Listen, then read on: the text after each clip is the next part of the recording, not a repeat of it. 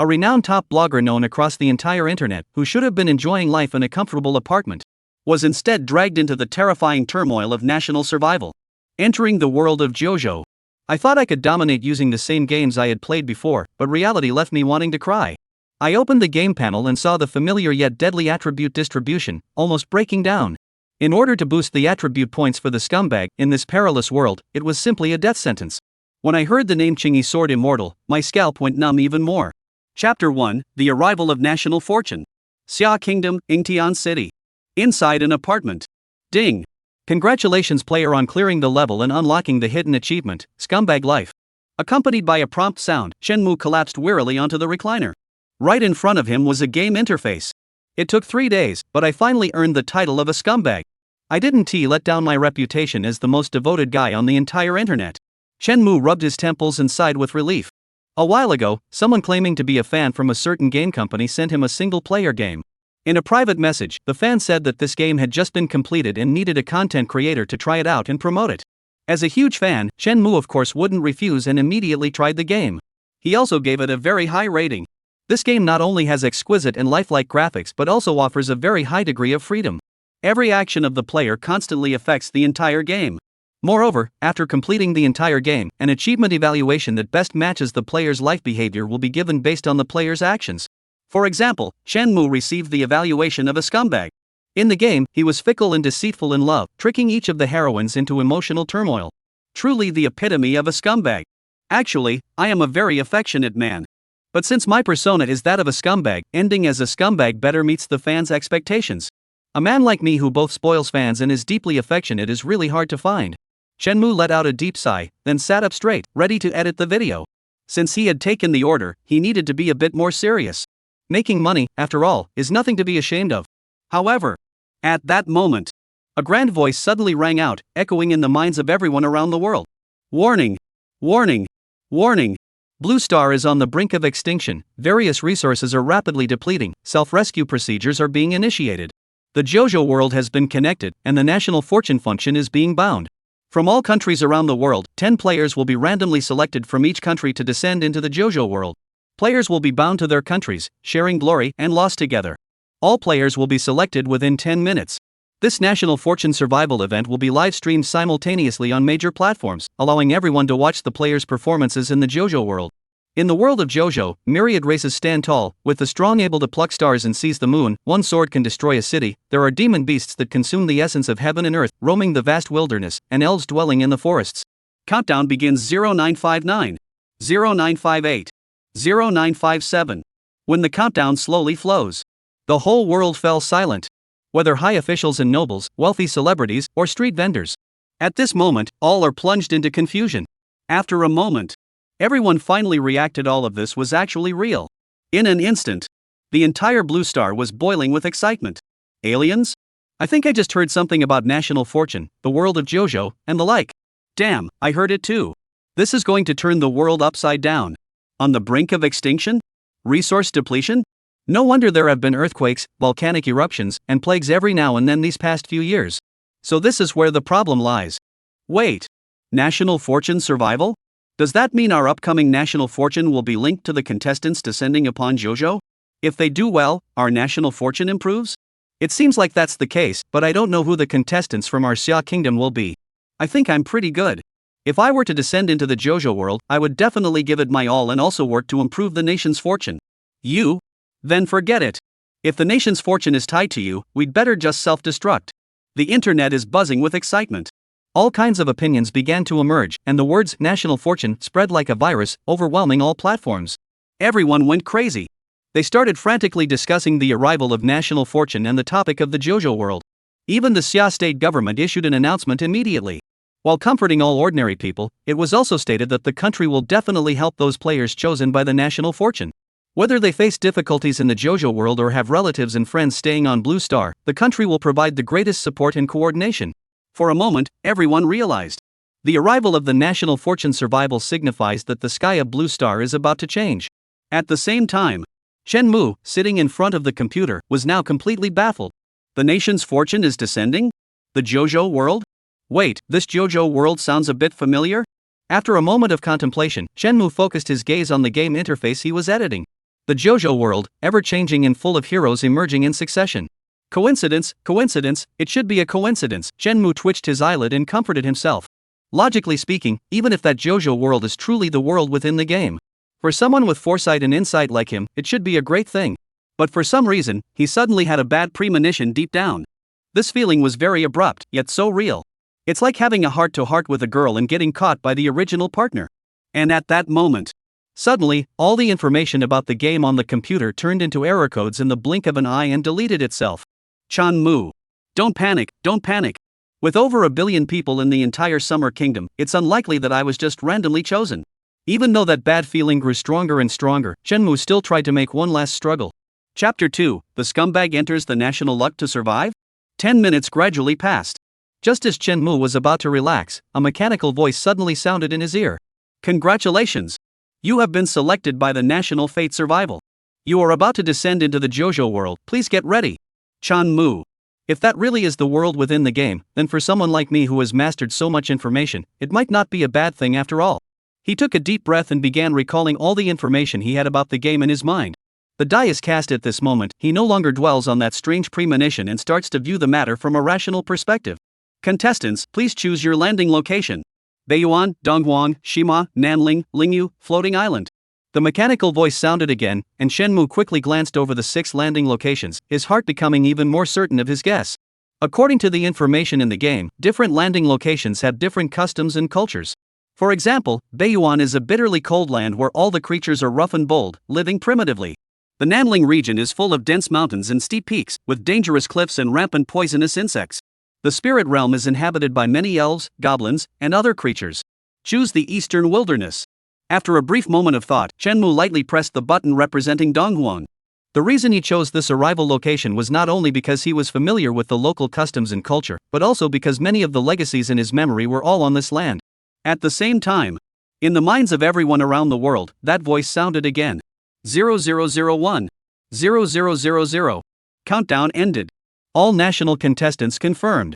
The contestants have successfully arrived. As the countdown gradually reaches 0, everyone around the world instinctively holds their breath, staring at the pitch-black live broadcast room. Their hearts are beating in sync with this cold ticking time. At this very moment, they are eager to know who the 10 people chosen from their country are. Because this not only concerns the fate of the nation but is also closely related to the life of every individual. According to the explanation of surviving by the nation's fortune, today on Blue Star, all kinds of resources will be completely exhausted in at most 1 year. By then, whether they are high officials or commoners, they will all face life and death crises. Only the fate of the nation. Only those players representing each country are the hope for everything. In this tense atmosphere. Finally, the live streaming room symbolizing the nation's fate suddenly lit up. Those contestants also slowly appeared in the center of the screen. Each of the 10 contestants representing their country had their live streaming rooms displayed at the forefront. Therefore, under the operation of the entire national machinery, within just a few minutes, the identities of those 10 contestants were completely verified. Popular male star Kai Zhe, veteran chef Zhang Yunchong, experienced outdoor expert Ying Bai, internet celebrity host Yang Qingqing, border veteran Meng Weiguo, and so on, as well as the scumbag blogger Shenmue. All the viewers learned the identities of these contestants immediately. And the bullet comments in the major national fortune live rooms had long since covered the entire screen like snowflakes. I am number 1, you bunch of losers. Checking in at the front row. This blue sky and white clouds, the towering peaks, the Jiuzhou world truly lives up to being a fantasy world. The scenery is absolutely stunning. I didn't expect that the chosen one would actually be my brother. Sigh, brother really is the best. Get lost, this is about the nation's fate survival. You don't even know what kind of person your brother is. Do you really think the Jiuzhou world cares about looks? Border veteran, seasoned outdoor expert, I still have more faith in these two. Jiuzhou world is not about wilderness survival, it's a civilization. I still have more confidence in that high-level white-collar worker. You don't understand the strength of the working class. No more talking, brothers, I'm going undercover in another country and will relay information to you all as soon as possible. In the live broadcast room, countless people began discussing the identities and potential of these 10 contestants. Many viewers who know these 10 contestants immediately began to share information about the contestants' personalities, experiences, backgrounds, and more. The most discussed among them were the popular idol Kai Zhe and the internet celebrity female host Yang Qingqing. Next was Shenmue. As the most famous deeply emotional figure on the entire internet, he is at least a major blogger with millions of fans. Although the number of fans can't compare to those two, his online popularity is not low either. Therefore, his information was dug up immediately. Chan Mu? That scumbag? No way, he also entered Guiyun survival? Jealousy is tearing me apart. Aside from that, the scumbag definitely has no problem with dealing with people. I just hope he doesn't go around flirting and then get stabbed by someone. Don't worry, although Chen Go is a scumbag, he still knows how to handle important matters. I'm rooting for him. Sigh, that's right. Now that things have come to this, we have no choice but to place our hopes on them. The places where the contestants arrive seem to all be the sect's disciple recruitment ceremonies, right? Suddenly, a barrage of comments appeared, and the sheer number caught everyone's attention. In the fantasy world, what is the most important thing? Of course, it is talent. The most authoritative way to measure a person's talent is, of course, the attitude of the major sects. You are a genius, and the sect definitely has high hopes for you, providing all kinds of resources to help you grow. On the contrary, if you are a waste, forget about resources, they won't even let you join the sect. Therefore, to a large extent, the disciple recruitment ceremony at the beginning of Guiyun Qiusheng basically determines the future of these candidates. At the same time, it also determines the fate of each country. Once this was understood, everyone's mood instantly became tense. The banter in the bullet comments also shifted from jokes to serious matters. Chapter 3, The Blue-Clad Sword Immortal. The sea of clouds is vast, with solitary clouds and sunset glow. Dongwon, Taishian Sword Sect. Shen Mu stood among the crowd, looking at the dense throng ahead, and breathed a sigh of relief. Up to now, the information he had obtained did not differ at all from that in the game. All players start by arriving at the sect's disciple recruitment ceremony. Next, different sect storylines are triggered based on the attribute points chosen before the game starts. In the game, there are attribute points such as root bone, fortune, charm, willpower, and so on to choose from. Choosing different attribute points leads to different storylines during the disciple recruitment ceremony. Open the game panel. Shen Mu shook his head slightly and silently said to himself. The next moment, a virtual panel invisible to others appeared before his eyes. Player Chen Mu. Ordinary person of the realm. No special constitution. Root bone 60. Fortune 60. Comprehension 60. No backpack. Beginner task entry assessment level 1 successfully passed the first level assessment, reward unknown. When he first arrived in the Jiuzhou world, he discovered that he could use the in-game game panel. At the same time, he no longer had any doubts and was certain that this was the Jiuzhou world from the game. There was no time to feel emotional. Chen Mu quickly glanced at the game panel, planning to allocate attribute points first. The next moment, he was stunned, and the expression on his face instantly became very strange. It was indeed the game panel, but why, this attribute value allocation is the template I use in the game. Chen Mu felt like 1,000 wild horses were galloping through his mind.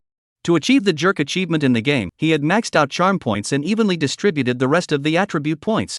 If this were just a game, it wouldn't matter at all. At worst, he could just restart. But now it's a matter of the nation's survival. One wrong move, and it would mean death and the end of the path. You have to understand, even in the game, he barely cleared it after dozens of restarts. No problem, I chose the attribute points myself, I have experience. The most important thing now is to pass the entry assessment. Chen Mu slowly exhaled a breath of stale air, beginning to plan his upgrade strategy in his mind.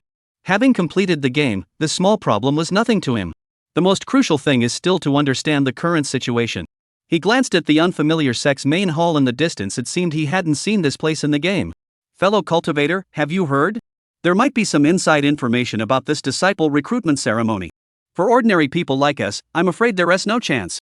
Shen Mu found a pure and beautiful female cultivator inside with a max-level charming face. As a top-tier scumbag, when it comes to dealing with people, he never needs to say much. For this kind of information gathering, most people would just ask directly. But Shen Mu chose to throw out a hook, making the other party willingly reveal the information he wanted to know. Insider information? No way, fellow cultivator, where did you hear that from? This is the Taishian Sword Sect, one of the leaders of the righteous path. It can't be so narrow-minded. Sure enough, the woman blushed slightly when she saw Chen Mu's handsome face, then looked at him with incredible surprise. Before Chen Mu could continue throwing out hooks, she had already revealed the information he wanted to know. Taishian Sword Sect? Chen Mu frowned, suddenly feeling that the matter was somewhat tricky.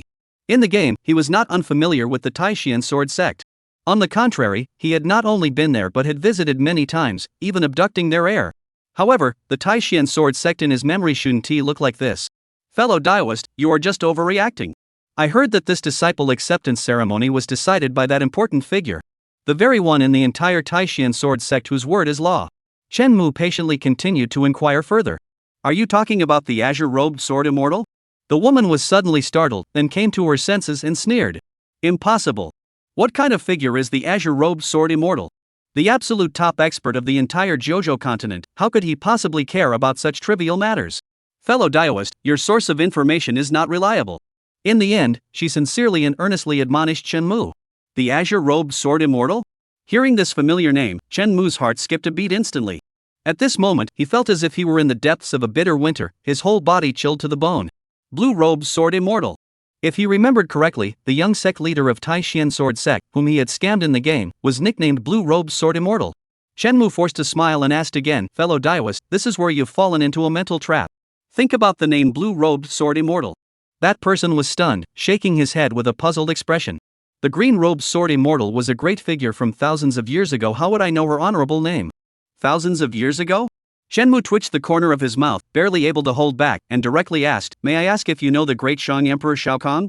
Great Shang. The only dynasty above the eastern wasteland, with a legacy spanning 10,000 years and profound heritage, is the foremost sacred place in the entire eastern wasteland. Even an ordinary mortal would definitely have heard the name of this dynasty. Unexpectedly, that person gave Chen Mu a strange look but still answered, the great Shang Emperor? That seems to be a dynasty from 3,000 years ago. The current dynasty is the Great Zhou dynasty founded by the Empress. Chen Mu. Damn it. This crappy game, I'm not playing anymore. Chapter 4, The Battlefield Appears. After casually brushing off this fellow cultivator with a few words, Chen Mu left in a daze. After the recent exchange, he has roughly understood the current information. If he is not mistaken, the current Jiuzhou world should be 3,000 years after the game. In other words, the information he has learned is now worthless. Of course, that's not the most important thing. The most important issue is that he originally cleared the game with the scumbag ending. What do you mean by scumbag? Do you even understand the value of a scumbag ending? It's the kind of scumbag that makes the heroine want to dig up his ancestors' graves. For example, the Qingyi sword immortal, who is very likely one of his ex-girlfriends, is right here within arm's reach. She was the one whose Dao heart he shattered by being a scumbag, begging him tearfully not to leave. If she saw him now, wouldn't she devour him alive in an instant? Why is the scumbag so distracted? Could it be that his soul was just captivated by that fairy? It's over, the scumbag has met true love, this is the end for him. But to be fair, that fairy is really beautiful, I would be confused too. No wonder it's a fantasy world, the quality of the girls is really high. If I could get a girl of that level, I'd be willing to go broke. Ha! Why is my screen wet? The guy upstairs is really awesome. Am I the only one who noticed how high Chen Mu's emotional intelligence is? He was clearly just asking for information, but he totally stunned the other person. It's obvious you're not a fan of scumbags for Brother Mu, this is just basic stuff. What a pity, it seems my brother Mu has met his true love today. Could the number one scumbag on the entire internet be hanging up his dirty tricks today? The scumbag has fallen for someone, my youth is over. Outside the live stream room, most people sighed in sorrow. They didn't know the hidden story. Seeing Chen Mu looking so distracted, they thought the scumbag had fallen in love. The most devoted man on the entire internet is about to be defeated today. Moved? At this moment, Chen Mu glanced at the content on the bullet screen, feeling an indescribable sympathy in his heart. He had to know that he was now bound to the fate of the nation, sharing glory and disgrace with these guys. If he were to be cut down by the machete, they wouldn't have it easy either. It's nothing. The ones messing with them are Chen Mu in the game, what does that have to do with me? Besides, thousands of years have passed. What if they have already let go of everything or forgotten me? If it really doesn't work out, I'll deliberately get eliminated and just start over in a small sect. Chen Mu composed himself and began quietly waiting for the disciple recruitment ceremony to start. The Taishan Sword Sect stands atop a towering peak, and now that Chen Mu is just an ordinary person, it is simply impossible for him to leave. He can only quietly wait for the disciple recruitment ceremony to begin. After a while, above the crowd, a light screen suddenly appeared, rippling with several human figures. Everyone, my name is Mu Yun, and I am in charge of your assessment ceremony. The leading male cultivator smiled slightly and spoke loudly to everyone. Please look over there. Then, Mu Yun formed a hand seal, and a huge light screen appeared before everyone, leading to an unknown secret realm. This is the magical treasure, the heart-questioning mirror. Step inside, and you will see the person or thing you fear most in your heart. Defeat it, and you will have passed the first level. If you cannot defeat it, you will remain immersed in the illusion until you fail. At Taishan Sword Sect, we fight against heaven, against earth, and against people. We do not accept the timid and weak. Saying this, Mu Yun's expression suddenly turned cold, and he said calmly, I hope none of you will disappoint me. Hearing this, the expressions of everyone present varied. As expected of the Taishan Sword Sect, the first test does not assess physical constitution but rather the Dao heart. Everyone inevitably has a place of fear in their hearts. Life and death, enemies, or even the death of close friends and family. And this heart-questioning mirror will show them, one by one, the scenes they least want to see in their hearts. Without a doubt, this is an extremely challenging test of the inner self. It has nothing to do with your cultivation level, strength, family background, or even special constitution. Simply look at whether your heart for seeking the way is firm. Isn't it true that whatever you fear is exactly what comes? Among the crowd, Chen Mu's mouth twitched slightly as he spoke with a double meaning. He was referring both to the mirror of conscience and to himself. What is he most afraid to see right now? No need to say more, it's definitely the machete ending. What he fears most is the high and mighty green-robed sword immortal from the Taishan sword sect. How can this be called a mirror of conscience? This is clearly a countdown to death. Chapter 5, The Ex-Girlfriend Arrives. Oh my god, why did the scumbag's face turn so ugly right after hearing the assessment rules? Forgive me for not understanding, is this rule difficult? I think it's okay. Isn't what the scumbag fears actually the worry that someone might castrate him? I feel that's very likely. Although it's not very moral to laugh, I think this is for the best. It's just castration, you just have to endure it. Not only can you pass the level, but it can also help us gain national fortune. These assessment rules are too easy. What do Blue Star people have to fear? Even if they are afraid, the object of their fear would be ordinary people or ordinary animals. After all, it's not like the Jiuzhou world, which has a bunch of monsters and beasts. That's right, overcoming your greatest fear? I feel like I can do it too. In comparison, the contestants from a neighboring country are still engaged in close combat, only one of the two can survive. Now that's truly cruel. Which sect is that, being so ruthless? It seems to be a demonic sect, first letting them form teams freely, then fighting within the team. It's simply inhumane. 666, truly worthy of the demon sect. Thinking this way, the scumbag assessment mode is basically a freebie. No need for innate talent, no need for fighting, it's too easy. The scumbag continues to have good luck as always, so enviable. NV1. The live broadcast room is filled with ease. Compared to the solemn Chen Mu, these viewers are still unaware of the seriousness of the situation, each showing relaxed smiles. Heart-asking mirror? Defeat the person you fear most in your heart? It sounds so serious, but it's actually just an illusion. As long as your mind is firm, you will definitely pass. Compared to those who rely purely on metaphysical innate talent and the demonic sect's method of nurturing and testing with insects, this is simply too easy. It's basically the national fortune being handed over. Giving points? Handing over national fortune? Seeing such comments in the live chat, Chen Mu's face darkened, and he felt even more speechless inside. These people really don't understand the seriousness of the situation. He shook his head, watching the crowd ahead undergo the heart mirror assessment while pondering how to solve this problem in his mind. Gore. At this moment, inside the heart mirror, a terrifying roar echoed, accompanied by someone's fearful scream. It was a terrifying great demon, the object of this person's greatest fear. When he was young, the great demon attacked the village, and he witnessed his parents being swallowed by the demon. Up to this point, a lifelong shadow has been left behind. Hiss, that's a great demon of the spirit transformation realm. I didn't expect him to actually transform into this. It's over, even if it's just an illusion. With the aura of a great demon alone, ordinary people wouldn't be able to muster the courage to face it. This person is going to fail. In the square, many people showed expressions of sympathy. Even Mu Yun, who was in charge of the assessment, couldn't help but shake his head. The heart-questioning mirror asks about the person or thing one fears the most in their heart. Although they are all illusions, in order to match the fearful image in people's hearts, their appearance and aura are often reproduced with 100% accuracy. The aura of a powerful demon at the spirit transformation realm is not something an ordinary person can withstand. What he fears in his heart is this kind of monster, which can only be considered his misfortune. Of course, if he can muster the courage to hold on under the aura of a powerful demon at the spirit transformation realm, this score would definitely not be low. But the probability is extremely slim. Just as expected. Half a minute later, Mu Yun waved his hand, and the person fell directly out of the heart question mirror. Judging by the situation, it seems they were so scared that they fell into unconsciousness. Who's next? Seeing this scene, Mu Yun appeared quite calm, casting a cold glance at everyone. As an inner sect disciple, he had encountered many situations during the assessment. Didn't others come through differently? In the end, it was still a matter of insufficient determination. To question the heart, what is being tested is the resolve of the Tao. Only with a resolute heart for the Tao can one forge ahead relentlessly in future cultivation, cutting through thorns and brambles. Senior brother Mu. Amid the crowd, Chen Mu took a deep breath, stepped forward, and cupped his fists toward Mu Yun, saying. Seeing this handsome and refined young man, Mu Yun's eyes brightened slightly, and his expression softened a bit. What a spirited young man. Go in. His rare gentle voice said softly. Chen Mu nodded slightly, then strode into the heart mirror. This is the advantage of max-level charm. Anyone who sees him at first glance will instantly feel a good impression. In the game, Chen Mu relied on this very trait to complete the scumbag achievement. Of course, this good impression only lasts at first. Subsequent actions will still affect how others perceive him. Don't panic, I can still control this. Shenmue stood quietly inside the heart-questioning mirror, taking a long breath as various possibilities flashed through his mind. Being a scumbag, he was just a mere green-robed sword immortal. What could he possibly do to him? Would he be afraid of his ex-girlfriend? Impossible. Who is he? He is someone who has achieved the playthrough's scumbag accomplishment. Shenmue sneered coldly in his heart, his gaze calmly fixed straight ahead, his serene and unruffled demeanor secretly admired by many.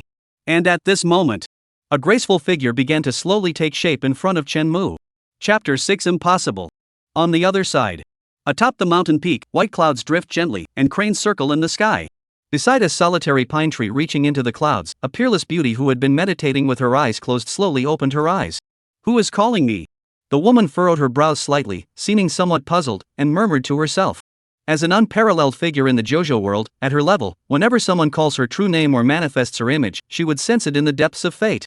Moreover, she could even use this to connect and project herself to the location of the other party, illuminating the heavens, arriving in a single thought. This is the imperial realm, the absolute pinnacle power that dominates the 9 provinces. Strangely, a blurry woman gently pinched her fingers to calculate, but her frown grew even tighter. In today's world, the only ones who can block her deductions are those supreme powers who are also in the imperial realm. And those people are few and far between throughout the entire Jiuzhou world.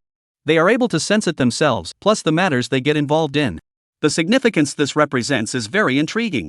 The great calamity is coming. Are you starting to panic too? The woman slowly rose, standing atop the mountain peak, her robes fluttering like a banished immortal, belonging to neither the mortal world nor the mundane. Don't rush. Once I slay the demons in my heart and completely forget all attachments, I will send each of you to meet him one by one. Her gaze was deep and indifferent as she calmly looked at the nearby mountains and rivers, speaking quietly. However, the fleeting complexity that crossed the woman's brow proved that her heart was far from calm. At the same time, within the mirror of conscience, a figure slowly materialized before everyone's eyes. She was a beauty capable of toppling a kingdom, about 20 years old, with delicate and refined features, clear and elegant. She wore a light blue long dress that fluttered in the wind, exuding an indescribable grace and comfort. On her back was an elegantly styled long sword, like a chivalrous heroine wandering the world with her blade, adding a touch of feminine heroism. She stood there quietly, gazing down at the clear stream, calm and composed. A true masteress demeanor. However, upon seeing this person's appearance, the expressions of several inner sect disciples in the square suddenly changed. Their eyes were filled with disbelief. That appearance was simply impossible. An inner sect disciple stammered, almost falling from mid-air. This is not because his Tao heart is insufficient. But the scene before him is just too terrifying, too challenging to his worldview. This can no longer be described as a fairy tale. Even if he were told that the demon sect would invade tomorrow and reach his doorstep, it would be more believable than the scene before him. How is this possible? How could the person he fears the most be that individual? How could it possibly be the legendary figure of Tai Xian Sword Sect, the green-robed sword immortal, Sect Master Luo? Impossible, there is definitely something wrong here. I suspect that the heart question mirror might be malfunctioning. Senior Brother Mu, should we check this magical treasure? The other disciples also agreed one after another. They were fortunate enough to have seen Lord Luo's true appearance at the sect's grand ceremony some time ago. And the person before them, the one they feared most in their hearts, how could it possibly be Lord Luo? This doesn't make sense. Nor does it fit reality. Master Luo is such a distinguished figure, how could he possibly have any connection with such a minor character? Even if he were a bit more handsome. One of the disciples even planned to immediately bring Chen Mu out to check the condition of the heart-questioning mirror. At this moment, Mu Yin reached out to stop him and firmly said no, there is nothing wrong with the heart-questioning mirror. Nothing wrong? The disciple was stunned and asked in confusion, but the illusion clearly showed. Who told you that was sect leader Luo? Mu Yin shook his head lightly and said confidently. He was just as shocked as these people a moment ago. However, after a bit of thought and relying on his own intelligence, Mu Yin finally managed to guess the general situation of this matter. Isn't that sect leader Luo? The disciple became even more confused, even beginning to wonder if there was something wrong with his own eyes. Of course not. Mu Yin chuckled and pointed at the figure, explaining. Look, the woman's appearance is so youthful. Although she does resemble sect leader Luo in some ways, upon closer inspection, the details between her eyebrows are slightly different. She is at most in her 20s, but sect leader Luo is a powerful figure who has lived for thousands of years. Their temperaments are completely different. Moreover, sect leader Luo is a powerful emperor-level expert, his aura overwhelming the 8 desolations. How could a mere blonde girl compare? After a lengthy discussion, Mu Yin turned to his fellow disciples and asked, now, do you still think that was sect leader Luo? The disciple suddenly realized the truth and nodded in agreement. However, he still asked with some doubt. But even if that is not sect leader Luo, why does the appearance resemble sect leader Luo so much? It's as if they were carved from the same mold. Well, Muyan smiled faintly and slowly voiced the speculation in his heart. I suspect that he is a blood descendant of our sect leader Luo, he said solemnly, without a shadow of doubt. Chapter 7 Sword Manual First page, First Slay the Beloved. It's actually her. Inside the heart-questioning mirror, Shenmue's heart skipped a beat, and even his breathing grew slightly rapid. He never expected this. The person manifested by the heart-questioning mirror was unexpected, yet entirely reasonable. She truly is that green-robed sword immortal. Only, she is the green-robed sword immortal from 3,000 years ago. She is the young female knight whose Dao heart was shattered by Chen Mu's betrayal, a tragic and sorrowful figure. At the same time, he is also the current sect leader of Tai Xian Sword Sect, the supreme emperor whose power shakes the 9 provinces. Is it because in my mind, I only have her image from 3,000 years ago, that I can only manifest the Luo Qingjian of that time? Chen Mu speculated in his heart. Luo Qingyan is the legendary sword immortal in the eyes of the world. However, after thousands of years, the gentle and quiet girl has now grown into a powerful ruler of the world. Looking at the stunning beauty before him, Chen Mu began to contemplate a solution. A gentleman plans carefully before acting and goes with the flow. And this kind of scumbag is even more skilled at making choices based on the current situation. Like others who fight and kill? Trying to eliminate the fear in their hearts? That is absolutely impossible. Kill the illusion, and then what? How do you explain that the object of your fear is Luo Qingyan? What if Luo Qingyan found out? What would she think then? Being a scumbag isn't an easy job. Without some skill, how could one possibly play favorites among so many female leads? He had to find a plan that could keep these people in check while also leaving room for maneuver in the future. With this in mind, Chen Mu's eyes lit up. He had already thought of the perfect plan. Live streaming room. When Luo Qingyan's image appeared, all the viewers were stunned. Who is this? She is so beautiful, far surpassing those so-called beautiful celebrities and internet hosts by several levels. No, comparing her to those gaudy makeup-wearing women is an insult to her. Like a lotus emerging from clear water, naturally unadorned. At this moment, the only thing I can think of to describe her is this poem. Awesome, unlike me, I can only talk. Is this the object of fear for scumbags? No way, would scumbags be afraid of such a beautiful woman? Maybe scumbags are afraid of being drained? 666. That makes so much sense. Although that's the reasoning, I still want to say, isn't this just delivering national fortune? Just one woman, even if she's a bit prettier, could she really beat a scumbag? Exactly. This is national fortune handed over for free. If the scumbag can't beat this beauty, I'll eat 10 billion tons of. Top comment. But I also think this is national fortune handed over for free. National fortune handed over for free 1. This national fortune really came easily. Of course, even the official broadcast room is cheering and celebrating the scumbag's first victory. Ha! There's an official broadcast room? Where is it? Give me a link. Nonsense, something as important as national fortune, how could the officials not take action? If you turn on the TV now, Channel 1 is broadcasting live. Damn, let me see how the official source evaluates scumbags. After many contestants arrived in the Jiuzhou world, the major countries also began to take swift action. Besides comforting the families of these contestants and ensuring adequate living conditions, they also started gathering a large number of experts and professors to assist the contestants in better developing themselves in the Jiuzhou world. In order to boost national morale, the authorities even established a dedicated broadcasting platform where top elites from various industries interpret the difficulties the contestants are currently facing. However, because the previous live stream of the national survival event was too eye-catching, everyone temporarily ignored it. At this moment, as the state machinery gradually started operating, they finally shifted their attention elsewhere. Without a doubt, Chen Mu's disciple recruitment ceremony should be the easiest among many contestants. At this moment, inside the official broadcast station, the famous sociologist Yang Dianfeng, holding a large pile of analysis data, said with certainty. Beside him sat a man and a woman. One of them, a woman dressed in white and wearing gold-rimmed glasses, is Su Xiwan, a psychology professor at Huabing University in the country. As for the other Li De, he is a seasoned scholar of history, mythology, and religious studies. After hearing Yang Dianfeng's analysis, Li De also nodded in agreement and said, based on the information we currently have, this illusion is more of a mental test.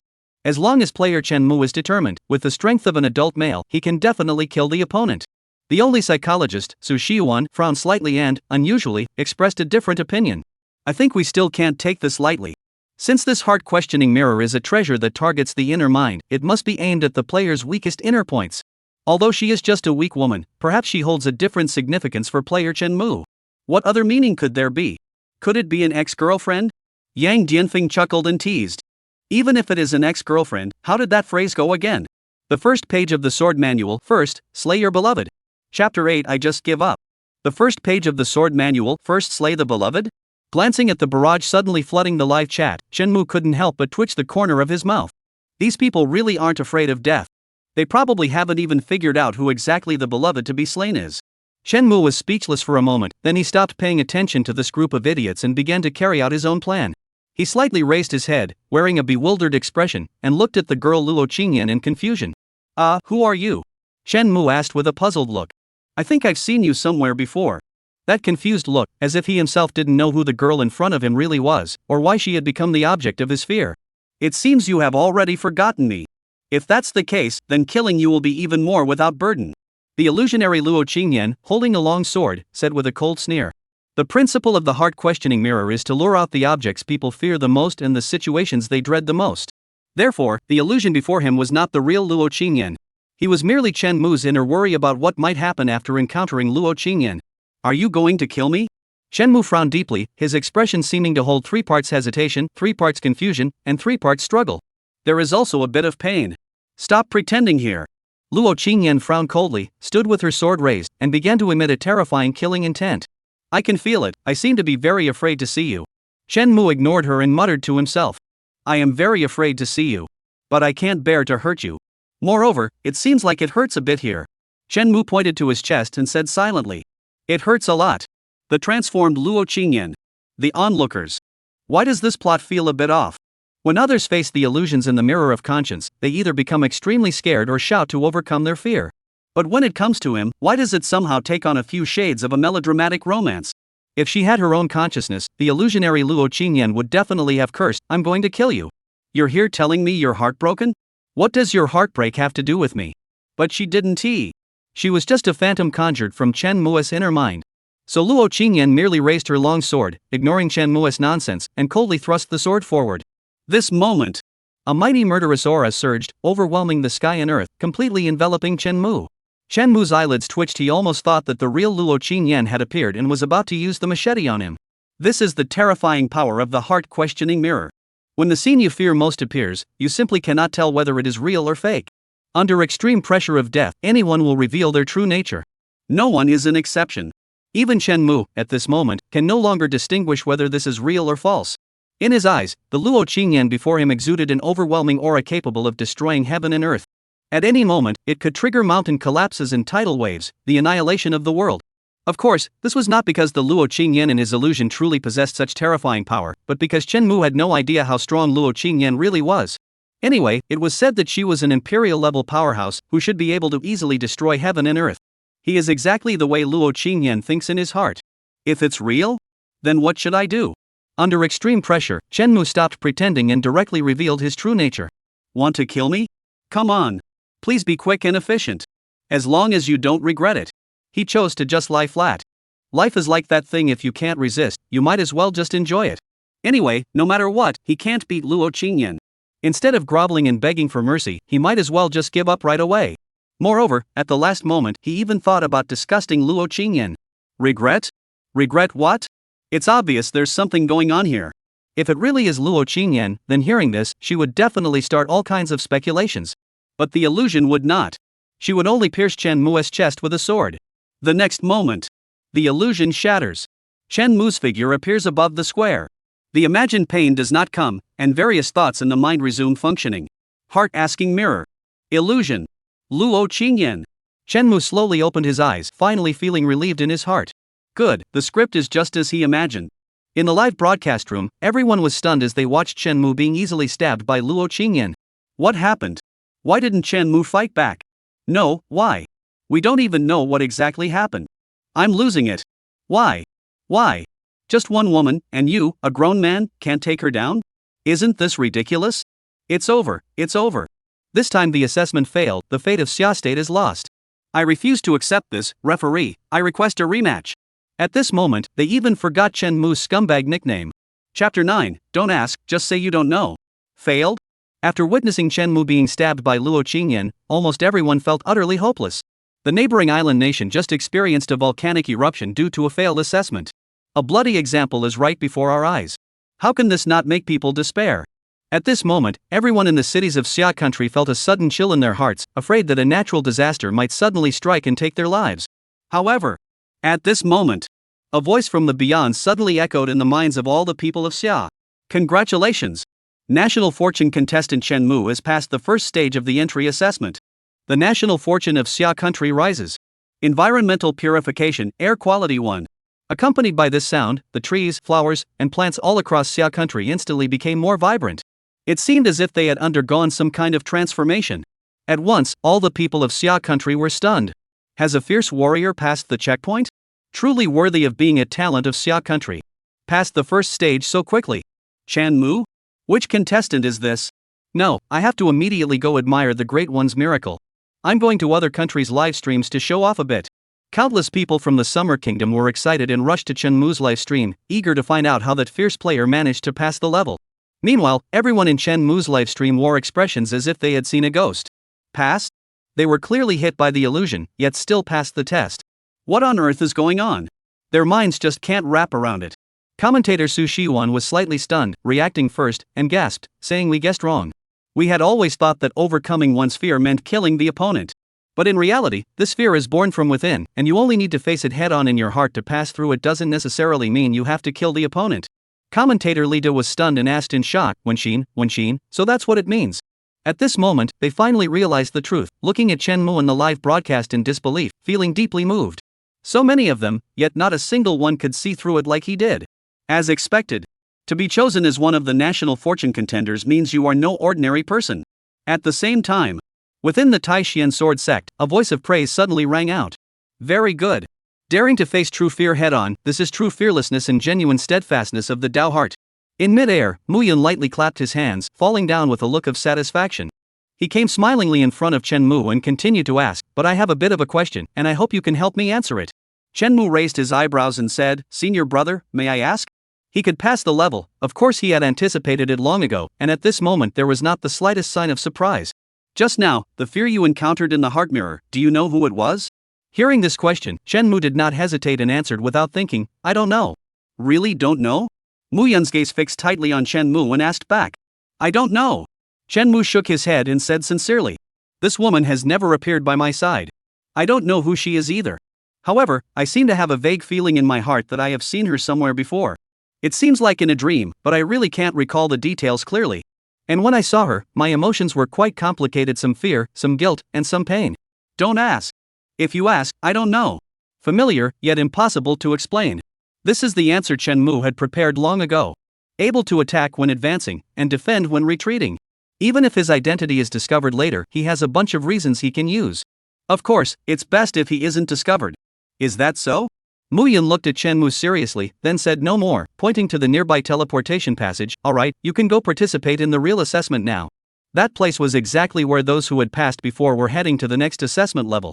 Thank you, senior brother. Chen Mu did not hesitate and, like the ordinary disciples, went straight to the teleportation passage. After Chen Mu left, one of the inner sect disciples came to Mu Yun's side and asked in confusion, Senior brother, are we really going to let him go just like that? You have to know, the fear in his heart is. Mu Yun waved his hand and said with a light laugh, Junior brother, your state of mind cultivation is still not up to par. Since he is in the Tai-Xian sword sect, no matter what, he can't escape. As for the other matters. He narrowed his eyes slightly, thought for a moment, and said, this is a serious matter, we should report it to the higher-ups first before proceeding. Whether it is indeed the bloodline of sect leader Luo that is spread outside, once asked, it will surely become clear. When the time comes, the truth will naturally be revealed to the world. Thinking of this, he couldn't help but feel nervous. The illegitimate daughter of sect leader Luo. This is a big scoop. If confirmed, it would undoubtedly shake the entire Tai-Xian sword sect. Chapter 10, Sword Inquiry Peak, Sect in Turmoil. Successfully passed the first level of the novice test. Congratulations on obtaining the bronze treasure chest, would you like to open it? New task released, Beginner Assessment Stage 2 Rewards Unknown. Just as Chen Mu stepped through the teleportation portal, the sound of the game interface came to his ears. After all, this is a game I've been grinding for days and nights. It's just a simple newbie task, isn't it easy to handle? Chen Mu showed a smile on his face, feeling satisfied in his heart. In order to pass the Scumbag ending, he had traveled all over the Jiuzhou world, experiencing all kinds of customs and traditions. The heart-questioning mirror test might be very mysterious to those on Blue Star. But in the Jiuzhou world, such methods were not uncommon. Thousands of years ago, many sects used this method to select disciples. Similar methods include seeking the path, the enlightenment platform, the moon ascending steps, and so on. What Shenmue has been pondering is simply how to deal with the chain reaction after Luo Qingyan's manifestation. From the current situation, it is still within his expectations. Besides, that group of people actually took 20-year-old Luo Qingyan as the descendant of the green-clothed immortal. No way, Shenmue is just a normal person. How could he think of such a magical train of thought? Luo Qingyan is Luo Qingyan's daughter? I am my mother? Which normal person would think of this? Next, let's see what moves Taishian Sword Sect will make. Shenmue pondered while shifting his gaze to the game panel. Open the bronze treasure chest. Congratulations to the player for obtaining the Earth Escape Talisman special item, Rejuvenation Pill Top Great Pill, and Blood Clotting Pill Top Great Pill. So it really is these things. Seeing the items obtained, Shenmue shook his head, feeling no surprise at all. One for running the map, one for restoring mana, and one for healing. Sure, this is very game-like. The real good stuff still requires passing the entry assessment and triggering the main storyline first. Shenmue sighed inwardly, then quickened his pace toward the location of the second level. Before long, Shenmue arrived at the foot of a special mountain peak. The mountain peak resembled a sharp sword, straight and majestic, piercing the clouds.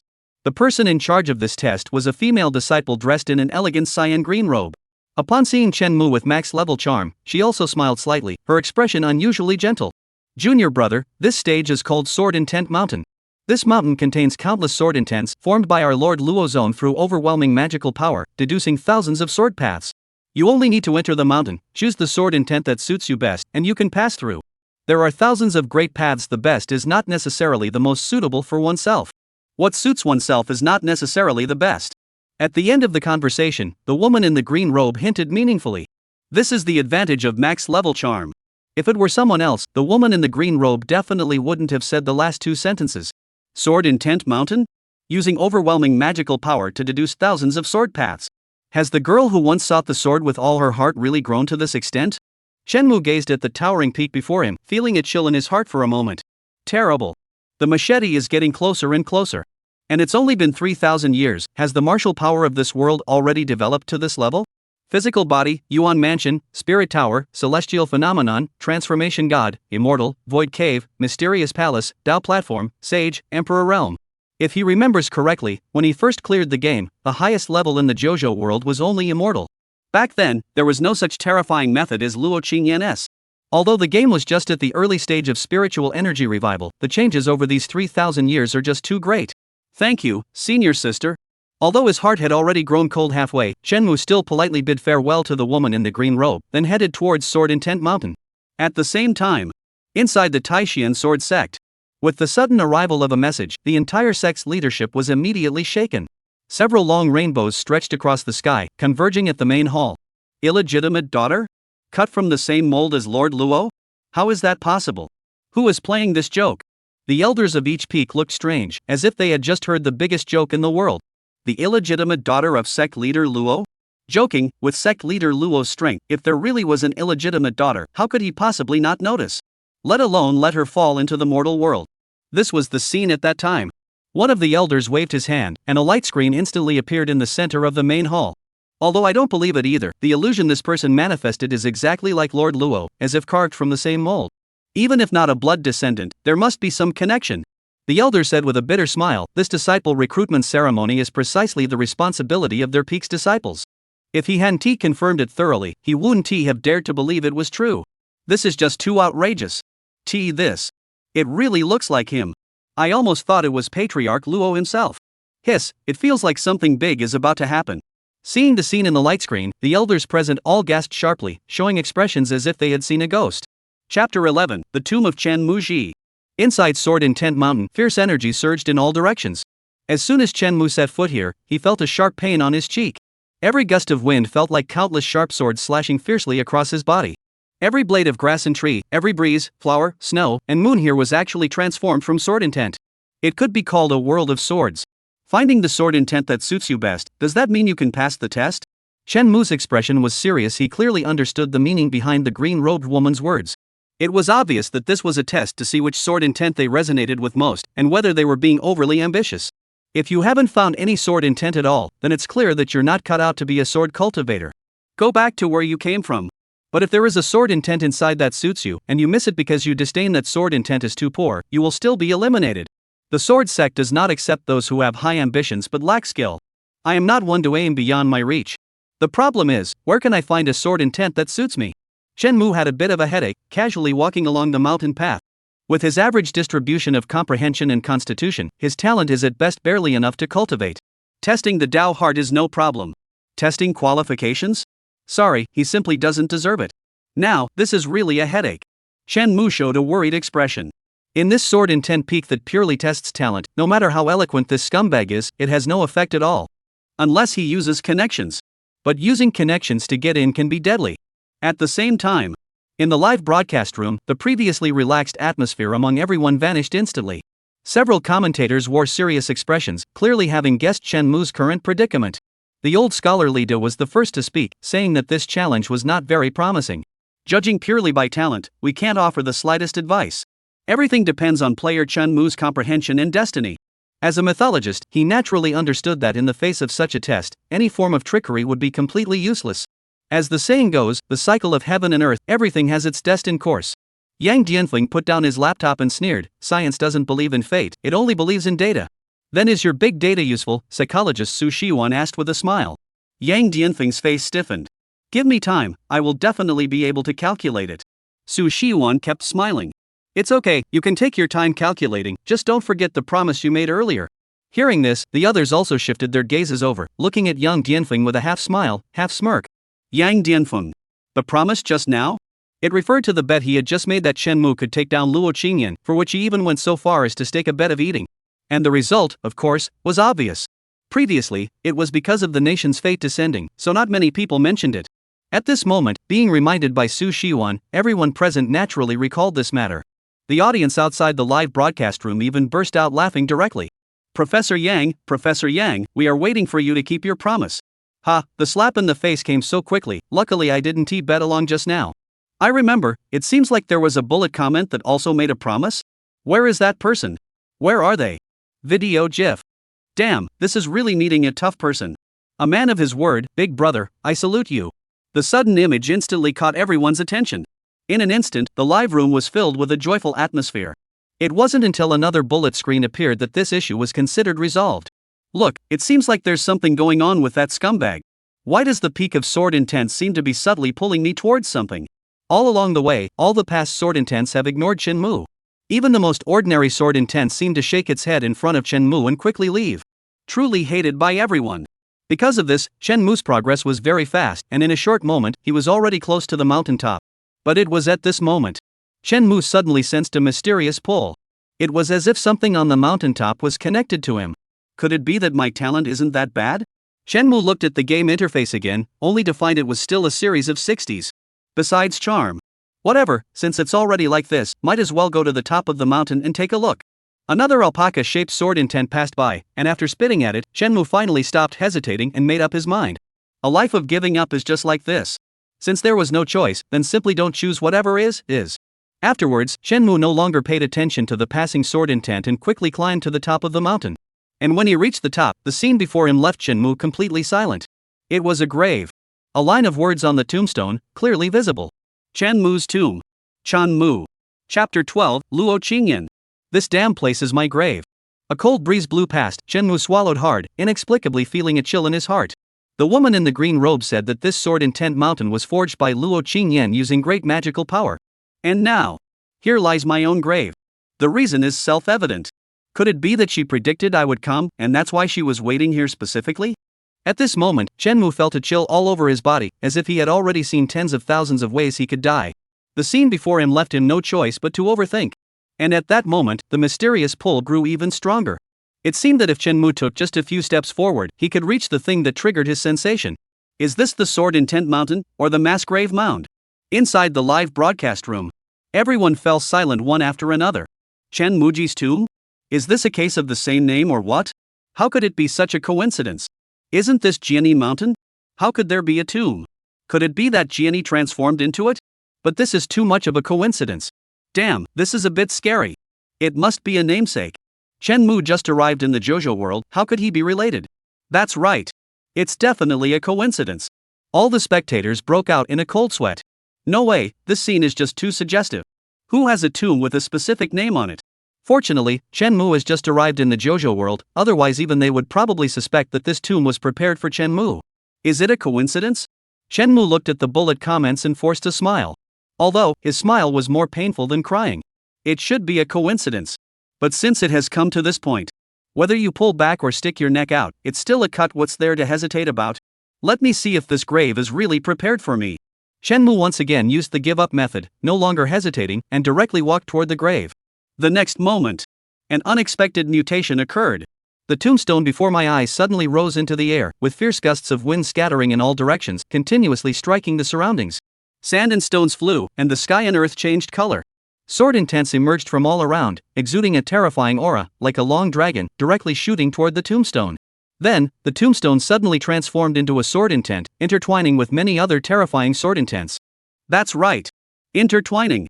Sometimes it would spin around this sword intent twice, and sometimes it would drift over to another sword intent for an intimate connection. That look, just like a playboy who flirts with every girl. Chen Mu. This scene in front of me looks somewhat familiar. After a long while, that sword intent seemed to finally remember Chen Mu, reluctantly falling from midair. At the same time, at the mountain peak, a peerless beauty was having a conversation. You said that a disciple participating in the assessment has a fear in their heart that resembles mine in some ways? Luo Qingyan, dressed in a green robe, sat facing an old woman and said, "That's right, sect leader Luo. We suspect this matter may be connected to you, so we had no choice but to disturb your enlightenment." The old woman replied respectfully. Outside, she is an elder of the Taishan sword sect, holding great power and renown far and wide. But in front of Luo Qingyan, she was no different from an ordinary person. Related to me? Luo Qingyan frowned slightly and counted with her fingers, but she still only counted a mist. It was just the same as the result that was counted when someone manifested her figure just now. "I don't have any bloodline heirs, you don't need to worry about that," Luo Qingyan said in a gentle voice, her gentle and tranquil appearance not showing a hint of the demeanor of an emperor realm powerhouse at all. As for the disciple. Aha! Luo Qingyan was about to open her mouth when she suddenly froze and turned her head to look in the direction where the sword intent mountain was. "Patriarch Luo, what happened?" Seeing this, the old woman hurriedly inquired. After a long time, Luo Qingyan withdrew her gaze and said in a warm voice, "It's nothing, it's just that someone triggered my ban." Restraints? The old woman became more and more puzzled. In today's world, the only person who could break Patriarch Luo's restraints was a Jiuzhou who was also in the Emperor realm. Anyone else, even a Saint realm powerhouse like her, would not be able to injure him in the slightest. Could it be? Thinking about this, the old woman's face also changed. However, Luo Qingyan shook her head and explained that it wasn't an Emperor realm powerhouse. It's only a bit special. She looked slyly at the direction where the sword intent mountain was located, her gaze becoming extremely complicated for a moment. That sword intent had actually been inherited by someone. Then do you need me to take care of it? Hearing Luo Qingyan say this, the old woman then put her heart down and then asked, "No need, you go and bring that disciple." Luo Qingyan shook her head and blandly commanded, "That disciple." Referring to the object of fear in her heart, of course, the disciple who bore a slight resemblance to her. Chapter 13, Amorous Sword Intent. A sword intent has chosen Chen Mu? This aura, it's extraordinary at first glance. Worthy of being our Blue Star's national luck contestant. Tisk, 10,000 sword pilgrimage. Ah, look at this compulsion, so many sword intentions surrounding someone, simply too fierce. Beautiful. Now we've passed the second level of the test, and Xia's national luck can be raised again. God bless my Xia. Who just said that the scum has ordinary qualifications? Please come out and take a good look at this scene. That's right, watch it on your knees. No, I have to go to the other live broadcast room to taunt back. The live broadcast room was abuzz. When those sword intentions had just turned a blind eye to Chen Mu, there hadn't been many sighs of relief. Even people from other countries heard about it and ran to the live broadcast room to ridicule it, thinking that Chen Mu passing the first level was just a coincidence and had no cultivation talent at all. It especially reached its peak when the alpaca sword intent spat. In response to this kind of comment, many Xia people were indignant, but they couldn't find a reason to defend themselves. After all, the reality was already in front of them. It was that without sword intent to choose Chen Mu, he just couldn't have the talent. This was something that could not be denied. Originally, they had all been prepared for their country's fortunes to decay and take refuge everywhere. But now, there was a sword intent that chose Chen Mu, and it was so loud and sensational. One sword sounded, and 10,000 swords came out. This kind of compulsion was enough to crush any malicious speculations. All the spectators, one by one, were so excited that they were close to offering Chen Mu. Based on the qualifications of the sword Dao represented by the sound, not to mention the second level, even the entire entrance examination, they all thought that Chen Mu was a handful. For a time, countless words of praise and adoration floated all over the screen. This Is this the sword intent that suits me? On the sword intent mountain, Shenmue stretched out his finger and slowly touched with the sword intent that the tombstone had transformed into. Player has touched the sword intent, and the sword Dao cultivation template has been opened. Player Shenmue. Sword intent multi-emotion sword intent. By realizing various emotions, the power of the sword intent will be enhanced. Level 0. Sword technique, none. Shenmue. Seeing this template, not only did he not feel the slightest bit elated, but he almost threw the thing out. Wasn't this the sword intent from his game? He dragged the tombstone with an odd expression on his face, as if he was holding a hot potato. In the game, after slagging Luo Changyan, one would receive a hidden reward. That reward was this amorous sword intent in front of him. In other words, this is Luo Changyan's exclusive reward. If you want to increase the power of this sword intent, you have to become a scum. The more people you slag, the stronger the slag is, the more powerful his sword intent will be. In the game, with Shenmue's scum identity, this was of course a divine skill. But if it happened in reality, especially after these 3,000 years, this wasn't sword intent. It was clearly a firewood knife swung at him. The point is, why would there be such a sword intent on the mountain of sword intent created by Luo Changyan? Shenmue was in a cold sweat, and goosebumps stood up on the back of his neck. This is a trap. This is definitely a trap. Scum's intuition was extremely sharp at the moment. While the live broadcast room was jumping for joy, Shenmue in reality had his heart pounding. It was also at this time. On the sword intent mountain, a shadow slowly coalesced. When that silhouette saw Shenmue, it even boomed, and a terrifying aura instantly swept across the entire Taishan sword sect. At the same time, along with that aura erupting, countless disciples of the Taishan sword sect were creeped out, as if they felt the heavens and earth collapsing. They suddenly raised their heads and looked in the direction on the sword aura in horror. That was Patriarch Luo's aura? Who was it? How could it make Patriarch Luo erupt with such an aura? Could it be that an Emperor Realm powerhouse is attacking? It's no good, quickly go report to the elders. Something big has happened, all the disciples in the sect hurry to gather. In an instant, countless divine thoughts were exchanged at a rapid pace, and a recluse light rose into midair, crisscrossing over. The old woman who was rushing to the sword intent mountain also stopped instantly, her face changed in shock, and she looked over in disbelief. This aura? Could something have happened to Patriarch Luo? It seems to be in the direction of Sword Intent Mountain. Just as she was about to gather her disciples, suddenly, Luo Changyan's voice rang in her ears. Nothing happened. It's just that he encountered a little thing and his breath accidentally leaked out. Let the disciples disperse. Hearing Luo Changyan's voice, although the old woman was still in disbelief, she still hurriedly replied in the affirmative. Only after everything returned to calm did the old woman loosen her taut strings. Strange. With Patriarch Luo's current state of mind and cultivation, what on earth would make even her old man's mind so restless? Could it be that something big is about to happen? The old woman secretly rambled, then unfolded her divine thoughts and began to deal with the many frightened disciples. Chapter 14. This is too much of a coincidence. You're the one who chose this sword intent? The almost disorganized silhouette recoalesced. Luo Changyan looked towards the familiar figure and faintly opened her mouth. The voice was warm and indifferent. And after hearing that voice, Shenmue's heartbeat directly almost stopped, followed by a violent beating and a crazy spike in adrenaline. Coming. The wood blade is coming. Can't panic. I can still operate. At this moment, the scumbag gene in Shenmue's body operated wildly, causing him to fall into an unprecedented calm. What is a top scumbag? Even if the reality was in front of him, he could still talk nonsense with his eyes open. That's right, senior. Only to see Shenmue calmly lifting his head and looking towards Luo Changyan, with the joy of having just harvested a supreme treasure still in his eyes. Subsequently, after he got a good look at Luo Changyan's face, a trio of confusion suddenly flashed across the bottom of his eyes. Immediately afterward, as if he had finally reacted, he hurriedly saluted. Many thanks senior, for gifting this kind of sword intent. At this moment, Shenmue was like a movie star possessed, and all his acting potential was stimulated. You seem a bit nervous? Your heart is beating fast. However, Luo Changyan was such a character that she saw Shenmue's reality with a faint glance. A bitter smile appeared on Shenmue's face and he was ashamed. That's because the great divine ability that senior just displayed caused my heart to palpitate. Is that so? Luo Changyan's brows remained the same, just looking at Shenmue lightly, as if she could see through everything about him. Senior never lies. Shenmue's expression didn't change at all, displaying his clinical reactions to the fullest. Luo Changyan didn't continue to pursue the question, but just stood there in midair, calmly looking at Shenmue. However, it was this gaze that caused a scumbag like Shenmue to have a few rare moments of weakness rise. Fortunately, Shenmue had been through 100 battles and had expectedly driven his conscience back. Only after a long time did Luo Changyan open her mouth again and quietly said, "You are very much like a deceased person of mine." Shenmue raised an eyebrow and curiously said, "Is that so?" So it seems like that deceased person of senior must be a handsome and dashing person. Damn it! In the future, I will definitely pinch faces when playing games. He couldn't help but spit in his heart. If it wasn't for the fact that no matter how he pinched his face in the first place, he couldn't pinch a face as handsome as his, why would he be in such a dangerous situation? Hearing Chen Mu's such a shameless reply, Luo Changyan became even more silent. Afterwards, she directed her gaze towards that sword intent again. Buzz! Sword chirps rang out, and that sword intent struggled with anxiety as if it had been greatly threatened. This sword intent you have obtained is also the sword intent of that deceased person of mine.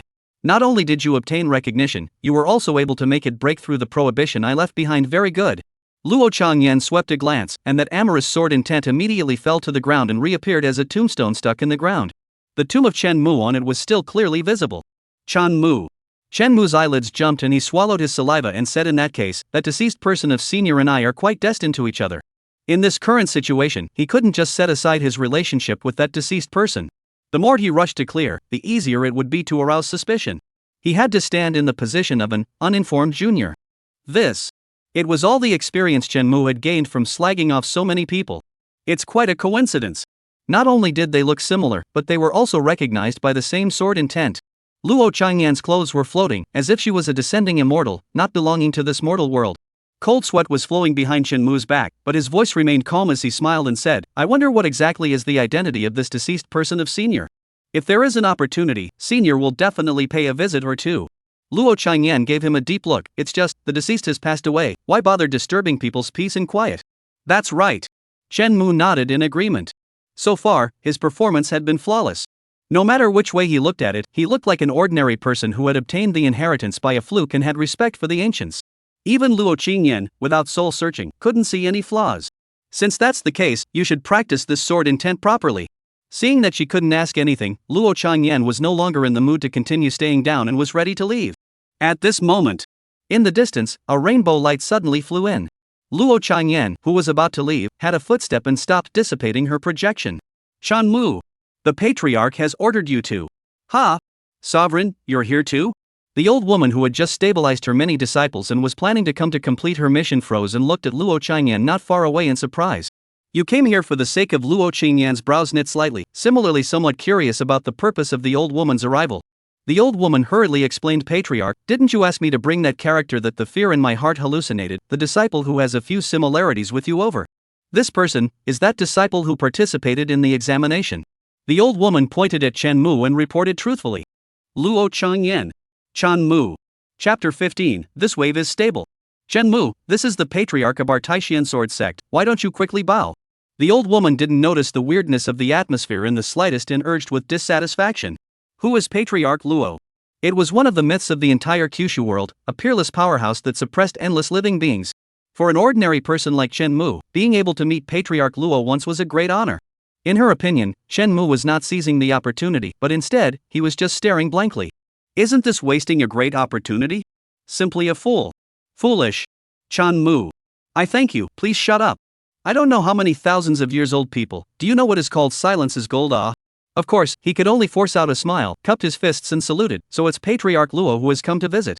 The late generation is truly terrified. At this time, Luo Changyan, who had been silent for a long time, finally opened her mouth and looked meaningfully at Chen Mu. Your name is Chen Mu? Chen Mu. His legs are a bit weak, can someone come and give him a hand? At this moment, it was as if Chen Mu's heart was being clutched, and it was extremely difficult to breathe. Looks exactly the same, name exactly the same, even the sword intent comprehended is exactly the same. The fear manifesting in his heart was still someone else. How else can this be explained? Even Chen Mu, the scum of the earth, didn't know how else to explain it at this moment. That's why he chose to swing for the fences. That's right. The name of the late generation is indeed Chen Mu. He replied directly without a hint of hesitation or hesitation. Chen Mu's straightforwardness caused Luo Qingyi's virtual shadow to become slightly disorganized. However, in the blink of an eye, the silhouette coalesced once again. She quietly looked at Chen Mu and said in an ancient, wave-free manner, who is the object of fear in your heart? Why is it somewhat similar to the seat? Hearing this, the old woman also looked over curiously. Regarding this question, she was also eager to figure it out. Late generation doesn't know. Chen Mu directly opened his pendulum, carrying out the non-recognition, non-denial, and non-initiative to the end. Regarding this issue, the late generation is also curious to know. I really don't know? Luo Changyan's eyes narrowed slightly, her voice as gentle and plain as ever. Don't know. The open swinging Chen Mu was undaunted, and even directly went up. If Patriarch Luo has any guesses in this regard, he might as well give the late generation some advice. After hearing Chen Mu's reply, Luo Changyan once again fell into silence. At this moment, no one knew exactly what was going through the mind of this, the Emperor Realm powerhouse that had suppressed the entire 9 states. It was only that the aura that slightly leaked out caused the entire sword intent mountain to tremble. Between the heavens and the earth, everywhere was filled with extremely sharp sword intent. Inside the live broadcast room, all the spectators froze. This sudden turn of events almost caused the CPUs of their brains to burn up. Which big brother is going to tell me what's going on? Why do I feel that the atmosphere is very wrong, but I can't tell what's wrong? Don't ask, I'm confused too. Why does the object of the scum sphere look so much like the patriarch? The scum has met the Taishan sword sect's patriarch? Wait, let me run through it. What about the narrator? Where's the narrator? Put your brains to work for me. For a while, the pop-up screen went crazy. These viewers were dumbfounded at the moment, completely unable to figure out what was going on. Underworld could understand every word they said, but when connected together, they froze and didn't know what was happening. It always felt like there were several latitudes apart. Not to mention them, even those 3 elite commentators from various industries were in a daze at the moment. After a long time, they were trying to speculate. The current known information, this Patriarch Luo had a deceased person who possessed the same sword intent as the Chen Mu contestant. Yang Dianfeng took out a piece of white paper and began to draw a character relationship diagram on it. But first, we need to understand a principle. Chen Mu is a national luck contestant, he can never be from the Kyushu. A few words passed, and Yang Dianfeng had already drawn 3 circles on the white paper, representing Luo Qingyi, Chen Mu, and Luo Qingyi's late husband. Then, the object of Chen Mu's sphere in his heart should also be a blue star person, but with a few similarities in appearance to Patriarch Luo. He drew another circle, connecting with Chen Mu and Luo Changyan. However, because of the questioning mirror, the fear in Chen Mu's heart was learned by the Patriarch, thus causing the Patriarch's suspicions. But in such a situation, Chen Mu was again completely unaware, not knowing that the object of his fear would be similar to the Patriarch. It was also for this reason that the current complicated relationship was created. Yang Dianfeng wrote and drew, and in a short while, the paper was all filled with his speculations. In the end, synthesizing the above, the Patriarch saw Chen Mu and so mistakenly thought that Chen Mu was related to her late husband. In my opinion, this is actually not a bad thing. Yang Dianfeng confidently put down his pen and paper and looked at the other 2 lecturers with a big smile. Since the Patriarch suspected that Chen Mu had a relationship with her late husband, then under the love of houses and birds, the Patriarch would definitely not make things difficult for Chen Mu. As a result, Chen Mu's probability of passing the introductory examination would be greatly increased. So, by mistake, this wave has been stabilized. Professor Lee, Professor Su, what do you think? Chapter 16, Heaven and Earth are so big, there's no place to stay yet. Taishan Sword Sect. The atmosphere was as awkward as ever. Chen Mu bit the bullet and claimed that he knew nothing. As for the old woman, she also didn't know the truth, and the only person involved, Luo Changyan, had a silent expression, her gaze flickering slightly as if she was caught up in thought. Ha! A long time passed before Luo Changyan turned around with an expressionless face, leaving behind only an extremely calm voice echoing in the sky. After passing the examination, let him enter Xian Sword Peak. Xian Sword Peak, the main peak of the Taishan Sword Sect. A place that only Luo Qingyan's personal disciples were qualified to enter. The old woman was slightly stunned, then finally reacted and hurriedly answered in the affirmative. When Patriarch Luo uttered these words, he had almost made his attitude clear, wanting to have Chen Mu under his tutelage.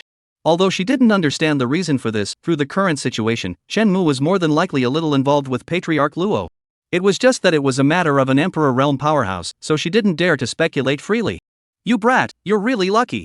After Luo Changyan left, the old woman glanced at Chen Mu and said with great emotion. From a mere mortal, he was taken under the tutelage of Patriarch Luo. The status and position of this was simply a world of difference. An ordinary person wouldn't even dare to dream of such a good thing. Good luck? Chen Mu laughed awkwardly in his heart, but on his face, he didn't move and said, thanks to Patriarch Luo's generosity, I'm honored and humbled. Although it seemed that there was only him and the old woman here, but as the basic quality of a scum, Chen Mu never took it lightly. After all, that's an Emperor Realm powerhouse, who knows if he'll be spying in the dark? When I finish the novice quest, I will definitely go down the mountain at the first opportunity and find a place to hide and cultivate. This Taishan Sword Sect really can't stay for a single day. He was fuming in his heart and secretly made a decision. For others, Taishan Sword Sect was the holy land of the 9 states. But for him, this place was a tomb. That tombstone was still stuck in the ground, and if he was not careful, he would probably be lying inside. Chen Mu estimated that the reason why Luo Changyan didn't chai sword herself right now was mostly because she couldn't be sure of her identity. After all, although all kinds of clues are pointing to himself, but there is still no evidence, can 100% show that he is that man. And once determined, that would be the time of death. The only thing worth celebrating was that Luo Changyan was not the kind of ruthless person who would rather kill the wrong person than let him go. Of course, it's also possible that she's still torn, in case she's really related to that scummy guy, but it's not him. If she killed him, wouldn't she be spooking the snakes? Thus, the current situation was instead in a brief period of equilibrium.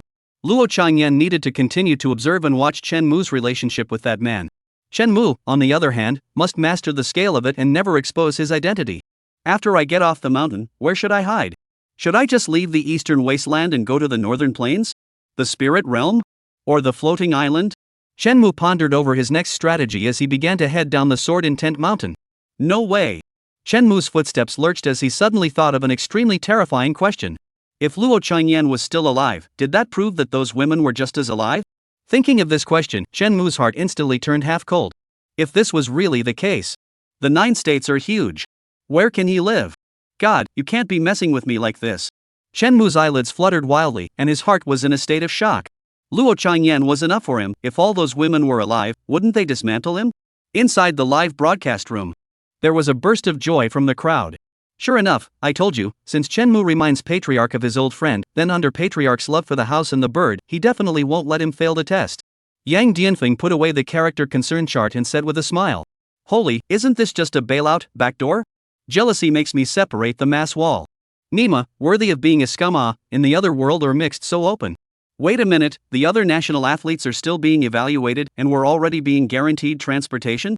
Holy crap, that's a pure blow. Immortalism? Cultivation of immortality must also talk about human feelings. Countless pop-ups floated by, and the viewers who were just hanging on to their hearts, worrying about failing the test, all felt a sense of relief at this moment. Nima, how could they fail after getting involved with the boss of a clan? If this failed, they could use the excrement in the toilet as a midnight snack. It had to be said that contestant Chen Mu was very lucky. The old pedantly dissimilarly marveled. The first level tests the heart and mind, and the second level is even in such a situation. Truly the chosen one. Not bad. Not bad. The moment these words came out, the live broadcast room began to brush up with pop-ups of luck. One by one, they all vented their envy towards Chen Mu on the pop-ups. Will we make a mistake in judgment? Only the last psychologist, Su Shiwan, seemed to have some hesitation. There was no evidence, but a woman's sixth sense told her that things might not be that simple. But before she could finish, the voice representing the country's luck then resounded in the minds of all the Xia people. Congratulations! National luck contestant Chen Mu has passed the second level of the introductory test. Xia's national fortune has been raised. Mining Resources 1. Chapter 17, Luo Changyan's legs can play for a lifetime. Congratulations, senior brother. Chen Mu had just stepped out of the Sword Intent Peak when the green-robed woman said with a faint smile. She was extremely impressed by this elegant and handsome disciple with an outstanding temperament. Plus, the traces that still remained on his body at this moment. Dissatisfaction judged that this handsome senior disciple should have passed the examination. A fluke, a fluke. Chen Mu's heart was bitter beyond measure, but he could only force a smile. Next is the final level. I hope that senior brother will keep up the good work and join the sect at an early date. The green-robed woman's eyes flickered, and she said in a gentle voice. This kind of handsome junior brother, if you can join the clan, I think it must also be an excellent thing. Thank you, senior sister. Chen Mu nodded slightly, then he bid farewell to the green-robed woman and headed towards the next examination location. And right after he left the location of the second level, successfully passed the second level of the introductory examination. Congratulations on obtaining the silver treasure chest, will it be opened? New quest released to pass the third level of the introductory examination, reward unknown. Clicking to open, 3 more things appeared on Chen Mu's game panel once again. Congratulations to the player for obtaining the Sky Charm special props, Mad Immortal Drink Spirit Wine, and 3 lower grade Spirit Stones. Not bad, a little better than the silver treasure chest. Chen Mu glanced at the rewards that were opened, not disappointed, but not much elated either. The Sky Rune Talisman, which could fly for a short period of time at a speed faster than the transported Earth Talisman. There was no doubt that it was also a map runner. Mad Immortal Drunkenness, the name was loud and clear, but it was actually a spirit wine that could increase battle power for a short period of time. However, it was ineffective for the spirit floor realm and above. Spirit stones, that was even more needless to say, the essential currency of the world of the 9 states. Of course, for ordinary people, these things were also extremely rare treasures. But for Chen Mu, they were just average. At least, he is also the scum who made Luo Changyan's sword heartbroken. The basic vision pattern is still there. More than 10 minutes later, Chen Mu finally arrived at the third level's examination location. The examiner here was an icy cold teenager in black power suit. Was this the content of the assessment? Shenmue swept a glance. Before him, there were already more than 10 people who had arrived at this level. At this moment, all of them were stuck in a quagmire, struggling hard. This level is called Broken Mortal Dust. The black-clothed teenager said coldly, the expression on his face as cold as 10,000 years of ice. Even Shenmue's full level of charisma only caused him to look at him one more time. When stepping into this quagmire, the worse the roots and bones, the stronger the devouring power one would receive. If you are swallowed by the mud pool, even if you die, the sword sect will not ask questions. This level tests both your roots and bones, as well as your perseverance and determination. If you guys want to choose to quit, this is your last chance. Shenmue nodded, not surprised in the slightest. Although the Taishian sword sect didn't place much importance on qualifications, the test of the state of mind, will and such would be more severe than other sects. Take this level for example. You have poor bones? Yes, then you'll have to put in 100 times, 1,000 times, 10,000 times more effort than anyone else. As long as you can prove yourself with perseverance, you still have a chance to enter the Taishian sword sect. Of course, if your talent is so poor that even cultivation is a problem, then the devouring power of this quagmire will be so great that you can't even imagine it. Not to mention passing the test, it's questionable whether or not you'll even survive. The path of immortality is a competition with the heavens. If you don't succeed, or you'll become a human being. With my average roots, it won't be too easy, but grit your teeth and it should be possible to pass. Shenmue began to ponder inwardly. As for having the risk of death, it was completely out of his consideration. Just kidding. Do you know what it means to have the gold content of a guaranteed passage? Luo Changyan had spoken, and this group of people from the Taishian sword sect dared to watch themselves die. It had to be said that although it was very likely that after attracting Luo Changyan's attention, he would be greeted with a Chai Dao ending. But as long as Luo Changyan wasn't sure, then it would be hard for him to die even if he wanted to right now. That's right. It was difficult to die. This was something that Shenmue did not doubt in the slightest. In addition to that, just as Shenmue made up his mind, the black-clothed teenager spoke once again. In the process of getting through the quagmire, the greed, the desire in your hearts, desire will be magnified infinitely. If you are unable to abide by your heart and see your desires clearly, you will sink into infinite obsessions and thus lose your resistance to the mud pool. This is called breaking the mortal dust. Shenmue, who was about to walk into the mud puddle, froze. The leg that was raised also subconsciously shivered. Amplifying the desires of the heart? What could be the desires of a scum? One must know that Luo Changyan's pair of legs could be played with for a lifetime. Chapter 18 Husband. Inside the live broadcast room. There's still this kind of rule? Testing both root and bone, but also testing one's perseverance? This level is interesting. That's right, there are life and death crises. That's good. That's what makes a level like this a challenge. I'm kind of looking forward to how the scummy guy will do on this level. If his bones and perseverance fail and he falls straight into the mud, wouldn't that be a TSK? That said, aren't you guys worried about failure? In case the test fails, not only will Shenmue die, but our Xia Kingdom's national fortune will also be damaged. Suddenly, some new viewers became curious and puzzled by this scene. Obviously, this level looked quite difficult, but there just wasn't anyone who was worrying about Shenmue's situation.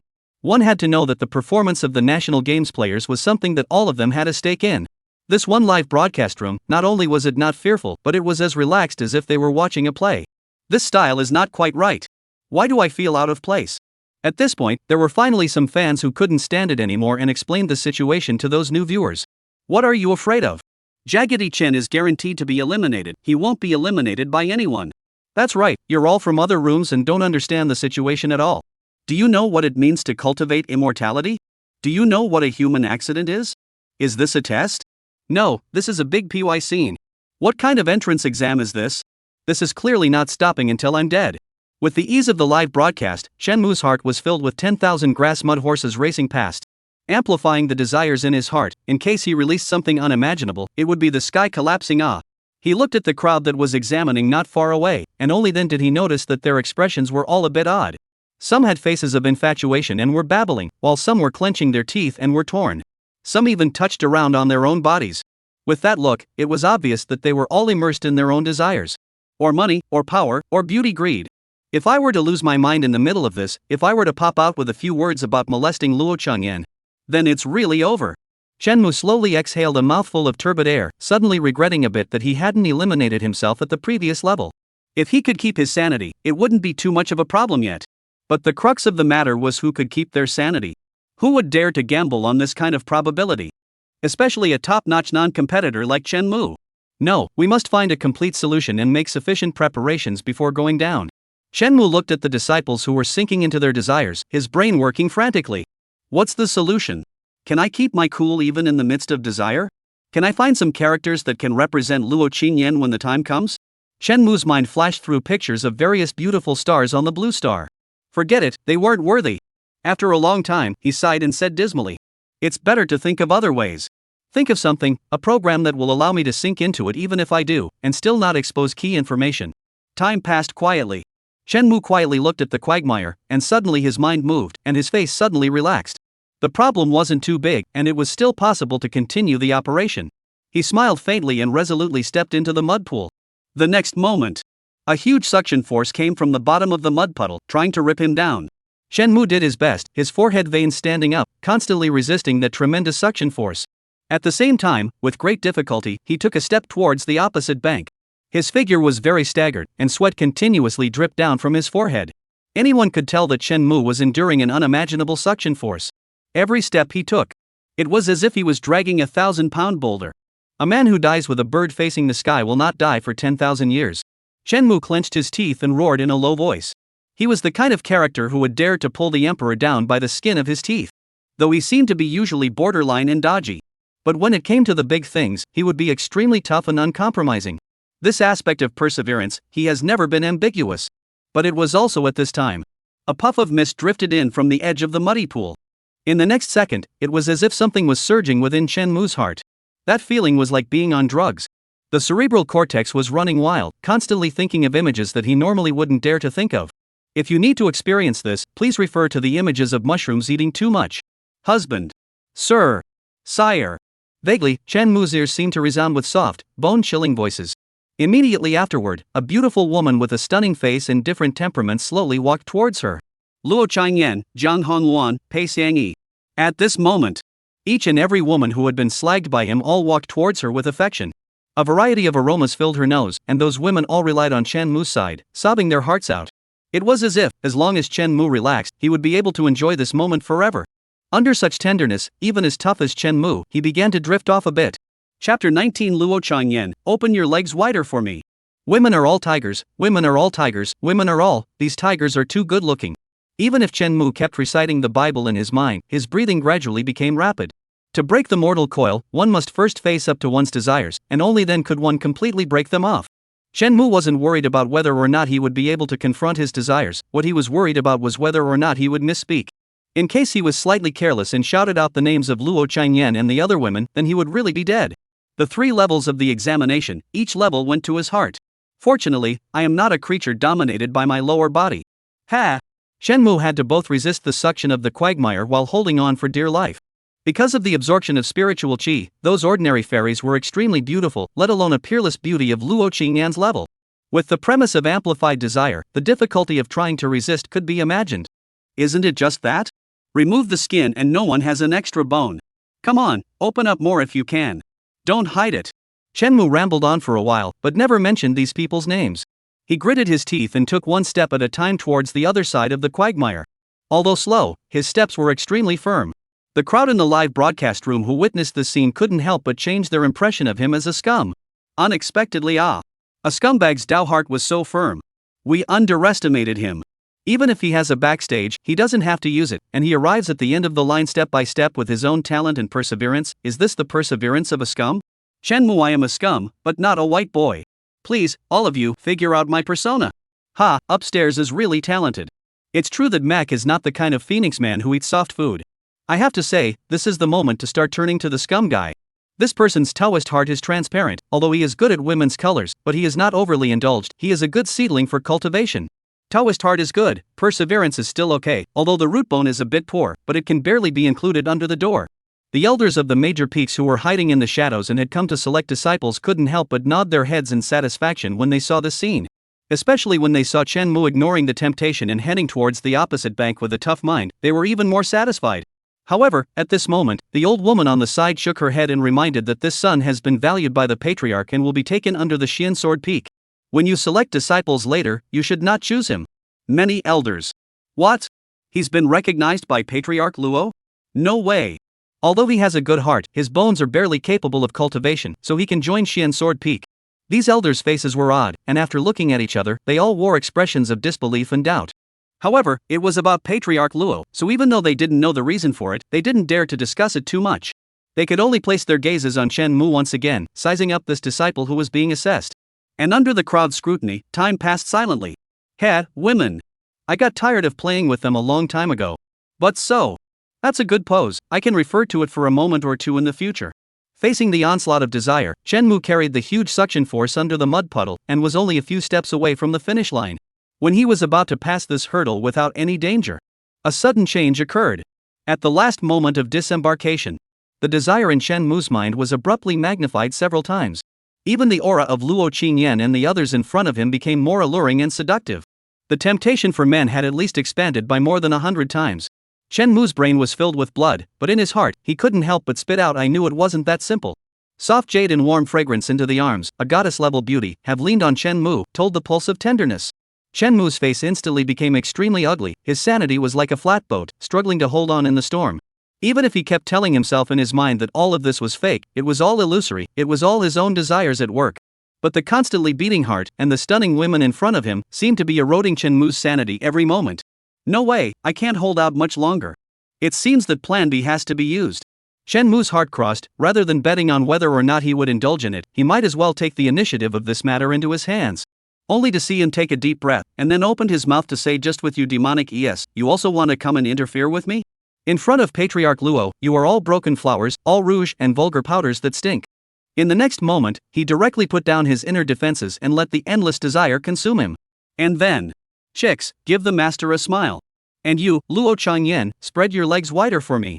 In a flash, accompanied by Chen Mu's last voice, all the voices present instantly disappeared. Everyone turned their heads dumbfounded and looked at Chen Mu, all with an expression of having seen a ghost on their faces.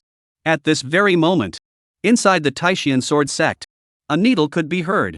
Chapter 20, Molesting the Sovereign? The audience's mind is broken. In the void, all the sword sect elders who were paying attention to the mud pool pass, as well as the few who knew Luo Chengyan's real name, were all confused at this moment. Their state of mind, through and through, was completely shattered and turned into a ruin at this moment. All of them stared blankly with their eyes wide open, not daring to look at the disciple who was about to be plunged into a quagmire. Who is Luo Changyan? Green-clothed sword immortal, Taishian sword sect's #1 heavenly pride for 10,000 years, an absolute powerhouse that pressured the entire 9 states. And now, an ordinary person who was as weak as a mole cricket and is still participating in the entrance examination is fantasizing about molesting her? What kind of earth-shattering, sensationalized matter was this Nima?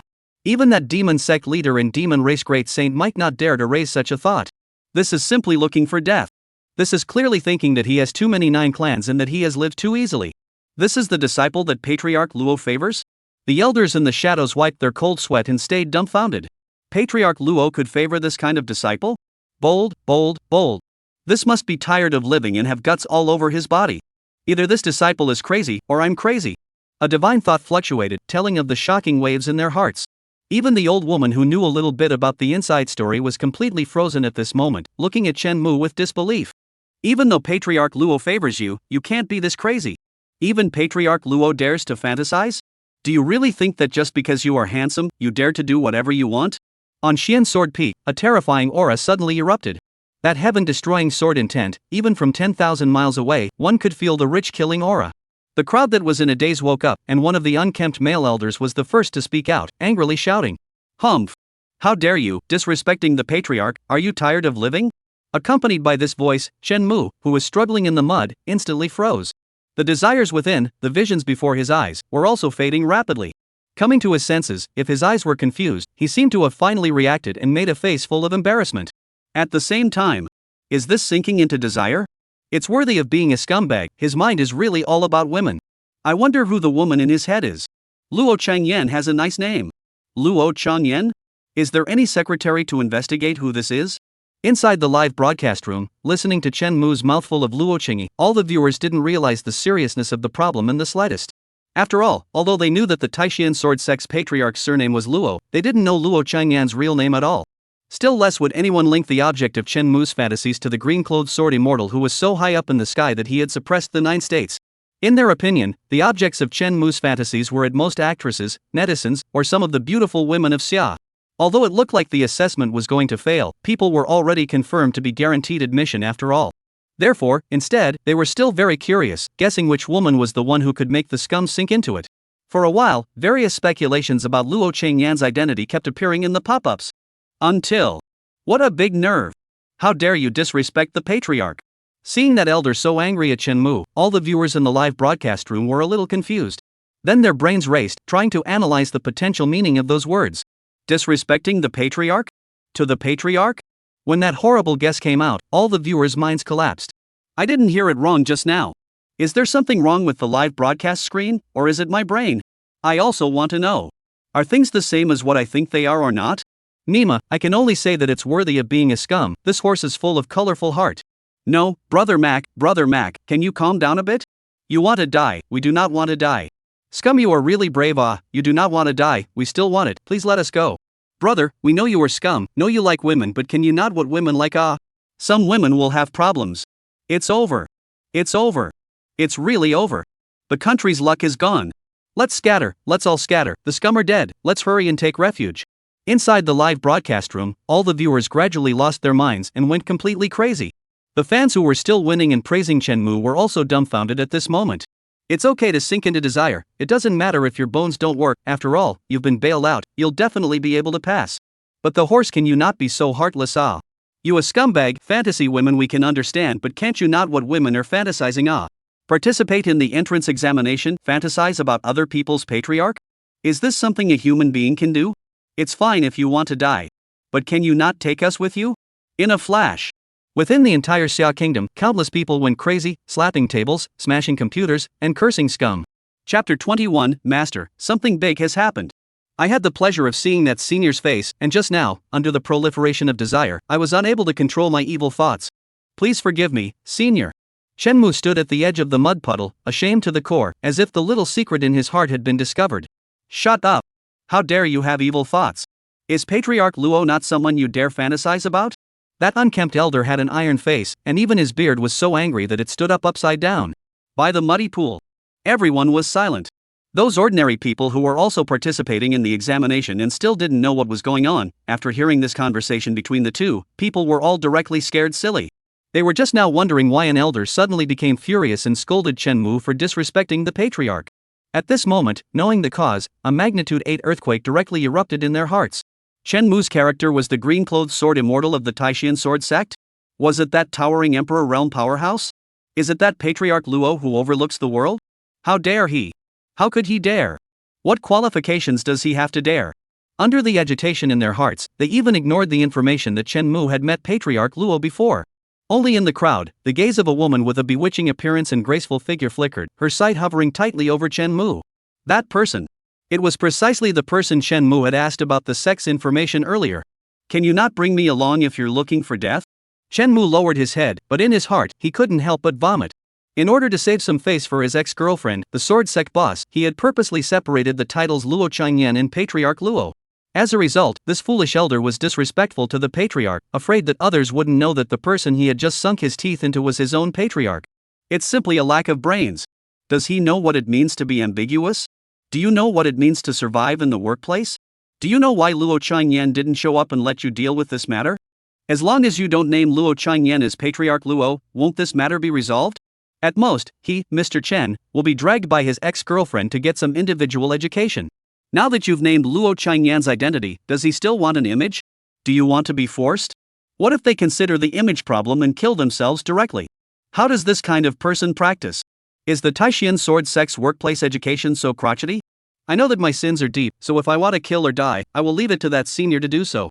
Shenmue sighed, not really wanting to communicate with this kind of low emotional intelligence. Who are you? You deserve to be questioned by Patriarch Luo. That elder was still about to reprimand, but suddenly his body froze, just as if he had died, and fell straight down from mid-air. Splat! It smashed a large pit on the ground. And it also happened to smash in front of Shenmue. Bring that guy here, and the others will be assessed as usual. In the next moment, Luo Qingyan's voice came from the old woman's ears, still calm and aloof. Yes, Patriarch. The old woman's eyes were thoughtful as she glanced at Shenmue below. Being disrespected in such a way, she actually didn't kill the other party yet. Patriarch Luo still seems to be quite special to this person. Come with me, Patriarch Luo wants to see you. The old woman speculated about Shenmue's identity in her mind while strictly carrying out Luo Changyan's order. Shenmue nodded, realizing that the biggest boss of this level had appeared. Without moving, he stepped over the unkempt elder's face and came to the old woman's side. Not knowing how to share your worries for your superior. Deserved it. Shenmue wiped the sludge from the soles of his shoes dry on that elder's body and cursed indignantly. Without him coming out to talk too much, even if Luo Changyan wanted to find herself, it definitely wouldn't be at this time. Piggy teammate ah. What a vindictive little fellow. The old woman's eyelids jumped as she looked at this scene dumbfounded, secretly saying in her heart. Shenmue rolled his eyes, you haven't seen it, how do you know if it's small or not? Let's go. The old woman smiled helplessly, then led Shenmue out of here. A few moments later, calmness was once again restored by the mud pool. Countless disciples were methodically conducting their examinations, as if that scene just now hadn't happened at all. Only the occasional odd colors that flashed across their faces proved that they weren't suffering from amnesia or something like that. Another few hours passed. Most of the disciples sighed past the examination, and under the arrangement of the inner disciples, they began to go through the procedures of joining the sect. What no one noticed was, a woman with a bewitching appearance had left from the crowd at some point, and not even those elders had noticed. Master Teacher. Master Teacher. In a remote place, the woman looked left and right before pulling out a sound transmission stone and said excitedly, what's the big deal? Didn't I tell you? Don't contact me within 10,000 miles of Luo Changyan.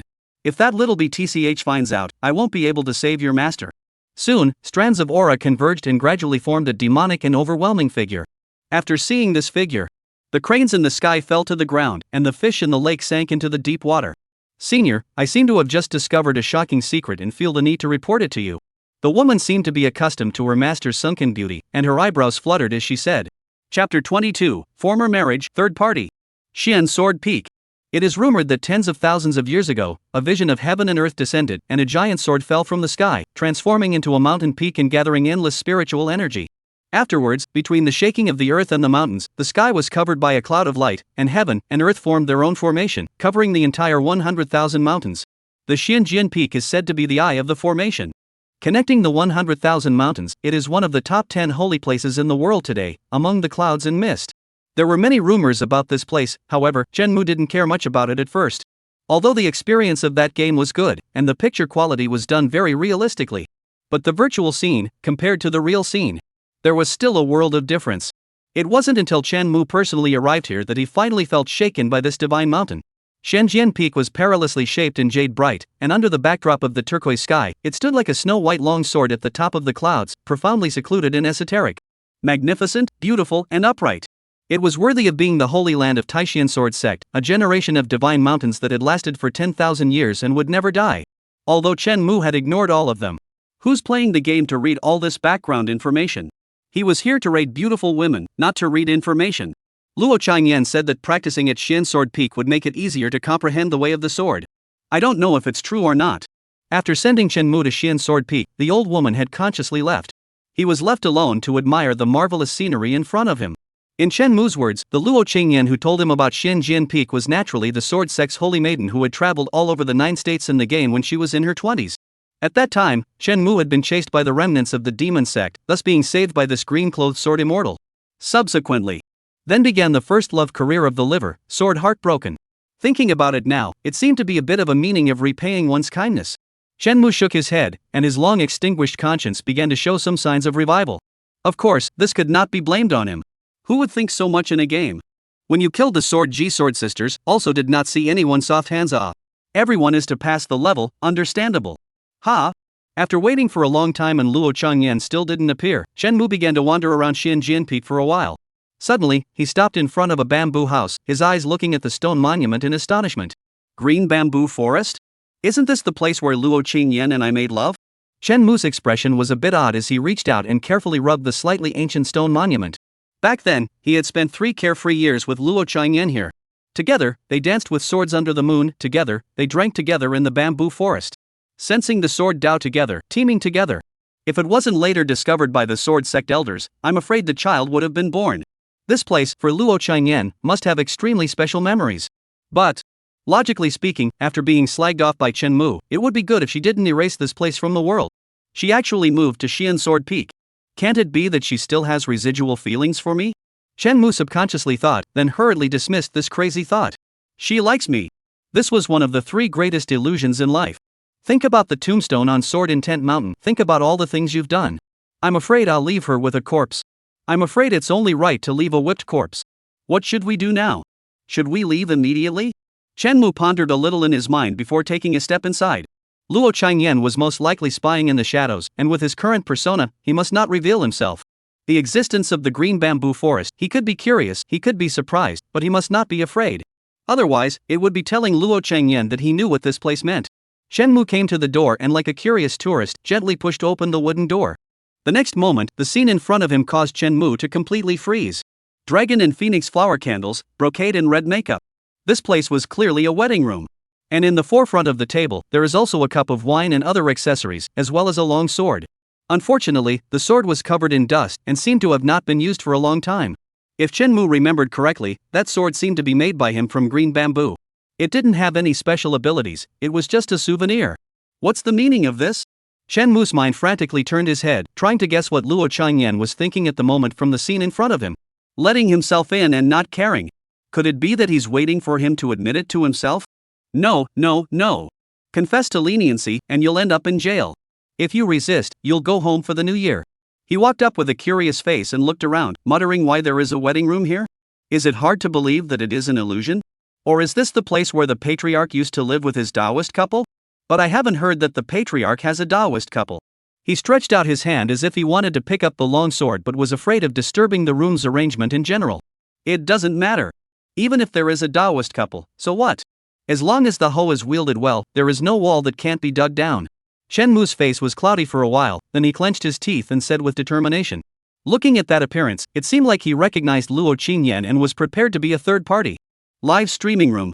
Luo Qingyan peeping in the dark. Chapter 23, Women are all actors. When he was in the mud pool, Shenmue had said in public that you demonic ES were worthy of being compared to Patriarch Luo?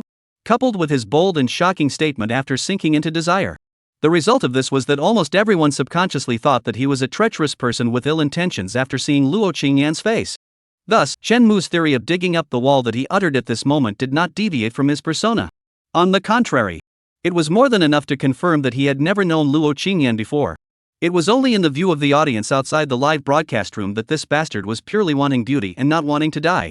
Running into someone's bridal chamber and clamoring to be the third party to poach. This can no longer be described as moral turpitude. It's just heartlessness. On the status of LSP, I've never convinced anyone in my life.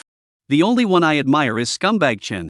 Although the country's luck is gone, I still want to say it's worthy of being a scumman. Nima really wants a woman without a life. Is this the so-called Wei Wu legacy?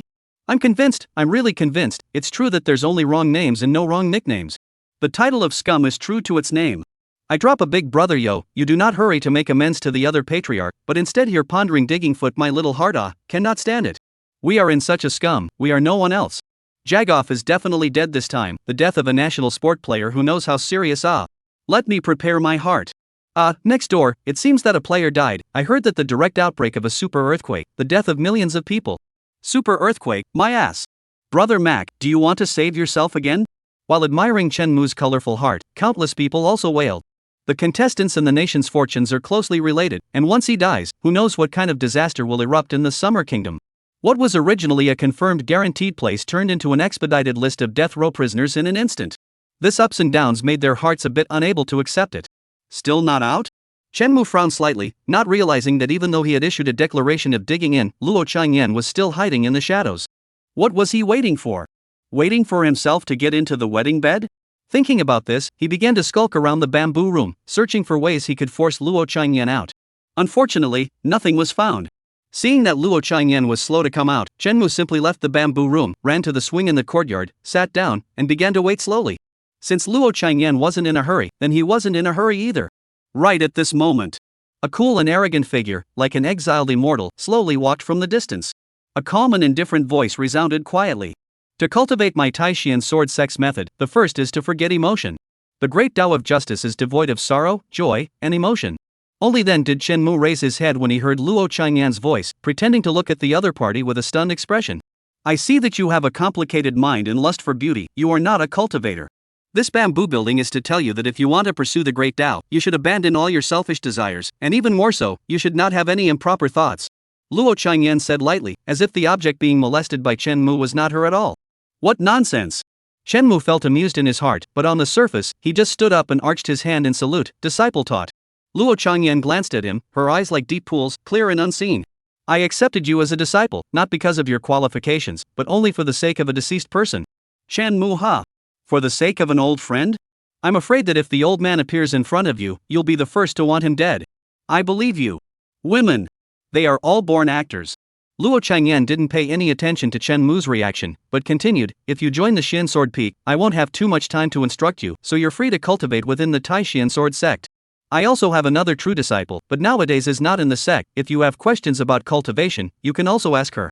The 9 peaks of the sword sect have their own specialties, including weaponsmiths, alchemists, winemakers, zither players, calligraphy and painting artists, and flying swords.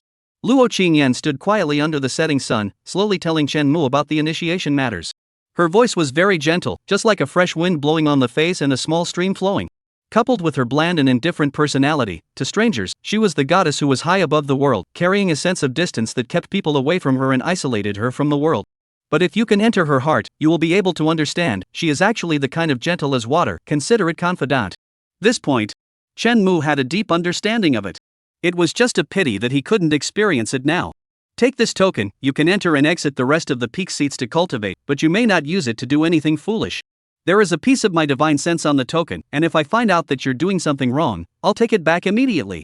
Luo Changyan waved her hand, and a green-colored token floated in front of Chen Mu, emitting wisps of spiritual light. Chen Mu's gaze twitched, instantly realizing that this token was used to monitor himself. This ex-girlfriend's heart of thievery isn't dead. At least, it can be used as a distress token at critical moments. Chen Mu consoled in his heart. There was no doubt about the preciousness of a treasure that could summon an Emperor Realm powerhouse. Although this summoner wanted to kill him at all times. Chapter 24, Yellow Springs Road, 3 Live Stone. The pursuit of the Great Tao should not be done behind closed doors. After explaining the introductory matters and bestowing the token, Luo Changyan began to enact the task. She quietly stood under the setting sun, her voice leisurely saying, 3 months from now, the Yellow Springs Road will open. It is a holy place to wash away karma and forge a supreme dharma body. You can go and take a look. Ah? Chen Mu froze and subconsciously looked up. Is there a problem? Luo Changyan looked at him meaningfully, her Danfeng eyes narrowing slightly. At this moment, this breezy and dusty green-clothed sword immortal finally had a bit of human flavor. It also finally had a bit of a woman's flavor. No. Chen Mu was in a cold sweat, and goosebumps stood up on his neck. Yellow Springs Road. Of course he knew this place. In the game, this place was even the residence of a mini-boss in the early stages. In the beginning, he had gone through 1,000 dangers and reopened it more than 10 times before he finally passed this level. The most crucial thing was, that was also the place where he had his first Shura. And if he wanted to reach the Scum achievement, then he had to pass this level. The flowers on the other side of the Yellow Springs Road, the Neho Bridge by the River of Forgetfulness. The Stone of the Third Life, Manhwa Soup, look at the eyes open tears 2 lines. On the Yellow Springs Road, almost every level is a self-destruct level, all of which are the kind of places that can easily cause a Shura. It's true that the Yellow Springs Road can cleanse the physical body, but the flowers on the other side of the river there are a symbol of deathly love. There is also the River of Forgetfulness, Neho Bridge, and so on. A series of all have the opportunity to lead to the outbreak of Shura. The grand finale is the Stone of 3 Lives in Mona's Soup. One can see all the lovers of your past life, and the other can make you completely forget the memories of those lovers. It could be said that walking in there was basically the same as walking into the Shura yard. Hiss. This is to play with me to death. Chen Mu sucked in a breath of cool air, feeling that the firewood knife was already standing on his neck. She can't have guessed my identity, right? Or is she doing a final test? The 3 Lives Stone, which allows you to see everything from your past lives to this one. In this era where reincarnation is cut off, if there is a miracle of reincarnation then only the 3 Lives Stone can see it.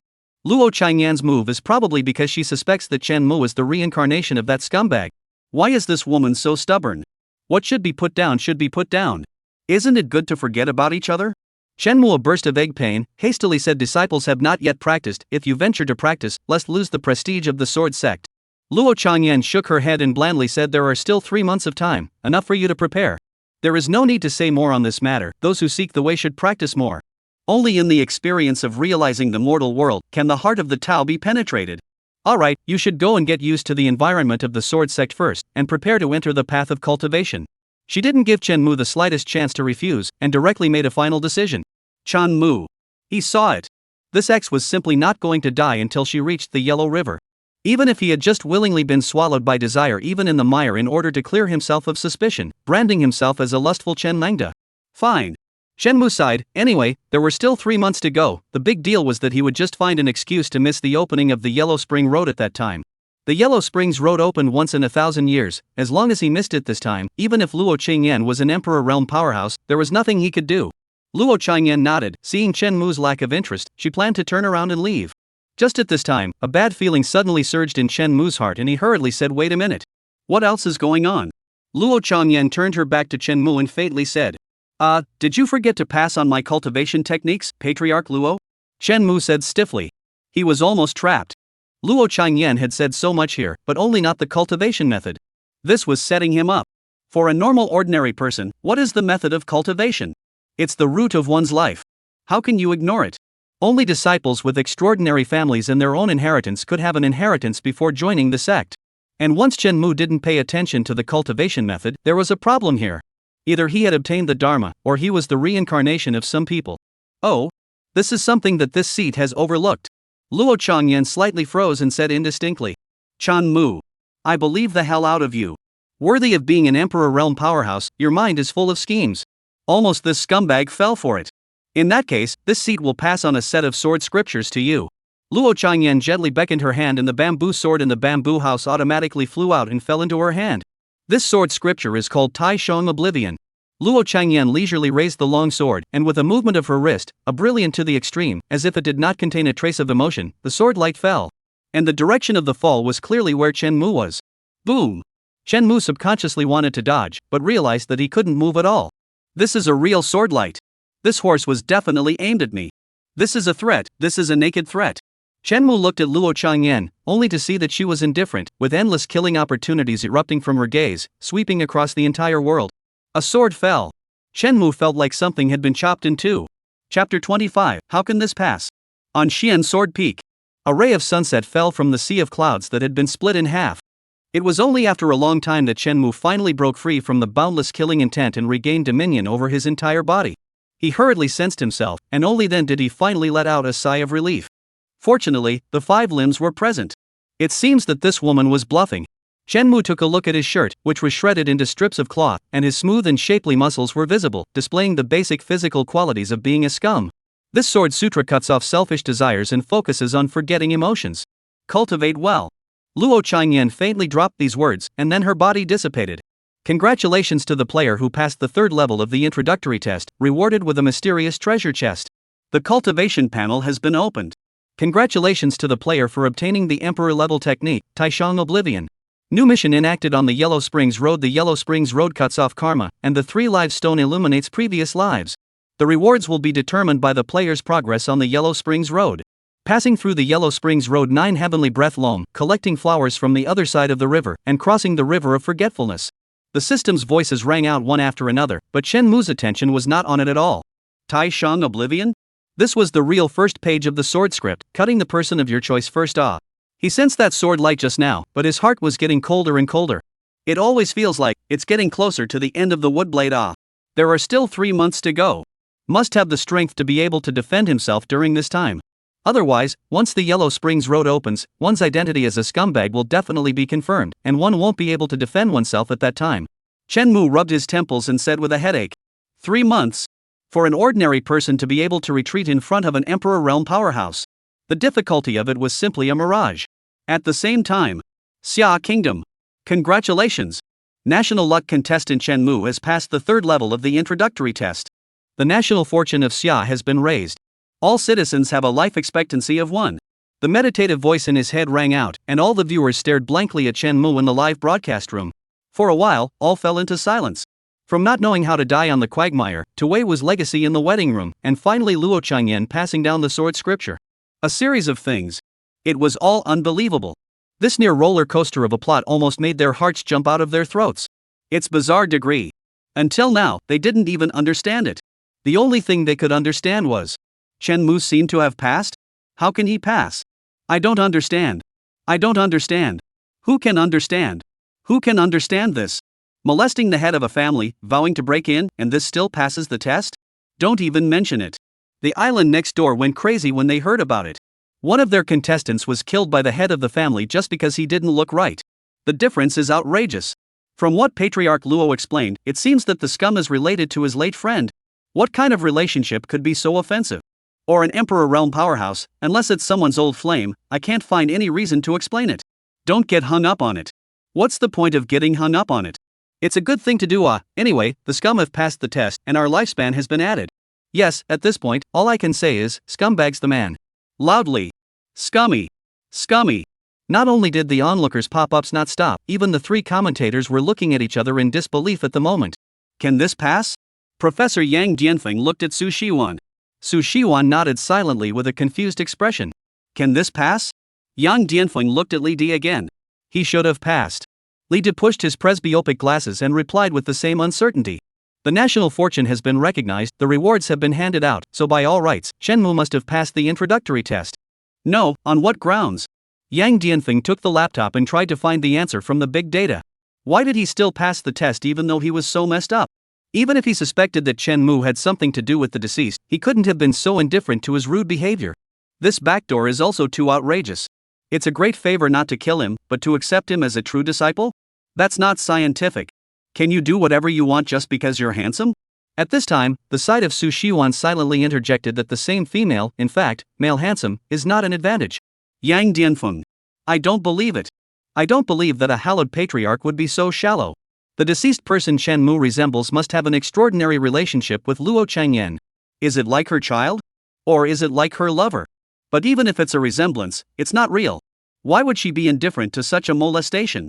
Yang Dianfeng's eyes narrowed into a slit, and he fell into a deep tangle. No matter what. It was good news after all that player Chen Mu was able to pass. Why bother getting entangled? The old pedant shook his head, not quite understanding this Yang Dianfeng commentator's thoughts. Chapter 26, Want to spy on me? This is what happens. After leaving Xian Sword Peak, Chen Mu went to the sect hall on his own to prepare for the relevant initiation matters. Along the way, all the sword sect disciples were very enthusiastic. All of them greeted him while looking oddly at him. For this fierce man who dared to molest the sect master in the entrance examination, he was now a household name. What was even more amazing was, not only had he not been slaughtered by Patriarch Luo, but instead, he had transformed himself into the Patriarch's personal disciple. This was simply off the charts. As a result, even quite a few disciples who had been practicing outside had hurriedly run here, purposely creating chance encounters, wanting to meet this legendary fierce man. He was so handsome, it felt like he could be included in the sword sect's top 10 handsome men list. Is this the new personal disciple of Patriarch Luo? I thought he was a six-armed monster. Get lost. Do you think Master Luo has the same aesthetic as you? Bull, that's because you don't know how to appreciate it. Do you know what it means to be wild? Along the way, many disciples exchanged words and talked about him, the sovereign's personal disciple. Chen Mu, on the other hand, didn't care. As the king of scum, his face skin had long been like an imperial soldier, and it was impossible for a ninefold thunderbolt to split it. Senior brother Chen, if you have any questions you don't understand in the sword sect in the future, feel free to come and ask me. Is it okay to have problems in life? Chen Mu's eyes lit up as he responded to a pretty senior sister who greeted him. That senior sister's cheeks blushed and she nodded shyly. Congratulations, senior sister Chen. Another white-robed fairy congratulated. Same good news, same good news. Can senior sister practice sword together sometime? Chen Mu nodded with a smile and inquired. Senior brother Chen, my wine sword peak just brewed a few jars of good wine. Come over to taste it when you're free. Are they all senior brothers? I'm sure they're all here. You don't know, Chen, but the girls are not strong enough to drink. Sorry, I don't seem to have time. Chen Mu withdrew his smile and said bitterly. The male disciple. What? You have time to discuss life issues with senior sister, but you don't have time to drink with us? Ugh. Scummy male. Shenmu ignored that clueless male senior brother and continued to greet his senior sisters while silently opening the game panel. Opening the mysterious treasure chest. Congratulations to the player for obtaining the soul restoring bead special item, Enlightenment Bodhi Heavenly Treasure, and the mirror breaking pill 5th grade elixir. It's worthy of being a mystery treasure chest after initiation. It's just powerful. Shenmu raised an eyebrow and secretly said in his heart. Soul restoring bead, a special bead with a mysterious origin, contained great soul power, helping to cultivate various soul secret arts. The most crucial thing is, it could also resist all kinds of illusions and enchantments, causing the player to stabilize his mind. With this item, Shenmu no longer had to worry about the questioning mirror, mud puddle type of levels. This kind of relieves me of my worries. Shenmu immediately claimed the bead and once again gained a bit more confidence in the upcoming Shura. Luo Changyan's character he didn't know, and wouldn't use that kind of soul-searching or other evil techniques. But other people Chen Mu couldn't guarantee it. Soul-searching, enchanting. These two spells are two of the devil's greatest weapons. When Chen Mu was slagging off that demon sect Demoness, he didn't have to deal with these things much. He was always on his guard. As for the Enlightenment Bodhi, there was even less to say. Each and every one of these heavenly treasures was an extremely precious treasure in the world of the 9 states. Putting it in the outside world, it would surely set off a bloody storm, causing countless great powers to fall for it. And the final mirror-breaking pill.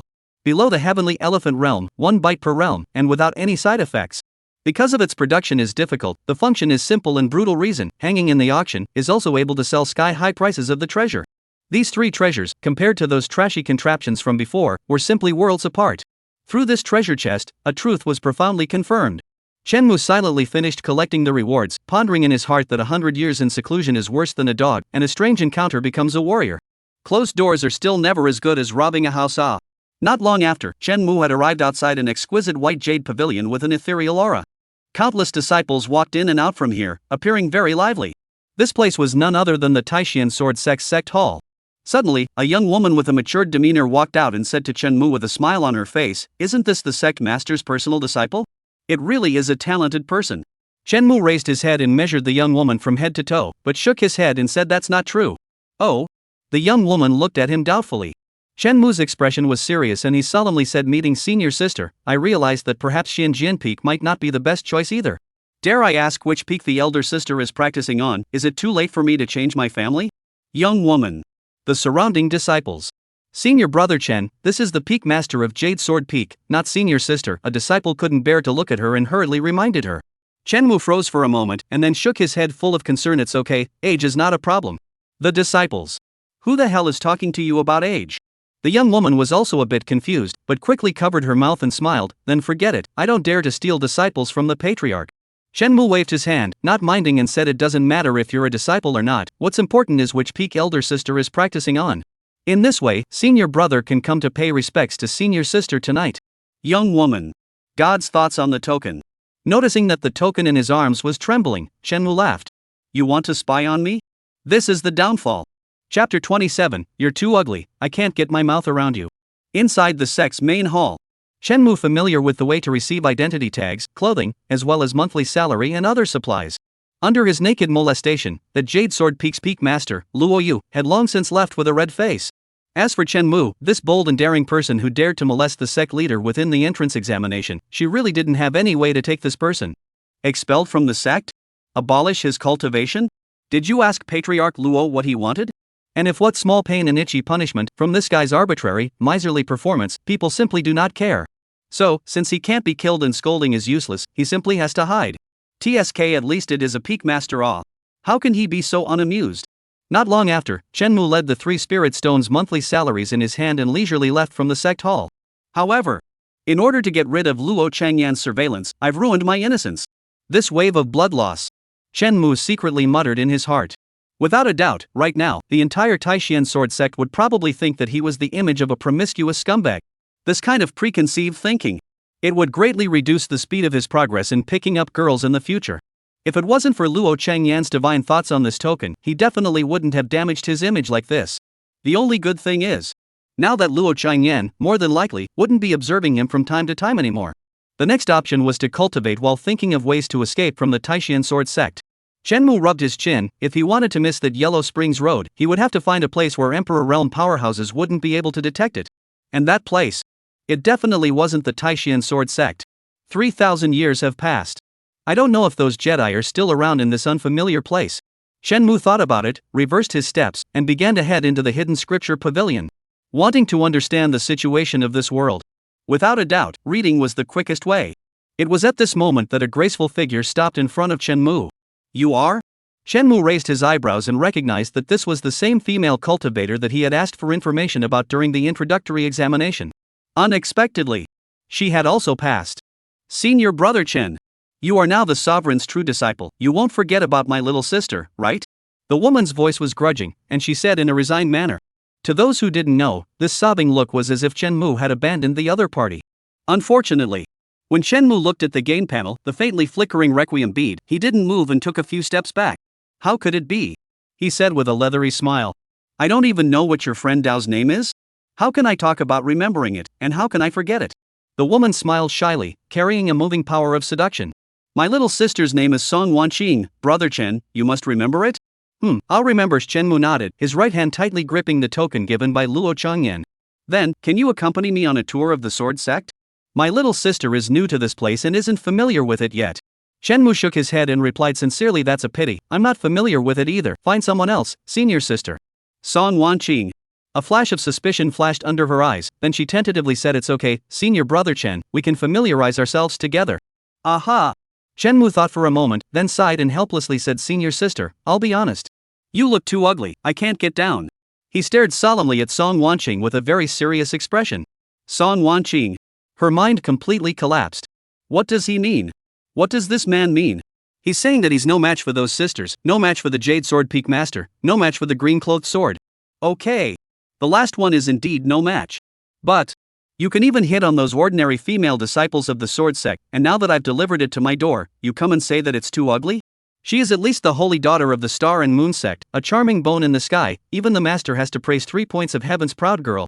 But you can't even say that? This is too humiliating. Song Wanqing clenched her fists. If she didn't consider the large number of people here, she would definitely reach out and poke this man's eyes out. At this time, Shenmu had already waved his hand and gradually left in the distance. Sister, if you look too ugly, don't just come out and affect the cityscape. Elder brother is a bit too much to bear, he has to go back and slow down a bit. Song Wanqing. Witnessing this man leave, her silver teeth were almost clenched. Just an ordinary man, how can he resist my charm? Not bad for someone who could molest the green-clothed sword immortal and still get away in one piece. Song Wanqing let out a cold snort, then turned around and left. This matter. It needs to be discussed in the long run. On the other side, after Shenmu got rid of Song Wanqing, he immediately returned to Xinjian Peak and said in a fiery voice, Senior, did you see that someone was just seducing me? I suspect that was a devil disciple. Luo Changyan. Live streaming. Dog. Too doggy. How can there be someone so doggy? However, Shenmu didn't care about their opinions at all, but said indignantly, Master, this person is trying to break my disciple's heartless Dao heart. Don't you care about it? Disciple's heart is so cold, so icy, so bitter. Shenmu's consistent principle in dealing with matters of a dangerous nature was that what could be resolved on the spot was never overnight. But whenever there is the slightest breeze, as long as there is strength, the eggs have to be shaken well for it. As for looking for outside help? Just kidding, he wasn't one of those idiots who didn't know how to adapt and was pedantic to the extreme. He can let others solve it. Why do you have to do it yourself? Just to look good? Chapter 28, Writing Love Letters to Luo Changyan. Outside the live broadcast room. Even the viewers who had long since seen the nature of the scum and knew how tawdry Shenmu's maneuvers were had fallen into silence at this moment. They stared blankly at the man. For a moment. Surprisingly, they didn't know how to describe the other party. After molesting the big brother, he turned back to molest the clan elder sister, the Sword Peak elder. Just when everyone thought that he was a lustful, sex maniac who wanted a woman without a life. Shenmu, however, righteously rejected a stunning woman who came to accost him. Moreover, not only did he slander the other party for being too ugly, he even ran to Luo Changyan to complain the first time he returned to Xian Sword Peak. This series of operations. It was simply unbelievable and unbelievable. No one can even guess what's in his head. You have to say that he is a pervert, right? People face such a voluptuous woman, but he didn't even raise his eyelids and simply refused.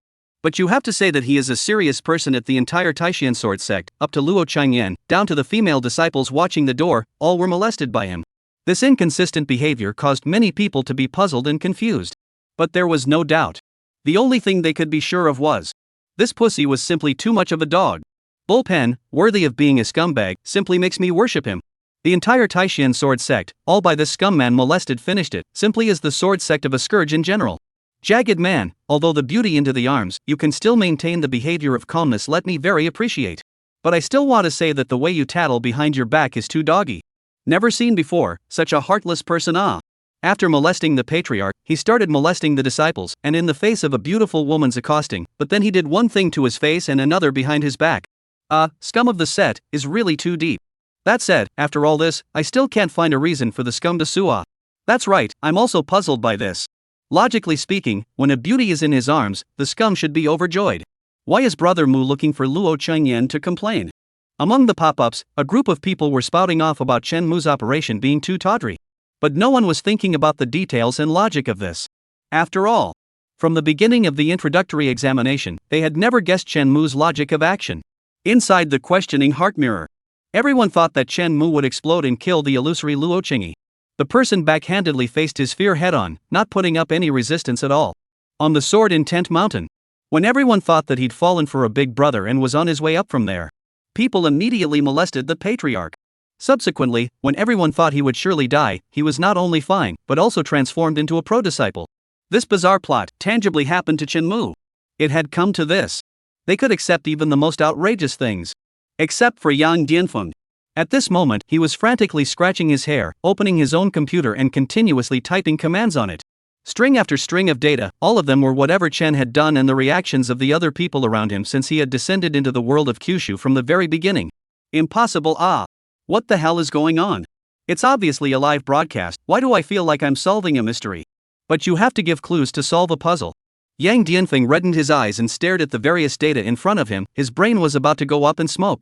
Unfortunately, he didn't get anything except for the conclusion that he was a suspected psychopath.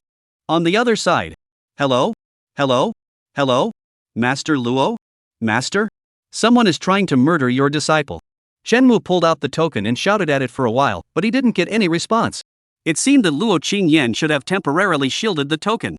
Chen Mu gently turned the token upside down and thought breathlessly. Based on his actions of molesting the entire clan just now, it really was incredible to say that someone had tempted him. Or is Luo Qingyan also waiting for herself to be seduced? Or was that person sent by Luo Qingyan? Chen Mu's brain was working frantically. With the profoundly unseen city of an emperor realm powerhouse, no matter if there was that kind of layout, it would be normal. Right now, he felt like he was walking on a tightrope, afraid of revealing the slightest crack. Whatever, hurry up and cultivate. Only cultivation is the most important. Chen Mu's heart was ruthless, no matter if it was for that Dewan heir that woman was saying that her name was Dewan heir, right? Forget it, it doesn't matter anyway. But whether it was because of her or the upcoming Chai Dao ending, he had to rapidly raise his strength. Only strength. It was the backbone to deal with everything. Opening the cultivation panel. Player Chen Mu. Mortal. Spiritual power 0-100. Sword scripture of forgetfulness. Meditation 0-500. Meditating for 5 hours increases your spiritual energy by 1 point. Cultivation quests, none. 1 lower grade spirit stone triggers the quest, only 1 chance per day. This garbage talent of mine is simply. Even though he had expected it, when Chen Mu actually opened the cultivation panel, he couldn't help but spit it out. Meditating for 5 hours increases spiritual energy by 1 point? In other words, if he wanted to step onto the path of cultivation, he would have to meditate for at least 500 hours, more than 20 whole days. This was still the first minor realm. Each subsequent realm would require even more spiritual energy. At the end, it would even become an astronomical amount. This was the downside of having poor roots and bones. On the path of cultivation, the gap between the roots and bones was often as wide as the sky. There's no way out of meditating. Who meditates? Only doing quests, strolling through encounters, and fighting bosses could sustain life. Chen Mu's face is painful, looking at his only 6 lower grade spirit stones. System rewards 3, the clan's monthly salary 3, heart. A hard road. System, give it to me. With a hard heart he said. System, send me a mission. Cultivation task has been triggered. Write a love letter to Luo Qingyan, spirit power 100. Chen Mu. I'm sorry. What kind of system is this? It's really cultivating him as a scumbag. P.S. Explain the issue of the clan's monthly salary. There may be some people think that this is too little. Each disciple's strength breakthrough will have additional rewards. The next month to get the monthly salary will also increase to meet the basic needs of cultivation. It's just like pocket money, a few hundred a month for a kid, a few thousand a month for a college student. Pitbulls are not guilty, but the wall is guilty. Chapter 29, Understanding the Tao Through Molestation. Since the moment I saw you, I've known for the most part that I'm afraid I won't be able to forget it in this lifetime. I have never believed in reincarnation in my life. You are the only exception. The moon is beautiful tonight, and so are you. Cultivation is useless, immortality is useless, the way in my heart is not in heaven but on earth. On Xianjian Peak. Luo Qingyan sat cross-legged, the corners of her eyes gently throbbing on her gentle and tranquil face. Even that bland and dusty aura was also fluctuating from time to time. Obviously, she had already endured to the extreme. This love letter was just written by Chen Mu. And it was also specifically placed in that bamboo building, in that wedding room. If he was that scum, then this behavior was too shameless. If he's not. Luo Qingyan's eyes narrowed and the aura on her body fluctuated even more violently. She glanced at Chen Mu, who was relaxing inside the Taishan sword sect, and that Dao heart, which had been refined over 1,000 years, was vaguely unstable at the moment. This fellow. He's even more of a scum than that guy. The sword at the side gently chirped, and the extremely sharp sword she vaguely trembled. She was about to be unable to hold back. This scum. Congratulations on completing today's cultivation quest. Spiritual power 100. Along with an influx of spiritual energy within Chen Mu's body, a shackle was instantly broken. First level of the flesh realm. He hurriedly opened the cultivation panel, and sure enough, the cultivation quests on it had been refreshed. Cultivation quest has ended today. 2 lower grade spirit stones can trigger it, only 1 chance per day. As one's realm rises, there will be more and more spirit stones to open the cultivation quests. Of course, the amount of spiritual energy obtained would also increase. Next, it was time to go and collect the sect rewards. Shenmu laughed, then he took the token and headed in the direction of the sect hall. According to the sect rules, breaking through the first level of the flesh body realm would reward another 10 lower grade spirit stones. It just happened to be used to brush up on tomorrow's cultivation quest. Xia Kingdom. Another voice rang in everyone's ears. National Fortune contestant Shenmu breaks through the first layer of flesh. The national fortune of the Summer Kingdom has been raised. Environmental Quality 1. Inside Shenmu's live broadcast, all the viewers froze. Upgraded? Damn it, when did this happen? Why don't I know anything? Am I suffering from amnesia? Obviously, the scum just passed the introductory test. How come he's broken through now? Outrageous. Jagged Man's talent isn't good as I recall. The other countries have only just received their spirit stones and haven't even practiced yet. He's broken through? No, I haven't even seen him meditate. How did he suddenly upgrade? Countless spectators looked at each other in disbelief, all beginning to suspect that they were hallucinating. Even the 3 commentators were just as confused. Even Professor Yang Dianfeng put down the big data, wiped his eyes, and kept patting his cheeks. This national fortune had come too easily. So easy that they all began to doubt life. Obviously, this scum didn't do anything. Why is this a breakthrough? Is it because they stayed up all night analyzing, causing them to have hallucinations? However, it was obvious that Su Shiwan and Li De also heard the voice. The psychologist Su Shiwan opened her mouth slightly, with a silly expression that looked quite cute. On the contrary, it was Li De, who was currently flipping through the information that had been passed down from the country and collected from the other national luck live streams. Suddenly, his gaze condensed and he suddenly realized. So that's how it is. Yang Dianfeng froze and hurriedly inquired, did you find any clues? The old pedantly pushed the frame and smiled and said, if I'm not wrong, he should have encountered the legendary special situation of the state of enlightenment. Enlightenment? Hearing this special name, Su Shiwan became even more confused. The old pedant continued to explain that according to the information pried out by the petroleum state runner, the state of enlightenment is a special state in which a cultivator senses the heavens and reaches a state of being one with heaven and earth. This state can be encountered but not sought. Ordinary cultivators can't experience it in their lifetime even if they exhaust their lives. Only a very few sons of heaven's pride, in the once-in-a-lifetime occasion, there is only a tiny bit of weak chance of enlightenment. Once they entered the state of enlightenment, then the cultivator's strength would rapidly increase. Some would be able to comprehend a deeper Tao, some would be able to break through several realms in a row, and some would even be able to go from being an ordinary person to directly becoming a great power of the human race. As the old pedant explained, the crowd then gradually understood what the state of enlightenment meant. So it seems that Chen Mu encountered that once-in-a-lifetime state of enlightenment, and that's why his strength increased? It should be. The old pedant nodded. But in that case, a state of enlightenment that only breaks through one minor realm is a bit of a waste. Yang Dianfeng shook his head inside a little. Although he didn't quite understand what Chen Mu was doing, their Xia kingdom was always linked to Chen Mu. He also sincerely hoped that Chen Mu would get better and better. Listening to the narrator's discussion, the many spectators then reacted to the fact that Chen Mu had actually encountered the legendary state of enlightenment. In a split second, there were countless pop-ups again, dominating the entire live broadcast room. Only the picture was slightly skewed. Worthy of being a scumbag. He's so fierce, he can even enter the state of enlightenment by molesting a fairy. I'm convinced to the core. Other people rely on meditation to enhance their cultivation, but the scummy guy relies on molestation to enhance his cultivation? I see. So molesting a girl can lead to enlightenment? I'm going to try. Officer, I'll listen slowly, you can continue to explain. Chapter 30. I'm not convinced, I want to file a complaint. The next day. Refreshing the cultivation task. Early in the morning. Chen Mu was then in a good mood to greet the new day in the best possible mood. Cultivation tasks have been refreshed. Ask a female disciple to enjoy the autumn chrysanthemums with you, 200 spiritual power. Shan Mu. Cam. What's wrong with this mission? Can't get along with women anymore, can you? Dare you change it to a harder quest so I can go fight a boss? He cursed in his mind. This mission is too outrageous. Although the cultivation quests are randomly generated, how normal were they in the game in the first place? How come here, it's all this stuff? Is this challenging his bottom line? This was clearly challenging Luo Chengyan's bottom line. What's more, what kind of man is Chen Mu? How could he possibly do something like this? Half an hour later, Chen Mu found the female disciple who was a good teacher, the one he met by chance yesterday. Sister, the sun is shining today, the weather is just right. Coincidentally, I've heard that the chrysanthemums in Langyuan have just bloomed. Do you have the leisure to roam around together? Ding! Congratulations on completing today's cultivation mission. Spiritual power 200. If it wasn't for the sake of Xia's national fortune, why would I go so far as to violate my conscience and endure humiliation? Life has a way of dying, and I'll leave my heart in the green. Feeling the rapidly increasing strength, Chen Mu's heart grieved. This was forcing him to be a scummy man. He only wanted to be a good man this time. What's wrong with this? It was all because of this cultivation task. After spitting in his heart for a while, Chen Mu retrieved his thoughts and rethought his cultivation program. The cultivation quest is fast, but I need spirit stones too much. He frowned slightly and was a bit indecisive for a while. This time, after breaking through the second level of the flesh body, Chen Mu didn't report to the sect at the first opportunity to receive his spirit stones.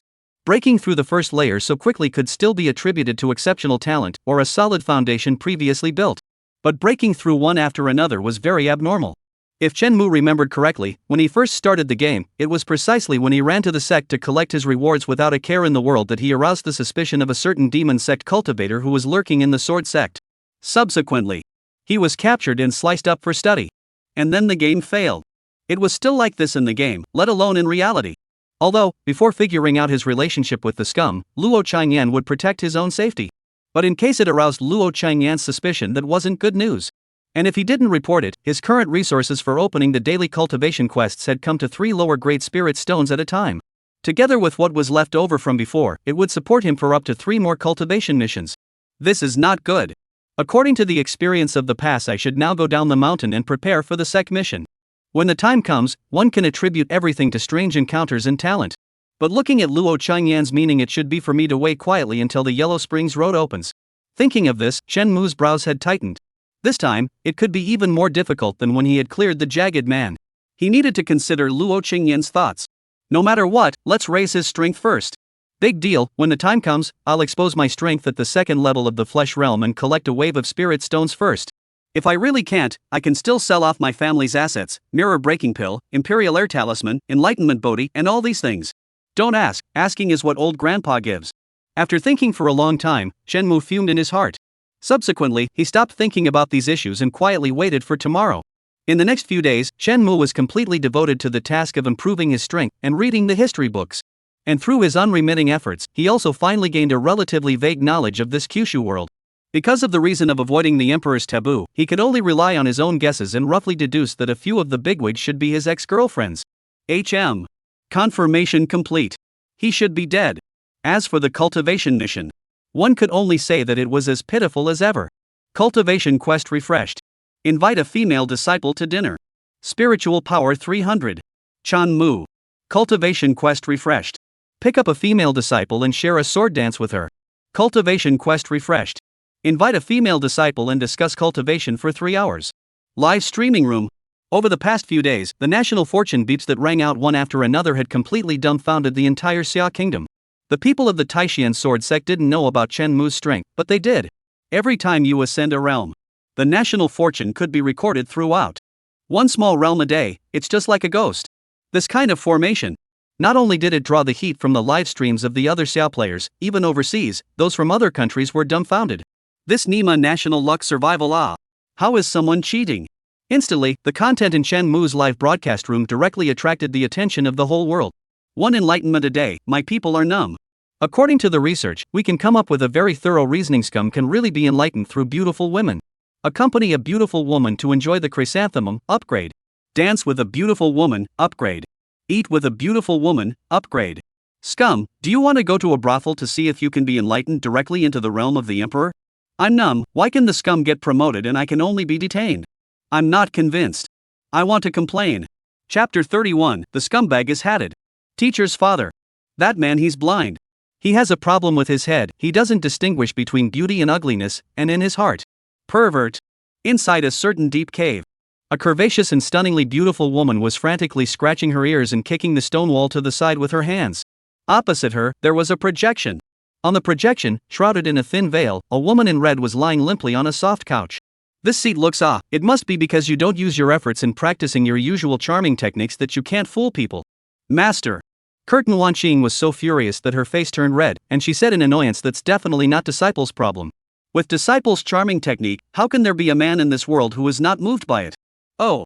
The woman in red's lazy voice seemed to carry a thrilling charm that was enough to make the bright moon in the sky pale. Then you tell me instead. Why is it that people would rather hook up with those sword sect disciples than want to say more to you? Hearing this topic, Curtain Wanqing immediately choked on her words. After swallowing half a dozen times, she could only say speechlessly. So, well, the disciple said that he can't distinguish between beauty and ugliness, and is blind and face blind. Her face became more and more mortified as she stretched out her jade hand and slapped the hard as iron boulder. When she thought of that man, she was filled with anger. Curtain Wanqing had never seen a man who was so scummy and repulsive. Although there was no good man in the world, it was a miracle that he could be as bad as he was. The key thing is, he actually dared to ignore himself. To think that she, one who grew up with a heavenly charming bone, one who was even praised by her master, was actually ignored by such a mortal with ordinary roots and bones who had never cultivated before. How could this not be infuriating? In the past few days, Mako Wanqing had tried all sorts of methods and used all sorts of reasons to approach that man. But every time, that man either said that she was too ugly, or that her voice was unpleasant and her personality was too rude. Afterwards, he even directly turned around and went to hook up with other women.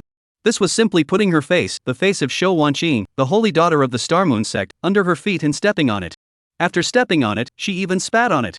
Her consistent pride, within these few days, she had received the biggest blow ever. The woman in red nodded and leisurely replied. It makes sense. If that person wasn't blind and face blind, how could he look at that little bimbo, Luo Changyan?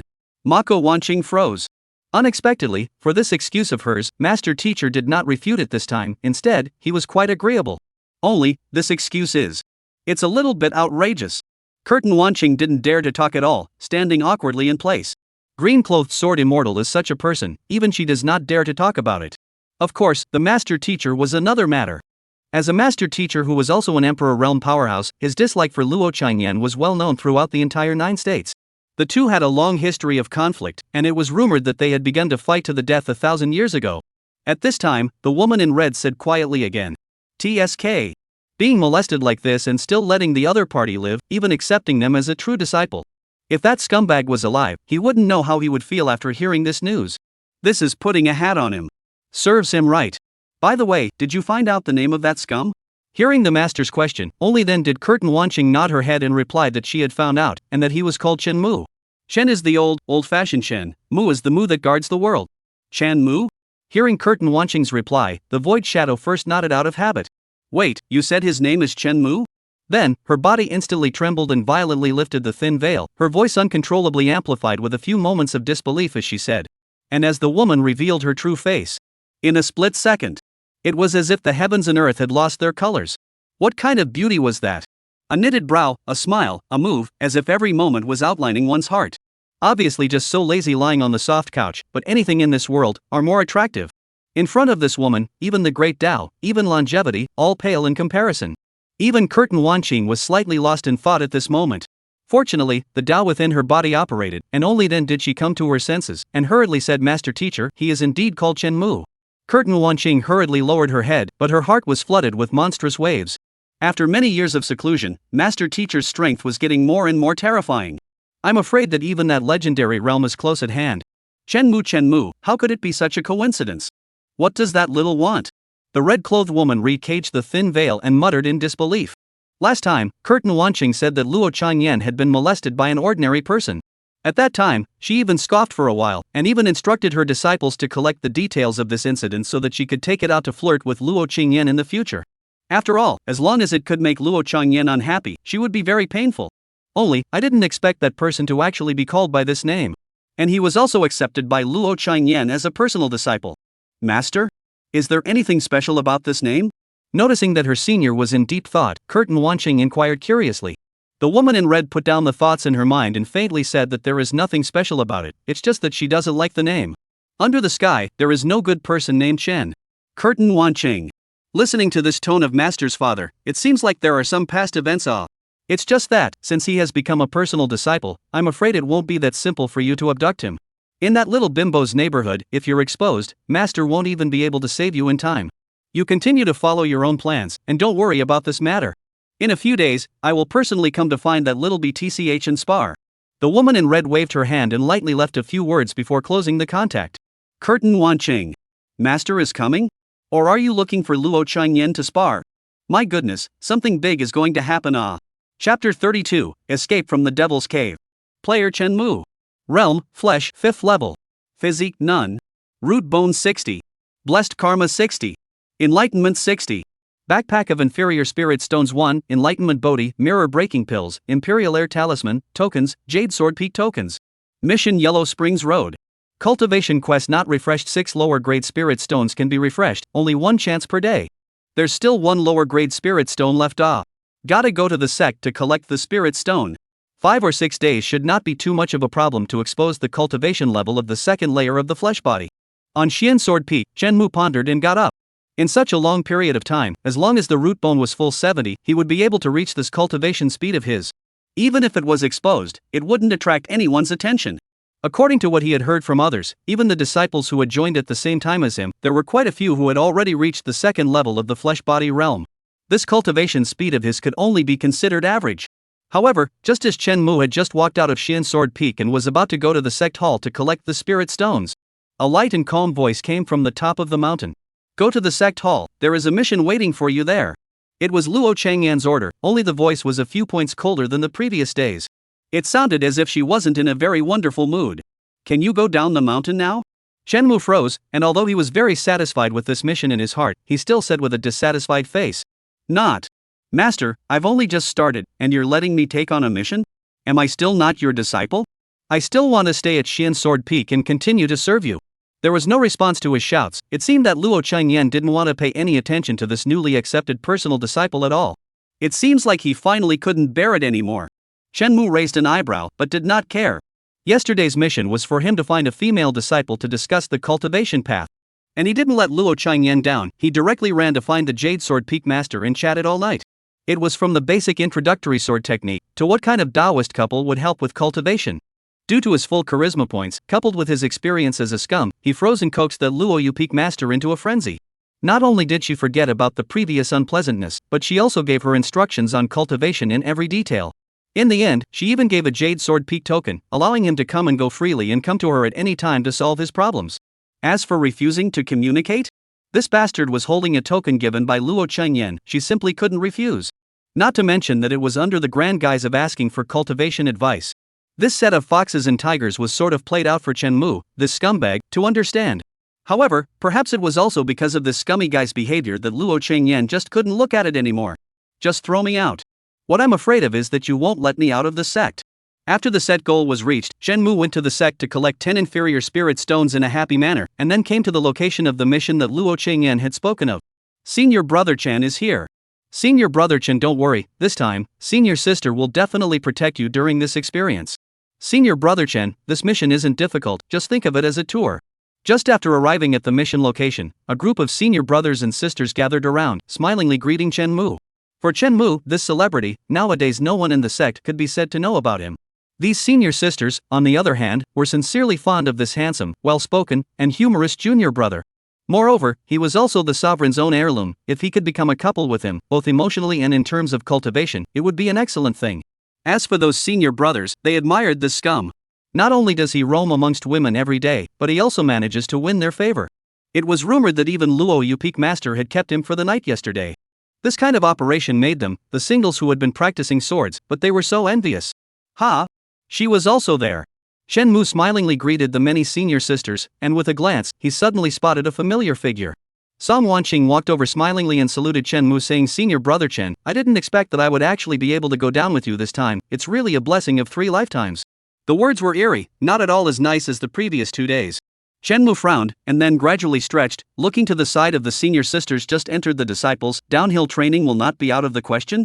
Hairy hands and feet, in case it affects the senior sisters, then it will be dangerous. Song Wanqing. You scum are only at the second level of the physical body, right? What kind of face do you have to say about me? She also didn't know why Chen Mu could be kind to others but only to herself, as if she owed him 100,000 spirit stones. The senior sister next to her heard this, perhaps it was because of the repulsion of the same sex, and shook her head with some displeasure. It was Elder Wang who forced him in. Chan Mu. This is not immortal cultivation. It's clearly a matter of human feelings. Forget it, don't mind her, I'll just tell you about this mission. At this time, that senior sister said again. Chapter 33, Understanding the Gold Content of Scumbag. As one of the leaders of the righteous path in the entire eastern wasteland, the jurisdiction of the Taishan sword sect was extremely vast. It extended from the Taiping Valley in the east to the Seven Extinction Desert in the west, covering tens of millions of miles. Within it, there are large and small affiliated sects, and there are thousands of contemptible small countries. Spread all over the heavenly blessed land, spirit veins are endless, heavenly materials and treasures are more than countless. Among them, the most prestigious is the Xianling Creek in the southeast. Immortal spirit stream, said to be a stream, but in fact it is an endless abyss that stretches for thousands of miles and is invisible. It is said that 1,000 years ago, an immortal fell here. On that day, an immense amount of immortal blood turned into torrential rain and poured down. The remains of the flesh were reduced to sustenance, invoking the abyss of the two worlds. It was also that day that this ordinary stream jumped to become a renowned heavenly paradise in Kyushu, under the jurisdiction of Taishan sword sect. However, some time ago, something unusual happened in this blessed land, and many spirits seem to have been contaminated by something and became vicious and violent. So our mission this time is to investigate the cause of the immortal spirit stream's mutation? On a huge spirit boat, Shenmue had a strange expression on his face and inquired curiously. This immortal spirit stream, it's not in the game. It's a cavernous blessed land that suddenly appeared in these 3,000 years. Investigate? Our mission is like this, but you don't have to worry, senior brother, you should be going on vacation with this cultivation level. The senior brother on the side kindly relieved. It's just that. The emotional intelligence is a bit low. How can this not seem like a comforting statement? A tall and pretty senior sister plucked out a blank stare at him and turned her head to Shenmue with a smile on her face and said, Shenmue, this immortal spirit stream is a heavenly paradise. Not only is the spiritual chi rich, but there are also all sorts of strange and bizarre spirit beasts. You will definitely enjoy it when you get there. Shenmue nodded, but was not the least bit annoyed. There was no problem with what that senior brother said. With this amount of strength he had now, in the game, he would at most take on some villager quests of killing chickens and pigs and finding cats and dogs. Immortal Spirit Stream, this kind of big copy, does not even have the qualification to enter. Unfortunately, today is not a game, there is no level requirement. Cultivating immortality is all about human feelings. With his status as Luo Chengyan's personal disciple, he was qualified to enter most places. It is said that there is also a spirit beast named Flounder in the immortal spirit stream. Because of having only one eye, they must be attached to each other and cannot survive alone. After catching this kind of spirit beast, one only needed to reflect himself with one eye, and with that other eye, the figure of his lover would appear. That senior sister dragged her hands across her cheeks, leaning against the spirit boat fence, and said with anticipation in her eyes, Chan Mu, there's still this kind of fish? How is it not extinct? It's just a pity that that kind of fish is extremely rare. It was created by the laws of heaven and earth, and only those with destiny could obtain it. Even after 1,000 years had passed, only one person had ever encountered it. Senior sister glanced at Chen Mu and sighed, her face somewhat annoyed as she said quietly, Chan Mu. He finally breathed a sigh of relief in his heart. Fortunately, okay. The problem wasn't too big. A top-tier law sacred object like this one, he, a 60-point blessed non-commoner, would definitely not be able to encounter it. At this time, that senior brother also realized that he had flattered his horse's leg and hurriedly remedied the situation. By the way, some time ago, senior sister Ning she also went to Immortal Spirit Stream. Junior brother, when senior sister sees you then, she will definitely be very happy. Senior sister Ning? Shenmue raised an eyebrow, still suggesting that he should not learn from others to kiss ass when his emotional intelligence was so low. This Ningxi was Luo Chengyan's other true disciple. Taishan Sword Sect's holy daughter, the eldest sister in the hearts of all disciples. Compared to Shenmue, this Ningxi is the true disciple of the Emperor Realm, the proud daughter of heaven. She broke her flesh in 10 days, entered the Yuanfu in 3 months, and became a great cultivator in 1 year by joining the Spirit Tower. By now, after only 20-odd years of cultivation, she was already an imperishable realm powerhouse, strong enough to compete with the older generation of powerhouses. In front of others. Shenmue's little bit of talent wasn't even worthy of mentioning his shoes. It seems that Luo Changyan is trying to throw me under the supervision of the eldest disciple, out of sight, out of mind. It's a pity that 1,000 years have passed and Luo Changyan seems to have forgotten about my lethality to my female counterpart. Letting a female disciple watch over me? Isn't this a sheep in a tiger's mouth? Shenmue sked in his heart, completely letting go of his worries and started chatting with the senior sisters with a big smile. If he couldn't get rid of that Ningxi, he didn't deserve that scum title. In the corner of the spirit boat, Song Wanqing looked at the star-studded Shenmue and clenched her fists so tightly that her nails were sinking into her flesh. This scummy guy. Was she so unattractive in his eyes? He'd rather chat with those Rouge fans than talk to himself? Simply hateful.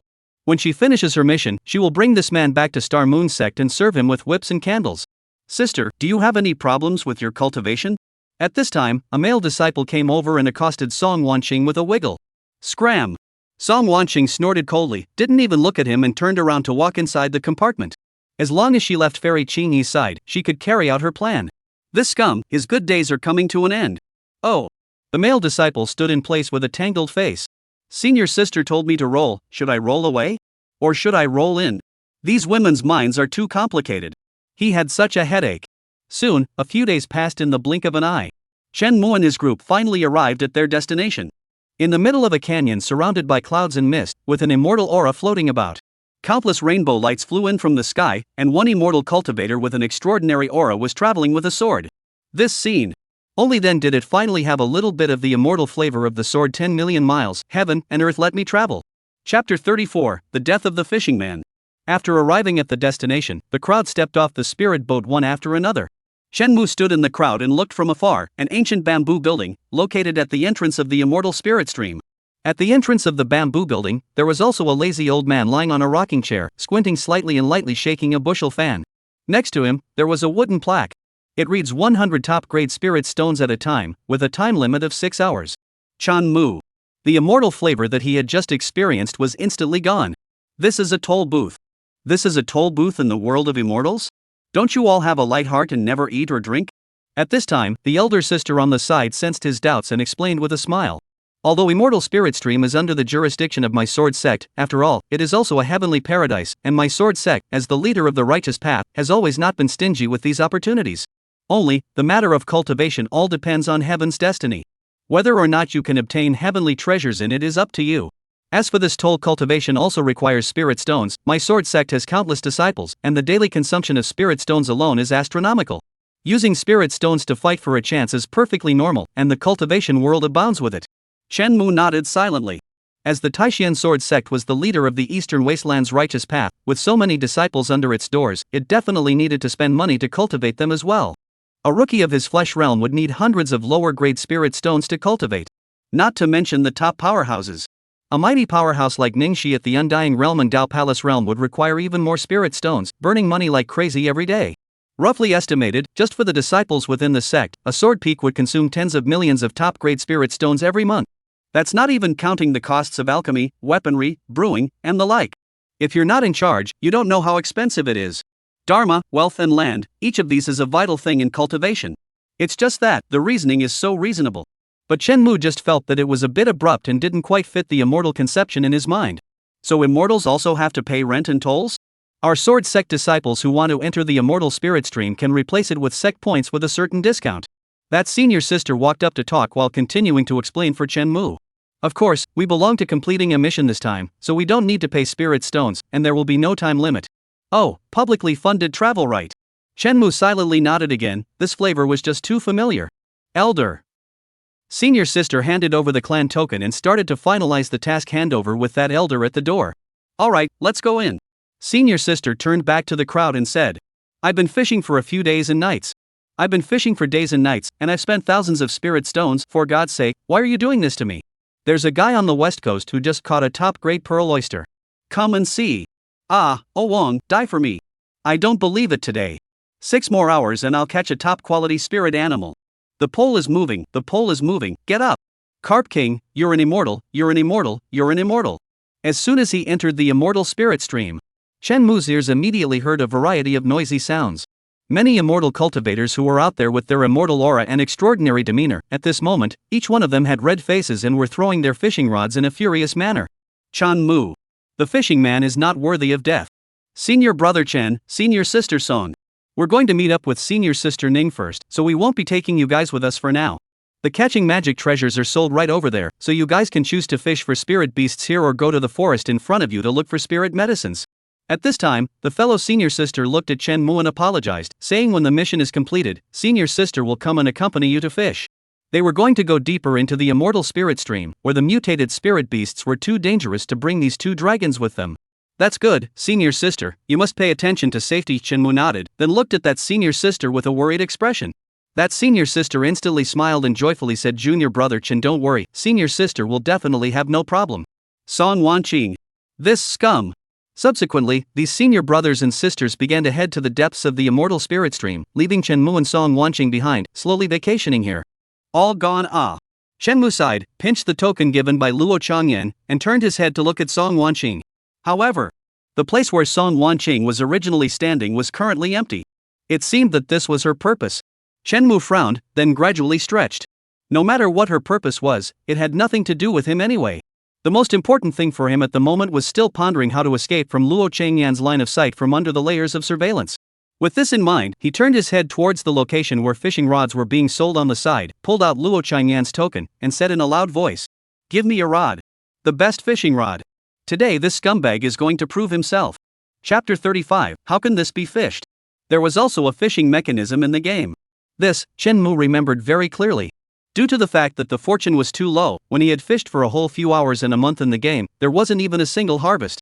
It almost made him so angry that he smashed his computer. That outrageous hooking rate, 100% unhooking rate, was definitely a bug in the game. At that time, he even suspected that it was all used by the game manufacturer to screw him over. What absolute freedom! What never interferes with the game's operation? No matter how outrageous you are, it's not like you can't catch a single fish. There was definitely something wrong with that.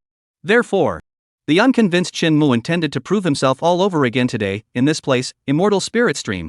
Shenmue. It was also possible to catch fish. After swiping Luo Changyan's token, Shenmue got the topmost fishing rod magic treasure as he wished. Afterwards, based on the experience of a veteran angler, he found a perfect location with the right timing. Baiting, casting. The whole set of actions, all in one go. That smooth posture drew sideways glances from the surrounding anglers. They all speculate in their minds, which fishing master is this? Look at this posture, afraid of a generation of fishing master can only have the absolute confidence. As expected, a few minutes later, the fishing line in that person's hand gently shook. Numerous anglers looked over with anticipation, speculating in their hearts what the fishing master's first shot would actually yield. Shenmue also brightened up in front of his eyes, and his heart was finally relieved. Sure enough, that was the game's problem, it couldn't be his problem. The next moment, he violently lifted the rod. A plump and abnormal, red and white striped fish leaped out of the water, outlining a beautiful pattern in the sunlight. The anglers around. Shenmue. King carp. It was still an exceptionally large king carp. Shenmue's face darkened as he expressionlessly removed the king carp and placed it at his feet, his eyes filled with speechlessness. Carp king, this thing right. Saying that it wasn't a spirit beast, it at least carried a bit of aura. But to say that it was a spirit beast, it was simply disgracing spirit beasts. It didn't have any special effects, it didn't have any spiritual intelligence, and even the few threads of fish meat were hard to eat. A pure waste. Or the waste of wastes. It was an accident. What's more, it was good news to have a harvest on the first shot. He consoled himself in his mind as he recast the rod. A few minutes later, the fish line moved again. Shenmue violently lifted the rod, and a large carp with red and white stripes and a blank expression was lifted up by him. Shenmue. Coincidences, coincidences, all coincidences. 2 shots in less than 5 minutes, good luck today. Shenmue laughed at the other anglers as he recast his rod. A few minutes later, a king carp left the water. Shenmue also came to be quite lucky with the king carp today. He reluctantly laughed as he carp cast. Soon, there was another king carp. The smile on Shenmue's face became more and more forced, still casting. 1 minute later, he put down a carp king with an expressionless face and threw the rod farther away. 10 minutes later, Shenmue carried a bucket of carp kings and changed his position. 30 minutes later, Shenmue changed his fishing rod and found the location with the most people. 1 hour later. What's going on? Ha, laugh my ass off. Is this the luck of the jagoff? I'm sick of laughing. Is the scumbag having a hard time with the king of carp today? For a moment, I couldn't tell if the scumbag was lucky or unlucky. Low IQ jagged man doesn't know how to fish. High EQ jagged man does understand program effects. Fishing man, is this the fishing man? You guys, look at the look on Scum's face. I'm afraid he can't forget King Carp for the rest of his life. King Carp, forgive me for my life of debauchery and love of freedom. A smile doesn't disappear, it just shifts. No good deed goes unpunished, and no evil deed goes unpunished. The scumbag's retribution has finally arrived. May all the anglers in the world, everyone be like Scum. In the live broadcast room, everyone was laughing like crazy. Over these days, they watched Jagged Man achieve enlightenment one day at a time, one small realm at a time, and they had long been jealous to the core. Result. Never expected. Jagged Man's weakness was actually fishing. Hundreds of rods, and all of them are king carp. The probability is the same as when you buy a soccer ball and get the opposite score every time. He's really good, too. After all, not everyone can catch a king carp with hundreds of rods. It's just a pity. It's a bit of a reverse direction. Fishing in the opposite direction is the most amazing. In front of the screen, especially those who are fishing, at this moment is the most painful to laugh. I've been watching the scum picking up girls all day long, but today I can finally see the scum suffer. It's so exciting. Heaven's justice is clear, retribution is not bad. However, just after this group of people had laughed for a few hours, a pop-up screen suddenly flashed by, instantly attracting everyone's attention. Wait, the situation is a bit wrong. Holy. He's not even hooked up, is he? Can he even catch this? Am I seeing things? In the blink of an eye, everyone in front of the screen revealed an incredulous expression of dementia. A fish that only comes out once in 1,000 years, and you just caught it? The first thing you need to do is to get your hands on some of the most popular books in the world, and you'll be able to do it in a way that's easy to understand. It's outrageous. Chapter 36, Halibut, Shura Starter. Next to the immortal spirit stream. At Chen Mu's feet, more than a dozen wooden barrels had already been placed. Without exception. All of them were red and white striped king carp. The anglers on the sidelines were already dumbfounded. One by one, they all put away their fishing rods and came over to Chen Mu's side, wanting to see when he would be able to catch a spirit beast that wasn't a king carp. Hiss. This luck, this is the first time I've seen it after fishing for hundreds of years. This fishing strength, it can simply be compared to the shoulders of Mr. Wulong of Endless Island, right? What the hell, a king carp? I'm really impressed. I'm impressed, brother, you sell these carp king I'll pay a top-grade spirit stone, buy as a souvenir. The immortal leader who had fished for 3 days and 3 nights, spending several thousand spirit stones, came to Chen Mu's side at this moment and inquired with a face of amazement. Chen Mu. Not for sale. Not a single one is for sale. He laughed coldly. These king carp fell into his hands. Later on, he would let them know what it means to never bite a hook that shouldn't be bitten. Tis, it's a pity. This kind of sight is a once-in-a-lifetime sight. Immortal Chief took out the projection stone, sat in the middle of the carp kings, and compared it to a ka. A flash of light. This scene was permanently retained. Watching this scene, Chen Mu's temples throbbed vaguely as he angrily flung the fishing rod away once again. I would sacrifice the next 10 years of my luck in exchange for an extremely high-quality spirit fish. Chen Mu, who was a veteran angler, had pressed everything at this moment. The next moment, the fish line shook.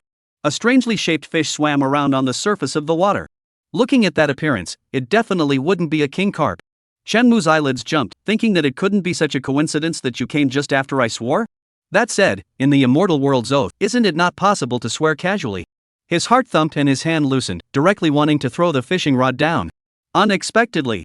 The next moment, the oddly shaped fish, with its mouth on the fishing line, unexpectedly leapt out of the water. Brilliant spiritual light flashed. A fish scale that contained the aura of laws and carried an ancient mystery shone in the sunlight. The crowd. Chen Mu. Don't come over. Stay away from me. I don't recognize you, hurry up and go home. His face became extremely ugly all of a sudden, while the anglers around him froze in their tracks. One by one, they stared at the fish with wide eyes in disbelief, muttering. Tail-born red line, scales like red heart, hiss, this is the frontal-born with a single eye, more than eyes, clinging to each other, never changing in this life. Nima, this can't be. Yes, it is. Ancient texts say that the fish of the East China Sea is called plaice, and is more than one-eyed. Fellow Daoist, you've made a fortune. This is the legendary flounder. That holy relic that can reflect your past life, your beloved. Hiss. Is this the luck that comes from sacrificing hundreds of carp kings? Scary as hell. I declare. From now on, I will only fish for king carp. Fellow Taoist, can you sell this flounder? I'm willing to pay 100,000 lower-grade spirit stones. Get lost. Aren't you bullying an honest man? Fellow Daoist, I'm willing to pay 1 million lower-grade spirit stones. Old man didn't you just say you don't have any money? Now you're arguing with me, my ass. The crowd exploded. Countless people were so dumbfounded that they couldn't wait to rush forward and embrace the halibut in their arms. For a fisherman, this is not a fish. It's a status symbol for life. What's more, the flounder is the fish of the rules. Even if you pay a big price, it's worth it. At this moment, in order to fight for the right to purchase this fish, each of these people were on the verge of fighting with red eyes. And out of place with them. There was only Chen Mu, whose face was pale and whose hands and feet were trembling. Bad news, his 10 years of luck is gone. Good news, he might not live for 10 years. Damn you. Where's the promised 1,000 years? Where's the promised holy relic of rules? Where's the promised king carp? Don't you dare to be a bit more aggressive? Dare to be a little more temperamental? Dare to be a little bit grumpy? There's no such thing as biting the fishhook and running straight to the man. I don't want you. Get the hell out of here. Get the hell out of here. He can't imagine if the flounder reflected Luo Qingyan, Zhang Hongwan, and Pei Shangyi in front of everyone. He didn't need to run. He would dig a grave and bury himself. What kind of fish is this? This is clearly a wood knife. Or the kind that you hand out. Under the hot sun, Shenmu felt cold in his heart. This fish must be destroyed. It must be braised, steamed, and fried. It can't be sold, in case it's sold to someone else and falls into the hands of Luo Qingyan and the others. It must die. However, just as Shenmu was thinking about the 100,000 ways for a flounder to die, a voice like a pearl falling to the ground, gentle and watery, sounded in the distance. Senior brother. Senior sister Ning is here. After hearing the voice, the Sword Sect disciples not far away saluted. It's over, Luo Changyan's lapdog is here. Shenmu sat on the ground disheveled, his heart like ashes. Chapter 37, Deadly Denial. Deep within the immortal spirit stream, a woman slowly walked. The woman was tall and had picturesque eyebrows. Wearing a pure white suit, her temperament was cold and arrogant. The long sword behind her back added to the woman's heroic spirit. It could truly be described as a heavenly beauty. Sister Ning. Fellow Daoist Ning is here. Fairy Ning, how have you been? As the holy daughter of Taishian Sword Sect, Luo Qingyan's designated successor, Ning Shi attracted everyone's attention as soon as she appeared on the stage. The fishing guys who had just been fighting with red faces and ears, at this moment, each of them seemed to have turned into modest gentlemen, greeting each other in a gentle manner. Unfortunately, Ning Shi merely nodded lightly, and then came directly in the direction where Chen Mu was. The crowd automatically made a path for her to advance. Such a big battle. Did senior brother catch any treasures? Ning Shi came close to Chen Mu, her voice as gentle as water, as curious as a neighboring sister. There was no trace of the blandness and indifference she had when facing other people. After all, in the immortal world, they who were also Luo Qingyan's true disciples were, to some extent, even closer than bloodline brothers. And naturally, she viewed Chen Mu as if he were an immature younger brother. Nothing. It was just a few hundred ordinary carp kings. Chen Mu covered the flounder with a bucket of water and revealed a naive and honest expression as he replied. Hundreds of carp kings? Ningxi was slightly stunned, obviously also surprised by Chen Mu's brilliant battle record. It was not polite to say. In this immortal spirit stream, extreme spirit beasts were often found, and several hundred carp kings were really too rare. That's right. Shenmu nodded seriously, and the flounder he was covering in his hand became even more forceful. Senior brother? So this little brother is also a disciple of the Sword Sect. Fairy Ning, just now, this little brother, that caught a legendary flounder. Little brother, show me the flounder you just caught. Don't hide it. At this time, the fishing guys watching the show nearby spoke up and told what had just happened. Chan Mu. Will you die if you don't talk? Flounder? A legendary symbol of love? A holy relic of the law that can only be obtained by those who are destined to have it? How could you catch such a rare thing? Ningxi was slightly stunned, and a touch of surprise couldn't help but show in his eyes. A holy relic of the law. This kind of rare thing was the first time even she had encountered it. Shenmu pulled the corners of his mouth and said with a smile on his face that they had blurred their eyes, it was just an ordinary carp king. Nonsense. Hearing Chen Mu's words, the fishing guy was instantly anxious. As a fishing enthusiast, you can insult his cultivation, but you can't insult his eyesight. That fish has a red line on its tail and scales that look like red hearts, how is it not a flounder? Chen Mu glanced at him expressionlessly, that's because it had grown parasites. Fishing man. Can there be such a thing? I suspect you're insulting my intelligence, and the evidence is overwhelming. How do you explain the fact that it has a single eye and travels by eye? He said indignantly again. Chen Mu thought for a moment and replied, is it possible that they are both blind? You know how to find a walking stick when you are blind, isn't it normal for it to find a companion when it is blind? Angler. Put. Just as Anglerman was about to continue arguing, Ningxi, with a smile on her brow, looked at the halibut that Chen Mu was covering with a bucket and said, Senior brother, you're so humorous. Regardless of whether this is a halibut or not, can you let senior sister take a look at it? She bent down slightly, her shoulder-length hair falling as if she was coaxing a small child. Although, the Chen Mu of the physical realm was indeed like a little kid in her eyes. Elder sister, it's asleep. It's inconvenient. Chen Mu deadpanned. If he dared to admit that he caught a flounder now, Ningxi would immediately dare to inform Luo Changyan, and Luo Changyan would immediately dare to ask him to take a picture of himself. Before the life and death crisis, he would never admit it. That's fine. Since senior brother you don't want to take it out, senior sister naturally won't force her. Ningxi shook her head, for this personal disciple that her master had just taken in, while she was curious, she also retained enough goodwill and patience. After all, in her long life, she had always had only one relative, master teacher. Now, perhaps there was going to be one more. Phew. Thank you, senior sister, for understanding. Shenmue didn't expect Ningxi to be so good at talking, and after being surprised, he hurriedly replied. Although Ningxi would definitely report back, Luo Changyan would also know the news sooner or later. But no matter what, a moment that can be delayed is a moment. Who wants to be buried on the spot if they can live? Fairy Ning was really understanding, worthy of being the senior disciple of the green-clothed sword immortal. The onlookers, the anglers, after seeing this scene, said with emotion. Nowadays, the news of Luo Qingyi's disciple acceptance hadn't spread completely, so they had always thought that Chen Mu was just an ordinary sword sect disciple.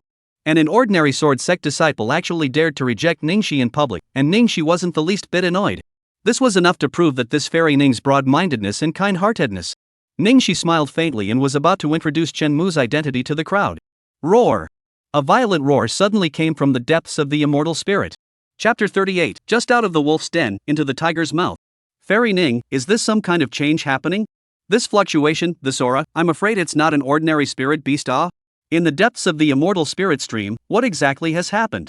Countless anglers snapped their heads up and looked into the depths of immortal spirit stream in dismay. They didn't know what had happened. In recent days, although the number of sword sect disciples entering the immortal spirit stream had gradually increased, they, who were obsessed with fishing, hadn't noticed anything unusual. It was only now that the spirit beasts roared that they suddenly woke up and realized that something unknown might have happened in the depths of the immortal spirit stream. Nothing happened. Ningxi's eyebrows were like distant mountains as she looked out into the depths of the immortal spirit stream and said indifferently. At this time, another sword sect disciple came with a sword, standing in midair and anxiously saying, Senior Sister Ning, it's not good. The bottom of the abyss has suddenly rioted, and tens of thousands of spirit beasts have lost their minds and fallen into chaos. We're desperately trying to stop them, and already half of our brothers and sisters have been injured, so the situation is critical. Hearing these words, the faces of everyone present suddenly changed. Even Ningxi, her gaze had frozen, coldly scanning the depths of the immortal spirit stream. It was that Song Wanqing. Chen Mu's gaze twitched, instantly realizing that the once-in-a-lifetime opportunity he had been waiting for had come. The more chaotic the situation was, the greater his chances of taking the corn in the midst of the chaos. Fellow Taoists. Ningxi rode his sword through the air, shooting like a rainbow towards the depths of the immortal spirit stream. Only a few gentle voices were left behind, lingering in the ears of the crowd. This place has encountered a special situation. We will return all the spirit stone fees this time around, so please leave quickly and don't injure your lives. Elder brother, you follow the crowd and leave together. Wait for me within the clan's premises. Elderly, after they leave, immediately close the entrance to the immortal spirit stream and quickly come over for support. Worthy of being the holy daughter of the Taishan sword sect. In just a few words, she had placed the people present in a proper manner. Shenmue sighed in admiration in his heart. It was fortunate that he had chosen the righteous path and not the devilish sect that had no scruples. Although the righteous sects of the 9 states had their share of nastiness and hypocrisy, they were at least righteous. But they were at least the righteous path, and would always be concerned about the image of the sect on the surface. If you were to change the devil's sect, under this kind of chaos, you don't kill a few people as simply sorry for the teacher's teachings. Unlike now. Although these anglers had different looks and a few flashes of gloating in their eyes, they at least left in a disciplined manner. There weren't any trampling accidents. This. Shenmue, who was only at the 5th level of the flesh-body realm, was very satisfied. It was fortunate that no one trampled themselves to death without paying attention. Gentlemen, you can ask for your spirit stones at any of my sword sect's locations. I'm short on time, so I'll be leaving now. At the entrance of the immortal spirit stream, Elderly, who was in charge of guarding the area, waited for the crowd to leave, then waved his hand, and a huge curtain of light immediately enveloped the immortal spirit stream. As for himself, he similarly transformed into a long rainbow and headed deeper into the immortal spirit stream. TSK, I don't know what happened. Surprisingly, it caused the spirit beasts to riot in unison. Are there any fishing buddies waiting here with me to see what that change is all about? Yes, I'll wait here. I won't leave until Immortal Spirit Creek opens. Damn it, don't let me know which one of them is behind this. It's worse than killing me to be without fish. No, I still have to report to the clan. The expelled anglers gathered together in 2s and 3s, speculating with each other about the cause of this matter. Some of them even moved out of their space rings to live not far away.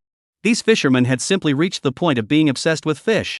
Shenmue, who was in the crowd, flickered his eyes and took out a recluse talisman.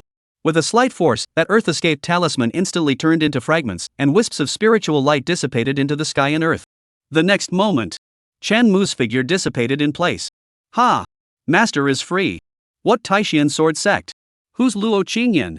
I don't recognize them. 100 miles away from the immortal spirit stream, Shenmue drilled out of the ground and laughed out loud as he pinched his waist. Having escaped the surveillance of Luo Qingyan's lapdogs, the current him was truly free of life and death crises.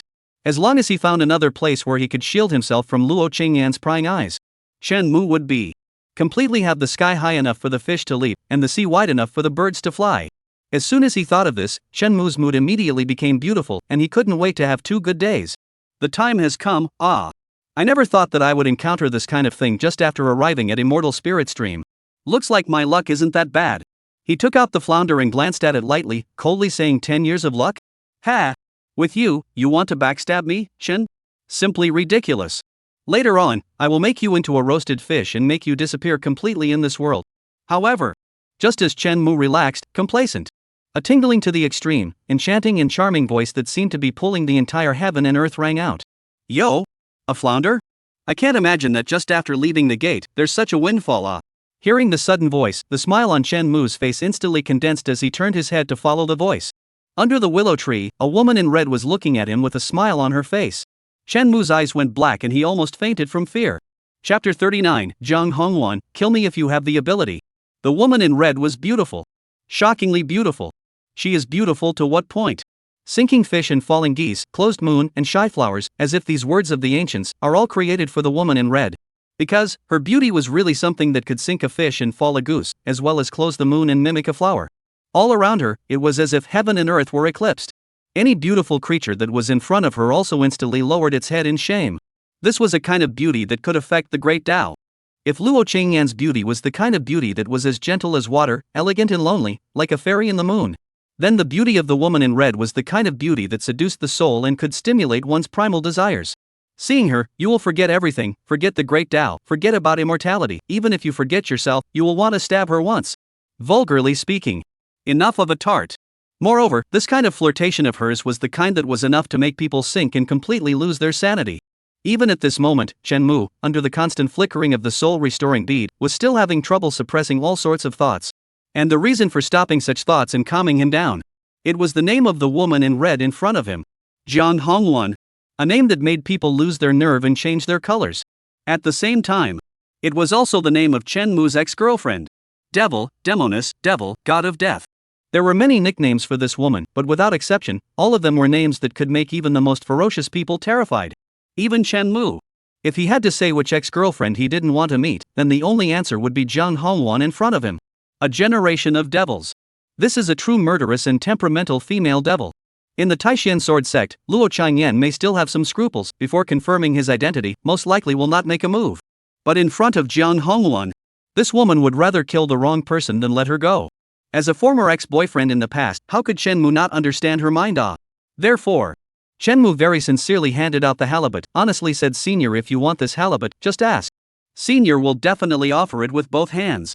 Zhang Hongwan didn't take the halibut, still looking at Chen Mu with a smile on her face, charmingly saying, "But I want to see you use the halibut. You shouldn't let me down, right?" She gently rubbed her brightly colored blood-like nails, as if she was sharpening an indestructible firewood knife. Chen Mu swallowed his saliva and said with a bitter smile, "How is a junior qualified to use this flounder? This kind of holy relic, only seniors are qualified to use it." Zhang Hongwan shook her head. "Is it you yourself? Or should I help you?" Chen Mu's eyelids fluttered furiously, barely squeezing out a smile and saying, "Senior, we've only just met, there's no need to be in such a hurry." Zhang Hongwan nodded quite approvingly, then revealed a smiling face and stretched out 3 fingers and said, "3. Senior, have something to say properly, don't count down as soon as you come." Chen Mu shivered, feeling that he might have to lose all 5 limbs. 2. Senior, have you eaten today? 1. Senior, come out and save the day. Seeing the countdown approaching the end, Chen Mu's heart crossed and violently slammed the token given by Luo Qingyan on the ground, calling out for his summoned beast. However, the token that Chen Mu regarded as his last savior fell to the ground with a thud and didn't respawn in half. Chen Mu. Ha! Zhang Hongwan gently laughed, her eyes seemed to be able to seduce the soul as she looked at Chen Mu, and flirtatiously said, "Maybe that master of yours, he's playing with the same mind as me." Chen Mu. Nima. It turns out to be so. I'm afraid that Luo Qingyan is also waiting for herself to use the bimbo so that she can confirm if it's that scum. No wonder she didn't show up. Why are all these Imperial Realm bigwigs playing this kind of rivalry? Isn't it good for everyone to be simple? That's the way it is. Chen Mu had no choice. He sighed softly and used his killer move. Rotten. When things don't work out, they all work out. He looked at Zhang Hongwan and said faintly, "I've recruited." Oh? Zhang Hongwan's gaze condensed, the smile on her face gradually converged, calmly looking at this familiar figure. It was this figure. The memories he left behind for himself, the scars he left behind, even if he became an Emperor Realm powerhouse, even if it was billions of years in the past. It was impossible for Jiang Hongwan to forget. Today is the day that everything will be finalized. Thinking about this, even with her state of mind, she was vaguely unstable at the moment. She was on the verge of exploding at any time. She stared at Chen Mu, waiting for the answer that she had been insisting on for 3,000 years. Only to see Chen Mu sigh once again and faintly say, "That's right, I'm showing my cards. This name of mine, this face of mine, and even everything about me was given to me by an old grandpa. That old grandpa I know how to contact. But hey, I'm just not going to tell you. Kill me if you have the ability." After dropping these words, Chen Mu directly laid down on the ground. Open the pendulum. Swinging is everything. Jiang Hongwan. Luo Qingyan. Chapter 40, Fight. You think this seat won't kill you if you say that? Jiang Hongwan froze slightly, her long and charming eyes narrowed slightly as she looked at Chen Mu with a smile. Old grandpa? Making up a mysterious figure that you don't know if it exists or not, just to make yourself let him go? This kid, I'm afraid he's not daydreaming. Ha. Believe it or not. Chen Mu, who had his hands tied, glanced at her and completely carried out the principle of swinging to the end. Moving out this explanation, moving out the old grandpa's excuse, means that he has overturned all of the persona that he had previously set up. Jiang Hongwan might not think much about it, but Luo Qingyan didn't think so. Obviously before, Chen Mu had acted like a decent person, with a mouthful of I don't know, just like a lustful hungry man who couldn't forget when he saw himself. And now? What do you mean, Grandpa? You really think I'm easy to fool, don't you? It can be said. Chen Mu's behavior is completely in the demolition of the west wall to make up for the east wall. Although he could get through Jiang Hongwan's Shura in front of him, what followed was Luo Qingyan's Shura. Beauty, look at this grumpy expression. Is it possible that you have been scummed in the past? TSK, the word love is a word that harms a lot of people. Chen Mu lying on the ground, resting on his arm, crossing his legs, hanging on to continue to say or you simply forget about him. Look at me how? I am definitely better than that scum, 100 times better. No scruples. The current Chen Mu completely interpreted the meaning of swinging. As long as I swing enough, then no one can threaten me. What about Jiang Hongwan? So what if she's a Demoness? Kill me if you're capable. You. How dare you? Jiang Hongwan's breath stuttered, her long and wintry eyes completely cold as a dream like red damask wrapped around her. This suspected scum of a man in front of her not only molested Luo Qingyan, but actually dared to molest herself? Do you really think that this seat doesn't dare to kill you? Infinite killing chi erupted, stirring up the surroundings. The white clouds in the sky became pitch black in the blink of an eye, like bizarre ink, polluting the entire heaven and earth. Jiang Hongwan's eyes showed killing intent as she looked icily at Chen Mu. So what if she moved out an old grandpa? If this seat wants to kill you, no one can stop it. After speaking, she gently raised her hand, and the red damask was like a long dragon as it sped toward Chen Mu. Chen Mu didn't pay the slightest attention to her and didn't even raise his eyelids as he whistled to himself. In the blink of an eye, the red damask arrived in front of him, like a giant net enveloping Chen Mu. Just then, shine! The sound of a sword suddenly rang out. The next moment, a brilliant sword light that was so bright that it was like a brilliant sword light coming from the sky fell from the clouds. This sword, it broke through the dark clouds, stirred up the darkness, and was like a burst of spring rain that sprinkled over the entire mangy earth. She came. Chen Mu finally raised his head and said with great emotion. Almost hung up ah. Fortunately, he, Chen, was mentally competent enough. For Luo Qingyan's appearance, it was certainly expected by Chen Mu. After all, that old grandpa comment just now was specifically said to Luo Qingyan. As long as Luo Qingyan had him in her heart, no matter if she was loving or cruel, or whatever else she had in mind. This tactic was effective enough. And this could be glimpsed from that Xin Jianfeng's wedding room. Therefore, but whenever Chen Mu uttered these words, at the very least, he wouldn't have to worry about being Chaijiao for the time being. Regardless of whether Chen Mu had deceived her before, regardless of whether Chen Mu was a scum reincarnated or not, regardless of whether or not that old grandpa really existed. Anyway, the current situation, Chen Mu was definitely related to that scumbag. As long as it's related, Chen Mu could not die. In case what Chen Mu said was true and that old grandpa really existed. Once Chen Mu dies, that means the last clues are gone. So, Luo Qingyan won't let him die. At the very least, she won't die now. Jiang Hongwan, he can't die. At least not now. As always, elegant and lonely, Luo Qingyan stood on the clouds and said in a cloudy manner. The red damask whooshed back to Jiang Hongwan's side. The woman in red looked up at the sky, heated a little, how not to continue to hide in the Taishan sword sect to watch the show. The same Emperor Realm powerhouse, Jiang Hongwan can certainly see that the Luo Qingyan in front of her is the real body, not a wisp of divine thought that was previously hosted on the token. Luo Qingyan glanced deeply at Chen Mu and did not respond to Jiang Hongwan's provocation. If it was an ordinary person, what came out of her would definitely be a divine thought. After battling with Jiang Hongwan for so many years, she naturally knew the strength of this female devil. Only her true body could save Chen Mu. TSK. You female devil. How do you talk to my master? Chen Mu acted as if he didn't notice Luo Changyan's gaze and indignantly accused Jiang Hongwan. Apologize quickly, or else my master will make you suffer later. Luo Changyan. Jiang Hongwan. The female devil whose reputation shook the 9 states was furious and laughed. You have the nerve to put up this gesture of sharing your worries for your master? Who molested Luo Changyan before? Who cheated Luo Changyan? This set of filial son and virtuous grandson tactics is simply more skillful than their demonic sect. Chapter 41. This is a suspenseful psychic drama. Live streaming room. Everyone watched in disbelief. This roller coaster-like drama had completely dumbfounded all the viewers. Obviously, one moment they were laughing at Chen Mu's fishing standard, and in the next second, the immortal spirit stream spirit beasts rioted, instantly causing all the viewers to pinch themselves in a cold sweat. Immediately afterward, after Chen Mu left along with the crowd, before they could let out a sigh of relief, Chen Mu suddenly pulled out a recluse talisman and fled. Everyone was confused. I don't care where he got it from. Why did you run away first? That's a real kick in the pants. Why are you running away? But if you develop peacefully in the sword sect, won't the future be bright and promising? What? You're still not satisfied with that? Being Luo Qingyan's disciple is too much for you? All the viewers had exhausted all their wits, but they couldn't understand what Chen Mu's brain circuits were thinking. In a flash, countless pop-ups dominated the screen. You don't want to walk down a bright path, but you want to escape from the storm? Appraisal complete. He's spoiled. TSK, do you really think that the cultivation world is so simple and the Kyushu continent is so easy? Do you know that there are already several national luck players dead next door? He really doesn't know the blessings of being in a blessed place. Don't worry, sooner or later there will be a chance for him to regret it. If it were anyone else, they'd want to hide in the clan for the rest of their lives, and you're running away? You're running away, my ass. All the pop-ups, without exception, were all accusing Chen Mu of this behavior. They really didn't understand. Why on earth did Chen Mu have to run away? However, before they could figure out the reason for Chen Mu's escape, the sudden appearance of Jiang Hongwan instantly plunged the situation into a life-and-death crisis. Flounder? I can't imagine that just after leaving the customs, there would be such a windfall. When these 2 words from Jiang Hongwan rang out, all the Xia people's hearts went cold. Killing people and taking their chances. These things that were endless in the cultivation world were about to appear on Chen Mu? The crux of the matter is, this strength of the opponent is obviously very unusual. And Chen Mu? He's just a rookie in the flesh realm. It's over. What's the point of fighting? While everyone's hearts were at the bottom of the valley, they also couldn't understand why Chen Mu wanted to escape from the Taishan sword sect. Witnessing Chen Mu carefully maneuvering around the other party, the group's accusing voices grew louder and louder. Why did he run away when he was told to eat a soft meal?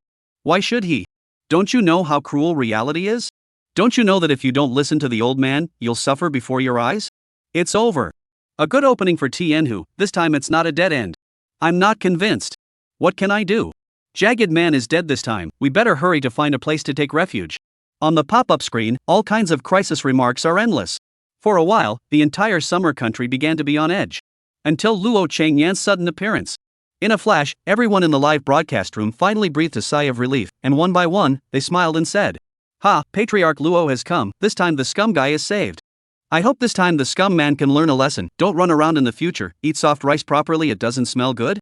Young people do not know the rich woman is good, wrong lowly is a treasure." With the strength of Patriarch Luo, how dare this woman kill Chen Mu, a true disciple? On what grounds? Because she's pretty? TSK, this is the power of the backstage. The scum has just lost his mind, but there's always someone to help him out. Inside the live broadcast room, all the viewers who didn't know the truth and thought they had escaped from death, one by one, they rested their defenses and interjected. At this time, Luo Changyan's voice suddenly rang out. Jiang Hongwan. He can't die. At least not now. 3 short sentences caused all the spectators' heads to spin. At the same time, they realized that things might not be as simple as they thought. What's the meaning? What does it mean? I don't understand what Patriarch Luo is saying, can someone explain it to me? Wait. Doesn't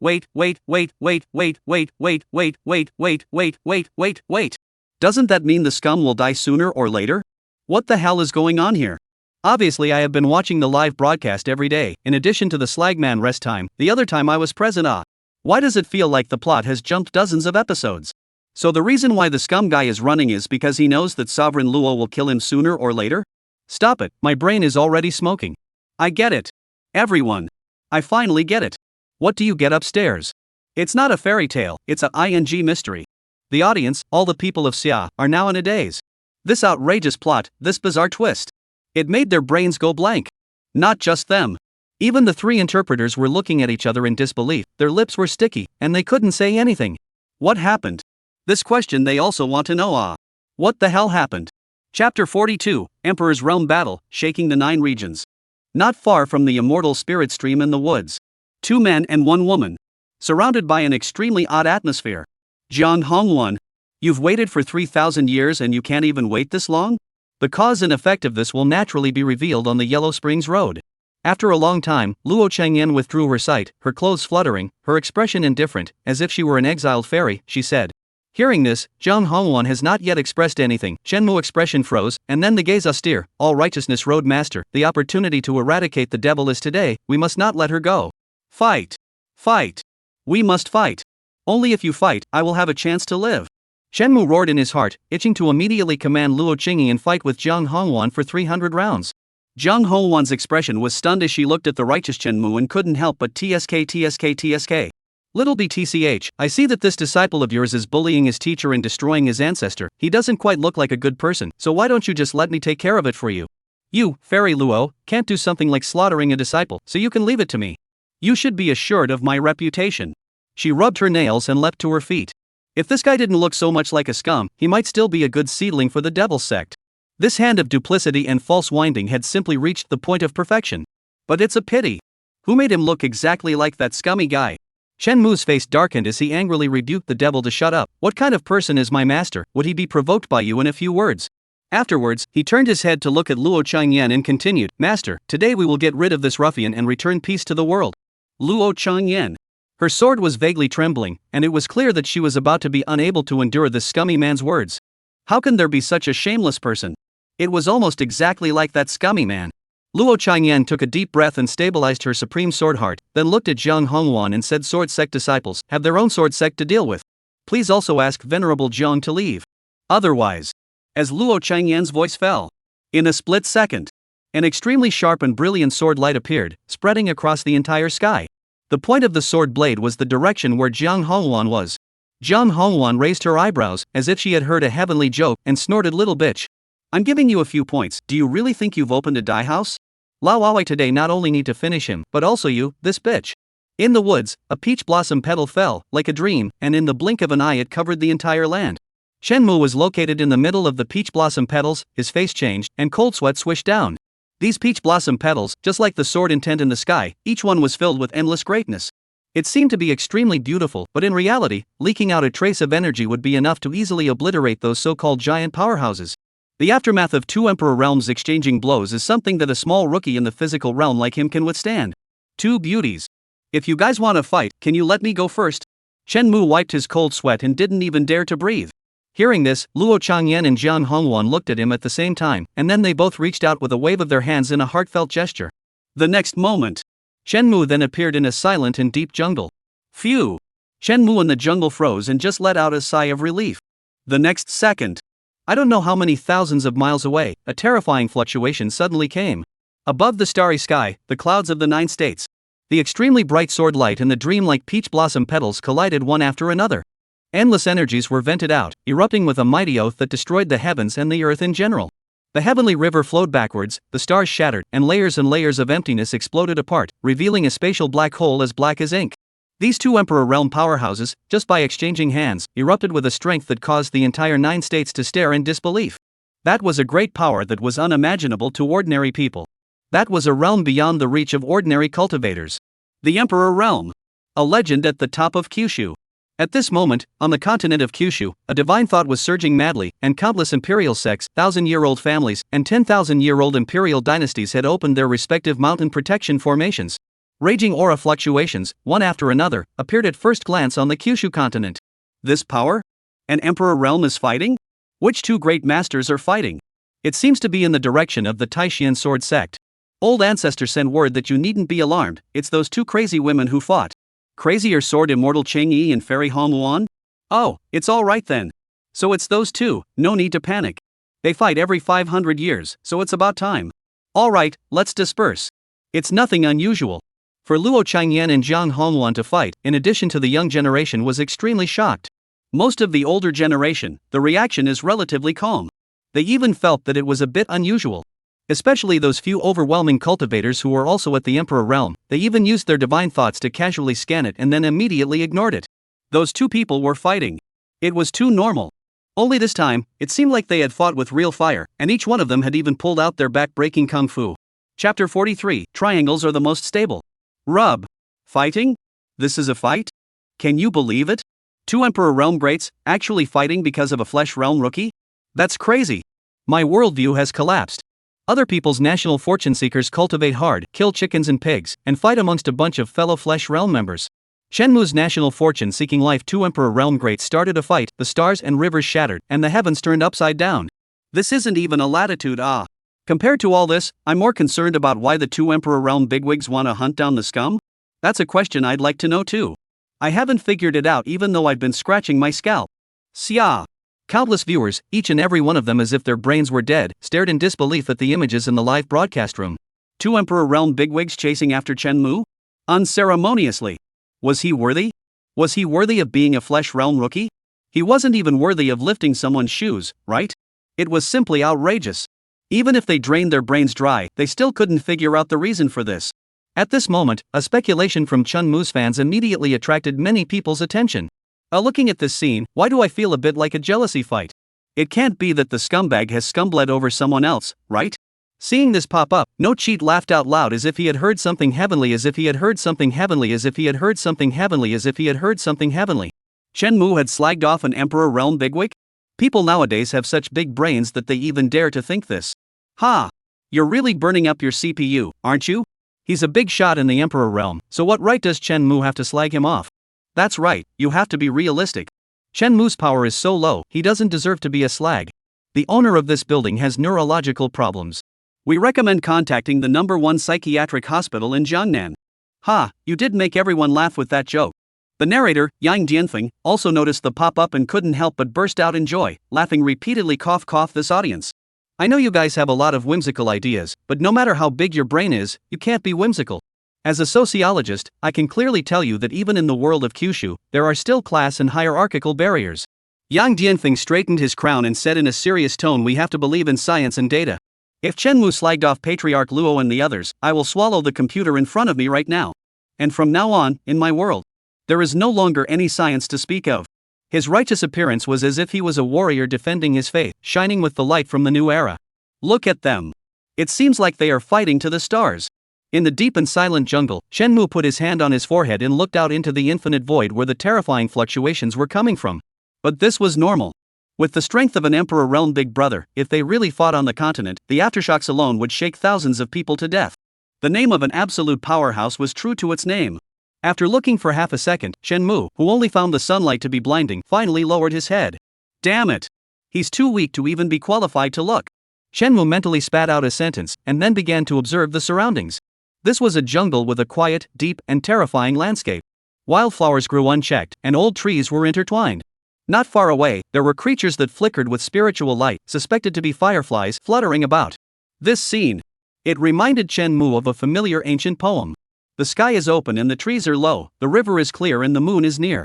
It was simply beautiful. But it's actually not the Taishian Sword Sect's residence? Shenmue raised his eyebrows, slightly surprised. According to his previous projections, Luo Qingyan, who had learned that he had been cheated, was even less likely to let him leave. Even if he didn't teleport back to the Taishian Sword Sect, he would at least be transmitted to some other place for house arrest. I did not expect. Actually transmitted to a deserted, less place. As expected, the triangle is the most stable shape. Shenmue pondered a little for a moment, and suddenly realized. If he remembered correctly, at that final moment, it was Luo Qingyan and Jiang Hongwan who had simultaneously made a move to send him away. The two Empyrean realm bigwigs who each had their own agenda must have had many exchanges in the midst of it. In the end, only then did it prompt him to appear in this place. TSK, both want to fight for my ownership. Unfortunately, brother's life of debauchery and love of freedom. Shenmue sighed and pulled out that Imperial Air talisman from his bosom. His good days were numbered. After Luo Qingyan and Jiang Hongwan finished fighting, it would be his turn. At that time, it would be time to hide and run for his life everywhere. Thinking of this, Shenmue's expression was a bit depressed, and he crushed the Royal Air talisman with egg pain. The next moment, The Imperial Air Talisman shattered and turned into dots of spiritual light that surrounded him. His entire body was like a cloak of paragliding, and he rushed into the clouds with a whoosh. Worthy of being the sharpest map-running prop in the early stages, it was just powerful. Shenmue roughly sensed the speed of the Royal Air Talisman and couldn't help but exclaim from the bottom of his heart. Compared to the previous transportation talisman, this thing was not only more handsome, but also faster and longer lasting. It was enough to let him fly for half an hour. The most crucial thing is, it was handsome. Flying in the void, weaving through lofty mountains and traveling between the clouds and the sea. It's so cool. It's no better than digging a hole in the ground. I can't imagine that one day I, Shenmue, will be able to have a free day of riding a sword for millions of miles and ridding the world of demons. Shenmue revealed a smile and began to pick a direction, preparing to leave this hellish place. As for the token given by Luo Changyan? Just kidding, what kind of person was he? Shen had long ago intentionally lost it in that place just now. Before Jian Hongwan, Luo Changyan definitely didn't have the energy to care about this little detail. And when she reacted, he, Shenmue, had long escaped. One could only say that this wave of escape was a classic teaching. Shenmue smiled and muttered to himself. However, the next moment, there was a bang. As if Shenmue had hit a steel plate, he fell out of the air with a thud and landed in a heap. Chanmu. Chapter 44, Senior Sister's Heart, It Hurts. As for being so nostalgic? In the jungle, Shenmue said with a desire to cry. Through his constant quiz just now, he had finally determined a saddening piece of news. Within the 100 meters around him, there was an invisible boundary. That boundary, although it wouldn't cause any damage. Yet, it trapped Shenmue firmly. Without a doubt. This boundary was definitely made by those two ex-girlfriends. Either Luo Changyan or Jian Hongwan. The boundary left behind by the Emperor Realm's big brother, a small air exploration talisman wants to break through? Oh. It's a fool's errand. It's true. After 3,000 years, they are not the same stupid white sweetness they were back then. They're not as easy to fool. Shenmue used his hand to hold the boundary and finally gave up on the idea of running away. When other people cross over, they all cross over in seconds. Why do I have to run for my life in the cultivation ground when I cross over? Shenmue sighed deeply and began to think about what he should do later to fool the wrong people and how he should explain to Luo Qingyan and the others. The base is not dead, he will not surrender in death. A quarter of an hour later, Shenmue set up the stone pot, took the halibut and began to seriously survey it. Why couldn't this thing cook? Shenmue rubbed his chin as he lifted the flounder and looked at each other with its clueless eyes. Not only was it undercooked, but the fish also looked a bit silly. He really doubted that eating it would affect his IQ. With regards to this Shiraba starter that had consumed 10 years of his own luck in exchange for it, Shenmue couldn't wait to kill it. How in the world can there be such a strange thing? Should I try to eat it raw? Shenmue's eyes flickered, and he recalled the famous eating method of a certain island nation. However, just as he was holding the fish head, studying how to take a bite, an eerie and mournful scream suddenly came from the depths of the jungle. Z. The sound was extremely bizarre, as if someone was holding their fingernails and scraping the blackboard viciously. It was ear-piercingly shrill, and one's scalp was numb from hearing it. Shenmue frowned and temporarily put away the flounder, his eyes following the sound. The next moment, a huge, tens of meters tall, fire-red monstrous bird fell from the air in a hasty manner. Under the panic, that ferocious, bloodthirsty, hideous, and horrible bird head, it even smashed a big pit on the ground. Z. There was another sharp chirping sound. The strange bird violently raised its head, revealing a pair of bloodthirsty, ferocious, and violent eyes that stared angrily into the depths of the jungle. It seemed to be saying, "None of you just saw it, right?" Although the strange bird's posture was wretched, that monstrous aura still caused the surrounding beings to bow down and chirp. The power of the hegemony was undeniably evident. Unfortunately, there was one exception. Only Shenmue glanced at it and faintly said, "Little sparrow, be quiet." Strange bird. Sparrow? Calling me a sparrow? A trash of the flesh-body realm, a trash that can be crushed with your hand, how dare you call me sparrow? Squeak! It angrily threw its head back and screamed as monstrous airwaves rolled out, snapping all the surrounding trees. Countless birds and beasts, terrified, frantically fled outwards. Only Shenmue, who was pulling out his ears, was left behind, as well as all the flowers and plants within 100 meters of him. Shenmue didn't even raise his eyelids and lazily said, "Little sparrow, did you not eat?" The voice is so small. Strange bird. Z. Being ignored by the mole in front of it, it became angrier and angrier, and the feathers on its body turned into a roaring black flame. The flame's aura was extremely strange, with a cold and scorching heat, as if it was going to burn up the air. Unfortunately, Shenmue still didn't change a bit. He even sat down with interest, as if he was watching a monkey show, enjoying the giant bird's performance. Continue. Blast this boundary if you have the ability. Shenmue encouraged the other party. Monster bird. Phew. Who? Who? In the face of such a provocation from Chen Mu, it trembled with anger, and the feathers on its entire body burned more and more fiercely. The next moment, it violently swung with its wings and brazenly smashed in the direction where Chen Mu was. Bang! There was a flash of spiritual light on the boundary. It was still that familiar collision sound. Chen Mu's face showed disappointment as he shook his head and lamented, engaging in such a big battle. I thought how powerful you were. I didn't expect it to be a silver spear candle head, not useful. Z. The strange bird was so angry that it scratched its ears and claws, jumping around with its teeth and claws open, constantly trying various methods, wanting to rush into Chen Mu's 100 meters. Unfortunately, without exception, all of them failed. Chen Mu was interested in watching it at first, but then he completely lost interest and relied on the boulder to look up at the starry sky. It's so boring. I don't know how long they are going to fight. At this moment, the sound of a bell came from not far away. Ding bell. The sound was crisp and clean, even in the midst of the strange bird's shrill chirping, it was still clearly audible. And upon hearing the sound of that bell, the strange bird that was still extremely angry, as if it had met some unknown fear, instantly buried its head into its wings. That look was as if it was saying, "Can't see me. Can't see me. Can't see me." Seeing this scene, Chen Mu finally raised his head again and looked over curiously. At this time, accompanied by a voice that sounded like a sobbing, mournful, and sad voice, a graceful beauty, who was as beautiful as her country, walked barefoot from the forest. "Elder brother, why are you hiding here? I've been looking for you so hard." "And you are?" Looking at this unfamiliar figure, Chen Mu suddenly had a bad feeling in his heart. "Elder brother Chen. I'm Sister Song Wanqing. It's only been a few hours and you've forgotten me?" Senior sister's heart hurt so much. The beautiful person covered her chest and said with grief and sorrow. Chan Mu. Chapter 45, Confession of Sister Song. Senior Sister Song? Chen Mu looked at the woman in surprise and blurted out, "You're still alive." Mu Wanqing. She clenched and unclenched her fists, loosened and clenched them again, before she replied delicately, "Senior brother, you're not even dead. How could I be dead?" Chen Mu nodded approvingly and smiled with an expansive face and said, "It's fine, senior brother is already close. You should be about the same." Mu Wanqing. Does this guy not know how to chat? But his pickup skills for hooking up with other women were so handy. It's hard not to. Is it really a problem with his charm? The holy maiden of the Star Moon sect once again questioned her life. After a long time, Mu Wanqing exhaled deeply and squeezed out a smile on her face. "Why don't you go back to the sect AC?" Chen Mu seriously pondered this question and thought for a moment and said, "Maybe I'm crippled." After saying that, he even jumped a little and looked at his leg. "Why stay here?" The stepping horse himself wanted to leave. Looking at Chen Mu's appearance of dealing with an idiot, Mu Wanqing was so angry that the veins on her forehead were visible. She was on the verge of not being able to suppress her fire. "Then, senior brother, do you want senior sister to take you back to the sect?" Mu Wanqing pulled the corner of her mouth and said meaningfully. Chen Mu didn't even lift his eyelids and said indifferently that he didn't want to. "Why not?" Mu Wanqing froze, completely not expecting Chen Mu to answer like this. "Because I want to die a decent death." Chen Mu cast a sidelong glance at Mu Wanqing and said without a trace of humor, "Take yourself away?" This demon girl really dared to think. This was the boundary left behind by Luo Changyan, and it was impossible to say that there was still Jiang Howan's means inside. Just by her? It would be better to continue figuring out how to finish off the flounder by herself. "It's me."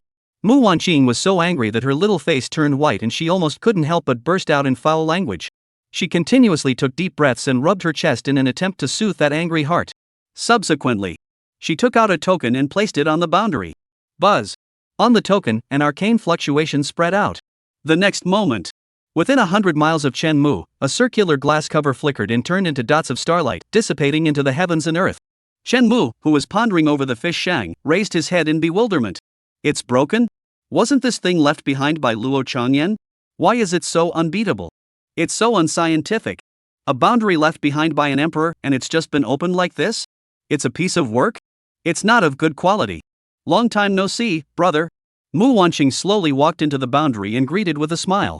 Chen Mu froze, and then hurriedly walked forward, excitedly said, "Sister, a day without seeing, like 3 autumns apart. Ah. You can miss me to death, senior brother." The smile on Mu Wanqing's face is getting brighter and brighter, "But I see that just now, senior brother, it seems like he is very impatient with me. I don't think this girl wants to kill me." "This girl won't want to kill me." Chen Mu's heart went cold and goosebumps stood up on his back.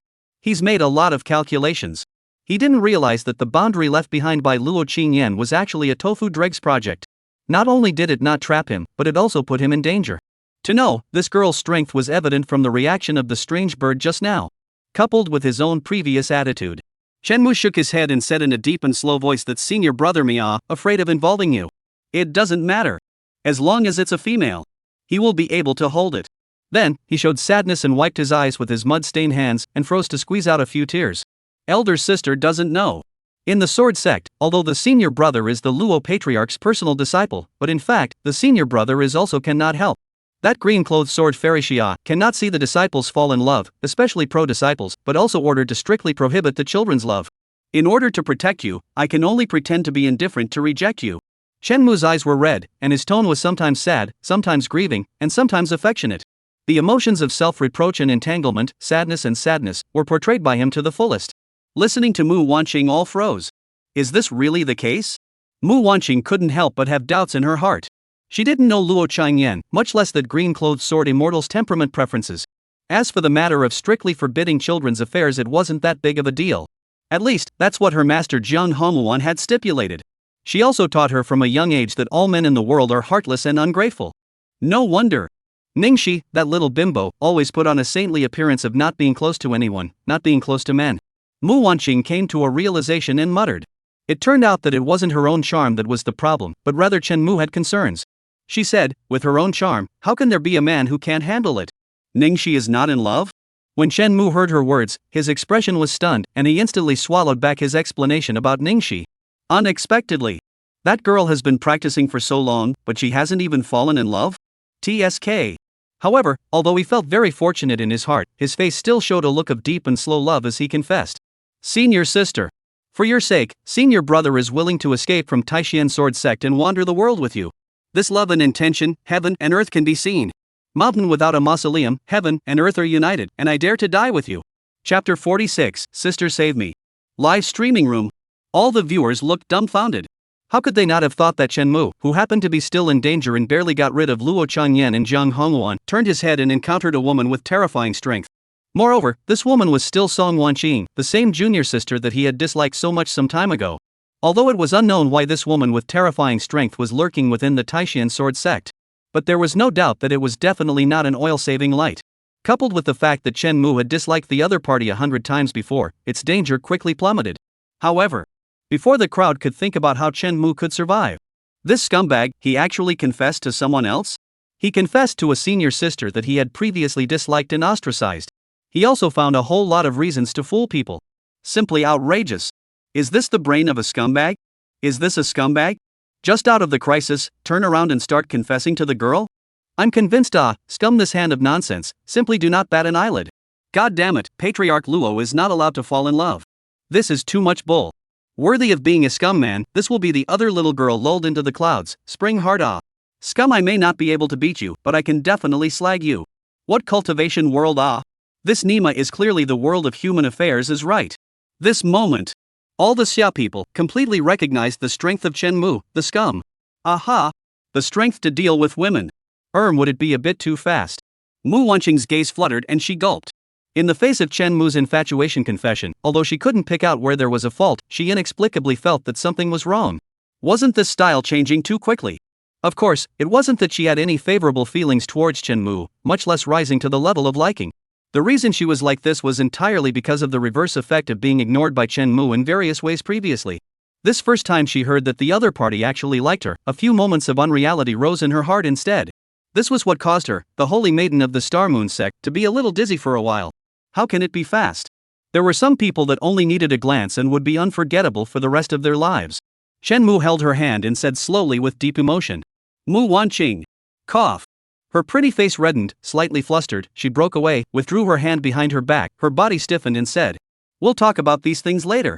We're going to run away now. Run away? Chen Mu raised his eyebrows, the one in a hurry to run away should be himself. However, he also knew that it was too late. In case he waited for the other party to react, he couldn't say that he would die. Could it be that it was because of the change that happened just now at the Immortal Spirit Stream? After a moment's thought, Chen Mu guessed that the ones chasing the other party should be disciples of the Taishan Sword Sect. I've annoyed the Taishan Sword Sect. At this time, Mu Wanqing had already recovered and looked at Chen Mu with a resigned expression. Senior brother, are you willing to take me away? Chen Mu's expression remained unchanged as he tenderly looked at Mu Wanqing. For the sake of senior sister, I dare to be the enemy of the world. Right now, he was surrounded by enemies on all sides. Jiang Hongluan wanted to kill him, and Luo Qingyan wanted to imprison him. The Taishan sword sect was not a good place for him. Of course, staying by Mu Wanqing's side was also a stormy and precarious situation. Then, Mu Wanqing narrowed her eyes in satisfaction, then looked at the strange bird that buried its head and chirped low to the side, deceiving itself and others. Just now, because of the little bimbo Ningxi, it was only because of you that this guy ran away. I really didn't expect to actually meet you in this place. She walked step by step to the vicinity of the strange bird and stood in front of the shivering behemoth, blinking as she said, "You shouldn't run away this time, right?" Realizing that he had been exposed, the strange bird raised its head from its wings, firmly nodded its beak, and let out a mournful cry. Z. Speaking human language. Mu Wanqing frowned and said unhappily. Got it. The strange bird shrugged its large head, seemingly resigned to its fate, and said listlessly. Its voice was slightly childish, like a little girl with a deflated mouth. It was far from the sharpness and shrillness of before. Of course, Chen Mu didn't care about this. What he cared about was, can this thing speak human language? Chen Mu revealed a look of vague pain. If you can speak human, what the hell were you screaming about just now? Of course it can speak human language. Mu Wanqing tilted her head, seemingly somewhat puzzled as to why Chen Mu would think so. The Nine Vultures, one of the ancient Fae, even though it was in its juvenile stage, it could speak the language of the races and travel 100,000 miles in a day. After thinking about it, she still explained. The Nine Voles, traveling in the land of nothingness, communicating with the river Styx on earth, is a bird of uncertainty. Chen Mu recalled the information he had read in the history books and scrutinized this ancient Fae. Seemingly guessing Chen Mu's mind, the nine heads rolled their eyes and said, in a bad mood, you like to bark like a dog when you're not doing anything? Chen Mu's face instantly stiffened, obviously knowing the meaning of its words. A nine-headed bird speaking human language was tantamount to a person learning a dog's bark. Although this is the truth, why does it sound strange? Ha! Mu Wanqing on the side frowned slightly and snorted coldly. Nine Vultures' words were tantamount to scolding even her together. Hearing Mu Wanqing's cold snort, the nine-headed bird hastily shivered and buried its head into its wings again. Self-deception, the genus was played by it to understand. The nine-headed bird was extremely fast. Senior brother, get on the bird, we should run away. Mu Wanqing shook her head and lifted Chen Mu as she stood barefoot on top of the nine-headed bird. Chan Mu. Good news, he didn't need to worry about Luo Changyan. Bad news, he needed to worry about Song Wanqing. But compared to Luo Changyan, who knew her roots, this little girl, she should be a little better to fool. He glanced at Mu Wanqing beside him and secretly said in his heart. Through the contact just now, he had already judged that this girl was also a little girl who had not been sharpened by scum. Although she seemed to have a changeable and erratic temperament. But in reality, it was much better to hold. However, just as the two of them were riding the nine heads and preparing to leave, dozens of long rainbows of sword light sped from the end of the sky in the blink of an eye. Demoness of the Star Moon sect, hand over the item. Ningxi led many disciples of the sword sect, riding flying swords, like meteors, suddenly attacking. The speed was so fast that it cut through the night sky in an instant. Little ES, you'd better go back to caring about that green-clothed sword immortal. In case you are killed by my master, you guys will not be able to protect yourselves. Mu Wanqing sat on the nine heads, wrapped Chen Mu in a burst of silver bell-like laughter, and left without looking back. Chan Mu.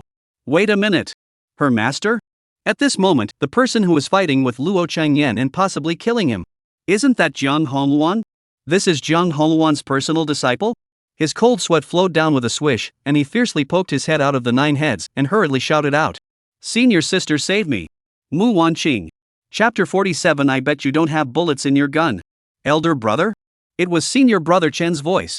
Among the disciples of the sword sect, Ningxi's body shook as she raised her head openly and looked towards the gradually distant nine vultures. Senior apprentice brother Chen? Is that the new true disciple that Patriarch Luo has taken in? Didn't he leave with the others? Why is he in the hands of the Demoness? This is a big deal.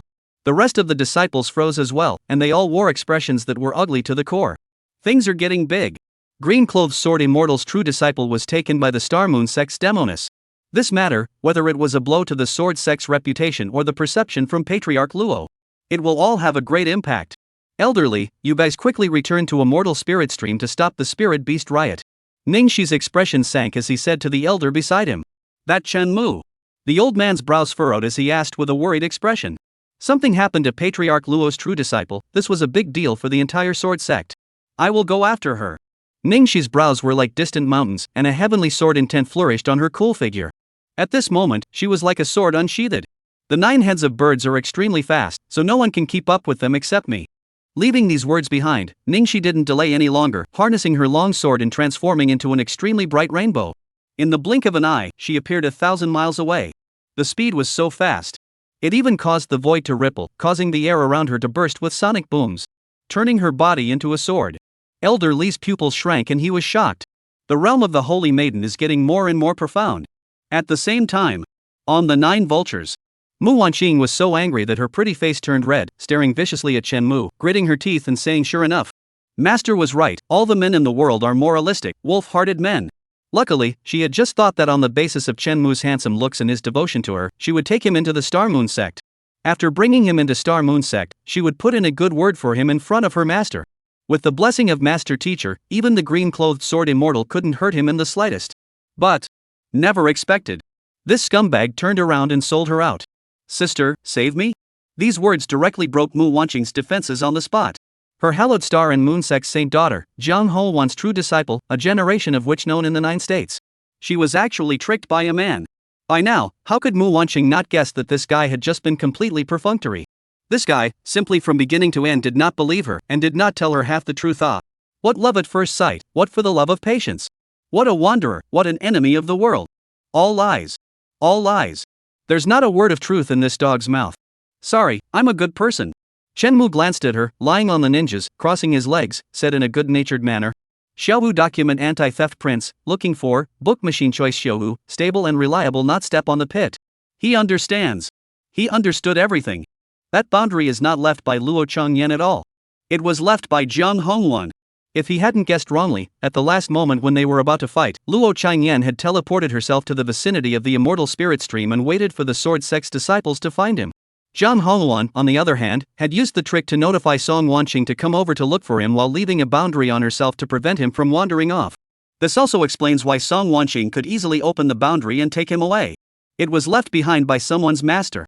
These 2 Emperor Realm bigwigs, in just a single breath, had both used their 800 heart eyes. Worthy of being old hags who had lived for thousands of years. Only, what Luo Changyan didn't expect was that Jiang Houwan's true disciple had sneakily scurried into the immortal spirit stream long ago. This was what allowed Song Wanqing to steal a chicken. It seemed that Jiang Houwan wasn't as intent on killing as she appeared to be. Or perhaps, she also wanted to reconfirm whether or not she and that scummy guy were related or not. Chen Mu held a feather in his mouth and pondered in his heart. If Jiang Houwan was really that ferocious and didn't care about killing him, then he would have died a long time ago. An Emperor Realm big brother who really wanted to kill someone, especially an ordinary person, would simply have 100,000 and 80,000 means to do so.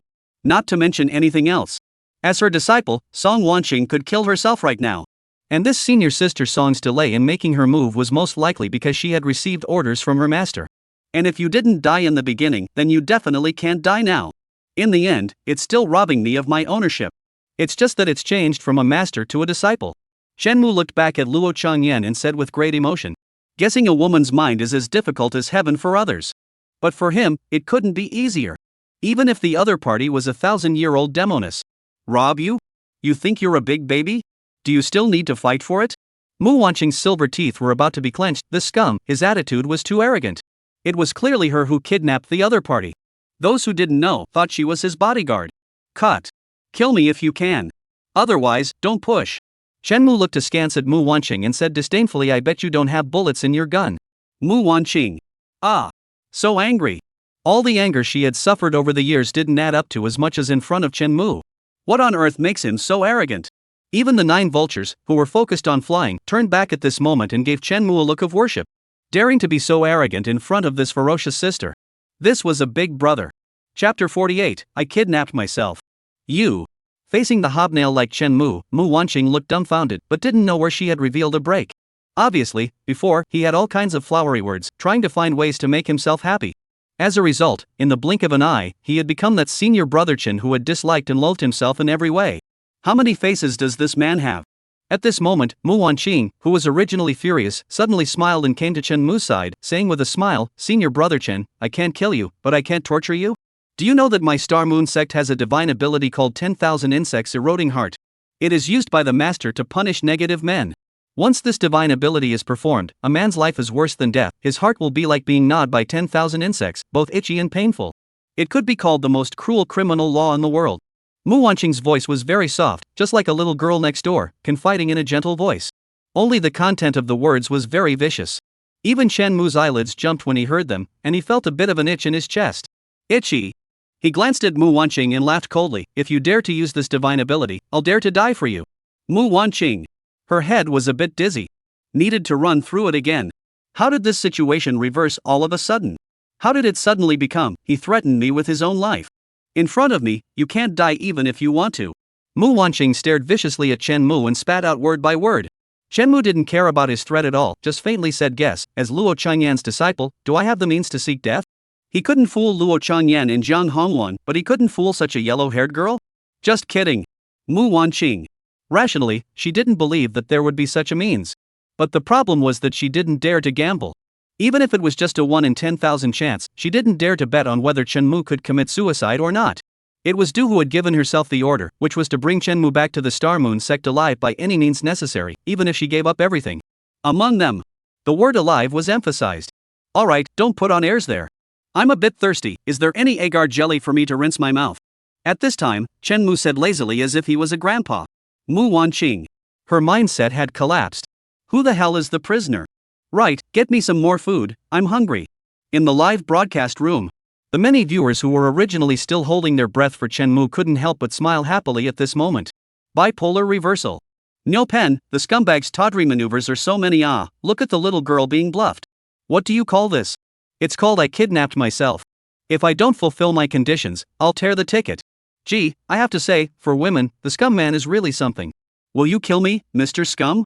If you don't kill me, I can kill me. Is this a Demoness kidnapping the scum? No. This is the scum man kidnapped the Demoness. Looking at Mu Wanqing's look that clearly hated her to death, but didn't dare to make a move in the slightest, countless people were amused to the point of laughter. At the same time, their tense moods finally slowly relaxed. It was obvious. However, the narrator, Yang Dianfeng, pushed the frame and began to explain with a tight frown.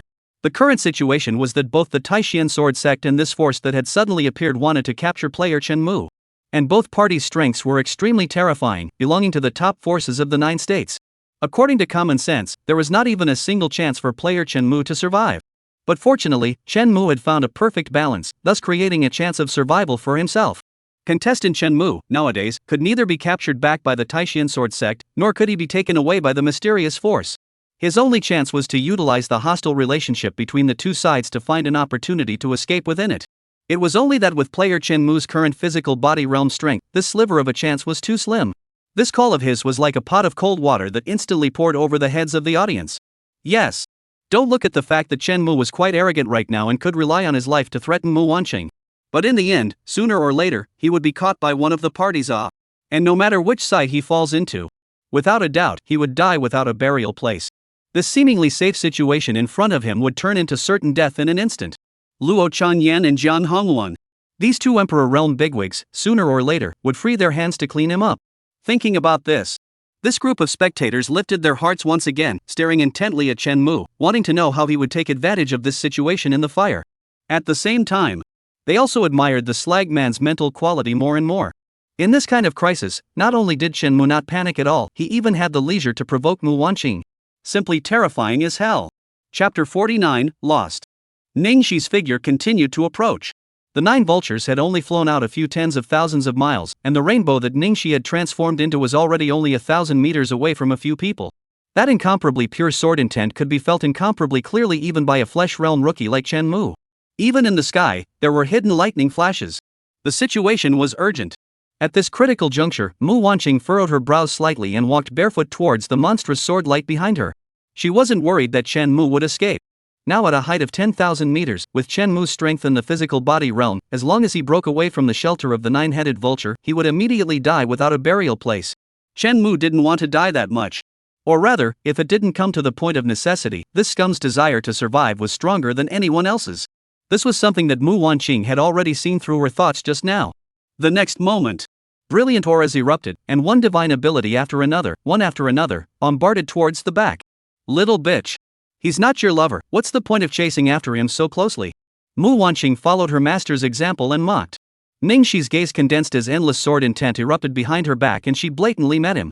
Sword light and divine power collided one after another, loud roars rang out one after another, and spiritual light illuminated the entire sky. Both women's strengths were the best of the younger generation today, and at this moment, naturally, they would not have any luck in their hearts.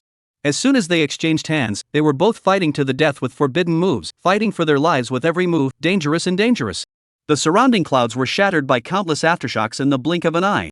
Looking from afar, a sword light that cut through the sky, like a dazzling sun, blossoming with radiance to the extreme. The next moment, underneath Mu Wanqing's feet, a huge black lotus flower was rooted in the void, its branches and leaves spreading out, shrouding that streak of sword light once again. Which one of the two of them would win? On the 9 vultures, Shenmue curiously inquired. He subconsciously grabbed his pockets, and after realizing that there were no melon seeds, his expression was somewhat regretful. Half a caddy. No one can beat anyone. 9 vultures replied dryly. Shenmue nodded, then stopped paying attention to the 2 sisters and continued to ask, where are we going? The 9 heads shook their heads, not knowing. Chan Mu. You a captain? Without a flight path? His eyelids fluttered gently, finally experiencing the feeling that Mu Wanqing had no words to say. Although the 9 heads don't know what the captain means, it still roughly guessed the flight path behind it. That sister woman only told me to fly to the west and didn't say where to stop. It looked at the horrible battle scene behind it and asked Shenmue with a palpitating heart. Right, did she tell you that? Shenmue's face was expressionless as he faintly replied no. 9 vultures. 1 person and 1 bird fell into a short silence. In the vast sky, it was as if a flock of crows were drifting over the heads of the 2. Lian Long. Only then did Shenmue slow down and continued, then have you ever considered running away? The 9 vultures first nodded, then shook their heads again and said. Considered it. But that woman, she just put a ban on my soul. Shenmue tugged at the corner of his mouth. This unknown bird, why is it such a dish? Are you sure the direction you're flying is west? Shenmue looked at the sun slowly setting in front of him on the right, and inexplicably had a bad feeling in his heart. Not quite sure. My sense of direction is rather poor. The 9 vultures replied honestly. Chan Mu. So, lost? Shenmue inquired slyly. It should be. The 9 heads fluttered their wings and replied. Chan Mu. Soon. Another silence fell between the 2. The 2 women who were fighting crackling behind them were the only source of sound at the moment. For a while, the situation was inexplicably very harmonious. A long time passed. A man and a bird flying aimlessly in this vast sky. Flying so much that Shenmue dozed off. Until all of a sudden, the 9-headed bird braked sharply and almost threw him off his back. What? Is the fight over? Shenmue sleepily opened his eyes, thinking that Ningxi and Mu Wanqing had split the victory. Not. It seems like they got lost. The 9 vultures fluttered their wings and struggled to keep their balance. Aren't you always lost? Shenmue rolled his eyes and spat breathlessly. What I mean is that not only are we lost, even those 2 women, they might be lost as well. The 9 heads seriously thought about it and explained. Chan Mu. What do you mean? What do you mean they are also lost? Shenmue instantly sobered up and hurriedly looked behind him. However, between the vast sea of clouds, the figures of Mu Wanqing and Ningxi were long gone. Shenmue had a complicated expression, and for a moment, he didn't know whether he should be happy or sad. Right, when I passed by a certain place just now, I seem to have detected spatial ripples. That should be a special kind of spatial formation, similar to the one at my home. At this time, the 9 vultures looked like they suddenly remembered something, and said in a sudden realization. Shenmue fell into silence. This means that Mu Wanqing and the others were caught in a formation? Then why are you okay? He was somewhat speechless and said. Because my natural skill is to be able to travel the void and ignore all spatial space-type formations. 9 vultures proudly said. Chan Mu. He was unlucky in his 8 lifetimes to run into such a stupid bird. Which bird could be this stupid? Ancient Fae? It's the head that's mutated. Chapter 50, I, Vulture, am not afraid to fight. Forget it, it is also considered a stupid bird has stupid blessings.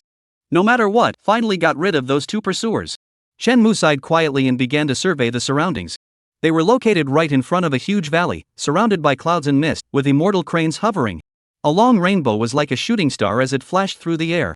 This place seemed to be the entrance to a sect. Shenmue's eyelids jumped as he watched those long rainbows coming straight at him, a bad feeling rising violently in his heart. This stupid bird. How did it run into someone else's house? The clan's door? The 9-headed bird fluttered its wings and turned back, looking at Shenmue suspiciously. Shenmue's face darkened, and when he was about to open his mouth to tell this guy to hurry up and run, a majestic and rough voice resounded in the ears of 1 person and 1 bird. What demonic beast, how dare you attack my Medicine King Valley? Medicine King Valley? Hearing this name, Shenmue's eyes twitched, and in his heart, he sighed that there was really no way out of the mountain, but there was a village in the darkness. He had read about this sect in the Taishian Sword Sect's history. One of the 9 states emperor-level Dao lineages. A hidden sect that did not ask about the mortal world, belonging to a neutral force between good and evil. At the same time, it was also one of the sanctuaries that Shenmue had been trying to find. If there was any place that could shield the senses of Luo Qinyan's 2 and still not have to worry about being discovered by others, the Hidden World sect was an excellent choice. What needed to be considered now was how to stay in this sect. Shenmue secretly made a decision in his mind and then whispered to the nine-headed vulture, "If you want to live, then don't say anything later?" Oh. The nine-headed vessel glanced at Shenmue in confusion, and knowing that it was in trouble, it hesitantly nodded its head. Although there was only a single voice, it had long since sensed that it was by no means a match for that person. And this person Shenmue. Through his previous encounter with Mu Wanxing, the Nine Vulture also saw that this person's head was smarter than its own. There should be no problem listening to him. "Elder Shenmue, I pay my respects to Immortal Pill King Valley." After receiving the Nine Vulture's assurance, Shenmue bowed and said in a loud voice. Then, without waiting for the voice to reply, Shenmue continued to explain. "This is the spirit beast nine-headed vulture that I have befriended by chance, and I hope that Immortal will understand if I have mistakenly entered your place." Ancient Fey Nine Vultures? That voice was a bit surprised, then a huge divine thought landed on Shenmue, scanning everything about him. Interesting. A juvenile nine-headed vulture, which is also a cultivator comparable to a heavenly elephant, is actually being driven by a mortal of the flesh realm like you? The voice seemed to smile, if it had a point to make. Shenmue's face did not change, calmly replied that I had helped it, so I had the honor to become a close friend with the Nine Heads. Ha! The voice laughed softly, clearly not believing Shenmue's explanation. "You know, trespassing into my Medicine King Valley, there will be what kind of consequences?" At the end of his words, an intense killing chance enveloped Shenmue and the Nine Heads. At once, the nine vociferous vessels was so frightened that it almost threw Shenmue off. Shenmue tugged at its feathers and continued unhurriedly, saying Elder knows that he has intruded upon a great disaster, and even 10,000 deaths would not be enough to make up for this fault. However, this nine-headed bird appeared here because I wanted to search for immortals and ask for help, and I accidentally caused trouble. I would like to offer the holy relics of the laws to beg the immortals of the Pill King Valley to spare the Nine Heads. After speaking, Shenmue took out the flounder and placed it in front of him. With the appearance of the flounder, the divine thoughts immediately fluctuated violently, setting off waves and winds. Shenmue stood against the wind, still not flinching. "Rule sacred flounder? You kid, you're blessed with deep fortune." After a long time, that divine thought snorted out a laugh and asked again, letting us spare it, "What about you?" Hearing this, Shenmue snorted and laughed to himself. "I'm Shenmue, I have a bad life, my immortal destiny is shallow, so if I die, I'll die, but it's not enough. If this flounder can exchange for a life of the nine heads of birds, I will die without regret." At this moment, Shenmue's gaze contained 3 parts emotion, 3 parts regret, and 3 parts despair. It seemed that he was already prepared to die. Creak! The Nine Vulture snapped its head back and looked blankly at Shenmue, unable to believe that these words had just come from his mouth. This human cultivator. He actually offered the most precious treasure, not to save himself, but only to let it live? This is the method he said before? A way to keep himself alive? Shenmue rubbed the feathers of the nine-headed bird, smiled gently, and said with a lot of emotion, "Brother nine-headed bird, if there is a future life, I will accompany you to swim in the mountains, lakes, and rivers." The nine heads of birds looked at Shenmue in a daze, their eyes in a trance. No one knows that at this moment, there is a tsunami in its heart. Creak! Suddenly, the Nine Vulture gave a sharp chirp and turned its head back, its gaze ferocious as it looked into the distant void.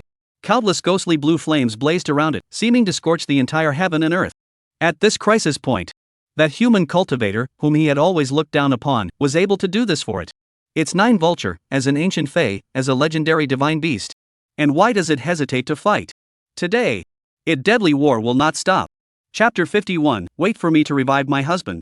Inside the live broadcast room. Looking at Shenmue, who was suddenly unafraid of life and death, as well as the nine vultures who were in great power, the crowd outside the live broadcast room froze. It felt a bit strange, but they couldn't tell what was wrong. Is the scum really this great? Why can't I believe it? No way. If Jagged Man dies, what are we going to do? Although I feel that Jagged Man is very great at this moment, I can't laugh when I think of Xia's national fortune. I don't know. I always feel that the scum is lying. This slag man is 100% lying, and I have a whole lot of evidence. This stupid bird seems to be moved to tears. Ha, you will not believe it. Think of the scum of the previous all kinds of routines. His damn mouth is not a word of truth. I also feel that the scumbag is cheating. Jagged Man life no rehearsal, every second is a live broadcast. If you're not standing in God's perspective, you can't even be fooled by the scumbag and really think that Mac is the kind of deep love and righteousness, and a good man who looks at death as if he were dead. Damn, why didn't the Oscars go to my brother Mu this year? With regard to Chun Mu's death-defying attitude, in the live broadcast room, apart from a few people who began to worry about the country's fortunes, the majority of people were still clear in their doubts about Chen Mu's intentions. After all, Chen Mu's various previous behaviors all had a history with them. Although even from a god's perspective, they still couldn't understand many of Chen Mu's behaviors. But there was no doubt. This scumbag. Definitely not as affectionate as he appeared to be. Crikey, you really believe it? Outside the Medicine King Valley, Chen Mu, who was staging a hand-to-hand show, couldn't help but spit in his heart. Is this guy so easy to fool? Pill King Valley doesn't know what kind of relationship I have with you, but do you? The way you're acting, you're almost moving even me. Or are you acting too? Chen Mu suspiciously glanced at the 9 vultures. Since his partner was so forceful, he definitely couldn't drop the ball at a critical moment. There weren't many records about the Medicine King Valley in the history books, only a few sentences that roughly spelled out the stance of this sect. Pill King Valley, intoxicated with the natural way, deep heritage, although living in seclusion in the 9 states, do not ask the world, but the great section is not lost. Can be close to the. Chen Mu did not know the content behind the greatness of the sect. It seemed to have been deliberately erased. But there's no doubt that, since he's drunk on the natural way, the Medicine King Valley will definitely appreciate someone with a pure nature and a deep sense of justice. As for the possibility that the other party took it seriously, that didn't matter. Chen Mu still had other methods that were enough to ensure that he didn't die now. Therefore, in order to successfully worship the Medicine King Valley, Chen Mu's expression moved and his eyes slowly reddened. He looked at the 9 vultures, and then firmly raised his head, and with tears in his eyes, he pleaded to the Pill King Valley, saying that Junior only has this one request, and begged Senior to grant it. People of Pill King Valley. He looked at the 9 heads that intended to fight to the death, and then looked at Chen Mu, who was not afraid of life and death, and inexplicably felt a few bizarre moments. It seemed they had become some kind of unsympathetic, murderous villain like that. They froze and forced the other brothers to give up their lives for righteousness. A long time. After a long silence, that majestic voice resounded once again, but compared to before, it was slightly more moderate.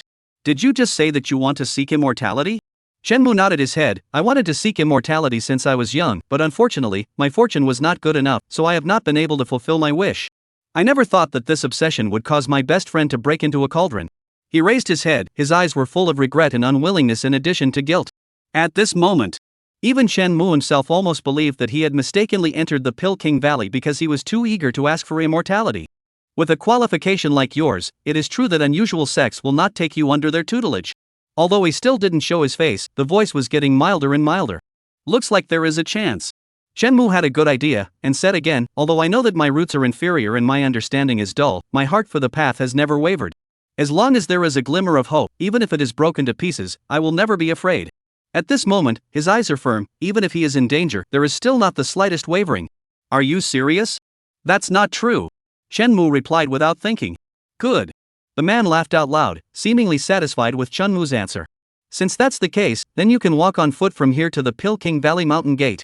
As long as you arrive before sunset, my Medicine King Valley will pass on your Dao and grant you the chance of immortal Dao. As the words fell, Chen Mu's eyes shifted, and he landed within a winding and deep mountain path. Looking up, the cloudy Pill King Valley was sitting majestically not far ahead. This wave. Steady. A smile appeared on Chen Mu's face as he felt an unprecedented sense of relief. He had worshipped the hidden sect and escaped Luo Chengyan's surveillance. Now, he finally had a chance to properly improve his strength. When he had enough strength, on the day he came out of the mountain, he would definitely revitalize his husband in front of those ex-girlfriends. When the time comes, one by one, they will be spanked one by one. Chapter 52, The World, Not So Nasty. That said, after passing the Pill King Valley's test, will there still be a reward for national fortune? No. Isn't the scum a disciple of the Taishan sword sect? Can you still change disciplines? Aha! Who says you can only join one sect? Jagged Man is forever challenging the upper limits of our perception. Taishan sword sect hasn't even warmed up yet, and now he's running off to another sect? How come Jagged Man's broadcast is completely different from the other national games players? Are they really descending into the same world? In the live room, all the viewers were dumbfounded. They suddenly realized that Chen Mu seemed to be stuck in a bugger. As everyone knew, when they just descended into the Kyushu world, after passing the clan test, everyone would receive the national luck reward. According to normal circumstances. After everyone joined the sect, they should all be busy with closed-door cultivation, raising their strength and continuously strengthening themselves. Then, they would obtain the national fortune reward through strength enhancement. But everyone subconsciously overlooked one issue. That is, who stipulated that one could only join one clan. If one were to enroll in another clan and pass the examination, would the national fortune reward be given back? This feeling was like after becoming the top student of the college entrance exam. Everyone is busy stepping into the university, seriously struggling in the case of your dam and ran to repeat, continue the college entrance examination. Just for that little scholarship? Isn't this a bug jam? What's more, didn't you Chen Mu just join the Taishan sword sect? Why did you come to Medicine King Valley in the blink of an eye, planning to become someone else's disciple? Aren't you afraid that the Taishan sword sect will get angry and execute a rebellious disciple? Wait a minute. The Taishian sword sect wants to kill him? Oh, that's alright then. So the scumbag came here to escape from Patriarch Luo? If you think about it like this, it barely makes sense. Having just descended and being hunted down by two supers, what kind of sins has Scumman done? To this day, I still don't know the reason why Patriarch Luo had to kill Jagged Man. Could it be because he molested her during the entrance exam? Impossible. If that's really the reason, it would have been easy for her to kill the scum? That's right, and what about that Jiang Hong one? Did the scumbag provoke her? The pop-ups drifted by frantically, and countless people were trying their best to guess the reason behind this matter. Yang Dianfeng took the current pulse analysis chart and finally breathed a sigh of relief. Dao, regardless of whether or not he can get the national luck reward, contestant Chen Mu should be safe now. Under normal circumstances, hidden sects may not communicate with the outside world for dozens or hundreds of years. By joining the Pill King Valley, at least for a short period of time, there was no need to worry about the threat from the Taishian sword sect. With the passage of time and the integration of the information of thousands of national games players, currently Blue Star finally had a bit of an understanding of the world of Kyushu. Regarding the hidden sect Pill King Valley, they had also obtained a tiny bit of information from a certain player who had descended on the northern plains. Su Shiwan nodded, and after agreeing with Professor Yang Dianfeng's statement, she began editing the content, trying to tell Chen Mu about the information they had summarized through the form of a pop-up screen. Not long after, the pop-up screen was unified into a single pop-up screen.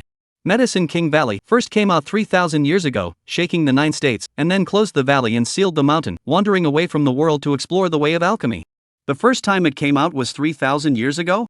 Chen Mu, who was rushing along the winding path, couldn't help but frown when he saw the pop-up screen. Most of the information provided by Xia was what he had read in the historical books.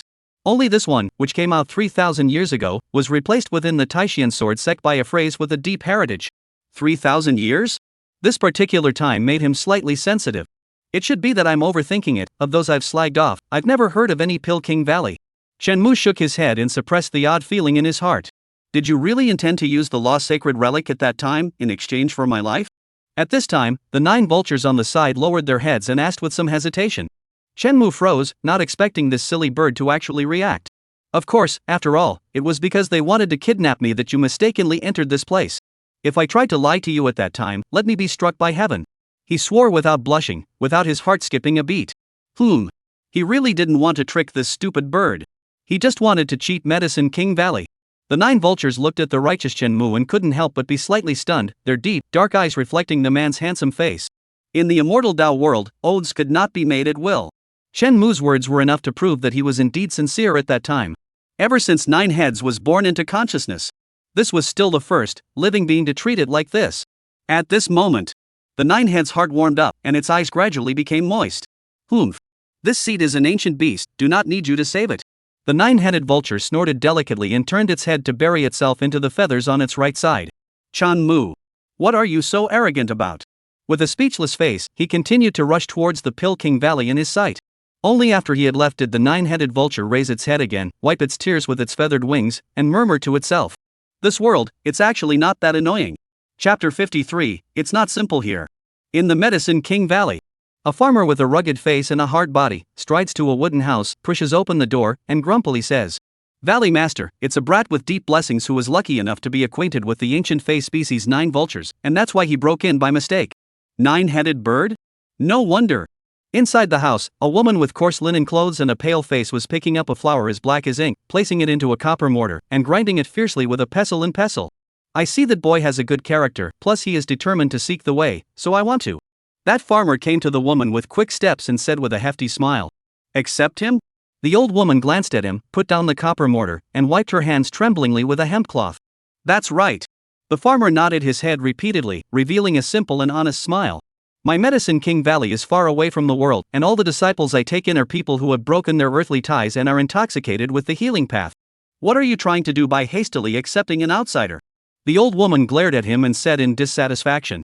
The farmer scratched the back of his head in embarrassment, accepting who was not accepting, and that boy looks decent, at first glance is a good hand at swinging a hoe. Ha! The old woman coldly smiled, the old ancestor closed, I see you all do not put her in the eyes, arrogant very well. How can you say that?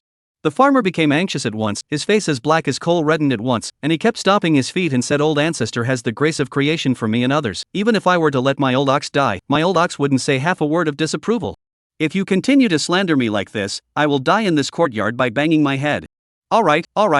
Seeing this big black ox crashing straight into the wall, the old woman waved her hand helplessly. You brute ox, sooner or later you will die a messy death. The farmer still looked at the old woman with a furious look. I old ox, this is called straight to the point, unlike you guys who are full of bad water. The old woman heard the veins on the corners of her forehead, grabbed the mortar and pestle nearby and smashed it. Get lost. You can do whatever you want with that kid, but if you mess up, you'll see if I don't cut off your bull's horn for medicine. Humph. After getting the answer he wanted, the farmer didn't count on arguing with the old woman and huffed and puffed as he prepared to leave.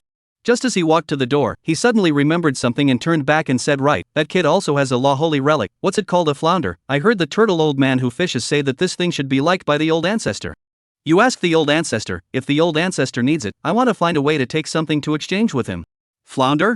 The old woman froze, then her eyebrows wrinkled deeply. This thing, she also knew about it. As for whether old ancestor likes it or not. Alright, I'll ask, so get lost. You smell like mud, just like a hick. Hey, what's wrong with a hick? Hearing this, the farmer was instantly unconvinced, pointing at this nominal valley master and cursing. How noble do you think you are? Gui Hua, listen to this name, earthy. This place. Why does it look familiar? On the path, Shenmue looked at the wisps of smoke not far away, and for a moment was a bit stunned. Withered vines and old trees, small bridges, and flowing water. Such a farm scene, he seemed to have seen it somewhere, but he couldn't remember how. It's not my memory. Can't it be because most of the game's newbie villages are similar to this look? Shenmue frowned slightly. He could be sure that the newbie village of the Kyushu game should not be like this. But this place, too, did give him a sense of deja vu. Yo! This person looks a bit familiar. Which master's disciple is he? Not far away, a group of young men sweating with hose curiously surveyed Shenmue. They were uniformly dressed in rough linen clothes, and at first glance, they were really similar to ordinary crop farmers. My name is Shenmue. With the approval of the high people of Medicine King Valley, I have come here to pay my respects to the mountain gate. Shenmue, as usual, was about to perform a Taoist salute, but was interrupted by those croppers. Brother, don't, my Medicine King Valley doesn't practice this. Since there is a master to guide you, then you can go in by yourself. The cropper who had struck up a conversation spat, rubbed it in his palm, and once again began to swing his hoe and dig. Remember, you can't steal from the chicken farm on the east side of the village, or those senior brothers will kill someone.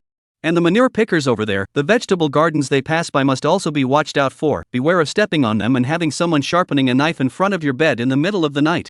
By the way, those roadside wine jars should never be drunk, or they will die. That Han said while hoeing the ground, while rambling. The content of the words made Shenmue's face grow darker and darker as he listened. This is a hidden sect? Raising chickens, picking up manure, brewing wine. Accidentally stepping on things, and people sharpening knives in front of your bed in the middle of the night? Why do you think they're all crazy? It's the nine-headed bird that specifically used its beak to point at Shenmue's collar, saying that all those things are emitting a strong spiritual chi. This place is not simple. Chapter 54, I've waited 3,000 years. Nonsense. Anyone who was an individual knew that this place wasn't simple. Shenmue pulled the corner of his mouth and spat. Nine vulture. I'm not a human being. It muttered in aggravation. Chanmu. In this world, there was no one who could leave him speechless. Only this nine-headed bird was an accident. He shook his head, no longer paying attention to this silly bird, and walked straight towards the village. Along the way, the nine-headed bird took a look here and glanced there, looking extremely curious. Just after entering the village, the various buildings once again confused Shenmue. Huge mushroom huts, marshmallow-shaped road signs, fishing platforms of the lying-down type, and gopher modular farmland. This style was becoming more and more familiar. Shenmue's brows furrowed more and more tightly, inexplicably feeling a bit heavy-hearted. But he really hadn't seen it in the Kyushu game. Yo, coming over so quickly? It was at this moment that a farmer carrying a hoe came to Shenmue with quick steps. Are you that high-ranking person from Medicine King Valley just now? Hearing the familiar rough voice, Shenmue hastily collected his thoughts and looked curiously at the coal-faced farmer. From today onwards, you will follow me in digging the soil. The farmer mortared his hoe and a smile appeared on his dark face. I'm getting started here? Shenmue froze, seemingly unable to believe that worshipping Medicine King Valley was so simple, and somewhat hesitantly said, what else? Could it be that there is some other process for initiation? The farmer asked curiously in return. Chanmu. For a moment, he wasn't even quite sure if this farmer was really simple or simply stupid. Why did it feel a bit similar to the silly bird beside him?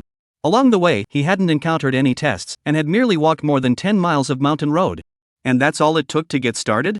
I thought there would be other tests to enter the immortal sect. Only after a long time did Shenmue slowly reply. The farmer waved his hand and said impatiently. Medicine King Valley, don't have that much fancy. As long as I can see that the character is not bad, I will also be admitted to the mountain gate. You kid is twisting and turning, the whole thing is like a big girl.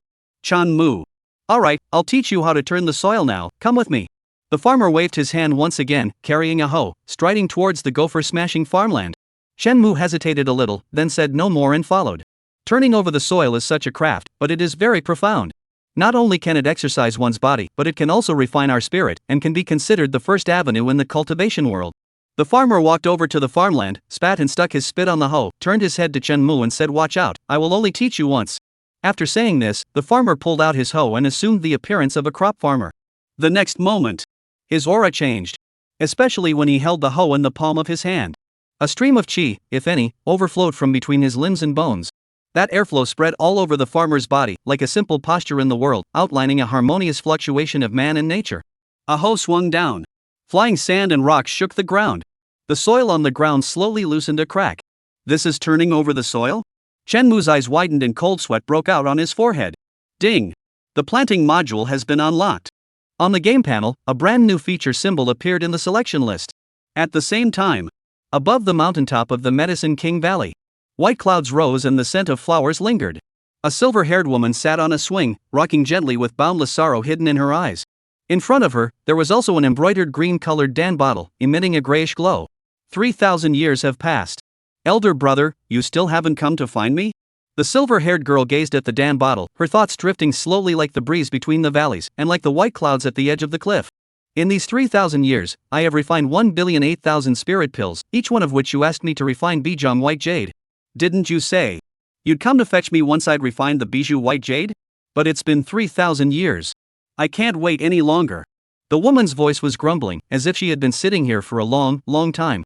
Only the old tree beside her, with the wild grass growing unchecked, stayed here with her. Just then, a spirit pigeon, fluttering its wings, gradually landed in front of her.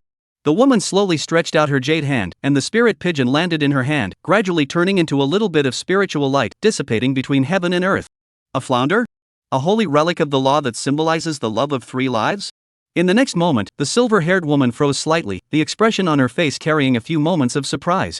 If this was given to senior brother, he would definitely be very happy. With a shallow smile, the silver-haired woman raised her hand to fetch the embroidered green-colored Dan bottle and stepped down from the swing. And as she left step by step, it was as if this Pill King Valley mountaintop was drained of its vitality in an instant. Flowers and plants withered, old trees broke and snapped. An endless aura of death and silence instantly permeated this holy land that had a pleasant landscape the previous moment. Chapter 55, Do I Lack Perseverance? What I lack are spirit stones. It's a bit hard to learn how to turn over the soil at first, and with your qualifications, the fastest you can do it will probably take several years. Don't worry, take your time. Once you have turned over all this soil, this immortal Dawa, you are considered to have started. The farmer took out another hoe and gave it to Chen Mu, and after carefully instructing him, he turned around and left. Chan Mu.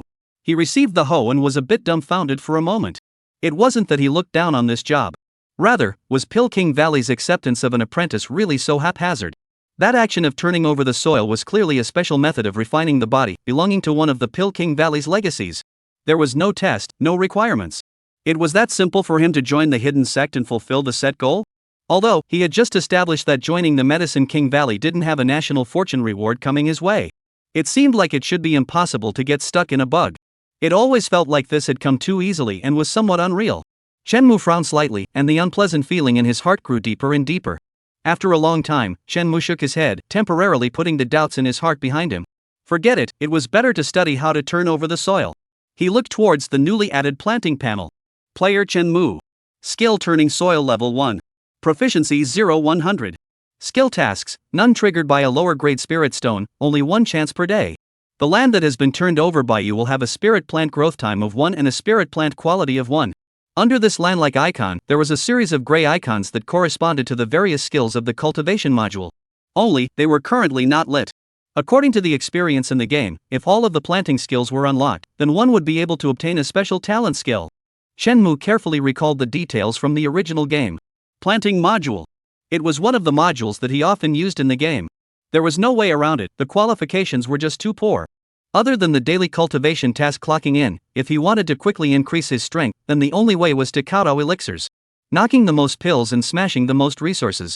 Only then could he barely keep up with the progress of those heavenly prides. Speaking of elixirs, I'm reminded of a slagged-over female protagonist. Shenmue pondered slightly, and for a while, he actually fell into reminiscence. However, he wasn't the least bit worried that this Pill King Valley would be that female main character's territory. After all, according to his understanding, that female master hated alchemy the most. Although her talent for alchemy was extremely high, that girl had a jumpy temperament and would rather run off to sterilize the hens at the head of the village than stay in the Dan room and read a book. What's more, the sect she was in was called 10,000 Flowers Valley, not Dan King Valley. Combining all of the above, how could this kind of Pill King Valley, which shuns the world and lives in seclusion, taking pleasure in pills, be that heroine's territory? 3,000 years off. On the road to immortality, how many heavenly prides have become white bones? Shenmue was overwhelmed with emotion, and previously, he had not found any information about the Valley of 10,000 Flowers in the Sword Sect's historical records. Although he was unwilling to, he also had a vague guess in his heart. That silver-haired, lively and rosy little girl had more than likely left. Thinking of this, he couldn't help but feel a bit stifled in his heart. In the game, he treated those people as a piece of code, so of course he could be heartless and use various means to reach achievements. But when he learned that those were people who had actually existed, a few feelings could not help but rise in his heart. The years are unforgiving. Shenmue sighed in his heart and picked up the hoe and dug down hard. Boom! A huge reaction force came, and Shenmue was caught off guard and directly stumbled. If he hadn't used the hoe for support, I'm afraid he would have fallen straight to the ground. Turning Earth skill, proficiency 01. Why, this soil is so hard. Shenmue finally realized why that farmer was dabbing saliva on his palm. This was not digging. This was clearly chiseling a mountain. This is not ordinary dirt. Behind him, the nine-headed vulture nodded his head with a grave expression and spoke a bunch of nonsense. Shenmue. No, what I mean is that this earth seems to be similar to a mountain. Noticing Shenmue's speechless look, it hurriedly added. About the same as a mountain? Shenmue's gaze twitched as he bent down and touched the farmland with his hand, pondering in his heart. This turning over of the soil was essentially combing the spiritual chi veins in the farmland, which was used to create a better growing environment for spiritual plants. Thus, the seemingly ordinary farmland of the Pill King Valley was actually a large mountain coalescing. One could imagine how terrifying the quality of a great mountain turned into a piece of earth would actually be. It was no wonder that the farmer said that with his qualifications, he might have to turn over the soil for several years. In ancient times, there was Yugong removing mountains, but today, there is me, Shenmue, digging up earth. Woe is me. Shenmue shook his head and directly threw away the hoe with a shake of his hand. Not digging? The 9 vultures froze and inquired curiously. Turning over the soil is too time-consuming. What about your soul restriction? Shenmue glanced at it, thinking that when he got started with turning over the soil, he was afraid that the grave grass would be a few meters high. This thing, where is the comfort of a system edition? Is it perseverance that he lacks? What he lacked was spirit stones. 9 heads. I can handle it myself. This strange bird that represented the unknown twisted its head, pecked its feathers with its beak, and said arrogantly. It didn't know what Shenmue had in mind. It only saw that Shenmue preferred to delay his cultivation time, but also wanted to find a way to help himself solve the problem of the soul prohibition. Chapter 56, Jesus Can't Even Stay. A silly bird, still playing the haughty bit. On the way, Shenmue spat in his mind while taking out that flounder and falling into contemplation. Ever since catching this thing, just like the oath he had sworn, his luck had taken a sharp turn for the worse. The immortal spirit stream was rioting, and he thought it was a once-in-a-lifetime opportunity. As a result, he went out and met Jiang Hongwan. After Jiang Hongwan and Luo Qingyan fought, he then encountered Song Wanqing and Ningxi. The journey was turbulent, with all sorts of accidents. Until the stupid bird got lost and broke into this Pill King Valley, it was considered slightly out of danger. Originally, I wanted to take this as a gift to the master, but they didn't seem to think much of it. Since this is the case, it's better to find an opportunity to dispose of it. Shenmue searched his temples, feeling a bit tired. In theory, since he had escaped to the hidden sect, he didn't have to worry about the threat of this fish. But for some reason, he always felt that something would go wrong. Or something big would happen. There was no reason for it, it was purely the sixth sense of the scum. I remember just passing by, there's a store here called something medicinal cuisine, I must go and ask for advice on how exactly to get this fish. Shenmue looked around, and finally his gaze lurched, resting in front of a certain Donald Duck. Following the duck's beak, he just entered the medicinal cuisine, then said with a big grin. Master teacher, disciple has something to ask. This Pill King Valley's rules are different from the sword sect, and the general elders are called teacher masters. What is it? A big, fat, chubby woman with a kitchen skirt carrying a chopper poked her head out of the kitchen. Disciple has an ingredient that I don't know how to deal with, I hope that teacher master will give me some advice. Shenmue politely said to the damsel. Can't even get rice, nowadays dolls getting worse and worse. What ingredient, say it. The elder lady wiped her hands with her kitchen skirt, just like a rural woman, impatiently urging, "A halibut." Shen Mu's voice lurched, then he took out the one with scales that looked like a red heart, the law saint of Baimu. Bynum, eh? What did you say? Damsel subconsciously nodded her head, then sensed that something was wrong and raised her head violently. A flounder? The legendary flounder? The damsel's pitch rose so violently that it nearly shattered all the pots and pans in the room. Yes, it is the flounder. The disciple has tried all sorts of methods and couldn't slaughter it. Shenmu didn't move and rubbed his ears as he replied. Auntie. Ouch, I'm dropping a good boyo. She quickly ran over, lifted up the flounder and said with hatred, "Do you know what this thing is? You still want to eat it?" Shenmu snapped and smiled. Of course disciple knows, but disciple is not interested in the matter of love, so there is no need for this thing. If it can be made into a supreme delicacy, it wouldn't be bad. Master, don't you want to use halibut to make a rare dish? Or is it that you don't know how to do it either? Shenmu's eyes twinkled as he curiously inquired. The elder lady's expression froze, and she waved her hand in an unkind manner. "You kid, don't provoke me with words. If you're talking about cooking, there may not be anyone in the entire 9 states that can compare to me." She inserted her waist, held her head high, and said with quite a bit of patriarchal demeanor, "Since this is the case, then teacher master say, this halibut should be how to do delicious?" Shenmu smoothly said. The elder lady glanced at Shenmu, not quite understanding why this kid was so insistent on making the halibut into a delicacy. She shook her head and explained that the flounder was a holy relic of the laws, ordinary means could not kill it. Trying to kill it is the same as fighting against the laws of heaven and earth. Within the entire Pilking Valley, I'm afraid that the old ancestor is the only one who has the means to cook this fish. Shenmu froze, not realizing that a fish he had casually caught would be so difficult to handle. That old ancestor. Just as Shenmu was planning to continue asking for some more information about the old ancestor of the Medicine King Valley, the farmer's rough voice resounded once again. "You kid, if you don't turn the soil properly, why did you run here?" Only to see the farmer ran over with great strides, lifted up Shenmu, and said with great haste that the old ancestor has something to look for you. "Hurry up and follow me." The old man is looking for me? Shenmu was a bit puzzled. After receiving the halibut from the damsel, he inexplicably felt that something was not quite right. "I just wanted to find the old ancestor to solve the halibut, and then someone summoned me?" This was too much of a coincidence. Ever since entering the Medicine King Valley, this series of things had gone smoothly, causing that feeling of unreality to grow stronger and stronger in him. It was as if there was some big boss waiting for him ahead. Forget it, I should be the one thinking too much. After finishing this flounder off, even if those people I slagged off immediately show up, with my cleverness, I can still fool her. Not much of a problem. Shenmu consoled himself in his mind and revealed a smile, confidently following the farmer away. "This flounder is dead today," he said. Jesus couldn't even stay. Chapter 57, Elder Brother. Old Ancestor. Although that flounder is a holy relic of the laws, a rare treasure of heaven and earth, it's not worth you personally coming out. If you want it, I'll have that savage bull exchange it for some treasures. Inside the valley, the hemp-clothed old woman stood outside a pavilion with her walking stick and persuaded bitterly. After all, it is a holy relic of the law, the value is incalculable, unusual things people may not necessarily be willing. Moreover, closed for a long time, out to breathe fresh air, is not a good thing. Inside the pavilion, a white-clothed woman sat with her knees hugged, her head full of silver strands falling like snowflakes. She just sat there quietly, as if even the years had come to a standstill and everything had become gentle and vicissitudes. Alas! Are you still refining pills? The hemp-clothed old woman sighed deeply. The old ancestor's condition, had it even gotten this bad? Even with her cultivation level, she could feel so clearly that the vigorous vitality that should have been present in the Emperor realm had almost disappeared. The silver-haired woman smiled gently and did not reply to the old woman, only leisurely watching the clouds rise and fall. Time seemed to stand still at this moment. Until a long time passed, the farmer's dull footsteps gradually approached. "Master teacher, the old ancestor is here?"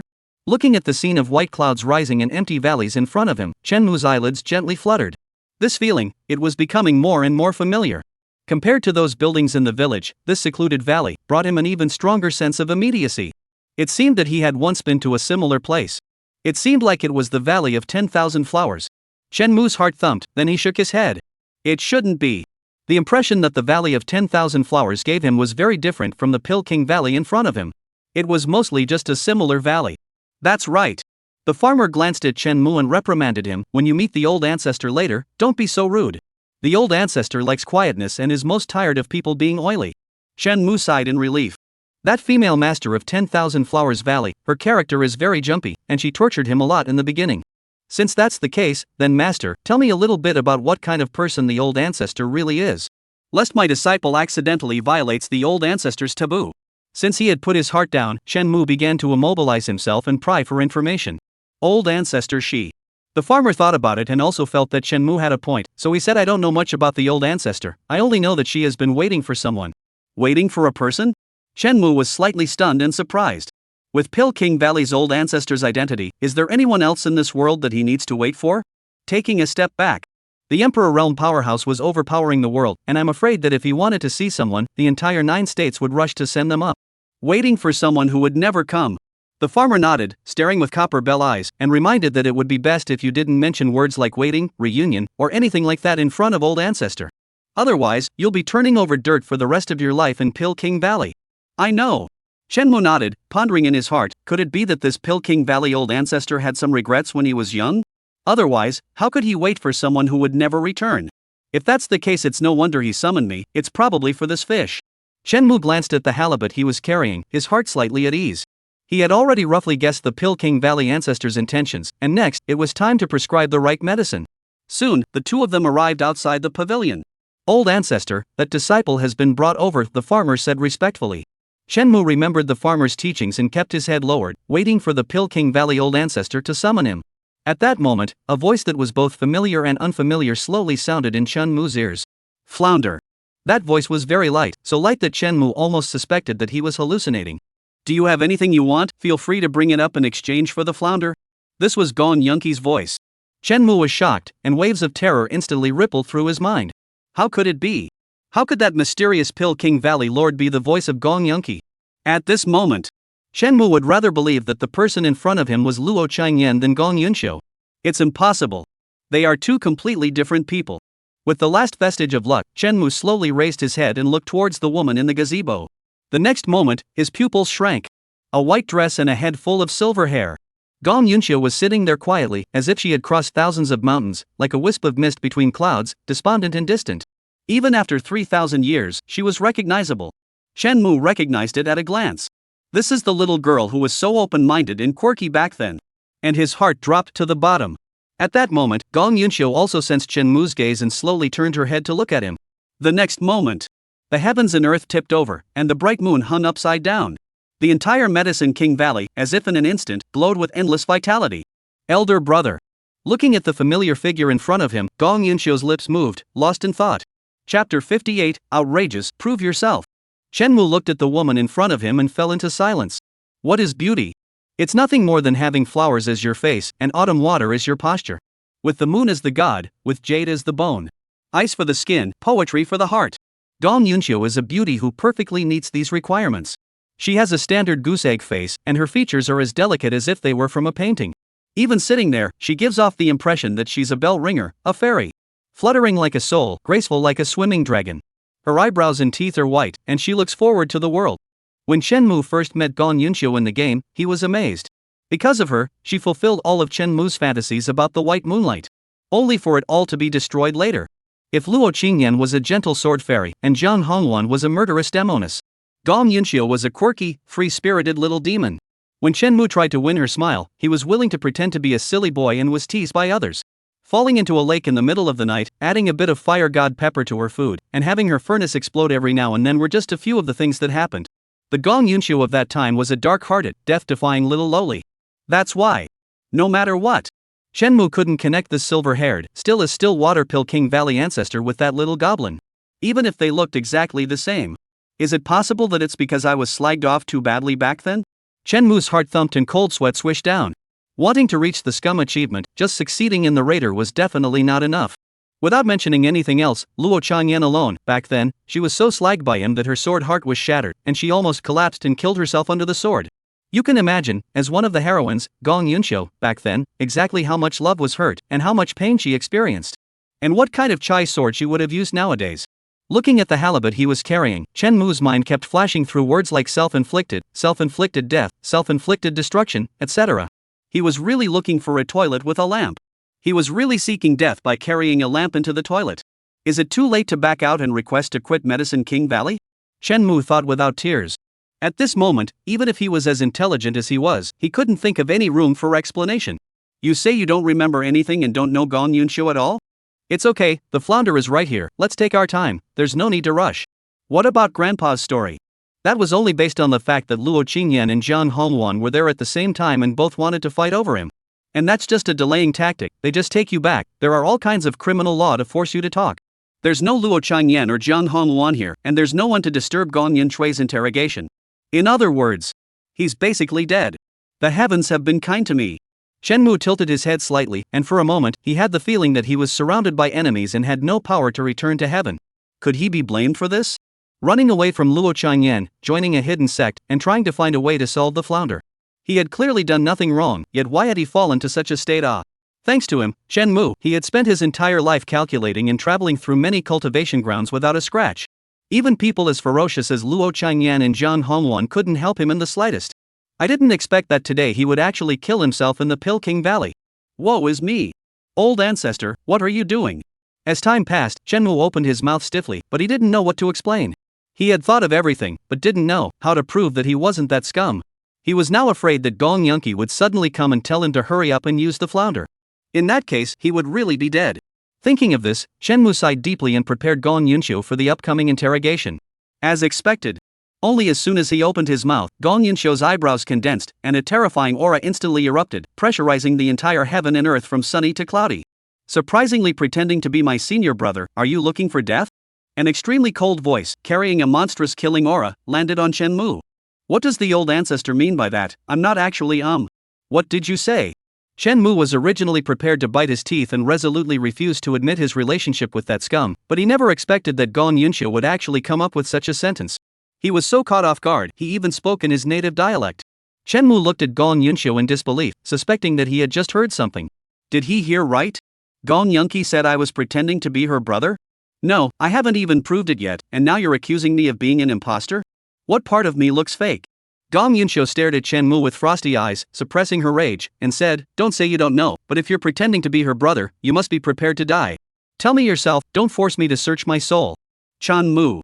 No, you finished my lines, what should I say? At least leave me some.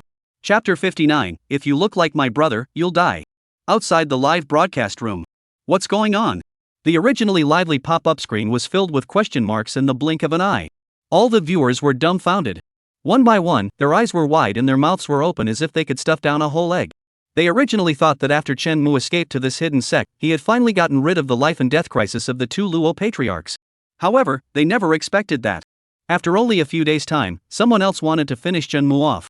It was still the old ancestor of Peking Valley. This Nima. Don't understand, what heavenly law is the scum guilty of? Why are people killing him everywhere? What the hell is going on here? How come even the Peking Valley's oldest ancestor wants to take out Brother Mu?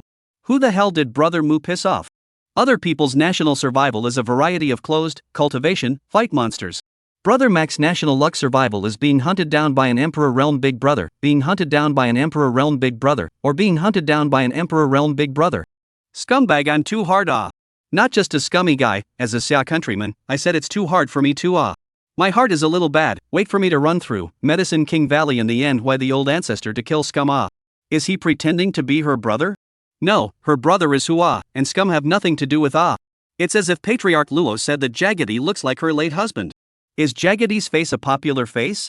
A per capita face? Jagged Man's face is a per capita face? You're not kidding me.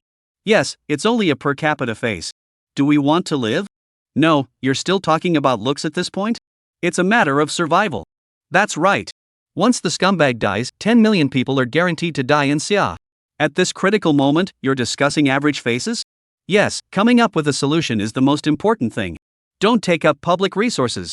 Solutions? I don't even know why they want to kill the scum, how can I solve it? At this moment, all the viewers' minds have collapsed. From the descent of the kingdom until now, Shenmue had been hunted down and killed in all sorts of ways, but they couldn't even guess the slightest reason why.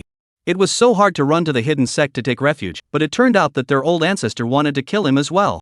If they hadn't considered the loss of national fortune, which would have caused a huge disaster, they were afraid that they would have wanted to swing for the fences.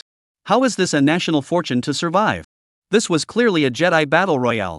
At this moment, powerless to do anything about it, they could only stare blankly at Shenmue, praying that he would be able to survive this calamity. No, wait. You wait. Old ancestor, let me run through it first. Inside the Peking Valley, Shenmue was also a bit dumbfounded at this point. The reason Gong Yunqi wants to kill him isn't because he looks exactly like that scum. She suspects he's pretending to be a scumbag? This operation had left Shenmue, who had been thinking of clearing his name, at a loss. What should he say? Say that he was the scum guy and wasn't pretending? What if the other party was blowing himself up? Wouldn't that be revealing? Thinking of this, he hurriedly said, I don't even know who your senior brother is. Could there be a misunderstanding here? Gong Yunshoge's cold, heaven and earth a murderous atmosphere. It seems, I can only search the soul. At first, she was really confused by the appearance of the person in front of her. At first, she was confused by the appearance of the man in front of her, and even thought for a moment that this was the senior brother she was waiting for. Luckily, Gong Yunshio realized the flaws in the situation. The subconscious surprise and shock in his eyes when he saw his face was not hidden at all. Obviously, he knew him. If this person was really his senior brother, he would not have shown that gesture. So, it can only be a disguise.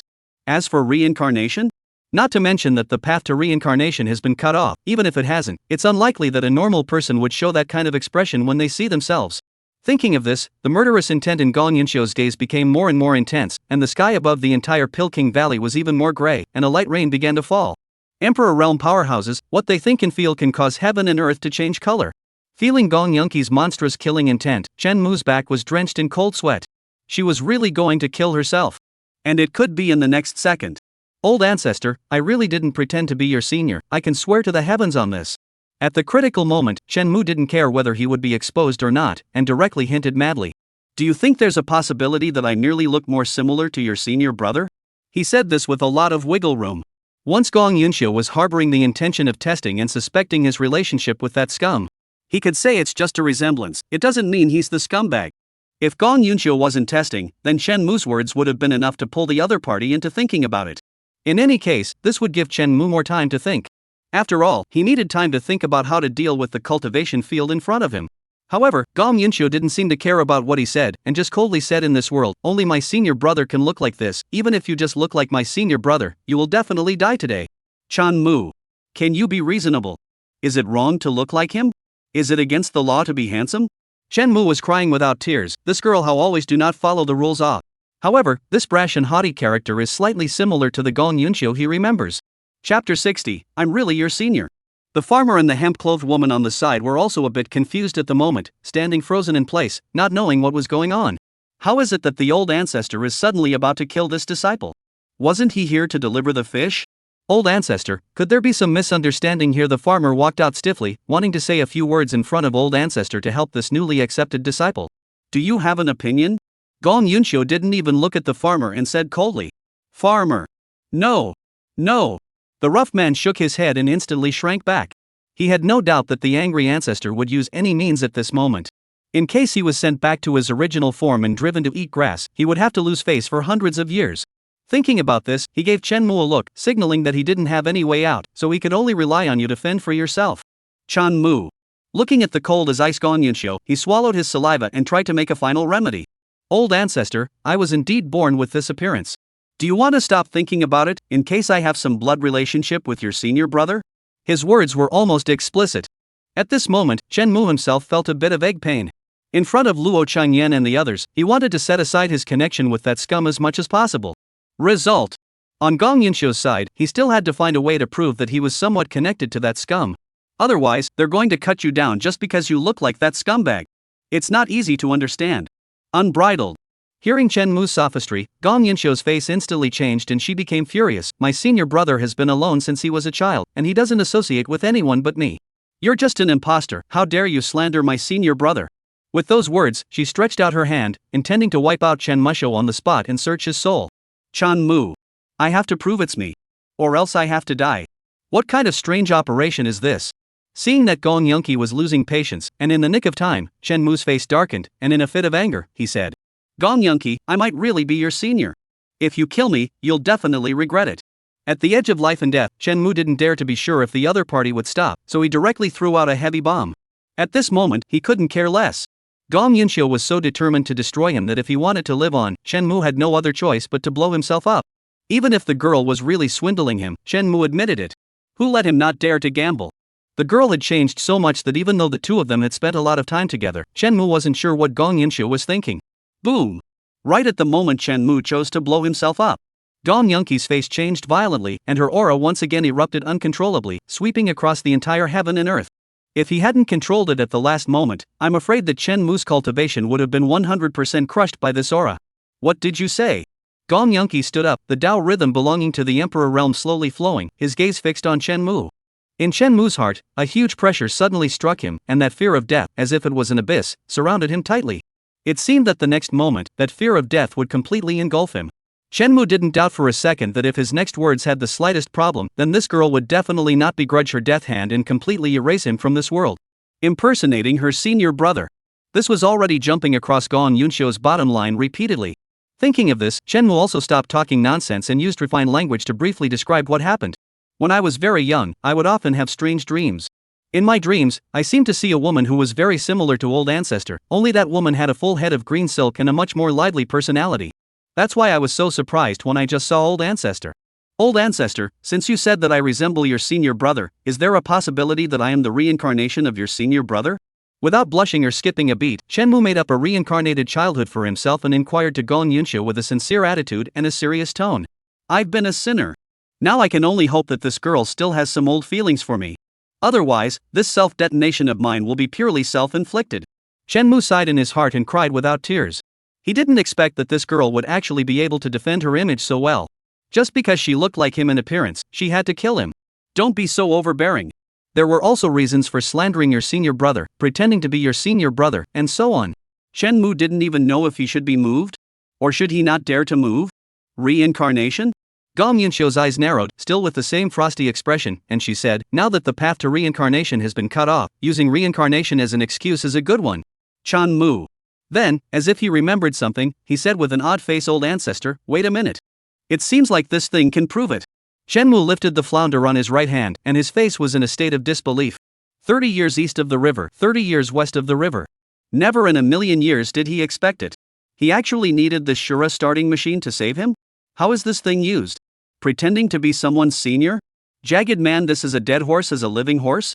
This is over. If the identity is revealed later, the scum man will not die without a burial place? How could Brother Mu be so confused? Confused, my ass. If he didn't pretend to be Old Ancestor brother, Scumbag would be dead right now. That's right, there's no way around it. Stretching your head is a knife, shrinking your head is also a knife, so you might as well give it a try. Jagged man, I'm like this, you blame me? In the live broadcast room, regarding Chen Mu's behavior of pretending to be Gong Yunxiu's senior brother, some people expressed despair, while others expressed understanding. There's no doubt about it. Gong Yunxiu's concern for her senior brother was expressed earlier. As long as Chen Mu's impersonation of her senior brother was uncovered, he would surely die a horrible death. The bone-crushing kind. And if one didn't pretend to be her senior brother, then Chen Mu could be dead right now. Therefore, in their view, this behavior of Chen Mu was nothing more than stalling for time. The difference was just dying a little earlier or a little later. And once Chen Mu died, the Xia Kingdom's fortunes were cut, and none of them knew if they would still be able to survive. Thinking about this, there was a sigh of relief in the pop-up screen, and they all began to leave their last words. They had no reason to blame Chen Mu. After all, anyone with a discerning eye could see that in order to stay alive, Chen Mu had already done everything he could and racked his brains. From Luo Changyan to Jiang Hongluan, and now Gong Yunxiu. Can you blame Chen Mu for all this? No. He can only blame bad luck. Who would have thought that just because she looked like someone, she'd be sentenced to death? It's all God's will. Even the three lecturers couldn't find the slightest chance to break the situation at this moment. The Pill King Valley doesn't distinguish between good and evil. All reasoning follows the Pill King Valley ancestor's heart. If Gong Yunqi wants to kill Chen Mu, no one in the entire valley can stop him. It can be said. Chen Mu now has no way out of heaven and no way in. He must die. Even if he hasn't made any mistakes. At this moment, it was only then that many people around the world finally realized the cruelty of the Kyushu world. In the world of Kyushu, in the cultivation world, death. There is no need for any cause. It could just be looking at you in a bad light, it could just be that a certain big brother is not in a good mood, or it could even just be that people are in a hurry. All of them could step on you to death without even realizing it. Reality. It's this cruel. Flounder? A lover who can reflect past and present lives? Looking at the red phosphorus fish in Chen Mu's hand, Gong Yunxiu's brows furrowed slightly, and for a moment she was also a bit uncertain. Suddenly seeing someone who looked exactly like her senior brother, in her excitement, she had just forgotten about it. Could it be that he's related to his brother? Gong Yunxiu stared at the familiar figure and the holy relic that represented love, and her terrifying aura slowly began to converge. If this person was not his senior brother, then his use of the flounder would serve no purpose other than to add even more to his anger. And if there was a connection, Gong Yunxiu's brows were lowered, and ripples rose in his heart, unable to calm down for a long time. In that case, then you will use it to show me. If there's a single word of falsehood, you. Only after a long time did she resume sitting with her knees clasped together, her gaze barely maintaining its calmness as she said in a cold and icy manner. Although the consequences were not stated, anyone with a discerning eye could see the threatening intent within.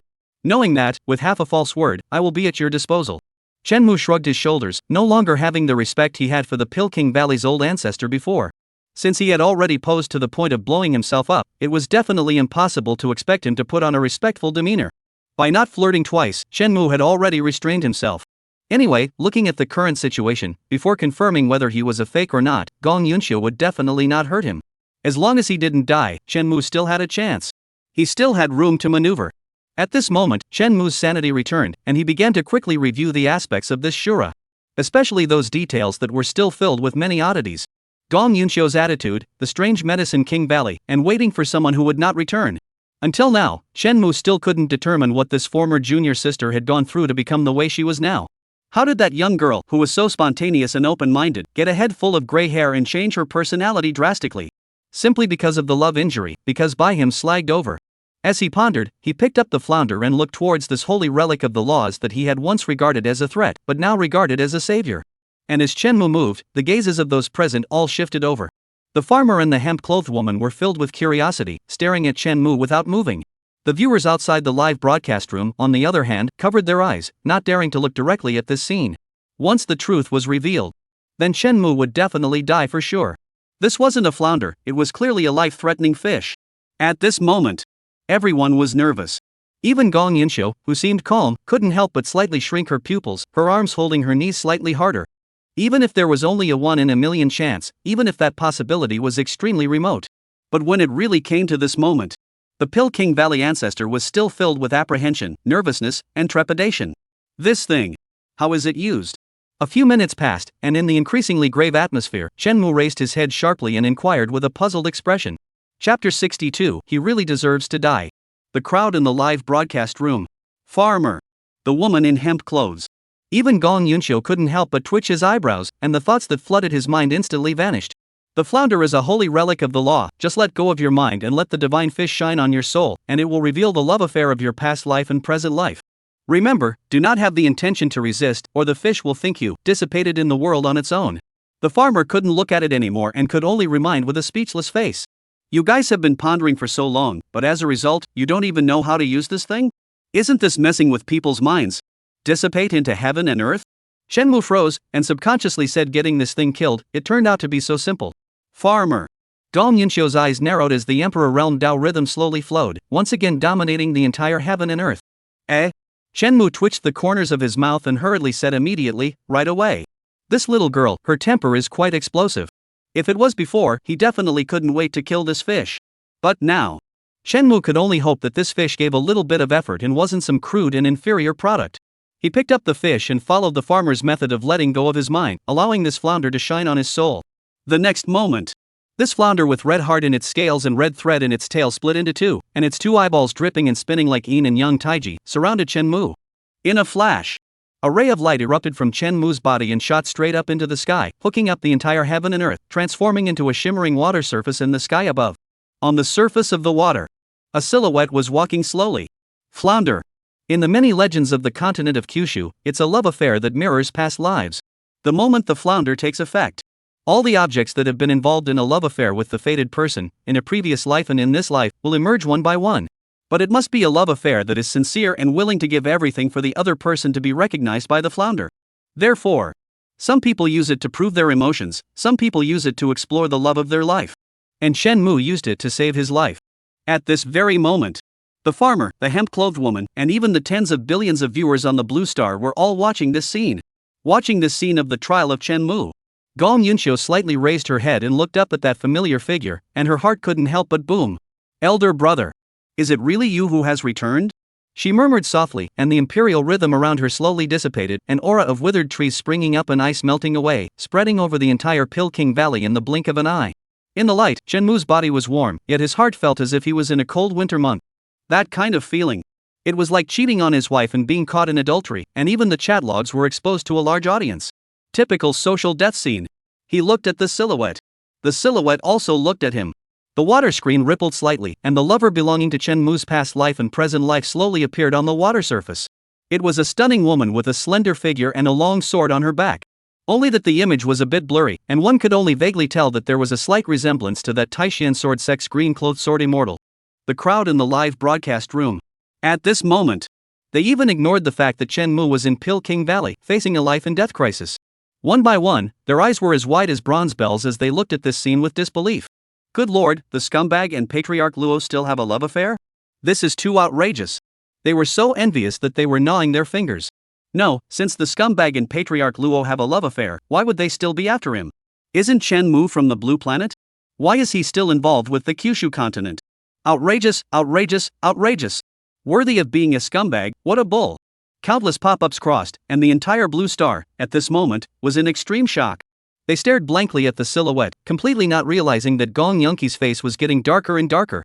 Luo Qingyan, this is the scene from your dream. Gong Yunqi's breath was vaguely shaken as he clenched his silver teeth, a monstrous killing chance covering the entire firmament. Just now, in his explanation, he said that when he was very young, he would have strange and bizarre dreams. In the dream, he saw a woman who looked exactly like Gong Yunqi. Is this the woman in the dream? Right now. Even Gong Yunqi's state of mind could no longer suppress her murderous intent. Chen Mu. That's not right. Under normal circumstances, she should know that Luo Qingyan exists and that she's one of her ex-girlfriends. Why does she have this expression now, like she doesn't know anything? Chen Mu frowned slightly, pondering the reason, while impatiently reprimanding. Panic what? Who says there's only one woman in my dreams? Behave yourself and watch. Since the pendulum had already swung, at this moment, Chen Mu, of course, had long since seen through life and death. Not to mention Gong Yunqi, even if his other ex-girlfriends came along, he would dare to reprimand them one by one. Don't ask why. A man must be fearless. The farmer, the woman in hemp. This man is so brave. How dare he talk to old ancestor like that? Just as they were about to reprimand, above the water, another silhouette slowly emerged. It was a woman dressed in red, with a charming face, and her demeanor exuded a bewitching charm. Although she was slightly young, it could still be seen that it was Jiang Hongwan who had suddenly appeared earlier. The crowd in the live broadcast room. Damn it, I now know why Patriarch Luo and the others are chasing after the scum. I also understand. Doesn't he deserve to die? He deserves to die. God, I've seen what kind of scumbag this is. Mom asked me why I was kneeling down to watch the live broadcast. At this moment, the viewers, who finally understood the truth, realized the truth and hated it. As for Gong Yunqi, his face was getting darker and darker, and the murderous aura on his body was getting stronger and stronger. Chapter 63, A Sound of Elder Brother, Green Silk Becomes White Hair. On the surface of the water. The two silhouettes stood, both of them were heavenly and beautiful, the ones who had fallen in love with the country. The farmers and hemp-clothed women present were dumbfounded, staring at Chen Mu, unable to imagine how this kind of flesh realm rookie could be romantically involved with two peerless beauties. What frightened them the most? On the other hand, above the water, another figure was slowly condensing. It was a blue-clothed goddess with a slender figure and icy skin. She stood there floating, filled with a sense of sanctity that could only be viewed from afar. The crowd in the live broadcast room. Destroy it. It's better for this person to die. And that flounder still hadn't finished. Just when Gong Yunqi really couldn't help himself and planned to crush this bastard with one finger, a familiar figure slowly appeared on the water. It was a young girl with green silk like a waterfall, delicate and lovely. Compared to the Peking Valley's old ancestor, who was full of silver threads and despondent, the woman on the surface of the water was simply like two people. One was uninitiated and naive, while the other had gone through vicissitudes of life and was miserable and sad. Although their looks were nearly identical. The crowd in the live broadcast room. The farmer, the woman in hemp clothes. All of their gazes, at this moment, converged on Chen Mu in unison. The hemp-clothed woman was even more fierce and murderous as she looked at Chen Mu. It wasn't just because Chen Mu and the old ancestor had been involved in a love affair.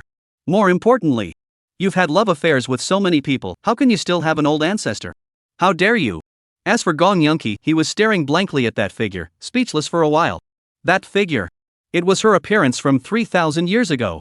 She wouldn't recognize it wrongly. See, I didn't lie. I told you that I had dreamt of you before. Chen Mu below said quietly, with an aggrieved and wronged posture. At this moment, he could only clench his teeth and resolutely refuse to admit that he had slagged them. Don't ask. Ask is not know. The one who slagged you was the previous Chen Mu, not the current me. But if you remember a little bit of old love, you can't put this on my head. I'm an innocent too. Old ancestor. I think it's this person who has found someone who looks similar to you to have a love affair, and that's what caused the flounder to show up like this. Why don't you let me search his soul and find out the whole story?" The hemp-clothed woman stepped forward with a prancing sound, itching to settle this immediately. The farmer looked to his left, then to his right, and finally chose to remain silent. It wasn't that he wanted to help this newly accepted disciple, but he also wanted to kill this scum. After messing with so many people, where did you get the face to mess with old ancestor? If his old ox had known about this, he would have killed this person when Chen Mu had just stepped into the Medicine King Valley. He's an asshole. Gong Yunxiu looked at Chen Mu in silence, not responding to the hemp-clothed woman's request. Gong Yunqi naturally knew in her heart whether the figure that the flounder had revealed was her or not. As an Emperor Realm Supreme, whenever someone manifested her figure, Gong Yunqi would be able to sense it. Not to mention the fact that it was right in front of her. She could feel the figure on the water pulling her. There was no mistaking it. Although she was unable to deduce Chen Mu, but the silhouette that was close by at this moment, the pull from her soul, made her understand everything long ago. This person had indeed had a love affair with herself. And there was only one person with whom she had had a love affair. That was her senior brother. Elder brother. Gong Yunqi's throat was a little bitter, and she opened her mouth, as if 1,000 words were pouring out of her heart. In the end, it turned into a deep sigh. "I've waited 3,000 years. You said you'd come back for me when I had refined the white jade. A whole 1,008,000 of them, and I haven't waited for you." She murmured dully to herself, seemingly speaking to herself, but also seemingly confiding in Chen Mu. Chen Mu looked at the soulful Gong Yunxiu, then at the water where silhouettes continued to emerge, and for a moment there was nothing he could do. He was exposed. This was more than likely going to be cleared. Elder brother. For 3,000 years, I've sat in the valley of the Pill King and watched the winds, the flowers, the snow, the spring, the summer, the fall, and the winter. Do you know what it's like? Gong Yunqi said softly, the vicissitudes of 3,000 years of experience, the sadness of disappointment after a long period of anticipation, covered the entire valley in an instant. The geese were circling, and the willows were drooping.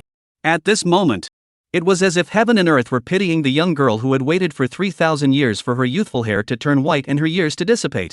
Chen Mu glanced at the increasing number of silhouettes on the water out of the corner of his eye and swallowed for half a second before stuttering out a few words. Of course I don't know. I just had a few dreams. Who knows about this? Who are they? Do you know, old ancestor? I don't know. Chapter 64, and this is what's being eyed? As time gradually passed, a figure that hooked heaven and earth with an overwhelming appearance appeared one after another. 1, 2, 3, 5, 6, 7, 8. After surpassing the 8th, there were still figures continuing to coalesce under that water. Only, there seemed to be some kind of interference. No matter how rough the water was, the figure was slow to coalesce. Finally, boom! The flounder trembled violently, as if it couldn't withstand the karma in it, and shattered with a loud bang. All the silhouettes that appeared gradually disappeared along with the water. The flounder twisted their bodies, as if they had accomplished their mission, snuggling up to each other and collapsing into a law of heaven and earth. Everything was calm. The only thing that was not calm was the hearts of the people present. Thinking back to the silhouettes with unparalleled beauty, but each with their own flavor, everyone fell silent. Inside the live broadcast room. I can't stand to watch. You guys don't move your hands. If you don't move your hands, I can't help it. No, why? I've smoked 10 packs of cigarettes and still can't figure out why this scumbag has had relationships with so many people. And all of them are such beautiful women. I'm jealous. I want to hunt down and kill the scum. Destroy it. I don't care about the country's fortune anymore. Ancestor, why don't you do it? Don't be soft. This scum deserves to die. Tama, today I'm at loggerheads with the scum. Countless viewers have gone crazy. They were still in a state of shock over the scummy guy, and were still pondering why he was being chased by so many Emperor Realm bigwigs. As it turns out, the clown is actually myself. Shouldn't this bastard Tama be hunted down? If he doesn't die, who will? Even the 3 lecturers were all agitated at the moment, itching to run in and find Chen Mu to ask him what was going on. Su Shiwan was cursing the scum with indignation, while Yang Dianfeng was slapping the table, bursting into tears and roaring to the sky, "What the hell is this plot? What kind of twist is this? What kind of twist is this? Is this something I can figure out with my big data? Even if you give me the best chip in the world, even if you let me speculate on 10,000 possibilities, I can't possibly think of this result. No. He's a Xia native. What makes him able to have love affairs with so many women? Is this the reason I can think of?" At this moment, he was completely skeptical. In the past few days, he frantically speculated about Luo Changyan's reasons for chasing after Chen Mu. But public opinion, no matter how he thought about it, he couldn't have imagined this kind of result. Who would have thought that a person from Xia, separated by an unknown number of worlds, would slag off the goddess of someone else's Kyushu world? This Nima is also too outrageous. Instead, the only old scholar, barely able to maintain his sanity, speculated that according to all the information we have, the flounder reflects the love affair of past lives, not just the grudge entanglements of this life. And no matter whether the continent of Kyushu or the Blue Star legend, there is a reincarnation, although the Kyushu historical records show that the path of reincarnation has been cut off. But I speculate, the only possibility, only Shenmue in his previous life had a love affair with those women entanglement. Then he was reincarnated and came to the blue planet. Reincarnation. This was already the only answer they could think of. Although, speaking of this speculation, even the narrator Li Di himself was skeptical. But since this situation had already been formed, they couldn't find any other reason other than this argument. Shenmue. In his previous life, he should have been from the Kyushu continent. Only this could barely make sense. You don't know? How dare you say you don't know? Inside the Pill King Valley, the hemp-clothed woman sorrowfully pulled out her magic treasure, full of anger, and said, "Old ancestor has been waiting for you for so long, and you just don't know?" At this moment, even if they were no longer stupid, they would be able to guess that Shenmue was the person that the old ancestor had been waiting for. Waiting for someone who won't come. Waiting for 3,000 years. The more she knew about the details of this, the angrier the hemp-clothed woman became. Over the years, she had watched old ancestor become sad, watched old ancestor's heart dry up. Obviously, as an Empyrean realm powerhouse old ancestor who should possess a lifespan of 10,000 years, but because of this man in front of her, he had run out of gas. If it was possible, the hemp-clothed woman couldn't wait to replace the old ancestor and cut this man into 1,000 pieces. No, it's not. It's my fault if I didn't know. If I don't know, I don't know. I can't help it. If you don't believe me, then kill me and search my soul. Shenmue spread out his hands and said with a dead pig in his hand. Woman in hemp clothes. Look at the expression on old ancestor's face right now. Who would dare to kill you? How can this person be so shameless? Elder brother. At this time, Gong Yunshu spoke quietly, staring at the figure that had been waiting for 3,000 years. Green-clothed sword immortal, red Luan fairy, these 3,000 years, you seem to have had a good life, senior brother. But I have been waiting for 3,000 years. As a Jiuzhou absolute, she had seen most of the people in those silhouettes. There had even been exchanges. In the face of his ex-girlfriend's words, Shenmue cannot dare to underestimate in the slightest, revealing a bitter smile and said that what, the old ancestor is not right, senior sister, I really cannot remember. What if they seduced me? Life and death at the moment, Shenmue dared to say nonsense with his eyes open. Ha! Gong Yunshu smiled gently, and in an instant, spring blossomed in the Medicine King Valley, overflowing with endless vitality. Reincarnation, or any other reason, in fact, senior sister does not care. She had a head of silver hair that floated like the wind as she stood there, her voice ethereal and firm. As long as you belong to me alone, it's fine. After saying that, Gong Yunshu slowly reached out her hand, and a dream-like aura emerged, gradually extending in front of that familiar figure. Shenmue. Oh, no. That's all it takes? You want to kill me? Why don't we talk some more? You want me to find another excuse? Chapter 65, Luckily, I have all my limbs. Luo Changyan, you blue pool. Above the extraterrestrial starry sky. Infinite sword intent blossomed and peach blossoms fell. Two women, one red and one green, stood opposite each other, their terrifying auras shaking the void, obliterating all the dust around them. Heaven and earth shattered, and the stars flowed backwards. This was the scene of a fight between emperors, and the spatial turbulence created by any of the divine abilities could easily kill those so-called great powers and giants. Even the saints' level of powerhouses, this can only look and sigh, do not dare to approach. At this time, within this horrible battlefield, the woman in red is cursing. You fool, you little, now you're happy. We can't even find him anymore. You stupid fool who can't make things happen. You shut up. Luo Changyan's forehead corners throbbed, obviously also suppressing the annoyance in her heart. Of course, the reason wasn't the sound of Jiang Hongwan's tirade. She had fought with this guy for thousands of years. What kind of foul language hadn't she heard from this person's mouth? What annoyed her was that in her perception, that scummy guy's figure had disappeared without a trace a day ago. Along with him, there was also the disciple that she had sent to look for him.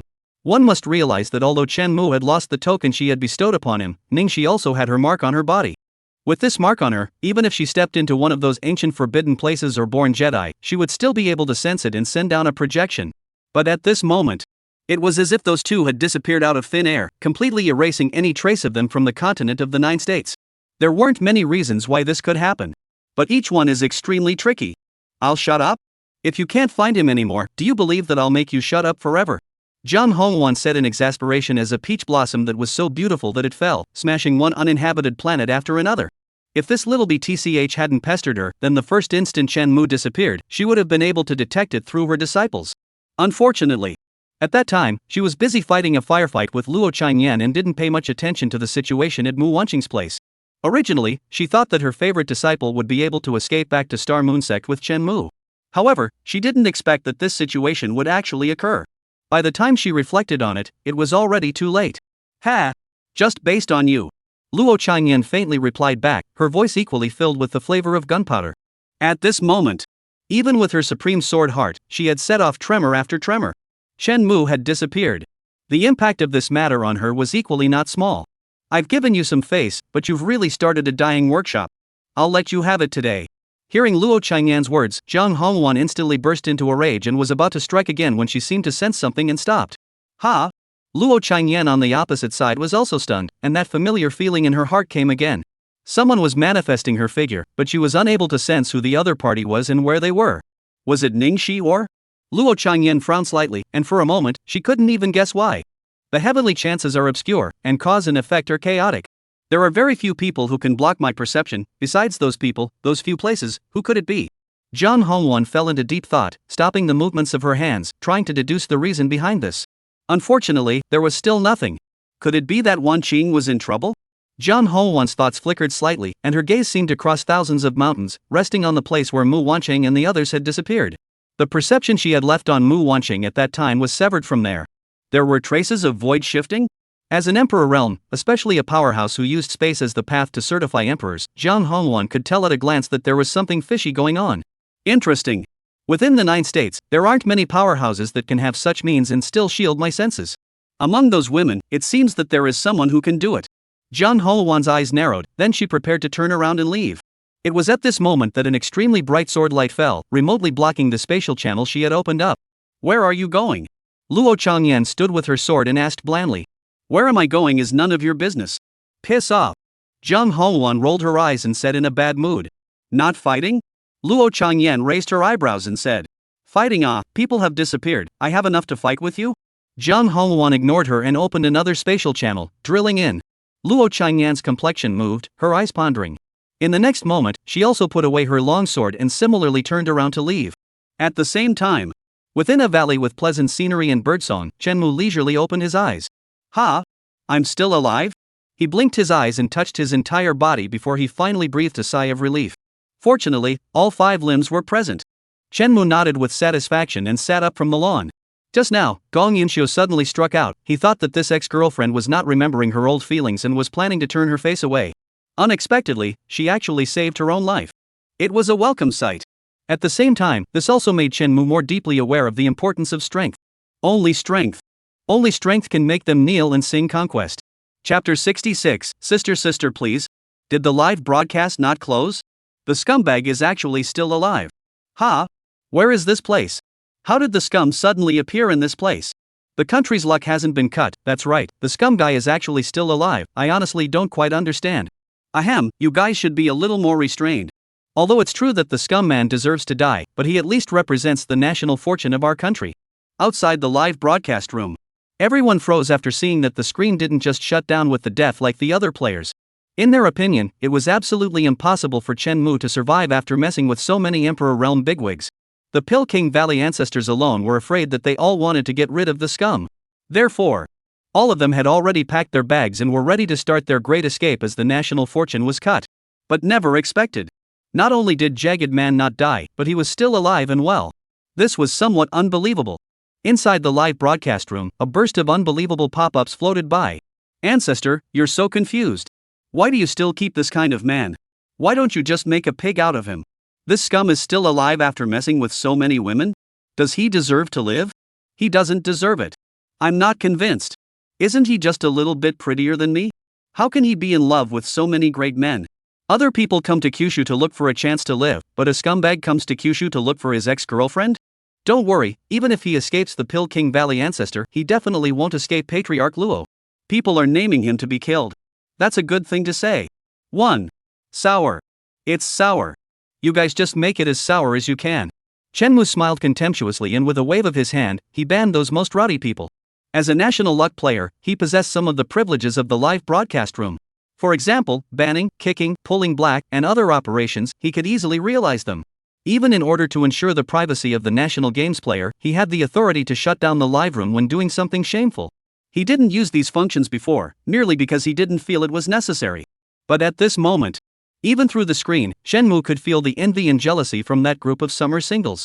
In order to purify the pop-up environment, he resolutely gave those people a banned package.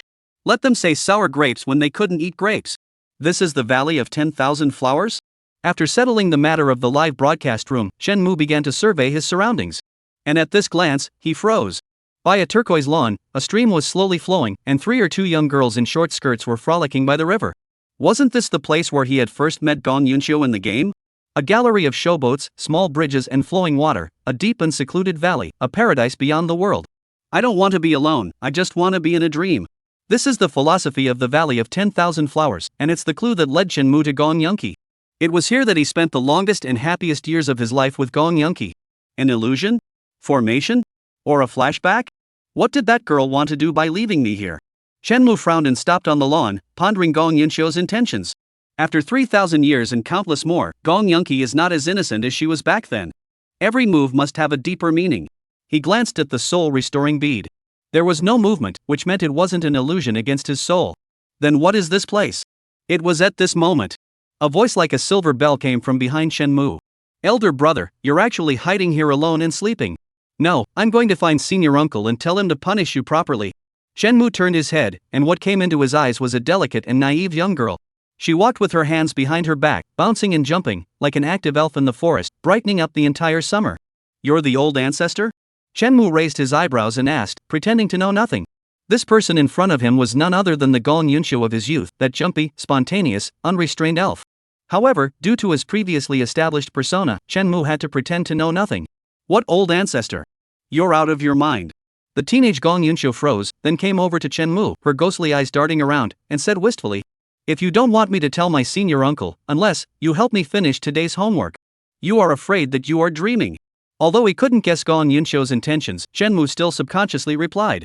The young girl Gong Yunxiu arched her nose and pouted in dissatisfaction. Brother, if you don't help me, I'll go to my uncle. Oh. Shenmue lightly smiled, lying on the lawn, leisurely said his own things to do. Seeing that the threat didn't work, the young girl Gong Yunxiu's eyes twitched, and then she revealed a pitiful expression and said, elder brother, I'm not feeling well today, so just help me. As long as you are willing to help me with this favor, senior sister will give you a gift tonight. Shenmue glanced at it and remained emotionless. I know you're the best. Do me a favor. I'm begging you. On the lawn, Gong Yunxiu wrapped her arms around him, and with that pitiful tone, she kept on pampering him. All right.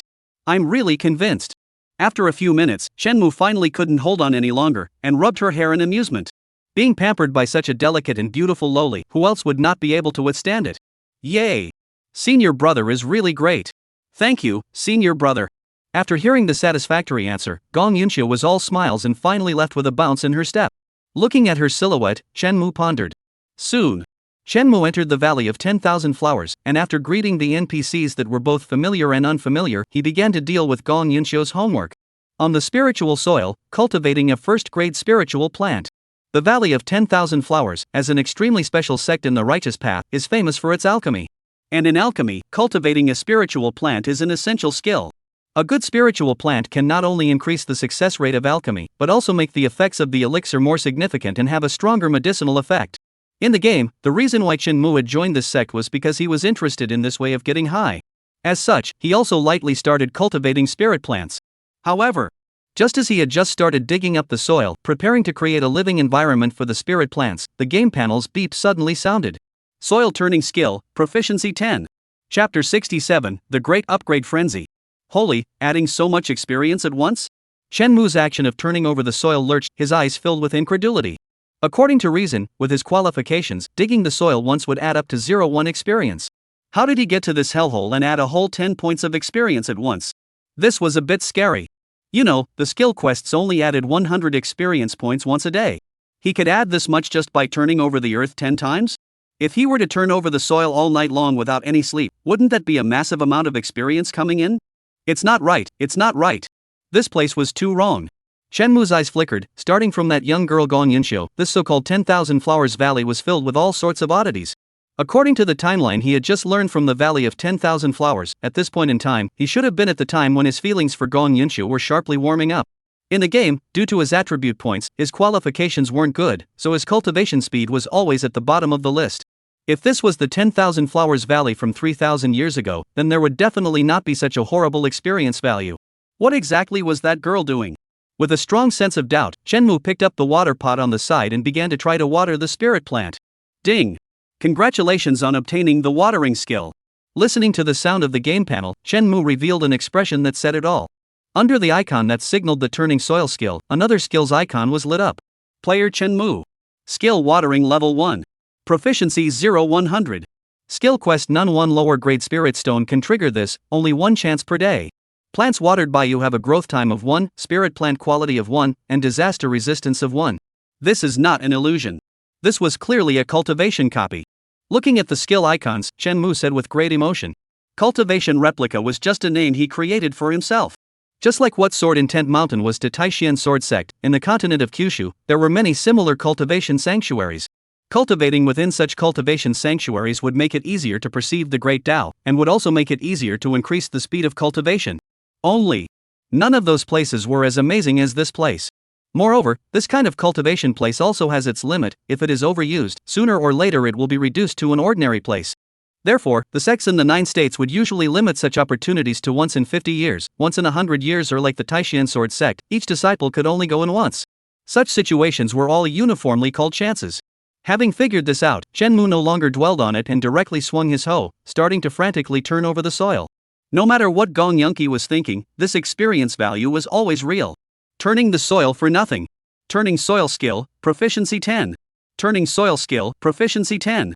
Earth turning skill 1. Turning soil skill 1. Watering skill 1. Congratulations on acquiring the grafting skill. Congratulations on acquiring the picking skill. Congratulations. Time flew by. Day flew by and night descended. By the time Shenmue had recovered from the quickness of the upgrade, feeling, Gong Yunxiu had already come in with a sack, sneaking in. Elder brother, the good stuff is here. Quickly build a fire. By now, Gong Yunqi's face was dark and her long, waterfall-like hair looked like a mess of weeds. What are you doing? Shenmue asked curiously. Shoo. Gong Yunxiu first made a shushing gesture, then ran to the door and furtively put up a formation.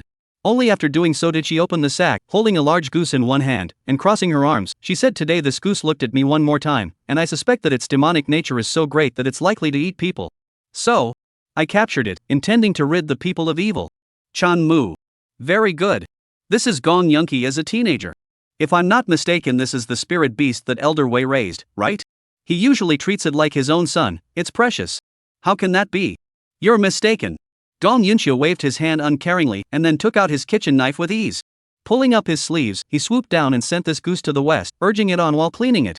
Elder brother, what are you still waiting for? Hurry to build a fire and set up a pot. This kind of thing just killed the most tender meat. Shenmue. He woodenly took an iron pot from Gong Yunxiu and started adding wood and fire. Not long afterward, the appetizing aroma filled the room. Gong Yunqi took down a goose leg and handed it to Shenmue, smiling and saying, Senior brother, this is your reward for today. Shenmue took the goose leg and took a bite. In the next moment, a pure to the core spiritual chi surged into his limbs and bones as if it were a trickle, constantly nourishing his physical body. Boom! As a shackle was broken, Shenmue's realm once again went up a small step. His eyes lit up as he snatched another goose leg from Gong Yunxiu's hand and laughed. It seems to be undercooked. Senior brother is helping you taste it. It's cooked, it's definitely cooked. Let go of me, let go of me. Let go of me. Let go of me. Shenmue didn't pay the slightest attention to Gong Yunxiu's protests. Using his free hand to press down on her little head, he snorted and bit down. Another aura surged in. Only, this time the effect produced was much smaller. Ah! Ugh! Brother, give me back my goose leg. Gong Yunxiu fell to the ground and looked at the goose leg in Shenmue's hand, crying without tears. It's okay, there's more. I won't steal it from you. Shenmue used his greasy hand to pinch that little face and said with a smile. Humph. I don't believe senior brother's words. Elder brother, get out of my way, I hate you. Inside the room, the two of them, like childhood sweethearts, were playing around without a care in the world. And not far away, on a certain mountain peak, an angry roar suddenly rang out. Who? Who is it? Which thief stole my treasure? The next day, Gong Yunxiu identified Shenmue without mercy and, through clenched teeth, insisted that Shenmue had killed the goose and forced her to eat it.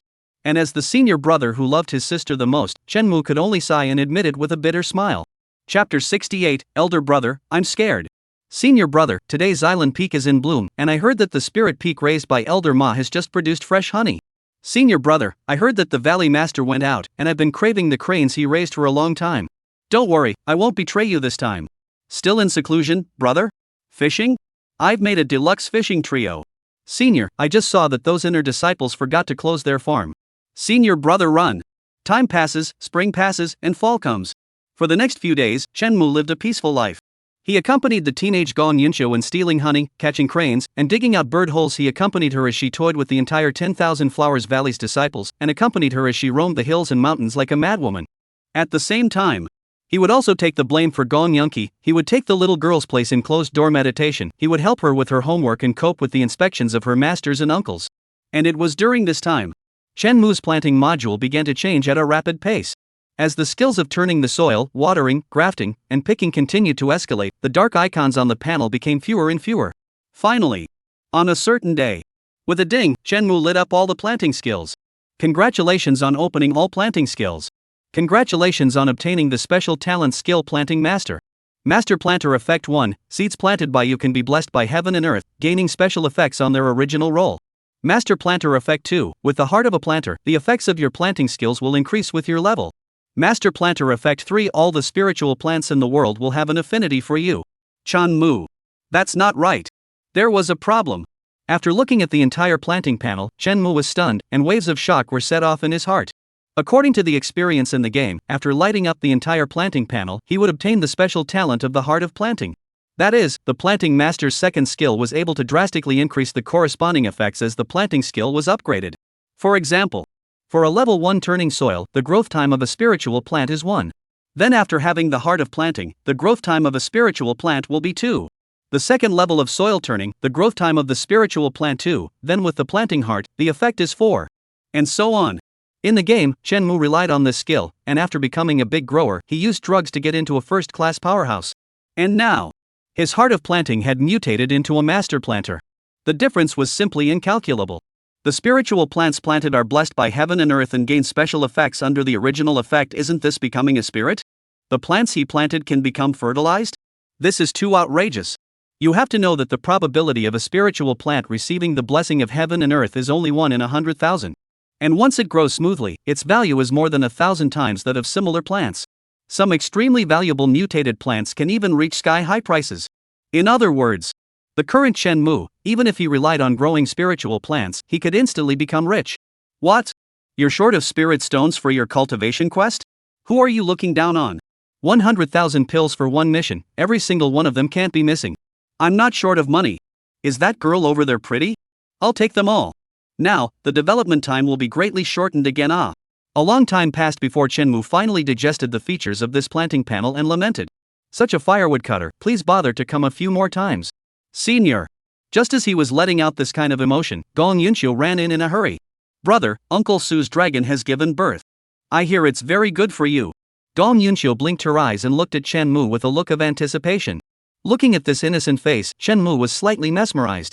He pondered for a long time, but shook his head, rejecting Gon Yunshio for the first time. Senior sister, I have something else to do today, so I won't go. Something? What is it? Do you have something interesting to do and don't want to bring me along? Gon Yunki's eyes lit up, then she said in a disgruntled manner.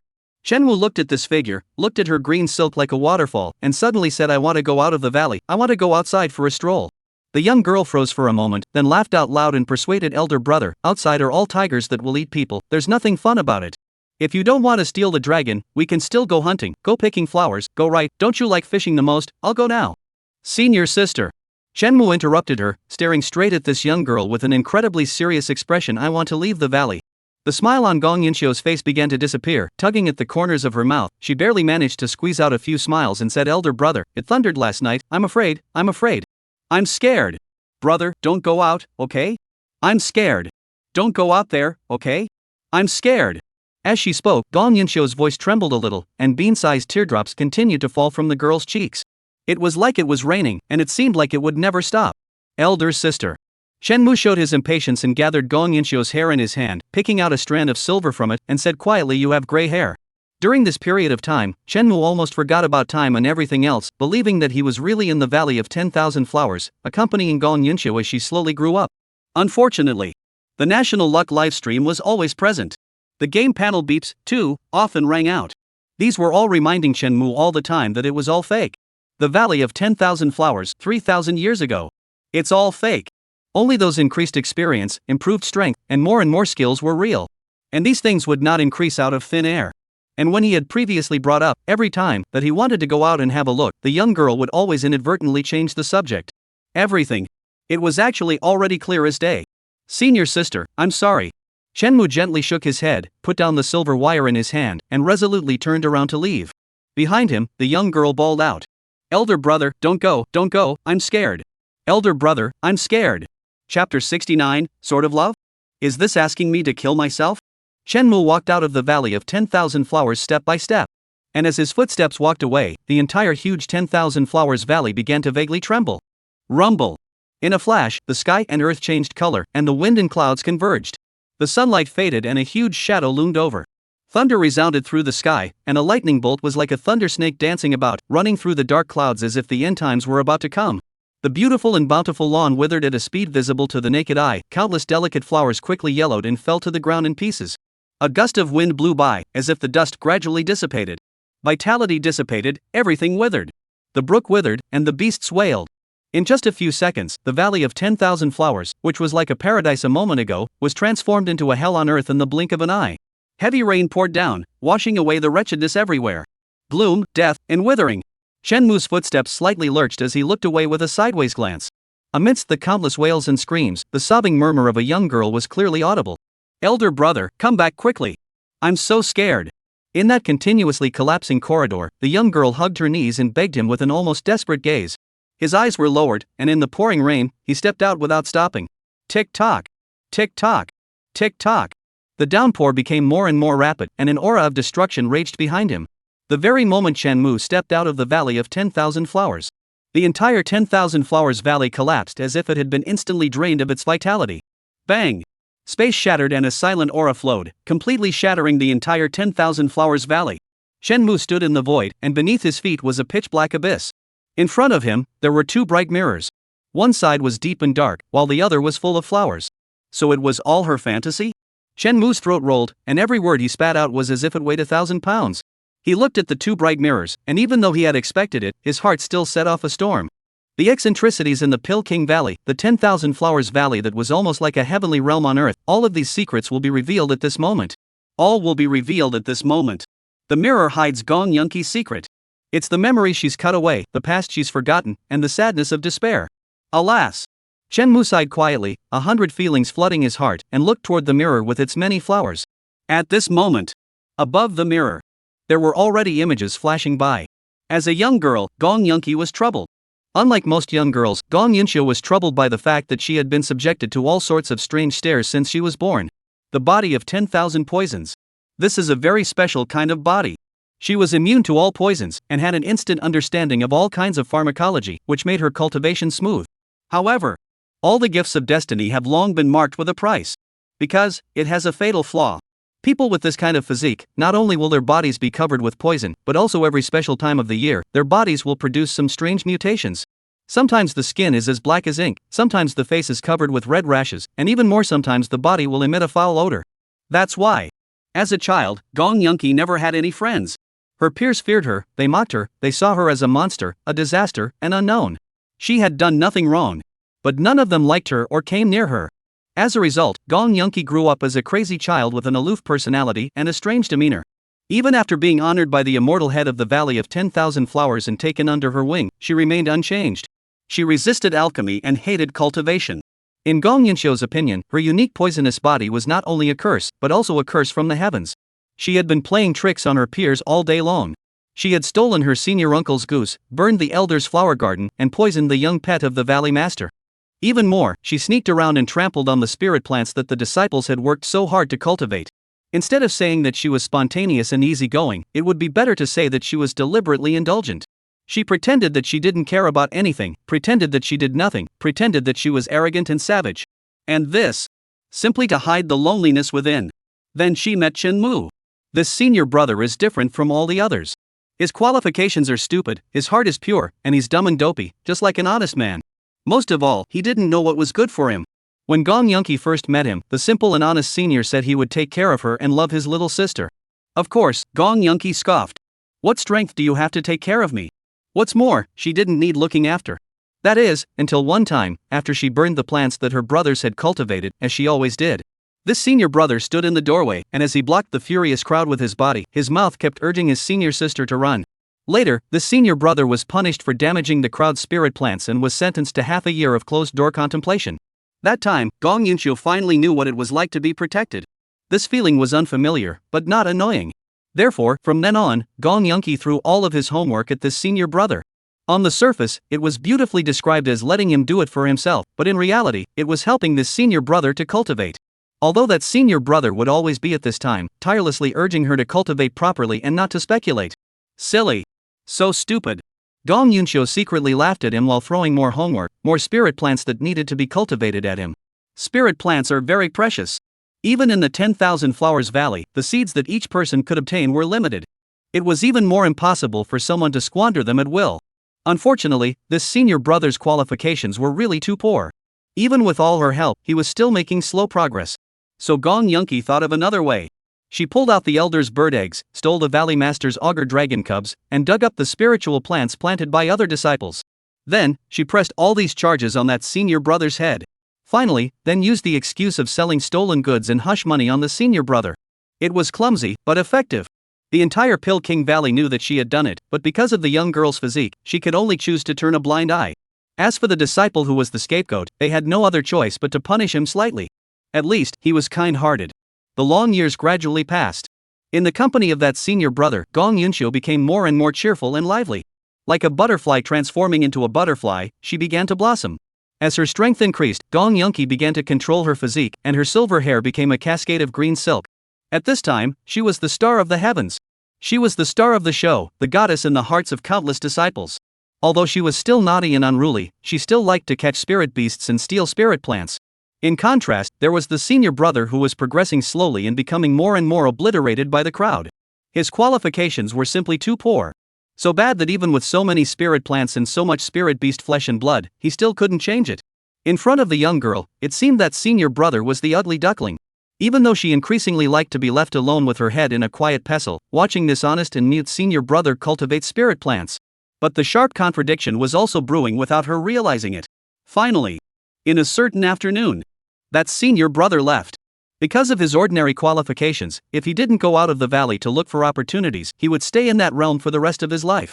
Seeking immortality is to fight with the heavens, to seek that glimpse of life with heaven and earth. He must leave. Gong Yunqi wanted to leave with him. But this time she was prevented from doing so as never before by her division. Her master, her brother's master, the master of the valley, all of them rejected her request. Even the elder brother urged her to stay. Gong Yunqi was reluctant, but there was nothing she could do. She knew. She'd really hit the bottom. No matter how much she'd done before, they didn't care. But only this time. It was impossible for the sect to let her leave. If she insisted on leaving, she might be fine, but this senior brother would definitely die. This was what her sifu had told the young girl. In the end, forced by all odds, the young girl could only eyeball that senior brother and leave the 10,000 Flowers Valley step by step. When they were leaving, they made a pact. The moment the young girl refined the bite-shown white jade, the senior brother would return. From then on, the young girl was buried within the Dan room all day long, and not for a moment would the roaring flames stop. Though to others, this promise was a fantasy. Jasper White Jade. In an era where the imperishable realm was the limit, it was a fool's errand to think that such a divine elixir could be easily concocted.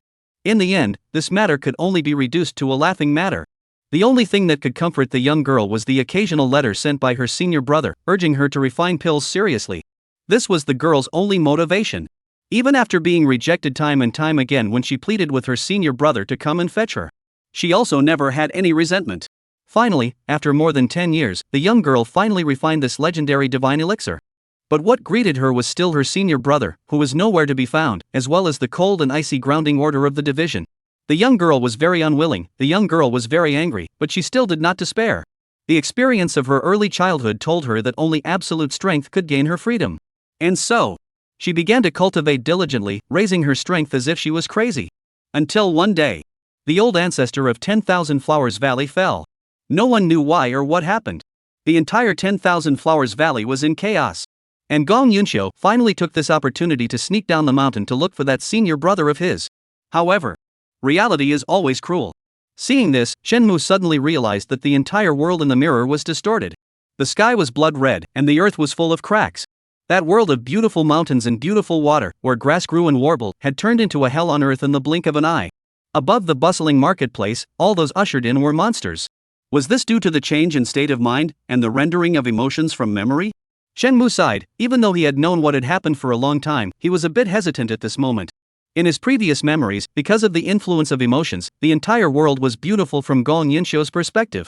Because of elder brother's existence, even that slightly flawed childhood memory still shone with a different light. Drunkenness is the only way to recognize the strength of wine, and love is the only way to understand the weight of knowledge. It is only after the pain is over that the simple and honest senior brother becomes so precious and unique. Alas! Shenmue sighed deeply and stood silently, waiting for the image of the second bright mirror to appear. It was also at this time.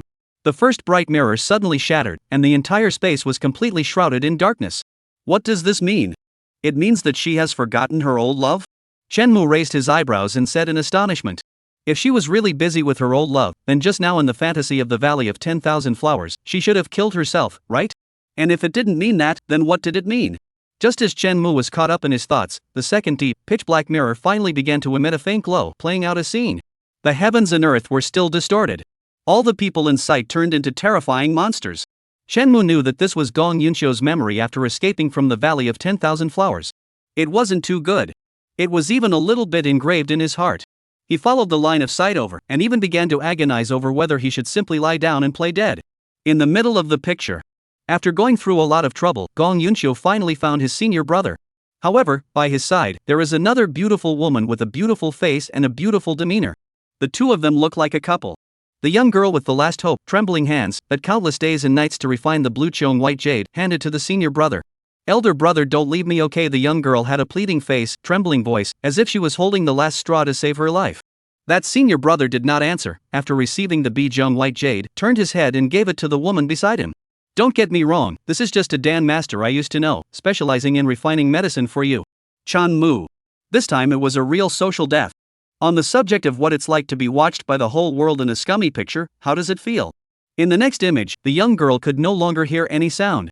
She left in a haze, like a walking corpse, and returned numbly to the Valley of 10,000 Flowers. The sky and the earth were gloomy, and what echoed in the young girl's mind was always only the words of her senior brother. This is just a Dan master I know, specializing in refining medicine for you. He specializes in making medicine for you. Chan Mu. Looking at this scene, for some reason, his conscience, which had long since left home, was aching. This can't be blamed on him. Leaving aside the fact that there was another reason for this, he really thought that it was just a string of code at that time. He also lamented that the designer was quite sentimental, must have been scummed by something. However, even though he was so comforting himself internally, Shenmue still touched his chest after all. It really hurt a bit there. The picture in the bright mirror continued. The young girl, whose heart was like a deathly gray, after wandering around in a muddled manner for countless years, finally encountered the disciples of 10,000 Flowers Valley who had come to look for her. After a bout of coincidence, the young girl then learned that the reason they didn't let her leave 10,000 Flowers Valley back then was actually because the old ancestor of 10,000 Flowers Valley wanted to take over her. The body of 10,000 poisons, able to shield the heavens. This legendary physique, in today's world where reincarnation has been cut off, has become the hope of countless people to seize their own bodies. This is the reason why 10,000 Flowers Valley took in the young girl, treated her leniently, and forbade her to follow her senior brother down the mountain. After learning about this matter, the young girl's originally dead heart once again surged with a monstrous killing intent. It's you guys. It's you guys. It's all because of you. If I had left the valley with my brother, how could he have met other women? How could he have? In the mirror, the young girl was in a state of insanity, blaming everything on the Valley of 10,000 Flowers. If it wasn't for them, her senior brother wouldn't have moved on, much less left himself. On this day, 10,000 Flowers Valley. This former paradise, the place where the only light of a young girl survived. It was destroyed forever. Then, the young girl, alone, sat withered at the mouth of the Valley of 10,000 Flowers, looking at the pavilion where she had sent off her senior brother in the past, silently shedding clear tears. Me. The young girl touched the table and chairs on the pavilion, 2 lines of tears fell. I begged you to stay when I was a child, when I was a teenager I begged you to come and pick me up, and when I grew up I begged you not to leave me.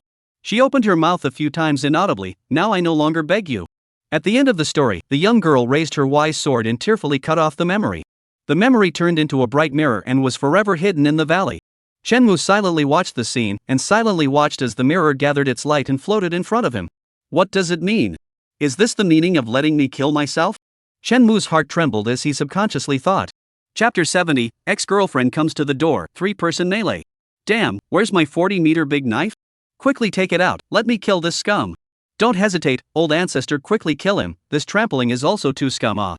As a scum, at this moment, I just want to say, this pussy really deserves to die. Oh, my heart aches for old ancestor.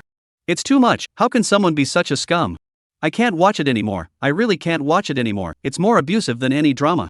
When I was a child, I begged you to stay. When I was a teenager, I begged you to come and pick me up. When I grew up, I begged you not to leave. And now, I'm no longer begging you. Oh, this is nymphets worse than death by 1,000 cuts off. Can't take it anymore, this scumbag, destroy it in place. Inside the live broadcast room, all the viewers are boiling. Miserable. It's really too miserable. This girl is so miserable. As they watched Gong Yunqi go through her ordeal, they felt as if they had been hit 10,000 times harder. Especially when the young girl handed over the Baichong white jade in a near plea, begging Shenmue not to leave. Their hearts were about to break. How can someone be such a scum? Bastard, worse than a dog or a pig. The Baichong white jade that people have worked day and night and given everything to refine, and you turn around and give it to another woman? What kind of a human being does that? You also explained that it's just an ordinary Dan Master, specially made for Fox Vixens. Scum so thoroughly. Scum to flow thick oil. How can there still be this kind of scum in this world? At this moment, all the men and women outside the live broadcast room, including the 3 lecturers, were eager to avenge Gong Yunxio's death by killing the scum. Especially psychologist Su Shiwan, who had long ago used tissue after tissue, crying her eyes red with tears. It's so hateful. Waiting for me to kill myself? Or are things taking another turn? Within the void of space, Shenmue looked at the bright mirror that was close at hand, and barely sighed with relief in his heart. It was good that he didn't directly chai jiao him. There's still a chance to salvage it. Wait a minute, it seems like I still have a chance. Suddenly, Shenmue's gaze moved slightly as if he thought of something. If he remembered correctly.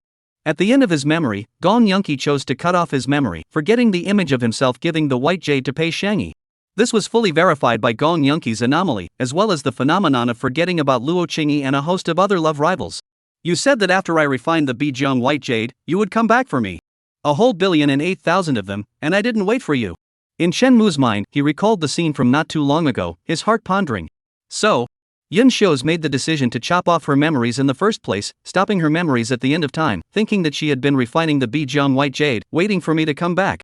One after another, it had been refining 1,008,000 of them. Shenmue's mind moved, roughly guessing the decision Gong Yunxiu had made back then. As long as she hadn't met him later and hadn't seen Shenmue give the Baichong white jade to Pei Shangyi, then she would never be disappointed. Now Gong Yunqi was in the age of the young girl who had waited for herself, full of longing. Only the waiting time was a little longer. 3,000 years. That's why she was so afraid I'd leave the Valley of Flowers. Shenmue came to a sudden realization, and he had figured out all of the previous oddities. The mushroom-shaped room, the Donald Duck-shaped restaurant, all of this was just a figment of his imagination when he talked to Gong Yunxiu about her dream home. She had been doing her best to weave a beautiful dream, to create his dream home, waiting for elder brother to return. So, the reason she's handing me this bright mirror now is because she wants me to make a choice. Shenmue rubbed his temples, his eyes filled with speechlessness and egg pain. At this moment, there were 2 choices before him. By choosing to continue to leave, Gong Yunqi would cut off Shenmue with a sword, as if chopping away the memories of the past, and then continue to wait for his senior brother. This was a dead end. As for the other way to live, it required Shenmue to choose to stay and forget about those women and stay with her in the Valley of 10,000 Flowers, now known as the Valley of the Medicine King. In this way, Gong Yunxiu would wait for her senior brother, and for the rest of her life, she would remain the mischievous, stupid senior sister. That's a lie. It's been 3,000 years. Shenmue touched his chest. Damn, that runaway conscience actually resurfaced. Bold senior sister, how dare you mess with his scummy Dao heart. At this moment, Shenmue even wanted to simply lie down like this, hugging the rich woman. Unfortunately, this kind of thought passed in a flash. It wasn't just the threat of Luo Qingyan's sword. More importantly, it was Gong Yunqi's silver hair. That silver hair represents the body of 1,000 poisons. As an Emperor Realm big shot, but unable to control the body of 10,000 poisons, of course Shenmue knew the significance of that. Therefore, Shenmue couldn't stay in the Valley of 10,000 Flowers, and he couldn't degrade himself as a little white boy. He still had to continue lying. Shenmue sighed. According to the principle of interest, he should hold on to the rich woman's thighs and then slowly wait for Gong Yunxiu to die. Unfortunately, although he was a scum, he wasn't so much of a scum. Although he did scum people a bit more miserably, but he didn't see anyone else deleting the code guiltily. It's a choice. Only adults make choices, I want them all.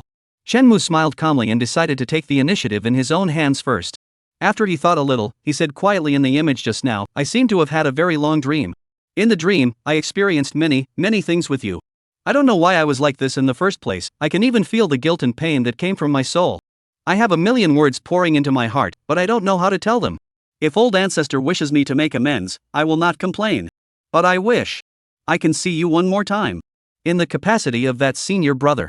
As the last words fell, Shenmue's voice continued to echo in the land of nothingness. After a long time had passed, there was a loud boom. The darkness before his eyes faded, and Shenmue regained the light. Surname Gong, hand over the people. Hurry up. At the same time, on the Pill King Valley, a red-clothed figure slowly appeared and spoke angrily. Hand him over? What man? My valley is far from the world, no one ever comes in or out. Gong Yunki, who resides in the Valley of Clouds, asked suspiciously. Bull. My disciple has mistakenly entered your formation, hurry up and remove the formation so I can check it out. Zhang Hongwan said without blushing or jumping. Of course she didn't know if Mu Wanqing was here or not. Anyway, this was also the place she had found, I don't know how many. Exploring my Medicine King Valley? Hearing Zhang Hongwan's words, Gong Yunxio's face immediately changed, coldly asking you quickly leave, remembering the friendship in the past, I can pretend not to know. Allowing another person's divine thoughts to probe a sect, or an emperor-level sect. This significance is already tantamount to a declaration of war. Beware, I'm only looking for my disciples, I don't care about anyone else. Zhang Hongwan waved her hand and said lightly. Ha! Gong Yunki smiled coldly and didn't pay any attention to her. Drunkenness lies somewhere she certainly knows. If there was no flounder, if she didn't know that Zhang Hongwan and her senior brother had a love affair, she might have had the possibility of throwing Mu Wanqing out. But knowing that, is this looking for a disciple? This was clearly looking for a man. Once she admitted that Mu Wanqing was in her place, that proved that Shenmue was also here. This bit of bending and twisting, Gong Yunki, who had experienced 3,000 years, could certainly see it. Where your disciple has gone is none of my business. Zhang Hongwan, if you want to fight me, just say so. Gong Yunki said expressionlessly, his body's aura erupted abruptly, pressurizing the entire heaven and earth. Fight you? Ha! Zhang Hongwan laughed contemptuously, rubbing her bright red nails, and said, don't you know what's going on with you? How long will you live? She looked at Gong Yunxio and said if she had a point. If you hadn't chopped off. Shut up. Just as she was about to continue, a voice suddenly came from not far away. Immediately after, a figure in green slowly walked out of the void. Luo Changyan, you little. Hearing this voice, Zhang Hongwan instantly changed her face and cursed in a furious rage. I said, why do I always feel that the space is not quite right? It turns out that you, this bitch, have been following me. Luo Changyan glanced at her with an expressionless face, put away her longsword and looked towards Gong Yinshui, warmly saying, Yinshui, this is already the 6th place she has found. Before this, no one had refused. Gong Yinshui lapsed into silence, then snorted coldly, among the people you are looking for, you shouldn't have those few enemies yet. Of course she knew what Luo Changyan meant, this kind of small matter, an overly forceful refusal would mean problems in itself. And the few enemies in her mouth. Undoubtedly, it was senior brother's other few love interests. Those few people don't care about threats, anyway, the things that make you feel bad, I feel bad. Indeed not. You here are the first place. However, you shouldn't refuse. Luo Changyan nodded, not denying it, but said meaningfully. The Gong Yunxio who had her memories chopped off, logically, would not have been so forceful in her refusal without knowing those sordid things about Shenmue. Because, she had no enmity with herself and the others. This was also the reason why Zhang Hongwan, out of those few places, would choose this place. And once Gong Yunxio was overly forceful, the implications were even more worth pondering over. Luo Changyan, you blue pool, answer my question. Next to her, Zhang Hongwan was still cursing, clearly upset about Luo Changyan stalking. Luo Changyan didn't even lift her head and said indifferently. Are you really unaware of my existence? It's meaningless to bring up old scores when it's an unspoken matter. Hearing this, Zhang Hongwan froze, not knowing how to retort. Of course she guessed that Luo Changyan was following her. Not only did she guess it, but she did it on purpose. After all, only by joining hands with Luo Changyan could she force those people to eat this dumb loss. Even if they were to face those few enemies, one person could attract attention while the other probed. This was all something that they had unspoken. After shutting Zhang Hongwan up for a while, Luo Qingyan looked at Gong Yunxio and said seriously, Yunxio, I don't care about anything else, but that person, you have to hand him over. She didn't name him, but the person in her words was well known to the 3 people present. I don't know who you're talking about. I don't want to know either. Both of you, please return. Gong Yunxio shook her head, even though the other party had guessed the truth, she still did not retreat. Do you really think we won't kill you? In the face of Gong Yunqi's tough attitude, Jiang Hongwan's eyes narrowed and she put away all her smiles. Gong Yunqi smiled gently, raising her eyes to look at Luo Qingyan, inquiring, do you think so too? Luo Changyan frowned tightly and stood still, not answering. For this woman in front of her, she was both understanding her choice and admiring her purity. If it was something else, even regardless of Gong Yunqi's previous achievements, but with that choice of hers, Luo Changyan would try to satisfy the other party. Not to mention, she wouldn't have thought to personally send her on her last journey. But when it came to that scumbag, Luo Changyan was silent, but Jiang Hongwan was not. She looked at Gong Yunqi without hiding it and coldly said, today, you must hand him over. I know that you've performed feats for the 9 states, and I also know of your infatuation. But you have your choice, and I have mine. Today, even if the divine land sinks and the heavens and earth fall, even if I, Jiang Hongwan, die here, I will see that person. Whoever gets in the way will be killed. She swept her gaze over Luo Changyan, her killing aura biting, her tone unprecedentedly serious. Luo Changyan grew more and more silent. She knew that this old rival who had fought with her for thousands of years was already planning to fight for her life. What is the Emperor Realm? To be able to cultivate to the Emperor Realm, which one of the few of them was not someone with a tough mind and a pure Tao heart? No one could shake their path. For the sake of the idea in her heart, Gong Yunqiu would rather give up the Emperor's path, give up the great Tao, give up everything, and willingly immerse herself in the beautiful dream that she had woven with her own hands. And they can also have hearts as hard as ice for their own choices. Luo Changyan lowered her eyes and said quietly, Yun Shui, I've given up the way once for him. This time, you can't stop me. You don't have much time left, I really don't want to fight you again. As her voice fell, in the next second, an infinite sword intent hung vaguely over the Pilking Valley. In a moment, 3 Emperor Realm supremacists, one of the strongest people in the world, turned their eyes to sword fighting. Ha! Gong Yunqi remained in that ethereal manner, calmly looking at the 2 men in the sky above as he slowly stood up. I don't have anything left. I don't care about this body. In the next moment, the entire Pilking Valley seemed to be drained of its vitality, the sky and the earth darkened, and a light rain began to fall. The raindrops fell on the ground like ink, rendering the entire earth. Countless Pilking Valley disciples who were practicing hard were startled, staring blankly at the soil that had lost all its spirituality. Gong Yunqiu stepped out of the rain, her silver hair faded and her head full of green silk. At this moment, she was back at the peak of the Emperor Realm. It seems that this is all that can be done. Jiang Hongwan closed her eyes, and the rainwater carried a special law that fell around her, crazily corroding all vitality. The next moment, a single peach blossom broke out of the ground, drenched in that terrifying black rain growing uncontrollably. The peach blossom grew bigger and bigger, and on its delicate petals, a strand of Emperor Realm laws filled the air, ceaselessly changing the surrounding space. The 3 Emperor Realm Supreme Tao paths were constantly exchanging blows in the void, splashing out strands of terrifying temporal and spatial turbulence. A great battle, one touch. On the other side, within the secluded valley, Shenmu scratched the back of his head in dismay. No, it's not. Where's sister? She just left me here and didn't care? He looked at the scenery in front of him in a daze, his head somewhat spinning for a moment. According to what he just said, unless it was a life and death crisis. Otherwise, Gong Yunqi would have come out to see him and asked what he meant. And leave him here in the middle of nowhere? Had his scumbag ways been broken? He wondered. Above the sky, a large bird tens of meters high suddenly appeared, suddenly falling down from the sky. There was a rumbling sound. It happened to land in front of Chen Mu's eyes, splattering the ground with dust. Chen Mu. A 9-headed bird? Why are you guys here? Chen Mu's face darkened, and he said without a trace of anger. From being fought over by Mu Wanqing and Ning Shi, to landing in this Pilking Valley, to personally offering the flounder. Without a doubt, with this silly bird, there was always nothing good on him. I want to know too. The 9-headed bird looked confused, scratching its head with its wings, similarly at a loss. Chapter 71, Gentlemen, give me face. No, how did my soul restriction change? Suddenly, the 9 vultures uttered out in shock, sensing the situation within their bodies and realizing that the prohibition left behind by Mu Wanqing had been completely removed. In its place, there was another prohibition that was even more arcane and mysterious. Chen Mu was also a little curious, stroking his chin as he circled around the 9 heads. It was inexplicably dropped here, and then there was also a change in the forbidden system. Chen Mu pondered, then seemed to think of something and suddenly said, squat down. Ah! The 9-headed bird just turned its head in some confusion, and in the next moment, a tug from its soul caused it to involuntarily crouch down. Puff! How huge was the 9-headed vulture? When it suddenly crouched down, it was like a building collapsing. Chen Mu could even feel that the ground was vaguely trembling. So that's how it is. Worthy of being my good senior sister. Shen Mu came to a realization and nodded in satisfaction. 9 vultures? What demonic spell did you cast on me? Why can't I move? The 9 vultures stared at Chen Mu with eyes as big as copper bells, staring at him curiously and asking. It had just tried, and even though it had summoned its entire body's chi and blood, calling on all its bloodline power to fight against it, it still didn't even have the strength to stand up. This was too bizarre. Especially this feeling of being powerless and feeling that all of one's actions were being driven by others could make any creature feel terrified to the extreme. If the one standing in front of him wasn't Shenmue, at this moment, the 9 vultures were afraid that they would have already been trembling in fear. Well, it's not a demonic spell. It's just a mark that my senior sister purposely planted in your soul in order to protect me. Because of this mark, you can't refuse any of my orders?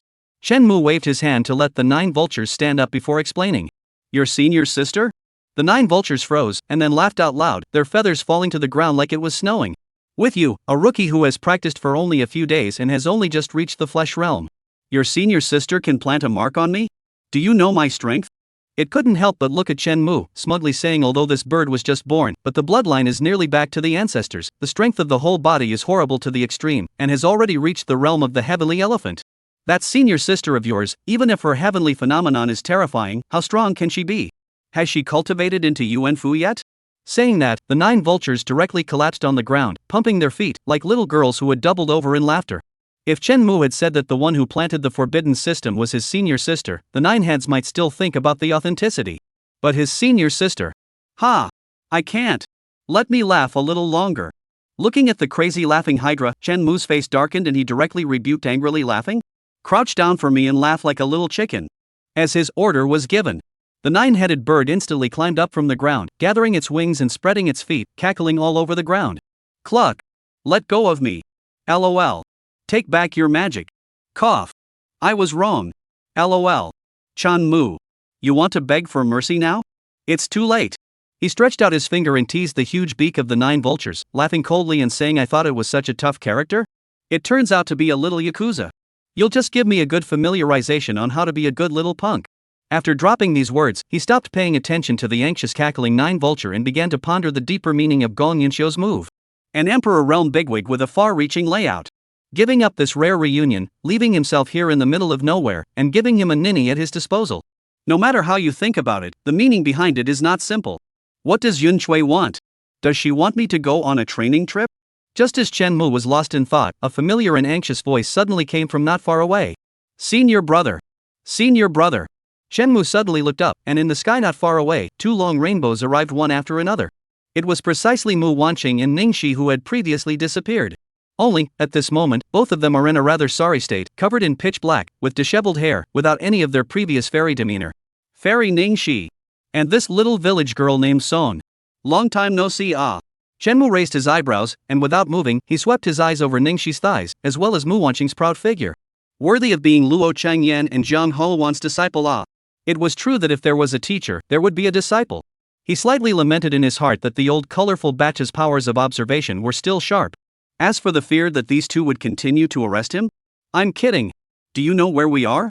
This is Medicine King Valley, my home. If you have the ability to fight with my sister, if they can survive 1 round, then they will be considered as good. My name is not Song. When she heard Shenmue call herself a little village girl named Song, Mu Wanqing immediately exploded, gritting her teeth, wanting to eat Shenmue alive. Oh. Then you admit that you are a little village girl. Shenmue suddenly realized and nodded his head. You. Mu Wanqing held the red damask in her hand, her eyes instantly filling with blood. At that moment, a long sword crossed between the two. Junior brother, don't worry. With senior sister here, this Demoness can't hurt you. Ningxi was panting, completely lost her previous cool fairy look, squeezed out a smile and reluctantly said. One can imagine what kind of danger she just went through. Shenmue. Damn, this conscience is coming home to patronize more and more often. Can you have a little temper? Don't come back if you've rolled out. You. Seeing Ningxi intervene, Mu Wanqing became more and more infuriated and looked at Ningxi with a cross-eyed cold look. Unfortunately, Ningxi didn't even look at her. Ningxi didn't even look at her and continued to tell Shenmue. Senior brother, it seems like we've intruded into some hidden sect's mountain protection formation. There are prohibitions and demonic beasts everywhere. Later on, you must follow me closely, don't get lost again. Her tone was serious, and her eyes were full of care and reproach, as if she was taking care of her younger brother who didn't know any better. Shenmue. This woman is messing with my Tao. This is the Medicine King Valley. He sighed and said helplessly. He himself just wanted to be a scumbag ah. Why are they all doing this to him? Medicine King Valley? Medicine King Valley. Ningxi and Mu Wanqing were stunned in unison. As the heirs of an emperor-level Dao lineage, they obviously knew about the sect of Pill King Valley. Phew. Fortunately, my sword sect and the Pill King Valley have always had a good relationship. Ningxi breathed a sigh of relief and raised his long sword, pointing it at Mu Wanqing from afar, and said in a cold voice, Demoness of the Starmoon sect, today, in this Pill King Valley, this is the time for you to die. Mu Wanqing. She didn't move and took 2 steps back, quietly took out her protective magic treasure, and smilingly said, I still have things to do, so I won't chat with the two of you more. I have something to do, so I won't talk much with you. The teacher's favorability is something that Mu Wanqing knows very well. In the 9 states, there are only a handful of Emperor Realm bigwigs that she hasn't offended. If it wasn't for her strength and the most bizarre spatial path, I'm afraid that she would have been eliminated by the others. You want to leave? No way. Ningxi crossed his sword in front of him and was about to stop this Demoness when suddenly, a terrifying aura came from a distant place. It was sword intent. There were thousands of them, each one of them pure to the extreme, enough to stir up heaven and earth. And there was only one person who possessed this kind of sword intent, in the entire continent of the 9 states. Her master, the green-clothed sword immortal. Master? She's here too? Ningxi was slightly stunned, and then a flash of joy flashed across her face. If her master teacher appeared here, didn't that mean that she had beaten that female devil? And in contrast, it was Mu Wanqing, who had an ugly face, and Chen Mu, who was filled with dismay. How could it be? How could she have chased her here? Chen Mu admitted that he had still somewhat misjudged the strength of an Emperor Realm Jedi. He originally thought that by hiding in the hidden sect, he would be able to get rid of Luo Qingyan's senses. Unexpectedly, this ex-girlfriend had found her door again. However, it wasn't his fault. Even if Chen Mu had done his best to guess the various means of the Emperor Realm based on all the known information, but as long as one wasn't in that realm, he would never be able to understand the true meaning of the words Emperor Realm. Green-clothed sword immortal is here, then where is my master? Mu Wanqing's face was even whiter, her whole heart was in turmoil and she was completely unmotivated to fight again. Her master had just fought with the green-clothed sword immortal, and now only one person appeared here. The significance of what it represented, she didn't dare to think deeply about it. However, before the 3 people and the bird could finish digesting this information, another aura of the Emperor Realm suddenly rose from the distance. That aura, filled with death, filled with silence, filled with the solitude that obliterated everything. Chen Mu's pupils shrank, and a terrifying conjecture abruptly rose in his heart. This aura, Mu Wanqing and Ningxi might not know about it, but he had just experienced it. That was the aura from Gong Yunqi. It was filled with loneliness and death. Who is it? Which Jedi was Master facing off against? Ningxi's brows furrowed, and his heart, which had just been put down, lifted up again. As for Mu Wanqing, she was still thinking about the chances of her master teacher being alive. At this moment, the 3rd Emperor Realm aura rose once again, filled with strangeness and demonic strangeness. Even from an unknown distance, the 3 of them, Chen Mu, could see a swaying giant peach blossom. This was Jiang Houwan's aura. In a split second, Mu Wanqing breathed a long sigh of relief, her brows arched, and she patted her chest with relief. Ningxi's brows furrowed even tighter as she secretly guessed what had happened on her master's side. As for Chen Mu, he stuttered in his heart, and all the expressions on his face disappeared as he stood stiffly in place. He looked at the 9-headed bird in a wooden manner, and finally understood the meaning of the bird landing here. This is something I can't forget for the rest of my life. Chen Mu pulled at the corner of his mouth, a bitter taste lingering in his heart. Gong Yunqi's meaning was already obvious. She had detected Luo Qingyan's and Jiang Houwan's auras, so after her senior brother had made his choice, she sent him and the 9-headed bird here. And then, it was up to her to stop those 2, giving Chen Mu plenty of time to leave. As for the reason Ningxi and Mu Wanqing appeared here, it was because these were the 2 hostages that were delivered to the door. If Chen Mu's expectations weren't wrong, if those 2 dared to make a move against him, then the Pill King Valley's grand formation would quickly activate. On the one hand, it was used to attract the attention of Luo Qingyan and the others, and on the other hand, it was used to allow Chen Mu to see Luo Qingyan and Jiang Houwan's true colors. If that scene really happened, Gong Yunqiu would probably say with a smile on her face, look, they all want to kill you, only senior sister is the only one who is genuinely nice to you. With Chen Mu's knowledge of Gong Yunqiu, this girl definitely thought so. Find a good retreat for him, and in the meantime, give those women a good eyeful. And then ensure that this was her senior brother alone, worthy of being in the Emperor Realm. Chen Mu sighed quietly, from Luo Qingyan to Jiang Hongwan, and now Gong Yunqiu. Every move these people made had their deeper meaning. If Chen Mu were to use the same methods as before to guess what they were thinking, he'd be dead meat. But if I walk away, won't that fulfill your 3rd plan? Chen Mu rubbed his temples, gazing at the Emperor Realm aura erupting in the distance. His heart was complicated. Although he didn't know what Gong Yunqi's current situation was, if she were to face Luo Qingyan and Jiang Hongwan in her current state, she would surely die. Gong Yunqi's 3rd plan was to die to fulfill her last wish. She wanted Chen Mu to live in guilt forever. Unfortunately, Shenmue shook his head, summoned the 9 vocals, and while letting it ascend into the air, he flirted that she had still underestimated the bottom line of the scum. Guilt? Am I Shenmue someone who would feel guilty? With his eyes hardened, he took the 9-headed bird by the neck and rushed straight into the clouds. Where are we really going? The 9 vultures, who had just gotten rid of the crowing chickens, shivered and inquired. Nonsense. I'm just going to let that girl's calculations fall through. Shenmue grinned, openly and frivolously. Over the Pill King Valley, 3 Emperor Realm powerhouses confronted each other.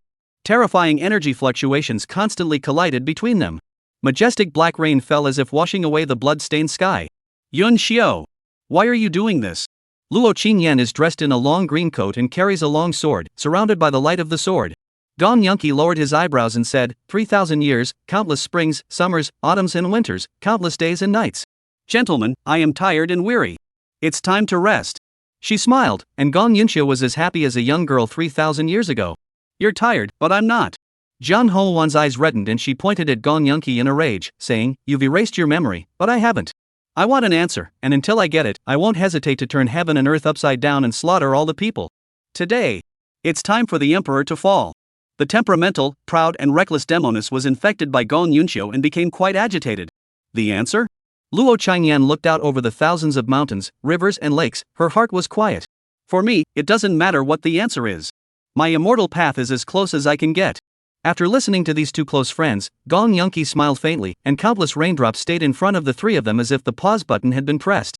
Ever since she had chopped away her memories and advanced to the Emperor Realm, these people had stopped talking to her about these things, and had deliberately avoided the topic of that man on many occasions. Thus, Gong Yunxiu actually didn't know what kind of love affair these people had with her senior brother. But at the moment, she didn't feel too bad.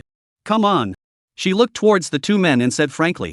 The next moment, the limitless swordlight, the demonic peach blossoms, and the majestic rain suddenly moved. The imperial rhythm that suppressed the 9 states spread out completely. Countless top sects and 10,000-year-old Dao lineages were all like candles in the wind at this moment, swaying with the wind. Ancient formations suddenly lit up, and a piece of ancient tattered imperial weaponry slowly revived from its slumber. Several strong men who stood at the top of the 9 states and suppressed the endless great states slowly opened their eyes. This time it was a real fight. It's going to be a fight to the death. There was also the one from the Pill King Valley. Her days were numbered, and she even got involved? After all, they were close friends back then, they should still go and see them off. Several divine thoughts crisscrossed, discussing their thoughts on the matter. Among them, several of them were yin and yang, gnashing their teeth at the word best friend. At this moment, the entire continent of Kyushu was shaking for these 3 people. Emperor battle. And it's still a life and death imperial battle. The impact of this battle was the most sensational event of the last few thousand years, even tens of thousands of years. It was also at this time. A man and a bird, shuttling across the layers of space barriers. Several people, can you give me face? Chapter 72, taken? No, Shura escalates.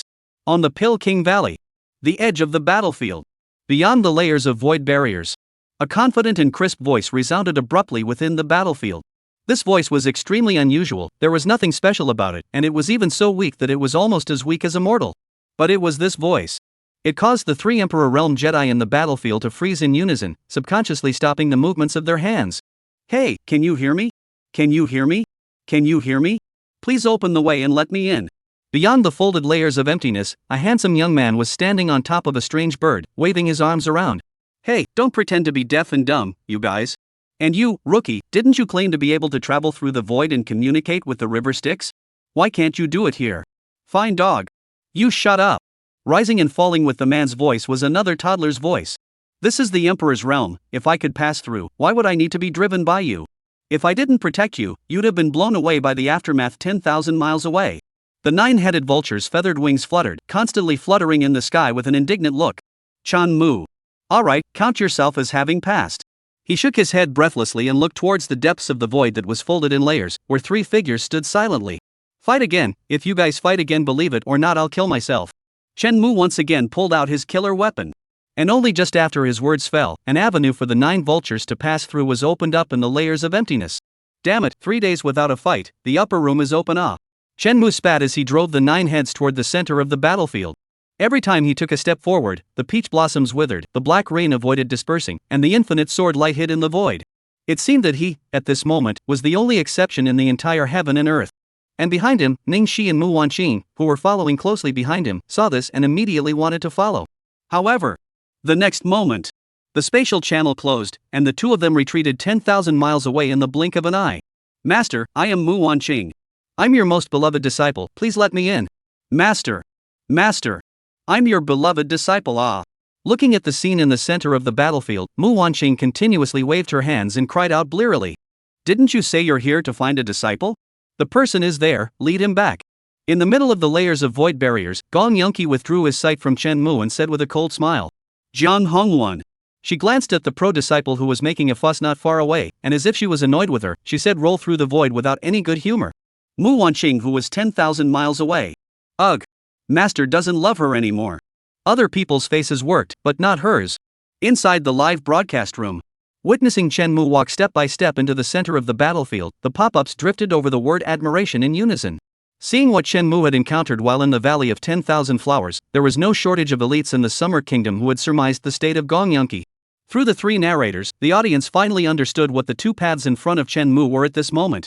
The first was to go far away and escape from Luo Qingyan and Jiang Hongwan under Gong Yunqiu's cover.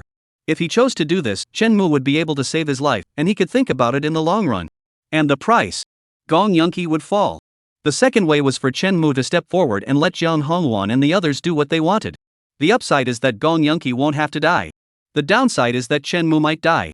This was the choice Chen Mu faced at this moment. One is his own life, his future, the peak of the immortal path. One is the life of his ex-girlfriend, whom he met for the first time and never loved. It was clear which one was better or worse. Before this, almost all of the viewers subconsciously thought that Chen Mu would choose the first path. After all, this was the scum who could take someone's heart and soul refined by Cheong Baiyu and give it to another woman with a smile and a laugh. This kind of person, you still want him to have a conscience? Responsible? Guilt? And when Chen Mu frankly said that he had no bottom line and no sense of responsibility, they were even more incomparably convinced of this. Until, after this guy rushed up into the clouds, he came straight to the center of the battlefield.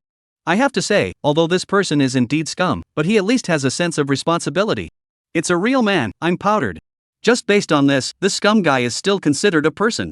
Alas, come to think of it, those should be things Chen Mu did in his past life, and now he has nothing to do with That's right, I also feel that Chen Mu is quite innocent. It's obvious that he did the sins in his past life, he didn't enjoy any blessings, instead, he has to be hunted down by these bigots. The scum is the past life, and he Chen Mu has nothing to do with it.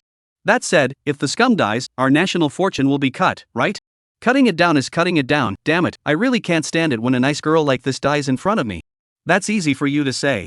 In just a few minutes, various comments filled the pop-up screen. Some expressed their support, while others expressed their worries. And their opinions Chen Mu never considered. On Medicine King Valley, this scummy man, who was held by countless people, stepped into the center of the battlefield with one foot. The next moment, 3 lines of sight landed on his body in unison. Some were complicated, some were shocked, and some were frank. Against the enormous pressure, the battle-hardened Chen Mu immediately realized that he had to strike first. Thus, he raised his head violently and said indignantly, I say you 3, next time you fight can you be a little bit more compassionate? Even if the flowers and grasses or whatever died, just now when I was outside, I was almost blown to death by your aftershocks. I was so scared that I couldn't sleep or eat well, and I don't even have the motivation to practice anymore. However, for the sake of your good looks, the mental damage fee will be waived, and one of you can just give me an emperor's soldier. Chen Mu waved his hand and said in a magnanimous manner. Gong Yunqiu. Luo Changyan. Jiang Hongwan. Live broadcast. How could there be such a shameless person in this world? They're fighting to the death here, almost causing the land to sink and the sky to fall. For whom? For themselves? For you, the scum of the earth. But you're good. You're even asking for moral damages. Have some face. After a long silence, Jiang Hongwan rubbed her fingers together and looked at Chen Mu with a smile on her face, saying, I thought that you would lock up like a shrunken head turtle? Chen Mu's face did not change, glancing at Gong Yunqiu and signaling her not to open her mouth before calmly saying, this senior, I'm not familiar with you, please don't strike up a conversation. Jiang Hongwan. Today this scum is dead. She said. No one will be able to stay. However, Chen Mu didn't have the slightest concern for her vibrating aura and leisurely said Patriarch Luo, and this nameless and faceless senior. Regarding your entanglement with me, I have roughly guessed some of it. But, Chen Mu swept a glance at the trio with a righteous face and said with words. In my life, I, Chen Mao, have no shame in heaven above, no shame on earth below, and no shame in anyone else in between. Whether or not I am the person you are looking for, I may not be sure, but what I, Chen Mao, can be sure of is that I have no memories of you in my mind.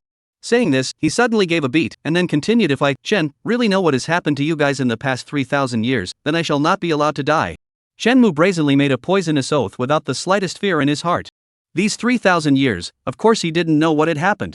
He only knew what happened 3,000 years ago. Ever since he knew that making an oath in the Kyushu world would be realized, Shenmue had become more and more skilled at making this kind of oath with a verbal trap. And the effect was extremely remarkable. Even Luo Changyan, who had always been calm and indifferent, frowned slightly and looked at him hesitantly. Are you sure you don't know about all that? She spoke calmly, her voice still without the slightest ripple. I don't know. Shenmue clenched his teeth and refused to let go. Humph. Your oaths are all bull. At this time, Jiang Hongwan had a cold smile on her face and revealed Shenmue's true colors. Shenmue's face did not change, calmly replied true or false, senior has his own mind. There are only 2 things I know. Which 2 points? Luo Changyan lightly opened her lips and calmly asked. Shenmue smiled faintly and continued with a clear mind. First, Patriarch Luo seems to want to verify something on me. The second point, this unknown senior seems to want to find any answers from me. Unknown senior. Jiang Hongwan clenched her silver teeth and looked at Shenmue with a murderous aura. No, I just want to kill you now. Shenmue shook his head, still calm and collected. Senior, if you want to kill me, a few days ago you can your disciples to do it, why stay down to live until today? Hearing this, Jiang Hongwan fell silent. Only after a long time did she slowly open her mouth, narrowing her eyes slightly, looking toward Shenmue. So, what do you want to say? Hearing this, Shenmue finally straightened his chest and happily and fearlessly said, one person does what one person does, the sins that I have created should be repaid by me. After a while, the Yellow Springs Road will be open, and by then, all the rights and wrongs, the grudges and the entanglements will be revealed to the world. If the 2 of you have to figure it out right now, I'm not very strong. Shenmue abruptly opened his eyes wide, looked at the 2 men with unyielding determination, and angrily shouted that he would only die to prove his innocence. Jiang Hongwan. Luo Changyan. They had seen many situations where they threatened with other people's lives.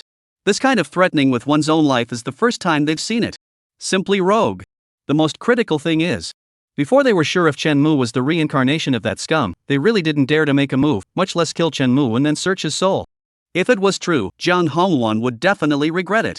If it wasn't, Luo Changyan would definitely regret it. This is like Schrodinger's cat, as long as you don't open the box, no one knows if you will regret it. For a long time, Jiang Hongwan raised an eyebrow, meaning to say, last time we met, you said that this face was given by someone else, and it wasn't me. Shenmue revealed a cold smile, still calmly saying, I was lying then. I just didn't expect senior to believe it so easily. Jiang Hongwan. She can't stand it. She really was about to be unable to stand it. So you're probably lying with these words now? She held in her anger, each word seeming to come out of her mouth. What else? Shenmue asked, does it matter if I'm lying? What matters is whether you dare to bet or not. Luo Changyan. Jiang Hongwan. They're 2 Imperial Realm powerhouses, the absolute best in the 9 states, and they're actually being taken down here? It was still that familiar scummy flavor. Gong Yunxiu stood behind Shenmue, quietly looking at her senior brother, as if she had remembered some fond memories, and pursed her lips. So, when the Yellow Springs Road opens, the 2 of you will naturally be able to prove my innocence, won't you? Why be in a hurry? Shenmue said to the 2 with a smile on his face, frankly. But if you're not him, then why is Yun Shui sheltering you? At this point, Luo Changyan hit the nail on the head and pointed out the key. As soon as these words fell, Jiang Hongwan instantly widened her eyes and looked at Shenmue with a murderous aura. When the issue he had been avoiding was pointed out, Shenmue didn't panic but instead, with his strong psychological quality, continued. Who said that the old ancestor was sheltering me? The old ancestor doesn't know if I'm the one she's waiting for either. It's just that she, like all of you, is unwilling to let go of this only opportunity. After saying that, Shenmue turned his head sideways and scowled at Gong Yunxiu in full view of everyone. Old ancestor, I don't think I told you any information about that person just now, did I? Luo Changyan. Jiang Hongwan. Gong Yunqi. So blatant. This guy really thinks we don't exist. But in a moment, they realized what they were doing. After Shenmue's winking, they wouldn't believe whatever Gong Yunqi replied. If the answer was that she didn't know, then it was possible that she was concerned about Shenmue's safety and wanted to protect her senior. Answering that she knew didn't rule out the possibility that she was doing it on purpose to distract that scum from his real whereabouts. To know. This one was truly infatuated, preferring to cut off his own memories and wanting to stay in the good memories. This guy. Jiang Hongwan gritted her teeth in hatred, but she didn't dare to move easily. Being pinned down. This is completely and utterly pinned down. The left sentence was uninformed, and then the old grandpa gave the appearance, this person's mouth was always lying. But this lie is very useful. Even if there was only a 1 in 10,000 chance, they didn't dare to gamble. Cannot afford to bet. The Yellow Springs Road opens, at that time, I will wait for you there. At this time, Luo Changyan spoke quietly, her expression as calm as ever. She was the first to choose to give up. Although there was still a flounder that was a doubt, based on the current situation, Gong Yunki had definitely used it. As for whether or not he's that scum after using it, everything was back to square one. So, instead of fighting to the death here, she should wait quietly for the path to the Yellow Springs to open. This is her choice. You're just going to let him go? Zhang Hongwan was slightly stunned and said with some disbelief. Luo Changyan turned her head and calmly looked at her. Do you have a better way? Zhang Hongwan was speechless. At this time, Luo Changyan once again spoke quietly. 3,000 years have waited over, let alone this area more than 2 months. Zhang Hongwan. These two guys, one loves blindly, one breaks completely. Both are pig teammates. She rolled her eyes, but in the end, she had nothing to say but to look at Chen Mu and coldly said it's fine to wait until the Yellow Springs Road. The premise is, you are not allowed to leave our site? For this request, Chen Mu had expected it and immediately nodded and said yes, but you can't pay attention to my private life at all times. Otherwise, I will stroll around the hookah every day. After thinking about it, he added. Crowd. Okay. Zhang Hongwan waved her hand and urged hurry up and run for your life, otherwise you will definitely die in a while. Chan Mu. This time, it was his turn to be puzzled. 3 Emperor Realm bigwigs are here, and he still needs to run for his life? Joke. Unless the sky was collapsing, it was impossible for him to take half a step back. At that moment, Gong Yunxiu reminded quietly, just now our aura has attracted a lot of attention, including some people who most likely have a grudge against you. Her words were very euphemistic and even carried a bit of sultriness. But Chen Mu still understood the content. Not only did he understand the content, but he also climbed onto the back of the 9-headed bird with flying speed and immediately ran for his life. Nima! They're all coming to the door. I'm going to die. This time, he's really going to die. Just as Chen Mu was about to break away from this place and escape, a heavenly water curtain blocked his way.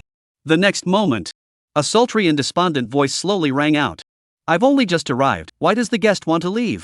Chapter 73 Breaking Opportunity, Dragon Palace in the Desert. Inside the live broadcast room. At this moment, countless people were watching in disbelief. Originally, they thought that Chen Mu was throwing himself into the net, because after reading Gong Yunxiu's memories, he was feeling guilty and wanted to use his life to make up for it. But I didn't expect it. After being manipulated by this scumbag, he froze and bluffed the several Emperor Realm bigwigs so much that none of them dared to act rashly. Threatening their own lives? What kind of divine unfolding is this? And with a mouthful of unknown seniors and a mouthful of blameless worldly people, those who didn't know really thought that he was some kind of innocent person. Even the audience outside the live broadcast room, if they hadn't seen the scene before when the flounder took effect, I'm afraid they would have thought that this was a good man who didn't know anything but was brave enough to take responsibility. But the crowd, who knew his scummy nature, of course understood that Chen Mu's call was simply bull. It's all bull. Not a single word of truth came out of this guy's mouth. Convinced, worthy of being once the entire network's first deep love this deep love persona, simply built then I am this infatuation is still more like a thing. Jagged man awesome. All jagged men pay homage to the Grandmaster. Though I'm not strong enough to deal with women, but I have a master's demeanor. Hey, did the women in front of the screen see that? This is the scum, there is not a word of truth in his mouth, it's all lies, you must not be cheated by this kind of people in the future But he's handsome. Ha, upstairs speechless people scum not only handsome, and can talk, otherwise why can go around scum That's right, people can at least with 3 inches of bad language, hard to the situation in front of you to turn the danger into a safe, change into you, can you do it? There was a relaxed and cheerful atmosphere on the pop-up screen. Chen Mu had survived, which meant that the country's fortunes would be fine for the time being. This kind of situation where everyone was happy, of course, everyone was happy, and the whole country was happy. Even the 3 commentators began to gradually analyze Chen Mu's situation, as well as the deep meaning behind his vows. It was also at this time, with the revelations made by Zhang Hongwan and the others, an unexpected situation suddenly struck, catching everyone off guard. Running away? Didn't the scumbag just take care of these bigwigs? How is it still necessary to run away? Just when such doubts had just risen in their minds, Gong Yunqi's explanation instantly caused everyone to come to a sudden realization. So that's what happened. It's someone who has a grudge against Chen Mu. Wait a minute. Someone with a grudge? Immediately afterward, the entire live broadcast room fell into a strange silence. The billions of viewers who were watching Chen Mu's cultivation arena all stared with wide eyes and open mouths, revealing an expression of disbelief. The scum's enemies? Isn't that those other women? The next moment, the live broadcast room completely exploded. Jagged man run You really can't hold it this time. Nima, I thought 3 was the limit, but I didn't realize this was just the beginning. I can't imagine what it's like when so many ex-girlfriends get together. I guess the scumbag will die a horrible death. In 8 pieces, I guess. The crowd speculated for a while with their hearts pounding. Fortunately, Chen Mu's reaction was still swift and sharp, and before they could react, he had already scurried onto the back of the Nine Vulture. The matter of fleeing for one's life, scum were always trustworthy. However, even so, as that sultry and despondent voice rang out, the faces of the crowd couldn't help but change. Looking at Jagged Man being stopped in his path by a heavenly water curtain, everyone panicked.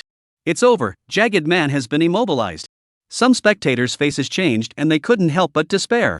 I've only just arrived and the guests want to leave? A mournful and despondent voice seemed to come from a distant void. Hearing this familiar voice, Chen Mu's heart thumped, and he subconsciously glanced back to see Gong Yinxiu's expression. It seemed that the memory had truly been severed. He really wasn't wrong. Of course, Chen Mu had already guessed who the visitor was. It was the vixen he had given Gong Yinxiu's Bijong white jade, which he had made with his own hands after slagging her. Pei Shangi, the god of water. Thinking of this person's ruthless methods, Chen Mu couldn't help but swallow his saliva. It's over. Something's wrong. Right at this moment. Jiang Hongwan suddenly lifted her cuff slightly, and a void barrier enveloped him, followed by countless spatial folds, wanting to send Chen Mu away from this place. Chen Mu turned back and for the first time, he gave a thumbs up to this ex-girlfriend that he had met after a long time. My good sister, how can you drive a guest away? At this moment, that grumbling voice in the void sounded once again. The next moment, monstrous waves swept in, solidifying all of space and flooding the endless sky. The situation, at once, froze. Chen Mu. As he watched the operations of the Big Brothers, he was a bit alarmed. With these terrifying divine abilities, if he was slightly inattentive, he might die in the aftermath. Suddenly, another extremely bright sword light slashed through, like a meteor, continuously piercing through layers of waves. Water God, the Eastern Wasteland doesn't allow you to flaunt your power yet. Luo Changyan blandly struck out and stopped the incoming person. The voice in the void came again, saying in a gentle voice, everyone is a good sister, why make things difficult for each other? Immediately after, the pierced waves dispersed in a single strand, turning into roiling water dragons that roared and rushed towards Luo Qingyi. Fully confirming the saying. The gentler the voice, the more ruthless the attack. At this time, Gong Yunqi's voice finally sounded, this is my medicine King Valley, what do you want? In the blink of an eye, countless water dragons were drained of their vitality and transformed into ordinary water droplets. One of these seemingly ordinary drops of water quietly landed on Chen Mu's forehead. Chen Mu. He collected the raindrop without moving and continued to act like a shivering rookie. It was also at this time. The void channel built by Jiang Hongwan finally broke through the blockade of the waves and gradually disappeared within the battlefield. Seeing this scene, a graceful and elegant blue-clothed goddess stepped out of the void, frowning slightly as she questioned, where is the person? Where did you send me? Jiang Hongwan blinked innocently, what people? Why can't I understand what you're saying? Blue-clothed goddess.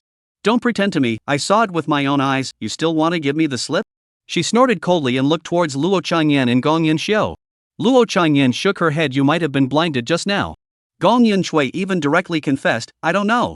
The blue goddess. This deity, who had been roaming the endless waters and commanding thousands of aquatic races, was now so angry that her body was trembling and she was gnashing her teeth. You guys are treating me like a little cutie. Are you? Tell me exactly where that person is, otherwise I will definitely drown your entire eastern wasteland.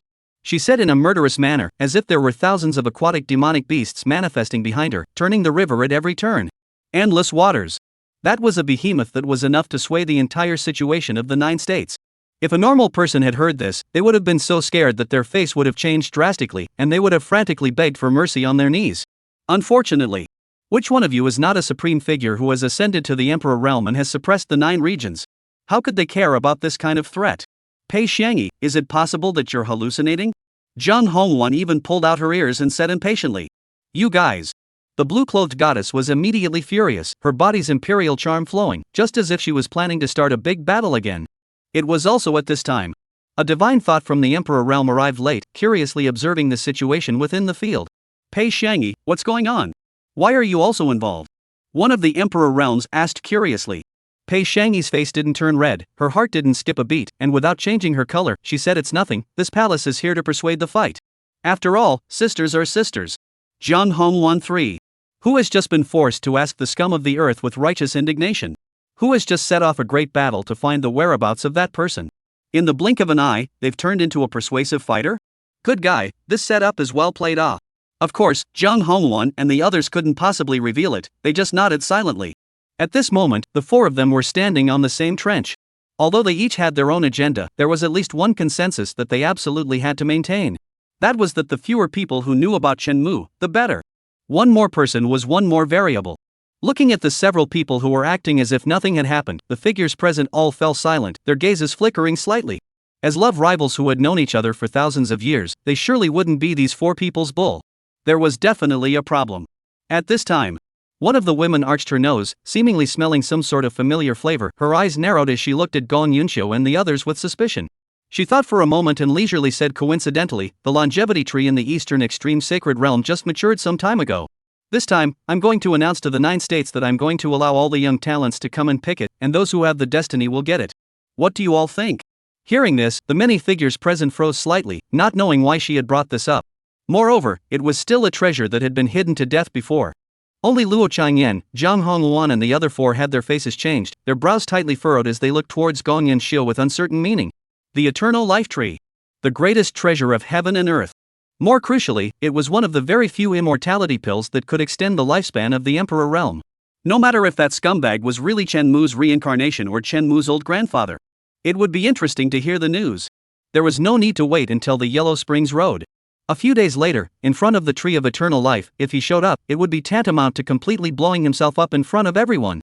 But if he doesn't go, then this one is really miserable. Under their gaze, Gong Yunxiu lowered his eyebrows, seemingly hearing nothing, standing in place without a word. The woman's words caused an instant crack in the alliance between the 4. Suddenly, Pei Xiangyi's expression changed, as if she had remembered something, and she said with a smile, "Ladies and gentlemen, I have some business to attend to, so I'll leave you alone." On the other side, accompanied by the end of Zhang Hongluan's spatial passage, Chen Mu's eyes flashed before his eyes, and it was as if his entire body was riding a roller coaster, with countless images flying past his eyes. The next moment, he abruptly appeared in the middle of a desert. Chen Mu. Master seems to be free again? He breathed in the dry scent of the desert, and for a moment, he was actually somewhat reminiscent of it. There was no way. Just coping with it for just a short moment had left Chen Mu drained and mentally exhausted. Chen Mu couldn't help but sigh. As a scum, he could actually only cope with women with the power of his mouth. Thinking about it, when he was in Blue Star, he had been able to fight those women by virtue of his upright hard power. Thinking of this, Chen Mu, realizing the importance of strength, took out from his consciousness the treasure Gong Yunxiu had given him during the chaotic battle. A water drop-shaped space treasure, containing a large piece of top-grade spirit field, 1,000 spirit stones of different grades, countless pills and spirit plant seeds, and 1,008,000 pieces of Bijiang white jade. It's not in vain that senior brother had to save your life despite life and death. Looking at the rich private money given by the rich woman, Chen Mu nodded in satisfaction. In addition to that, his actions this time not only dispelled Gong Yanxiu's wishful thinking, but also made Luo Qingyin and Zhang Hongluan throw in the towel and temporarily give up their extravagant hopes of having him all to themselves. The only flaw is that the Yellow Springs Road has truly become his deathbed. Before that, I have to find a solution.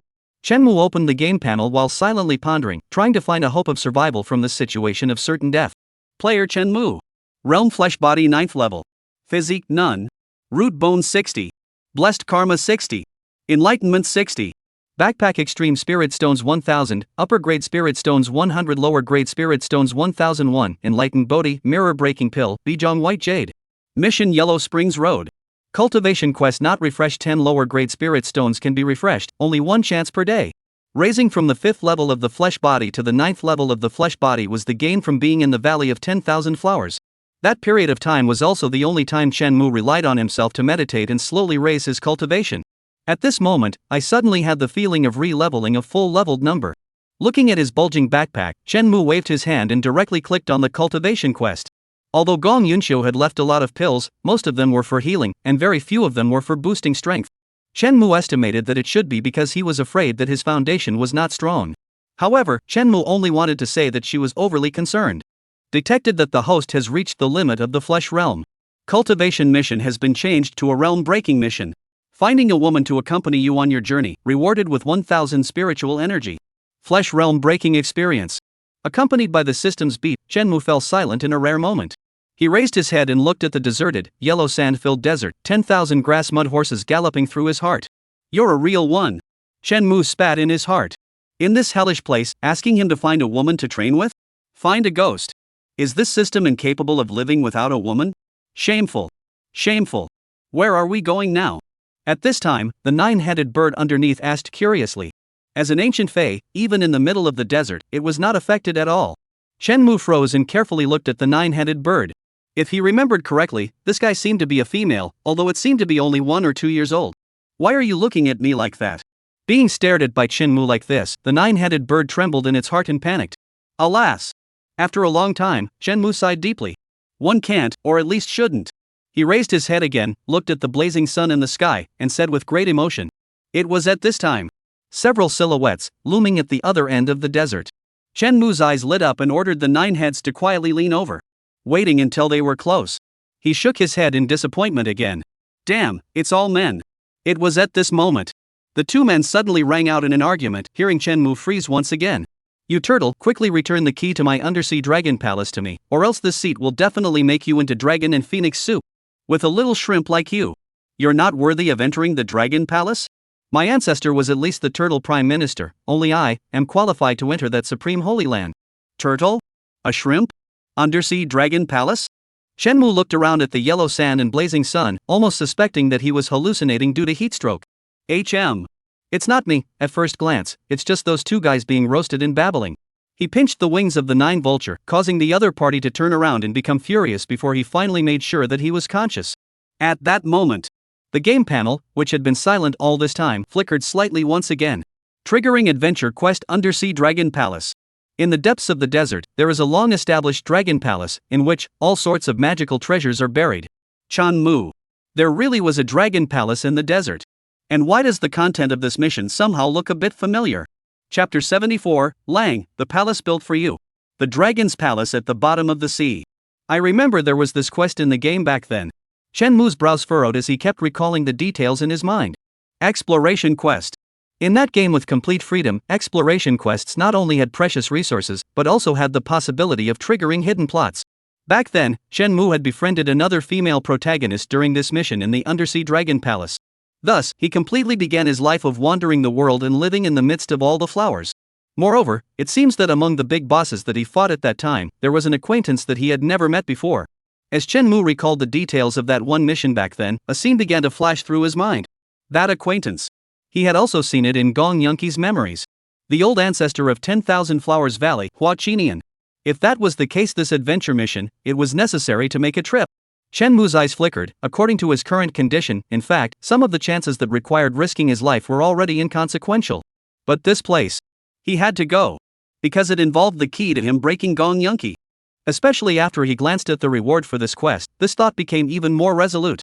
Finding the most precious treasure in the Dragon Palace, rewarded with the water of Taiyin. This thing, it's a true immortal's fortune. Alright, the mission was there, the cannon fodder was there, and the target was there. All that was missing was a teammate that could resist in fight and could milk and displace. Chenmu sat on the nine heads and sighed quietly. At this very moment. If a sister Lin falls from the sky for me, I, Chen, will definitely never shop Taba again. He said with a face of fleshly pain. Inside the live broadcast room, the crowd that had just finished celebrating Chenmu's successful escape from danger. This guy simply swore like water, whoever believed it was unlucky. How long had it been? They couldn't even remember how many oaths Chenmu had taken. And ever since he flipped on the flounder, the oaths he made were either drilling language traps or costing him nothing in terms of impact. Purely fooling the heavens. Professor Yang Jianfeng even slapped the table and righteously said even in the world of immortals, this kind of oath cannot be realized. If it is realized, I will immediately eat the table. The next moment. Bang! A fluttering sound. A silhouette fell from the air, looking at Chenmu straight to stare. The crowd in the live broadcast room. Well, it's confirmed. There are two crows here. Little village girl? Looking at Mu Wanqing, who was stuck upside down in the desert and struggling, Chenmu couldn't help but curse and swear. Good you, Jiang Hongwan, actually dared to entrap private goods. He was just sent over by Jiang Hongwan, and now that woman's disciple has fallen off again. Even a pig could understand the reasoning behind it. Just like the water drop Gong Yunqi gave him, these ordinary-looking women are secretly fighting each other. They don't let him worry about a thing. Master. Oh, Master, you don't love me anymore. Mu Wanqing was paralyzed in the beach, looking up at the blazing sun with tearful eyes, and said in a sultry manner. Just moments ago, her beloved Master Elder had suddenly transmitted a message to come over to protect someone. Subsequently, without the slightest regard for Mu Wanqing's objections, he directly smashed her into the desert. With such a master teacher, Mu Wanqing was already completely heartbroken and did not even want to move a finger. At this time, the seafood duo, who were originally still arguing with each other, heard the sound of this ghostly crying, and their eyes instantly lit up. Subsequently, the two trotted all the way to the front of Mu Wanqing, wiped his saliva, and said amiably, little girl, what are you crying? Ah? Uncle most can't get used to seeing little girls sad. If there is anything you need help with, we will try our best to satisfy you. Hearing the voice, Mu Wanqing slightly raised her eyes and said gently, "Really? That would be too much trouble for you." "No trouble, no trouble." The seafood duo busily shook their heads, one pulled out a knife and fork, the other pulled out bowls and chopsticks, and patted their chests and said, "As long as it's a pre-mortem wish, the two of us, we will fulfill it as much as possible." Mu Wanqing froze, more and more touched, overjoyed, said, "I didn't expect, you guys even prepared the dishes." Should be. The seafood duo nodded their heads in succession and replied. A quarter of an hour later, Mu Wanqing lazily lay on the sand pile, looking at the one person and one bird who were feasting on the other side, speechlessly saying, "Elder brother, this is what I hunted? Don't you guys pay for eating it?" Chen Mu did not lift his head, picking up the best part of the lobster, full of concern, said, on the name of Jiang Hongluan. Mu Wanqing. This account, she dared to remember and did not dare to ask for it. This guy, it seems to have guessed that he is here specifically to monitor him, not at all outgoing. Forget about keeping score. I'm quite curious now, what kind of past do you have with my master, that it's worth her being so attached to it? Mu Wanqing pestled her head, blinked her big eyes, and inquired curiously. That unreliable master teacher of hers, she knew everything about it. To be so attached to a certain man like this time was simply unheard of. After all, she had been saying all day long that all the men in the world were no good. This matter was a long story. Chen Mu contentedly patted his stomach. It was a rare experience to be able to eat a meal of seafood in the desert. However, he then invited Mu Wanqing to team up while starting to talk about his grudge entanglement with Jiang Hongluan. It was an afternoon more than 10 years ago. On that day, the sun was just right, the weather was bright, and as a commoner son of the Marquis, I had a chance encounter with a snow-white princess with 7 gourd dolls in a temple. Snow-white princess with gourd waifs? Mu Wanqing looked up in dismay, somewhat not quite understanding the situation in Chen Mu's story. Chen Mu nodded seriously and continued that the snow-white princess had a good heart and was as beautiful as a flower. The only pity is that she was hated by her own grandma. Well, that grandma is your master teacher. Mu Wanqing. Chen Mu didn't pay any attention to her dumbfounded expression and continued to make things up. Your master, Snow White's grandma, ordered Snow White to live in Lanrua Temple, specializing in seducing passing men to suck their essence. Inside the live broadcast room, the crowd sucked in cool air. Listening to Chen Mu's sprawling, ink-splattered story, if it wasn't for the fact that some of the words in it were familiar, I'm afraid that even they would have believed it. Goddamn Snow White with 7 gourd girls, still tempting passing men in Lanrua Temple. Kapen, scum is really powerful. This lying not to mention draft, is simply a wonderful hand of heaven. The son of the Marquis, by the grandmother of the witch abduction of Snow White. This in the end a blend of how many elements of sadistic love. The right flavor, this is really the right flavor.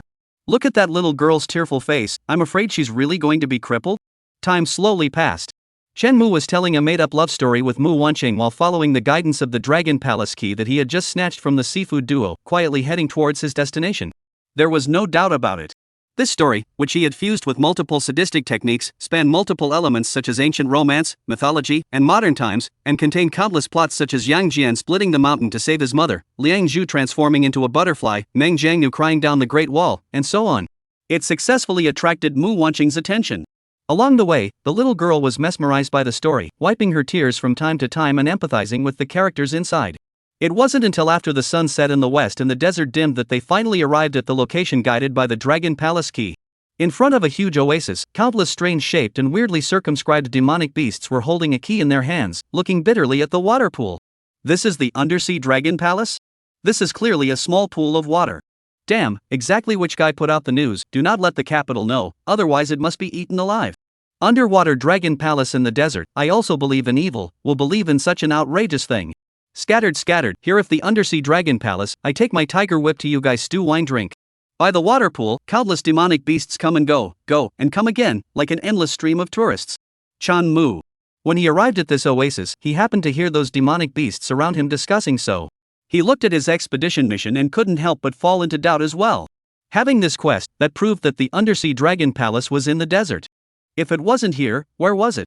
Chen Mu sighed deeply. Sure enough, with his fortune up to 60 points, it was impossible for him to hit the odds so coincidentally. Luckily, he thought he had turned his luck around. Woo! At this time, Mu Wanqing on the side finished listening to the story and wiped her tears while tearfully saying, "Even though I know you're making it all up, what if I'm still so touched, senior sister? Oh, master is not right, that grandma is also too cruel. In order to break up you and Snow White, not only imprisoned your mother, but also dug up your supreme bone and tricked you and your own brother into killing each other." Chen Mu. You know I made it up and you're still so empathetic? It's true. The people of the Devil's Sect are all crazy. But where he had other options for this realm-breaking mission, he himself wouldn't have bothered with this neurotic senior sister. Thinking about Ningxi, who was both warm and simple, wasn't hundreds of times more suitable than her? He shook his head breathlessly, then stopped paying attention to this little spy and began to observe the situation in the oasis. It was late at night. The bright moon hung high in the sky, and the clear light of the sky spilled down. The ground looked like it was sprinkled with a layer of frost. Shenmue picked up a grain of sand and ground it, his fingertips dipping out a slight coolness. The undersea dragon palace that I entered back then should have been within an undersea cave. According to the geography knowledge I learned back then, forgot it cleanly. Thinking of this, Shenmue scratched the back of his head and placed his sight on the virtual pop-up screen. The next moment, the entire Xia country, hundreds of senior geography experts, had used their profound knowledge to prove for him that this place should have been an ocean many years ago. As to why the ocean has turned into a desert in just a few thousand years, this belongs to the realm of fantasy and cannot be explained by scientific logic. If that's the case, then this place could really be the Dragon Palace under the sea? After receiving a satisfactory answer, Shenmue raised his eyebrows and looked at his 60 points of fortune value to express his skepticism. However, out of his scientific rigor, Shenmue still chose to find a place to sit down and began to wait quietly. Elder brother, give me another story." Mu Wanqing came over, shaking her little feet and looking at Shenmue expectantly. Shenmue slightly pondered, thinking that there was nothing to do anyway, simply agreed to say, "Well, I'll tell you a story about a robot cat joining hands with a beautiful sheep to fight SpongeBob SquarePants. Legend has it that a long, long time ago, a robot cat named Pangu. At the same time, the other side. Within a deep, bottomless sea, a blue-clothed goddess slowly took a step and walked into the palace. She stroked the cold jade pillar with a complicated gaze that seemed to contain an unforgettable past event. Big brother Mu, is you back?" The blue-clothed goddess was stunned, looking at the huge octopus swimming by outside, fighting with a beautiful and well-behaved antelope, and couldn't help but snort. "Do you know that you hurt me so much in the beginning? So painful, so painful." Pei Shangi covered her chest, and on top of her elegant blue dress, drops of blood and tears fell. "But I don't blame you." She seemed to cry like a smile holding the cheeks, said quietly, "This is the palace I built for you. As long as you promise to forget those vixens, and only with me alone together, then, the past everything, I can be forgiven. Even if you were. As long as you have loved me, it will be enough." In the middle of the vast ocean, the goddess's mournful and despondent voice continuously echoed in the palace. Until a beautiful person in white clothes slowly appeared in front of her. "Pei Shangi, what exactly happened today?" The figure looked at the goddess indifferently and questioned. Pei Shangi raised her eyes and glanced indifferently at the figure, faintly saying, "Didn't I say so? I'm there to persuade a fight." "Persuade a fight?" That figure lowered his head as if to hide a smile. "You will go to persuade a fight? To persuade Gong Yunxia to fight? Sometimes, I don't know where you get the face to show up in front of people." Pei Shangi slowly straightened up, the endless sea shook, countless underwater ferocious beasts, as if stimulated by something, have issued violent hissing sounds. "Why am I embarrassed? Back then, it was just that girl making a fool of herself. Lang Jun didn't love her at all. Is it possible that he loves you?" The white-clothed beauty covered her lips and her smile grew stronger. Only, within the curved corners of the eyes, there was a deep and unseen sadness hidden. "Of course my husband loves me. If he didn't love me, how could he have rejected that girl so decisively for the sake of my opinion?" Pei Shangi calmly replied. The white-clothed beauty shook her head and said quietly that he doesn't love you, nor does he love any of us. "Don't flatter yourself. Shut up." The words of the woman in white seemed to have touched Pei Shangi's taboo. The woman in white didn't mind and continued to say that the world only knows that the Pilking Valley ancestor dreams all day long, but she doesn't know that the goddess of the endless seas is also dreaming all day long. "I told you to shut up." Pei Shangi put away the grudge on her face. This goddess who ruled the endless sea rarely showed her anger. "You are not welcome here. Scram!" Pei Shangi waved her hand, and the figure in front of her instantly dissipated, turning into countless water droplets that merged into the sea. Only, as she left, her mocking gaze was like a sharp dagger, ruthlessly stabbing Pei Shangi's chest. The blood dripped, and the liver was cut. Countless past events surged to her heart, and the blue-clothed goddess covered her chest, only feeling that her heart had shattered into piece after piece. "You love me? Right?" Pei Shangi murmured, and her voice grew more and more sultry. "Lang Jun, you must love me. Even if you don't, I will keep you by my side forever. Even if you are only left with a stiff body, just like the sleeping beauty in the story." She stood quietly in the middle of the palace, tears falling drop by drop. I don't know how much time passed before Pei Shangi seemed to sense something in general and spread a smile and said, "Still need to wait until the Tree of Immortality? Look, you're not here on your own?" She pushed open the palace door, step by step out of the sea, leisurely said, "This is the palace I built for you, you should like it." "Definitely will." Chapter 75, Water of Forgetfulness, Jade stored for 3,000 years. Desert, above the oasis. As time gradually passed, the moonlight of the sky was spread on the sand grains, like a sparkling lake, slowly gliding over with the wind. The temperature gradually lowered, and every grain of sand began to slowly melt. The speed was slow, but it was filled with a feeling of aesthetics to the extreme. Next to the oasis, countless demonic beasts converged in groups, scattered around in twos and threes, sometimes chatting, sometimes dozing, sometimes bragging about the glorious deeds of that year.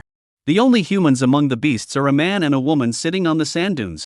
The man was telling the story of the Monkey King beating the Hulk 3 times, while the young girl was mesmerized. Behind them, there was also a huge fire-red monster bird lying on its back, burning with flames and scorching the cold desert. Because of the terrifying aura of this monstrous bird, even though this celebrity came to be extremely abrupt amongst the many demonic beasts, there were still no living beings rushing to mess with them, even if they were discussing making them into recipes. Speaking of this Sun Wukong, he also had a half-brother called Gohan who lived on a small island outside of the divine realm. Shenmue was in the middle of telling stories about various magical transformations when he suddenly frowned slightly and looked down at the desert beneath his feet in silence. Suddenly, he reached out and took hold of a handful of yellow sand. The next moment, the yellow sand was like a liquid as it slowly slipped through his fingertips. Why don't you speak anymore? Mu Wanqing froze, tilted her head, and looked at Shenmue adorably. Predicting what will happen later, please recharge the VIP. 10,000 top-grade spirit stones, thank you for your patronage. Shenmue glanced at him and said without a good mood. Really think of yourself as a free storyteller? If it wasn't for the sake of completing the realm-breaking mission, who cares about this little spy? Hiss, so expensive? It's more than we even earn from robbing. Mu Wanqing sucked in a breath of cool air and couldn't help but smack her lips. Listening to a story of 10,000 upper-grade spirit stones, even she, the holy daughter of the Star Moon sect, could not be this extravagant. Robbery? I'll tell you a story about capitalists some other day. In front of them, that little bit earned from robbery can't even catch up to a fraction. Shenmue stood on the body of the 9 vultures, looking out at the oasis that was gradually slipping in the distance, and laughed coldly. Mu Wanqing was even more puzzled. However, she also knew that the time was not right, so she stopped continuing to pester Shenmue to tell her story. This is gathering sand into a river? Mu Wanqing frowned and looked at the demonic beasts that kept retreating, her heart secretly alerted. At first, when she heard about this underwater dragon palace in the desert, she thought it was merely a joke. Unexpectedly, it was actually true. Near the oasis, countless demonic beasts had gradually gone crazy, the clarity in their eyes beginning to be devoured by greed. They went forward and backward, rushing into the desert one after another. Look, the legend is not wrong, the center of that oasis is actually a waterfall beach. My god, this really is the dragon palace under the sea. Get in there.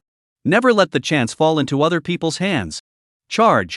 Undersea Dragon Palace, this is the legendary immortal destiny.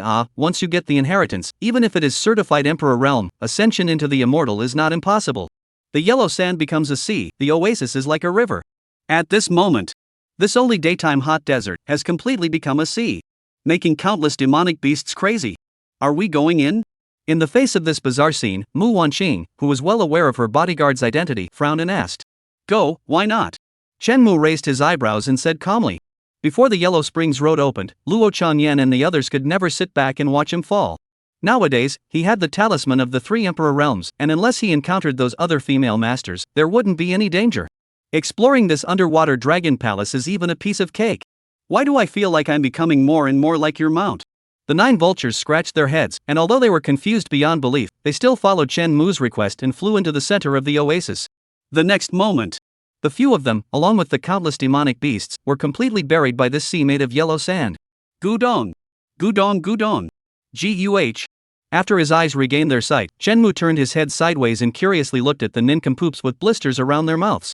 Ahem, they've all screamed, it's a bit out of place for me not to scream. The 9-headed vulture pointed to the demonic beasts on the road not far away. Those beings were all choking on blisters for a while because they rarely entered the sea. Chanmu. Is this really a stupid bird? He spat in his heart. After entering this underground seabed through the desert, it was like a different world in front of him. All sorts of big fish with flashing apertures and swaying huge bodies were constantly swimming across the seabed. A plant of seaweed, a jellyfish, constituted a beautiful seascape. This seems a bit familiar as well. Shenmue's eyelids fluttered, and a sense of foreboding rose in his heart. Turning back to look, the passageway from which he came had been completely shut down. What's going on? Noticing that Shenmue's face had become somewhat ugly, Mu Wanqing curiously inquired. Can you still contact your master now? Shenmue touched his nose, trying to save himself one last time. Well, can't contact it. Mu Wanqing closed her eyes, and after a burst of divine communication, she said with an ugly face. With her master's realm, it was reasonable to say that other than those very few extinct places, as well as the imperial realm extremities, there couldn't possibly be a place that could block her senses. It was quite tricky when this situation arose. Mu Wanqing, who had just relaxed mentally and treated this as a vacation, instantly became grave and her spirit tightened. She looked towards the demonic beasts that had entered along with her, and at this moment, they had long since fought over the spiritual plants at the bottom of the sea, and the water had flowed into rivers. These beasts, consumed by greed, didn't seem to notice anything. Sure enough, they couldn't be contacted.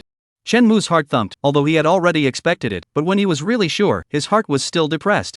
Each and every one of these ex-girlfriends was trying to test him in different ways. It's a bit of a headache. Shenmu rubbed his temples and sighed. The moment he recalled the Undersea Dragon Palace mission, he had vaguely guessed that this matter was most likely related to that goddess in blue. Perhaps, from the beginning of that seafood duo, this had all been bait. Shenmu's eyes flickered as he glanced at Mu Wanqing next to him, pondering how exactly he could safely get through this Undersea Dragon Palace mission. This mission, whether it could be completed or not, he actually didn't care. The most crucial reason why he entered here was because he wanted to find the breaking point of Gong Yunxiu. As long as he could accomplish his plan in the Dragon Palace, then Shenmu would never have to worry about the threat from Gong Yunqi again. Even if she regains her memory. She regained her memory. Why are you looking at me like that? Have you finally discovered my charms? Noticing Shenmu's eyes lingering on her, Mu Wanqing was a bit puzzled and revealed a coy smile, shyly saying, "Vom." Shenmu made a look of vomiting, then waved his hand and said in a bad mood, "Don't disgust me." He was just thinking, Jiang Hongwan sent him to this place, perhaps she also had other little thoughts. These Emperor Realm bigwigs, all day long they don't think about saving the world, they just think about counting on him as a little rookie. Alright, let's go. What if the exit is down there? Shenmu collected his thoughts, adjusted his entire body's mental state, and prepared to meet this self-inflicted havoc with the peak of his scummy qualities. The two of them, one bird, flew forward in the seabed. Along the way, although there were quite a number of water demonic beasts that struck out at them, they were all easily resolved by the nine vulture. It was only at this moment that this rare ancient fae finally had a few moments of disdain for the underworld. It turns out that there really are beautiful sheep in the sea. Seeing a bow-tied, red-scarfed sheep attacking, Mu Wanqing's eyes widened in disbelief. Afterwards, she drove the red damask, lifting up layers of waves, and killed the sheep with a single strike. Humph. Lesser seen and more strange. You still don't believe me when I say you're a village girl? Shenmu suppressed the tension in his heart and smiled contemptuously. The Undersea Dragon Palace was divided into 9 layers, and with his strength, plus the assistance of the 9 vultures and Mu Wanqing, the first 6 layers wouldn't pose any problems. Only the 7th layer's undersea prohibition, the 8th layer's swarm of scaly dragons, and the 9th layer's dragon gate would be slightly more threatening to them. After the 9th layer, there was the legendary Dragon Palace. Of course, these guesses were all based on Shenmu's memory of the Undersea Dragon Palace. After all, 3,000 years had passed, the sea had changed, even that ocean had turned into the desert of today, what else could not? At that time, he and Pei Shangi, the two of them, came a whole 7 times, assisted by countless shrimp soldiers and crab generals, before finally entering the Undersea Dragon Palace to meet the final boss. The strength of the teammates was about the same, but the big boss was overly strong? Shenmu glanced at Mu Wanqing beside him and secretly thought in his heart. This village girl and Ningxi were fighting neck and neck, so she was probably an Undying Realm powerhouse as well. Back then, Pei Shangi, although she was only at the Spirit Tower realm herself, her protector was also a great power at the Undying Realm. The only difference is that the big boss, from the half-step hole in the virtual flower Chinian, into the Emperor Realm Pei Shangi. Wait a minute, there seems to be a problem ahead. While Shenmu was recalling the details, the 2 men and a bird had already passed through the 6th layer of the seabed. Mu Wanqing looked at the calm, deep and silent waters in front of her, her expression unprecedentedly grave. She sensed a few hints of unusual fluctuations. What's wrong with it? It feels normal to me. In order not to leak out the cracks, Shenmu pretended to be ignorant and wondered. Mu Wanqing didn't answer and reached out to remove a feather that lightly floated down into the waters in front of her. The next moment, as if the feather was under immense pressure, it split apart with a boom. 9 vulture. It understands the reasoning, but why use its hair? Don't you have any fur yourself? This place consisted of countless prohibitions. If one were to take a wrong step, even a great cultivator of the heavenly elephant would instantly die. Mu Wanqing's pupils were glowing with a few streaks of strange light, and she was using a mysterious pupil technique. Shenmu nodded. This was something that he had long since realized on the corpses of those shrimp soldiers and crab generals back then. All of the heavenly elephant realm were bound to die. In that case, it seems that you can only be allowed to try one step at a time. Shenmu turned around, held Mu Wanqing's small hand and patted her shoulder as if he was entrusting a heavy responsibility. Mu Wanqing? Let me try step by step? She pointed at herself, unable to believe that this man had made such a suggestion. Otherwise, could it be that I go and try? Shenmu spread his hands and said with an innocent face. Mu Wanqing. Okay. What he said made sense. Though but she always felt that something wasn't quite right. Aren't we looking for the exit? Why do we have to enter here near the 7th layer of water's entry? Mu Wanqing finally reacted and said in a sudden shock. I thought you couldn't react? Chen Mu rolled his eyes and said in a good-natured manner. According to the experience in his memory, logically speaking, this prohibition really should not be able to hurt Mu Wanqing. But this was 3,000 years later. And it was also likely to be Pei Shangyi's handiwork. Everything was impossible to say. He reckoned that the granny was just waiting for herself, following the route she remembered through the forbidden system. What should we do then? Mu Wanqing smiled sarcastically and continued to ask. For some reason, around Chen Mu, she always felt that her brain wasn't quite enough. It was a bit disoriented. What should we do? Of course it's to return the same way. Chen Mu spread his hands and remounted on the back of the 9 vultures, muttering so many prohibitions, it's not an exit at first glance. Only the little cutie. Only then would you think about going over. Mu Wanqing. 9-headed vulture. Pei Shangyi. The crowd in the live broadcast room. Why doesn't this person follow the rules? When you encounter a barrier, shouldn't you find a way to get through it? How can someone just turn around and leave at the drop of a hat? What about the promised immortal path to fight for the first place? What makes him cultivate to still a rookie in the flesh realm? That's normal, my ass. Giving up when things don't go your way? This you cultivate a fart immortal. Chen Mu lay on the back of the 9-headed bird, lazily glanced at Mu Wanqing and leisurely said, Uncle will teach you a truth. As long as you give up fast enough, then there will be no difficulties in life. Mu Wanqing. What a profound truth. She already had no words to spit out. How can there be such a clear-cut brain circuit in this world? It was clear that he was talking nonsense, but it was impossible to find any reason to refute it. Giving up on this really couldn't have been difficult. You are really not in a hurry. Returning to Chen Mu's side, Mu Wanqing lamented. Everyone else who came to the Undersea Dragon Palace was all kinds of thinking about treasure hunting and exploring, hating to squeeze out all the time. Only this guy, leisurely amount of time, do not know also thought to come to the bottom of the sea on vacation it. What's my hurry? The time of life is so short, do not waste a little, will not know the preciousness of time. Chen Mu crossed his legs and said leisurely. He's in a hurry? He's in a hurry, my ass. The ones who were in a hurry were others. Ever since guessing the truth about the Undersea Dragon Palace, Chen Mu realized that what he had to deal with wasn't prohibitions and demonic beasts, but a certain sultry woman. If you don't let him in now, you'll always have to beg him to go in later. Your axioms are really set in stone. Mu Wanqing plucked out a glance, but didn't retort, instead planning to follow him out.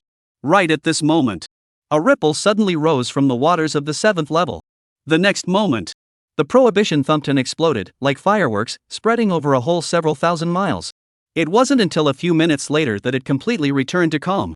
And at that moment, there were finally curious little fish that slowly swam in. The wind and waves are calm. There wasn't a hint of danger. Chen Mu was slightly stunned, then smiled with his palm. See, I told you that there is nothing difficult in the world, as long as you are willing to give up. Mu Wanqing. What the hell is this? Her 3 views exploded. Why do I feel it's getting weirder and weirder? Something's not right. After the 7th layer of waters, Chen Mu and his group progressed extremely smoothly, not even encountering a decent undersea demonic beast along the way. Regarding this situation, Mu Wanqing expressed her deep skepticism. It was as if there was a huge black hand that was manipulating them to keep moving forward. What's wrong? Can't it be because I'm deeply blessed? Chen Mu leapt down from the 9 vultures and looked out at the huge and brilliant dragon gate in front of him, his heart filled with emotions. The time to test the skill had arrived. What's that? At this time, Mu Wanqing noticed that on the jade stone below the dragon gate, there was a water outlet that was gushing out springs. Chen Mu sneakily came under the jade stone and pulled out a piece of adamantine jade that had been stored for nearly 3,000 years before raising his head, equally puzzled, saying he didn't know. At the same time, he secretly sighed in his heart. Of course he knew about this thing. That was, the legendary water of forgetfulness. Chapter 76, Choosing to Blow Yourself Up. I, Chen, will always be one level above you. Water of forgetfulness. Chen Mu had a deep memory of this item. In the game, if he wanted to raid Pei Shangyi and reach the scum achievement afterward, then he had to drink this water of forgetfulness. Then, choose to forget all previous feelings. Only then will he be able to pass the test set by endless waters and be qualified to marry Pei Shangyi. Xianshui is sentimental, Cinny is colorful. As the future of the endless seas, an innate being born from the ancient Xiang water, Pei Shangyi had carried the expectations of countless people since her birth. Her feelings were, likewise, a top priority. In order to ensure the feelings of this proud daughter of heaven, the endless waters could be said to have pulled out all the stops, fearing that something would go wrong with this love-brained young girl. But even so, the future they were looking forward to, the spirit of Xianshui, was still slagged off by Chen Mu. Almost even the supreme treasure of the waters was taken away by this scum.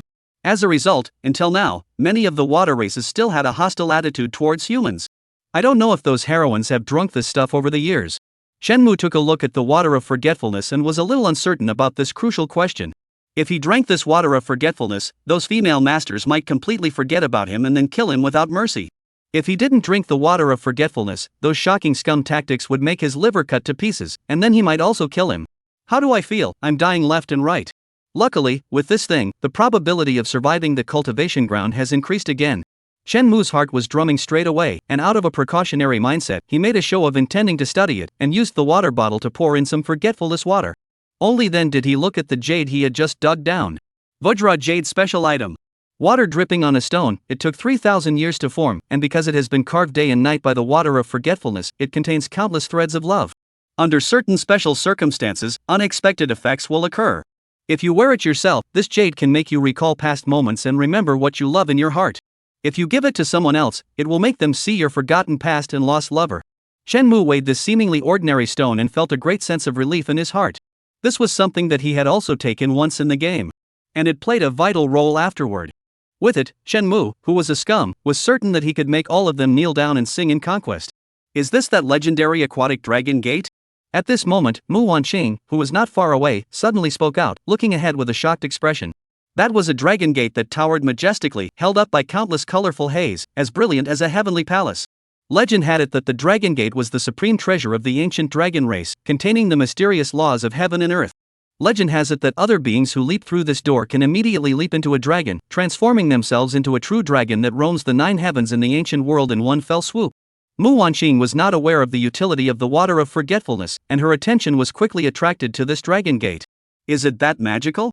Shenmue retracted his gaze. Having experienced the dragon gate before, he expressed great skepticism. Becoming a true dragon in one leap? This was no less than an ordinary person certifying to become an emperor. Where did the rumors come from that could be so outrageous?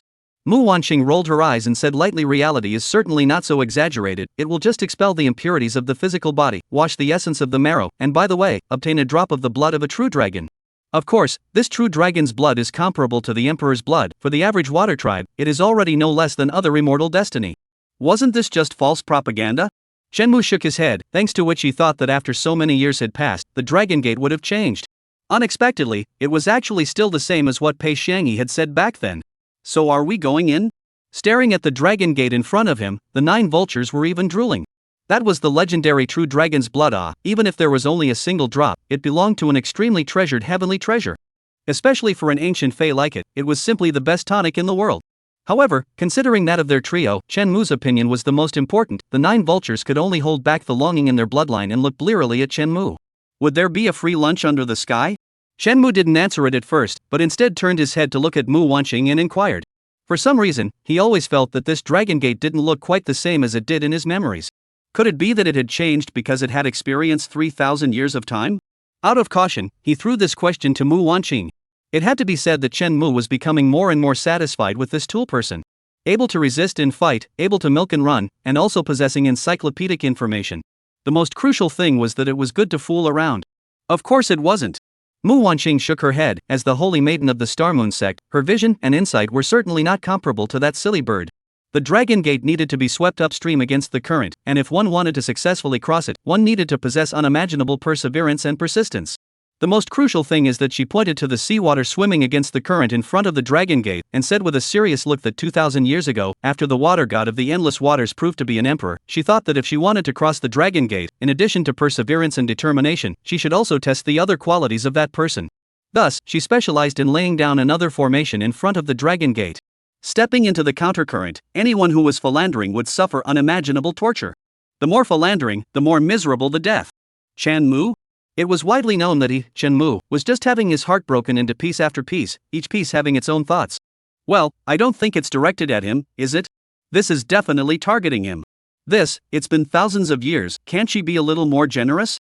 Why don't we just recognize each other as sisters and be happy together? Speaking of which, the water god is really a pure woman. I do not know, in the beginning was abandoned by which negative-hearted man. Mu Wanqing sighed deeply, seemingly saddened by the Emperor Realm Jedi who ruled over the endless waters. Chan Mu. Little village girl, you better not be talking about me. By the way, there shouldn't be any philanderers among us.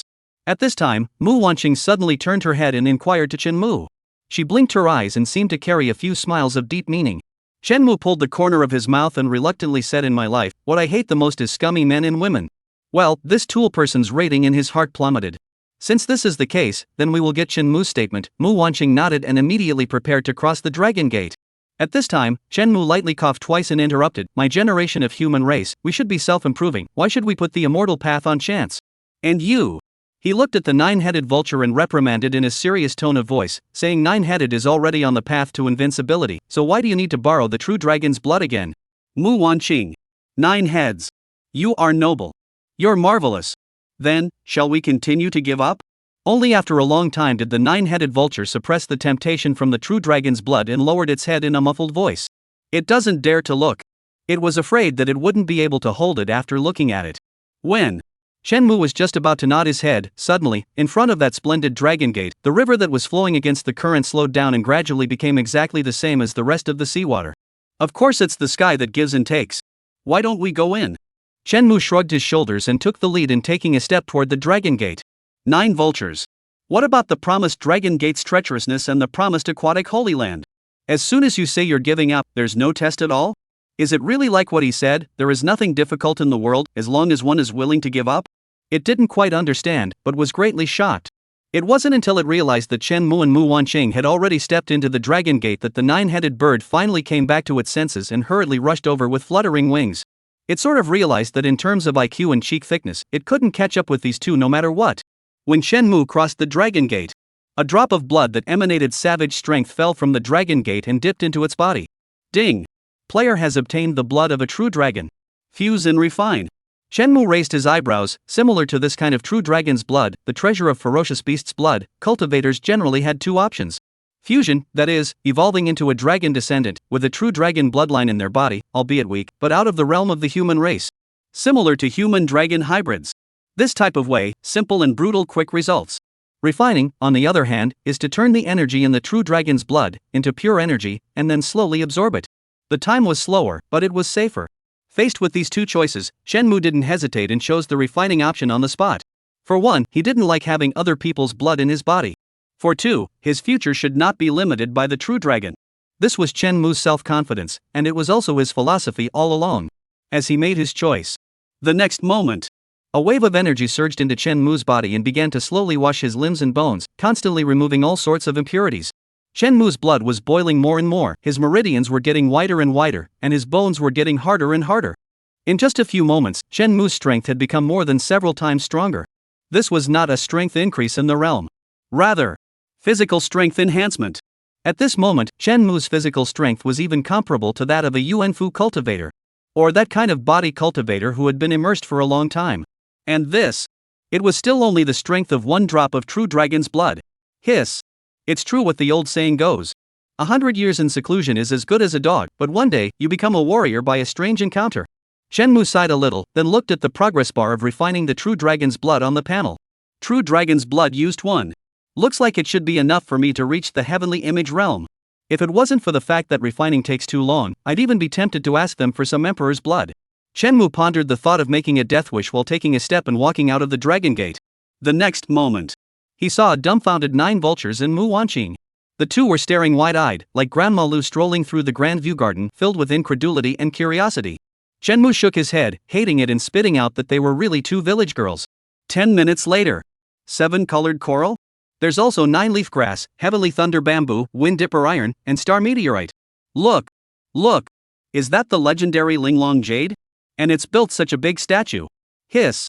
Mu Wanqing and the 9 vultures constantly wandered around the palace, touching here and looking there. Every now and then, they even sucked in 2 mouthfuls of cool air, just like a country bumpkin. The location they were in at the moment was the real undersea dragon palace, a place that could be described as extravagant to the extreme. Pieces of heavenly treasures of immense value, at this moment here, could only be reduced to the simplest of decorations. 7 colored corals worth millions of top-grade spirit stones were like streetlights, spreading thousands of miles from the entrance of the palace to the garden.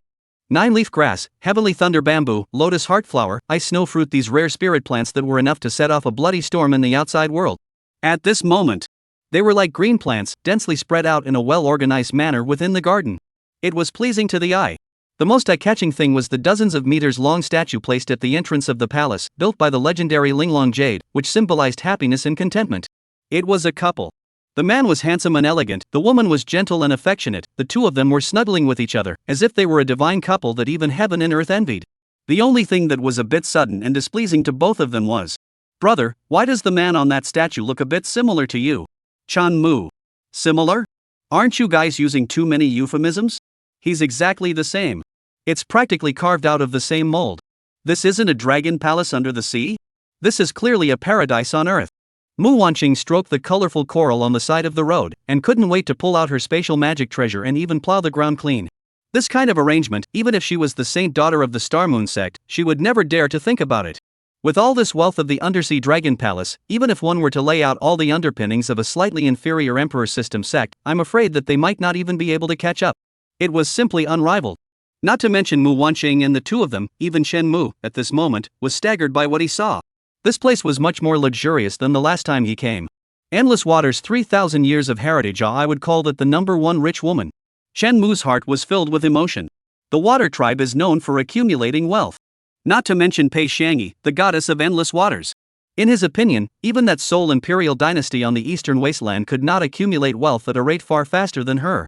Unfortunately, this rich woman couldn't be hugged for the time being. Shen Mu reluctantly withdrew his sight, then focused on one of the inconspicuous places. It was a slightly classical attic building with carved beams and paintings, full of nobility and mystery. If Shen Mu hadn't guessed wrongly, the goal of his trip should be there.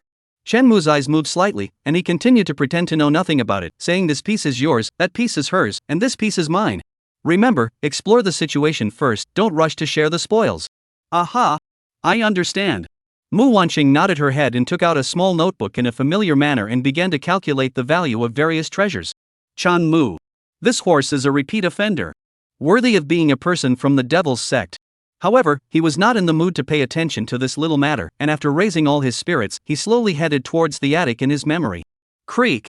Pushing open the attic, there was still no prohibition triggered. Shen Mu sighed deeply. This trip of his adventure mission was more like going home than exploring. Menacing prohibitions? There were none. Powerful demonic beasts? No. Tense, exciting, blood pressure spiking chase battles? No.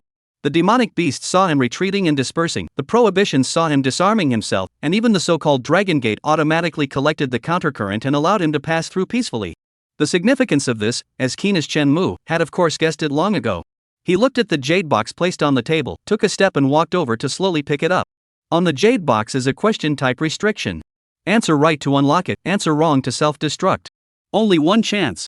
Chen Mu looked at the title, only 4 short words, Xiangshui Sini. This was an answer that only that one scumbag knew. Answering this question was somehow equivalent to him admitting his identity. This was also the situation that Chen Mu had been most worried about. If Pei Xiangyi had run straight over, he might have had other ways to turn around. But she had chosen such a way. The retreating demonic beasts, the disappearing prohibitions, and even the countless treasures in the undersea dragon palace actually represented her attitude. Either admit it. Either you don't want to get this thing. You've grown. Shen Mu said quietly, followed by adding in his mind that it was a pity that I was one level higher than you. Afterward, he raised the jade box and leisurely recited Xiangshui Sini, Death Forest Thin. In the next moment, a mournful voice sounded, Lang Jun, you are finally willing to admit it. Chapter 77, The Great Emotional Conundrum, Who's Wrong? Inside the live broadcast room, the brains of countless viewers were temporarily short-circuited. They watched with their own eyes as Chen Mu recited the sentence Xiangshui Sini, Death Forest Thin Ruwashi after another bimbo-reflected woman appeared. A dignified, noble, elegant, and generous woman of the absolute generation who was like a goddess in the sky. At this moment, even the pop-ups that never stopped in the past disappeared. Countless people fell into silence. The entire blue star, all seemed to have stopped functioning. It wasn't until Professor Yang Jianfeng trembled his lips and uttered the sentence that it was over. Only then did the crowd snap out of it. The next moment, countless pop-ups came from all over the place, expressing the ghost-like feelings in their hearts. I just want to ask one question. How many? How many ex-girlfriends is this? How many ex-girlfriends are there? I don't know how many ex-girlfriends this is. What I do know is that I've already wasted 4 heart stents. You're a tough guy upstairs. Damn, is this a national tragedy? Are you sure it's not an ex-girlfriend seeking revenge? From the Taishan Sword Sect to the Immortal Spirit Stream, then to the Medicine King Valley, and finally to the Underwater Dragon Palace in this desert, Nima's ex-girlfriends around the scum have changed one after another. Nima, I really can't stand it. If you want to cut down on the country's fortune, please hurry up and give me a hard time if you have the ability. Destroy it, I'm tired. If the scum guy doesn't die, I want to die. Don't worry, what if this ex-girlfriend is nice? Upstairs, did you sleep yesterday? Don't you realize that this one is the vixen who hurt my old man? Humph, anyway, I don't care about the country's luck anymore, I just want to say that the mistress and the scum are not worthy of death. Such a well-groomed, noble and elegant goddess would actually be tricked by a scumbag. I'm so jealous. Jealous? I would be jealous when there was only one patriarch Luo, I would be grateful when I added the Red Luon fairy, and I would have been expressionless and broken when I found out about the Pill King Valley's old ancestor. Now Brother Mu is my god. All scumbags pay homage to the ancestor. What national fortune? It's all floating clouds in front of my ancestor. Long live the scum. In the live broadcast room, with that one sentence of long live the scum, everyone was completely thrown into a frenzy. At this moment, far above the blue star, the crowd set up a sect that moved the sound of the 9 states. The name was the Scum Sect. There is no most scum, only more scum. Xiangshui Seni, Death Forest Thin Ruashi. These words were the farewell poem that Chen Mu left behind when he broke with Pei Xiangyi that year. That year, by the Xiangshui River and the Sini Tree, Chen Mu and Pei Xiangyi had made a private vow, leaving behind the vow that the mountains are not overgrown, the river is exhausted, and heaven and earth are united, so they dared to break up with Pei Xiangyi. Later, at the same place, Chen Mu turned his back to Pei Xiangyi and recited this poem with sadness and determination. Xiangshui and Sini, the forest of death is thin. The Xiangshui and Sini trees both died in the jungle where the grass and trees are intertwined. It also refers to the fact that all his feelings for Pei Xiangyi were lost there. Hence, saying this line meant that Chen Mu had already admitted his identity in disguise. If it wasn't for the soul-nurturing flower, I'm afraid that it would be difficult for my concubine to see Lang Jun again in this life and the next. Pei Xiangyi looked at Chen Mu with a saddened gaze, and said, I can't bear to hurt you, even if you dig out my heart, the most I can do is to lock you up in the Dragon Palace and keep me company forever. Not so much, not so much. Chen Mu smiled sarcastically, not knowing which of Pei Xiangyi's words he was replying to. Then today in the Medicine King Valley, why did Lang Jun avoid my concubine? At the moment, this graceful, elegant, dignified, like a noblewoman like a goddess, as if she had spoken of a sad place, even whispered and sobbed. Just like in the palace, was abandoned by the king's consort general, full of self-pity, sadness, and despair. In fact, this matter is a little complicated. Looking at this scene, even a scum like Chen Mu couldn't help but have the illusion that he was really unforgivable. However, he has not yet had time to explain. Pei Xiangyi will continue to sob and said in the past, Lang Jun had made a vow, the mountain has no mausoleum, the river for exhaustion, but dare to be with the secretary to the end. Over the years, my concubine has made the ocean dry up, the desert yellow sand, and there are no more lofty mountains, almost bringing heaven and earth together. If Lang Jun doesn't show up again, my concubine. Chan Mu. Is that a threat? Nima. No wonder the Dragon Palace is in the desert. So it's all you're doing? It's over. This has completely transformed into a sickly girl. Even though he had already prepared himself, Chen Mu was still covering his forehead at this moment, revealing an expression of wanting to cry without tears. Just like the reasoning that there were no two identical leaves in the world. In that 100% freedom game, each heroine not only had her own unique character, but would also slowly transform and grow with her experiences. And after 3,000 years of worldly changes, this change in their character was even more obvious. Just like the cool and gentle Luo Changyan grew into the indifferent and emotionless fairy Qingyi. Jian Hongwan, who dared to love and hate, became an irritable female devil. The aloof and stubborn Gong Yunxiu has also become a silent and lonely old ancestor. Pei Xiangyi, the jealous, love-brained Pei Xiangyi of that year, has completely and utterly blackened into the legendary sickly girl. Songhai dry up, the mountains fall or just because of their own original vow only. How can we play this? Don't panic, don't panic. Since I was able to get rid of them once, I'll be able to get rid of them a second time. Chen Mu continuously adjusted his emotions, trying to be at his peak to meet this legendary epic-level sickly girl. Then what Xiangshui God, can you listen to my sophistry? No, it's an explanation. He said carefully, but he didn't want to miss the mark in the first sentence. Is there anything else Lang Jun would like to defend? This farewell poem, but my concubine has been engraved in my heart, never dare to forget. Pei Xiangyi stood beside the beam and sobbed mournfully and sadly. Chen Mu sighed, put away the jade box, and turned to sit on the bed. It had to be said. Even after 3,000 years had passed, some of the habits of these heroines remained unchanged. For example, Pei Xiangyi's tradition. As long as Chen Mu didn't sit down, she as a wife, even if she was the goddess of endless waters, would only remain standing. It was lovable and hateable. Chen Mu organized his language and said tentatively, if I say that I saw the story about this poem in a fragment of a dream, would you believe me? Pei Xiangyi whispered, Lang Jun, let my concubine believe whatever she wants. Chan Mu. Then I ask you to let me go, can I? He said without good humor. Hearing this, Pei Xiangyi immediately revealed a pitiful expression and wailed, Lang Jun, do you really want to leave me behind? Chen Mu did not answer and continued to look at her. Pei Shangyi snuggled into his arms and whispered, Mr. Lang, do you remember the story of the sleeping beauty that you told for my concubine? Chan Mu. Did he have nothing to do back then? Why tell so many stories? He wiped his cold sweat and continued to shift to the previous question. I mean really about the interpretation of dreams. At this time, Pei Shangyi sat down next to Chen Mu and timidly said, then does Lang Jun want to use the reason of reincarnation to abandon his concubine? Chan Mu. He knew that this reason was useless. Fortunately, he had other strategies. Then what if I say that the things about you were told to me by someone else? Chen Mu continued. However, as his words fell, Pei Shangyi's expression instantly changed, a chill in his eyes as he coldly said, you better not be joking. The next moment, it was as if a distant and boundless river separated Chen Mu and her. In it, endless waves tumbled and countless underwater ferocious beasts hissed, as if they wanted to eat Chen Mu alive. This moment, it was like the end of days. Chen Mu raised his head and looked up at the goddess that loomed in the sky, as if the two of them were not even in the same world or in the same latitude. Chen Mu looked calm, not affected by the scene in the slightest, and continued, I wasn't joking. That is indeed what someone else told me, a dead man told me. Chen Mu woodenly got up and said with an expressionless face, as if what stood in front of him was not the goddess of the endless waters, but an ordinary ex-girlfriend. What do you mean? Pei Shangyi's expression froze and she looked at Chen Mu in dismay, completely losing the divine might she had just displayed. It was even tinged with a few moments of trepidation and uneasiness. Chen Mu mouth corners flowed out a cold smile, looked straight at the woman, said the classic line, that person is dead, died in the Xiang water thousands of years ago. You picked well, idol. I'm leaving today, whoever comes can't stay. At this moment, Chen Mu was possessed by a movie star, and after dropping these words, he viciously turned around and left. He didn't even look back. Only left behind the name, slightly trembling, tearful woman in blue. Let's go.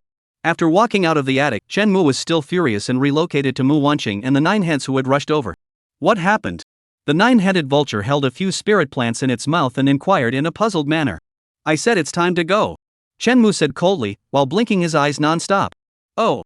Immediately. Mu Wanqing was the first to react, and threw down the treasures on the 9-headed vulture as soon as she did so. Afterward, she pulled the 9 heads and followed behind Chen Mu, pretending to be ignorant and ready to leave. However, just as they were about to leave the undersea dragon palace, a monstrous wave swept over with a heaven-destroying aura. The sound was horrifying and chilling. Move quickly. Mu Wanqing finally couldn't hold on any longer and grabbed Chen Mu, protecting her entire body with a red damask as she flew and began to run for her life. However, no matter how hard she tried her best and pulled out all sorts of cards, in front of this giant wave, she was just like an ant, being slowly swallowed up. Vaguely, she only heard Chen Mu lightly say something about them having half a slip up, and you'll never get the answer you want. You've already killed once, do you want to kill a second time? The next moment, a giant wave rolled over and swallowed all of Mu Wanqing's consciousness. A long time. Within the dragon palace, the wind and waves calmed down. Where 2 people and a bird had originally stood, only Chen Mu was left alone, standing intact. Not far from him, there was also a graceful, dignified, and elegant goddess. What exactly did that sentence mean? Pei Shangyi's body trembled as if she was grasping the last straw, and snapped. Explain it to me clearly, or else. She reached out and waved her hand, and a huge crystal coffin made of linglong jade appeared out of the void and landed at Chen Mu's feet with a bang. Chen Mu's eyelids jumped as he watched, especially the flowers placed in the coffin, causing his teeth to ache with anger. I told you a story, and you only remembered the sleeping beauty? Don't you remember how the Tang monk relied on his infatuation to carry the green dragon crescent blade and marry the sleeping beauty back from Liangshan? Your focus is not wrong. Although his heart was flustered to a batch, his years of experience in the flower world still allowed Chen Mu to quickly calm down. Explanation? Forget those things are no longer important. If you want to do it, then do it, but it's just a matter of dying again. Chen Mu smiled miserably and closed his eyes. It was as if she, Pei Shangyi, was the one who had committed the most heinous crimes. Back then, it was clearly Mr. Lang who had failed me, and I was a true believer, and I have never been false. The blue-clothed goddess suppressed the odd thoughts in her heart and said coldly. Chen Mu remained unperturbed and mocked, that's right, it was this sincere heart of yours that made him die forever on the banks of the Xiangshui River. Looking at Chen Mu, who looked at death with no fear, Pei Shangyi hesitated. She began to reflect. Reflecting on why Chen Mu would say such words. At that moment, without giving her time to react, Chen Mu coldly smiled again and said, have you forgotten what you've done? The things I've done? Pei Shangyi froze, looking blankly at this familiar figure. She didn't know what she had done to make this person say that Lang Jun died by her own hand. What has been done, you know in your own heart. Chen Mu's heart drummed straight in his heart, and he didn't move away from the crystal coffin. To be honest, he didn't know what Pei Shangyi had done either.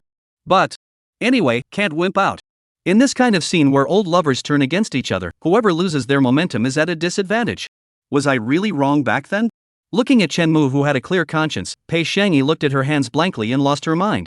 Watching Pei Shangyi fall into memories, for the sake of safety, Chenmu did not choose to rest on his laurels. He smiled to himself and waved his hands and said, "No, you're right, it's him who's wrong. He shouldn't have fallen in love with you. He is just to blame for it all." Pei Shangyi stared blankly at Chenmu, looking at his sullen back, his forlorn look, and the sadness that flowed out when he raised his hands. For a moment, this goddess, who commanded the endless seas and suppressed the continent of the 9 states, inexplicably felt a heart-wrenching pain. It hurt more than ever. Stronger than every single day in these 3,000 years. No, it's not like that. Suddenly, as if she remembered something, she snapped. "I didn't do anything wrong, Lang Jun can only be mine. Chenmu. Tramp, you're really at fault. It doesn't seem to be my fault." In the face of Pei Shangyi's sudden blunder, Chenmu coldly said, "Yes, you did nothing wrong, it's all his fault. In order to live, in order to gong Yunqiu, this scum man once again pressed his conscience." Pei Shangyi froze, then shook his head. "No, it's not his fault either." "Then whose fault is it? Can't it still be her fault?" Chenmu had a cold face and did his best to muddy the water. At the same time, in the live broadcast room, listening to the conversation that had a sudden change in style and a gradually outrageous plot, everyone fell into silence. What? Did I open the wrong channel? Isn't this National Luck Survival? How did it turn into a sadistic love affair? What? Oh, my god. What the hell is going on? I can't understand the scumbag's dialogue. What did I see? The scumbag is taking the initiative? No. Tama in the end, who is scumhua, listen to me, are skeptical of life. 2055 English listening, male I'm wrong, female no, I'm wrong. I'm wrong. Well, you're wrong. Female I'm wrong if I say I'm wrong? Male forget it, it's my fault. Female not your fault, I say it is my fault, please ask who is wrong. Good writing upstairs. I'll leave the listening to this year's college entrance exams to you. Wow, I'm from Eagle Country, and I'd like to ask for the answer to the question of who's wrong. It's obviously her fault. Her? Her who? You guys are great. I'm impressed. I'm more impressed by the scum, who can make black look white and white look black. Chapter 78, Subduing the Love Brain, a New Shura. At this moment, Pei Shangyi has been somewhat skeptical of life. If she remembered correctly, back then on the banks of the Shangshui River, it was Lang Jun who abandoned her with a determined face. Then, he ran off to be with a vixen. Obviously, she was gentle and affectionate towards Lang Jun, following him in everything, using the resources of the entire water tribe to help him cultivate. Even for the sake of Lang Jun, Pei Shangyi almost lost the aquatic clan's greatest treasure and suffered from countless people's skepticism. But she still didn't care. For Pei Shangyi, Lang Jun was everything to her. As long as she could be with him, she wouldn't hesitate to pay more. But that's it, now Chenmu came to tell her that everything was her fault. What was her fault? Was she not gentle enough, or not considerate enough, or not supportive enough? If she had to say that she had done something wrong, then that was the only thing. Pei Shangyi's mind flashed through countless images, and every detail of her memories was magnified as much as possible. Lang Jun, what happened back then was really not my intention. At this point, Pei Shangyi's self-proclaimed title finally changed to concubine once again. Chenmu sighed in relief. Although he didn't know which incident Pei Shangyi was talking about, it wouldn't affect him in the slightest. It's nothing more than creation, unintentional mistakes, and getting things wrong. Oh yeah, one more can be added, you're doing it for my own good too.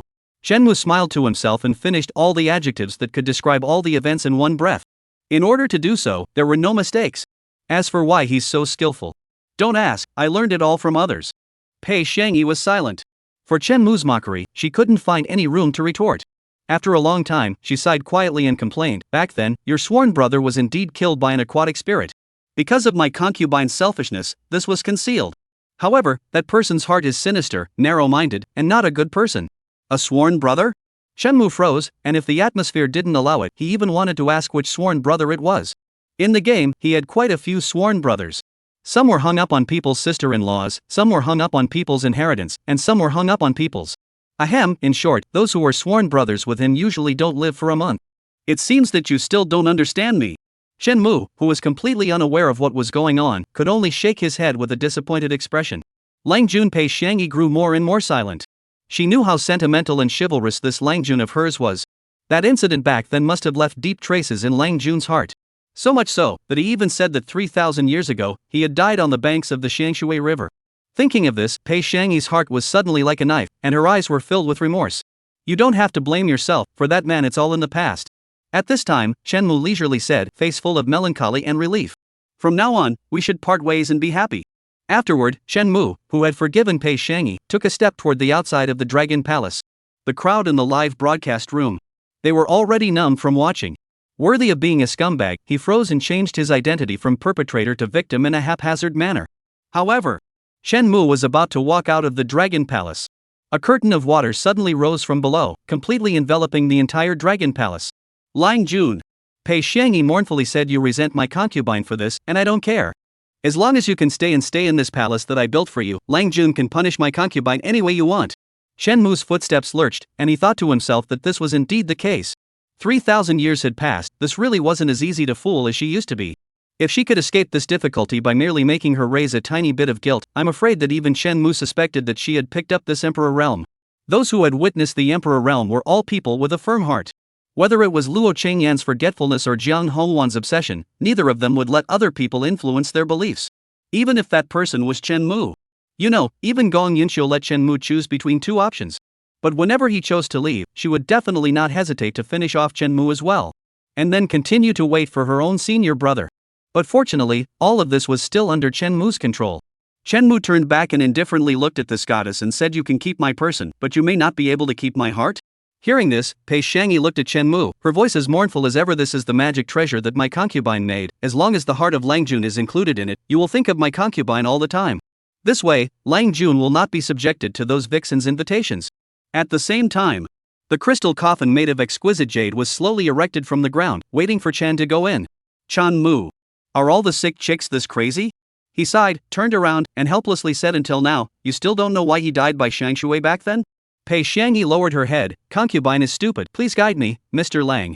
Chan Mu. He turned around abruptly, gazed at the blue-clothed goddess, and said solemnly, "Wait until the Yellow Springs Road opens, and you will naturally know everything. For now, please also put it under and leave."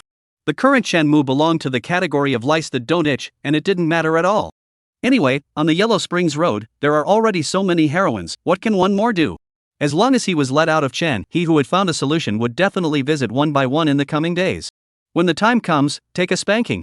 In the face of Chen Mu's suggestion, Pei Xiangyi didn't rush to answer, but became more and more silent. Only after a long time did she slowly raise her head and mournfully said, "The reason why Lang Jun came here is also just for the soul-nurturing flower. Take it to heal her wounds. The heart of my concubine, Mr. Lang, aches so much." Pei Xiangyi looked at Chen Mu in a daze and murmured. Although after seeing Chen Mu on the Pill King Valley, she guessed that the other party would definitely come here. But when it all came true, Pei Xiangyi inexplicably felt pain again. In the end, without the soul-nurturing flower, Lang Jun would not have come to see her after all. He really has no feelings at all. He was as unfeeling as ever. "You're half right," Chen Mu secretly thought in his heart, but on the surface, he remained as calm as ever. "My sister's current situation is all because of me. Shouldn't I do something for her?" He was not so nervous, this goddess, although she was a jealous, love-brain character. Now she should be a sickly petite. But no matter what, she wouldn't worry about Gong Yunxiu. After all, Shen Mu's situation at that time, no matter which way he looked at it, it didn't look like he had feelings for Gong Yunxiu. On the contrary, if Pei Xiangyi had known about Gong Yunxiu's past, she would have instantly zeroed in on Chen Mu. Not to mention Pei Xiangyi, it would have been lucky for Chen Mu not to be killed on the spot.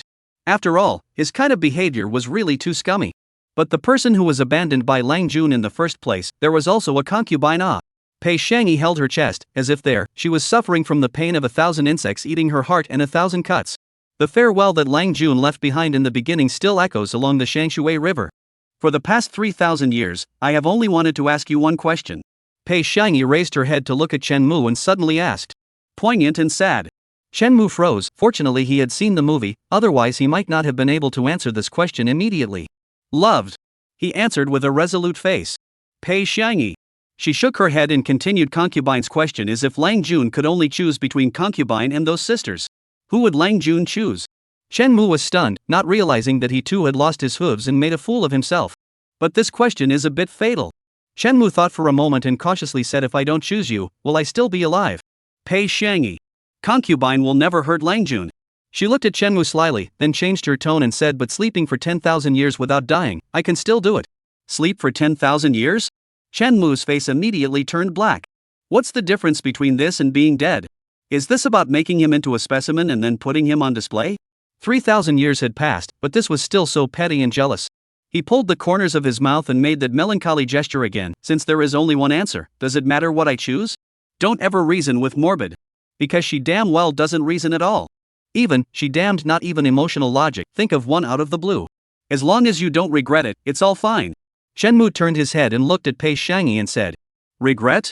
Pei Xiangyi invited Shenmue into the crystal coffin, sprinkled flowers, and showed a rare smile. As long as I can stay together with Lang Jun all the time, my concubine will never regret it. She rubbed against the crystal coffin, and it was as if she was gazing at the most precious thing in her life in her eyes.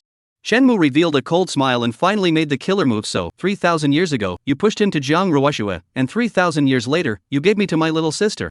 Pei Xiangyi, Pei Xiangyi, you never understood why he left you until the beginning. What kind of sworn brother is he? In his heart, even all the people in the world put together can't compare to half a hair on your head. You're the only one who made him leave. Xianshui Sini, dead Linbushi. Xianshui Sini, death to the palace walls. Shenmue's voice was very soft, but every word was like a huge mountain, smashing into Pei Xiangyi's heart, causing all her smiles to shatter with a bang. The blue-clothed goddess's hand rubbing the crystal coffin paused as she stared blankly at Shenmue, drops of blood tears gushing out of her eyes and barreling onto the ground. She covered her mouth and sobbed uncontrollably. So, this is the reason why Lang Jun left his concubine back then? So this is it. Shenmue looked at him, and although he wanted to say that it was because of this, he shook his head considering the consequences. If he didn't continue to ride the wave of victory, Shenmue had no doubt that the other party would definitely say in a while that since that was the case, then my concubine had locked Lang Jun up here, and Lang Jun would never leave. There was no need to doubt. Pei Xiangyi, who had already morphed into a sickly petite, would definitely be like this.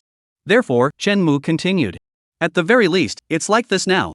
As for the fact that I could occasionally feel his emotions from my childhood dreams 3,000 years ago, this should only account for a small portion. There's no doubt that he should have loved you, and should have only loved you, it's just a shame that later on. As for the other reasons, I don't know yet. After all, my memories have only awakened a very small portion.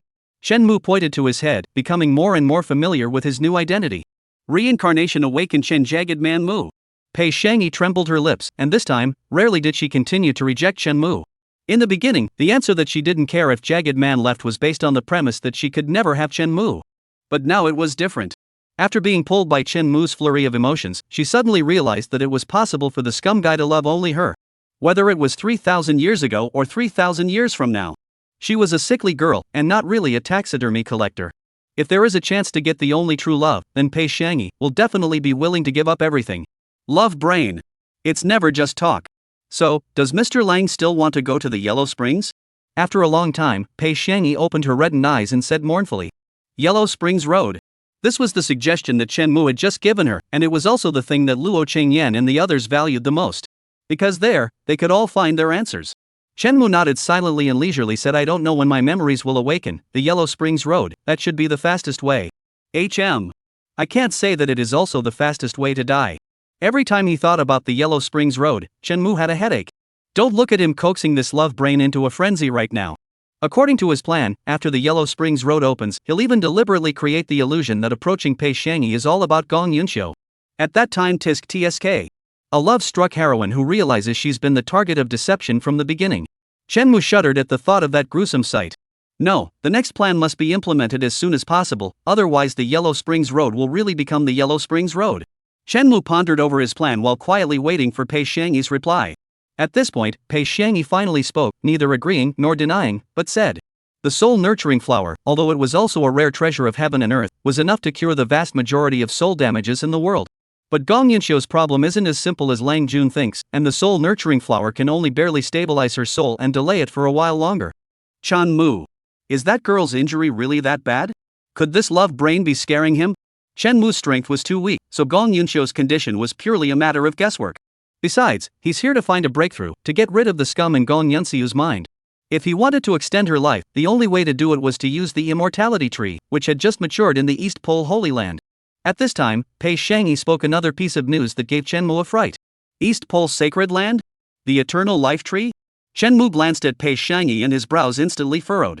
He had just left the tiger's den and was about to enter the wolf's den again. The East Extreme Sacred Realm, but it was that fox spirit's territory. That's right, it's what you think, that fox's territory. Pei Xiangyi did not shy away from saying. The news of this eternal life tree had already been put out in the entire 9 states. As long as Shenmue went out, then he would definitely know. So Pei Xiangyi didn't have to hide it. Subsequently, she even added that before Shenmue could ask for specific details, she added that this news was not only known by Luo Chengyan and Jian Hongwan and the others, but the entire Kyushu knew about it. Lang Jun now has two choices: either stay here, save your life, and later sit back and watch Gong Yunxiu die, or choose to go out and be hunted down by that vixen and those women. Choose one. Chan Mu. Isn't this the new Shura? What two choices? Isn't the only difference between them that one is certain death in the future Shura, and the other is certain death in the present Shura? Now, does Lang still want to go out? At this time, Pei Xiangyi said with a coquettish smile, just like the Shangshui goddess when they first met. Chapter 79, Drinking and Sex Are Harmful to People. From today onwards, quit drinking. Going out? Or not go out? Just in the turn of a thought, Chenmu figured out the intentions of those ex-girlfriends. Regardless of whether he was reincarnated or there was someone else behind him. In the face of the news of the maturity of the Tree of Eternal Life, that scumbag was bound to make a choice. If he appeared, it would mean that he had already recognized his identity, and at the very least, he knew about the past between himself and Gong Yunxiu. For Luo Qingyan, who was too superior to forget, as long as Chen Mu's identity was established, there would be no need to wait for the opening of the Yellow Springs Road. That day would also become Chen Mu's time of death. Through these few exchanges, Chen Mu, who was a top scum, already roughly knew the character of these ex-girlfriends. He could see that the quiet and seemingly protective Taishian sword sex lord at times. In fact, it was the one with the most determined heart to kill him. It could be seen from the fact that she stopped testing herself all the time and never talked to him. On the contrary, Jiang Hongwan, who had been chanting about killing scum, was instead the one who wanted to kill Chen Mu the least. At the very least, in the absence of knowing why the scum abandoned her, Jiang Hongwan will never do it. Because of love and obsession, because of love and into the devil. Just like her name, Jiang Hongwan had struggled with the Red Luan star her entire life. For some reason, Chen Mu suddenly thought of a proverb that an old ancestor had said. A dog that bites doesn't bark. It's not very polite, but it's very apt. So either I die or Gong Yunqi dies? That's a big question. Chen Mu rubbed his temples and sucked in a cold breath. These ex-girlfriends are really more heartless than each other. They all made him choose between life and death. If he didn't show up, the identity of the scumbag would be debatable. But what a cruel thing for Gong Yunxiu to think about. Abandoned 3,000 years ago, she had her memories erased. 3,000 years later she will be abandoned again. The loss of her essence, coupled with the repetition of abandonment throughout her life, was so great that she was afraid she might die on the spot. So, Mr. Lang, just stay with my concubine in the Dragon Palace for the time being. I will let the Water Tribe do their best to seize the Tree of Eternal Life. Pei Xiangyi stretched out her cold catkin, held Chen Mu's hand, and said with a flourish. As a sickly girl, she didn't care in the slightest whether Gong Yunxiu fell or not. There was only one thing she cared about. That was to be with Lang Jun for the rest of her life. Chen Mu glanced at her and went with the flow as he touched his jade hand. It was icy cold and felt exactly the same as he remembered. Strange to say, when he was hard-livering the Kyushu game, every time he realized that he couldn't rip it off, he would dream about the solution in the dream world. In the dream world, he was like a character, communicating with the characters in the game as if he were there. It can be said that the reason he was able to pass the scum game, those dreams provided a great deal of help. If senior sister Yun Xiu dies because of me, then I may not be able to free myself in this life. After recovering his thoughts, Chen Mu smoothly gathered Pei Xiangyi while frowning tightly and said, back then, I never thought that those words would cause her to have such a knot in her heart. You should know my character. Soft jade and warm fragrance into the arms, Chen Mu heart but calm to the extreme, all without half a bit of evil thoughts. At this moment, he played the role of a person. At this moment, he played the persona, is only love Pei Xiangyi a person's infatuation husband. But wherever there are traces of having loved other people, the crystal coffin over there, but it is very empty. Pei Xiangyi crouched in the arms of the scum, sobbing in a low voice, said that Lang Jun in case Luo Qingyi decapitated is wanted to leave my concubine alone again? Lang Jun's character of course she knows, 3,000 years ago known as the Great Warrior of the Nine States, with the reputation of chivalry, love and righteousness, so that countless men and women admire to the extreme. Shan Mu. She's giving me the eye candy again. It's been 3,000 years, this jealous and insecure character of hers still hasn't changed. Or more so with the addition of sickly pampering. He thought for a moment and stroked Pei Xiangyi's hair and asked, by the way, who is the strongest among you guys? This was a question he had always been curious about. Although we are all at the top of the Emperor realm, we have different avenues of proof, so there should always be a difference between the best and the worst.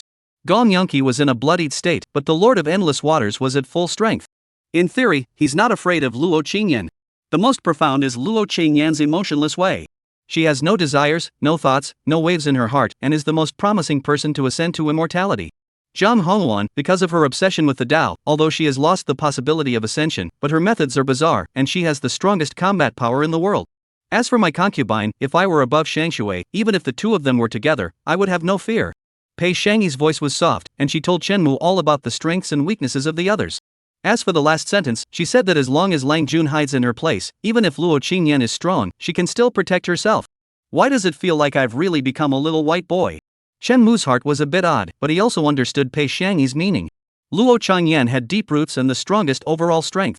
Jiang Hongwan has the deepest obsession and fights the most viciously, so she can also break bread with Luo Qingyan. As for Pei Xiangyi, she belongs to the spirit of Shangshui, and with the support of heaven and earth, she is invincible in Shangshui. So she still wants to force me to stay here. Chen Mu sighed in his heart, never expecting things to go back to the beginning. Before, he was left behind because he wanted to create a specimen exhibition. Now, leaving him behind was for the sake of his safety. Only, no matter what, Chen Mu didn't want to stay here all the time. Therefore, he had a bright idea and pretended to be unhappy, saying, "Are you treating me like the kind of person who can only hide under your wings and live on? I don't dare." Hearing this, Pei Xiangyi quickly whispered softly. Not the slightest bit of that endless waters of the Lord's posture.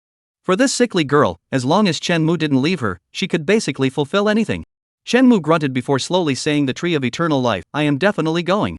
As for Luo Changyan's threat, he gazed at the various exotic beasts floating by outside the dragon palace, and seemed to recall the gentle woman who stood under the green mountains and cut herself off from the sword path. "Don't worry, I'm sure." Chen Mu shifted his gaze to the Vajra jade in his backpack and said confidently. However, Pei Xiangyi was still worried and looked at this Lang Jun with a desire to speak.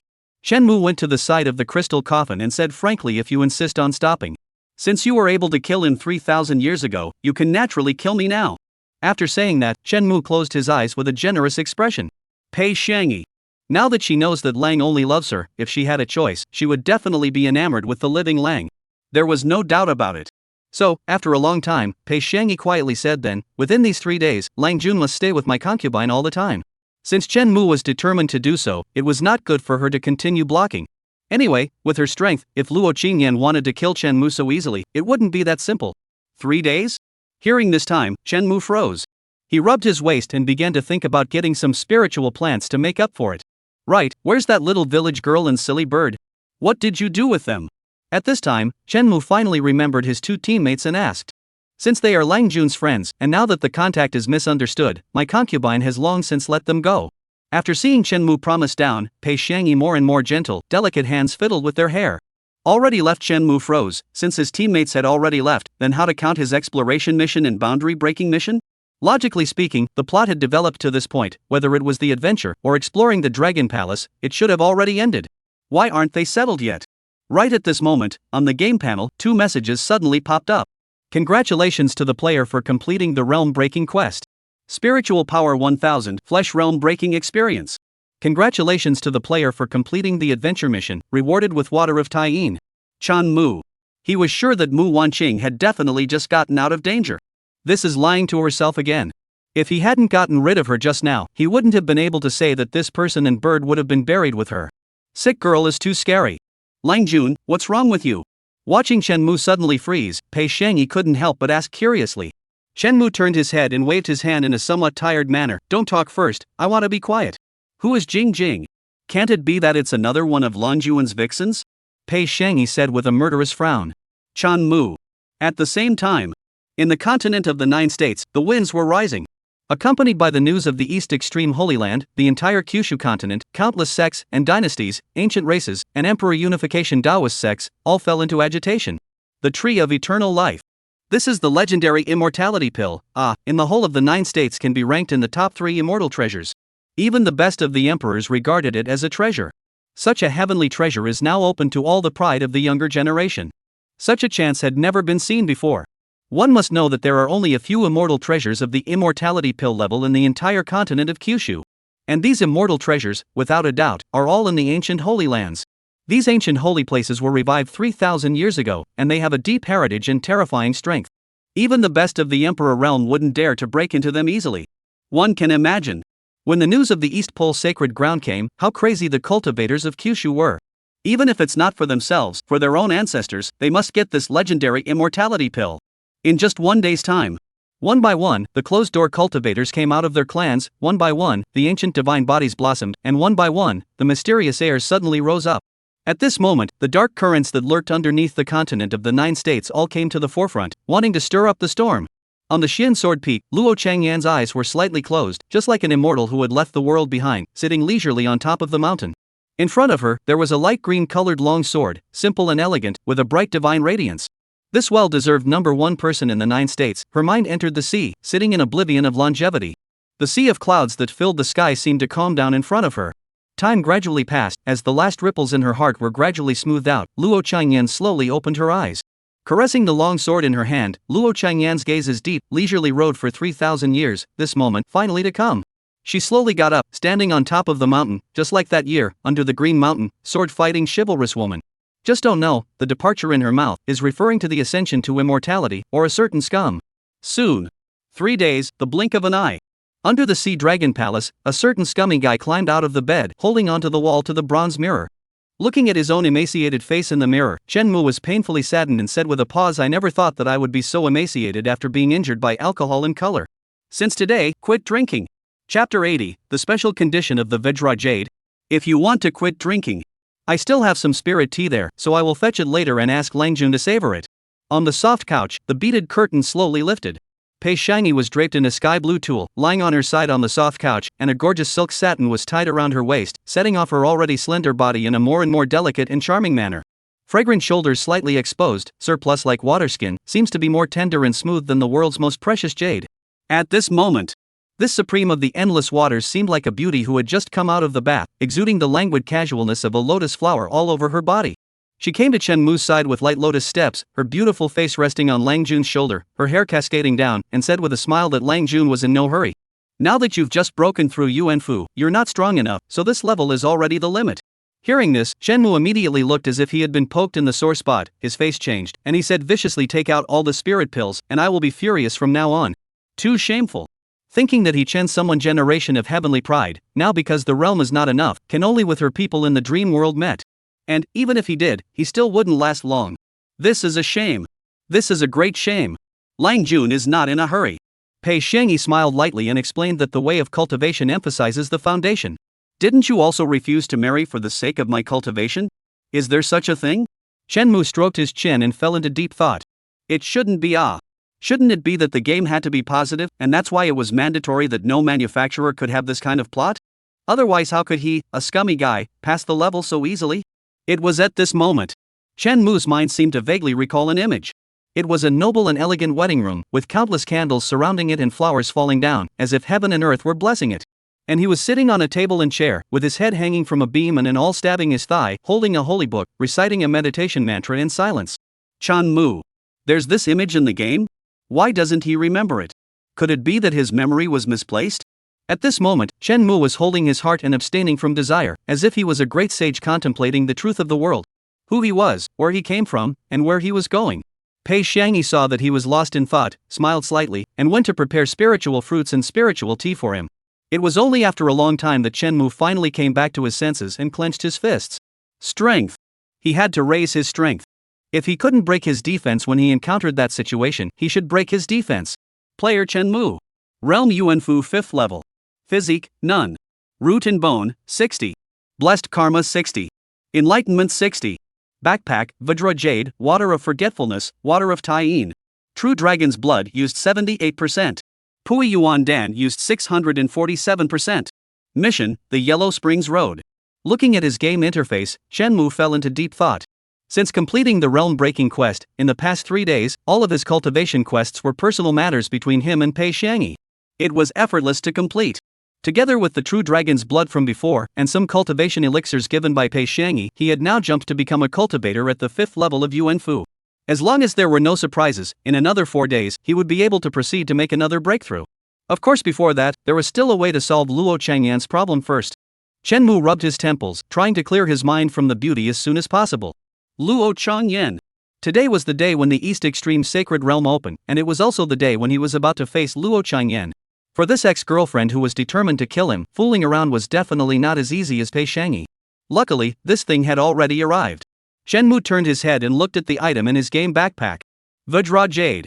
Water dripping on a stone, it took 3,000 years to be formed, and because it was carved by the water of forgetfulness day and night, it contains countless threads of love. Under certain special circumstances, unexpected effects will occur. If you wear it yourself, this jade can make you recall past moments and remember what you love in your heart. If you give it to someone else, it will make them see your forgotten past, your lost love. Wan did not expect that 3,000 years had passed, and this most special prop in the game was still undiscovered. Chen Mu weighed the stone with a lot of emotions in his heart. However, on second thought, this was actually understandable. Let alone those people. Even he, with the game panel's explanation, had at first treated the Vajra Jade as a useless scrap, idly sitting in his backpack and eating dust. If it wasn't for that line about having an unexpected effect in certain special circumstances, Chen Mu would have thrown it away a long time ago. However, fortunately, because he had an extra heart that time, only in the late game, successfully relying on this thing through the danger of life and death, reached the Scum achievement. If I follow the experience I had back, then I still need to find someone with a completely opposite birth destiny as soon as possible to forge this thing together. Chen Mu's eyes flickered as his mind carefully recalled the scene when he used the Vajra Jade. In the whole world, how difficult is it to meet someone with a completely opposite birth date and destiny? Not to mention, the forging process was also extremely bizarre, and the general public simply didn't know the way. In the beginning, Chen Mu had only stumbled upon its usage at the end of the game. Hopefully, this time in the East Extreme Holy Realm, I should be able to find someone with the exact opposite of my birth destiny. Otherwise, I'll just have to run away immediately after robbing the longevity tree. Chen Mu sighed deeply. Ever since he descended into the Kyushu world, he hadn't had a single day of peace and quiet. The bitterness he suffered now, he would have to enjoy it back one day sooner or later. At this moment, he suddenly sensed that someone was coming over and hurriedly turned his head to look over. The next moment, Pei Shangyi walked in slowly with a tonic to nourish his soul power and a smile on his face. The scummy man's expression instantly froze. A few hours later. Only then did Chen Mu finally escape the demonic cave that corrupted his will and caused him to slack off with his tenacious willpower. In the void passageway opened up by Pei Shangyi, he rode on a huge wave and headed towards the eastern extreme sacred realm. And the very moment he stepped out of the undersea dragon palace. On the Blue Star. The live broadcast room belonging to Chen Mu finally lit up, and the number of viewers began to soar. In just a few minutes, the number of viewers surpassed 100 million. The pop-ups that covered the sky fell like snowflakes in a frenzy. Tap, I want to know right now, what the hell did the scum do? I'm convinced, I'm completely convinced. This is the first time I've seen such an unprofessional national sport player. God, if I've made any mistakes, just take me to hell, why make me suffer such humiliation? Ahem, may I ask if Jaggedy is still back at Blue Star? I have a few English questions for him. Goddamn English questions. I strongly suggest that in the future, all national games contestants are not allowed to have any form of entertainment, let alone all kinds of lazy behavior. Don't talk about it. The scum's reputation has spread abroad. Hiss. Jagged Man can't set up a diligent, hard-working image for our summer country. In the live broadcast room, countless people painfully and viciously criticized Chen Mu's unprofessional behavior. Though, in order to consider the private lives of the national games players, they had the right to demand that the live broadcast room be closed. Moreover, regarding this point, on the first day of descending into the world of Kyushu, there were already female players from Sakura Nation who had started to verify this. But this situation of the Tama being shut down for 3 whole days was a first for the entire Blue Star. Not doing her job. It's too unprofessional. It had to be taken out and criticized as a typical example. At this moment, the countless viewers in front of the live broadcast room not only had a deep sense of envy, but at the same time, there was a greater sense of humiliation. 3 days off. 3 whole days. Moreover, during these 3 days, they were even able to hear the sound of the briefing on the growth of the national fortune one after another. Can all of this Nima be enlightened? For a while, they didn't even know how to describe Chen Mu. They could only save their stomachs full of vomit for this moment to vent to their heart's content. Of course, Chen Mu, who had anticipated this, didn't even look at it and directly used his authority to start banning words. In a flash, the screen was cleared. Chapter 81, East Extreme Holy Realm, Vajra Jade Upgrade. After banning the live broadcasting room, Chen Mu stepped out of the void channel with 1 foot and instantly landed on an immortal ship. The immortal ship was magnificent, with thousands of embroideries, traveling in the vast sky, just like a koan pang, traveling through the 9 heavens. My name is Ao Koan of the South Sea, I pay my respects to the divine envoy. At this moment, an old man with a double-horned head and a kind face stood in front of the altar where Chen Mu appeared and said in a respectful voice. Chen Mu looked down, only to see that behind the old man, there was also a group of teenage celestials with strong and arrogant auras, who were currently sizing themselves up with different expressions. Especially when they perceived his feeble realm, the expressions on their faces, involuntarily, took on a few points of contempt. You guys are?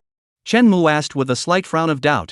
Pei Shangyi had naturally teleported him here, so these people, they shouldn't be a threat to him.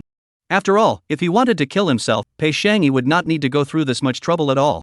We have been ordered by the water god to come here to assist the divine messenger and seize the legendary eternal life tree. Ao Koan said respectfully, not daring to be the least bit slow. I see. Chen Mu nodded. At this moment, he was finally living up to his most hated appearance. A little white boy who only ate soft food. Lord God Emperor, for this next period of time, if you have any orders, feel free to command us. Aokuin said respectfully while giving a wink to the heavenly pride behind him. In the next moment, a delicately built, charming mermaid maiden walked out. Concubine's name is Shanshan. If Lord God Emperor doesn't abandon her, she will be the one to serve Lord God Emperor in these few days. The mermaid race maiden opened her watery eyes and curiously surveyed Chen Mu. She was a bit puzzled. Why would the hallowed water god send down a human cultivator of the Yuanfu realm to come and command them? One must know that they were all the elites of the various races of the Endless Sea, and in the outside world, their status was no less than that of a human pride. However, at this moment, they all had to look up to this Yuanfu realm ordinary human and listen to him. Anything? Chen Mu raised his eyebrows and looked at the mermaid's tail. The mermaid girl's expression stiffened, and the smile on her face immediately became very forced. Lord God Envoy I. She stammered and stood there in consternation, but she couldn't pop out a single word in half a day. Although she was a genius of the mermaid race, her status was still not on the same level compared to the messenger sent by the water god. Forget it.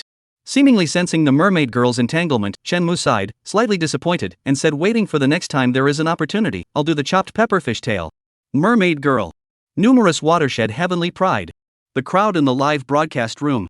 At this moment, other than Chen Mu, everyone was silent. 10,000 grass mud horses raced past in their hearts, and their gazes were filled with speechlessness.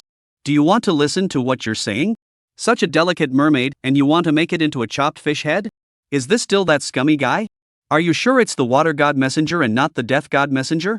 If it wasn't for the fact that Chen Mu had already banned himself, the live broadcast room at this moment would have been filled with this kind of pop-ups. It's outrageous. Seeing the legendary mermaid, this scumbag's first thought was to stomp on the fish's tail. Right, let me ask one more thing, why are you all human body and fish tail and can't be fish body and human feet? At this time, Chen Mu, who had just walked down the altar, turned back and asked curiously. Mermaid girl. If the divine messenger wants to see a human body and fish tail, my concubine can also try to change it. After a long time, she suppressed the indignation in her heart and reluctantly said, that Lord God Envoy, we have already arrived at the East Pole Holy Land. At this time, Aokuin hardened his head and helplessly interrupted Chen Mu, who was about to continue pursuing the question. If he let this God Envoy pursue the matter further, he was really afraid that the mermaid clan's heavenly pride, which had appeared with great difficulty, would suffer from depression from now on. After all, the mermaid clan didn't dare to settle the score with the divine envoy, but they dared to settle the score with him. Is that so? Chen Mu raised an eyebrow, finally letting go of this mermaid race girl and moving to the side of the immortal ship. He lowered his head and fixed his eyes on the scene below. He saw that the immortal ship was on top of a vast and boundless wilderness, with birds and flowers, spirit beasts everywhere, colorful butterflies flying, and elk roaming the jungle. Not far away, there is also a rainbow light fleeting, landing in a magnificent immortal city. Only 3,000 years have passed, but I can't imagine that the changes have been so great. Chen Mu's eyes flickered. In the game, when he first came here, it was far from this divine. Now that he had revisited, this place had become a realm of its own, and ordinary people were simply unable to step in. This time, the news of the East Pole Sacred Land spread, causing the entire Kyushu to shake. Divine Messenger, look, that's the Spirit Domain's elf clan. Their heavenly pride, Dina, is said to have received the blessings of the gods on the day of her descent. Her strength is extremely terrifying, and she is a strong contender for the Tree of Eternal Life. Aokuin walked to Chen Mu's side and began to tell him about the information he had inquired about in the Endless Waters. And there were the powerhouses of the Northern Plains barbarians, who practiced the Hotian hegemony body, which could be compared to the ancient god's body after its great completion. There was the demon race of the Southern Ridge, the descendants of the Peacock clan, who were rumored to have awakened their natural aptitude, and their strength was likewise not to be underestimated. Listening to the explanation in his ears, Chen Mu sensed the 5th level of Yuanfu and had some egg pain. On what grounds? He's only been in Kyushu for half a month, and he has to participate in a fight at this level? If you have the ability, people should limit their levels. Divine Minister, don't worry. Aokuin seemed to have sensed Chen Mu's depression and said in relief. My endless waters are full of heavenly pride, and this time there is even a descendant of the sea god, awakening the first-generation bloodline, comparable to the emperor's son. Sea god's descendant? Chen Mu froze and turned his head to look at the many horsemen behind him. One of them, a young man with blue hair flowing in a handsome face, was standing with his arms wrapped around him and glanced at him disdainfully. If the divine messenger is afraid, when the time comes, you can hide behind us and just wait to pick the fruit. The teenager's name is Mo Lan. At this moment, he smiled coldly and said without fear. Sea god. It is the lord of the ancient endless sea, comparable to Pei Xiangyi General Emperor Realm Powerhouse. Although later fell, but the sea god descendants, whether it is the heritage or strength, still in the endless sea in the top. Second only to Pei Xiangyi's water tribe. In the face of his eccentricity, Chen Mu sighed and said with slight disappointment, surprisingly, it's a sissy ah. No wonder the sea god clan is becoming more and more declined. Mo Lan. I will surely recast the glory of the sea god, so I won't bother the god emperor to worry about it," he said coldly with a gloomy face. Shenmue shook his head, and at this moment, he actually missed his left and right protectors a bit. Those two girls, their strength was good, and they looked eye-pleasing, not much better than this pile of ice. At this moment, suddenly, a fiery red bird, carrying a graceful and alluring barefoot woman, flashed across the sky. Behind them, a piercing sword light sliced through the clouds like a startled swan. "Demoness, hand over my junior disciple at once." A voice as cold as ice rang out, tinged with a familiar yet long-forgotten tone. "Chan-mu. What the hell? So lively? My mount and my 2 bodyguards have arrived? You with the surname Ning, didn't I already tell you? He's not here with me. Why are you so stubborn?" The barefoot woman kept dodging, seeming a bit nervous, and didn't fight back at all. You're riding my junior disciple's mount, yet you dare to play the innocent here?" A tall, slender woman with striking features stood there holding a sword, radiating an overwhelming sword intent. It was Shenmue's left-hand guardian, Ning Shixianzi. Mine. This 9-headed bird was originally caught by me. What does it have to do with your junior disciple?" Hearing this, Mu Wanqing was immediately filled with anger and spoke indignantly.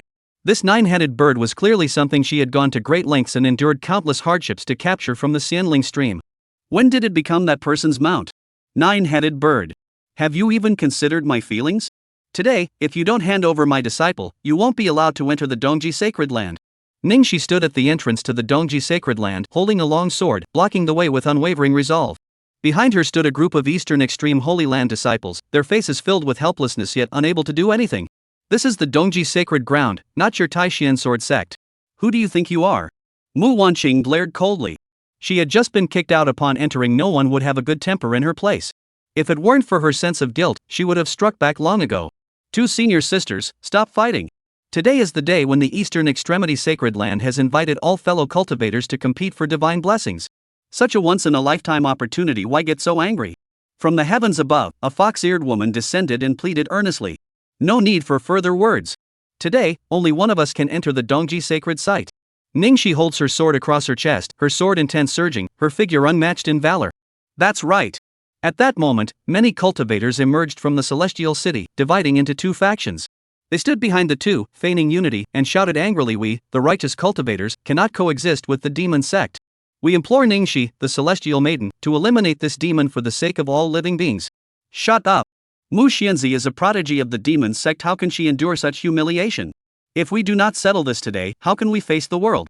These individuals, one after another, radiated killing intent, their eyes flickering, their voices growing louder and more intimidating. Yet not a single one dared to act. The fox-eared girl tugged at her ears, clearly understanding that this was all just a crowd of spectators enjoying the chaos. "Whether you believe it or not, I have come here for the same reason, to find him. If you know what's good for you, get out of my way." In the sky above, amidst countless sword intentions, Mu Wanqing's expression grew serious. Red silk swirled around her as she began to slowly fight back. "If it weren't for the fact that I vaguely heard Shenmue threatening the other party in the Dragon Palace at the bottom of the sea that day, allowing me to survive, why would she have to endure such humiliation?" Now, hearing the other party refer to him as "my junior brother," she couldn't help but feel irritated. "Demoness of the demon sect, I won't believe a single word you say." Ningxi's expression remained cold, and her aura surged once more, revealing the terrifying might of a descendant of an imperial lineage.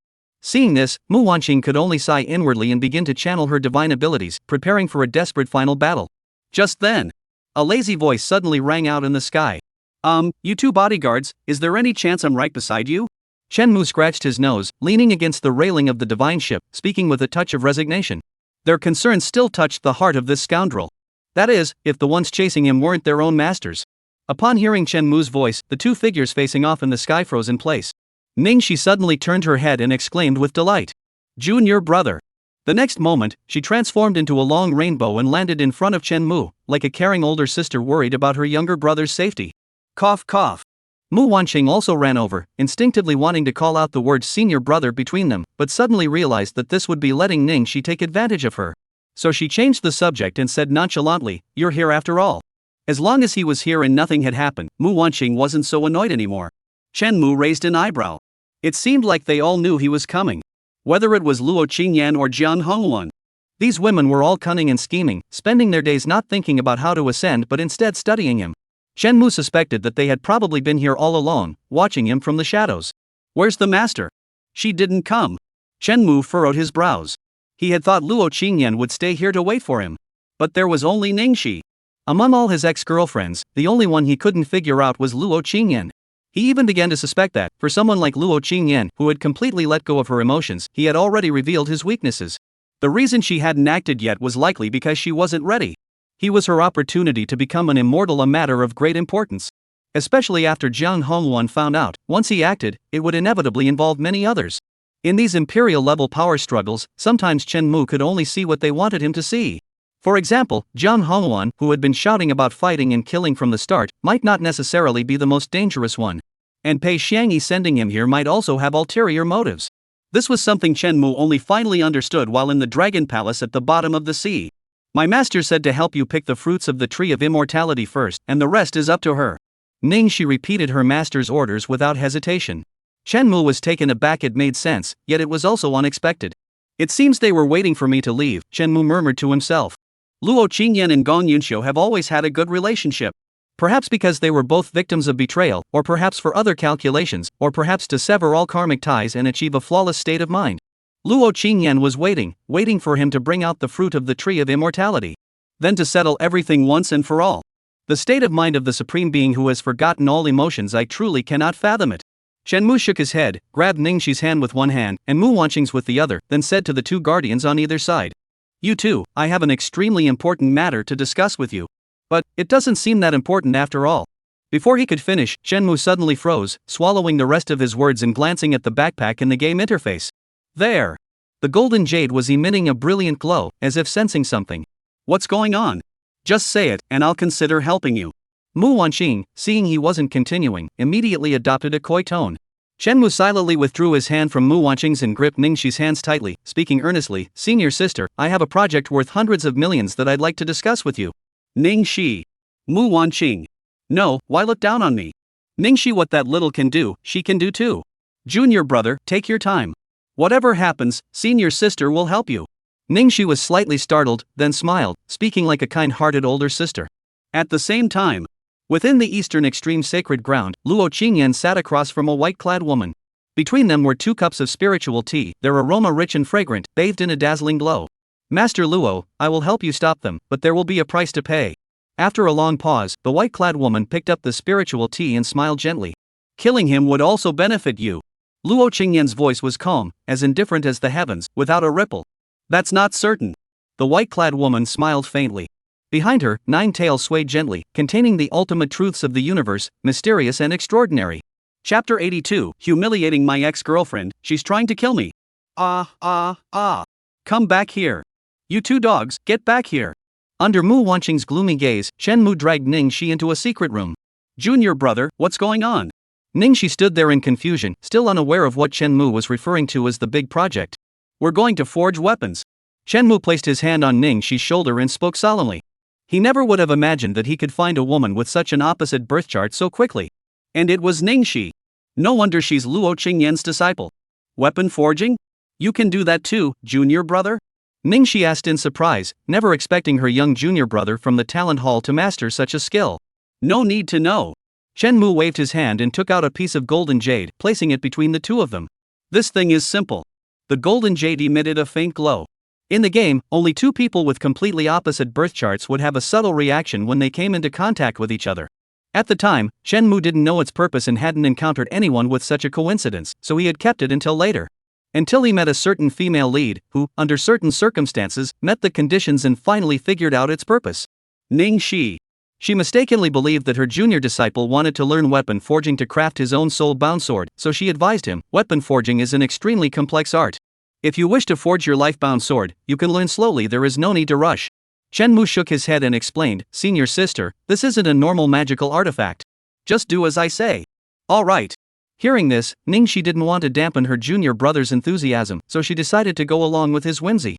What should I do? She asked curiously. Chen Mu took Ningxi's long sword and traced it along his own major artery, saying, just bleed. Bleeding? Ningxi froze for a moment, then formed her fingers into a sword and gently sliced her wrist. The next moment, a stream of blood flowed slowly down. Chen Mu. These are some ruthless individuals. They don't even hesitate to bleed. However, since Ningxi had already started, he no longer hesitated and did the same with his sword on his wrist. Then, he gripped Ningxi's hand, letting their blood mix together and flow slowly onto the golden jade. This special object, which had been nourished for 3,000 years by the water of forgetfulness, suddenly began to tremble faintly. What should they do next? Ningxi curiously examined the golden jade, wondering what made this seemingly ordinary stone so special. Just keep bleeding, senior sister. Shenmu clenched his teeth, enduring the excruciating pain, and used his blood to carve mysterious runes onto the golden jade. These symbols were something he had only discovered by chance in the later stages of the game. As the symbols fell, the golden jade trembled more violently, as if something was about to burst out from within it. Meanwhile, Shenmu and Ningxi suddenly felt an eerie pull emanating from the jade, causing their own blood to rapidly drain away. Moreover, as the blood flowed away, their consciousness grew increasingly hazy. Even someone as powerful as Ningxi was no exception. It seemed to be a law of nature, no one could escape its fate. What's happening? Ningxi forced herself to speak, her voice weak. At that moment, Shenmu was also on the verge of unconsciousness, clenching his teeth and said, "Keep going." Time slowly passed. As more and more blood flowed out, finally, the two collapsed together. In their final moments of consciousness, they clasped hands, letting the blood flow unceasingly onto the jade. It was at that very moment. The outer shell of the jade finally cracked open slowly. Two jade pendants, one yin and one yang, slowly rotated. It seemed like an instant, yet it felt like an eternity. The heavens and earth turned upside down, and life and death cycled endlessly. When Shenmu regained consciousness, he felt as though he had been transported to another world. The next moment, he suddenly snapped back to reality and looked at the jade pendant on the table. Yin-yang jade pendant? Crafted from jade that has been nourished by the water of forgetfulness for 3,000 years, this jade pendant was blessed with mystical runes. It is said that every person is born as an incomplete being. Only by finding their other half, the one and only other half, can their life be considered complete. When the two jade pendants are joined together, holding the hand of your beloved, you will both enter a dream realm, revisiting the past and retracing that journey, your hearts intertwined. As the holder of the jade pendant, you will immerse yourself in the role but cannot alter the facts of the dream. Success! At this moment, even Shenmu, who was skilled at hiding his emotions, couldn't help but reveal a glimpse of genuine feeling. His heart was filled with excitement. This special item has finally been successfully integrated. Shenmu exhaled deeply, constantly adjusting his emotions. This jade pendant, after he had successfully fused it, he had once thought it was a tribute to the jade pendant from the game Sword of the Fairy. It was difficult to obtain in the early stages without having completed the main female character's storyline in the game, remained useless in the middle stages, and even after suddenly rising to prominence in the later stages, it was still completely useless. It had no power, couldn't enhance his abilities, and could only be relied upon for a tiny bit of assistance, barely getting him through the final stage. However, for Shenmu now, it is a divine artifact. At this very moment, Shenmu could only say, "Luo Qingyan, come on. If you've got the guts, come and face me. Let's see if your supreme forgetfulness is stronger than my yin-yang jade pendant. Junior brother, is this the magical artifact you forged? What makes it special?" Ningxi, who had just woken up alongside Shenmu, spoke softly. "No, it's useless." Shenmu shook his head and calmly put the jade pendant back into his robe. "I just wanted to craft a jade pendant with my own hands to give to my future Dao companion," he explained earnestly. "That's right, for Luo Qingyan, Jiang Hongwan, and Pei Xiangyi." Ah. However, upon hearing this, Ningxi's heart trembled, and she turned her head away in panic. Made from the blood of her and her junior disciple, and then her junior disciple planned to give it to his future Dao companion. This was almost an explicit declaration. At that moment, the calm state of mind she had been cultivating was suddenly rippled by a faint disturbance. Shenmu looked at her expression, furrowed his brows, and thought to himself that he had been careless. He had forgotten that the two who had forged the yin-yang jade pendant together had melted their blood into the golden jade, so they naturally carried a thread of emotional connection. Of course, the effect was minimal. If there was no emotional connection, it would fade away over time. Alright, let's go out first. The Eastern Extreme Sacred Realm is about to begin. Thinking of this, Shenmu shook his head and said, though he was a scoundrel, he wouldn't stoop to using such underhanded tactics on others. Oh. Ningxi watched Shenmu's departing figure, her mind drifting slightly, feeling her heart race. How come I never noticed before? How handsome his junior brother was. Within the celestial city, outside the Eastern Sacred Land. A sea of people. Countless creatures of various shapes and forms have gathered on a massive square.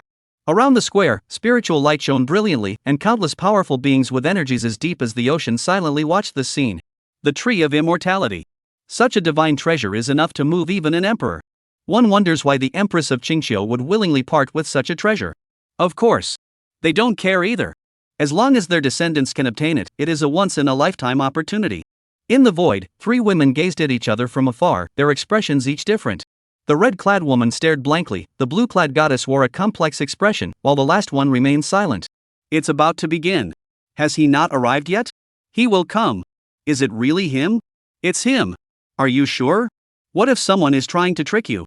In my dream, I used my most precious treasure to check his soul. The treasure of the Water Clan? Cowardly, despicable, little fox spirit. Who goes first, who goes last? I hope you have some sense of priority. By the way, your disciple hasn't fallen for him, has she? She dares. That would be best. Several minds touched lightly, exchanging information silently, as if solving a riddle. Dog couple, little, faithless man. Upon arriving at the square, Mu Wanqing looked dejected, trailing behind Chen Mu and Ning Shi, chattering non-stop. Chan Mu. Ning Shi. If it had been before, even if Mu Wanqing had insulted her with the harshest words, Ning Shi would have simply let them go in one ear and out the other, not giving it a second thought. But this time, she felt unusually uneasy. Cough, cough, watch your manners, you're still the holy maiden of the Xingyue sect. Chen Mu cleared his throat twice, kindly reminding her. Having spent so much time together, he naturally knew Mu Wanqing's true identity. The reason he occasionally used the terms sister disciple and senior disciple was simply an unspoken secret between them. In the Star Moon sect, starting from my master, no one has ever cared about appearances. Chan Mu. Zheng Hongwan in the shadows. Everyone. To be able to say such things so openly, one can only imagine how open-minded the Star Moon sect must be. Alright, if there's a big project next time, I'll find you to discuss it in detail all night. Shen Mu impatiently waved his hand. Even someone as thick-skinned as him had to concede defeat to someone so shameless. Too late. This holy maiden has no interest. Mu Wanqing snorted but didn't continue to slander Ningxi. She pulled the nine-headed bird toward the Star Moon sect's territory. Chan Mu. That's my mount, right? But he didn't care either. He turned to look at the numerous Water Tribe minions behind him and instructed them seriously, once we go in, make sure to surround them and attack together. Don't go one-on-one. Water domain genius. Emolan was somewhat displeased, crossing her arms and exclaiming angrily, my ancestor, the sea god, was such a great being who never stooped to such despicable deeds. As his descendant, I should naturally. That's why the sea god is dead. Shen Mu waved his hand impatiently. Shut up. My ancestor, the sea god, once unified the seas. Emolan flew into a rage. He could insult him, but he couldn't insult his ancestor. Then he died. Chen Mu added. My ancestor died gloriously, died. The sea god is gone. Though my ancestor is dead, he still commands the endless waters and left behind countless legends. Now the ruler of the seas is the water god. Are you questioning the water god? If you're so brave, don't use the water god to intimidate me. Alright, the sea god is dead. Looking at Emolan, who was hiding in the corner, Chen Mu smiled coldly. He's just a hot-headed youngster who knows nothing about cultivating immortality. With Ningxi in his left hand, Mu Wanqing in his right, and countless water-based minions following him, he could easily sweep through the entire Dongji Holy Realm. Come out and fight. It's all about power. Still trying to fight one-on-one? Do you think this is some old-school gangster movie? Senior brother. At that moment, a young man dressed like a farmer, with a headscarf tied around his head, approached and spoke respectfully. All disciples of the Medicine King Valley follow senior brother's orders. Junior brother, do you remember me? I'm Xiao Wei from the Jade Sword Peak. Not far away, a disciple from the Taishan Sword sect walked over shyly. Chen Daoist, it's a pleasure to meet you. The numerous disciples of the Xingyue sect also followed Mu Wanqing and walked over slowly. Friend, I have high hopes for you. A fox-eared girl from the Eastern Holy Land gave Chen Mu a flirtatious glance. Soon, Chen Mu was surrounded by disciples from the Taishan Sword sect, the Xingyu sect, the Medicine King Valley, and the prodigies from the Endless Water Domain. The crowd was densely packed, numbering nearly 100 people. Chan Mu. The onlookers. At that moment, all the cultivators who had been scheming to obtain the fruit of the Tree of Immortality fell silent. Their minds were filled with a series of question marks. They unconsciously moved away from Chen Mu, with 1,000 thoughts racing through their minds. What's the point of this anymore? What on earth is going on here? With 4 imperial clans and an endless sea, is there any hope left for them? It hasn't even started yet, why do they feel like it's already over? What's the point of fighting anymore? Let's just go home, hug our wives and children, and go to sleep. At the same time, the chat ban in the live stream had just ended when a flood of comments appeared. Ha, caught off guard, huh? Do you even know what unity means?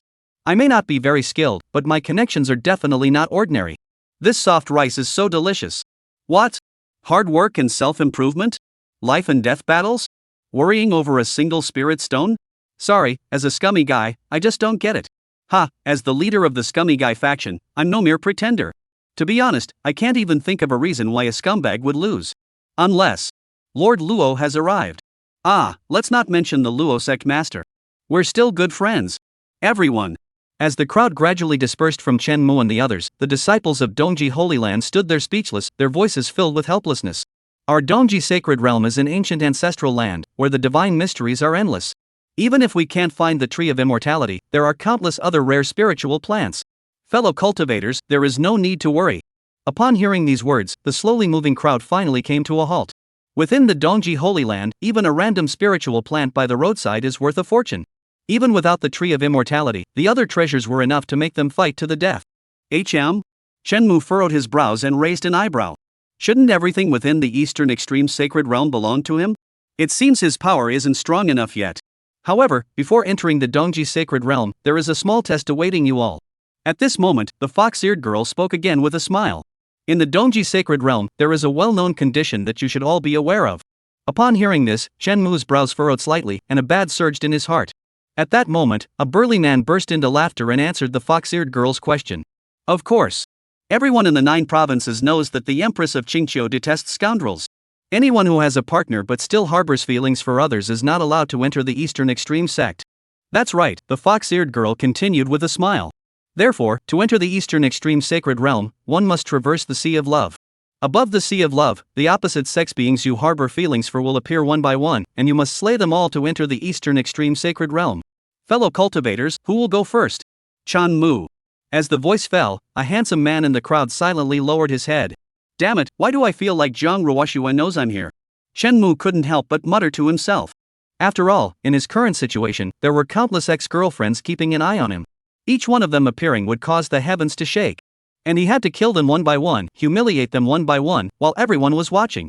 Zhang Hongwan was killed in front of Zhang Hongwan, Pei Shangyi was killed in front of Pei Shangyi, Gong Yinxiu was killed in front of Gong Yinxiu, and Luo Qingyan, well, killing her 100 times probably wouldn't make a difference.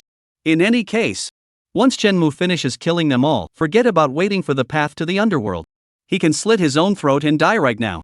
And the left and right guardians will see their master being killed and sigh with regret. Chen Mu thought for a moment, then looked up at the fox-eared girl and asked, "Friend, can we take the back door? I'll pay with spirit stones, we can negotiate the price." Chapter 83, The Judge, Someone's Cheating. That's absolutely out of the question. Would you like to try it first, fellow cultivator? The fox-eared girl smiled faintly, refusing Chen Mu's request, and eagerly asked. She actually wanted to know if this handsome, dashing, and charming man was also someone who couldn't make up his mind. Chen Mu's expression froze. He glanced at the other cultivators around him and, seeing that most of them were hesitating, shook his head and said, "I was hoping there might be another path to avoid all these fellow cultivators and minimize the bloodshed. Never mind, let the other cultivators go first. I don't want to take the opportunities that rightfully belong to you all." With that, Chen Mu gave everyone a friendly smile and gestured for them to go first. Mo Lan. He stared at this righteous-looking, compassionate divine messenger and was momentarily speechless. Was this really the same person who had just moments ago boasted about being able to fight in a group and refused to fight one-on-one? How could he suddenly become so magnanimous and willing to give others a chance? What's going on? Do you have 2 faces? Hypocrite!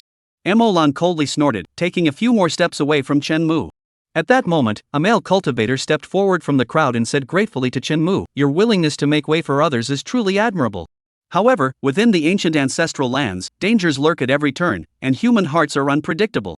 Having more people doesn't necessarily give you the advantage." He kindly warned him, unaware that the person before him had just moments ago been plotting murder and robbery. "No problem."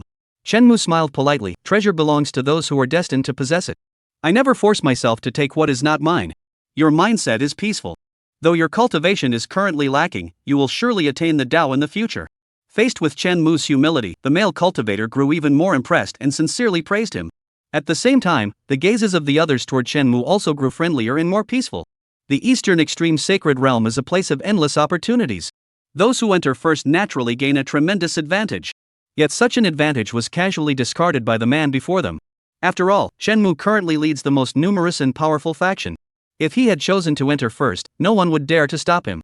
Yet, despite this, he casually abandoned it, completely unconcerned about the so-called opportunities. Such a broad-mindedness, such a state of mind. Though they may not agree with his methods, no one could help but feel a sense of respect for such a person. Thus, we shall take our leave, fellow cultivator. Within the sacred realm, should we ever meet again, I shall yield to you without hesitation. Thank you. Soon, as the first cultivator entered, more and more cultivators stepped forward and began heading toward the Sea of Love. Except for a small number of people, most of the cultivators would give Chen Mu a subtle nod as a sign of familiarity. Mu Wanqing tugged at Chen Mu's arm, looking puzzled. Are we just letting them in like this? What if the Tree of Immortality? The Tree of Immortality is such a precious treasure, it must be deep within the Eastern Sacred Realm, and the conditions for harvesting it are extremely stringent. They couldn't possibly obtain it so quickly. Chen Mu smiled as he greeted these people and replied. But what if they do? Mu Wanqing remained unconvinced, unable to grasp the meaning behind Chen Mu's actions. Don't worry. The Eternal Life Tree is something the Eastern Extreme Sacred Realm wouldn't just give away for nothing. This grand gathering, where everyone competes based on their abilities, was likely already decided beforehand. The chosen ones were selected first, and then the grand gathering was organized. Chen Mu explained patiently. Such matters are second nature to those companies on Blue Star. How could he not have guessed? Hey, why are you only looking over there? Could they possibly be more interesting than me? Seeing Chen Mu staring at the cultivators in the Sea of Love, Mu Wanqing rolled her eyes, turned his head away, and said displeasedly. You don't understand. Chen Mu looked at the companions manifested by those people and finally reluctantly averted his gaze. When it comes to love, except for a few exceptions, most people value matching social status, red gates with red gates, bamboo gates with bamboo gates. Any cultivators who manifest themselves and wear elaborate attire with radiant spiritual light must have partners from wealthy families. When the Eastern Sacred Realm comes to raid later, remember these people, wear your masks, and don't reveal me. Chen Mu instructed Mu Wanqing earnestly, guiding her on how to proceed. Mu Wanqing. This holy maiden of the Star Moon sect, one of the top prodigies of the Demon sect, immediately raised her thumb in admiration. Senior brother, come to our Star Moon sect. My master can protect you from the Qingyi Sword Immortal. You're truly perfect for our Demon sect. Mu Wanqing's sincere invitation drew a furious glare from Ning Shi beside her. It's all the same. It doesn't matter which sect you join. Chen Mu waved his hand dismissively. Anyway, it's all the same, they're all from his ex-girlfriend's family. Junior brother, they're all leaving. We're almost the only ones left on the square. Ning Shi frowned, noticing that the square was now mostly empty except for their group. HM? Chen Mu reluctantly withdrew his gaze. He had to admit that among these couples, there were indeed a few decent ones. Though they weren't as good-looking as Jiang Hongwan and the others, she was so sassy. Alright, let's go in then. Chen Mu waved his hand and began leading hundreds of prodigies into the Sea of Love. He had already figured it out. The reason the Sea of Love could manifest figures was essentially a mind control and seduction type array.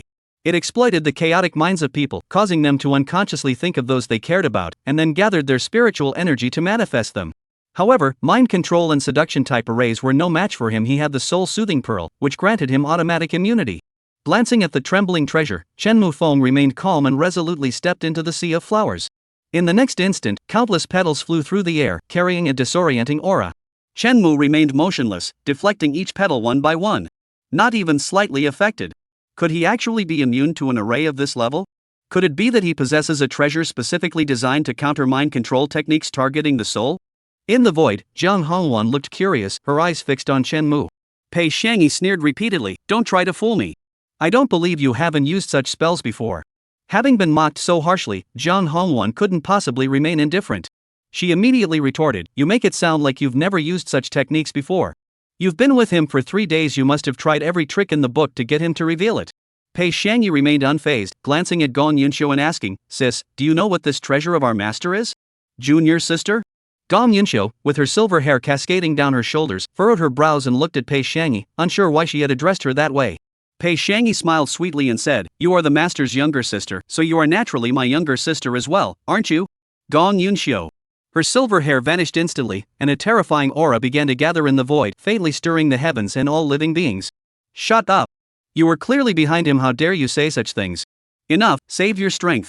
We still have to deal with Luo Qingyan later. Jiang Hongwan waved her hand impatiently. Oh? Pei Shangyi raised an eyebrow, smiling as she looked at Jiang Hongwan. That's right, some fox spirit who doesn't even know if she's the 4th or 5th one is now as nervous as a cat on a hot tin roof. Jiang Hongwan. You. Just as she was about to explode, she suddenly froze, her gaze darting downward to Chen Mu. Pei Shangyi, Gong Yunxiu, and the others also frowned instantly. There, numerous shadowy figures were slowly materializing. He possesses a treasure that targets souls. Moreover, this shouldn't be an automatically formed array. It seems that the fox spirit is behind this. That fox spirit has quite the cunning mind. There's not a single good fox in the world. The 3 of them chatted animatedly, but not a single one of them thought to help Chen Mu out of his predicament. Or perhaps they each had their own thoughts. On the other side, in the Sea of Love, after petals flew everywhere, Chen Mu, still clear-headed, turned around and began to assess the situation of his subordinates. The hundreds of prodigies who had followed Chen Mu into the formation were now facing trouble. Before them, one after another, members of the opposite sex appeared, dressed in vibrant colors, singing and dancing, as if they had accidentally entered a brothel. Before Mo Lan, the descendant of the sea god, even more began to appear in groups: fish demons, turtle demons, octopus demons, and more. Most absurdly, many of the female cultivators, including the mermaid girl, had all manifested Chen Mu's figure. At that moment, they stood blushing in the flower garden, not knowing what to do. In response to this situation, Chen Mu spoke thoughtfully: "Sisters, there's no need to hold back. To be noticed by you all is already an honor for me. If I've caused any trouble for the senior sisters, it's my fault as the junior disciple," Chen Mu said with a smile. Hearing this, the female cultivators were deeply moved, gazing at Chen Mu with tender eyes while mercilessly slaying the other manifested men. Seeing this, the scheming Chen Mu couldn't help but smile inwardly, but on the surface, he blushed and apologized to the senior sisters. "Senior sisters, you really didn't need to." Just as Chen Mu was about to display his gentlemanly manners one last time, he suddenly froze, staring blankly at Mu Wanqing and Ningxi. There, the Demoness of the Star Moon sect and the Holy Maiden of the Tai Xian Sword sect, one holding a long sword and the other wrapped in red silk, didn't even blink as they annihilated these illusions. Their methods were so shocking that Chen Mu felt a chill run down his spine. "Senior brother, sometimes, being targeted by too many people can shorten your lifespan." Mu Wanqing smiled sweetly, her words carrying a hidden meaning. Ningxi rubbed her long sword, her expression cold, and said indifferently, "Junior brother, these demonesses disturb one's cultivation. You must not interact with them too much." Numerous female cultivators who admired Chen Mu.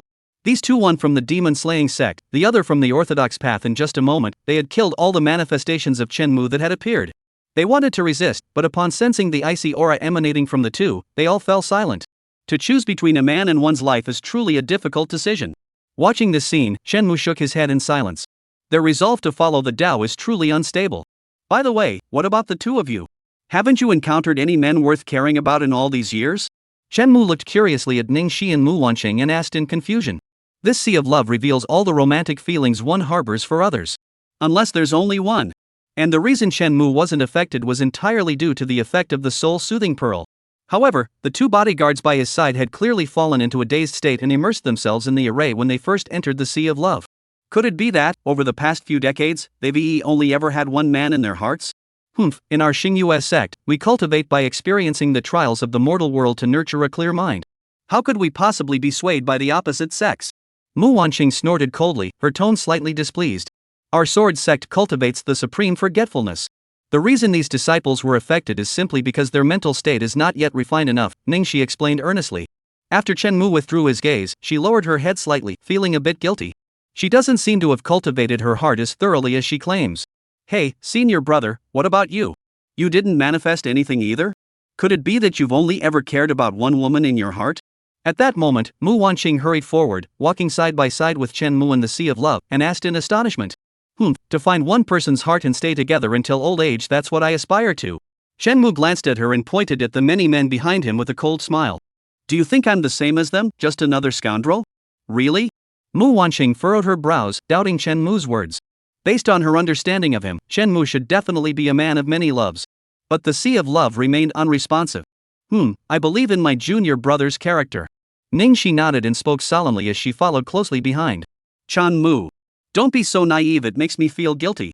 This scoundrel isn't afraid of others playing around with him, he's afraid of those stubborn, overly innocent young girls. It seems I need to avoid her for a while until the effects of this love potion wear off." Chen Mu thought to himself silently. This kind of relationship forged through emotional threads is an insult to his skills as a scoundrel. A man should rely on his own strength. "Sigh, I'm truly a man of deep emotions." Chen Mu sighed, successfully deceiving himself. However, just then, before Chen Mu, shadowy figures began to coalesce. Each figure was a breathtakingly beautiful woman of unparalleled beauty. As these illusions gradually solidified, Mu Wanqing and Ningxi both froze in shock, staring ahead in disbelief, their eyes filled with disbelief. Because, within those shadowy figures, they saw their own masters. Zhang Hongwan, Luo Qingyan, Gong Yunxiu, and Pei Shangyi. "This disciple, your master, practices the supreme forgetfulness technique, you have no chance." Ningxi tugged at Chen Mu's sleeve, stammering. "Chen Mu." He glanced at his game interface. The soul-soothing pearl was still flickering incessantly, proving it was actively resisting the sea of love. At the same time, it also meant that he wasn't being controlled by love. Can this even be artificially created? An artificial battlefield. Isn't there anyone who can do something about this? Chen Mu looked utterly exasperated. In an instant, he figured out the reason behind it all. There's definitely an ex-girlfriend behind this. This was clearly orchestrated by them, just to see which one this scumbag would choose. The worst part is that he couldn't find a single reason to argue back. Because the brutal reality was right there in front of him. After a long while, Mu Wanqing finally snapped back to reality, tugged at Chen Mu's arm, and said softly, I remember someone just said they wanted to find one person to love and stay with until the end of their days. Chen Mu. He felt like his time was up. No matter how powerful the Yin Yang Jade pendant was, and no matter how skilled he was at acting, he couldn't possibly handle so many ex-girlfriends at the same time. At this very moment, he felt as though he were in the depths of winter, his heart as cold as ice. After a long while, Chen Mu gazed into the void with a sorrowful expression and said, at least this proves I truly loved her. Mu Wanqing. Ning Shi. The three observing from the void. The two silently watching within the Eastern Sacred Land. Chapter 84, Merciless. Slaying Luo Qingyan. At the same time, all the cultivators who had not yet passed through the Sea of Love, along with Chen Mu's henchmen, all witnessed the scene. Upon seeing the stunningly beautiful women, each of them capable of captivating a nation, they all fell into a daze. Even. That person seems to be the goddess of our elf clan. A young elf prodigy from the spirit realm stammered. That one looks like the empress. Cough, Shen Daoist, please explain why my ancestor is also here. In an instant, the entire crowd erupted. Everyone forgot about the Sea of Love and the Eastern Sacred Realm. Everyone, at that moment, stared blankly at Chen Mu, as if they had seen a ghost. You have many admirers, we can understand that. But you're infatuated with our ancestor, the goddess, and the empress. What are you planning to do? Are you trying to unify the 9 provinces? We've seen scoundrels and we've seen playboys. But we've never seen a man who is so reckless. Have you really had enough of life? Chen Mu's followers were so enraged that they drew their weapons, glaring angrily at him. Disrespecting our own ancestor, the clan leader, and the water god. No matter who he is, he must die. Especially Mo Lan, who finally spotted Chen Mu's weakness. He drew his trident and said with murderous intent, you daring fool. As a divine messenger, you dare to harbor such heinous thoughts instead of serving the water god with loyalty. Today, I, Mo Lan, will eliminate you, this scourge, for the endless waters. The next moment, a mermaid wrapped herself around his body and said mournfully, see God, are you really going to kill me? On the other side. Senior brother, I truly admire you. After a long while, Mu Wanqing raised her thumb again and said to Chen Mu with genuine admiration, your mouth is truly remarkable, you can make black sound white and white sound yellow. I always thought that not joining the demon sect would be your regret. Now that I think about it, it should be the demon sect's regret. The young girl's face was filled with admiration, as if she were looking up at her idol. Awesome. You're such a smooth talker. Just a moment ago, you were accusing others of being scoundrels, claiming to be a man who would devote himself to one woman and never part ways until death. The next moment, after countless women appeared, he blurted out, this proves he truly loved them. You're such a liar. Anyway, no matter what the situation, you're still a good man, right? Ha ha. Actually, this is a loss for the entire world. Chen Mu answered her half-heartedly while gazing at the illusory figures with a headache. This situation. Even he didn't know how to break the deadlock at the moment. Suddenly, Chen Mu furrowed his brows in surprise. Something's wrong. How could one be missing? Mu Wanqing. She had underestimated this scoundrel after all. Senior brother, isn't my master enough on her own? She asked softly, causing Zhang Hongwan, who was hiding in the shadows, to smile. She's truly her disciple. The problem is that there really is one missing. Chen Mu shook his head, speaking with utmost seriousness. Indeed, one is missing. The ruler of the Eastern Sacred Land, the Empress of Qingqiu, Zhang Ruoxue. Can these women die if they stop scheming against each other? Chen Mu sighed, the truth now fully evident before him. Zhang Ruoxue not only knew of his arrival but had even deliberately set up this battlefield, waiting for him to walk into the trap. Chen Mu even suspected that the Tree of Immortality had been specifically prepared for him in Gong Yunshou. After all, at the end of the day, they were all sisters. Chen Mu forced himself to come up with a reason and began to think of a way out of this predicament. According to the explanation from the Eastern Sacred Land, only one could remain in the end, proving that you only love that one person. If that's the case, killing anyone was out of the question. Either don't kill anyone, or kill them all. Not killing anyone won't get us through, and killing everyone is out of the question. Everyone, be quiet. Let me sort this out. Chen Mu furrowed his brows and addressed the numerous cultivators chattering nearby. The crowd. Although they found it hard to accept this reality, they understood Chen Mu's current situation. Forget about those few emperor-level peak cultivators, the real problem is that we have to kill their illusions now. This is nothing but courting death. What is an emperor? They are the spiritual symbol of a sect, the cornerstone of a faction. If you dare to kill one of their emperor-level peak cultivators in broad daylight, their disciples will fight you to the death. Even the Taishan sword sect and the Xingyu sect behind them. Offending an emperor. This is a major taboo in the 9 states. My lord, I have waited so long for you. Husband, I won't practice swordplay anymore. Come with me. Shamu, you wouldn't be so heartless, would you? Before Chenmu, the great emperors of the realm, all at the peak of their power, looked gloomy and began to try to sway Chenmu's decision. Chenmu raised an eyebrow, a plan forming in his mind, and tentatively suggested, why don't you try fighting each other? The survivors can stay? Everyone. Senior brother, I'm so scared. The illusory figure of Gong Yinxiu stepped forward, her timid voice sending Chenmu's heart into a frenzy. He felt like it was the real person. Not far away, Pei Xiangyi's illusory form also looked full of sorrow, lamenting, my lord, you said you would love only me in this lifetime. Zhang Hongwan's illusory figure froze for a moment before speaking with a murderous intent, you dare not choose me? Chan Mu. It's confirmed these guys are definitely real people in disguise. That's too much. This is truly too much. He looked serious and spoke earnestly to the women, you are all peerless empresses of unparalleled beauty and talent, capable of captivating the world.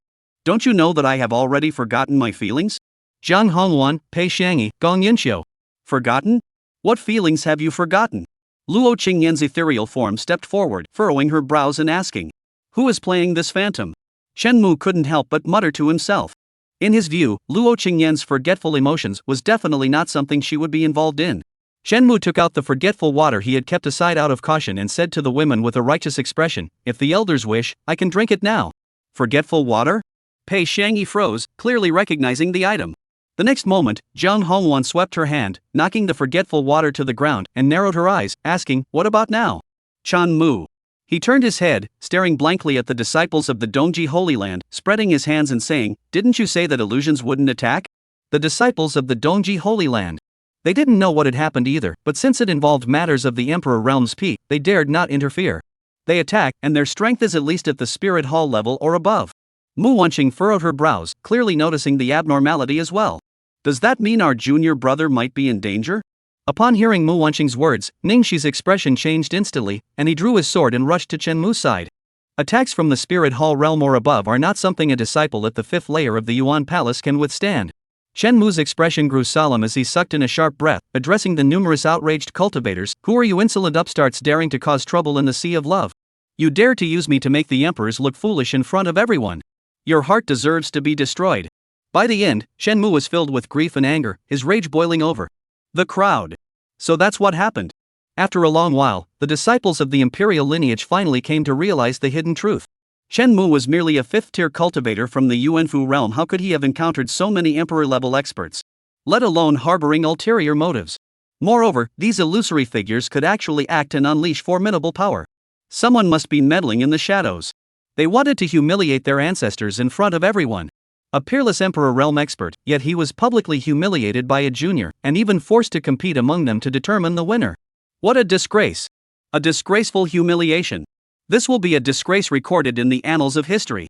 Instantly, disciples from the imperial lineage sects were filled with rage, eager to find the culprit and tear them to pieces to prove the ironclad rule that an emperor must never be disgraced. Who dares to humiliate my ancestor? Come out immediately. I will tear you to pieces. Daring to scheme against the empress? You are truly audacious. Once I find you, I will lead 10,000 iron cavalry to crush your bones to dust. Sir, do you not know of the towering waves of the endless water realm? This enrages me. No one present today is permitted to leave. In an instant, the crowd grew restless, and countless divine thoughts swept through the void, searching for the one who had secretly plotted this scheme. The women. The plot is unfolding differently than they had imagined. This alone is insufficient to overcome this crisis.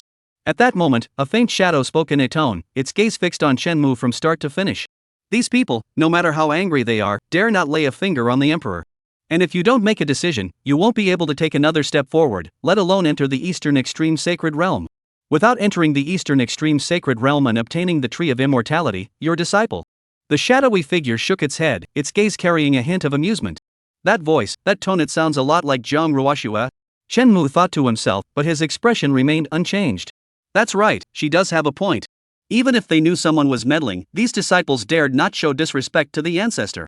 The only one who dares and is capable of taking action is Chenmu alone. Of course, Chenmu could choose to give up, withdraw from the Sea of Love, and leave the Eastern Extreme Holy Land. But if he did that, Gong Yunxiu would be doomed for sure. Thinking of this, Chenmu sighed and tried to take a step forward. The next moment, an invisible wall blocked Chenmu's path, preventing him from crossing no matter what. It seems I must take action myself after all. Chen Mu looked dejected, then shifted his gaze toward Luo Qingyan. His junior disciple, Ningxi, thought Chen Mu was about to act, hesitating, unsure whether to stop him. After all, that was her master. Even if it was just a mere illusion, Ningxi couldn't possibly remain indifferent. For this master who had found her by the stream and raised her like a mother, she had always treated her as her own mother. Now her junior disciple was about to kill her mother. Ningxi's expression was incredibly complex. The long sword in her hand rose and fell and rose again. She knew that this journey to the Eastern Sacred Realm held special significance for her younger disciple as well. Either give up or eliminate these Emperor Void Shadows. Her younger disciple must eventually make a choice. Senior brother, why don't you take my master as your first target? I'll speak on your behalf later, and perhaps she'll be in a good mood and not hold it against you. Mu Wanqing saw that Chen Mu had made up his mind and bit her lip, wanting to lend him a hand. However, this suggestion. Traitor! Traitor! Traitor! In the void, a red-clothed woman gritted her teeth, nearly unable to resist revealing herself. No need. Chen Mu shook his head, refusing Mu Wanqing's kindness. Sure enough, the one he loved least was still that yellow-faced woman. Jiang Hongwan laughed, her laughter wild and unrestrained. In this situation, aside from the person who remained, the next most crucial individual was the first one to be eliminated. Because this meant that Chen Mu had never loved that person the most. Pei Shangyi also smiled, highly satisfied with Chen Mu's decision. My lord, you truly only love me. She smiled, waiting quietly, waiting for Chen Mu to eliminate the other women one by one. At that moment, the sense of melancholy on her body seemed to fade away unintentionally. As for Gong Yunxiu, he remained silent, staring blankly at Chen Mu. Within the Eastern Sacred Land, at the familiar tea table, a white-clad beauty held a teacup, with 9 tails gently swaying behind her. Now I finally understand why you were so resolute in forgetting your feelings. She spoke with a smile, her gaze fixed on the green-clad woman before her. Luo Qingyan closed her eyes slightly. Her previously calm and indifferent expression, as vast and serene as the heavens, now began to tremble gently. Like a raging storm, the heavens seemed to collapse. The long sword placed before her trembled slightly, its intent unspoken, as if hiding a murderous intent as vast as the heavens. At the same time, Chen Mu approached Luo Qingyan, gazing at the shadowy figure before him, controlled by others and eager to act, and couldn't help but sneer coldly. The next moment, he spoke with a voice that shook the heavens. Lord Luo, I do not admire you. Not only do I not admire you, but I even despise you. Chen Mu's expression was indifferent, his tone icy cold, as if the person standing before him was not the exalted Qingyi sword immortal, but an ordinary woman. As his words fell, the entire sea of love, thousands of cultivators, countless prodigies of heaven. In an instant, all went mad. Everyone stared wide-eyed, unable to believe what they had heard, as if they had misheard him. What did he just say? He said he didn't admire the Qingyi sword immortal? Not only does he not admire her, but he actually hates her? He's gone mad. This man must be mad. He's a madman, he's seeking death. At that moment, everyone was in an uproar. They stared at Chen Mu as if he were nothing more than a lifeless body. His junior disciple Ningxi was also stunned. She stared blankly at Chen Mu, looking completely confused, not understanding why her junior disciple would say such a thing. Does he hate his master? Those words felt like a heavy blow, striking her chest with relentless force. It left her gasping for breath. One was her revered master whom she had respected for years, and the other was her junior disciple, with whom she shared an indescribable, inexplicable affection. At that moment, she was utterly confused. However, Chen Mu paid no heed to him. This scoundrel stared at Luo Qingyan's fading figure, as if he were looking at an enemy, clenching his teeth and saying, I see, you don't even need to cultivate the supreme forgetfulness technique.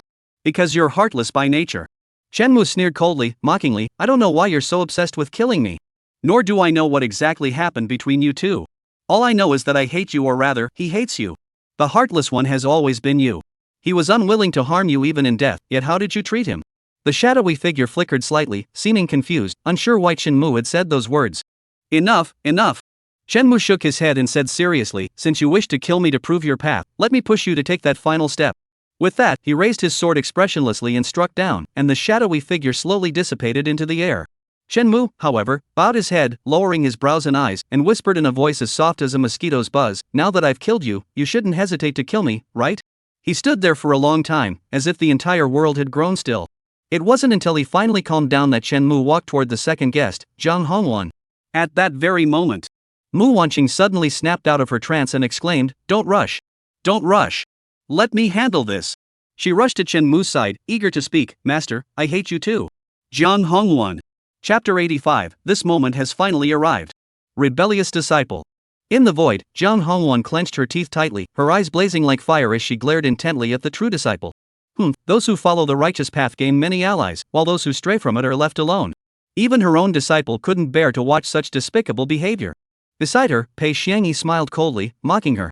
The young master chose Jiang Hongwan as his second choice, and she was very satisfied. Jiang Hongwan snorted coldly, unusually ignoring her, and instead stared silently at the man. The second choice was herself. So, besides Luo Qingyan, he despises her the most? At that moment, Jiang Hongwan, who had become an emperor due to her obsession, stood there in a daze, and no one knew what she was thinking. Below, Mu Wanqing had already begun her performance. Wiping away tears, she began a heart-wrenching accusation of Jiang Hongwan's various misdeeds. Master, do you know how miserable your disciple has been all these years? This Demoness of the Xingyue sect may have some raw acting skills, but with the enhancement of her seduction techniques, she still manages to move the crowd slightly. From when we were children, you stole my sugar-coated hawthorn, stole my apples, drew all over my face, and then tricked me into picking honey. After I grew up, you beat me every day under the pretext of checking my cultivation. I know you were just itching to hit me.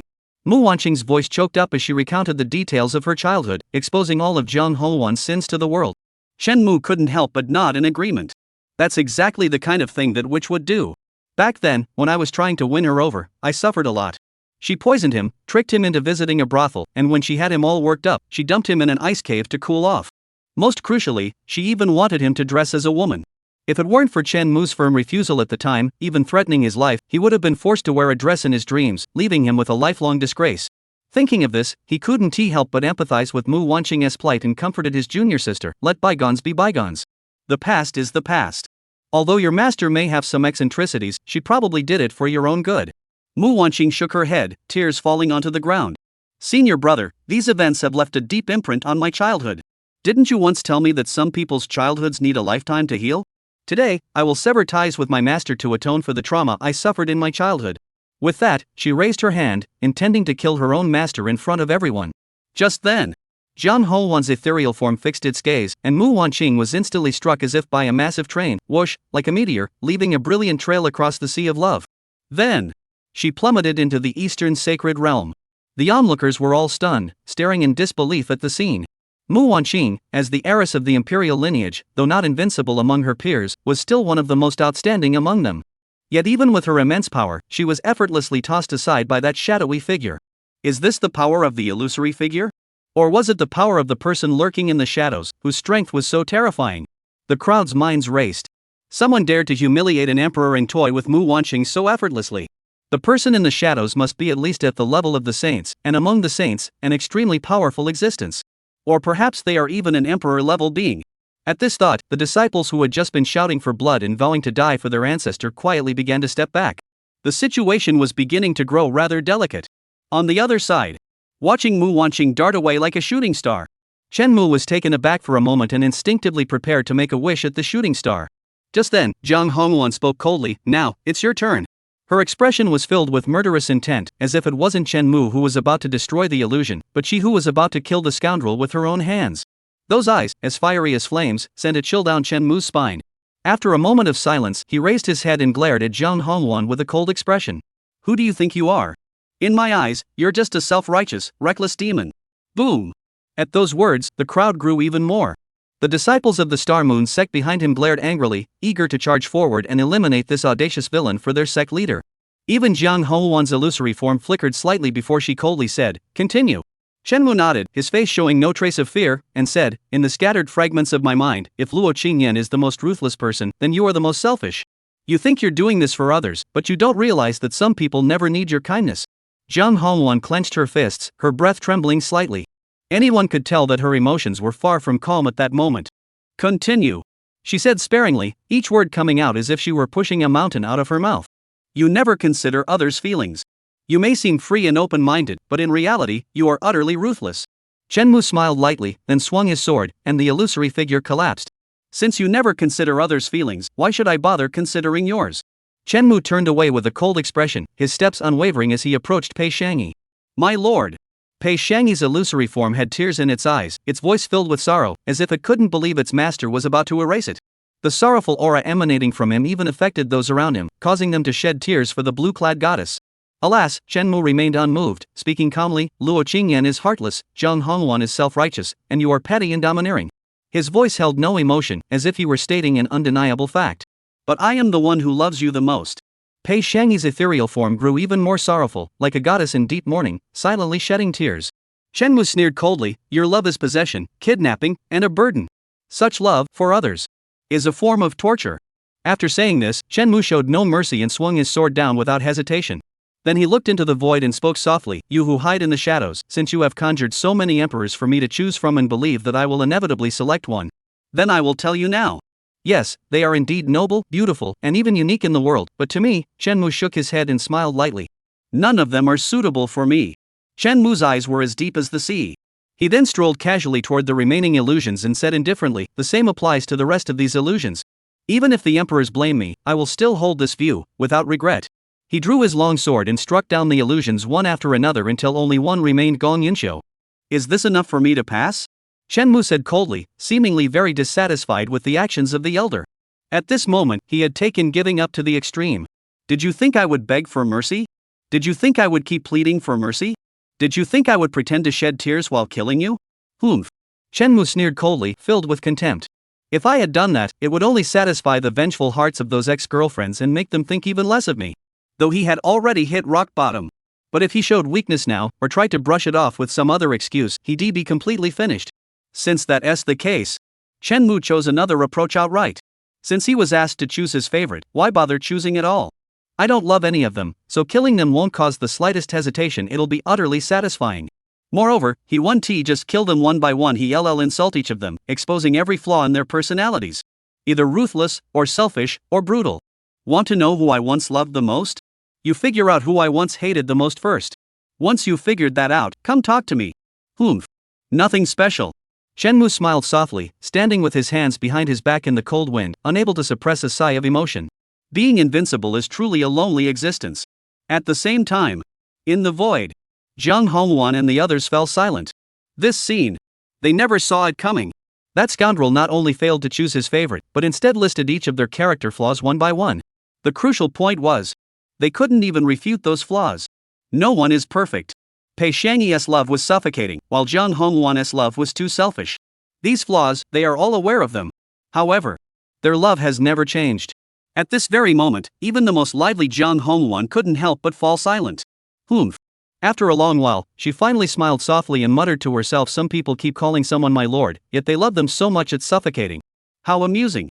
Pei Shangyi's delicate body trembled, but she quickly regained her composure and retorted, but at least my beloved can feel my love. Unlike certain people who act on a whim and never consider their beloved's feelings. At least he spared some face. In my opinion, this is clearly not love. You. Zhang Hongwan narrowed her eyes and continued, that's still better than some petty-minded people. You're so self-righteous. The endless waters are truly ruthless and domineering. You. In an instant, the two of them started arguing endlessly about who was more disliked by the young master. There was only one exception. That was Gong Yunxiu.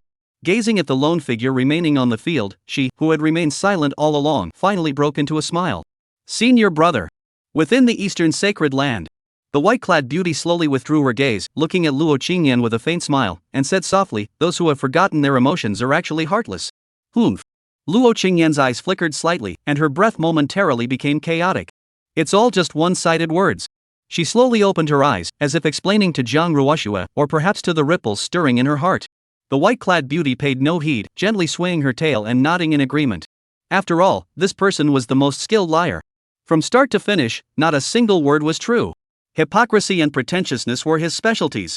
Luo Qingyan lowered her eyes, as if in the brief moment, she had already calmed the ripples in her heart.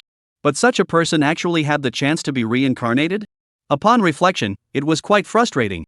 The white-clad beauty gazed into the distance with a distant expression, as if recalling distant memories, her thoughts drifting away. Luo Qingyan remained silent for a long time before finally nodding slightly. Reincarnation. In the current 9-states continent, even emperors dare not even dream of such a thing, yet that worthless man has achieved it. This left them both puzzled and confused. So much so that at first, no one dared to believe it was really that scoundrel. Plotting? Impersonation? Dream manipulation? Countless possibilities crossed their minds during their first meeting. For this reason, Luo Qingyan had been silently watching him all along, calming her emotions while waiting for the gates of the underworld to open. It wasn't until Pei Xiangyi's sudden appearance and the subsequent irrefutable evidence that they finally believed everything. These cultivators who had spent 3,000 years in cultivation, enduring countless hardships, had minds so deep they were terrifying. What about that water tribe treasure of hers? Have you thought of how to deal with it? At that moment, the white-clad beauty finally snapped out of her trance and gave Luo Qingyan a teasing look. On that day, when she went to the endless water realm and angered Pei Xiangyi, it was all part of this person's plan. It must be said that Luo Qingyan, under the influence of the supreme forgetfulness, was truly flawless, with no weaknesses at all. Her foundational cultivation surpasses all of her contemporaries, her strategies are meticulously planned, and her schemes are profound. She has manipulated Jiang Hongwan, Pei Xiangyi, and the other women into a complete mess. Even she couldn't help but admire her deeply. Of course, if it weren't for Chen Mu's involvement, Luo Qingyan might not have been able to outwit those few, let alone uncover the flaw in that precious artifact. Luo Qingyan's expression remained calm and composed, like a still pond, as she did not respond to the white-clad woman's question, seeming to have completely merged with the heavens and earth. Until a long time had passed. Luo Qingyan slowly rose to her feet, her long sword on her back. With each step she took, it seemed as though she was closing the distance between heaven and earth. In just a few breaths, she had already arrived outside the eastern sacred land. At that moment, her voice echoed faintly, "He has already entered." The white-clad beauty paused for a moment before falling into a prolonged silence. After a long while, she finally raised her delicate face, revealing an expression that was both tearful and smiling. This moment had finally arrived. Her voice was filled with sorrow, as if mourning, yet also like weeping. And as her voice faded away, beyond the eastern sacred realm, countless mysterious runes flickered faintly, and one altar after another lit up, spanning the heavens and the earth, connecting the ancient underworld. On the other side, in the Sea of Love, witnessing countless illusory figures of peak-level emperors being annihilated, the countless onlookers were all left speechless. If, at first, when Shenmu annihilated Luo Qingyan, they felt terrified, now, after witnessing the consecutive annihilation of so many peak-level emperors, they were almost numb. This man, not only did he slay each and every one of the illusory forms of the peak-level emperor realm cultivators, but he also harbored a deep grudge against each of them, believing they were unworthy of their partners. How dare he do this? What gives him the right? Is this what it means to be fearless when one is unafraid of life or death? They all looked stunned, completely baffled by where Chen Mu had found the courage. The only one who remained composed was Chen Mu. He glanced at the henchman behind him. The water domain elites looked complicated. The disciples of the Taishan Sword Sect and the Star Moon Sect couldn't believe their eyes, while the people from the Medicine King Valley finally breathed a sigh of relief. "Senior sister, it's time to go in." Chen Mu spoke slowly to Ningxi. "Oh, okay." Ningxi was momentarily dazed, then snapped back to reality and nodded hesitantly. "No matter what. Helping my junior brother seize the Tree of Immortality is an order directly from our master. She must obey." As she left, the disciples of the Medicine King Valley followed closely behind, leaping over the crowd and hurrying to catch up. Behind them, the disciples of the Taishan Sword Sect looked at their senior sister, hesitated for a moment, then took their first steps. "Let's go find the Holy Maiden first and let Mu's senior sister make the decision." Among the disciples of the Xingyue sect, one suddenly spoke up, and his words were met with unanimous agreement. Finally, the remaining members of the Endless Water Realm seemed to have received some command and followed closely behind. However, just as the crowd from the Watery Realm had just entered the Eastern Extreme Sacred Realm, countless beams of light suddenly shot straight into the sky, resembling pillars of heaven, connecting the underworld and the human realm. Mysterious runes began to appear, carrying the desolation of ancient times and emanating endless profundity. The entire Eastern Sacred Realm trembled faintly, and in an instant, it erupted with the overwhelming power of the ancient past. Upon witnessing this scene, Jiang Hongwan and the others hiding in the void paled in shock. The next moment, they tore through the void, their bodies shrouded in imperial aura, unleashing their full power with their first move, shaking the entire 9 provinces. However, a light, floating voice fell, halting the three's attack. "Gentlemen, come to the Eastern Extreme Sacred Land. Please join me for a cup of clear tea. Then, await the good news." The white-clad beauty stepped out of the void and spoke softly. Chapter 86, Severing My Emotions? Fonling Ferry Crossing. The Eastern Sacred Land. This ancient and mysterious Eastern Extreme Sacred Realm, passed down from the primordial ages, lay dormant like a slumbering beast, gradually awakening from this ancient continent. Desolate and barren.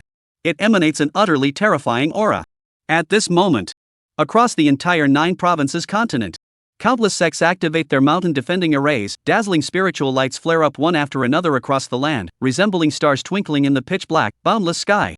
Wave after wave of imperial weapon auras spread out, as countless terrifyingly powerful beings emerged from their caves, gazing distantly toward the sacred land in the sky.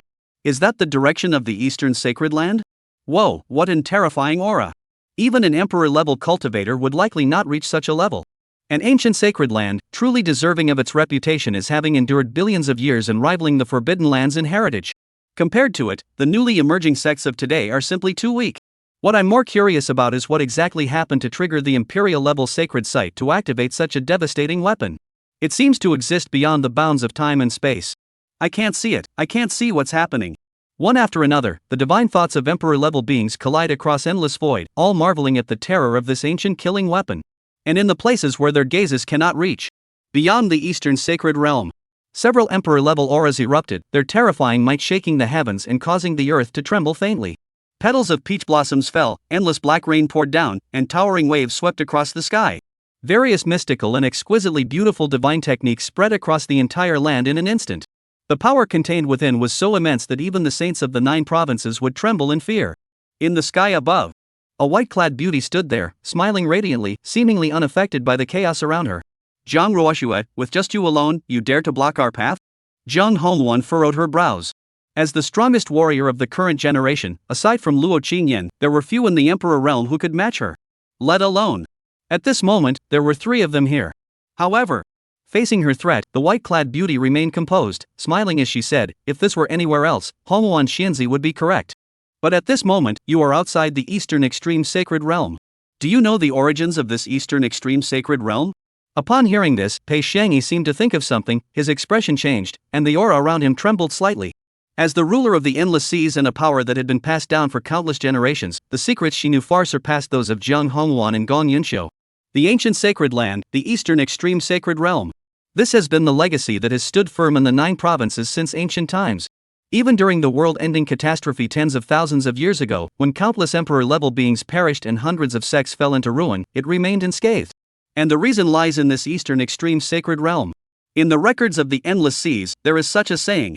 The Eastern Sacred Realm was formed from the palaces of the first immortals who attained enlightenment after the creation of the world in ancient times. Its power surpasses all others throughout the ages. Fellow cultivators, please return. A 3,000-year obsession must finally come to an end. At that moment, Zhang Ruoxue gently extended her hand, with 9 tails swaying behind her, smiling as she invited Zhang Hongwan and the others to leave. She stood there quietly, her face adorned with a smile, yet her eyes held an inexplicable hint of sadness. End? I don't need to end it. Pei Xiangyi lowered his brows and eyes, with endless waves surging behind him. Amidst the raging waves, a pale blue pearl flickered in and out of sight.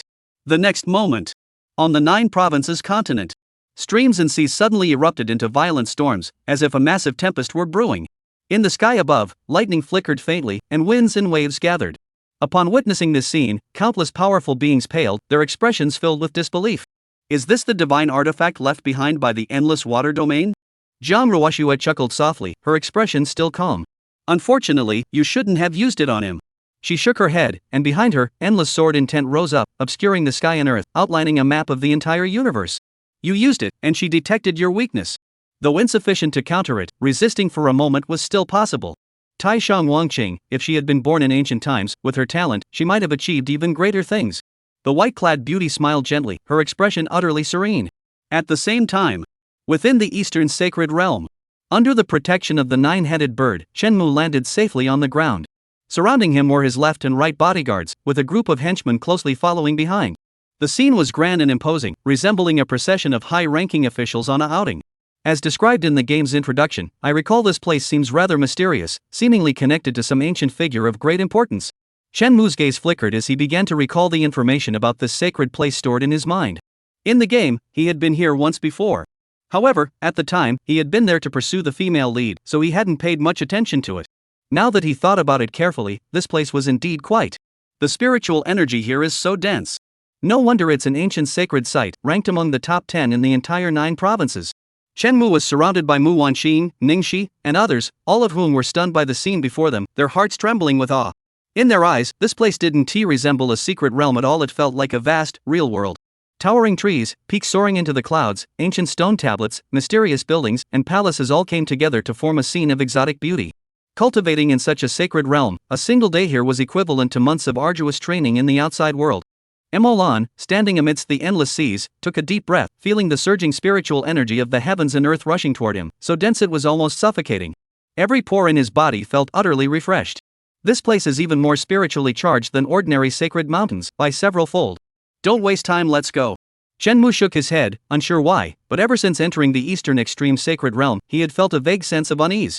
The last time he had this feeling was in the Medicine King Valley, when he had carried the double-headed fish into the trap. Could Luo Qingyan still be here? Shenmue raised his eyebrows, thinking to himself. However, whether she was here or not, the Tree of Immortality was a place Shenmue must eventually reach. Soon. The group of elite warriors set off in a grand procession toward the depths of the sacred realm. Along the way, the sky was obscured by a sea of light, and endless spiritual energy swirled around them. Even the terrifying beasts they encountered were easily disposed of by the group. The cultivators they encountered all hurriedly avoided them, abandoning the spiritual plants and rare materials they had nearly obtained, fearing any entanglement with them. Before long, they had overtaken the first group to enter and reached the forefront of the exploration of the sacred realm. The trees, stones, and even the soil here were likely comparable to divine artifacts. If taken outside, they would be considered heavenly treasures, easily refined into magical artifacts. Within Shenmue's ranks, many prodigies couldn't help but gasp in awe, staring intently at everything they encountered along the way. This place was covered in forests, and the trees alone were an unimaginable fortune. A prodigy reached out and picked up a rock, squeezing it with all his strength before finally crushing it. Clearly, these rocks were incredibly hard, almost on par with magical artifacts. No wonder it's the eastern sacred realm. Every blade of grass and every tree is a spiritual object, and even the stones can be used to forge magical artifacts. No wonder so many people are eager to break in. Mu Wanqing's eyes lit up, and she thought to herself, once the Guardian's senior brother obtains the fruit of the Tree of Immortality, I must follow the list I just saw and rob everyone one by one. As a demoness of the demon sect, she knew that instead of struggling to search everywhere, it was better to just rob others. In this world, killing and plundering are the best ways to accumulate wealth. Except for Shenmue. He never bothers to seek it out himself, he just relies on his girlfriends for pocket money. Spiritual energy turning into mist? As the group ventured deeper into the area, someone soon noticed that strands of milky white mist began to drift slowly through the sky. These were formed when spiritual energy became concentrated to a certain degree and condensed into spiritual energy. Extremely rare. Only legendary sacred sites and those rare treasures of heaven and earth might ever produce such phenomena. Their appearance here signaled that just a little further ahead, there might be those precious treasures mentioned in ancient texts. Or perhaps even the Tree of Immortality. At this thought, everyone's eyes lit up, their breathing grew, and they couldn't wait to rush over and seize this opportunity. If it weren't for their respective orders to follow Shenmue as their leader, they would have already lost control. But even so, some began to glance around nervously, their minds filled with various thoughts. Of course, these thoughts vanished instantly upon seeing Shenmue's two bodyguards on either side. With these two top-tier prodigies keeping their disciples in check, they couldn't stir up any trouble no matter what. Let us keep moving. At the very front, Shenmue's expression grew increasingly solemn. It seemed that as he delved deeper, that ominous feeling from the depths was growing closer. It felt as though someone was waiting for him up ahead. Thinking of this, Shenmue glanced at the yin-yang jade pendant in his backpack, and his heart settled slightly. Soon, the vast procession entered the mist of spiritual energy and began advancing once more. At first, the milky white mist was relatively thin, but after another few dozen meters, visibility dropped to less than 50 meters. The active spiritual energy swirled around them like dancing spirits, violently trying to penetrate everyone's bodies. Even someone with Shenmue's poor physical constitution could clearly feel his strength rapidly increasing. What kind of rare treasure could possibly grow in such conditions? Everyone took a deep breath and followed Shenmue forward. After another few hundred meters, the dense spiritual mist had grown so thick that they couldn't even see their hands in front of their faces. Even those standing right next to each other could easily lose their bearings and be separated from the group. Some even quietly slipped away from the group, creating the illusion that they had left due to an accident. Junior brother? Senior brother? After an unknown amount of time, Shenmue heard the anxious shouts of Mu Wanqing and the others nearby. It seemed that they had also lost sight of Shenmue, lost in the thick spiritual energy mist. Judging by the sound, they were already hundreds of meters away. Shenmue took a deep breath. This time, he didn't respond to his two bodyguards on either side. Because before him, a figure clad in green robes slowly emerged from the mist. It's been a long time. Under a towering ancient tree, Luo Qingyan, dressed in green, with a long sword on her back, resembled the heroic woman who once walked the world with her sword. It's been a long time. Shenmue remained silent for a moment before sighing softly. This time, he had no intention of denying his identity. Is this the Tree of Immortality? Shenmue seemed unaware of her intentions. He pulled out a jade pendant and walked forward without hesitation, gently rubbing the ancient tree. The tree was shrouded in layers of divine laws, emanating an ancient and mysterious aura. A few droplets of sap fell, shimmering with divine light and containing boundless vitality. Around it, a sea of spiritual energy spread out, as if being devoured by a terrifying colossal beast. vanishing completely in an instant. Then, another wave of spiritual energy surged forward. You may leave your final words. After a long pause, Luo Qingyan spoke softly, her gaze as calm as ever. Once I have severed you, I will hand over the fruit of the tree of immortality and your final words to them. You have 1 minute. Luo Qingyan gently rubbed the pale green sword, its blade trembling slightly, as if mourning. Chen Mu recognized this sword. Back then, it was he who plunged the sword into Luo Qingyan's chest. Now, it was Luo Qingyan's turn to stab him. Thankfully, I've made thorough preparations. This is the moment to truly showcase my acting skills. Chen Mu took a deep breath, his face expressionless, and spoke slowly. Last words? I have no last words. But, Lord Luo, you must at least let me die with clarity. What about waiting for the path to the underworld? Chen Mu shrugged indifferently, casually playing with the jade pendant. Luo Qingyan glanced at the jade pendant but didn't take it to heart. She merely said indifferently, since you know that I have transcended emotions, you should also know that. What I seek is clarity of thought, freedom from desire and attachment, and a mind untroubled by waves. Your thoughts mean nothing to me. She sat cross-legged under a towering ancient tree, dressed in a simple green robe, looking like an ordinary mortal chatting with an old friend.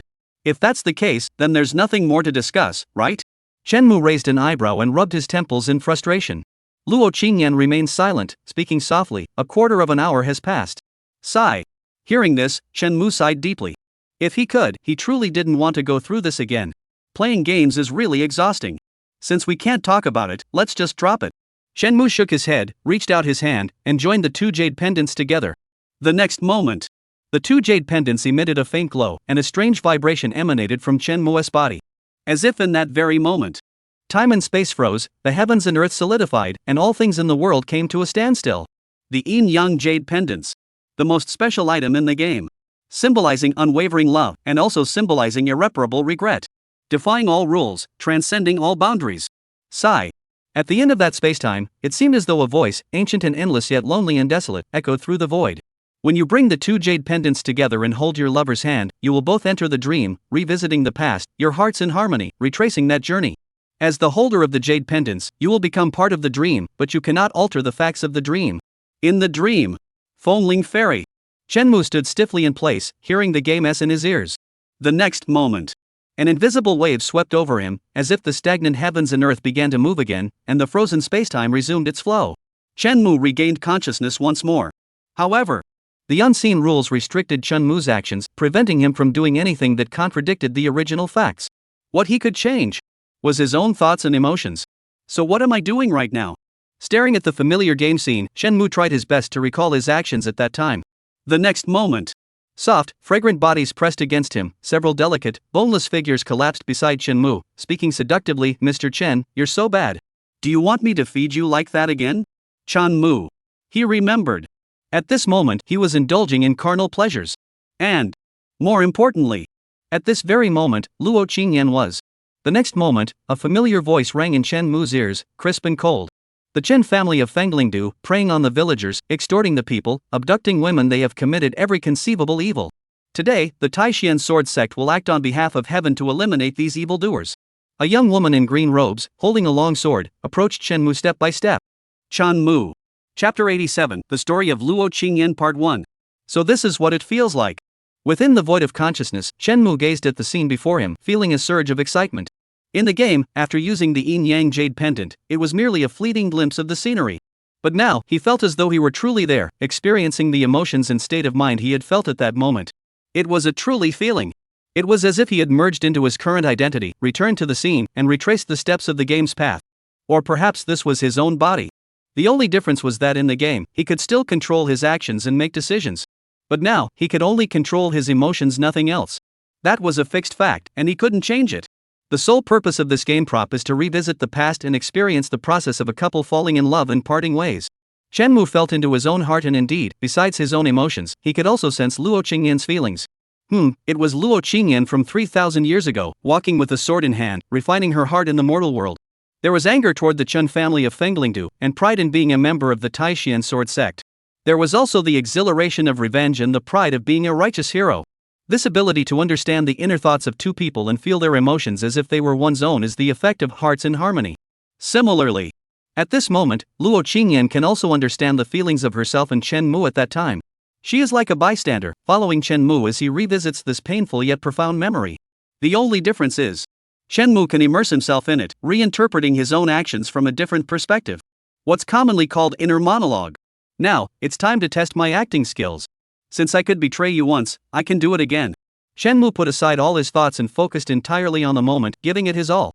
At the same time, within Luo Qingyan's void consciousness, the green-clad woman furrowed her brows, curiously watching Shenmue, recalling this past event that had left a deep impression on her. Although she could do nothing at this moment, she could also sense the emotions Shenmue had felt 3,000 years ago. Despair, chaos, and a numbness that led to self-destruction. Living in a drunken haze was Shenmue's current state. According to the information she later obtained, Shenmue must have been tormented by some painful past, choosing to drown himself in drunkenness and dreams to numb his nerves. Is this your final trump card?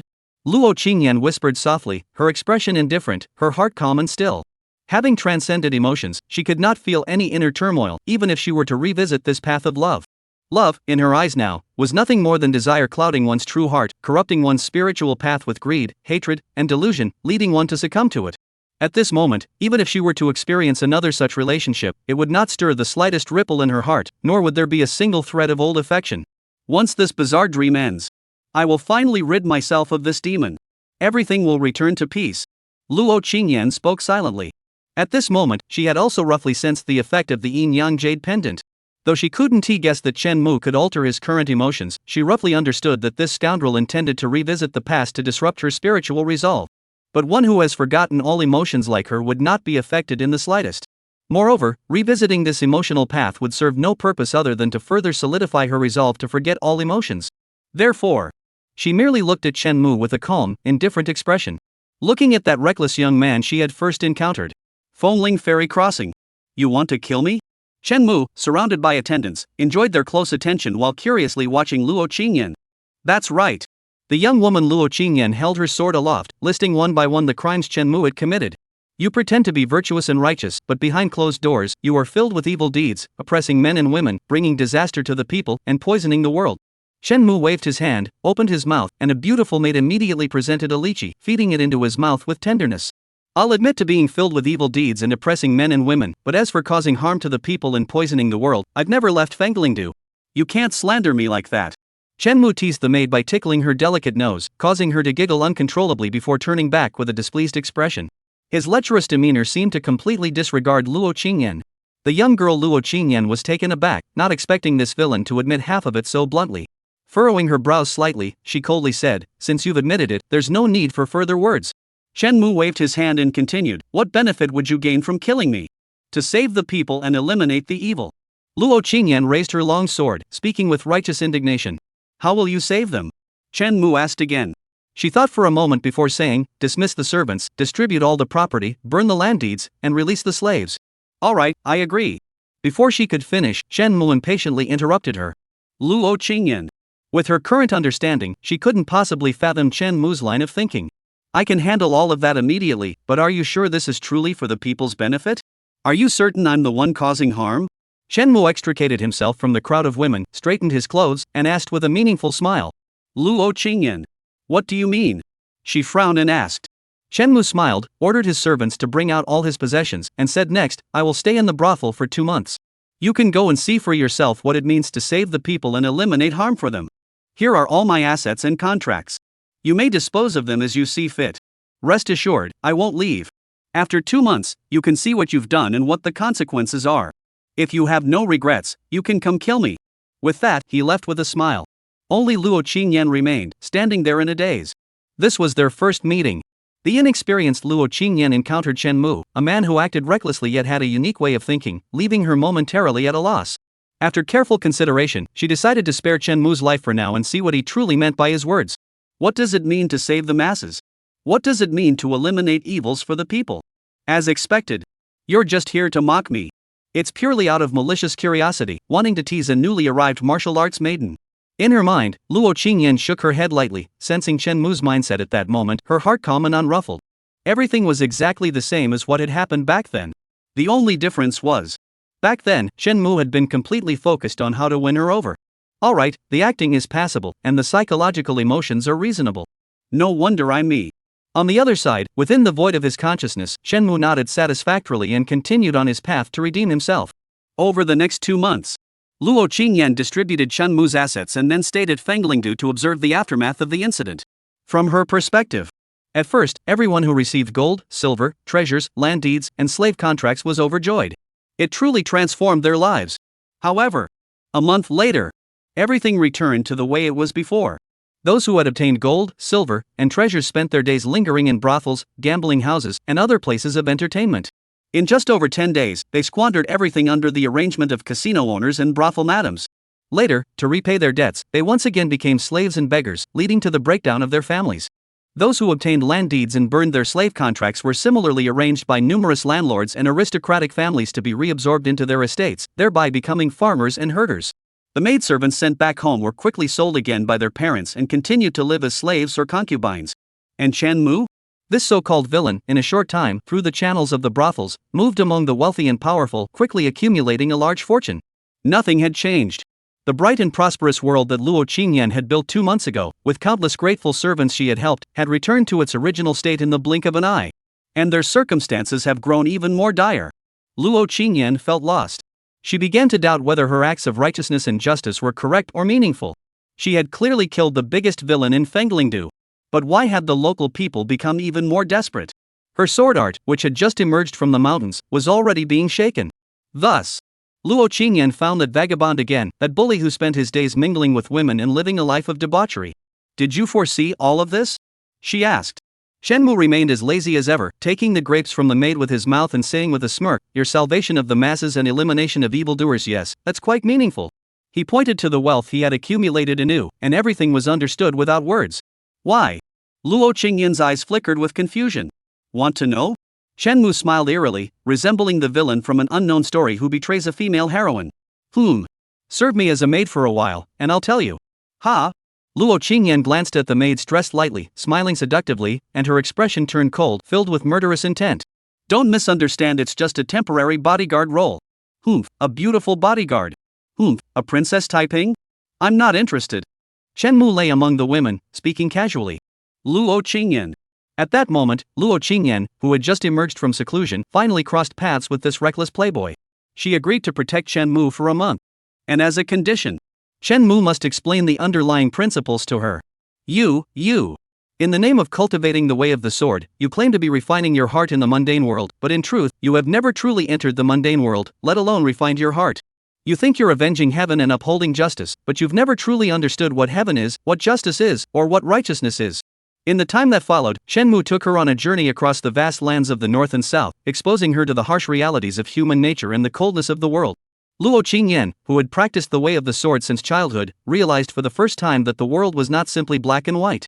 Beneath the noble banner of righteousness, there lurked filth and corruption, and the hearts of men were as unpredictable as the sky. She witnessed noble families and martial arts clans who loudly proclaimed justice and claimed to eliminate evils for the people, yet secretly exploited the common folk and oppressed their own villages. She also saw that even those who were as lowly as dust could become twisted and corrupt like maggots. She witnessed the mindless conformity of the masses, but also realized that good and evil are relative, and that justice and evil are intertwined and mutually dependent. She saw the darkness of the world and the complexity of human hearts. Similarly, she finally saw through Chen Mu, saw through this man who seemed to be a reckless playboy, always wandering among the flowers, but whose heart was numb and filled with sorrow. In a world of moral corruption, she alone remained pure, unable to conform to societal norms, having seen through everything yet powerless to change it, doomed to sink into decadence. This man's past is filled with stories and sorrow. Though he appears to be a money-grabbing, womanizing villain, he has actually provided livelihoods for many people, constantly maintaining the delicate balance between good and evil in this filthy, ugly world. He built casinos, but they were operated legally with strict regulations, reducing the number of tragic cases where families were destroyed. He established brothels, openly buying young girls at set prices, thereby preventing them from being trafficked into the shadows and falling into the hands of brutal buyers. He appears righteous on the surface but commits every evil deed in private, and the consequences of these deeds are often not as bad as one might expect. This is a very complex individual.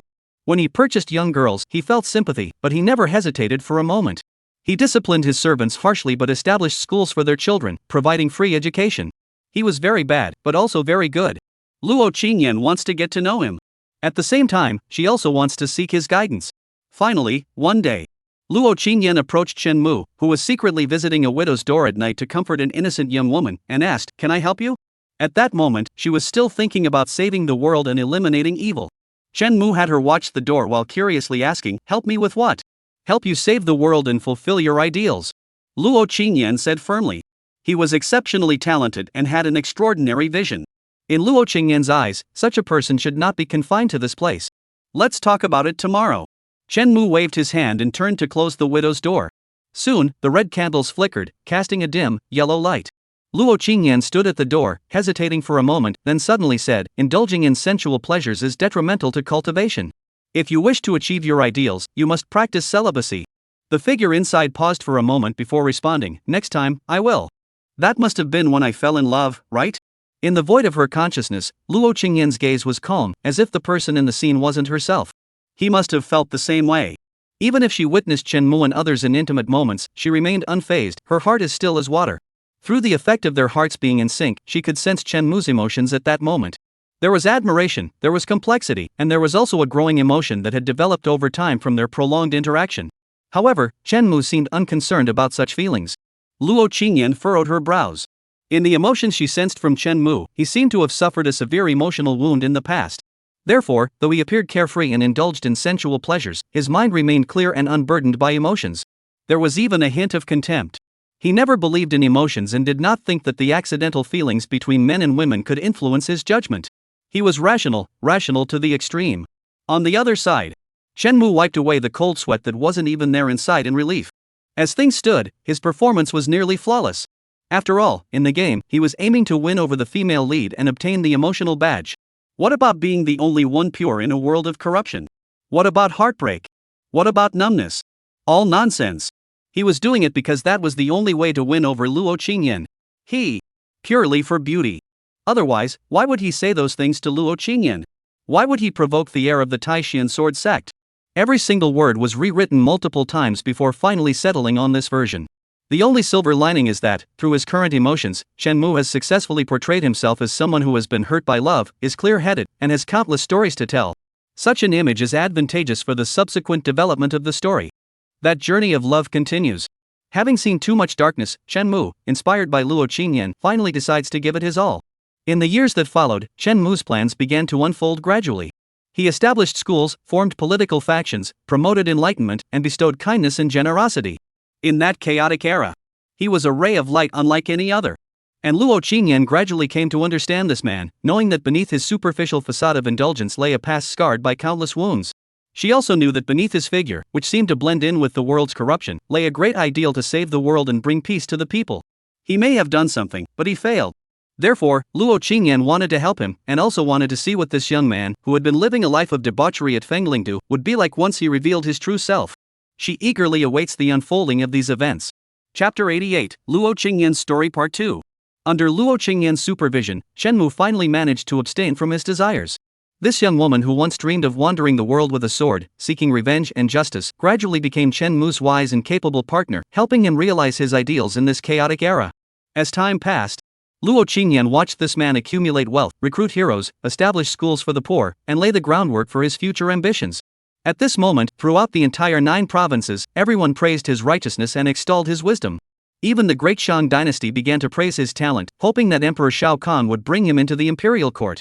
Emperor Shao Kang agreed. Shortly after, Chen Mu led Luo Qingyan into the place that had drawn the attention of the entire world. He was appointed as a high-ranking official. However, just as Chen Mu's plans were proceeding smoothly, an unexpected turn of events occurred.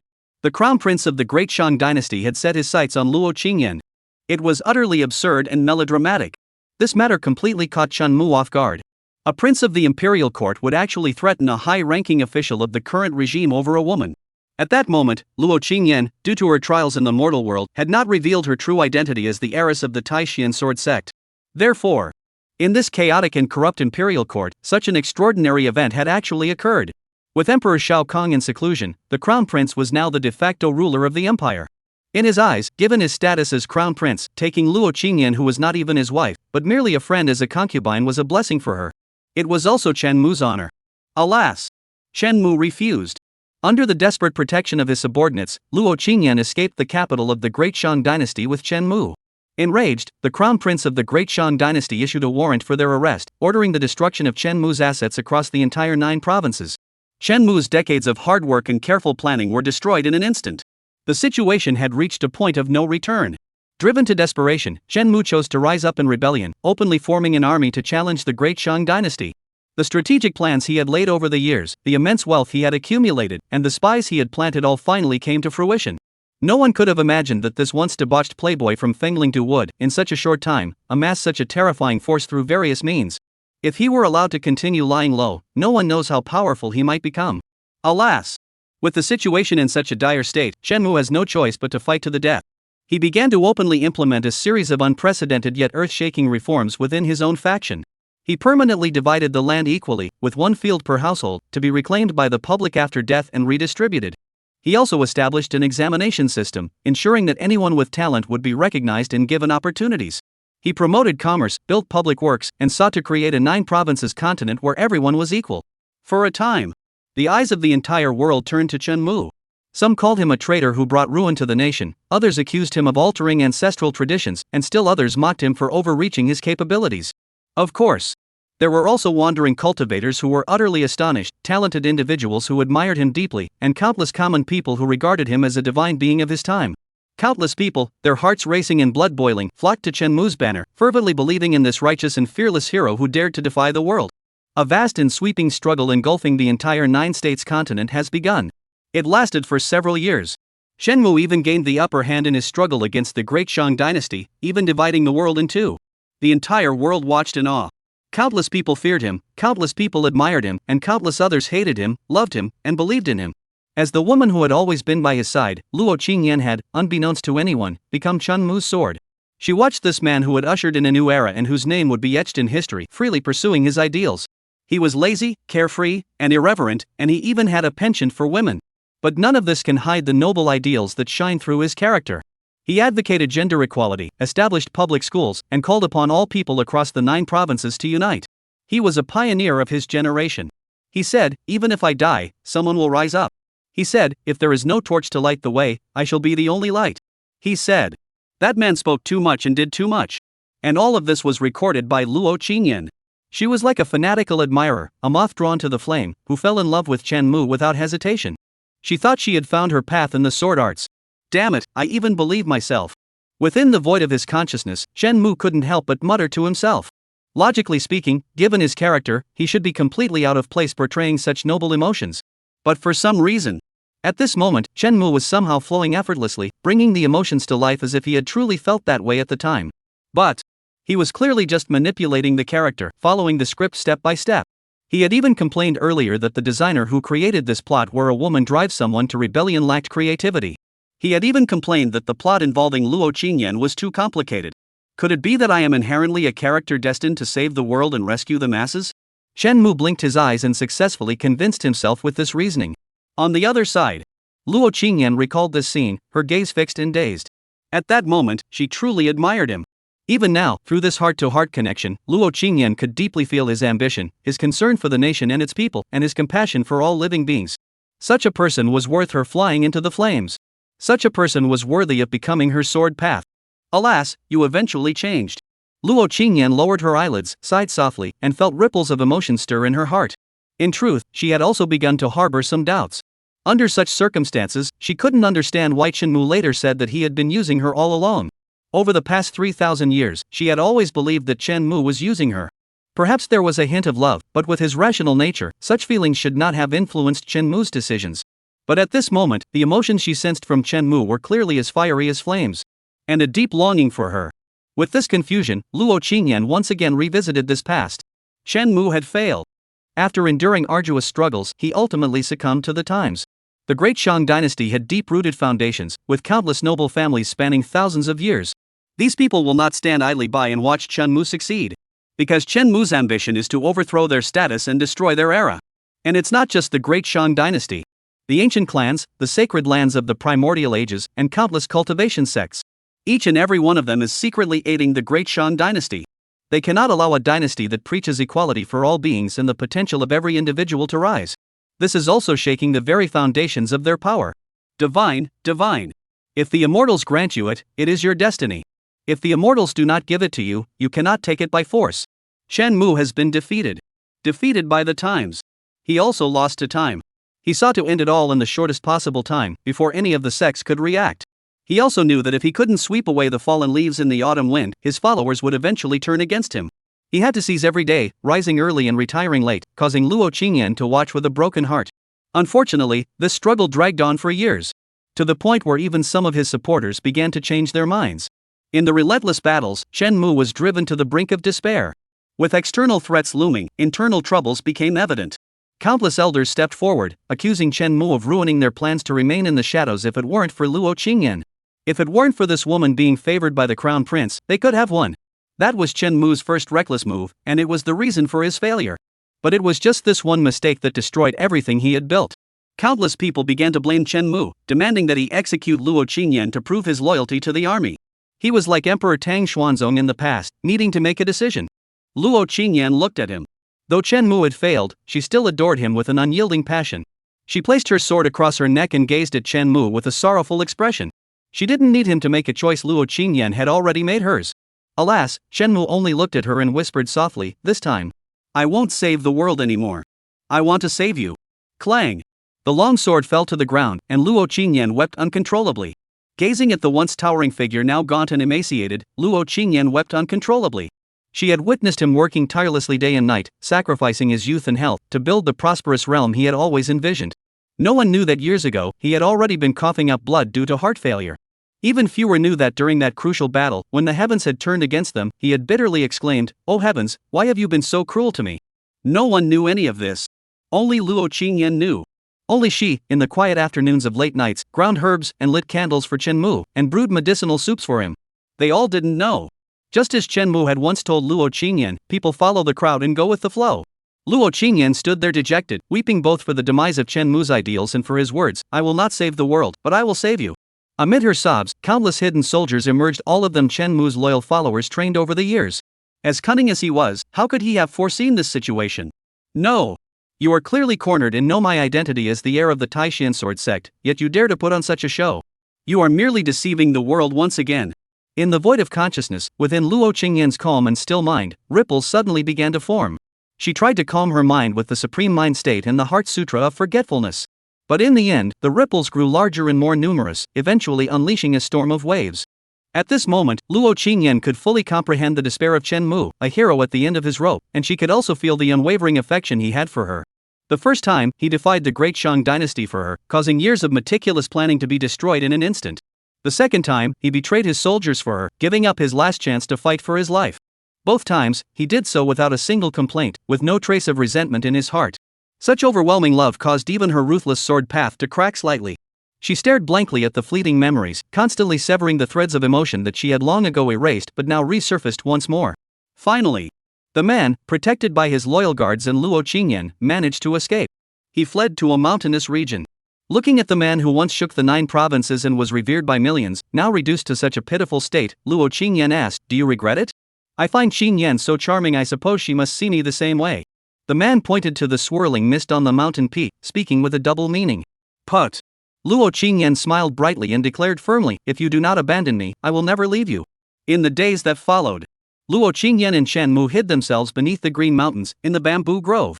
They danced with swords under the moonlight, drank together in the bamboo grove. Together, they pondered the way of the sword and shared the simple joys of daily life. Together, they spent a carefree and joyful time. Until that day. The people from the Taishan sword sect came looking for them. They knew that Luo Qingyan was refining her heart in the mortal world and were also aware of what she had done before. For Luo Qingyan, who was undergoing the red dust heart tempering trial, the people from the Taishan sword sect actually welcomed her actions. Stepping into this calamity, Luo Qingyan would undoubtedly gain much. Moreover, as one of the top sects in Donghuang, they could also ensure her safety. Now, Luo Qingyan's sword cultivation has reached its peak. Therefore, they hope that Luo Qingyan will return to take charge of the sect. "I will take my husband with me," said Luo Qingyan, who had already become a top-tier powerhouse. "No way." The elder of the Taishan sword sect shook his head and said, "He is being hunted by the great Shang Empire, which is detrimental to the sword sect." "Then I won't go," Luo Qingyan said without looking back. With her strength, there are few in the world who can force her. Have you forgotten your master who raised you, or the cultivation you received from the Taishan sword sect? The elder of the Taishan sword sect shouted angrily. The sect master's lifespan is nearly exhausted, he is severely injured, and is on the brink of death. Her only hope is to pass the position of sect master to you. Luo Qingyan froze in shock. Hearing this news, she was struck as if by lightning. In this world, there are only two people who could threaten her husband and her mother. Now, she was facing a crucial decision. At that moment, Shenmu shook his head gently and said to Luo Qingyan, Go see your mother one last time. Shenmu lay in the rocking chair, as lazy as ever, just like the carefree young master he had been at Fenglingdu. Finally, Luo Qingyan left. Before leaving, she asked Shenmu to wait here for her and removed her sword, declaring, "The sword remains as long as I do when the sword is gone, so am I." Shenmu remained unchanged, seemingly indifferent to everything, nodding casually to indicate he understood. Then, Luo Qingyan returned to the sect, facing her mother's dying command and the pleas of countless elders of the Taishan sword sect.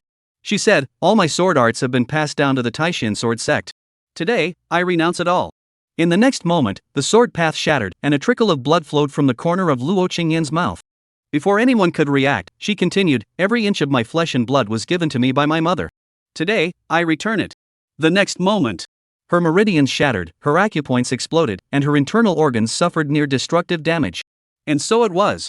The most outstanding prodigy in the history of the Taishan sword sect departed with a resolute demeanor. Along the way, she was covered in blood, pale as paper, sending countless people into a state of shock. By the time she reached the foot of the mountain, her body swayed, and she stumbled to the ground. Her mother, the sect master of the Taishan sword sect, embraced her and roared, "Hurry and fetch the life-saving elixir. I feel like I've been outmaneuvered." In the void of consciousness, Shenmu's face was bitter as he sighed with sorrow. He had intended to use the yin-yang jade pendant to rebrand his past actions. But he never imagined that the once beloved Luo Qingyan would give him such a surprise. She shattered her sword path and sacrificed herself to atone for her mother. With a resolute and tragic demeanor, she responded to Shenmu's affection. As the saying goes, "If you do not abandon me, I will never leave you." She never hesitated for a moment. This was fully understood by Shenmu, who shared her heart. Luo Qingyan's resolute and unyielding love. At this moment, she cared nothing for the path to immortality or the Taishan sword sect. She wanted none of it. In the final moments of her fading consciousness, the only thing on her mind was to see her husband one last time before she died. Thus, she had no regrets. Such emotions moved Shenmu deeply. Even more so than when he first saw the memories of Gong Yunxiu. Of course, this wasn't because Gong Yunxiu loved her any less than Luo Qingyan. It was because of the yin-yang jade pendant. At that time, Shenmu was also deeply moved, but he did not have the same sense of being there.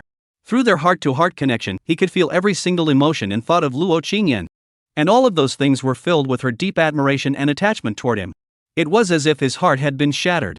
Chapter 89, Fellow Daoist, please. The story continues.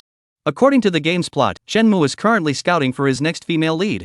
Of course, he dares not even entertain such thoughts at this moment. At this very moment, Shenmu has even forgotten his previous thoughts and truly left the Qingshan bamboo forest out of concern for Luo Qingyan. It seems that this was his true intention all along. When Luo Qingyan shattered her sword heart and sacrificed herself for her mother, the long sword representing Luo Qingyan suddenly developed a series of cracks. In a panic, Shenmu left the bamboo forest and began searching everywhere for news of Luo Qingyan. When he learned at the inn that Luo Qingyan lay covered in blood at the entrance of the Taishan sword sect, and that even the life-saving pill could only barely sustain her life, Shenmu was completely stunned. At that moment, he happened to hear someone mention that there was news of the resurrection grass on Jian Mountain. Resurrection grass? One of the 9 provinces' rare treasures, capable of reviving the dead, regenerating bones, and bringing the dead back to life. This also gave others the impression that this mysterious man was shocked by the news of the resurrection grass. "So you went to find the resurrection grass for me at that time?" In a state of emptiness, Luo Qingyan's eyes were as vast as autumn seas, quietly gazing at the scrolls before her. In their heart-to-heart connection, she could naturally sense the deep concern Shenmu was feeling for her at that moment. This sense of worry left her with a complicated mix of emotions. Meanwhile, on the other side, Shenmu exhaled a long breath of stale air.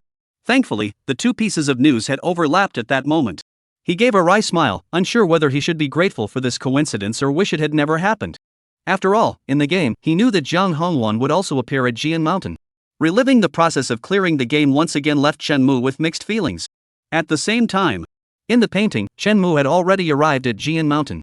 After great effort, he discovered that the so-called resurrection herb was actually Zhang Hongwan's scheme. At that very moment, his identity was discovered by Zhang Hongwan, who had been hiding in the shadows. As the prodigal daughter of the contemporary Xingyue sect, her strength was naturally far beyond Shenmu's reach. And she was also deeply intrigued by this once famous hero who had once shaken the 9 provinces but had since faded into obscurity. Thus, it was only natural that Shenmu was captured by her. She brought Shenmue back to the Star Moon sect, back to the Demon Sect's headquarters, intending to seduce this once revered hero, who had been worshipped by millions, into joining the Star Moon sect. Of course, Shenmue in the game refused. Because if he were to join in this way, Jiang Hongluan would only be a casual acquaintance to him. Of course, perhaps he truly refused to join the Demon Sect because of Luo Qingyan. Because, according to Jiang Hongluan, Shenmue would need to undergo several years of Demon Sect training before he could walk freely across the 9 provinces again. He couldn't possibly wait that long. However, it was precisely this choice that made Shenmue even more intriguing to Jiang Hongluan. This female demon began using various means to force Shenmue to join the Star Moon sect. Shenmue, who was well versed in the art of manipulation, naturally displayed his ability to resist while appearing to yield with utmost skill. He accepted her advances but delayed agreeing to join the Demon Sect. It wasn't until Jiang Hongluan casually mentioned that within a secret realm of the Demon Sect lay countless precious opportunities, and that if Shenmue agreed, she would allow him to enter, that Shenmue finally consented. For among those opportunities, he had heard rumors of the whereabouts of the resurrection herb. Even if that place was a place where 1 in 10,000 might survive. It was during this time that you met Jiang Hongluan. In a state of nothingness, Luo Qingyan spoke softly, her expression devoid of emotion, yet the ripples in her heart grew ever larger. According to Shenmue's explanation back then, he realized Jiang Hongluan's goodness only after he had left. Therefore, he completely forgot about me. Of course. Although Shenmue now has a legitimate reason, the fact of his fickleness still cannot shatter Luo Qingyan's supreme detachment from emotion. This woman, the closest to immortality in this world, silently watched the scenes unfold in the painting, reminiscing about the past. She could sense that Shenmue's heart was filled with endless pain and struggle at that moment. There is also reluctance and reason. The green-clad woman seemed to think of something, her body trembling slightly. On the other side, Shenmue focuses intently, adjusting his emotions, preparing to face this final stage. In the painting, Shenmue and Jiang Hongluan's relationship grows increasingly close. This included the incident where Shenmue nearly got dressed in women's clothing, which also occurred during this period. In fact, from an ordinary person's perspective, Shenmue seemed to have a certain fondness for Jiang Hongluan. Meanwhile, Jiang Hongluan also seems to look at him with a different eye, treating him in a very special way. Even Luo Qingyan could clearly sense that at this moment, Shenmue's mind was filled with thoughts of the resurrection grass and herself. She gazed intently at the painting, her eyes fixed on Shenmue's figure as it moved across the canvas. Finally, Shenmue waited for the day to enter the Demon Gate secret realm with Jiang Hongluan. And on this very day, a highly confidential message began to circulate throughout the entire Demon Gate. After Shenmue inquired, the message turned out to be that Luo Qingyan was coming. This was because the Xingyue sect had already announced that Shenmue, once renowned throughout the 9 provinces, had joined the Demon Gate. That news, of course, reached the newly awakened Luo Qingyan. Therefore, despite her severely injured body, she staggered toward the Demon Sect's headquarters. The Demon Sect had already prepared an ambush for the celestial prodigy of the righteous path, Luo Qingyan. It was now noon. Upon hearing the news, Shenmue intercepted Luo Qingyan before she reached the Demon Sect's headquarters. Even in the game, his thoughts were only on preventing Luo Qingyan from disrupting his plan to win over Jiang Hongluan. Even though countless Demon Gate cultivators were present, he had promised that he would only give them this opportunity if he could shatter Luo Qingyan's heart completely. But at this moment, Shenmue was already immersed in the past. He seemed unable to distinguish whether he was doing this for Jiang Hongluan or because he truly feared for Luo Qingyan, willing to let her hate him for a lifetime just to give her a chance at survival. After all, the resurrection grass in the Demon Sect's secret realm, according to Jiang Hongluan's description, was as difficult to obtain as facing certain death 10 times over. And if she didn't leave, she would certainly die. Husband. Seeing Shenmue suddenly appear, Luo Qingyan's face lit up with joy. Ignoring her injuries, she stumbled forward and threw herself into the man's arms. Shenmue embraced her, but his gaze was extremely complex. Husband, come back with me. Let us return to the bamboo forest, return to the Green Mountains, and from now on, we'll never have to concern ourselves with the affairs of the world again. Even though she was severely injured and barely clinging to life, her eyes were filled with happiness and anticipation.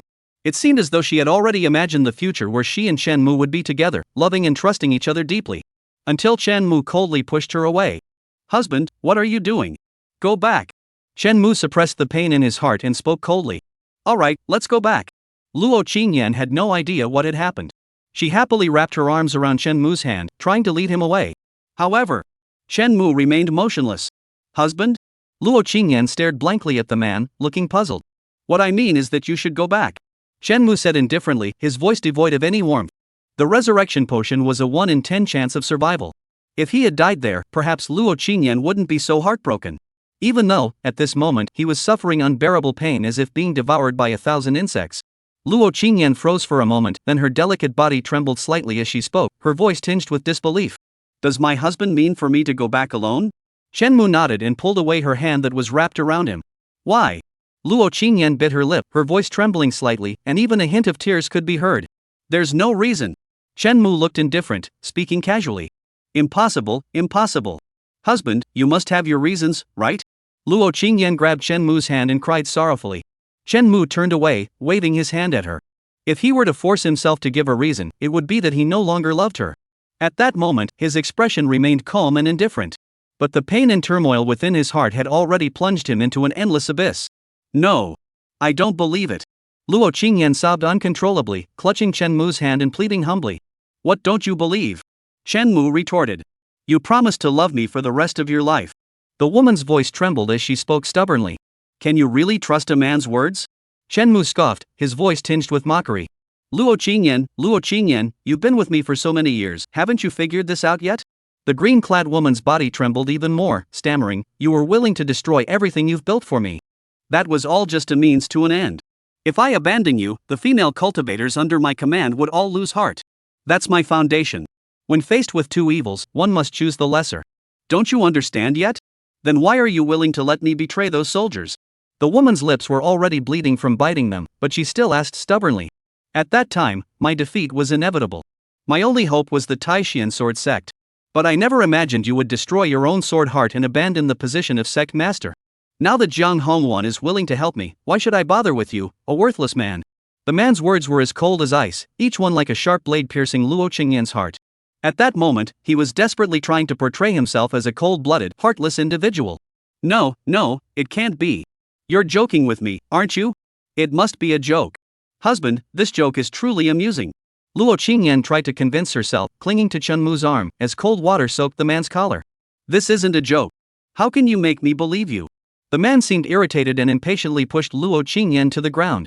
Unless you kill me, I will never believe you. Luo Qingyan fell to the ground, giving a bitter smile. Hearing this, the man fell into a struggle, seeming extremely hesitant about this decision. I knew it. I knew my husband was just joking with me. Luo Qingyan stumbled to her feet, clinging to her last shred of hope, her lifeline. Just then, the man's gaze sharpened, as if he faintly sensed the killing intent of the demon sect cultivators. Shadows emerged one after another from the void. The next moment, with a wet thud, Shenmu's sword pierced through Luo Qingyan's heart and into his own. The long sword pierced through her chest. It was the very sword she had entrusted to him. Luo Qingyan stared blankly downward, numbly watching everything unfold, watching her husband use her own life-bound sword to pierce her chest. This moment, her sword heart shattered completely. Go back. Shenmu spoke coldly, releasing the long sword and letting Luo Qingyan take it with her as she left.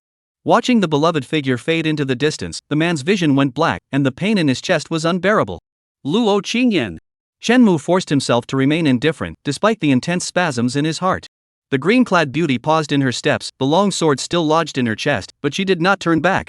Remember, don't come looking for me to seek revenge. You have become a worthless.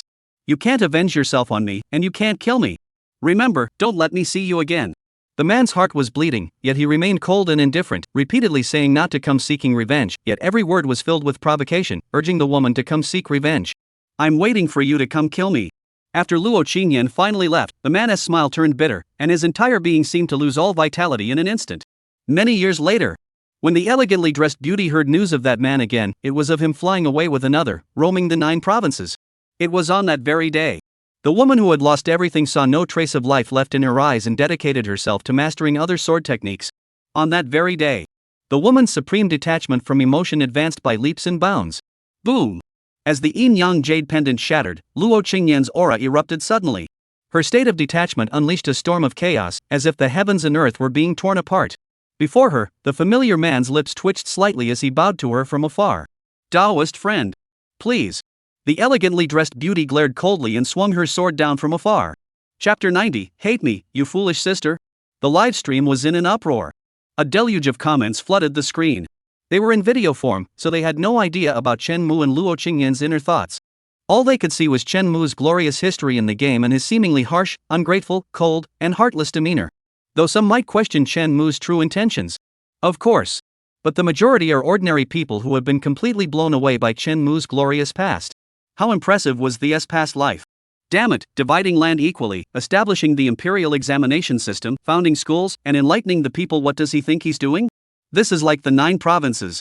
I can't even imagine what it would be like if the scoundrel actually succeeded. I must admit, I've been completely won over by the scoundrel's past life. It has nothing to do with his chaotic private life, I'm simply amazed by his heroic deeds. What is this? This is a hero. If he succeeds, he will surely be remembered in history and his name will be enshrined in the annals of time. Well, although he has indeed achieved some accomplishments, this scoundrel is way too harsh on the lord of the Luo clan. Could it be that the scumbag has his own reasons? Didn't you see?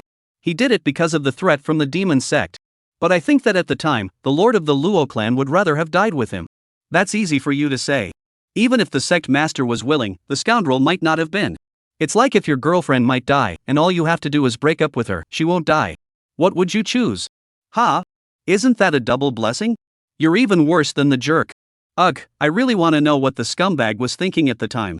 Scum? What scum? Call him mentor or sir. That's right, we won't comment on the master's private life, but his intentions were indeed for the people of the 9 provinces, dividing the land equally, abolishing slavery, developing industry and commerce, and restructuring the social system. Every single one of these is a good deed for the country and the people. Unfortunately, the mentor was born in the wrong era, living in a fantasy world. Salute to the mentor. Mentor and sir were the titles given to Chen Mu by the people of the 9 states at the time, and they also reflected their admiration and affection for his actions. At this very moment, in the livestream, countless people are moved by Chen Mu's past life, his story with Luo Qingyan, and the glorious yet tragically interrupted era they lived in. Until they saw Chen Mu twitch the corner of his mouth and bowed respectfully to Luo Qingyan, saying, "Fellow Taoist, please." At that moment, his calm demeanor as he faced death even made them briefly reminisce about the man who had once charged forward with such resolve despite an uncertain future. A dazzling sword beam sliced through the air. Put! Chen Mu felt a sharp pain in his chest as the icy blade pierced through his body, leaving a lingering chill. He looked up, stunned, at Luo Qingyan, his eyes filled with confusion. Luo Qingyan remained calm, speaking slowly. "Back then, you stabbed me with a sword. Now, I've returned the favor." Beneath that calm facade, no one knew what kind of storm was brewing. At that moment, her heart, which had once been utterly detached from emotion, began to crack, and the cracks spread at a visible speed, rapidly collapsing. The once still lake of her heart rippled, suddenly disturbing the entire island of her heart. She gazed at the man before her, her black hair flowing in the wind, as if she had returned to the secret realm of the demon sect 3,000 years ago. That time, he had stabbed her. Chen Mu. The scoundrel froze for a moment, then stamped his foot in frustration, muttering, "You're no good. You just stabbed once? If you've got the guts, come at me with a few more stabs. More stabs. So people won't think I can't take it." After saying that, Chen Mu leaned forward slightly, trying to make the sword tip penetrate deeper. It wasn't that he enjoyed self-harm.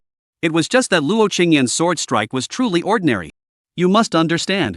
This is the world of immortals and martial arts. Chen Mu, after all, is a Yuanfu cultivator. His vitality far surpasses that of ordinary mortals. An ordinary sword strike, even if it pierced his heart, might not cause much damage. But Luo Qingyan's sword strike? Not only was there not a single fluctuation of spiritual energy, but the blade itself carried faint traces of Taoist essence, as if it were massaging him. That's right. It's a massage. Chen Mu not only felt no pain, but actually enjoyed it. More importantly, he had already given up completely. He's completely given up. Before, he gave up purely to survive. Now, he's given up because he simply doesn't want to struggle anymore. Having just experienced Luo Qingyan's emotions through the yin-yang jade pendant, Chen Mu's heart had completely collapsed. That sense of despair and heartbreak that Luo Qingyan felt in her final moments, experienced through empathy. It shook him to his core, a man who had always believed in himself and never trusted love. At this moment, he no longer wanted to make any excuses. Kill me if you must. It doesn't matter anymore. If I die, let it be atonement. Perhaps he hadn't fully stepped out of the role he had just been playing. Chen Mu even had such a thought. He felt some pain, some guilt, and a touch of relief. Therefore, he took another half step forward. Luo Qingyan. Thousands of years had passed, and even after reincarnation, this man remained as unconventional and unrestrained as ever. Her hand holding the long sword trembled slightly, then she drew the sword and asked calmly, what happened afterward? Since Chen Mu had originally sought the resurrection herb for her, why didn't he come looking for her afterward? And why did he end up flying off with another woman, roaming the 9 provinces? These questions left her already shattered heart even more chaotic and confused. I don't know. Chen Mu waved his hand, snatched the long sword from Luo Qingyan's hands, and pondered whether to stab the scoundrel a few times to vent his anger. Of course, he wasn't unaware of the answer to this question. It was just that the matter was far too complicated to explain. It also involved Jian Hongluan and another female lead. Thinking of this, Chen Mu played with the long sword while waving the yin-yang jade pendant, indicating that this item also needed cooling time. Luo Qingyan's eyelid twitched. He could casually contemplate stabbing himself. He was indeed just like his former self. The tree of immortality had matured. She didn't ask any more questions and turned her head to look at the ancient tree, which was shrouded in the aura of the Tao and radiating boundless vitality. Oh! Hearing this, Shenmue finally gave up on self-harm and rushed toward the tree of eternal life. He hadn't forgotten that his young disciple was waiting for this to save her life. The Eastern Extreme Sacred Realm was the transformed form of the ancient ancestral palace of the Nine-Tailed Fox, and the Tree of Eternal Life was the transformed form of the most crucial Tao fruit within the palace, containing boundless vitality and ripening only once every 10,000 years. Luo Qingyan extended her finger, and countless runes swirled around her fingertip. A crystal-clear, vibrantly colored fruit, radiating boundless vitality, fell down. Shenmue's eyes lit up, and he reached out to grasp it, but the fruit drifted gently and landed before Luo Qingyan. Shenmue? He turned his head, looking at Luo Qingyan with confusion. Luo Qingyan's heart was in turmoil, but her expression remained calm. This fruit, I will deliver it to Yunxiu for you. And you? She silently gazed at the vast sea of clouds in the distance, her heart surging with emotions, as if 1,000 words were welling up in her throat, yet she could not utter a single one. 3,000 years. She, who had long since forgotten her feelings, was no longer the sword-wielding heroine of old. At this moment, she only wanted to be alone, to sort through her thoughts and clarify her path. Shenmue was still Shenmue, but the demon in his heart was no longer the same demon. However, at that very moment, a voice as cold as ice echoed through the skies above the Eastern Sacred Realm. Luo Qingyan, is this your forgetfulness? As the voice echoed, the entire Dongji Sacred Realm seemed to have been struck by a massive impact, instantly becoming unstable and on the verge of collapse. Countless cultivators who were searching for opportunities looked up, their eyes filled with terror. In their perception, this ancient sacred land trembled violently, as if the world were coming to an end. The next moment, several divine techniques, each containing the divine aura of the Supreme Being, vast and majestic, flickered faintly at the edges of the Dongji Sacred Realm. It seemed as though they were attacking this ancient sacred site. Finally, as a peach blossom fell, the barrier of the Eastern Extreme Sacred Realm was suddenly torn open, revealing a small opening.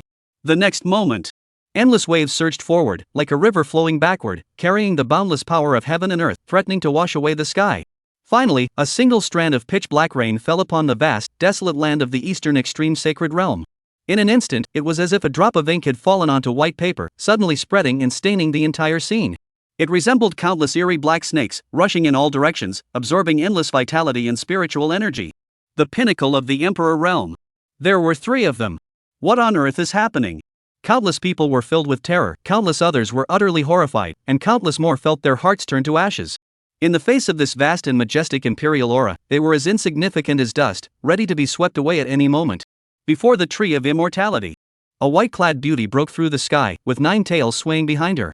At the tip of each tail hung a divine fruit, adorned with various mystical and enigmatic runes. She stood mid-air, her aura blending sacredness with seductive allure, exuding a charm that could captivate the world. It was none other than the legendary Qingqiu Empress, Zhang Ruoxue. However, her current state was far from ideal. A trickle of blood seeped from her lips, and the 9 Dao fruits behind her grew dim and withered, as if they had just suffered an unprecedented blow. Possessing 9 Dao fruits and being the most powerful cultivator in the 9 states at the Emperor Realm, she could only barely hold on until now, even with the assistance of her ancestral Dao Palace. We had thought that Luo Qingyan had successfully severed his emotions, but it turns out he is still alive. Luo Qingyan, is this the love you have forgotten? The heart demon you have severed? Zhang Ruoxue's aura was fierce, completely unwilling to accept the previous casual dismissal. However, despite her severe injuries, she continued to ask coldly. Luo Qingyan remained silent. According to the agreement, Zhang Ruoxue would help her block Zhang Hongwan and the others for a moment, while she would enter the Eastern Extreme Sacred Realm to sever her heart demon and then ascend to immortality. But life is unpredictable. At this moment, with her mind in turmoil and the Tao in chaos, she couldn't even think about slaying her inner demons, let alone maintaining the path of forgetting emotions. Zhang Ruoxue. Luo Qingyan. Are the 2 of you looking for death? Zhang Hongwan arrived first and, upon seeing Shenmue still alive, finally breathed a sigh of relief. Then, she turned to the 2 of them and said with a murderous glint in her eyes.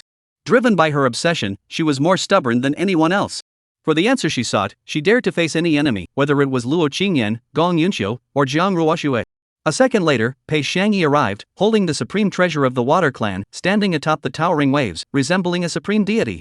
She too first glanced at Shenmue, then coldly addressed Zhang Ruoxue. From this day forward, the Endless Waters declare war on the Taishian Sword Sect and the Qingqiu Kingdom, a battle to the death. The last to arrive was Gong Yunxiu. She didn't spare a single glance at the so-called Tree of Immortality, her eyes fixed intently on Shenmue from start to finish. Luo Qingyan. Jiang Ruoxue ignored the three of them, gazing coldly at Chen Mu and Luo Qingyan, speaking in a deep voice.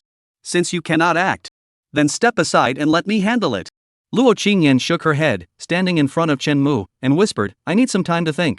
Let's call it a day for now. That's enough? Jiang Ruoxue laughed derisively as if she had heard the biggest joke in the world. If that's the case, then let me do it myself. Today, even if the four of you join forces, I will kill him no matter what. Within the eastern extreme sacred realm, Jiang Ruoxue's white robe fluttered in the wind, resembling a stunningly beautiful fairy, radiating brilliant divine light. At the tips of her 9 tails, 9 Dao fruits burned without wind, transforming into streams of pure spiritual energy that continuously replenished her condition. She was attempting to sacrifice these Dao fruits to restore her severely injured body to its peak condition. Below, the entire Dongji sacred realm shook violently, and waves of mysterious fluctuations emanated from the depths, forming a faint connection with Jiang Ruoxue. This was the Qingqiu Empress, whose might suppressed the 9 provinces and whose magical power was unmatched in the world. At this moment, she was merging with this ancient sacred site, borrowing the power of her ancestors' Dao Palace to confront 4 emperor-level powerhouses. She was burning her own life with an unwavering determination that no one could have anticipated, vowing to eliminate the scoundrel. What did he do to you back then? Jiang Houwan's eyelids twitched violently, and she sucked in a cold breath.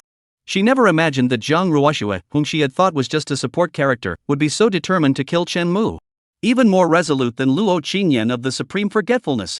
Even in this hopeless situation, she was still willing to fight to the death. Even Luo Qingyan was taken aback.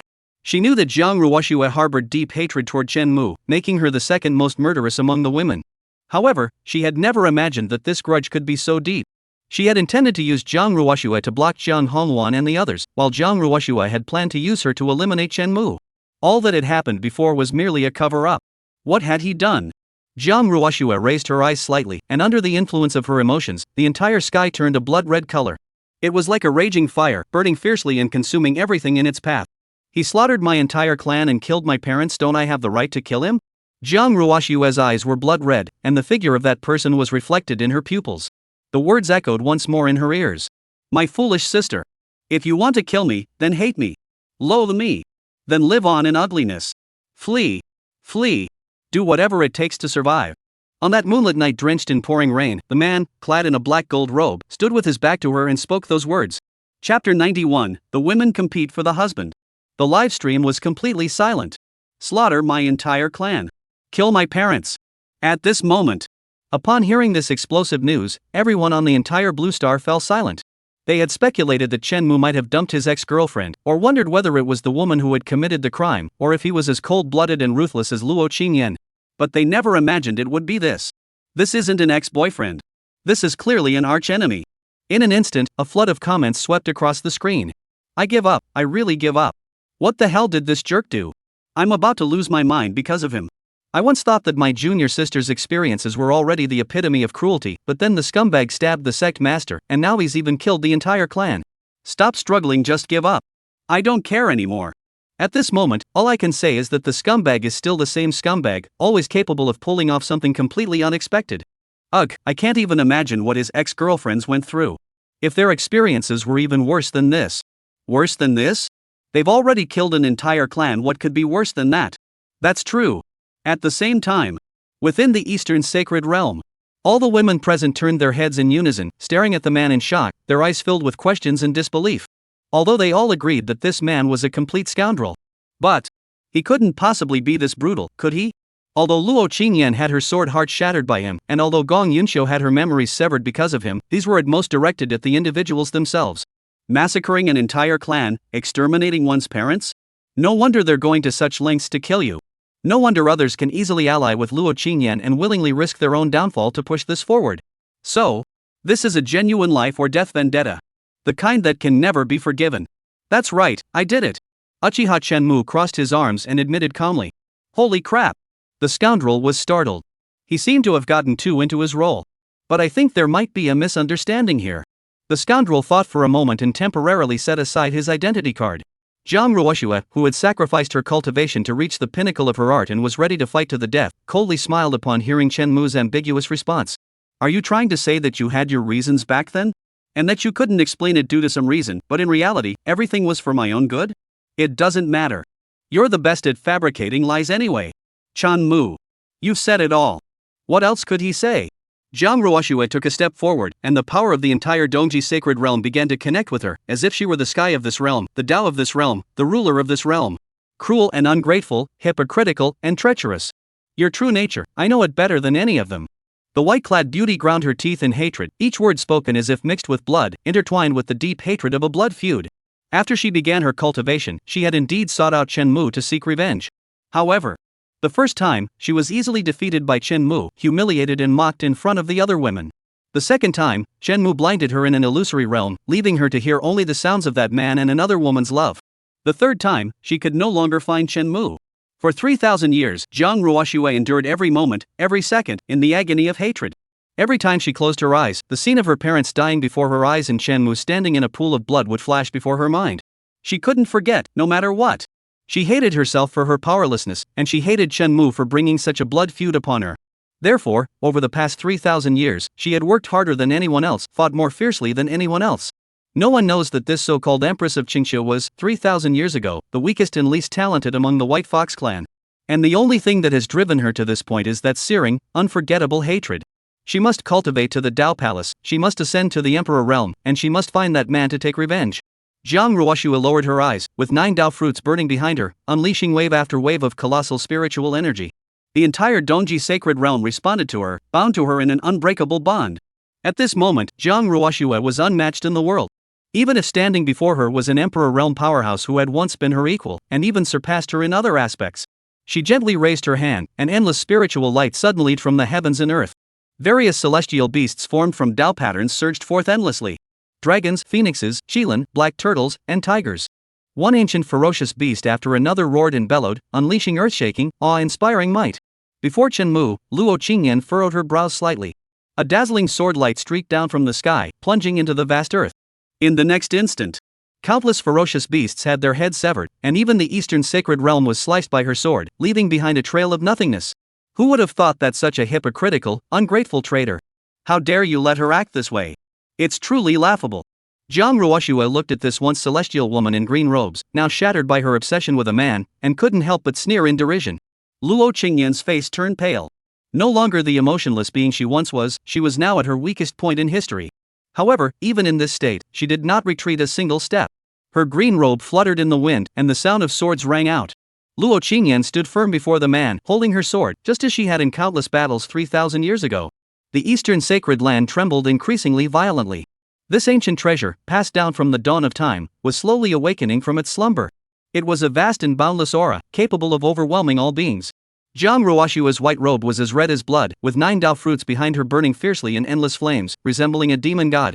She clashed fiercely with Luo Qingyan, and in just a moment, she forced the once unmatched warrior of the 9 states into retreat. Of course, this was not merely because Luo Qingyan had fallen into the state of forgetting emotion. More importantly, she had no need to concern herself with Chen Mu's life or death, allowing her to fight with complete abandon. Luo Qingyan was already in a weakened state, let alone having to constantly protect Chen Mu at all times. Seeing Luo Qingyan in dire straits, the scoundrel could no longer sit idly by. He glanced at Jiang Hongwan and the other two, only to find that these 3 former girlfriends were quietly watching the scene, their eyes darting around, clearly each with their own ulterior motives. Although they had previously formed a united front, it was only because they didn't want Chen Mu to die. As for the other women, sigh, consider it a debt I owe you all. Chen Mu sighed and silently watched Luo Qingyan and Jiang Ruoxue battle it out. Having experienced the memories of Gong Yunxiu and the Yin Yang Jade Pendant, his heart as a scoundrel was now completely shattered. Those 3,000 years of longing made it impossible for him to continue treating it all as a game. He couldn't convince himself. Thus, Chen Mu spoke with a gentle expression, shaking his head and saying, Luo Daoyu, this is my personal matter. You should step aside. If they continue to fight like this, both of them would likely perish today. In the shadows, countless others watched silently. Luo Qingyan furrowed her brows slightly, ignoring Chen Mu's request, as the sword intent emanating from her grew even more intense. Seeing that he couldn't persuade him, Chen Mu turned to Jiang Ruoxue and said softly, My foolish sister. 3,000 years have passed, yet you remain so weak. You truly disappoint me. His voice, tinged with pity, echoed softly throughout the eastern sacred realm. Luo Qingyan, Jiang Hongwan and others. The audience in the live stream. Is this even something a human being would say? At that moment, they wanted to stuff Chen Mu's mouth shut and knock the scumbag unconscious. Can you just shut up already? What are they fighting for? Don't you have any sense of decency? Shut up. Sure enough, upon hearing those words, Jiang Ruoshua grew even more enraged, and the flames of her burning Dao fruit surged upward at an exponential rate. She glared coldly at Chen Mu, her boundless spiritual light radiating out, as if she were undergoing an ultimate transformation. Humph. Uchiha Chen Mu shook his head, looking at his foolish younger sister with pity. You're still as weak as you were 3,000 years ago. However, rest assured, in due time, I will personally pay you a visit and grant you the opportunity to seek revenge. But before that, you must survive. Live on, even if it's a miserable existence. But before that, continue to hate me, to despise me. Uchiha Chenmu hugged his arms, resembling a lonely, indifferent, and ruthless older brother. At that moment, he knew that no matter what explanations he offered, Jiang Ruoshua would only see them as excuses. And with the yin-yang jade pendant in its cooling phase, he truly had no direct evidence to prove his innocence. Therefore, Chenmu could only delay for now and stop these two ex-girlfriends from acting. However, the content made the other women's eyelids twitch. Are you afraid you won't die quickly enough? Do you really think I believe you? I've waited 3,000 years for this moment. Jiang Ruoshua's hair was disheveled, her aura was icy cold, and she exuded a murderous intent that seemed to fill the sky. However, she stopped her attack and fixed her gaze intently on Chen Mu. Uchiha Chen Mu stood expressionless behind ghost shark Luo Qingyan, speaking coldly. After 3,000 years, you're still so weak and foolish. Today, you cannot kill me. He glanced at Jiang Hongwan and the others watching the spectacle. He had already guessed their intentions. They could stand by and let Luo Qingyan fall, but they wouldn't allow themselves to die. Especially Pei Xiangyi, who would kill all the other women if she could. Regardless of whether Jiang Ruoshua or Jiang Hongwan wins, the survivor will undoubtedly be severely injured. Weak and foolish sister, continue to hate and suffer. Just survive for now. Yuji Bochen was sneered, his voice low and cold. Only then might you have a chance to avenge yourself. The live stream audience. Why is he acting so arrogant? Those who don't know might think he's the one trying to kill Jiang Ruoshua. He keeps calling her stupid and saying she's just trying to survive. You're the one who's a rookie from the Yuanfu. This place is too dangerous. Senior brother, you should leave first. The other women couldn't bear to watch anymore. Gong Yunxiu shook her head, reached out her hand, and cleared a path for Chen Mu. If he keeps talking like this, they'll all be unable to watch anymore. However, her actions caused Pei Xiangyi and Jiang Hongwan beside her to furrow their brows. The next moment, a wave shattered the void passage, and Pei Xiangyi smiled as she reopened a path. Young master, you should go home first. These sisters, I will handle them for you. Yes, you should go hide at the Starmoon sect for now. Jiang Hongwan smiled and also opened a passageway. Chan Mu. The negotiations over there aren't settled yet, and you're already fighting here? This man, who had been a womanizer for years, felt exhausted for the first time when dealing with women. Fortunately, when it comes to living off others, Chen Mu has quite a bit of experience. So he thought for a moment and said, where am I going? Why do you need to meddle? Jiang Hongwan and the others. He stood up? He actually stood up? Ah! Luo Qingyan sighed softly. At Chen Mu's feet, a void passageway suddenly opened up. Caught off guard, the man fell directly to the ground. The remaining women. You're not playing fair. You ambushed him. The next moment. You scheming harlot. Jiang Hongwan flew into a rage, reaching into the void and grabbing Chen Mu from 10,000 miles away, hurling him into the passage she had opened. As a practitioner of the way of the void, her sensitivity to the void was unmatched by anyone present. However, her actions also allowed Pei Xiangyi and the others to detect Chen Mu's whereabouts. The next moment. Endless waves surged, shattering one of the spatial nodes. Pei Xiangyi rode the waves, smiling sweetly and said, my lord, I will take you home. Bang! The next moment. The waves turned into black water, and Gong Yunxiu emerged from the void, grabbing his senior brother and preparing to flee. I told you. He must die today. The barrier of the Eastern Sacred Realm appeared, blocking Gong Yunxiu's path, as terrifying divine abilities rained down relentlessly. Gong Yunxiu had no choice but to abandon his attempt to open a void passage and raised his hands to meet the attack. The next moment. A dazzling sword light flashed and vanished, and Chen Mu's figure disappeared without a trace in the sword light. Luo Qingyan, you vile woman. Peach blossoms flickered in and out of view, unfurling massive petals to swallow a section of the void. Another sword light appeared, piercing through the endless darkness, only to be swept away by a tidal wave. Chan Mu. Having finally caught a glimpse of light, he couldn't help but curse out Jiang Hongwan, what did you put in the flower petals? Before he could finish, Chen Mu's skin suddenly turned multicolored, and his entire body was overcome by an unbearable itching. The next moment. Chen Mu's vision blurred, and he found himself back on top of the waves. Pei Xiangyi, what are you trying to do? Let me go. Gulp, gulp. Sis, just give it up. Your health is more important. Cough, cough. Master Luo, that's not right. Qingyan, I'll come find you. There's no need, no need. Jiang Hongwan, you. Hey, stop fighting. I'm going home. I'll definitely go home. Stupid sister, you can't kill me. In an instant, Chen Mu, who had been silenced by a divine technique, bounced around like a rubber ball among the crowd. Chapter 92, Hero Saves the Beauty? The villain is actually me. Oh no. Chen Mu looked utterly dejected, as if he had been silenced by one of his ex-girlfriends, his eyes filled with despair. At times, he was held by Jiang Hongwan, at other times bound to the waves by Pei Shanyi, and then snatched away by Luo Qingyan. He was like a doll with no rights, being passed around by these ex-girlfriends. The only one who wanted to kill him was the little fox behind him. She was like a leech, clinging to whoever had him, and attacking them relentlessly.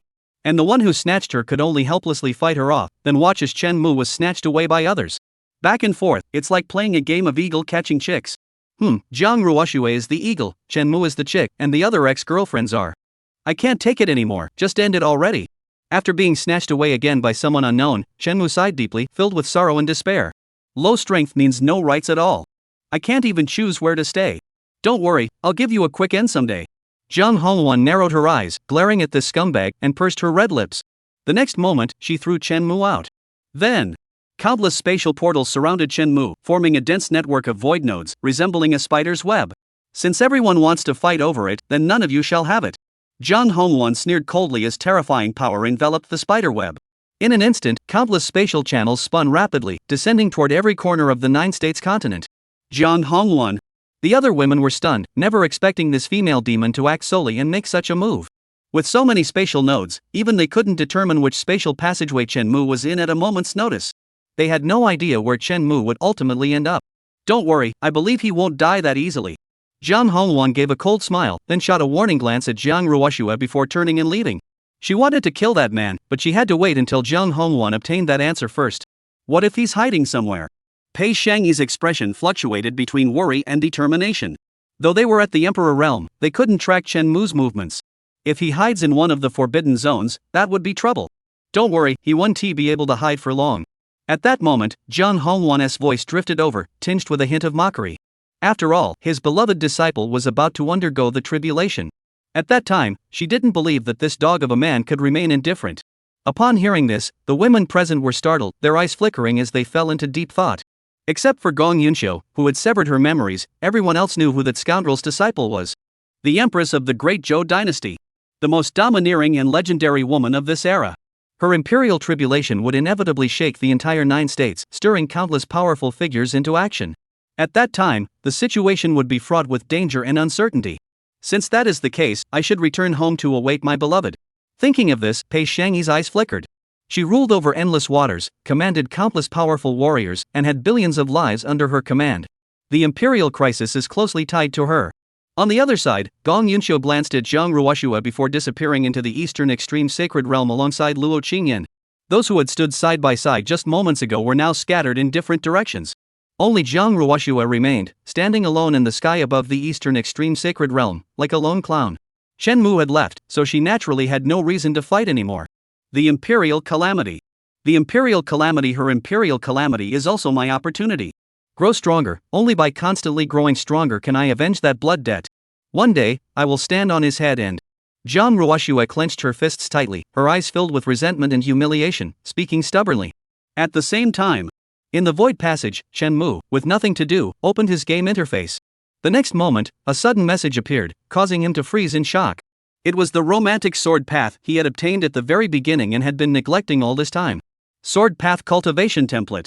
Sword intent, passionate sword intent. By experiencing various emotions, the power of your sword intent will increase. Level 10.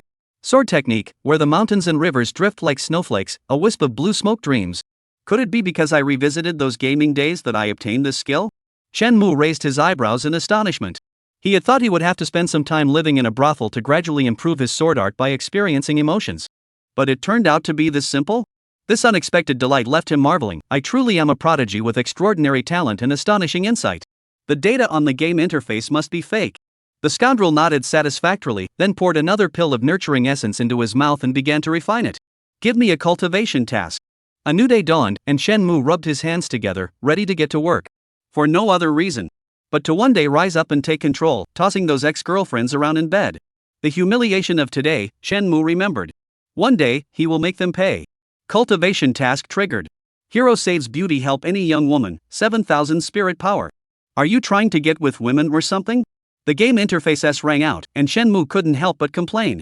His heart as a cat had already been shattered. He had only wanted to be a loyal and virtuous man. But this game task is forcing him to be a. Being a scoundrel is bad enough, but now I have to be a hero and save a damsel in distress? With my skills, who could I possibly save? Just don't get yourself killed. Shenmue furrowed his brows slightly, contemplating whether to temporarily abandon this quest. As someone who excels at avoiding danger and seeking benefits, he didn't want to do something with no guarantee of success. Why not just play the villain myself? Suddenly, Shenmue had a brilliant idea. Since rescuing a damsel in distress is risky, why not kidnap an ordinary girl first and then rescue her? That way, he could avoid the risk. As he pondered this plan, Shenmue's eyes grew brighter, deeply impressed by his own brilliant idea.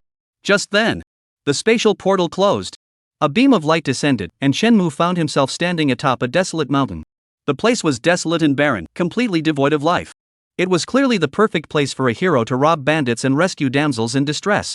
Now, where should I go to find a weak, ordinary, and timid young woman? Shenmue muttered to himself, chose a direction, and began to wander aimlessly. He had no idea where Jung Hongwon had abandoned him, so he could only rely on his 60 points of fortune to wander around for now. As long as he didn't end up like last time in the Medicine King Valley, or he accidentally stumbled into someone's home, Shenmue would be grateful to heaven. After wandering aimlessly for nearly several hours, Shenmue finally caught a glimpse of an incredibly magnificent ancient city through the mountains. This ancient city was even more magnificent and grand than the celestial city he had seen in the eastern sacred land. Ships and boats that seemed to block out the sky, streaks of light darting through the air, and countless splendid palaces standing side by side. It was clear that this was the core territory of a major power. Sigh, I just wanted to find a small village, kidnap an innocent girl, and play the hero. This is way too intense for me. Shenmue raised an eyebrow, silently speculating which faction's territory this was. Based on the surrounding geography, he could determine that he was still within the borders of Donghuang. The 76 ancient clans, the 12 supreme masters of the orthodox path, the 8 sects of the Demon Gate, the 4 great empires, the 3 demon clan sacred lands, and those 2 reclusive sects, all of them should possess such profound foundations. Within the eastern wastes, aside from the Tai Xian sword sect and the Xingyu sect, there were also the Great Zhou Empire, the Tianji Pavilion, the Huangquan demon sect, the Ji clan, and the Xianyuan clan. Shenmue furrowed his brows, attempting to determine his current location based on the information he had. There are so many places it couldn't possibly be the Great Zhou Imperial Dynasty, could it? It couldn't be that coincidental. Shenmue shook his head and began to retreat step by step without making a sound. I'm not doubting my own luck, I'm just looking for a picturesque town with talented people to make a name for myself. Suppressing the uneasy rising in his heart, Shenmue turned decisively and began flying back toward where he had come from. Be cautious. Better safe than sorry. However, just as Shenmue was constantly reassuring himself and trying to refocus on his goal, a young girl with delicate features, piloting a spirit boat, stumbled toward him. Her breath was weak and faint, clearly having just survived a brutal battle. Can she fly? Shenmue furrowed his brows and changed direction to leave. This target is a bit tricky, request a different one. Just then, the young woman seemed to spot Shenmue, her eyes lighting up as she urgently called out, "Friend, please wait." Hearing those familiar words, Shenmue's lips twitched. He covered his ears and sped up. "Friend, please wait." Watching Shenmue leave, the young girl thought he hadn't heard her, so she quickly changed direction and continued flying toward Shenmue. Shenmue's face darkened, and he changed direction again. However, the young woman's spirit boat seemed to be of high quality, quickly flying in front of Shenmue and urgently said, "Fellow Daoist, I am the daughter of Chancellor Shangguan. I am currently being pursued by a heretical sect. They have set up a trap ahead of us, and I cannot escape. Please help me enter the imperial court and deliver this message. I will surely repay you generously in the future." The young woman spoke with a fragrant breath, pleading earnestly for help and bowing to Shenmue. "Please lend me your assistance. The Zhou dynasty, the chancellor of the imperial court, and the heretical cult." Shenmue's hands and feet went numb, as if he hadn't seen the young woman at all. He pretended to be deaf and blind, looking utterly bewildered as he turned in the opposite direction. This mission is off, he doesn't want it. Fellow cultivator. Seeing that Shenmue didn't react, the young girl furrowed her brows, bit her finger, and wrote a blood oath, which she handed to him. "Shenmue, are you never going to give up? Can't you see I'm deaf, mute, and blind? Alright, I get it." Shenmue snatched the blood-stained letter with a scowl, gritting his teeth. If he could have beaten this girl, he would have knocked her unconscious and fled. "Can you hear me, fellow cultivator?" The girl froze, completely taken by surprise. "Nonsense, I just have poor hearing and my eyesight is a bit blurry. I thought I'd seen a ghost just now." Shenmue rolled his eyes and said, "Ah, a ghost?" The girl looked at her own outfit, trying to figure out what made her resemble a ghost. "Let's get out of here quickly. Otherwise, that cult will catch up with us." Shenmue waved his hand impatiently, urging her on. As soon as the girl left, he would immediately toss the blood-stained book and run away. Then he would go find someone to rescue and save. Thank you, fellow cultivator. Hearing this, the girl didn't bother to dwell on it and hurriedly thanked him tearfully. She then turned her spirit boat around, intending to divert the demon cult's attention away from Shenmue. Just then, several middle-aged men dressed in black gold robes, with grim expressions, swiftly flew in from the horizon. Stop them! The leader barked a cold command, and in the next instant, several beams of rainbow light surrounded Shenmue and the others. Shenmue. He really wanted to say that he was innocent. Fellow cultivator, hurry away. The young woman cried out in panic, then suddenly pulled out some talismans from somewhere and threw them at the men. Mid-flight, the talismans exploded instantly, turning into balls of flame that contained a terrifying power. Alas! The black-robed man across from them spread his fingers, transforming into a massive mountain that crushed Shenmue and the others beneath it. Meanwhile, the others standing around quickly cast spells, and a massive light sphere spread out from the girl at its center, covering over 100 meters. Shenmue was also caught within the sphere. Seeing this, the young girl realized there was no escape. With a bitter smile, she said, "You're here to capture me. This friend has nothing to do with this. Please let him go." Shenmue. This girl has a shred of conscience, but not much. The black-robed man snorted coldly and said indifferently, "Since he witnessed everything, only death can keep the secret." At these words, the young woman's face grew even paler. She turned to Shenmue with a bitter smile filled with guilt, and said, "I never thought that this time I would end up involving you, my fellow cultivator." Shenmue sighed helplessly, pulling at the corner of his mouth. At this point, he had no other options. He could only hope that these few were mere cowards who couldn't match his wit and intelligence. With that thought, the scoundrel hardened his resolve, drew the standard-issue longsword of the Taishan sword sect, and coldly declared, "Lady, do not fear. I am a true disciple of the Qingyi sword immortal. Facing such villains who dare to abduct a maiden and disrupt the peace of the world, how could I stand idly by? Today, even if I must shatter my body and perish, I will protect you at all costs." Shenmue exuded righteousness, showcasing the heroic spirit of the leader of the righteous path to the fullest extent. "You're actually a senior disciple of the Taishan sword sect?" The young girl was startled, but hope rose in her heart. She clenched her teeth and said, "If that's the case, then let's fight them to the death." "Fight to the death? With just the two of you?" The black-robed figure laughed derisively, as if hearing a fairy tale, and descended from the sky.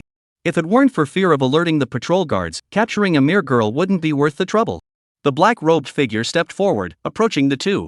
He glanced at the disciple with disdain. The next moment, his pupils contracted, and his body trembled violently, as if he had seen something unimaginable. "Lin Chi, what's wrong?" The other black-robed figures furrowed their brows, thinking he had been attacked, and immediately went on high alert again. However, bang! The black-robed man didn't respond. Instead, his legs gave way, and he collapsed to the ground with a thud. At the same time, he exclaimed excitedly, "I am Lin Chi of the Loyal Hall, paying respects to my mentor." Shenmue. A delicate young woman.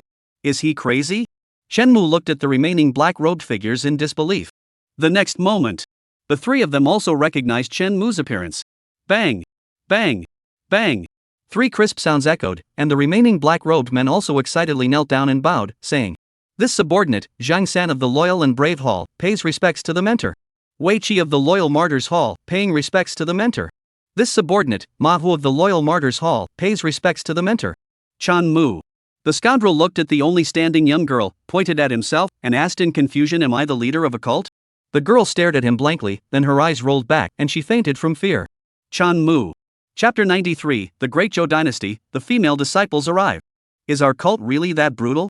Shenmue looked at the young girl who had been so frightened by the mere mention of the cult's name that she had lost her composure, and couldn't help but tug at the corner of his mouth. In his words, he even directly imagined himself as the leader of the cult. "Report to the mentor, those are all slanders from the imperial court. Our Shao organization operates in the shadows, bringing light to the world. People follow the crowd without thinking, unaware of our beliefs, which is why they've been deceived by those hypocrites." The black-robed man Lin Chi raised his head, staring at Shenmue with a fanatical expression, as if he were looking at his lifelong faith. Now that the mentor has arrived, he will surely lead us to forge an era where everyone is as mighty as dragons. Shenmue. He lowered his head blankly, gazing at the sinister-looking man, and said softly, "What did you just say your organization is called?" "Shao. When dawn breaks, light will finally arrive." This is precisely the meaning behind the character our mentor bestowed upon us. At that moment, all the black-robed men looked at Shenmue with unbridled excitement, filled with unparalleled pride and honor. Shenmue. He rubbed his temples, gazing at the faintly lit sky, his eyes betraying a hint of weariness and melancholy. He now knew the origins of this cult. He also knew why they referred to him as their mentor. Because they were indeed the organization he had founded and nurtured with his own hands. Xiao. When he was asked to name it, that scumbag had a moment of madness and came up with this cheesy name. After all, when it comes to naming games, anything goes. Others named their games 8-level Great Typhoon, I'm proud, what can you do about it, and become the champion for Triple X. But Chen Mu? What did he do wrong? He was just using it to reminisce about his life before he time traveled. Creating a game plan called Xiao in a single-player game, isn't that normal? But he never could have imagined it. 3,000 years have passed, and not only are Luo Qingyan and the other women still alive, but why has this ridiculous organization also been passed down? And it's even become a cult. This is ridiculous. Chen Mu felt exhausted. He waved his hand to signal them to get up, then sighed and said, "Where's my nine-tailed fox?" The black-robed man? What nine-tailed fox? Lin Qi hesitated to ask. Never mind, it's normal that you don't understand. Chen Mu waved his hand, growing even more sorrowful. What a ridiculous name. Lin Qi nodded, still staring at the legendary mentor with that fervent gaze. He never would have imagined. The prophecy within the organization was actually true. 3,000 years later, the mentor would be reincarnated and lead them to bring light to the world, making all beings as mighty as dragons. What he never could have imagined was, he would have the opportunity to see the legendary mentor with his own eyes and as the first member of the organization to do so. In an instant, a surge of pride and honor, along with an endless flow of passion, coursed through his body. 3,000 years. Such a long time. So long that they had once believed it to be a lie. So long that they had come to believe that era would never arrive. Some were lost, some had given up, some had taken risky paths, and some had waited patiently. Now, the mentor has finally returned. At this moment, Lin Qi felt as though his lifelong belief had been answered, and all his perseverance had finally found its meaning. He even shed tears of joy. If the mentor weren't here, if he didn't need to maintain his composure, Lin Qi would probably burst into tears right then and there. Sigh. Life is so cruel. At that moment, Chen Mu looked at the fainted girl and felt even more sorrowful. Not only is he a teenager, but he has also become a cult member, bringing shame to the entire world. Lin Qi's mentor sighed deeply, his face betraying a sorrow that Lin Qi couldn't discern. Lin Qi speculated. This must be the mentor's feelings upon arriving 3,000 years later, witnessing the shattered landscape and the changes in the world. However, the world may change, but their ideals will endure forever. Mentor, although our Xiao organization is no longer as powerful as before, we still have hall masters of the Xian Palace level, and the deputy patriarch is a Dao Tai level powerhouse. With your command, we can rally the old troops and let the light of truth shine across the world. Lin Qi said excitedly, also showcasing the organization's true strength to Chen Mu. Oh. Chen Mu nodded mechanically, still unable to emerge from the shattered worldview. However, seeing his mentor's cold demeanor, Lin Qi mistakenly believed he was disappointed, and immediately felt deeply guilty, saying, "It is our fault for failing to carry on the mentor's will. It is we who have disappointed our mentor." Having said that, this great being at the divine transformation realm, a man over 300 years old, couldn't help but let a tear glisten in his eye. He trembled slightly, feeling both the excitement of seeing his faith and the guilt of having disappointed his mentor. Chen Mu was startled and instinctively said, "Children, the path to enlightenment is arduous, but we will ultimately triumph." At that moment, with his hands behind his back, a majestic glow seemed to emanate from him. The few black-robed figures watching him were all stunned, tears uncontrollably falling from their eyes. Mentor. Chen Mu. Damn it, how did he end up acting like this? Could it be that he's been acting in too many plays lately and has lost track of his own worth? Cough, cough. Then why are you capturing her? To break the awkward silence, Chen Mu pointed at the young girl on the ground and asked curiously, "I remember that in the warnings I left behind, there was no mention of kidnapping innocent young girls." Lin Qi blushed and lowered her head. "Master, the Empress's imperial crisis is approaching. We kidnapped her to deal with the chancellor of the Great Zhou dynasty." After speaking, his gaze suddenly grew firm, and he exclaimed to Chen Mu with fervor, "Once the Empress falls, chaos will erupt in Dongguan. At that time, we will raise our banners and establish an immortal empire." Chen Mu. Is it still possible for him to leave this organization now? After careful consideration, for his own safety, Chen Mu decided to temporarily comply with these fanatical followers' wishes. Emperor? He shook his head and said softly, "I don't particularly like that word. We are not here to rule anyone. We are here for everyone." At that moment, Chen Mu's acting was flawless, masterful to the last detail, revealing not a single flaw. He acted so convincingly that he almost believed it himself. That's right. We are here for the sake of all living beings, for the common people, for everyone to be as mighty as dragons. Lin Qi nodded vigorously. Only such a mentor was the one they had always followed. You just mentioned the imperial calamity is approaching. Chen Mu raised his eyelids, his mind racing with thoughts. The imperial calamity. An extremely unique calamity on the nine-states continent. The ruler of the imperial dynasty bears the weight of heaven and earth, shouldering countless karmic debts. Every 1,000 years, an imperial calamity descends.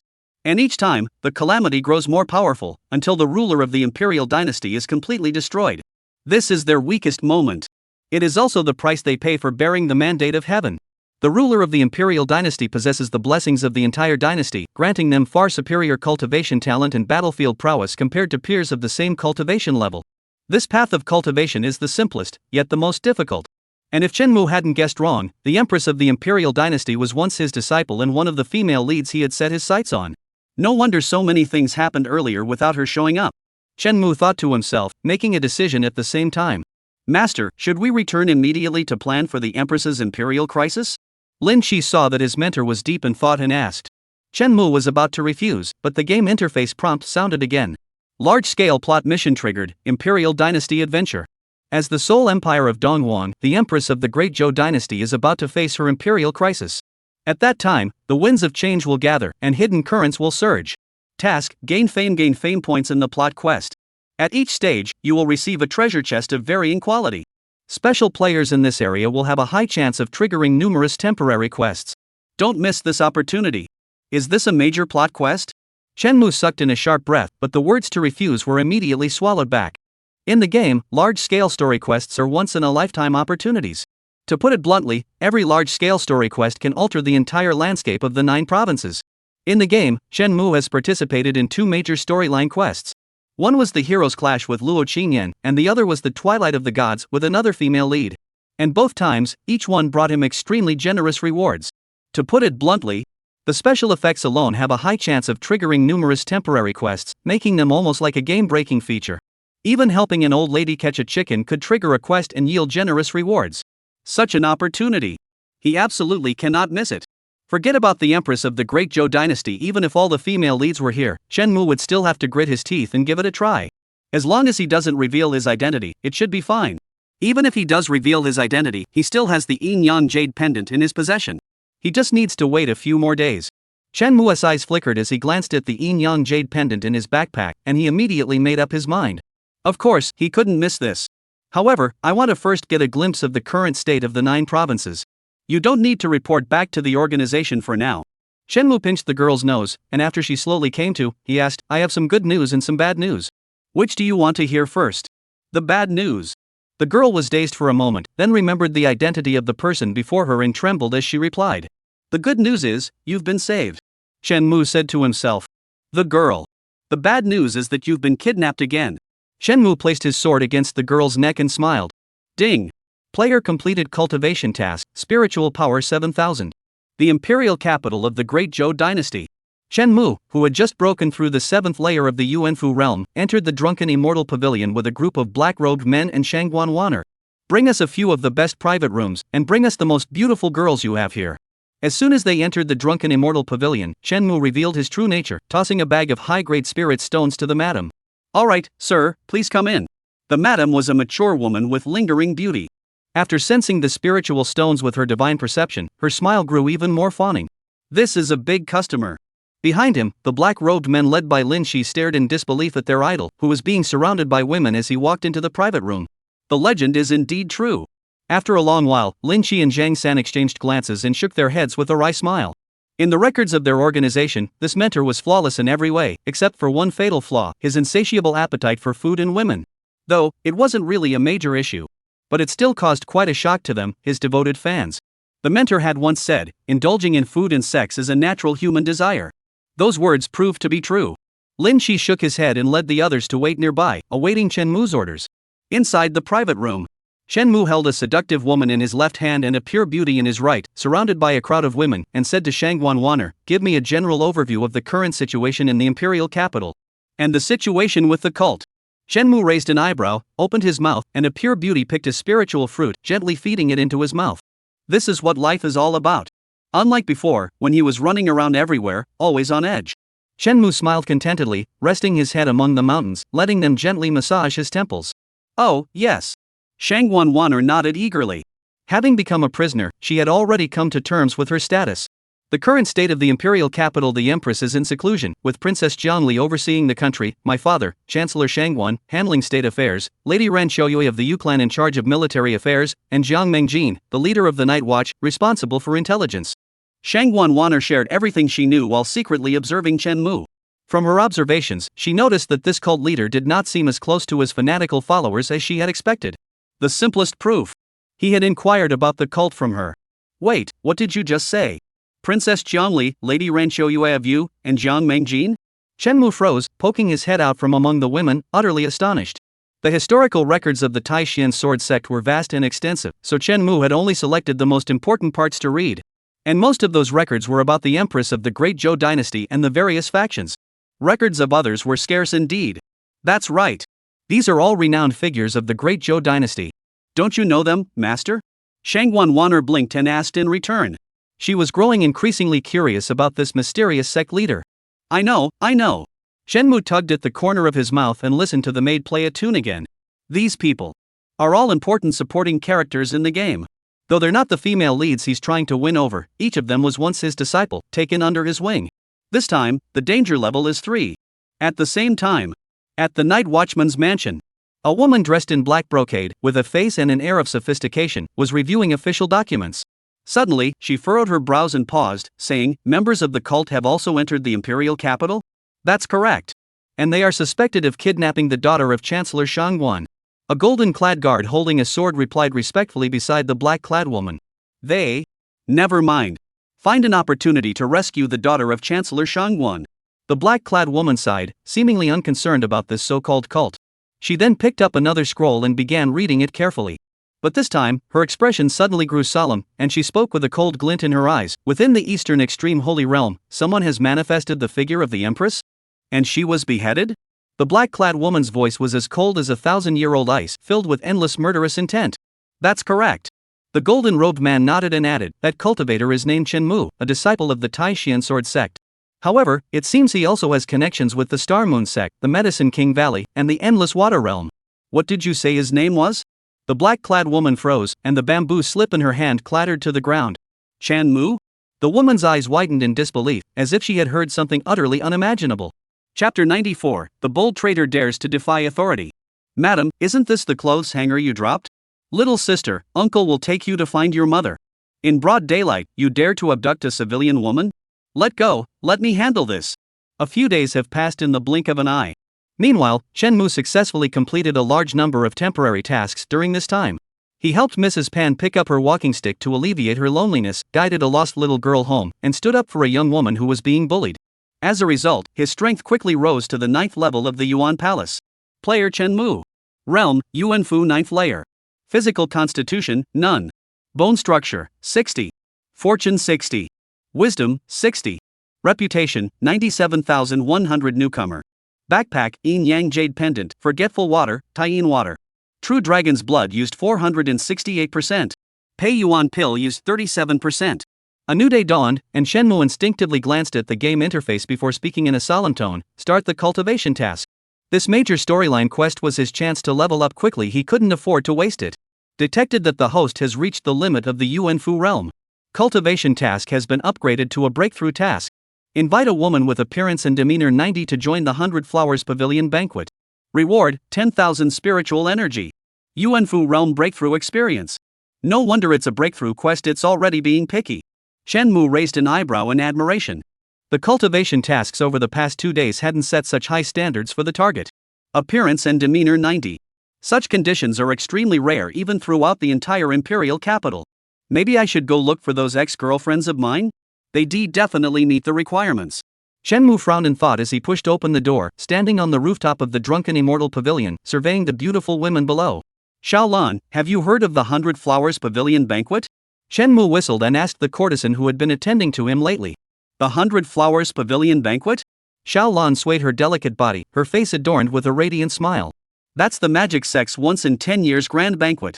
All the women they've captured who haven't yet been married off will be displayed there for the nobles and officials to choose from. If you're interested, by the way, we have an extra spot at the Drunken Immortal Pavilion that we can give to you." As they chatted, Xiaolan had already climbed the jade steps and was slowly leaning against Shenmue. "Is there such a despicable thing?" Shenmue furrowed his brows and said angrily, "No, I must go and condemn this." At the same time, he abandoned the idea of inviting his ex-girlfriend to the banquet. Taking them to such a place would be deadly. The young master is already here at the Drunken Immortal Pavilion. Isn't that enough criticism?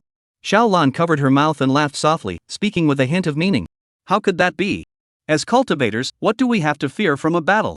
Shenmue chatted idly while beginning to ponder where he could find a female teammate whose appearance and demeanor both scored a 90. At that moment, from the adjacent room, the delicate and beautiful Shangguan Wana yawned and emerged in a daze.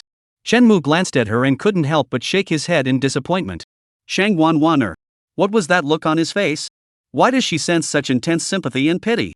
A quarter of an hour later, Shenmue, holding a folding fan and dressed like a debauched playboy, led Shangguan Wana and a group of henchmen as they strolled through the imperial capital. Are we going to do those trivial tasks again today? A young girl with a delicate appearance hung her head dejectedly and spoke weakly. She had originally intended to observe this cult leader closely, but never expected that in the past few days he had been either helping old ladies cross the street or taking little girls to find their mothers. This isn't a cult leader at all, he's just wasting his life. Moreover, even Lin Qi and the others shared the same thought. Shenmue glanced at the listless crowd and shook his head in disappointment. Do not neglect small acts of kindness, nor commit evil deeds, no matter how minor they may seem. Your level of awareness still needs improvement. Shangguan Wana and Lin Qi were startled, chewing on those words, and couldn't help but feel a chill run down their spines. Do not neglect small acts of kindness, and do not commit even minor acts of evil. What a lofty this is. Even the sages of ancient times could not surpass this. Lin Qi raised his head, his gaze toward his mentor growing increasingly fervent, eager to charge into battle for Shenmue at once. Only such a great man with a heart for the people and a desire to save the world is worthy of being his idol. The mentor had never changed. He has always walked the path of saving the masses, never stopping his steps. The next moment, Shenmue paused, standing at the entrance of the 100 Flowers Pavilion, gazing at the two tall women ahead of him, and spoke softly, but today, let's relax a little. Lin Qi. Shangguan Wana. The mood shifted too quickly, leaving them momentarily taken aback. When life is good, one should enjoy it to the fullest. Don't let the golden cup face the moon alone. If it's time to enjoy, then enjoy. Shenmue pulled out the token from the Drunken Immortal Pavilion, leading everyone into the 100 Flowers Pavilion while keeping an eye on the two women ahead.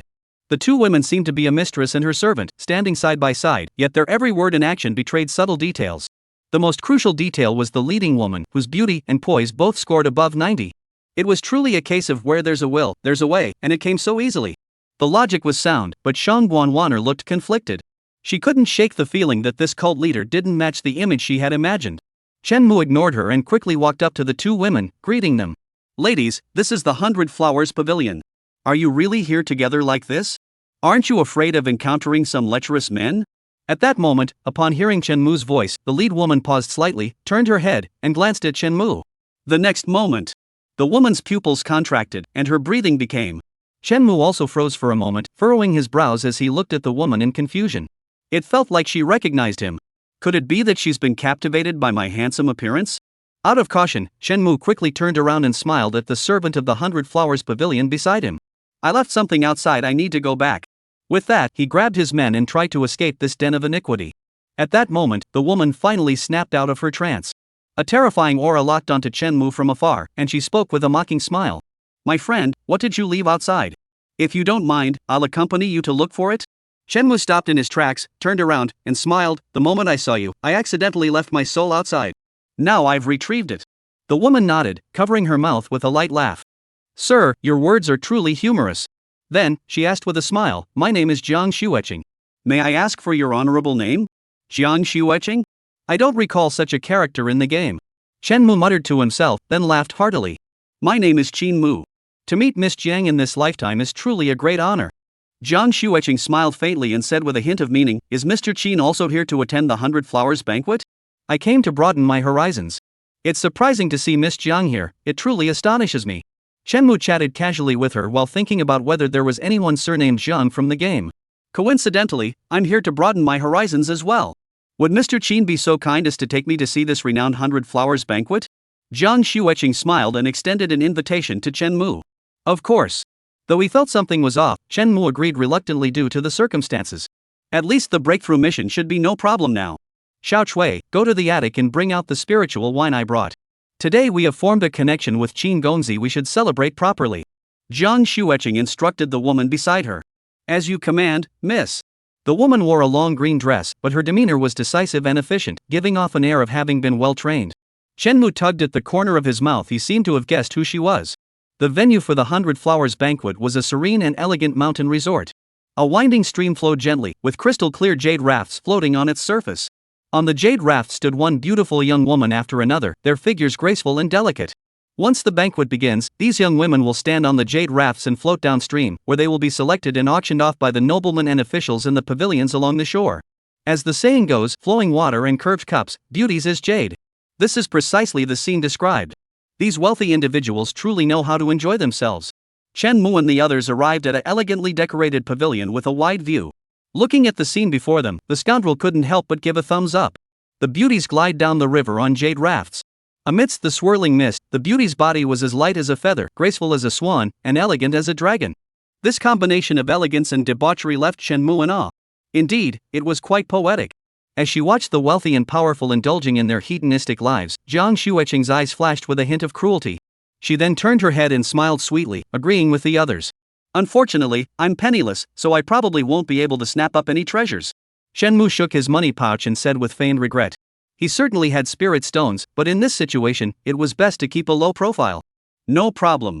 If Mr. Qin has his eye on any of the beauties, just name your price. It would be my humble offering. Jiang Xueqing smiled gently and poured a cup of spirit wine for Chen Mu. Chen Mu picked up the spirit wine, brought it to his lips, then quietly set it down again, sighing, Miss Jiang truly is a perfect match. If my wife had even a tenth of her understanding, I would have no regrets in this life. Does Mr. Qin already have a family? Jiang Xueqing furrowed her brows and replied calmly. Chen Mu sighed and said softly, my wife is domineering. It took me great effort to come out this time. Hearing this, Jiang Xueqing's eyes flickered, and she couldn't help but wonder what she was planning. At that moment, the flowing water and curved cups had already begun. One after another, these jade-like beauties glided down the stream, striking various poses, some pure and innocent, others seductive and alluring. Watching this scene, Chen Mu couldn't help but comment, fox maidens are passionate, fairies are graceful, and sea maidens sing sweetly. These are all the best of the 9 provinces. And among the many human beauties, some were gracefully beautiful, some gentle and graceful, some seductive and alluring, and some shy and timid. Who would have thought that this humble 100 flowers pavilion could gather so many beauties?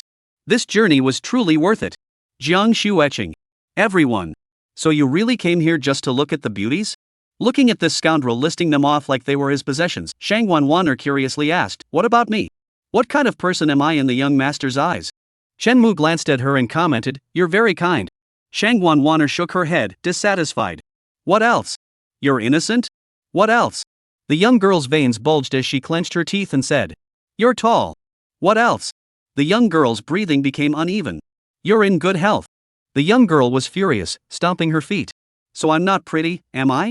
Chen Mu was startled and exclaimed in disbelief, so you knew all along. Shang Wanwaner. She giggled. Jiang Xueqing covered her mouth and laughed softly, handing Chen Mu a cup of wine and said, Mr. Qin, please don't tease this young lady. In my opinion, true beauty lies within, not on the surface. These women may seem vibrant on the surface, but their hearts are filled with anxiety, and they don't know why they were born. It's truly tragic. Chen Mu nodded in agreement. He fully shared this view. Lowbrow old lechers only see a woman's legs, chest, face, and butt. However, a man with a bit of taste will look at the eyes, the spirit, the aura, and the depth. Some women may have an ordinary appearance, but as you get to know them better, you'll discover they have a unique charm. The body is but a fleeting shell, only the inner self shines brightly and endures the test of time. Therefore, men like Chen Mu will always remain vulgar individuals. With so many beautiful women, has Qin Gongzi really not found anyone he admires? After another round of elaborate commentary, Jiang Xueqing raised her wine cup and asked Chen Mu curiously. After setting down his cup without a word, Chen Mu sighed, my wife is so domineering. I'll just satisfy my curiosity for now. Jiang Xueqing's eyelids twitched, and she finally couldn't resist asking, Qin Gongzi, is it because the quality of my wine is too poor that you didn't even bother to taste it? They had been chatting here for so long, and she had already drunk over 10 cups, yet this man's first cup was still full. Chen Mu set down his wine cup, filled with guilt, and said, my wife at home has forbidden me from drinking. I never expected this to cause a misunderstanding with Miss Jiang. Jiang Xueqing clenched her fists and said with a forced smile, Mr. Qin, are you forcing me to take drastic measures? Chen Mu was startled and hurriedly waved his hands, saying, Miss Jiang, forcing something that isn't meant to be won't bring sweetness. But it quenches thirst. Jiang Xueqing sneered, her words carrying a hidden meaning. Chen Mu's face darkened as he made a final attempt to persuade her, my wife is domineering. Miss Jiang, please consider this carefully. Jiang Xueqing nodded and said lightly, it's fine. I can take her with me to the mansion. Chen Mu flew into a rage, slamming the table and declaring, Miss Jiang, you're trying to abduct a commoner. Jiang Xueqing also grew furious, glaring at him and retorting, Qin Gongzi, don't be so out of touch with reality. Do you believe me? I'll call out and have the patrol guards arrest you and throw you in jail. Go ahead and shout. Shout until your throat is hoarse, and no one will pay you any mind. You dare to defy your master? I will expel you from the school. Jiang Shueching. This woman, whose appearance and demeanor both scored above 90, was taken aback for a moment before speaking with unmatched boldness. Arrogant master, this young lady is here to defy authority today. Chapter 95, Imperial Dynasty Chronicles, The Princess's Whip. Outside the 100 Flowers Pavilion. A large group of night watchmen, dressed in brocaded robes and carrying long swords at their waists, had surrounded the drunken immortal pavilion. A middle-aged man dressed in golden brocade, with a solemn expression and a stern demeanor, stood at the front of the crowd, holding his sword at his side. The onlookers all widened their eyes, curiously observing the scene. These were the night watchmen, the sharp sword of the empress of the Great Zhou dynasty, capable of investigating officials within the palace and overseeing the 9 provinces outside. Once targeted by this group, one's days are numbered. Even if you are a high-ranking official or a wealthy merchant, you cannot escape death. Wei. The investigation is complete. Those few heretical cult members entered the 100 Flowers Pavilion just a quarter of an hour ago, accompanied by the daughter of Chancellor Shangguan. Shortly after, a night watchman dressed in silver brocade, also carrying a long sword at his waist, ran out and reported to the solemn-looking man. Within the night watch, ranks were strictly defined. Gold, silver, white, and black. The 4 colors represent the 4 elements of the universe: heaven, earth, yin, and yang. The golden-robed night watchmen, representing the heavenly rank, are all powerful beings at the Xian Palace realm. Each one of them was a renowned figure in the outside world. Wei Duren nodded slightly, his right hand gripping his sword, a flash of sharp light darting through his eyes. You're quite bold. Daring to kidnap the daughter of the Chancellor, and instead of hiding, you dared to flee all the way to the imperial capital. You've wasted several days of our time. The middle-aged man's expression was furious, with a hint of murderous intent hidden beneath his anger, exuding an intimidating presence even without raising his voice. These past few days, he had been busy searching everywhere for traces of the heretical sect. Yet he never expected the enemy to flee straight to the imperial capital, right under his nose, and managed to survive for so many days. This was undoubtedly a slap in the face for the night watchman. Disperse the people around us first. Once those cult members emerge, act swiftly and strike them down with a single blow. Under no circumstances must they harm the daughter of the Chancellor. Thinking of this, Wei Duren coldly waved his hand, and the nearby night watchmen quickly dispersed, each taking up positions at the various entrances. Soon, the once bustling and lively street was suddenly filled with a murderous aura. At the same time, inside the live stream, what was happening? I don't know. It seems like the scumbag is about to be kidnapped. The other party seems to be trying to forcibly take the innocent man. Such a good thing happened to the scumbag? What does he deserve? Exactly, what does the scoundrel deserve? Just because he's good looking? Wait, what did they just say? Daring traitor? Arrogant master? This must be the scumbag's past life karma, right? Karmic debt? Master and disciple? This is so thrilling. Watching the scumbag and that Jiang Shueching arguing until their faces turned red, all the viewers in the livestream were completely baffled. They've seen plenty of men being forcibly taken away, but this is the first time they've seen a man being forcibly taken away. And it's a master-disciple plot where the disciple defies the master. For a moment, everyone watched even more intently. Meanwhile, the others in the scene, including Chen Mu's fans, Jiang Shueching's subordinate Xiao Chui, and the captive Shangguan Waner, they were all speechless, unable to believe that this was the cult leader and mentor princess they had once admired. In their eyes, these two should be high-ranking, refined, and elegant figures. Even Chen Mu, though occasionally reckless and indulgent, was mostly calm and composed, never flustered. But now, these two, arguing fiercely until their faces were red, acting so arrogant and domineering, were they really the great figures they had once seen? Especially the eldest princess, Jiangli, who was holding a wine cup in one hand and Chen Mu's arm in the other, preparing to force-feed him until he was drunk and then carry him into the mansion. This is utterly outrageous. You ungrateful disciple who disgraces your master and disregards propriety. You've driven your master to the brink of madness. Chen Mu slapped the table, struggling to resist while shouting angrily. At this point, there was no need to pretend anymore. This audacious traitor had been aiming to get him drunk and carry him back to the mansion from the very beginning. Regardless of whether he was his master, this traitor intended to keep him as a concubine. It's only been 3,000 years, and this young girl with her thick eyebrows and innocent face has turned into such a female bandit. Chen Mu trembled with anger, sighing that his sect was truly unfortunate. Disrespecting the master? The master truly is the master. His insights are indeed far beyond the ordinary. Jiangli sneered coldly, casually picking up a wine cup and forcing it into Chen Mu's mouth. Isn't this what you taught us? Ancestors are not to be disobeyed, and heaven and earth are not to be feared. I'm just following your example. As she poured, she continued to speak with conviction. Shenmu was so angry that he blew his beard and glared at her, snatching the wine cup and splashing it on the face of this disobedient disciple. Was that what I meant back then? Don't you dare tarnish my reputation. Jiangli wiped the wine off her face, her transformation technique fading away, revealing her delicate and intelligent features. She coldly said, "Master, do you think you still have any reputation left? It doesn't matter. The more you struggle, the more excited I get." The woman laughed coldly, her expression completely different from her earlier gentle demeanor. The princess of Chongcheng? Seeing the woman's entourage, Shenmu's henchmen were all stunned, and Shang Wanwaner stammered in disbelief. She tried to kneel and pay her respects, but was stopped by one of Jiang Li's maids, who then led her away from the pavilion. Only the two of them remained, facing off against each other, neither willing to back down. Shenmu's face turned as dark as night. He never imagined that after teasing others for half his life, he would one day be teased by his own disciple. Thinking of this, Shenmu's face hardened, and he shouted angrily, "You little brat, don't forget who raised you. If you dare to misbehave again, your master will have to use the teaching rod." Hearing this, the woman giggled, wrapped her arms around Shenmu, and said with a mischievous smile, "Who would have thought, Master, you have such a hobby? You." Shenmu was about to scold her when he suddenly felt a chill on his shoulder, as if something had wet him. The next moment, he fell silent. "Master, I miss you so much." Jiang Li leaned against her master's shoulder, tears soaking her collar, her voice choked with emotion as she murmured. This very moment, she had been thinking about riding the master's horse and speaking boldly, but now she was crying uncontrollably. It was just like that day long ago in the heavy snow, when Shenmu first found her, a little girl sobbing uncontrollably, her tears streaming down her face. Shenmu patted her shoulder and whispered comfortingly, "Don't be afraid, I'm back." At that moment, Shenmu's expression was complex, and he couldn't help but feel a surge of emotions. Unlike the female leads he had once discarded, these disciples were the ones he had always treated like daughters. There was no such emotional attachment, so there was no way he could break their hearts.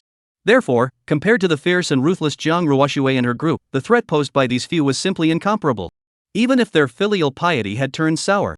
After a long pause, Jiang Li, who had been in Shenmu's arms, finally lifted her head, her eyes brimming with tears, and asked hesitantly, "Master, what exactly happened between you and the eldest senior sister back then? And why did she?" Jiang Li hesitated, unable to find the words to speak. 3,000 years ago. Master and senior sister suddenly fell out. Afterward, the senior disciple not only eradicated all the forces left behind by the master but also completely erased the title Imperial Preceptor from the entire 9 states and even the eastern wastes. Now, only the Shao organization and a few elderly individuals still know the master's name. At the time, if it weren't for the letter master left behind, instructing them to assist the eldest senior sister, these younger disciples would likely have already rebelled. This is precisely why Jiang Li still harbors doubts about the events of that time. The eldest senior sister's anger seemed genuine, while the master appeared to be hiding some unspeakable secret. Everything that has happened is shrouded in mystery, like a thick fog that she cannot see through. Well, this matter is rather complicated. However, my current memories are only fragments, and I don't fully understand what happened back then. Shenmu looked awkward and ultimately did not reveal the reason behind the events of that year. After all, he had some pride to uphold. "I can't very well say that while I was dating your senior sister, I was sleeping with her mother. Moreover, the two of them were deeply involved in an affair, plotting to overthrow the regime, and were caught red-handed by someone else. If that were to come out, his reputation would be completely ruined. Though, to be fair, a scumbag doesn't have much of an image to begin with." Outside the attic, gazing up at the graceful beauties gliding down the river, Shang Wanwaner was utterly despairing. She had been captured. Not only captured, but it seemed like there was no way to escape. That man was the leader of a cult, but he was also the master of the current princess. She was the eldest princess, the sister of the empress. Apart from the empress, she was the most noble and powerful person in the great Zhou dynasty.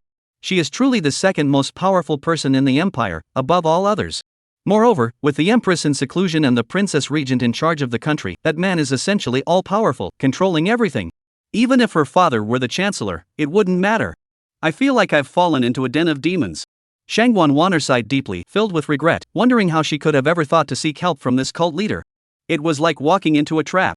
The only consolation is that, with his standards, he probably wouldn't even notice me. But then again, that's not really a blessing either. Shang Wanwaner grew increasingly despondent, so much so that when Shenmu and the others emerged, she didn't even notice them. "Princess." It wasn't until Xiao Chui went up to pay her respects that the guards at the door finally snapped out of it. "Master." Lin Qi and the others were also utterly confused. They couldn't understand how the great Zhou dynasty, which had been relentlessly pursuing and killing them, could have their regent princess involved with their own mentor. It felt like they had been fighting to the death for thousands of years, only to turn around and discover, "Hey, look at that. We're actually sisters." Make a list of everyone present today and investigate each one thoroughly. Jian Li nodded slightly. At that moment, she once again regained the composure of a princess of the imperial court. Is there something wrong here? Chen Mu raised an eyebrow. No wonder this breakthrough mission was so easy. It turns out the turmoil within was resolved by his traitorous disciple. This matter is complicated. Master, why don't we return to the mansion first? I'll explain everything to you in detail later. Upon hearing his master's question, Jian Li gave a cunning smile and suggested, what do you have in mind? Chen Mu tightened his clothes, feeling his disciple's gaze growing greedy. Nothing. After 3,000 years apart, I must surely have a long talk with my master through the night. Jian Li smiled faintly, as if nothing had happened. Chen Mu. This female bandit definitely has ulterior motives. What have you been through in the past 3,000 years? Chen Mu sighed, pressing his forehead against his hand, his voice tinged with sadness. I'll tell my master all about it when we return to the mansion. Jian Li chuckled, as if recalling some amusing experience, her gaze growing increasingly mysterious. Chen Mu. The writer who disgraced his ancestors, the writer who disgraced his ancestors. Soon. The two chatted idly as they walked out of the 100 Flowers Pavilion. Just then, a hidden yet incredibly sharp killing intent suddenly emanated from all directions. The void rippled slightly. In an instant, Chen Mu and his subordinates felt a chill run down their necks, as if they were in the midst of a bitterly cold winter. Before they could react, several fanatical fans immediately surrounded Chen Mu, their aura erupting violently. At that very moment, HM? Jian Li hummed softly, and several cultivators dressed in fine robes and carrying long swords fell from the sky. Bang! Bang! Bang! The successive sounds of bodies hitting the ground echoed through the once peaceful street. Lord Wei, are you planning a rebellion? Jian Li narrowed her eyes and coldly glanced aside, where a middle-aged man in golden robes stood, staring at the scene in shock. At that moment, the majestic aura of the imperial princess, cultivated over 3,000 years of holding high office, was evident for all to see. Dare not! Your subordinate received intelligence that heretical cult members had kidnapped Miss Shangguan. This time, Wei Derun hurriedly knelt down, drenched in cold sweat, with goosebumps standing up on his back. He never could have imagined. The notoriously infamous cult members have actually become involved with the imperial princess. Assassinating the princess? Even the golden-robed night guards couldn't take that responsibility. Humph. This is my friend. He merely invited Miss Shang to visit. How did he become a cult member in your eyes? Jian Li spoke with an air of authority, her cold laughter continuing as she demanded an explanation. However, for some reason, she did not reveal Chen Mu's identity. Yes. Your subordinate acknowledges his guilt. Your subordinate acknowledges his guilt. The middle-aged man was drenched in sweat, begging for mercy. Considering that you are also serving the imperial court, you may go down and receive 30 lashes with the divine whip. This will be an exception. Jian Li spoke calmly, leaving the punishment behind, then departed with Chen Mu and the others. Only the pale-faced, bitterly smiling middle-aged man remained. The divine whip targets the soul. Even someone of his cultivation level would feel excruciating pain. This time, he had truly met his match. Sai, let's go back. I'll report to the elder first, then go accept my punishment. Wei Derin shook his head with a bitter smile, gave a few instructions, and then left with no will to live. Not long after, the middle-aged man returned to the night watchman's residence and reported to the official. You say you were chasing after heretical cult members? And ended up chasing after the princess? The elegant woman in her black and gold armor froze, furrowing her brows slightly before asking in return. That's correct. Besides the princess and her maids, there was also the daughter of the chancellor and several men in black robes. Oh, and among the black-robed men, there was a young man who was extremely handsome, standing side by side with the eldest princess, and even seemed to be half a step ahead of her as they walked. The middle-aged man hung his head in shame but still reported every detail of the situation. Extremely handsome, walking side by side with the eldest princess, and even half a step ahead of her? The black-clad woman in the imperial attire fell into deep thought and casually asked, Do you remember what that man looked like? Draw it for me. The man was extremely handsome, and I remember him clearly. I can certainly draw him. The middle-aged man nodded, picked up his brush, and said. The black gold-clad woman made no comment, simply standing there quietly, watching the brushes dance in his hands. A few minutes later, a lifelike portrait, capturing every detail, appeared before the two of them. Looking at the person in the portrait, the woman in black and gold armor trembled, her eyes rare with an expression of disbelief. Moments later, the elegantly dressed woman in black gold armor suddenly turned around, grabbed her long sword, and walked out with a murderous aura. Gather everyone and surround the princess's mansion. The woman's voice rang out suddenly, echoing throughout the entire night watchman's mansion. But the princess ordered me to fetch the divine whip. The middle-aged man hesitated, his voice trembling. The woman in black armor sneered, The divine whip? Maybe our princess is being whipped right now. Chapter 96, The Arrival of the Women, the Demon from Beyond the Realm. At the same time, as Chen Mu's figure appeared in the imperial capital of the Great Zhou dynasty, one piece of intelligence after another began to spread across the 9 provinces like snowflakes. Tai Xian Sword Sect. Xianjian Peak. A young woman in green robes sat cross-legged with her eyes closed, a classical, elegant longsword trembling faintly beside her, resonating in harmony with her master's emotions. The sky, once as clear as washed green jade with drifting white clouds, was now a chaotic tangle. It resembled the brows of the green-clad beauty, sometimes slightly furrowed, sometimes tightly knotted, and sometimes relaxed. Who knows how much time had passed? Finally, the chaotic sky gradually returned to its former calm and serenity. Luo Qingyan slowly opened her eyes, her gaze serene, as if hiding a turbulent sea beneath the surface. In just a few days, she could barely maintain her composure. To return to her previous state, she would need to undergo rigorous training. Luo Qingyan sat quietly on the mountain peak, her eyes as still as the sky, as serene as the heavens themselves. However, compared to before, the serene eyes now seemed to faintly reflect a figure. After an unknown amount of time, the green-clad sword immortal finally picked up the long sword by his side and began to walk down the mountain step by step. Ningxi, accompany me to the imperial capital of the Great Zhou dynasty. A calm and distant voice echoed slowly through the bamboo grove at the foot of the Xianjian Peak. There, a woman suddenly raised her head, her eyes filled with conflict and struggle. And such a scene was not unique to this place. Within the Xingyue sect, under the vast, endless starry sky, a red-clad woman rose slowly, accompanied by a mischievous young girl, stepping into the void. Master, I think I've fallen for someone. Within the void passage, the mischievous young girl suddenly spoke, startling the red-clad woman beside her. Oh? Which unfortunate dog of a man has the misfortune of being noticed by you, you ugly thing? The void passage closed, and only the red-clad woman's indifferent voice could be faintly heard. It's the person you told me to protect earlier. The red-clothed woman. But it's not really love. At most, we share a similar sense of humor. I just find him interesting. I want my master to take a look at him. What do you think about using him to help me overcome my emotional trials? Red-clothed woman, I'll help you cross your mothers. On the other side, in the endless sea. The once calm sea surface was now churning with waves as a blue-clad goddess rode the waves, moving slowly forward. As her figure passed by, a sorrowful and melancholic voice filled the entire sea. My lord, I have come to take you home. The princess's mansion. Congratulations to the player for completing the breakthrough quest. Spiritual power, 10,000. Experience the breakthrough of the spiritual tower realm. With a prompt sound, streams of spiritual energy surged through Chen Mu's body, relentlessly colliding with every bone and muscle. Endless spiritual energy washed over his Yuan palace, causing the acupoints all over his body to glow faintly. Moments later, a jade tower rose from Chen Mu's dantian. In less than a month, he had crossed the Yuan Palace, ascending directly from his physical body to the Linglu realm. His cultivation progress was nothing short of miraculous. At that moment, not only were the people on Blue Star left speechless, but even Shan Wanwaner and the few fanatical fans who had been following him for the past few days were left speechless. Nightly feasts and revelry, no cultivation at all, yet he advanced a minor realm every day. In just a few days, he had advanced from the Yuan Palace to the Ling Palace, becoming a great cultivator. This progress is something even the heirs of imperial-level lineages couldn't match. It's terrifying. However, Jiangli seemed unfazed, even sighing with a hint of regret. My master has always been a prodigy. 3,000 years ago, he already possessed the aura of an emperor. Cough. Upon hearing this familiar line, Chen Mu hurriedly interrupted her. Jiangli, don't tell anyone else about my arrival here yet. Chen Mu looked solemn. Even after becoming a great cultivator with the means to roam the world freely, he dared not let his guard down for a moment.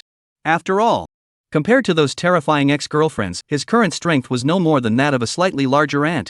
He even feared that using a little too much force would crush him to death. Master, I understand. Jiangli nodded obediently and said, let's just spend some quality time together here. Even if the Empress emerges from seclusion, I won't reveal a single word. To everyone's surprise, after returning to the princess, she didn't seem as excited as before and her attitude toward Chen Mu had softened. Though she still spoke and laughed cheerfully, she was no longer as affectionate as before. That's good. You go ahead and attend to your duties. I won't be leaving the imperial capital during this time. Chen Mu nodded, fully aware of Zhang Li's complex emotions at that moment. Upon seeing her reincarnated master, the young girl was naturally overwhelmed with emotion and excitement. But once she calmed down, she would inevitably begin to speculate. With the imperial calamity approaching, the reincarnated master suddenly appearing, this seemed too coincidental to be true.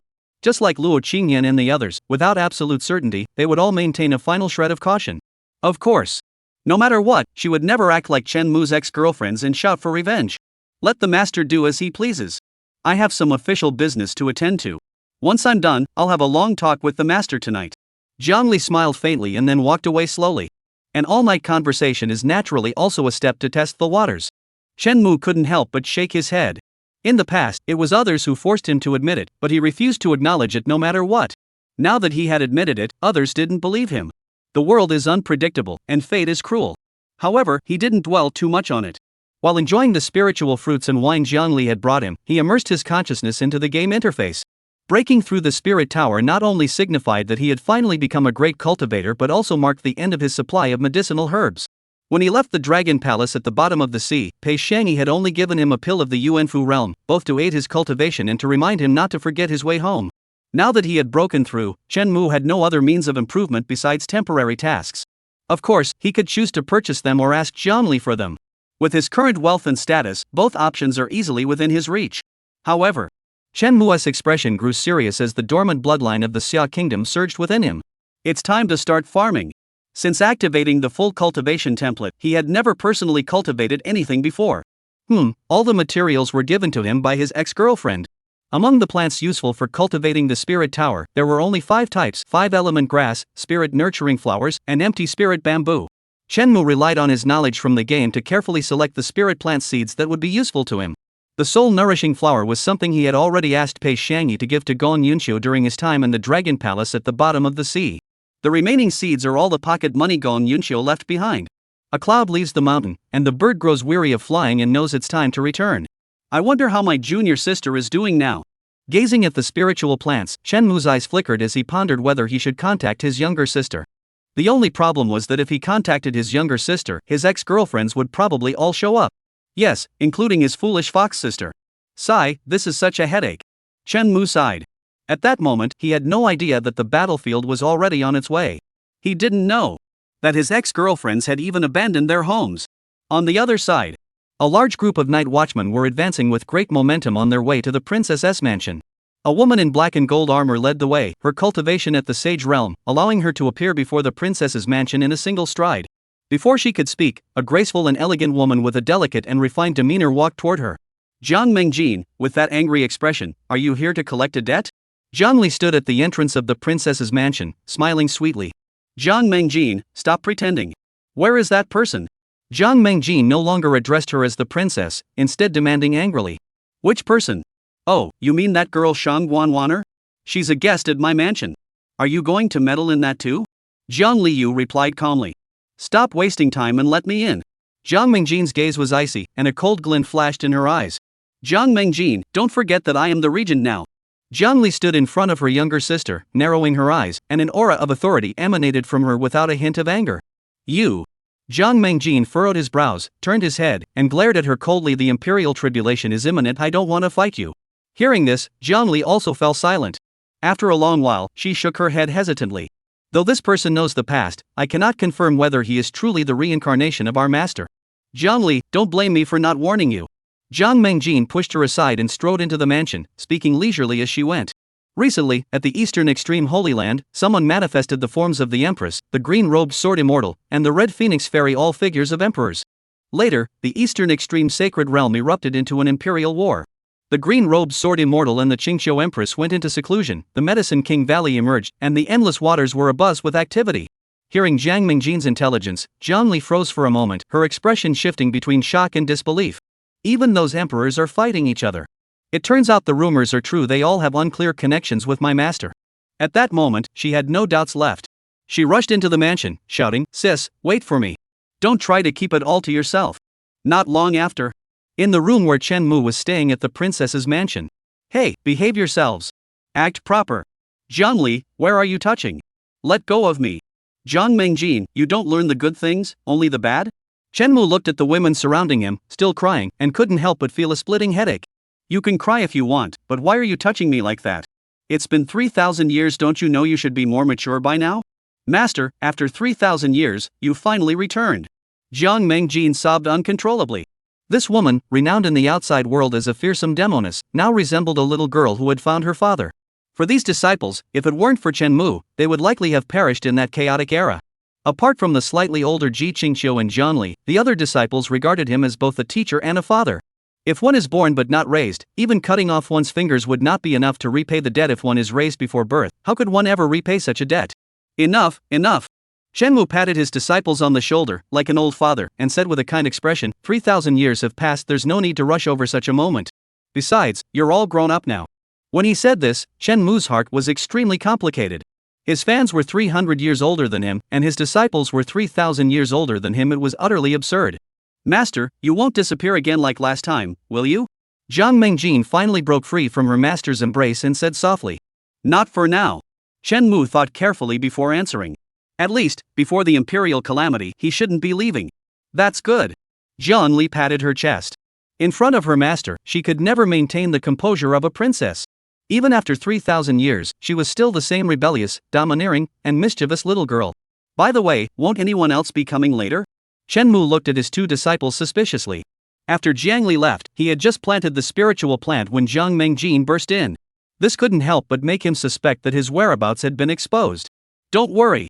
Jiang Mengjin and I have already sealed the news. Even Ranshou Yue probably doesn't know about you right now. Jiang Li and Jiang Mengjin exchanged a glance, then smiled and said, from now on, let us take care of cultivating our master. 3,000 years have passed, and Shenmue is still only at the Linglu realm. This is more than enough for them to indulge in their masterly fantasies. No need. Shenmue rolled his eyes at her and said, just don't cause any trouble for me. How could we cause trouble? Jiang Mengjin shook her head, clearly displeased by her master's lack of trust. Humph. Shenmue glanced at Jiang Li. He felt more at ease with Jiang Mengjin's personality. As for this one. Speaking of which, what was the reason behind your infiltration of the 100 Flowers Pavilion earlier? Shenmue asked curiously.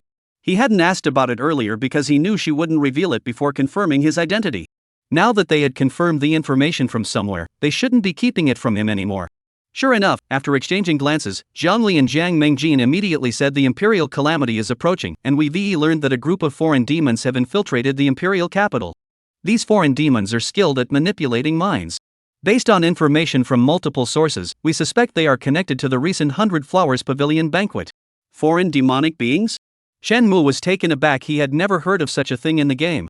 At that moment, he suddenly recalled a passage in the historical records of the Taishan Sword Sect, which described Gong Yunsha with the phrase, he has great merits toward the 9 provinces. That's right, they're the foreign demons. Master, you may not know this. 3,000 years ago, after you left, the spiritual energy in the 9 provinces grew steadily, and the difficulty of comprehending the various Tao paths decreased significantly. However, the price paid was the invasion of the demons from beyond the heavens. The demons from beyond the heavens are formless and shapeless, implanting themselves into the spiritual awareness of cultivators, turning them into demon puppets. Once turned into demon puppets, although they lose their rationality and are controlled by the demons, their power also increases rapidly, allowing them to easily fight opponents of higher ranks.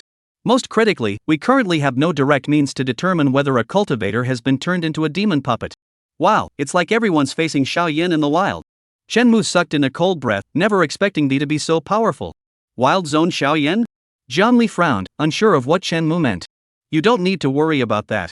Did you manage to track the celestial demon's movements earlier? Shenmue scratched his nose, skipping over the previous topic, and asked again. No, if they don't activate their abilities, I have no way to distinguish them. So, they must either be those women or those high-ranking officials. Jiang Li answered honestly. Shenmue nodded. It seemed that his major plot mission this time would revolve around thee. With 1 wild area per person, it seems like we need to find some help. Shenmue pondered. His current henchmen were decent for picking on weaker foes, but in a real fight, they were still a notch below. Allies? Master, there's no need to worry. My night watchmen are all elite warriors. Though we can't match the demon puppets in the same realm, we can still hold our own when we fight together. Just as Jiang Mengjin was about to show his master the results of his years of training, suddenly, the maid's voice came from outside the door. Master Chen, your subordinate has returned, but he has also brought back a guest who wishes to pay you a visit. Who? Shenmue raised an eyebrow. He had indeed sent Lin Qi to settle the bill at the Drunken Immortal Pavilion. But he brought back a person? In the imperial capital of the Great Zhou dynasty, he has no other friends besides those people. That person seems to be the holy maiden of the Taishan Sword Sect. Shenmue froze for a moment, then his eyes lit up. His left-hand guardian has arrived? Could it be that coincidental? Chapter 97, 9 Choices? I choose destruction. Senior sister, why are you here? Shenmue smiled as he walked out of the princess's mansion, intending to confide in his left-hand bodyguard, but saw Ningxi shaking her head in distress. Junior brother. Run quickly. The master is coming for you. Ningxi's expression betrayed her inner struggle, but she eventually sighed deeply and spoke to Shenmue with great seriousness. She had learned at the Eastern Extreme Holy Land that the master intended to kill her junior disciple and had been tormented and conflicted ever since. Though she didn't know the reason behind it, under the influence of that threat of affection, she didn't want to disobey her master, nor did she want her master to kill her younger disciple. Every day, she was deeply saddened by this matter. The master has arrived? Chen Mu's smile froze. The master Ning she referred to was naturally Luo Qingyan, who had recently attempted to kill her father to prove her cultivation. I wonder what her purpose is this time. Where is she now? Chen Mu pondered briefly before asking curiously. The master is currently at the Drunken Immortal Pavilion. Earlier, disciples from the Taishian Sword Sect detected your presence here, so the master brought me here immediately. Ning she answered honestly, without holding anything back. Is your intelligence so swift? Chen Mu felt a bit exasperated. If that's the case, the others should have received my message as well. After arriving at the imperial capital, my master detected your presence at the princess's mansion and sent me to escort you back. You should leave quickly, junior disciple. Ning Shi's eyes flickered, and she spoke with a conflicted expression. What about you, senior sister? Chen Mu shrugged, thinking about how to deal with his ex-girlfriends while teasing her. My master won't kill me. Ning Shi's eyes flickered with emotion, but she still hesitated. She didn't know whether what she had done this time was right or wrong. This was the first time she had ever disobeyed her master's orders. That won't do. How could I let my relationship with senior sister and the master be affected because of me? Chen Mu rubbed his temples, already making up his mind. Forget it, I'll go with my senior sister to see our master. But Ning Shi was still torn. Before she could continue persuading him, Chen Mu interrupted her. Don't worry, the master shouldn't kill me this time. Chen Mu shrugged, instructed the maidservant to relay the message to Jiang Li and the others, then left with his henchmen. This time, Luo Qingyan definitely wasn't here to kill him. Otherwise, it wouldn't have been Ning Shi who came. This, Chen Mu knew full well. At the same time, just as Chen Mu was leaving the princess's mansion, in a hidden void, two elegantly dressed men slowly withdrew their gaze. The princess, who is that man named Zhang Tongling? How could he attract the attention of the top officials in the imperial capital? It is said that Commander Jiang even mobilized the entire night watch to surround the princess's mansion, leaving no room for escape. The two men's expressions grew solemn as they stared intently at Chen Mu's departing figure. If we could make him a puppet, he would be of great use. He is protected by someone. That woman's aura is icy and fierce. She is a top-tier prodigy of the younger generation, and her strength should not be underestimated. The guardian in the shadows is likely a powerful figure from the princess's mansion, probably a cultivator at the Xian Palace realm. We need to find an opportunity to have the master descend upon him. If successful, the opportunities that follow might unfold more smoothly. But a mere princess, a mere great Zhou dynasty, dare to try to stop the master's descent. The master is invincible, only the master can save us. The two men spoke in turn, their faces brimming with fanatical expressions, their worshipful postures even more than those of Lin Qi and the others. Is there only the master alone in the Drunken Immortal Pavilion? What was her expression at the time? As he walked along the street, Chen Mu felt an inexplicable sense of unease. That feeling was like being caught by his own girlfriend while visiting a brothel. Although 3,000 years ago, Luo Qingyan had personally witnessed him visiting a brothel and even helped him guard the door. But today, things were different. When I left, there was indeed only my master alone. However, her expression seemed a bit cold. Unlike her usual calm demeanor, it was as if she were angry. Ning Shi didn't hesitate to betray her own master. Then, she sincerely suggested to her junior disciple, cultivation places the greatest emphasis on foundational cultivation and mental state. You should abstain from sensual desires for a while. Do not let those brothel women influence your path to enlightenment. Chen Mu tugged at the corner of his mouth and waved his hand, saying, next time, next time. Those were the exact words your master said to me 3,000 years ago. No wonder you're Luo Qingyan's precious disciple, even your words are identical. Sigh. Ning Shi saw that his younger disciple hadn't taken it to heart and couldn't help but sigh softly. Her younger disciple was good in every way, but his only flaw was his fondness for women. Recently, when she returned to the sect, she heard countless tales of her junior brother flirting with other female disciples. Even the elders of the Jade Sword Peak were discreetly inquiring about his whereabouts. This finally made her understand why her master had sent her younger disciple to Xian Lingxi in the first place. If he stayed there much longer, he'd probably corrupt every female disciple in the entire sword sect. Chen Mu glanced at Ning Shi, whose expression was filled with sorrow, and couldn't help but shake his head in exasperation. After all, one must pursue something in life. You pursue something noble, the Tao, while he pursues something vulgar, beauty. The two did not continue their conversation for the rest of the journey. Before long, they arrived outside the Drunken Immortal Pavilion. As soon as they entered, the aging madam, still retaining her allure, swayed her seductive figure and said in a teasing tone, Master, you have such a cruel heart. Which of the girls at the Drunken Immortal Pavilion has offended you? I heard you were leaving, and Xiaolan has been crying so much her tears are like pearls, washing her face with tears all day long. Shen Mu was taken aback and replied habitually, is that so? Then I'll have to go comfort her later. Remember to have her change into the outfit I mentioned, the one with lace and cutouts. Just as Chen Mu was showcasing his knowledge and discussing fashion design, a cold chill suddenly fell upon him. Chen Mu's heart skipped a beat, realizing it was his ex-girlfriend who was upset. You've worn it before. Chen Mu muttered to himself, then continued nonchalantly, oh, and make sure the fox girl who's coming to dance changes into the outfit I mentioned a few days ago. After tossing out that final remark, Chen Mu turned his head and smiled brightly at his ex-girlfriend in the distance, greeting her, Master, it's been a while. How did you all end up here? The next moment, Chen Mu froze in place, completely flustered. On the top floor, 3 stunningly beautiful women stood side by side, all staring at him with expressions on their faces. If we hadn't come, we wouldn't have known that some men's lives are so luxurious? The red-clothed woman said with a hint of a smile, her words carrying a hidden meaning. The blue-clad goddess sighed with a look of resentment, if my lord desires, I could arrange for some beautiful maidservants for you, so that you would be so delighted you wouldn't even think of leaving. Chen Mu raised his eyebrows, thinking to himself, could there really be such a good thing? At that moment, the last figure in green robes spoke, shattering his illusions completely. You should practice self-restraint. Strangely enough, though the 3 women were all stunningly beautiful, no one else in the entire drunken immortal pavilion seemed to notice them at all. Even if their eyes happened to glance in their direction, they would pause for a moment before looking away in confusion. It was as if a figure had passed by, but they couldn't recall it at all. Abstinence again.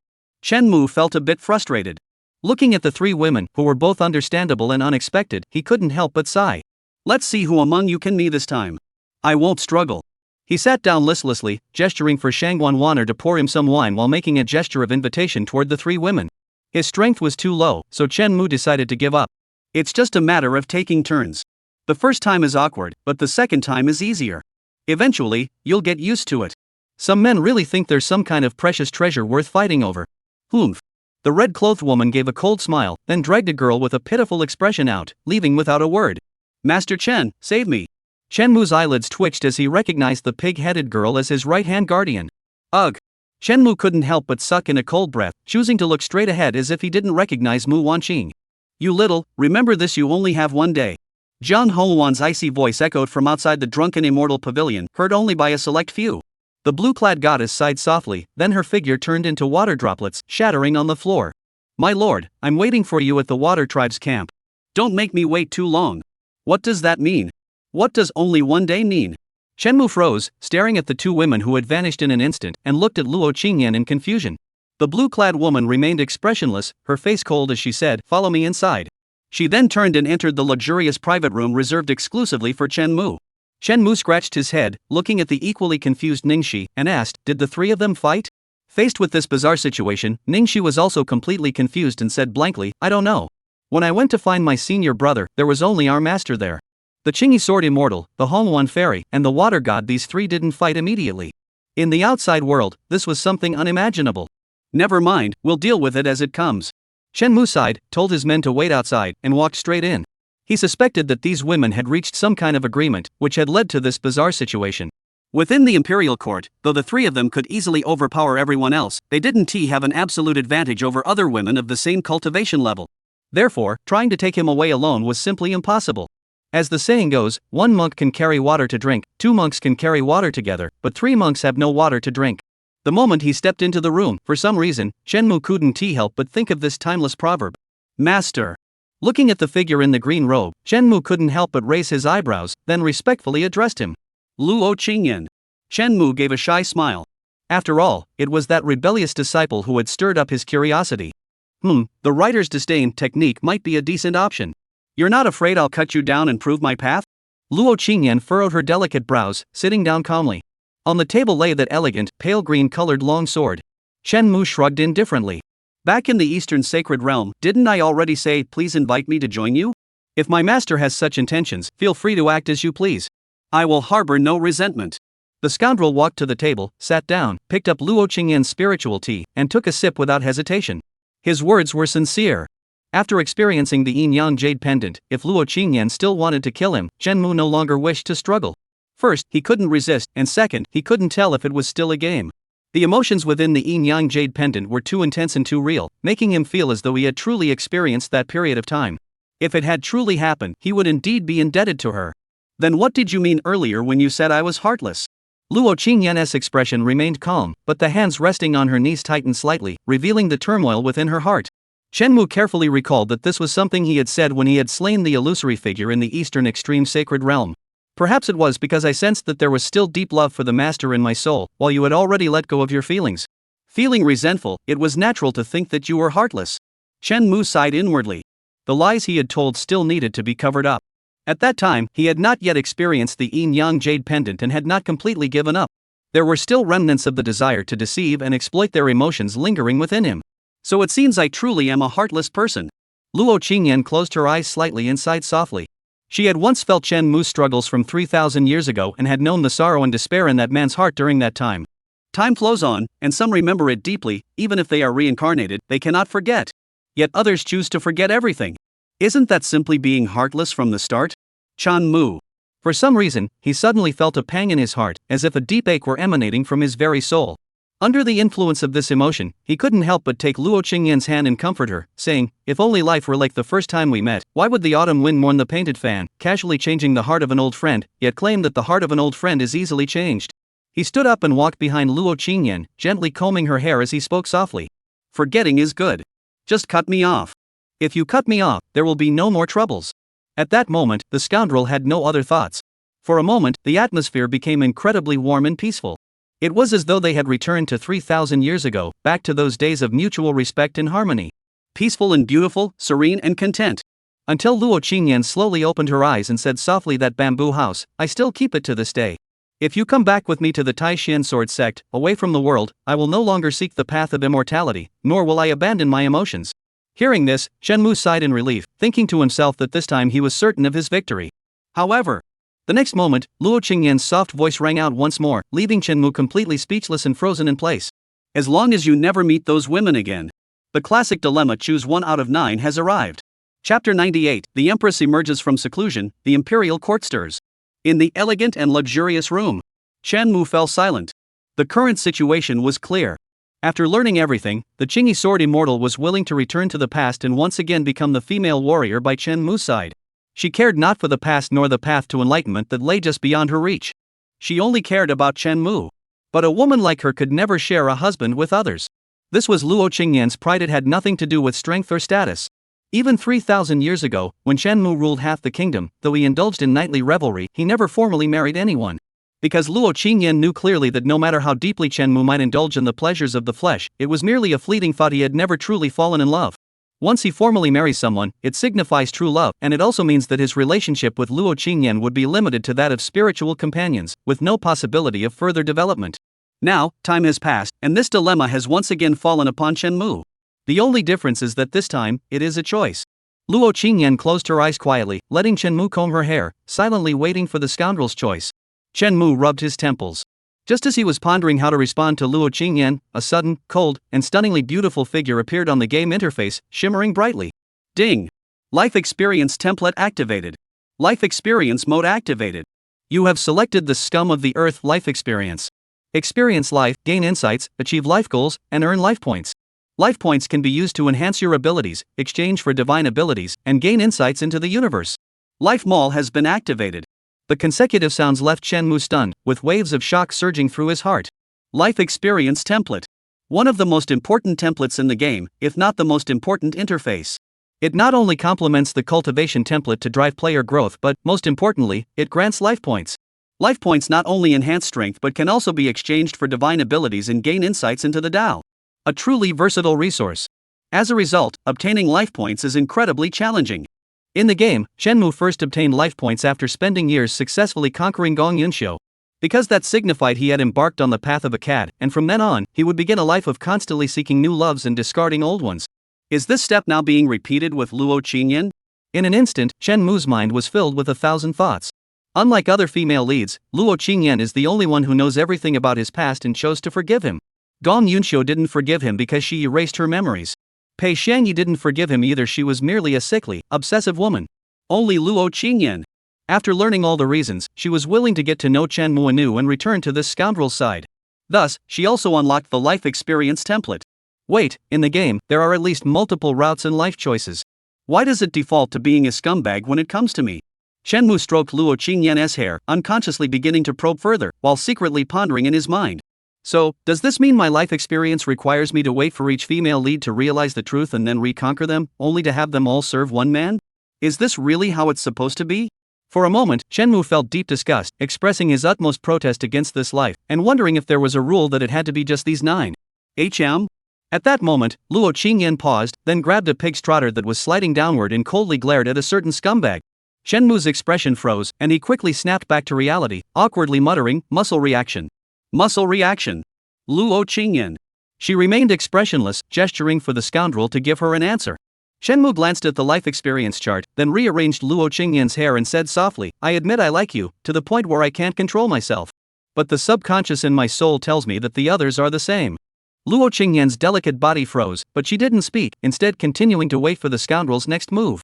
Shenmue shook his head, wrapped his arms around Luo Qingyan from behind, and said, "I can't forget you, and neither can they. Children make choices, I want it all." Luo Qingyan finally couldn't hold back anymore. She gently parted her lips and said softly, "Including that little fox who wants to kill you?" Shenmue paused, then spoke frankly, "It's a bit complicated, but I still want to say that if today I choose you and abandon them, would I also abandon you tomorrow for another woman?" Luo Qingyan. "Moreover, if I choose you, could you handle the others teaming up against you?" Shenmue continued to ramble on. Hearing the scoundrel's evasive words, this woman, who had always remained calm and gentle, grew angry for the first time, clenching her teeth and shouting, "Get out! Where should I go?" Shenmue froze, still unaware of what was happening. The next moment, bang! Shenmue was suddenly thrown out of the house, holding his waist and cursing, "Did I say something wrong? Today I can abandon them, and tomorrow I can abandon you." The people around them were also startled by the scene, staring blankly, unsure of what had just happened. The scoundrel managed to stand up, glanced around angrily, and shouted, "What are you looking at? What's so interesting? Keep playing the music, keep dancing." At the same time, deep within the imperial palace of the Great Zhou dynasty, in a quiet and secluded room, a stunningly beautiful woman dressed in imperial robes slowly opened her eyes. Her eyes contained mountains, rivers, the sun, and the moon, as well as a dazzling starry sky. The vast and boundless landscape of 10,000 miles seemed to be contained within them. She gazed intently ahead, as if peering through endless void, faintly discerning a familiar figure. That figure was gently combing the hair of another woman, laughing and playing, yet every gesture was filled with tenderness. In an instant, the mountains and rivers reversed, the sun and moon collapsed, and the endless starry sky was destroyed in an instant, turning into a vast sea of flames. This was the imperial calamity, an inescapable fate for every dynasty, and a disaster that every ruler of a dynasty could not avoid. However, the domineering woman seemed unconcerned, murmuring softly, "Master, mother, why have you done this to me? Why?" Her voice was low, as if she were harboring endless anger and overwhelming sorrow. Throughout history, emperors have always been lonely. Women are no exception. Ever since her mother and master betrayed her 3,000 years ago, her heart had been reduced to a wasteland of scars and ruins. She would never trust anyone again. Not even her fellow disciples. "This imperial crisis is not my fate, it is yours. The 9 provinces will eventually be unified, and no one can stop me. My master cannot, those women cannot, and none of you can." The woman spoke softly, her voice filled with confidence and composure, as if the entire world was under her control. Just then, a white-clad figure slowly appeared in this desolate courtyard. Alone on the western tower, the moon hangs like a hook, and the lonely tree locks the clear autumn in the deep courtyard. "Ji Qingqiu, your master has returned. Do you still intend to remain locked here?"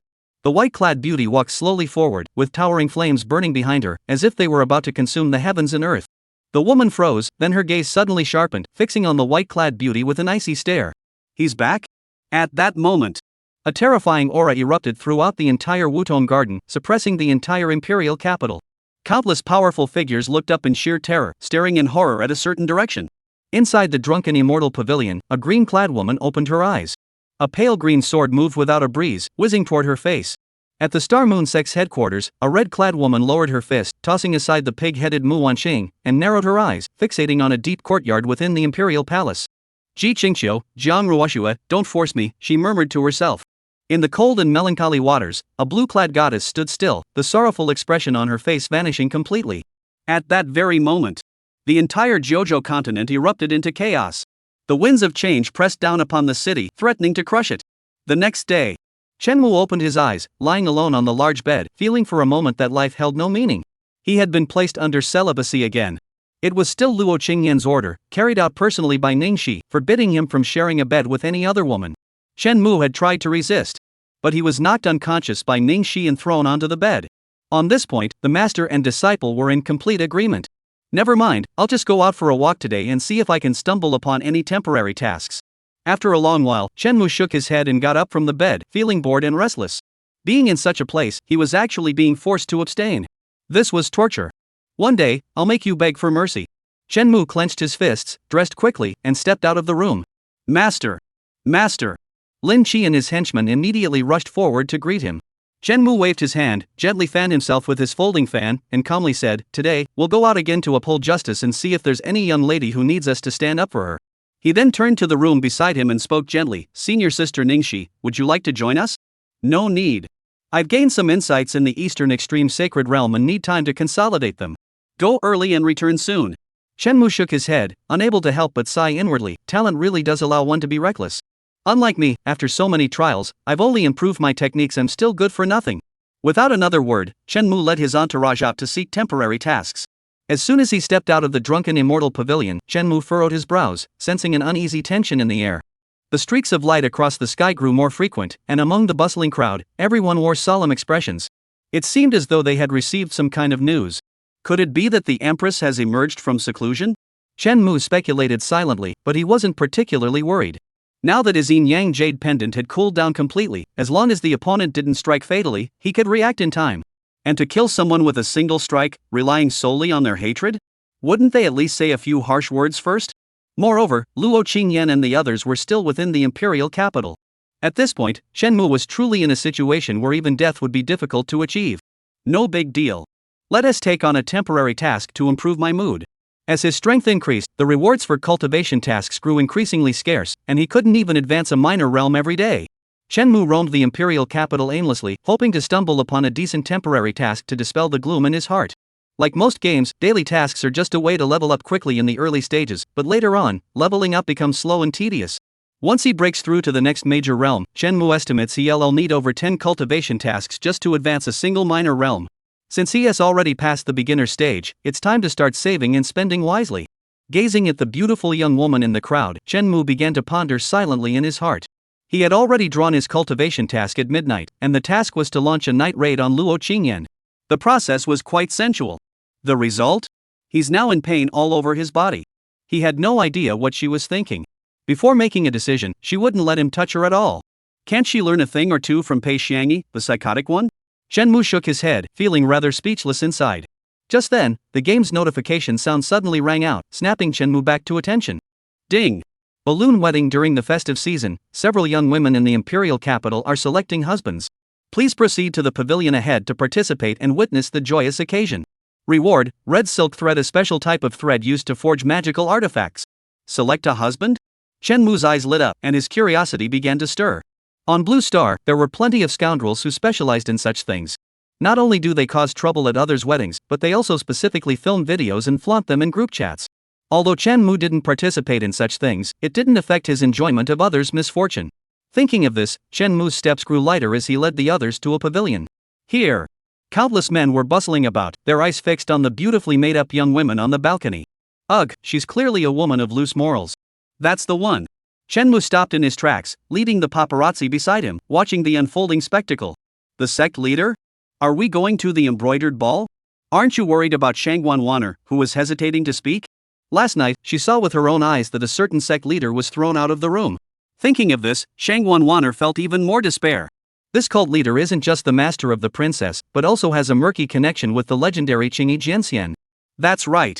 As Shenmue's current personal attendant, Shangguan Wanner had already learned Luo Qingyan's identity from Ningxi last night. That was the Qingyi Jianxian. A peerless figure on par with the Empress, whose might intimidates all living beings across the 9 provinces. Such a figure would actually allow someone to launch a nighttime raid? And not even kill him?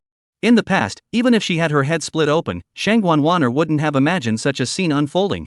Don't you know what to say and what not to say? Shenmue glanced at her and shook his head. Besides, we're not here to get married, we're just here to share in the joy. As he finished speaking, the silk ball tossing event officially began. Amidst the cheers, the beautiful young woman tossed the embroidered ball high into the air, drawing a perfect arc. Countless eyes followed the ball's movement, not daring to blink once. After a long, graceful flight, the next moment, the embroidered ball headed toward Shenmue. Everyone. Shangguan Wanner gaped in disbelief, staring at the scoundrel. Is this what you call sharing in the joy? However, Chen Mu didn't pay any attention to her.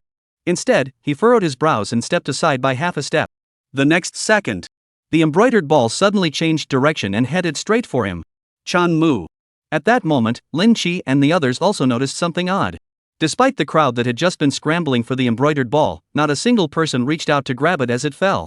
This was truly odd. Master. Lin Qi stepped in front of Chen Mu, about to reach out to stop it, when the silk ball suddenly accelerated, hurtling straight toward Chen Mu's chest. At the same time, within the imperial capital, several stunningly beautiful women opened their eyes one after another, all gazing in the same direction. Chapter 99, Zhang Hongwan is dead, and I killed her.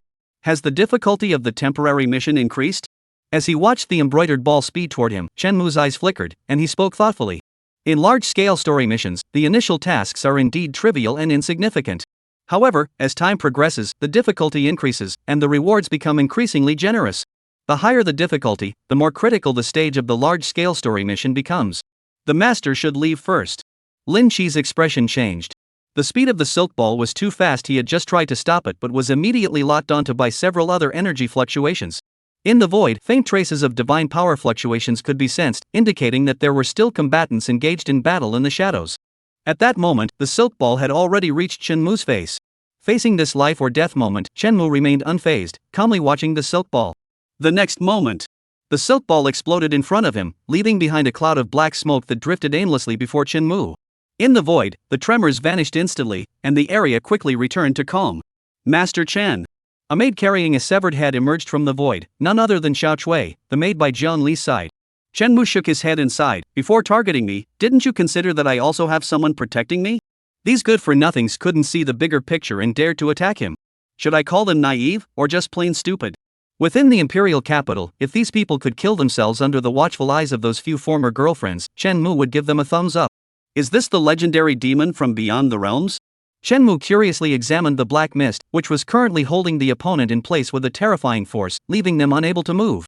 That's right, these are formless and intangible. Once they come into contact with a living being, they swiftly parasitize their host, turning them into demon puppets. Xiao Chui approached carrying a severed head, but it was not a living being, merely a puppet of the Xian Palace's power. It was clear that the enemy feared revealing its identity and had left no trace behind. Once Chen Mu was struck by the embroidered ball and placed in a state of semi-life, the domain-crossing demon would immediately parasitize him, and no one would be able to detect it. It must be said that the enemy was cautious and had planned everything meticulously. They must have come prepared. The only thing they hadn't accounted for was that Chen Mu had others protecting him. Judging by the situation, although this domain-crossing demon is of high status, its power is not strong. It must have been sent specifically for Chen Gongzi. Eliminating them would be extremely difficult. Ordinary methods would not harm them. Only by using the Tao could they be gradually eradicated. Xiao Chui explained while staring at Chen Mu in horror. Just now, if she hadn't misjudged, it seemed like an extremely terrifying existence had intervened. At the very least, it was a powerhouse on par with the princess. Such a high-ranking foreign demon is considered nobility among demons. They have indeed gone to great lengths. Chen Mu nodded in agreement. According to the current information from the 9 states, they are also ranked by status, determined by the density of their black qi. Such black qi is also rare among. Can it be eradicated with the understanding of the Tao? This is the perfect opportunity to test my skills. Chen Mu raised his eyebrows slightly. To better align with himself, this black mist was merely at the Linglu realm, the same tier as him. Even if the opponent is at the Shaoyan level in the wild region. Chen Mu drew the long sword worn by Shangguan Wan'er, gave it a light swing, and a sword intent as ethereal as smoke and as dreamlike as a fantasy slowly erupted from the blade. Like a wisp of blue smoke, it drifted through the red dust of the world. Where the mountains and rivers drift like snowflakes, a thread of red dust streams. This was the sword technique Chen Mu had obtained from Luo Qingyan's emotions. This wisp of green smoke was so beautiful that one could not sense even the slightest hint of killing intent.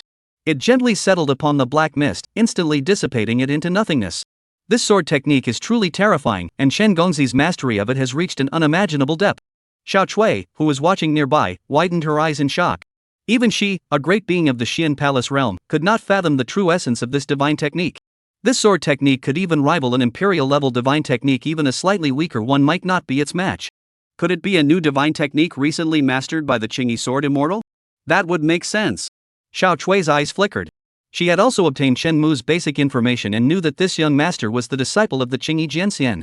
It seems he isn't very durable in combat either. Chen Mu sighed in disappointment, withdrawing his gaze without a trace of arrogance, and spoke softly. The next moment, A message suddenly appeared on his game interface. Ding! Congratulations, player, you have obtained the primordial power. Primordial power can enhance the player's strength and has no side effects whatsoever. 17 primordial points. Upon seeing the message, Shenmue paused for a moment before changing the subject. Alright, it's at least somewhat useful. Primordial power. This extremely rare item in the game had actually appeared on the body of an outer realm demon. As everyone knew, even a single point of this could be worth 10,000 spirit energy points, making it a true artifact for leveling up. However, it was extremely rare in the game, and Shenmue had only obtained a few dozen points of it, so he naturally wouldn't dare to use it to enhance his strength. This domain beyond demon is a valuable target. The scoundrel licked his lips, eagerly anticipating the demon's appearance, despite others avoiding it like the plague. Hopefully it shows up for more assassination attempts. In the following days, Shenmue continued to wander around with his henchmen, hoping to come across other temporary quests. If he grew tired or sleepy, he would head to the princess's mansion to rest for a while and enjoy the services of the maids. Luo Qingyan could keep him in line, but Jiangli couldn't scare him. He was her master after all. Thus, he lingered until evening before setting off leisurely to return and pursue Luo Qingyan. However, when he reached the entrance of the drunken immortal pavilion, he was suddenly blocked by a monster with the head of a pig and the body of a human. That's right, a pig-headed monster.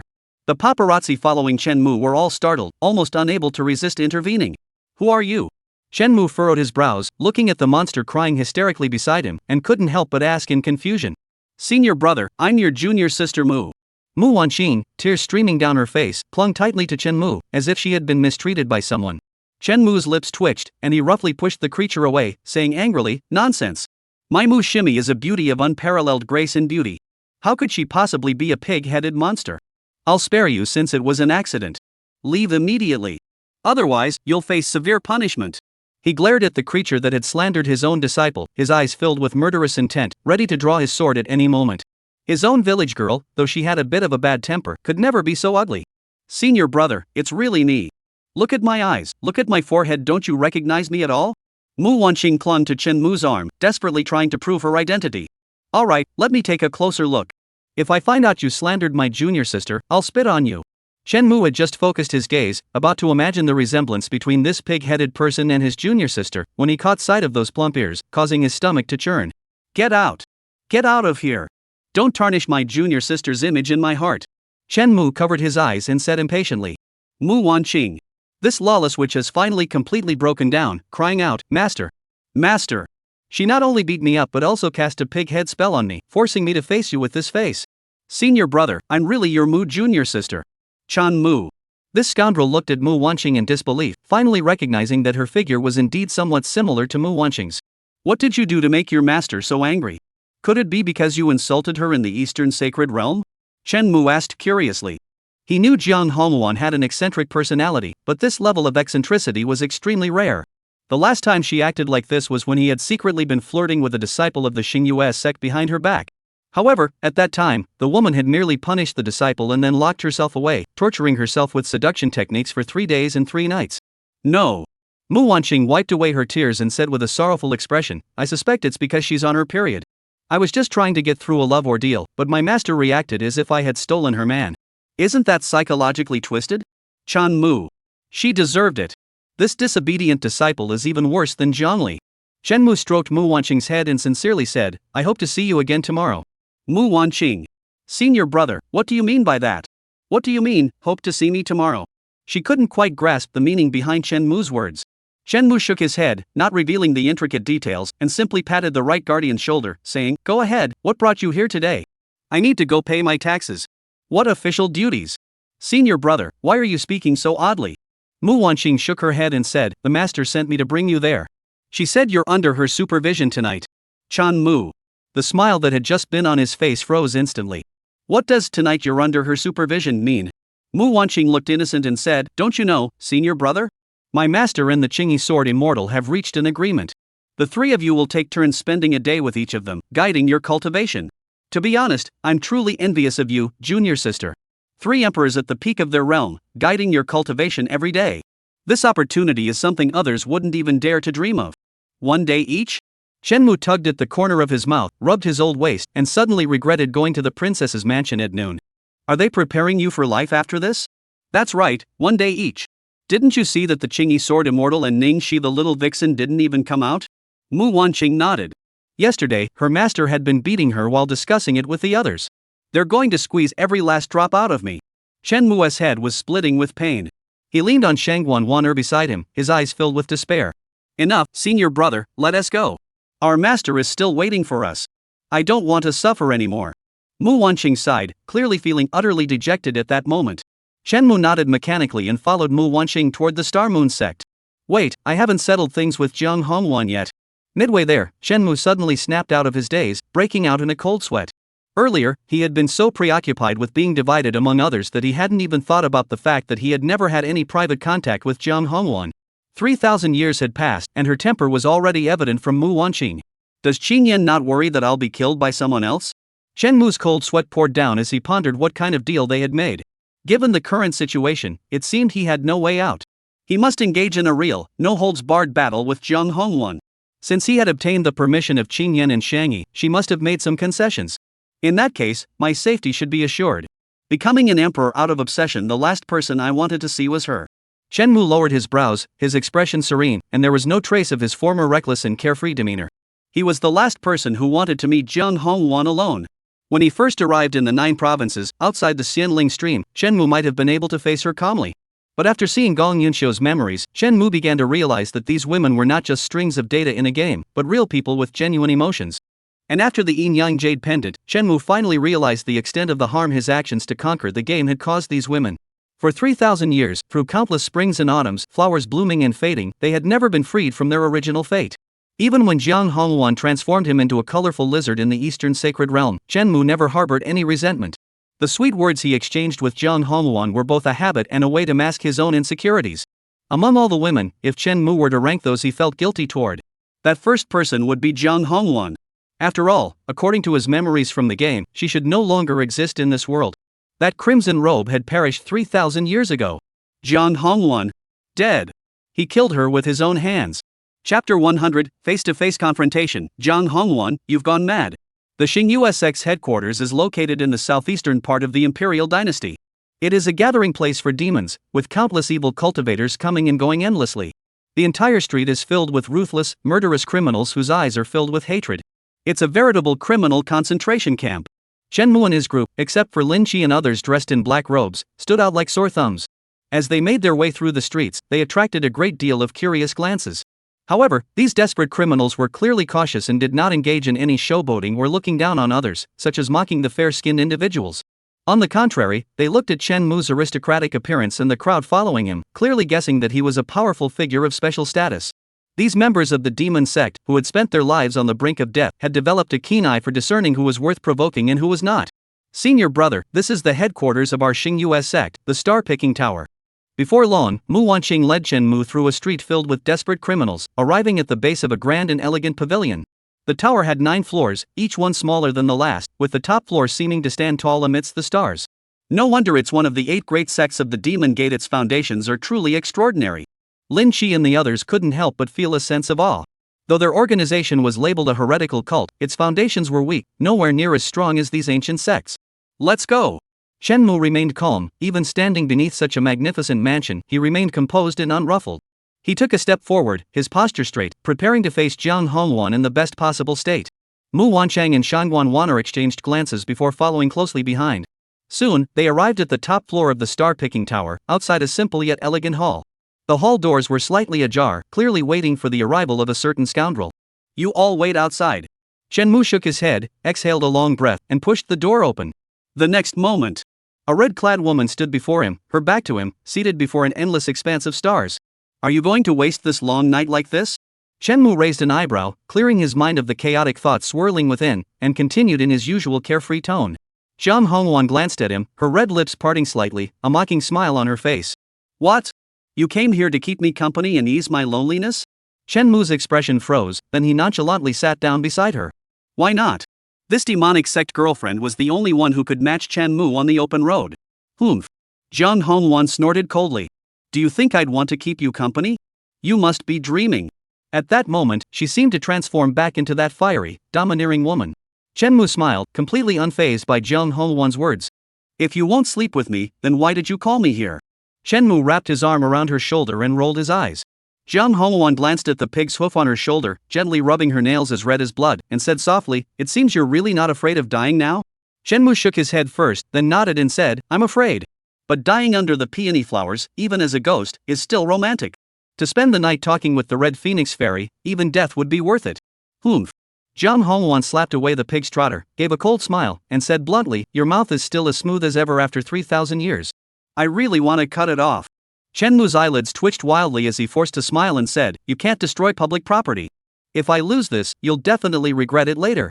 Jiang Hongwan sneered disdainfully, "Regret? Regret not cutting off that thing below you as well? Chan Mu. How dare this woman be so brazen? You know very well the benefits of that thing of mine." Just as he was about to regain his dignity, Jiang Hongwan gently waved her hand and said, "Don't talk back to me. Where's your jade pendant? Bring it out so I can feel it." Shenmue was taken aback and asked in surprise, "Xing Yan even told you about this?"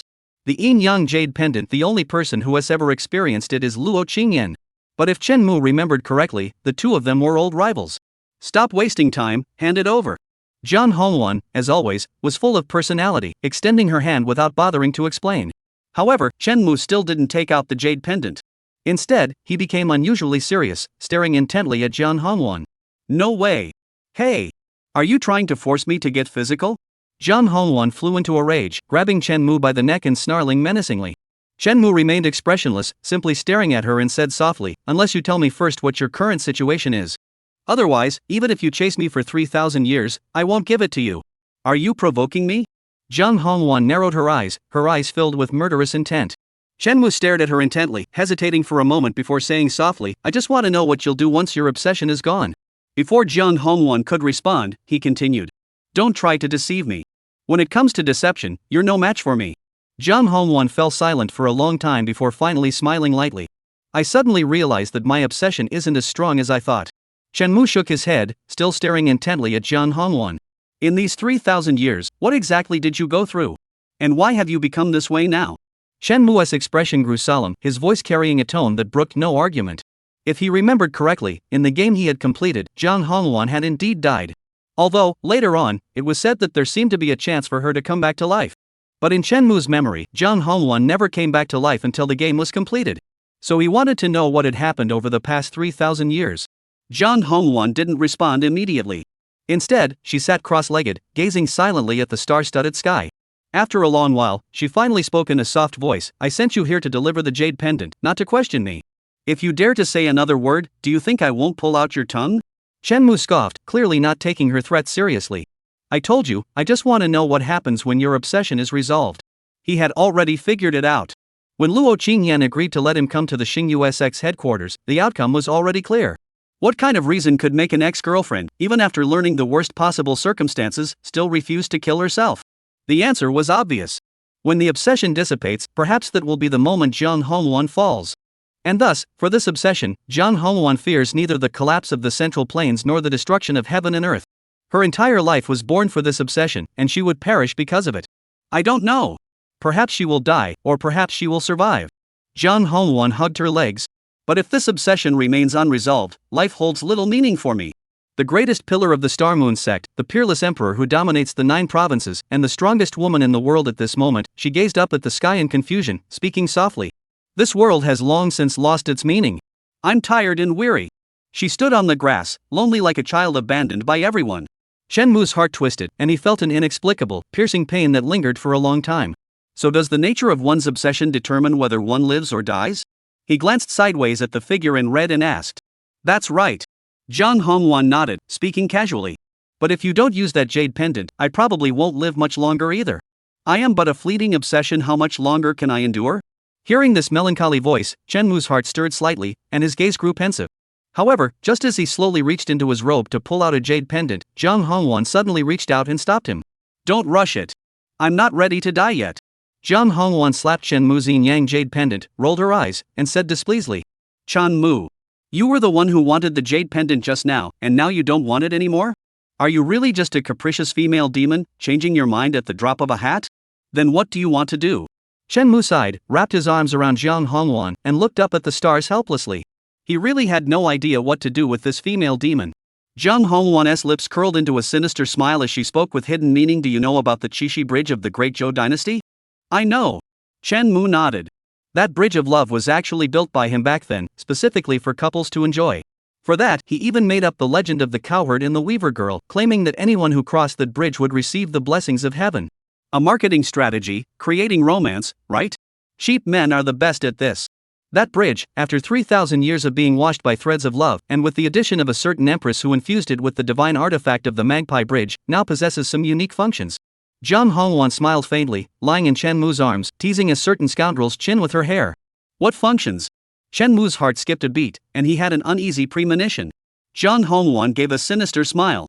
Now, couples who cross the Qixi Bridge will enter a dream of love.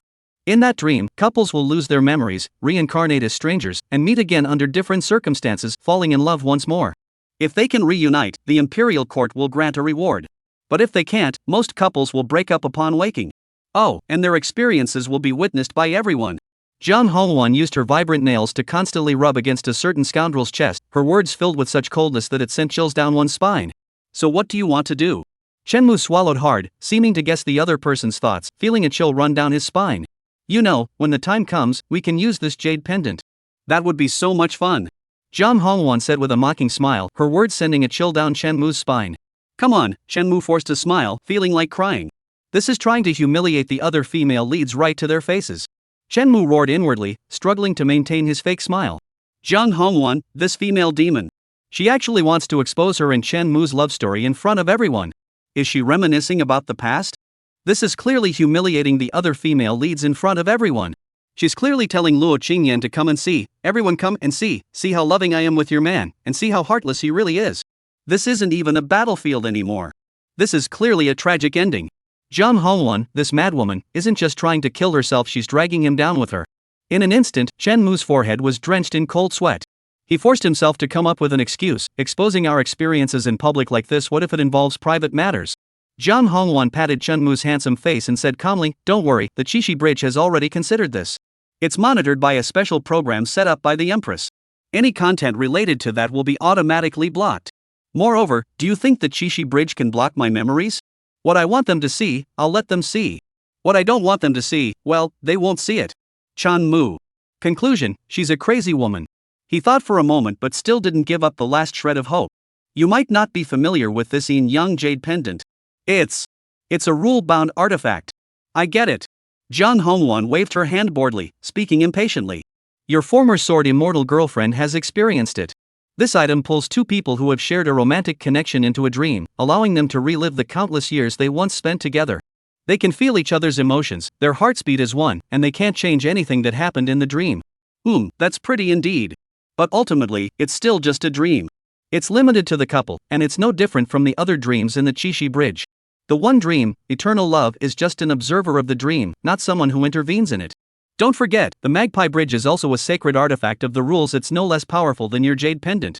Jiang Hongwan spoke softly. However, every word she spoke sent chills down Chen Mu's spine, leaving him trembling with fear. Chen Mu didn't know if the Qixi Bridge could stream the Magpie Bridge. But he didn't want to take the risk. If it didn't get exposed, that would be fine, but if it did, he'd be torn to pieces on the spot. You guys are really great programmers. The kind who specifically look for bugs. Chen Mu, feeling utterly hopeless, raised his thumb in admiration. Such a beautiful divine romance, and they managed to turn it into a live stream. I'm live streaming while live streaming. At that moment, Chen Mu's gaze suddenly shifted, reminding him of the long-neglected National Fortune survival game. A bold hypothesis began to take shape in his mind. What programmers? Jiang Hongwan furrowed her brows, puzzled. Upon hearing this, Chen Mu immediately snapped out of his thoughts and waved his hand impatiently. Forget it. Explaining it to you is like talking to a wall. I've got an upset stomach from lunch, I need to use the restroom. With that, the scoundrel swiftly turned around and fled the scene like a whirlwind. However, the next moment, a slender arm wrapped around him, pulling him back forcefully. What? Trying to run? I've been holding back for 3,000 years, don't you dare stop me from enjoying myself before I die? With a cold laugh from Jiang Hongwan, endless starlight showered down, creating a hazy, beautiful scene, as if the heavens and earth were covered in a thin veil.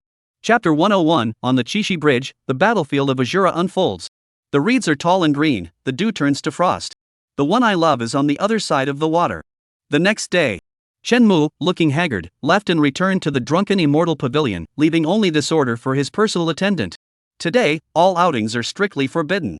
I will seclude myself for meditation, and no one is to disturb me. Afterward, Shenmue stumbled back into his room, leaving Shangwan Wanner with a stunned expression on her face, and slept for the entire day. It wasn't until evening that this scoundrel managed to regain some strength, lifted his eyelids, leaned against the wall, and slowly walked out of the room. This grudge, Shenmue has already taken note of. Shenmue thought viciously to himself, then lazily asked the maid attending to him what's going on outside? It's so noisy. Master, it's Valentine's Day. All the maids from the drunken immortal pavilion are dressed up in their finest, going out to find their ideal husbands. Shangwan Wanner carried a bucket of water, growing increasingly accustomed to her role as a maid. Valentine's Day? It's just a lie concocted by unscrupulous merchants. Shenmue washed his face, looked at the empty drunken immortal pavilion, and couldn't help but snort coldly. This place has been reserved by Shenmue. There isn't a single guest besides him. Now that all the maids have gone out, it naturally feels deserted. Not at all. Shangwan Wanner tilted her delicate nose and said discontentedly, Valentine's Day has a long history. It symbolizes pure love, represents longing, and embodies eternity. The young maid, resembling a young girl in love, held her head in her hands and spoke enthusiastically about the origin of Valentine's Day. Legend has it that 10 billion years ago, there was an immortal who was banished to the mortal realm. Here, he met. All that is made up. It couldn't have been that long ago, at most 3,000 years. Shenmue waved his hand impatiently, interrupting her. Nonsense. Shenmue's words were like stepping on Shangwan Wanner's sore spot, causing her to stomp her feet and protest repeatedly. It's just that you haven't heard of it. Just because you haven't heard of it doesn't mean it's not true. There are many other legends about that immortal, including. Because this legend was made up by me. Shenmue glanced at the defiant young maid and sneered. Valentine's Day and the Chishi Bridge were both just made-up stories he concocted to boost spirit stone consumption. As for what's true or false, others may not know, but he certainly does. Shangwan Wanner. The young girl who had been so angry and talkative moments ago now looked as though her world had been shattered, lowering her head in sorrow. Shenmue's honest confession left the young maid completely speechless. So the unscrupulous merchant was actually the sect leader. Shenmue paid no heed to the girl who was questioning the meaning of life.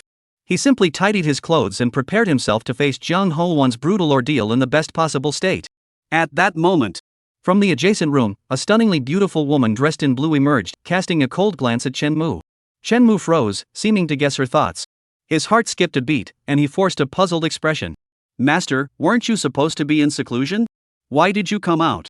Master heard that there would be a tragic incident there today, so she also wanted to take a stroll across the Chishi Bridge. Ningxi followed behind Luo Qingyan, carrying a long sword, her posture straight as she walked out. A tragedy? Shenmue's eyelids twitched as he glanced at Luo Qingyan, whose expression remained calm, and his heart sank completely.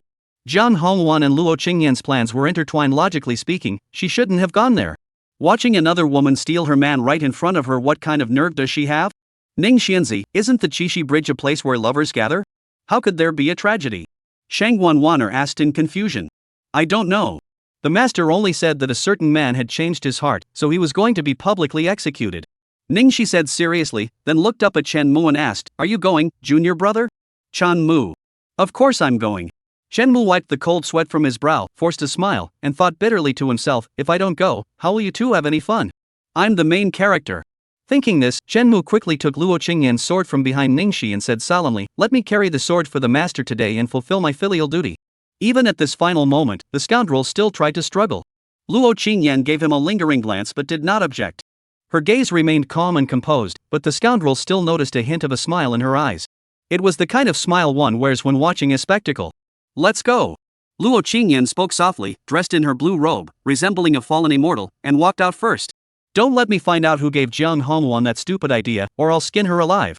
Behind her, Shenmue's face was filled with a murderous aura as he gripped Luo Qingyan's imperial sword tightly. At the same time, Mu Wanqing was holding her master's arm, skipping and jumping like a lively and adorable little girl. Master, I told you so. The Chishi Bridge is so much fun. Last time I came here, I saw a couple enter the One Dream, One Love attraction, but that scoundrel ended up getting involved with other girls in the dream world and belittled his original partner to the ground. When the dream ended, oh my. That was so tragic. Listening to her disciples' tinkling laughter, Jiang Hongwan nodded, a smile on her face, and said meaningfully, that was indeed pretty tragic. Right? Mu Wanqing nodded eagerly, feeling exceptionally at ease. Today, her master not only unlocked her divine abilities but also showed an unprecedented tenderness, teaching her many things she had always wanted to learn. For a moment, Mu Wanqing even thought her master was making her final arrangements. But then she quickly dismissed the thought. Her master was an emperor with an immortal lifespan and a realm of enlightenment. In the entire world, unless she chose to die, who in the 9 provinces could possibly kill her master? It must be because she had made him happy these past few days. Let's go, master. The Qixi Bridge Festival is about to begin, we can't miss the show. Mu Wanqing grabbed her master's hand and hurried toward the center of the Lantern Festival. Don't worry. We won't miss it. Behind them, Jiang Hongwan sighed softly, her voice filled with melancholy. On the other side, by the Qixi Bridge, in a quiet and secluded forest, a blue-clad goddess stood motionless, as if she had been there for ages. Strangely, despite the countless people passing by, not a single one noticed the woman's presence. The blue-clad goddess silently watched the couples clinging to each other, their love evident, and sighed softly, as if harboring endless sorrow. Yin Yang Jade Pendant. Pei Shangyi murmured to herself, tears streaming down her face. Ever since she learned of the Yin Yang Jade Pendant, she knew that her beloved must be hiding something from her. So many things. Today's farce was merely the beginning. After a long while, the blue-clad goddess wiped away her tears and looked up at the void, as if something there was gazing back at her. It's good that you've all come. You fox spirits, I will send you all away with my own hands sooner or later. She lowered her brows and murmured to herself. Tonight. In this imperial capital teeming with hidden dangers and lurking threats, a rare touch of warmth and tenderness was added. At the Lantern Festival, lights shine brightly, and laughter fills the air. Among the small groups of people, many couples are cuddling close, whispering sweet nothings to each other while feeding each other delicious treats with tender glances. Among them, there is one group that stands out as odd and out of place. In that group, a young woman in a green robe leads the way, accompanied by a man with a bitter expression, seeming to have lost all will to live. Behind them, 2 women and several servants curiously surveyed their surroundings, completely immersed in the Valentine's Day atmosphere, their faces flushed with excitement, as red as ripe apples. They pointed and chatted about the Qixi Bridge, and commented on the love charms being sold, as if they were truly there to enjoy the festivities. Is that the Qixi Bridge? Shenmu raised his head and pointed to a nearby bridge adorned with magpies, flowers, and a romantic, ethereal design. There, a couple had just emerged from the One Dream, One Destiny attraction, looking angry and upset, as if something had gone wrong. The man looked ashamed, and the woman was full of resentment. Lily, the man's voice was timid, as if he couldn't bring himself to speak. Enough! The woman angrily drew her long sword, her eyes blazing with murderous intent. I never thought that being with me was for my stepmother. Today, our ties are severed, and we will fight to the death. The onlookers. Countless men gasped in awe, silently giving the brave woman a thumbs up. Soon, another couple emerged, and under the glint of swords in the distance, the man suddenly drew his sword and shouted, "Witch! I never thought you would betray my family for wealth and conspire with my great-grandfather. Today, I will take the place of the Wu family to eliminate you. Soon, another flurry of sword and knife flashes echoed through the air. The crowd. Exciting! Exciting! Watching the one accident after another unfold, Shenmu couldn't help but clap his hands and laugh, taking pleasure in others' misfortune. These couples today seem to be having a rather unfortunate day. That's right. Luo Qingyan nodded slightly, smiling with a meaningful expression. Chan Mu. He couldn't help but stop laughing. Soon, his own battlefield might be even more terrifying than theirs. Senior brother. Just then, a sudden voice interrupted the two of them. Immediately afterward, a stunningly beautiful woman with graceful movements appeared at the end of the street. Her movements were extremely bizarre, like a wisp of smoke, as she weaved through the crowd and came before everyone. Mu Shimi? Shenmu raised an eyebrow, curiously scanning her surroundings. Upon not spotting Jiang Hongwan's figure, he finally exhaled in relief. Senior brother, what are you looking at? Look at me. Look at me. Mu Wanqing was extremely bold, completely unconcerned that the leader of the righteous faction stood beside her. She reached out and turned Shenmu's face toward her. What's so interesting about those women? Are they even a fraction as beautiful as your junior sister? Getting carried away, the young girl spun around, showcasing her stunning figure to Shenmu. Unfortunately, the scoundrel had no interest at all. He casually brushed her off with a few words before asking, "Where's your master? Why didn't she come?" Upon hearing this, Mu Wanqing paused for a moment but quickly explained, "I don't know. Since we arrived at the Qixi Bridge, my master has disappeared without a trace. But that doesn't matter." Mu Wanqing shook her head, grabbed Shenmu's arm, and said, "Senior brother, let's go experience the Qixi Bridge. Why bother with that old witch? Chan Mu. This village has been hovering on the brink of death for ages." At that moment, a captivating figure, graceful and slender, walked slowly toward them from the distance. "You're holding my husband's hand. Are you trying to steal my man? And the old witch you're talking about is so young, how rude." The woman wore a pale blue palace robe, her smile as gentle as a spring breeze, exuding an indescribable sense of relaxation and joy. Looking at that figure, Shenmu's heart stirred, and he sighed silently. This pale blue palace robe was the last gift he had given to Jiang Hongwan. Its meaning was self-evident. "Let's go. My husband." The woman in the palace attire extended her hand, smiling brightly. "Wah! The young girl beside her remained in the same pose, blinking her eyes frantically, but she couldn't move at all. Shenmue glanced at Luo Qingyan and noticed that the renowned Qingyi sword immortal had closed his eyes slightly, as if he hadn't seen anything at all. Only the corners of his mouth curled into a faint, almost imperceptible smile, as if waiting for the start of some thrilling spectacle. Shenmue realized that this woman was probably still holding a grudge against him for abandoning her and eloping with Jiang Hongwan back then. After all, although she knew through the yin-yang jade pendant that Shenmue had left for the sake of the resurrection herb. However, what happened between Shenmue and Jiang Hongwan after he left was completely unknown to her. Especially why he didn't come looking for her afterward. That was why Luo Qingyan had come to watch the show. Thinking of this, Shenmue could only sigh helplessly, gather his thoughts, reach out to hold the beauty, and say with a look of despair, "All right." Everyone around them fell silent, not uttering a word, as they watched the palace-attired woman lead away the lone man. Only a girl as still as a sculpture kept blinking her eyes, her mouth sealed shut as if by something. Woo! Soon. Shenmue, with a sorrowful expression, was led by Jiang Hongwan by the hand, stepping onto the path of the Qixi Bridge. You too. The Qixi Bridge is a treasure that witnesses romantic connections. I hope you can keep your spirits high and relax and enjoy this moment. The official in charge of the Qixi Bridge smiled at Shenmue and said, I see this male cultivator seems a bit reluctant. Does being reluctant mean he can't go up? Shenmue gave her a meaningful look, trying to flirt with the female official on the spot. Upon hearing this, Jiang Hongwan narrowed her eyes and smiled at the female official, saying, I think he's in a good mood, right? The female official froze, a bead of cold sweat dropping from her forehead. She forced a smile and said, that's right. This cultivator looks overjoyed, eagerly anticipating walking across the Qixi Bridge with his lover. Please, you two Taoist friends. Chan Mu. You bastard, can't you have some decency and professional ethics? Let's go. Jiang Hongwan smiled faintly, took Shenmue's arm, and led him to the One Dream, One Love pavilion. With the situation at hand, Shenmue could only compose himself and take out the yin-yang jade pendant. The next moment, the two gently stepped into the mirror representing their love. Ripples gently spread, stirring up their memories. They also caught the attention of many people.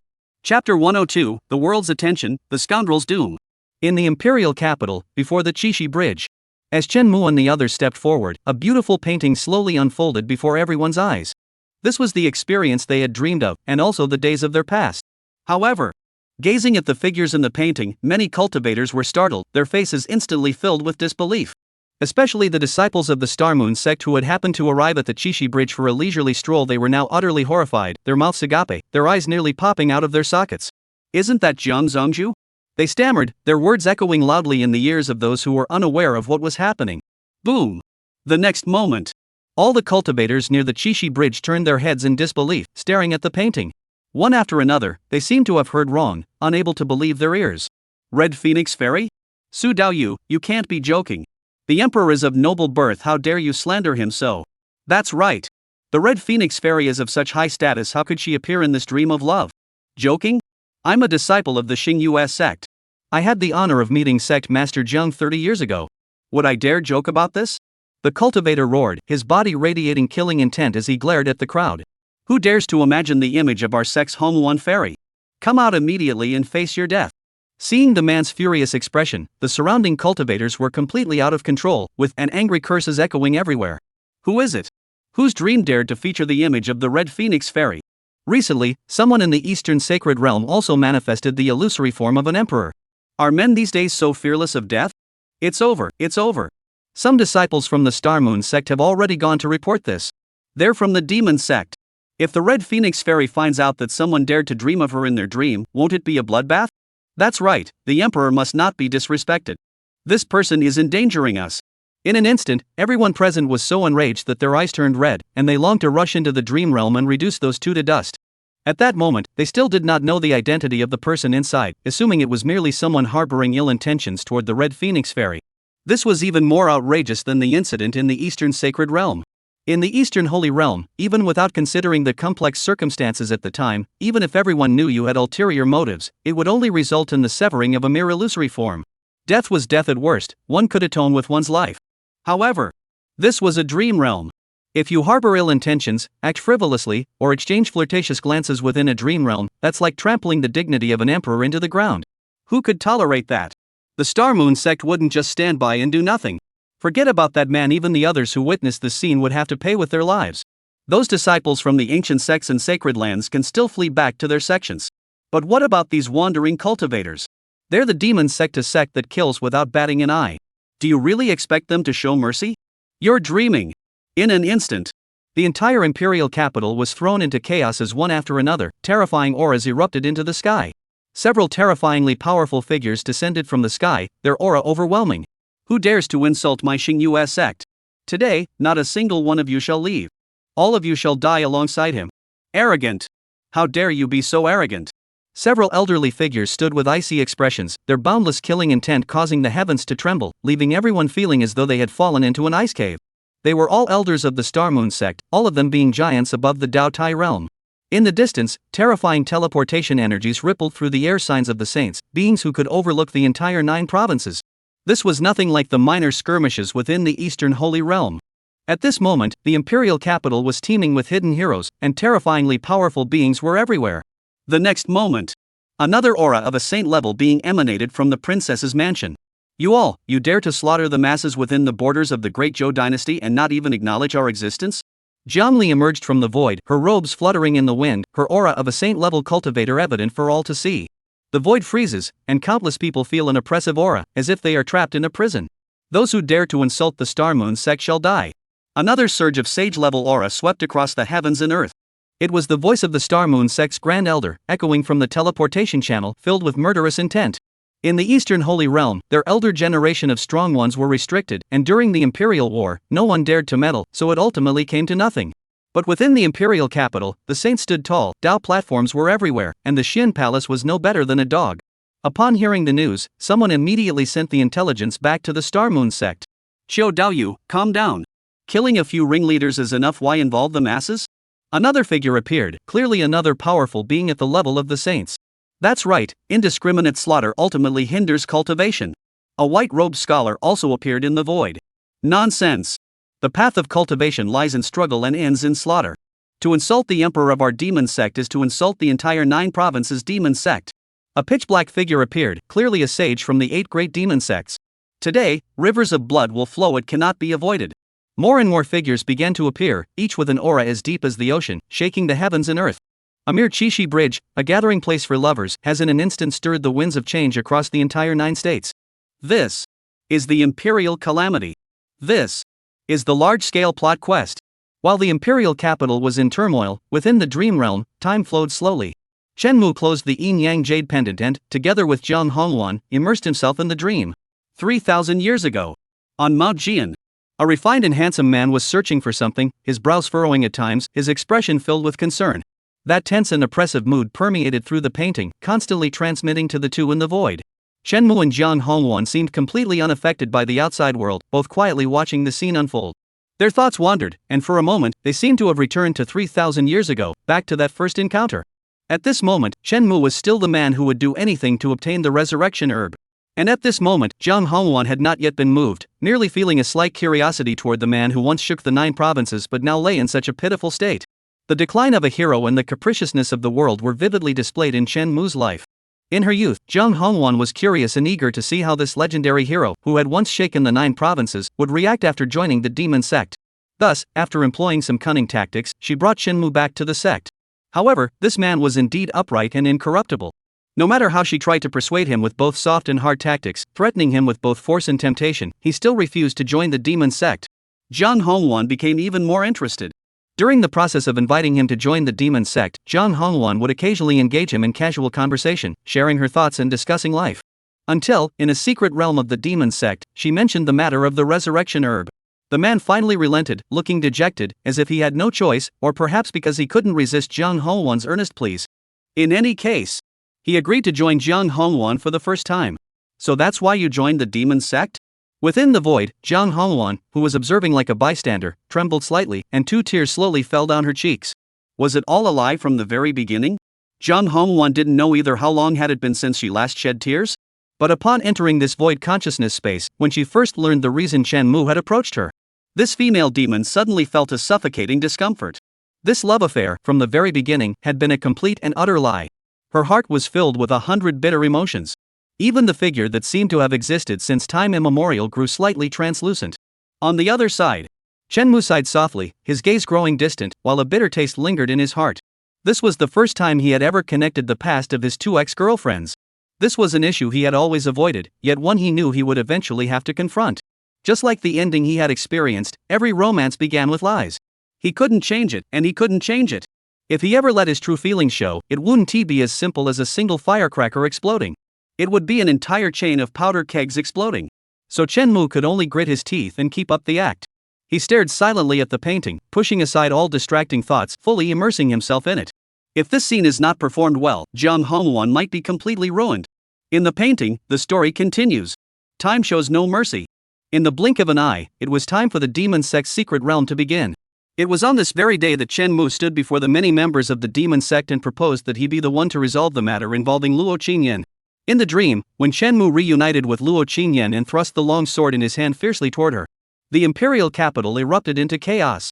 Those who had just been urging the senior elder of the Xingyue sect to remain calm were now so enraged that their blood pressure skyrocketed, and they shouted angrily, "How dare you insult the leader of the righteous path, especially in such a situation where he is certain to die? Xiao Daoyu, you don't need to kill him. We'll handle him. Shameful. Shameful. Shameful. A mere ant-like existence dares to harbor such delusions of aligning himself with the two great emperors? It's sheer madness. He must pay for his actions." At this moment, one after another, the powerful cultivators of the righteous sects erupted with uncontrollable anger, their eyes blazing with endless killing intent. They were unaware of the existence of the yin-yang jade pendant, nor did they know of the past between Chen-mu and Jiang Hongwon. All they knew was that, according to the rules of the dream of love technique, this was a brand new world simulated based on the dreams of that couple.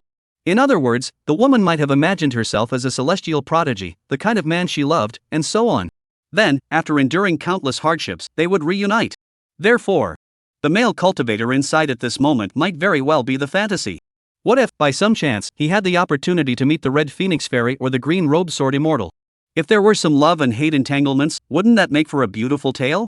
These are desires hidden deep within their hearts, which they may not even be aware of under normal circumstances. But within the dream of love, these desires all surface one by one, becoming the nourishment that constructs the dream. If, amidst all these desires, the lovers could still awaken to their true selves and reunite, that would also be a beautiful tale. But this is based on normal circumstances. What are this person's desires? What are their fantasies? It's the Red Phoenix Fairy, it's the Green Robe Sword Immortal. And both of them are fighting over him? Does he even deserve it? He doesn't deserve them. It can be said that Chen-mu's actions have enraged both the righteous and the evil factions, as well as over 20 top-tier sects. Each and every one of them wants to devour his flesh and drink his blood. That female official, hurry up and put an end to this. Let us go in and slaughter that audacious fool. At this moment, every top-tier powerhouse and saintly overlord had their eyes bloodshot, their aura no longer concealed, surging toward the heavens. The female official responsible for guarding the Chishi Bridge was completely dumbfounded. The couple she just let in are that powerful? That brutal?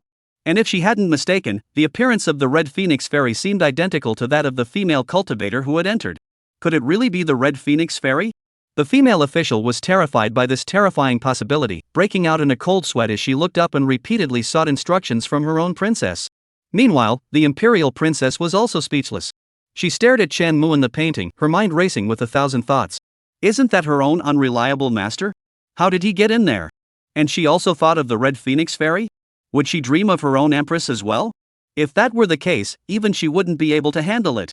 Zhang Li glanced at Xiao Chui, who was responsible for guarding her master, and after obtaining all the relevant information from her, her heart sank. Is it the Red Phoenix Fairy who went in? At that moment, Zhang Li's mindset completely collapsed. If she could, she would rush in, grab her master by the collar, and demand, "What the hell are you doing? What kind of absurd plot is this? I've seen people looking for trouble, but never someone this desperate." At this moment, Zhang Li even considered just walking away and letting Chen-mu do as he pleased. But who could she blame? He was her master. Out of gratitude for her master's kindness, Zhang Li could only grit her teeth and stand in front of the many powerful individuals, speaking in a solemn tone. Within the borders of the Great Zhou dynasty, all laws and regulations must adhere to the standards of the Great Zhou dynasty. You dare not act recklessly. At this moment, Zhang Li could only pin her hopes on the other few disciples and the imperial city's defensive array to stop this group of enraged experts from various sects. However, the powerful cultivators from various sects showed no fear, their eyes gleaming with murderous intent as they threatened Zhang Li. "Those who insult our sect's emperor will not be spared, even if the empress herself were to descend." That's right. This brat is bold and treacherous, he must pay the price for his crimes. Even knowing it was a lie, the disciples of the Tai Xian sword sect, recalling the scene of their sect master being pierced through the heart by Chen-mu's sword, had gone completely mad with killing intent. Who cares about imperial laws or sect regulations? They only wanted to eliminate that audacious traitor. Finally, as the situation escalated and a major battle was about to erupt, a majestic and noble voice, vast and awe-inspiring, slowly echoed through the air. Silence. The next moment, all the saints and the great elders of the Tao Palace felt an overwhelming pressure that left them breathless. The Empress. She has arrived. Chapter 103, I'll take you on the run. Once the dream of love has ended, you may handle matters as you see fit. Outside the Qixi Bridge, the Empress's voice echoed slowly, then gradually faded into silence. Like a dragonfly skimming the water, it landed on this tense, explosive situation filled with the smell of gunpowder. Yet these two simple sentences left the countless divine beings and palace elders present utterly speechless. Not a single one dared to show the slightest bit of arrogance. The ruler of the imperial dynasty, the sole bearer of the nation's fortune. On this land, the Empress is invincible. Just as Pei Shangi on the Xiang River in Zhangruoshua before the Dongji Sacred Realm are unmatched in this world. Even Luo Qingyan, who once had a sword heart without flaw and had forgotten all emotions, was once unmatched. Alas, she later fell from that supreme realm. The Empress has emerged from seclusion. Jiang Li's heart trembled, and as 1,000 thoughts raced through her mind, her face paled slightly. She knew how much the Empress hated this master. The Empress has emerged from seclusion, and she now knows what happened on the Qixi Bridge. The situation had suddenly become extremely dire. I hope the Red Phoenix Fairy can help the master escape. After all, she is a spatial cultivator, the most cunning and skilled at escape among the emperors. Jiang Li gazed at the scroll with a sorrowful expression, silently thinking to herself. At the same time, unlike those outside who only witnessed Shenmu stabbing Luo Qingyan, Zhang Hongwan, under the influence of empathy and heart-to-heart connection, could feel every emotion Shenmu was experiencing at that moment. Gazing at the painting, Zhang Hongwan felt a sudden, piercing pain in her heart as she witnessed Shenmu's struggle and agony. So it's still deception? Humph. No wonder you're the great hero revered by the 9 provinces, hypocritical and cunning, yet no less deceitful than anyone else. Why can't you show me even a shred of genuine affection? Within the void of consciousness, Zhang Hongwan murmured to herself, her body gradually growing dimmer. This bold and headstrong woman now stood quietly before the painting, her silence so poignant it brought tears to the eyes. In the painting, after resolving the issue with Luo Qingyan, she and that man entered the legendary Demon Gate's secret realm. This Demon Gate's secret realm was, not only because it nurtured rare treasures like the resurrection grass, but more importantly, it could suppress cultivators' strength, causing all cultivators to temporarily remain at the heavenly phenomenon realm. This was a force of the laws of the realm, impossible to avoid. As a result, even Chen Mu, who was only at the heavenly phenomenon realm at the time, managed to muster enough strength to fight. They explored the secret realm, traveled through it, and even developed feelings for each other within its depths. Until, within the secret realm, in an ancient cave, a flash of divine light suddenly appeared. Endless spiritual energy gathered there, and a mysterious and extraordinary treasure blossomed with brilliant light. The resurrection grass had matured. At that moment, all the cultivators within the secret realm were deeply moved. One after another, cultivators from the demon sect rushed madly toward the location of the resurrection grass. Chen Mu and Jian Hongwan were no exception. Chen Mu's heart raced with excitement. After years of hardship and sacrifice, he had finally laid eyes on the resurrection grass. At this moment, all he could think of, all he longed for, all he loved, was Luo Qingyan. Even though Jiang Hongwan, who was determined to help him obtain the resurrection grass, was by his side. This intense and reckless emotion, in the eyes of Jiang Hongwan, who was in a state of unconsciousness, was so painful and unbearable. She clutched her chest, feeling as though it were bleeding, as though 1,000 insects were devouring her heart, shattering it into pieces. 3,000 years of obsession were shaken to their core in that moment. You never loved me at all, Jiang Hongwan murmured, her voice filled with endless sorrow, as if it filled the entire void of consciousness. There was nothing more painful than being betrayed in love except that he had never felt a single emotion for her. This moment, Jiang Hongwan experienced the suffocating, despairing sensation. She gazed at the figure in the painting, its form growing faint and its gaze gradually fading, as if it would vanish completely into the air at any moment. However, just then, a sudden change occurred. Within the secret realm, after overcoming numerous hardships and dangers, Shenmu finally arrived at the cave containing the resurrection herb. He wanted to continue picking, but the place was swarming with ferocious beasts, poisonous insects, and various toxic plants. The situation inside was extremely perilous. Meanwhile, outside, Jiang Hongwan was helping him fend off the demon sect cultivators, with the situation growing increasingly perilous. At that moment, even the numerous powerful beings watching from the outside instinctively believed that everything would come to an end here. Only 1 or 2 of them, ancient sages of the demon sect who had endured 3,000 years, furrowed their brows slightly, as if sensing something. They watched silently as Chen Mu, disregarding his life and everything else, desperately tried to obtain that single resurrection herb. Others were puzzled, but they seemed to have gained some insight. Luo Qingyan gazed at the unfolding scenes with a sorrowful expression. This was the truth she had never known before, revealed after Chen Mu shattered her sword heart. Gazing at that figure, covered in wounds, barely clinging to life, yet refusing to retreat even a single step, her heart stirred with emotion. Something new was emerging, breaking free from its cocoon and rising from the ashes. Finally, after enduring countless hardships and narrowly escaping death on multiple occasions, Chen Mu obtained the resurrection herb. Holding the resurrection herb in his hands, he smiled joyfully, like a child who had just received a candy. At that very moment, Jiang Hongwan, who had been defending him against the demon sect cultivators and blocking their entry into the cave, finally collapsed. She fell into the cave, coughing up blood, her breath weak, yet she still laughed wildly and said to Chen Mu, "I've done what I promised you. Now you can't say I broke my promise." At this moment, although Jiang Hongwan harbored feelings of admiration for Chen Mu, she had not yet reached the point of madness. She was merely fulfilling her promise. That was all. But for Chen Mu at that moment, it was entirely different. Within the void of his consciousness, gazing at the blood-soaked, barely alive figure, Chen Mu's expression wavered, and his heart was enveloped by an endless sorrow. At that moment, Chen Mu couldn't even tell if he was acting or if he was truly feeling that much pain. In the game, Jiang Hongwan was merely a tool for him to enter the ancient cave and complete his mission. But in reality, she was a reckless young woman who would risk her life to fulfill a promise. She had always been this. From start to finish. Chen Mu closed his eyes slightly, feeling a surge of killing intent filling his chest, unable to contain it any longer. The next moment, within the painting, Chen Mu embraced Jiang Hongwan, speaking with a casual, effortless demeanor. "Let us go. I'll take you to kill someone." Suddenly, a terrifying sword intent pierced the sky, carrying a murderous intent that fell like rain. At this moment, Chen Mu was incredibly powerful. After defeating Gong Yunxiu, Pei Shangyi, Zhang Ruoxue, and Luo Qingyan. After enduring the Dragon Palace at the bottom of the sea, the secrets of Qingxiu, the Clash of Heroes, and the ancient cave. The rewards Chen Mu had obtained and the foundations he had built were enough to astonish the world. Even now, he had yet to ascend to the highest realm of the 9 states. Within his current realm, he is already unmatched. A single sword intent filled with emotion, a set of 5 elements techniques, a flash of brilliant divine light, and a move that reverses life and death. At this moment, Chen Mu's techniques are so numerous that they are beyond the imagination of the world. In an instant, a torrential downpour poured from the sky. Mixed with blood, it washed away the entire vast land. On this day, thousands of elite disciples from the demon sect and countless prodigious disciples all perished here. With one sword in hand, Chen Mu embraced Jiang Hongwan and carved out a vast path through the chaos. And he completely entered Jiang Hongwan's heart. Outside the Qixi Bridge, everyone was stunned. Countless cultivators and prodigies were all utterly captivated by Chen Mu in that moment. What a passionate and chivalrous plot.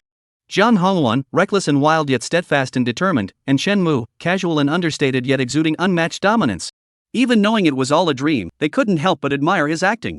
The Qingyi sword immortal breaks his heart for you, the Hongwan fairy bends her waist for you, this fellow cultivator really dares to dream big. Someone murmured to themselves, instantly resonating with those around them. Wielding a sword across the land, seeking revenge with reckless abandon, this is like living out a martial arts novel. One man, one sword, slaughtering the elite of the demon sect until they were wiped out. The demon sect cultivators nearby all paled in fear. In the sky above, the demon sect saints looked on with strange expressions, their eyes fixed on the painting in disbelief. I witnessed it with my own eyes 3,000 years ago. There were 2 great calamities that befell the demon sect. In the first, 3,000 prodigies perished in the secret realm.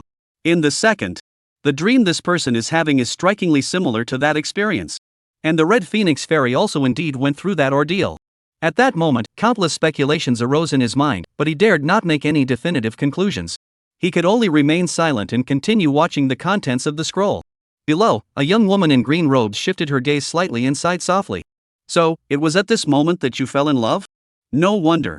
At this moment, the once emotionless Qingyi sword immortal gazed at the painting with a sorrowful expression, trying to discern some information she had never known but was of utmost importance. "But why haven't you come to find me? If you had been honest with me back then, I might have been able to accept it. So you did care after all." In the void of consciousness, a gradually transparent figure suddenly came to a halt. The scattered eyes seemed to regain a glimmer of light. Jiang Hongwan sneered, her lifeless eyes once again fixating on the painting. In that moment, she suddenly felt that this world wasn't so boring after all. There was still a little bit of meaning left. On the other side, Chen Mu finally exhaled in relief. Luo Qingyan's explanation was nearly finished, and the most challenging part had been successfully navigated. The remaining obstacles could be easily handled with his acting skills. The next task was to deal with Jiang Hongwan. Chen Mu focused his attention. Even though he already knew the outcome, he still wanted to experience it all over again. In the painting, Chen Mu was locked in a dark and gloomy dungeon. For divine chains bind his limbs, resembling shackles that encircle the heavens and earth, containing mystical power that seals off all his spiritual awareness, abilities, and soul. Awake? In the dim corner, there stood another towering figure. This man is Jiang Hongwan's master, named Chou Tianxiong, one of the top figures in the 9 states. Hand over the resurrection herb, and perhaps I may spare your life. Chou Tianxiong spoke calmly, his voice as cold as ice, devoid of any emotion. The innocent bear no guilt, it is the treasure that brings the blame. After escaping the secret realm with Jiang Hongwan, Chen Mu, exhausted and weakened, collapsed at the entrance of the secret realm. Then, he was imprisoned by the Xingyue sect. Chou Tianxiong's lifespan was nearly exhausted, and he desperately needed the resurrection grass to extend his life and break through to a higher realm. Upon learning that Chen Mu had obtained the resurrection herb, he resolved to stop at nothing to obtain this heavenly treasure. Chen Mu naturally refused. Chou Tianxiong tried every possible method, inflicting various tortures, even subjecting Chen Mu to the 10 most brutal punishments in the world, yet he still refused to hand it over. Chou Tianxiong tried to forcibly take it, but discovered that all of Chen Mu's belongings were stored within a spatial artifact that could only be opened by its owner and would be completely destroyed upon the owner's death. That was the game's inventory system, so he couldn't forcibly seize it. As a result, Chou Tianxiong imprisoned him here day and night, using every possible method to pry the truth from Chen Mu's lips. But none of it worked. Finally, Chou Tianxiong played the emotional card, allowing his prized disciple to enter this place, hoping that Jiang Hongwan could successfully persuade Chen Mu. Then, Jiang Hongwan, with tears in her eyes, approached Chen Mu and pleaded tearfully, "Just give him the resurrection herb. I beg you. Please give it to him. You are in the prime of your life, with abundant life force. Why do you need the resurrection herb to prolong your life? I will find you more rare treasures, treasures that will be even more useful to you. Please believe me. Give it to him, give it to him. Consider it my plea to you. I don't want you to die. I want you to live." Jiang Hongwan's voice was filled with grief and pain, her eyes brimming with tears, her tone pleading. She couldn't accept it. She couldn't accept that such a trivial resurrection herb could cause the man she had finally fallen for and was willing to sacrifice everything for to die. This was more painful than death itself. Even if her master was unjust, even if she knew Chen Mu was innocent, she still hoped he would show mercy once. She wanted him to live. She begged him to survive. Hand over the resurrection herb? Would that save my life? The man sneered. Even now, covered in wounds and suffering more than death, he still clung to his principles. Moreover, I have my own reasons to persist. The man smiled faintly, but Jiang Hongwan heard his resolve and his true intentions. This was a reckless and cunning man, skilled in manipulation and social climbing. But at the same time, he was a man with an absolute bottom line and his own will. Before his bottom line, everything must yield. Even his own life. In the end, Jiang Hongwan left. As she departed, she looked deeply into Chen Mu's eyes, as if she wanted to etch this man into her bones, into the depths of her soul. After stepping out, she said to her master, "Give me some time, and I will make him hand over the resurrection herb." Chou Tianxiong readily agreed. However, what he didn't know was that the reason his disciple had said those words was simply because she wanted that man to live a little longer. That was it. 1 day. 2 days. 3 days. 10 days. Jiang Hongwan never appeared again, leaving Chen Mu alone to endure the soul-crushing, unbearable pain day and night. Until a month later, Jiang Hongwan finally reappeared before Chen Mu. She was covered in blood, her breath weak, her body covered in wounds, yet she still wore that arrogant, defiant smile. "I want you to live. No one can let you die. Come on, I'll take you with me to the ends of the earth." She said this. Chapter 104, The Bronze Immortal Palace, 500 Lifetimes of Affinity. Jiang Hongwan, you dare to kill your master and defy your superiors. Today, the Xingyue sect will surely eliminate you, this demonic being. Within the Xingyue sect, just as Chen Mu was about to follow Jiang Hongwan away, a furious shout suddenly echoed throughout the entire sect. Murdering one's master. This act, which was utterly taboo across the entire 9 states continent, had just occurred. It happened in the Star Moon sect. It happened to that arrogant and domineering woman.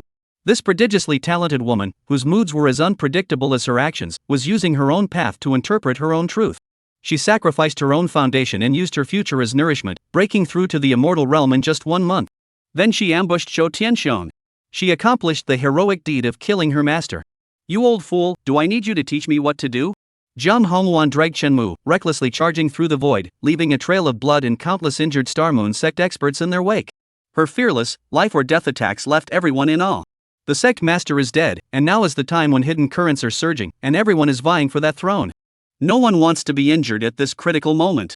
This place is ultimately the demon sect, where everyone's intentions are treacherous, and everyone is scheming to seize power. They refuse to be injured for the sake of the deceased Chou Tianxiong. So they let Jiang Hongwan charge forward, drenched in blood, and forcefully lead Chen Mu out. And it was on this very day. The entire 9 provinces were shaken to their core. Countless demon sect overlords were enraged, and one after another, powerful figures emerged. Among them were some who were close friends and old acquaintances of Cho Tianxiong, and others were relatives and friends of disciples who had died in the demon sect's secret realm. The entire world was their enemy. This was true enmity from all corners of the world. Jiang Hongwan, a demoness of the demon sect, had also committed the crime of killing her master. The righteous path could not tolerate her, and neither could the demon sect. Moreover, Chen Mu had slaughtered the demon sect's 3,000 prodigies, enraging countless powerful beings, with countless others eager to eliminate him. There is also the Great Shang Empire and the Qingqiu clan. Without the protection of the Xingyue sect, the two of them are like stray dogs, hunted down by countless enemies. Even though Jiang Hongwan is a prodigy of heaven, she managed to force her way into the ranks of the immortal and the strongest in the 9 provinces in just a few decades. But she could only flee with Chen Mu, constantly on the run. The relentless pursuit, exhausting the intelligence networks of the 9 provinces, the once cherished daughter of heaven, the future of the 9 provinces, Jiang Hongwan, was now despised and shunned by all within a single day. But she never regretted it. Chen Mu led her to kill, so she led Chen Mu to flee for their lives. That was all. Therefore, Chen Mu was completely captivated. At that moment, even if he were made of wood, there was finally a figure in his eyes. Outside the Qixi Bridge, countless cultivators were all shaken to their core. Committing the crime of killing one's master, then betraying the sect, slaughtering countless lives all to protect your safety. This man truly dares to think such things.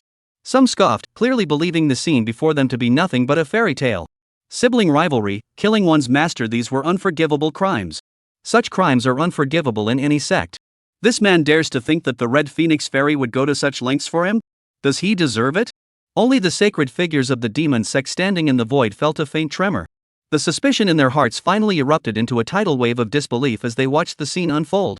In the void of consciousness, Jiang Hongwan's lips curled into a smile, her body growing increasingly solid, as if the heavens and earth themselves were rejoicing alongside her. Even as her painted self endured the relentless pursuit across the entire 9 states continent, she remained filled with joy. At the very least, the overwhelming emotion and love flooding her heart could prove it. That man had indeed loved her. Meanwhile, Chen Mu's face was bitter, and the pain in his heart grew more intense. He knew that moment was about to arrive. I've done everything for you, yet you still refuse to admit you like me? Under the peach blossoms, Jiang Hongwan smiled teasingly at the man. Even though she was in a disheveled state at that moment, her face still radiated unrestrained arrogance. The north wind howled, scattering the beauty's long hair, which fell onto Chen Mu's cheek. Chen Mu slowly brushed aside his hair, saying nothing, only gazing silently toward the southeast. That direction was toward the Taishian sword sect. There, someone was waiting for his resurrection herb. How boring. Jiang Hongwan pursed her red lips, lazily playing with a peach blossom, and asked softly, "You still haven't told me why you fled this way? It couldn't possibly be for your old flame, could it?" She looked at Chen Mu with a half-smile, as if she had seen through the man's heart. Throughout their escape, they didn't flee to a remote area but instead headed south toward the most bustling place. Chen Mu didn't answer directly but countered, "You could have left me behind, and I've never blamed you, not before, and never will." This was his heartfelt confession, as well as his sincere hope. With Jiang Hongwan's abilities, once she was rid of this liability, she might just be able to escape the relentless pursuit across the vast lands of the 9 provinces. But if she were to bring Chen Mu along, even she might not survive the endless pursuit. In response, Jiang Hongwan merely smiled lightly, lifted Chen Mu's chin, and said, "I said I'd take you to escape for your life, and that's exactly what I'll do." No one can change that. She had always been this domineering, never caring about others' opinions. She believed this was good, so it was good. She didn't need others' understanding, nor did she need others' opposition. Even if that person was Chen Mu, even if she deeply loved this man. Chen Mu tugged at the corner of his mouth, clearly aware of this woman's domineering nature, and did not continue the discussion. "I'm going there to find an old friend, someone I once loved deeply and still do," Chen Mu said honestly. "So you're carrying the resurrection grass for that yellow-faced woman?" Jiang Hongwan raised an eyebrow, clearly unsurprised. She had heard the story of Luo Qingyan sacrificing her sword heart, had seen Chen Mu wound Luo Qingyan, and had even witnessed the immense hardships and suffering Chen Mu endured to obtain the resurrection grass. She had known from the start that Chen Mu and Luo Qingyan had a past. Therefore, Jiang Hongwan said again, "I'll take you to deliver the medicine to the yellow-faced woman. In exchange, you must follow me and leave."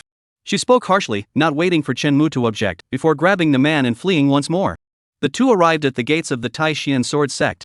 Jiang Hongwan threw the resurrection herb to a disciple of the sect, then watched as the yellow-faced woman consumed it before finally leaving with Chen Mu. Additionally, she used a small trick, sending the resurrection grass under a pseudonym. By the Qixi Bridge, Luo Qingyan stood in silence, her long sword tightening and relaxing repeatedly. Her eyes, which had once been as calm as water, now held a complex mix of emotions. She had never imagined that the reason she was able to come back to life was because of Jiang Hongwan, her sworn enemy for thousands of years, who had brought her the resurrection herb. Could she blame Jiang Hongwan? No. Jiang Hongwan and she had never met before. One was a prodigy of the righteous path, the other a demoness of the demon sect, two beings who should have been natural enemies. But now, the other party was willing to bring her the resurrection herb for a man, even if it meant killing her master, defying the heavens, and betraying her sect. Could she blame Chen Mu? She couldn't. Chen Mu had infiltrated the demon sect to obtain the resurrection herb for her, enduring unimaginable hardships, only to be subjected to the brutal tortures of Chou Tianxiang afterward. The 10 great tortures that struck fear into the hearts of all in the 9 provinces, causing them to turn pale at the mere mention of their names, never caused his gaze to waver even slightly. For this resurrection herb, for her survival, Chen Mu had long since cast aside his own life.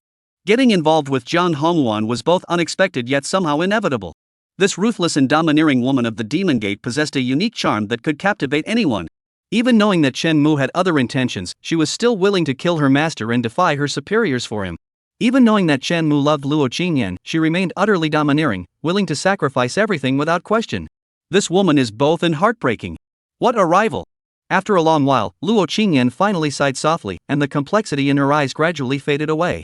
She stared at the painting, waiting for the moment she knew was coming soon, the moment that would move her most deeply. And it was precisely for that reason that she had agreed to Jiang Hongwan's nearly unreasonable request. In the painting, Chen Mu was both relieved and silent. Relieved that Luo Qingyan was safe, but he felt even more guilty toward Jiang Hongwan. This domineering woman had never once consulted him, stubbornly loving him in her own way. As they fled together, Jiang Hongwan's injuries grew increasingly severe. If they had fled to the border, they might have had a sliver of hope. But because of the resurrection herb incident, they were now trapped at the heart of Donghuang, surrounded by countless powerful enemies who had set a trap to eliminate these two sinners. Looking at this desperate situation, Chen Mu whispered, "Do you regret it?" Jiang Hongwan leaned against him, still wearing that carefree, defiant smile. Regret? I don't even know how to write those 2 words. She would never regret it, neither before nor after this. The two of them, covered in wounds, stood back to back, surrounded by pursuers from all directions, each harboring their own ulterior motives, eager to eliminate them. Heroes at the end of their rope, lovers drenched in blood. It seemed as though this was already a foregone conclusion. However, it was precisely at this moment that the void trembled, and a massive black shadow, emanating an ancient and desolate aura, suddenly appeared before everyone. It was a massive copper palace as large as a city, covered in green rust. Strange green blood stained its surface, still wet even now. It exuded an ancient killing intent, filling the air with a terrifying aura that made one's heart race. The Bronze Immortal Palace. In the ancient texts of the Eastern Wastes, there are only scattered records of the Bronze Divine Hall traversing the realm of the dead and the realms of time, shrouded in mystery and unpredictability. No one knows the origin of this Bronze Hall. They only know that according to legend, countless ancient and terrifying immortals once perished here, their divine blood saturating the entire Bronze Hall. This is a burial ground for immortals, and also a path to immortality. At the same time, it is the only hope for Jiang Hongwan and the others. Within the Bronze Immortal Palace, an immense terror permeates the air, making it a forbidden zone said to bury countless immortals. Entering it may hold a glimmer of hope. But to not enter is certain death. Therefore, Jiang Hongwan and Chen Mu resolutely stepped into the Bronze Immortal Hall, searching for that faint glimmer of hope. Those pursuing them hesitated upon seeing the two enter the forbidden zone. This was a desolate land where countless immortals were buried, a place of immense opportunity yet also of overwhelming terror. Days later, countless noble clans, ancient sects, and supreme empires all gathered before the Bronze Immortal Hall, scrutinizing this ancient forbidden zone of the immortals. Some powerful beings on the brink of death dared to enter at the risk of their lives, while others of mysterious origin suddenly emerged. Even more terrifying were the ancient sacred lands and forbidden zones, from which one terrifying figure after another manifested and descended into the Bronze Hall. This suddenly appearing Bronze Immortal Hall has captured the attention of the entire 9 states. Countless people were shaken to their core, countless others driven to madness. This is an event of such magnitude that it could shake the entire 9 provinces. It is also the starting point of another major plot quest. The Twilight of the Gods. Within the Bronze Celestial Palace, Chen Mu and Jiang Hongwan walked side by side, struggling to survive amidst countless horrors and oddities.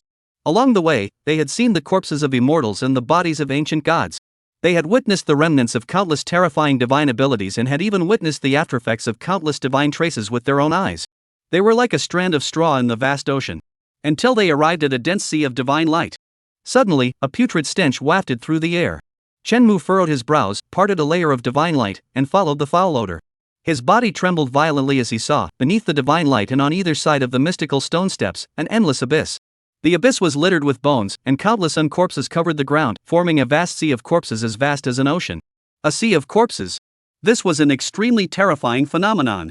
Countless immortals had fought to the death here, all vying for the treasure atop the stone steps. Chen Mu was curious, but his cautious nature prevented him from risking his life for a treasure. However, just as he was about to leave with Jiang Hongwan, one terrifying entity after another descended. They were all covered in blood, battered and bruised, some even missing limbs, their bodies sliced in half by an unknown force. These were ancient monsters from the Forbidden Zone, remnants from the primordial ages. Even as the heavens and earth withered and spiritual energy grew scarce, they had sealed themselves away using special methods, sleeping eternally within the Forbidden Zone. Now that the Divine Hall had opened, these ancient beings could no longer contain themselves, awakening one after another to vie for the legendary opportunity. Any one of them was utterly terrifying. A mere flick of their fingers could easily crush Chen Mu and his companion. This mysterious jade steps of creation is enigmatic and unpredictable. Coincidentally, there are two young upstarts here. Why not let them go in and give it a try? An ancient monster spoke, blatantly treating Chen Mu and his companion as guinea pigs to test the waters of the corpse sea. The other beings remained silent, their countless terrifying gazes fixed on Chen Mu and his companion. These ancient beings, who had survived countless ages and witnessed the collapse of the heavens and earth, cared not for the deaths of a mere two ants. With no choice left, Chen Mu and Jiang Hongwan could only step onto the stone steps. Infinite divine light engulfed the two of them. This was. The next moment, Chen Mu's body trembled slightly as he stared blankly at the scene before him. This was a university classroom, bustling with people. Countless students, holding textbooks, walked in with smiles on their faces. A tall, stunningly beautiful woman stood at the front of the classroom, raising an eyebrow at him. Chen, remember to come to the office after class. In a daze, Chen Mu sucked in a sharp breath. He never imagined that the brief description in the game would be reenacted in real life. The path of destiny. Each step, a lifetime. Each step, a cycle of reincarnation. On these 500 jade steps, he would experience 500 lifetimes of love with Jiang Hongwan. Chapter 105, Hongwan's Sword Sacrifice. Before the Qixi Bridge. All the spectators were speechless. Whether they were ordinary cultivators, the mightiest saints, the leaders of the Dao Palace, or even Luo Qingyan and the others, all were deeply shaken to their core. The Bronze Immortal Palace, ancient monsters, a sea of immortal corpses, and the steps of creation. What a terrifying sight. What an unimaginable display of power. No one could have imagined that a low-tier cultivator from the end of the Law's era, merely at the heavenly phenomenon and immortal realm, could catch a glimpse of that once glorious, ancient, desolate, and barbaric era. Each step was a life, each step a cycle of reincarnation. Countless scenes and worlds flashed by like pages in a scroll. Civilized cities adhering to laws, sci-fi starry skies, elves, magical beasts, ancient castles, and vampire werewolves. Chen Mu and Jiang Hongwan continued their love story in those fantastical and bizarre worlds. They once strolled under ginkgo trees, sailed across the seas, awoke in ancient castles, and struggled to survive in the wilderness. 500 lifetimes as husband and wife. Such a grand and bizarre scene left everyone present momentarily doubting whether this was even a dream from a dream of eternal love. How could two lowly cultivators possibly conceive such a scene, no matter how wild their imaginations? Only the ancient sages and the emperors lurking in the shadows watched the scene with piercing gazes, their thoughts unknown. The bronze divine hall that had appeared by chance back then, they had never set foot inside, nor did they know that it contained such terrifying sights. Was this what Jiang Hongwan was feeling at that moment? Within the void of consciousness, through the effect of heart-to-heart connection, Chen Mu could fully sense Jiang Hongwan's intense and pure emotions. Over 500 lifetimes as husband and wife, every single detail of Jiang Hongwan's life, every thought and longing, was solely for him. Such intense emotions even caused Chen Mu to feel a sense of heaviness. In the game, during this moment of the creation jade steps, only 1 or 2 messages appeared. Player has spent 500 lifetimes with Jiang Hongwan. Reincarnation ended. That was all. These 2 casual sentences had never crossed Chen Mu's mind, nor had he ever given them a second thought. But for Jiang Hongwan, the love accumulated over 500 lifetimes was enough for her to give up everything. Huff. Chen Mu slowly exhaled a breath of stale air and continued to gaze at the scroll, watching them ascend the final jade step. It was an era of a dynasty where Chen Mu, as the crown prince, had grown up alongside Jiang Hongwan, the daughter of the chancellor, living a carefree life. Until the kingdom collapsed, and allied forces from various nations launched an invasion, constantly conquering cities and territories. In just half a year, the once prosperous dynasty was on the brink of collapse. At that moment, a sorcerer appeared, bestowing upon Chen Mu the forging technique for a magical sword. With this demon sword, one could become invincible and rule the world. As the dynasty was on the brink of extinction, Chen Mu could not stand idly by. He immediately mobilized the entire nation's resources to begin forging the magical sword. However, On that very day, he discovered that to forge the magical sword, he needed a beloved person to sacrifice themselves for it. Within the royal capital, who was Chenmu's beloved? The entire nation knew. Upon hearing this, Jiang Hongwan, dressed in a blue gown, came to the forge and volunteered to sacrifice herself for the sword. Seeing Jiang Hongwan with tears in her eyes, her expression tragic and resolute, Chenmu firmly imprisoned her and declared, "Without that sword, I can still annihilate the enemy army." Then, he strode forward without a moment's hesitation, heading toward the final battlefield. Swords and horses, bodies wrapped in horsehide. When news of the man's death reached the capital, the once beautiful woman, her heart broken, willingly jumped into the sacrificial altar. 500 lifetimes of reincarnation seemed to confirm their fate. The dream shattered. Chenmu and Jiang Hongwan felt as though they had been transported to another world as they ascended to the highest step of the divine staircase. Before their eyes was a majestic and vast divine gate, with the characters life and death written on either side. At that moment, the ancient entity behind them, seeing that the two were unharmed, stepped onto the jade steps and began to approach them. "You two little ones, stay put. Perhaps we might spare your lives." An ancient being boldly darted in and out of the divine light, taking advantage of the gap in the cycle of reincarnation, and spoke softly. "That's right, such divine fortune is not meant for the two of you to enjoy." A colossal creature with 9 heads continuously darted through the endless divine light, unimpeded. In the next instant, a gigantic hand that obscured the sky grabbed the strange bird and said in a tone, "Such divine connection is only for us to obtain." In an instant, countless ancient beings clashed together in battle. Divine light erupted, as vast as an abyss. Various divine abilities collided in an instant, all striving to be the first to ascend the jade steps. The gate of life and death, was that the sword altar ahead? Gazing at the two divine gates before him, Chenmu was suddenly shaken, as if a long-forgotten memory resurfaced in his mind. It was a female protagonist he had yet to conquer, who had inadvertently revealed this information to him. Within the bronze celestial hall lies a precious treasure embryo. It was placed on the sword altar behind the gates of life and death. What does that mean? Jiang Hongwan was puzzled, unsure of the meaning behind the man's words. The man shook his head and said softly, "I once met a mysterious person who told me that within the legendary bronze celestial hall, there is a door inscribed with the characters for life and death and celestial blood. Upon entering the gate, there are 2 paths, life and death, and 2 cultivators must enter simultaneously. Only those who find the correct path have a chance to survive." "It must be here now," the man exclaimed with emotion. After a long time, Jiang Hongwan took the man's hand and asked with a half smile, "So does that mean we have to make a choice?" The man nodded, his expression complex, and no one knew what he was thinking. "So you've always only deceived me." Within the void of consciousness, Jiang Hongwan watched the scene in silence, her heart unable to calm down for a long time. Through empathy and a deep connection, she could now understand Chenmu's emotions. And those emotions signified that he knew the method to survive. "Why did you lie to me? Why couldn't you just tell me the truth? If you want me to die, just say so, I would have done it." Jiang Hongwan murmured softly, tears trickling down her face and gently falling to the ground. She had never feared sacrifice or death. But if the one who sacrifices for her only has calculation and deception in return, this feeling is simply suffocating. She silently stared at the painting, watching the scene unfold, tears streaming down her face. Within the scroll, as the two approached the gates of the immortal realm, 2 paths slowly emerged, one leading straight to the underworld, a path of death, and the other leading straight to the heavens, a path of life. Below the paths lay an endless starry sky, with countless stars twinkling brightly.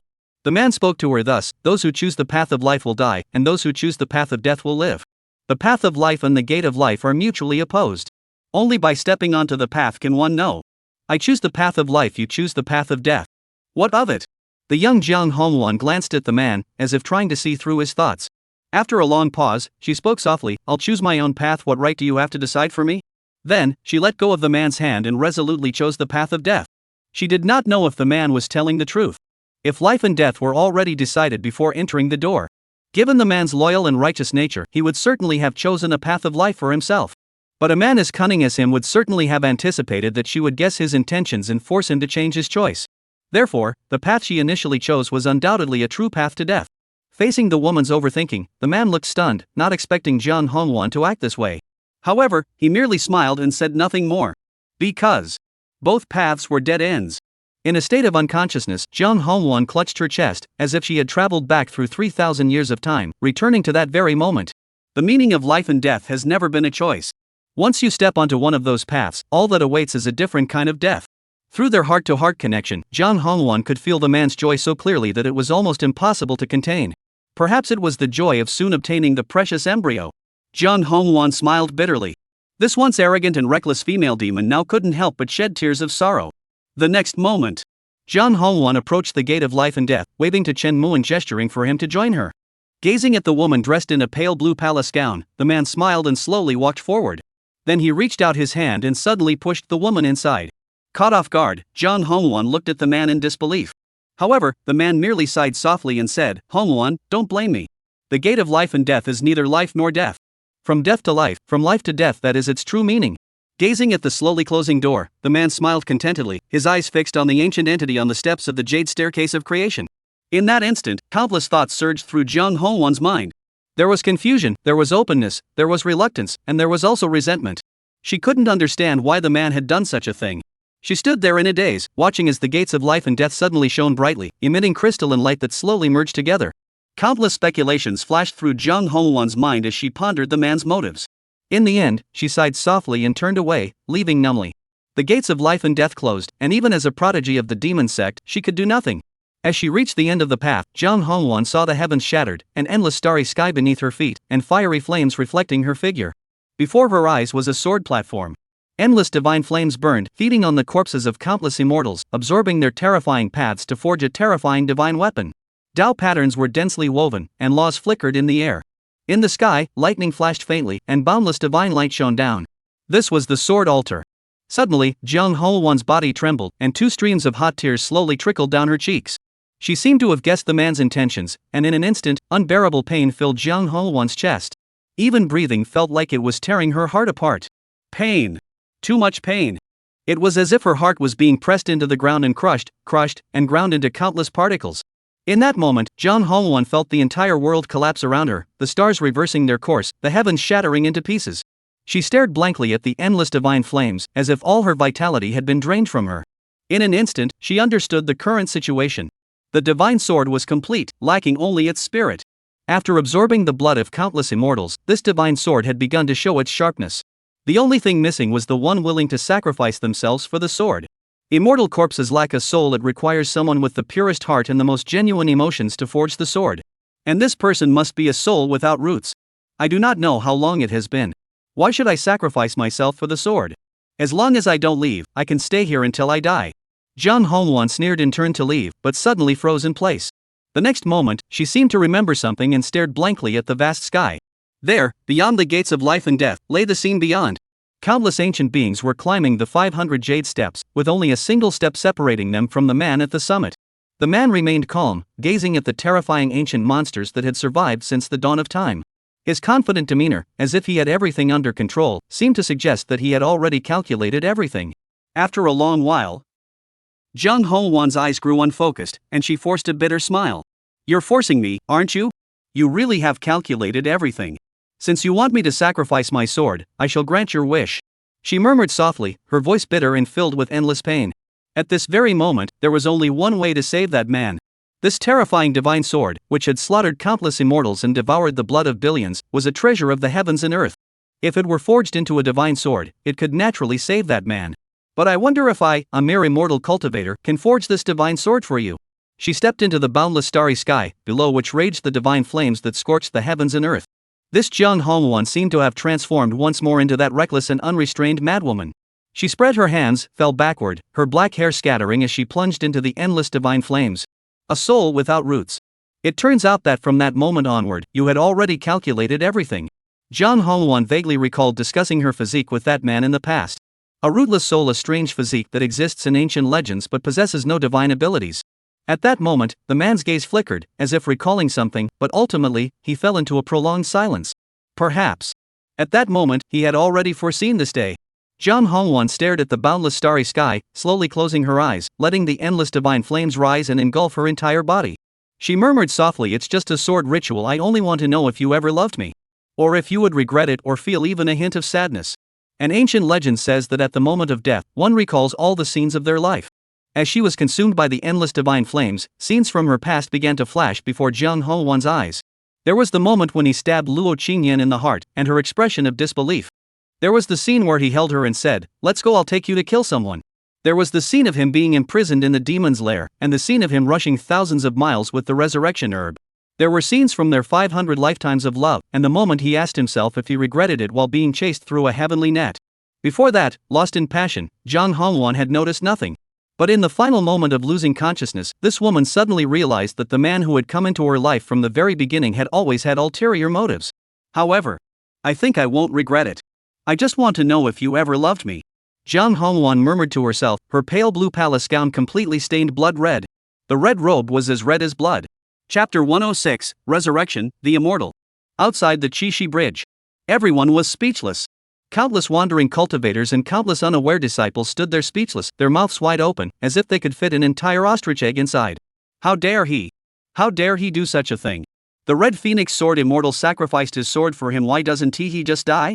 This man must have lost his mind. This isn't just humiliating the Star Moon Sect, it's clearly an attempt to annihilate the Star Moon Sect. Impressive. In this situation, I can only offer these two words to that brave warrior. He's fierce. He's truly fierce. Who is his love interest? Does that even matter anymore? I just want to know who he is. I've seen him before. He is Chen Mu, the one who manifested the Emperor's shadow in the Eastern Extreme Sacred Realm. A renowned cultivator suddenly snapped out of his trance and exclaimed. In an instant, the entire Qixi Bridge became even more chaotic. Various exclamations echoed in succession.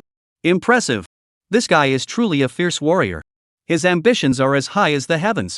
The Qingyi Sword Immortal is heartbroken for him, and the Hongwan Fairy is sacrificing her sword for him? Who else could it be? If he's so skilled, let the goddess of the endless water realm go mad for him, let the ancient ancestor of the Medicine King Valley lose his soul for him, let. Cough, brother, he doesn't care about his life, do you care about yours? Sorry, I'll punish myself with a sword. Everyone, just pretend you didn't hear that. The crowd was completely in chaos. This absurd plot even made them forget they were trapped, and they began discussing the warrior's dream. Tricking the Red Phoenix Sword Immortal into sacrificing his sword. Who the hell could tolerate that? Didn't you see the expressions on the faces of the Star Moon Sect experts in the sky? They're all as grim as can be. This is going to explode, shake the entire 9 provinces. Everyone watching was filled with excitement, frantically exchanging their thoughts. Among the crowd, only Mu Wanqing, who was still immobilized, and Luo Qingyan remained relatively calm. They knew what had happened and that this wasn't a dream, it was actually taking place 3,000 years ago. Has the Red Phoenix Fairy died once before? Ningxi stammered, her long sword trembling in her hands. This news was like a thunderclap, enough to send the entire 9 provinces into a frenzy. Luo Qingyan sighed softly, her eyes as deep as an abyss, quietly watching the scene in the painting. At that moment, even she, as her rival in love, couldn't help but feel sympathy for Jiang Hongwan and be filled with emotion. Being deceived by the one you love into a desperate act like sacrificing one's life with a sword was enough to shatter anyone's resolve. Thinking back over the past 3,000 years, Jiang Hongwan had often stood alone, gazing at the stars in a daze. At this very moment, Luo Qingyan finally understood how shattered the heart of this woman, who constantly referred to herself as old woman, truly was. But isn't Hongwan the fairy still alive and well? And she's even attained the status of an emperor. At that moment, Shangwanwana raised a question, but no one could answer. They all fell silent, their hearts surging as they stared at the painting. Only Mu Wanqing stood quietly, tears streaming down her cheeks. This lively and radiant young girl had never imagined that her carefree, domineering, and spoiled master could have such a past. In the void, 2 graceful figures stood silently. Humph. My master is still so cruel. The woman in the imperial robe shook her head slightly and glanced at the white-clad beauty beside her. The white-clad beauty's eyes were filled with murderous intent, her gaze already blood-red. Such a person deserves to die. This time, I must kill him. The resolute words echoed faintly in the void, causing the woman in imperial robes to fall silent as well. After a long while, the woman in the imperial robe nodded slightly, her gaze fixed silently on the scroll. In the void of consciousness, Shenmu touched his chest, feeling the excruciating pain, along with his unwillingness and obsession. Tears trickled down the corners of his eyes. At that moment, he could no longer distinguish whether he was merely a passerby or a character in the play. He simply stared at the scroll, watching the past years slowly unfold. The divine sword emerges. Within the bronze divine hall, atop countless divine corpses, a mystical and enigmatic divine sword, brimming with infinite mysteries, slowly rose from the endless divine flames. Endless sword light, boundless divine radiance, infinite mysteries. As ancient as time itself, desolate yet majestic, grand and awe-inspiring. In an instant, the heavens trembled, the entire creation jade tear cracked layer by layer, and the bronze immortal hall shook violently. Earth, water, wind, and fire, all things in the heavens and earth grew scorching hot in an instant. Cataclysmic clouds gather, and divine laws emerge. Countless mysterious ancient monsters were stunned, staring blankly at the divine sword that had emerged from the heavens, as if driven mad. That is a divine artifact. That must be a divine artifact. No, it was a Tao artifact. Obtaining it would bring prosperity to the Tao, and even in the immortal realm, one could become a supreme ruler. Ha! All my years of hiding and surviving in obscurity were in vain. Today, I finally behold the Tao. No regrets.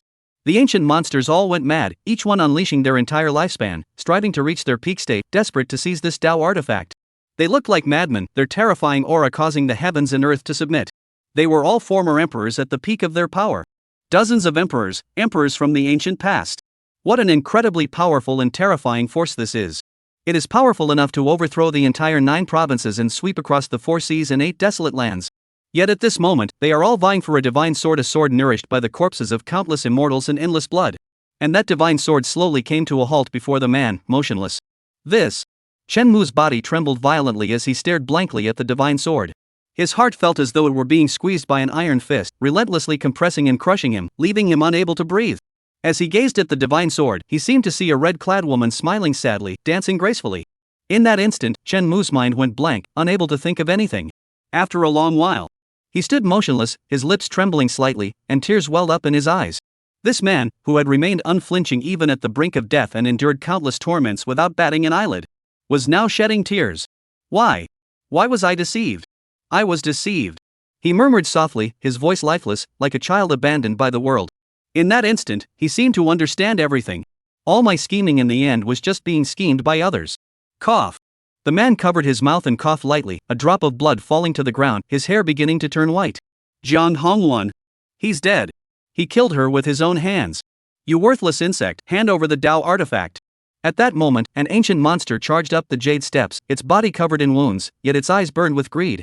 Shenmu looked at him blankly, then reached out and gripped the divine sword, as if holding the entire world in his hands. Yuan Shi Dao Jian.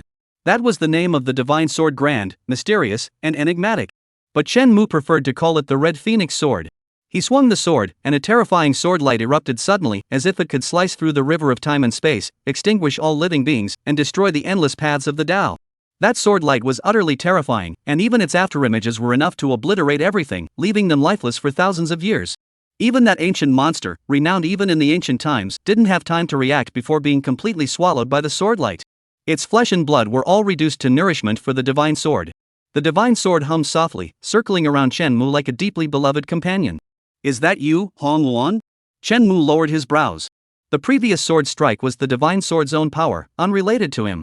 In fact, at his current cultivation level, even if he channeled all his spiritual energy, he couldn't activate even a fraction of the divine sword's power.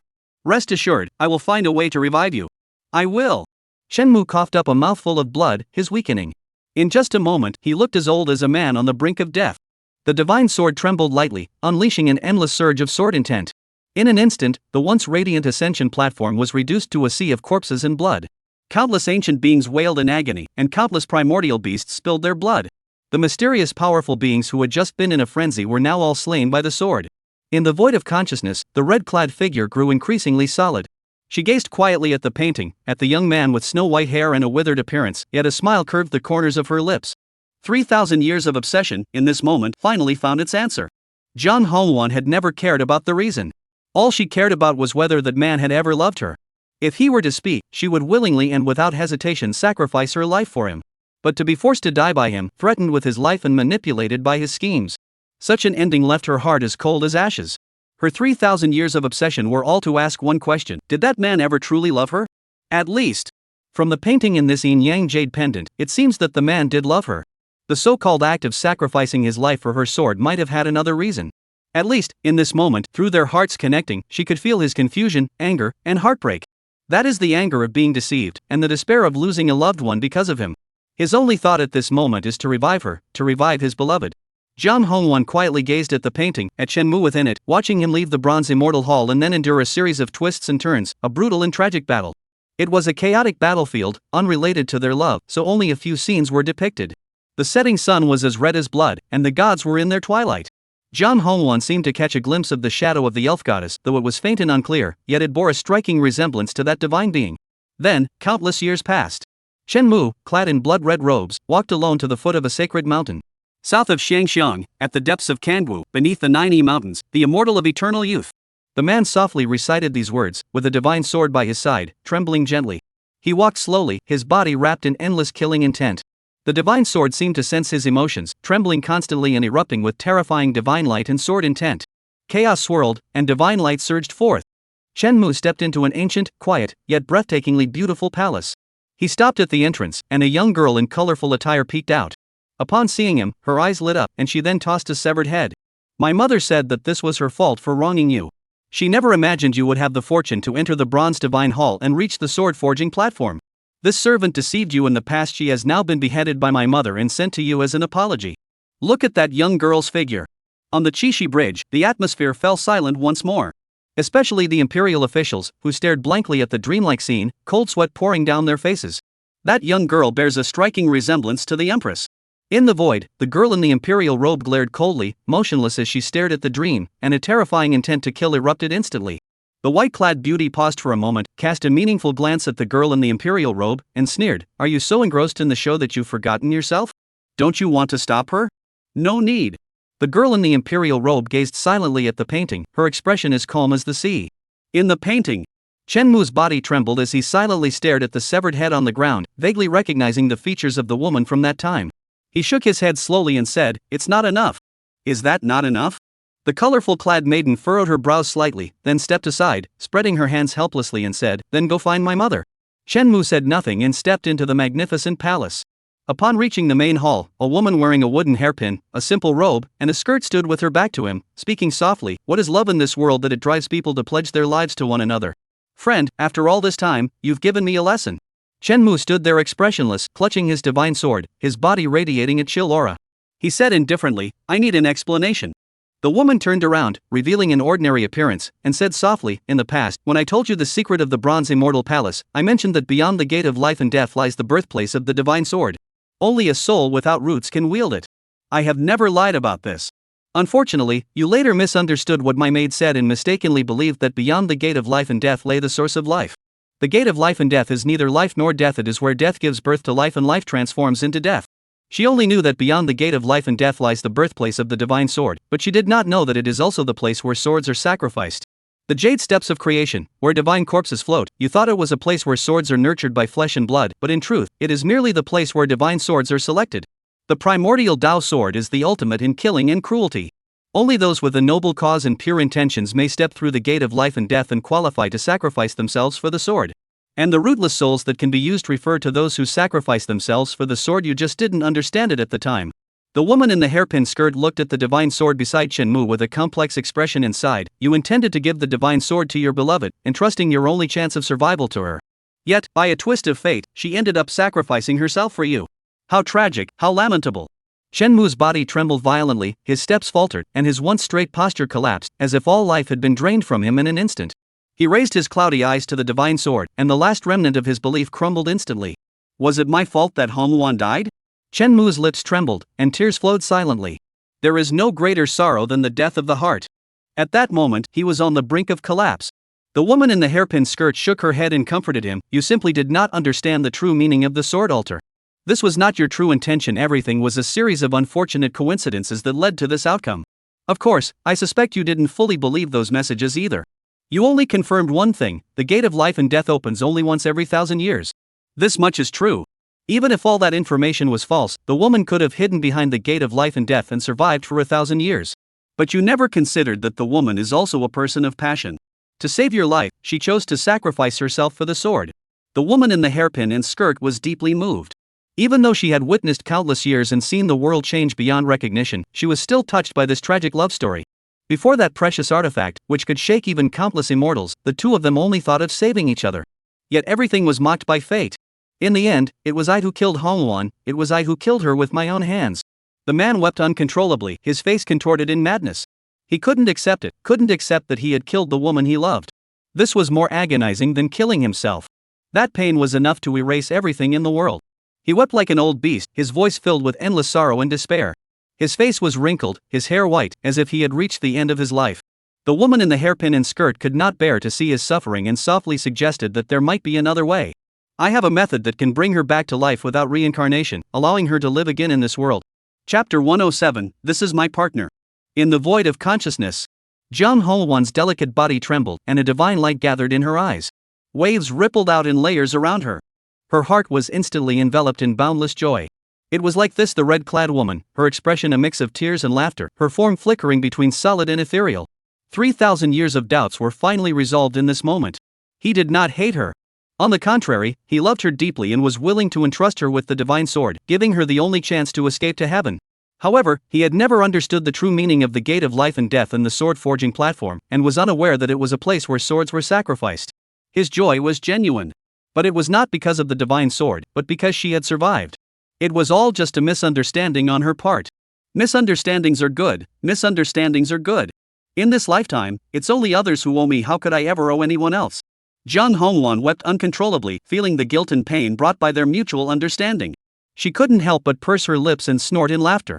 Chen Mu's suffering meant that his love for her was no less. As long as he had ever loved her, even if he jumped off the sword-forging platform once more, even if he jumped 100 times, 1,000 times, she would never regret it. She remained resolute. Outside the Qixi Bridge.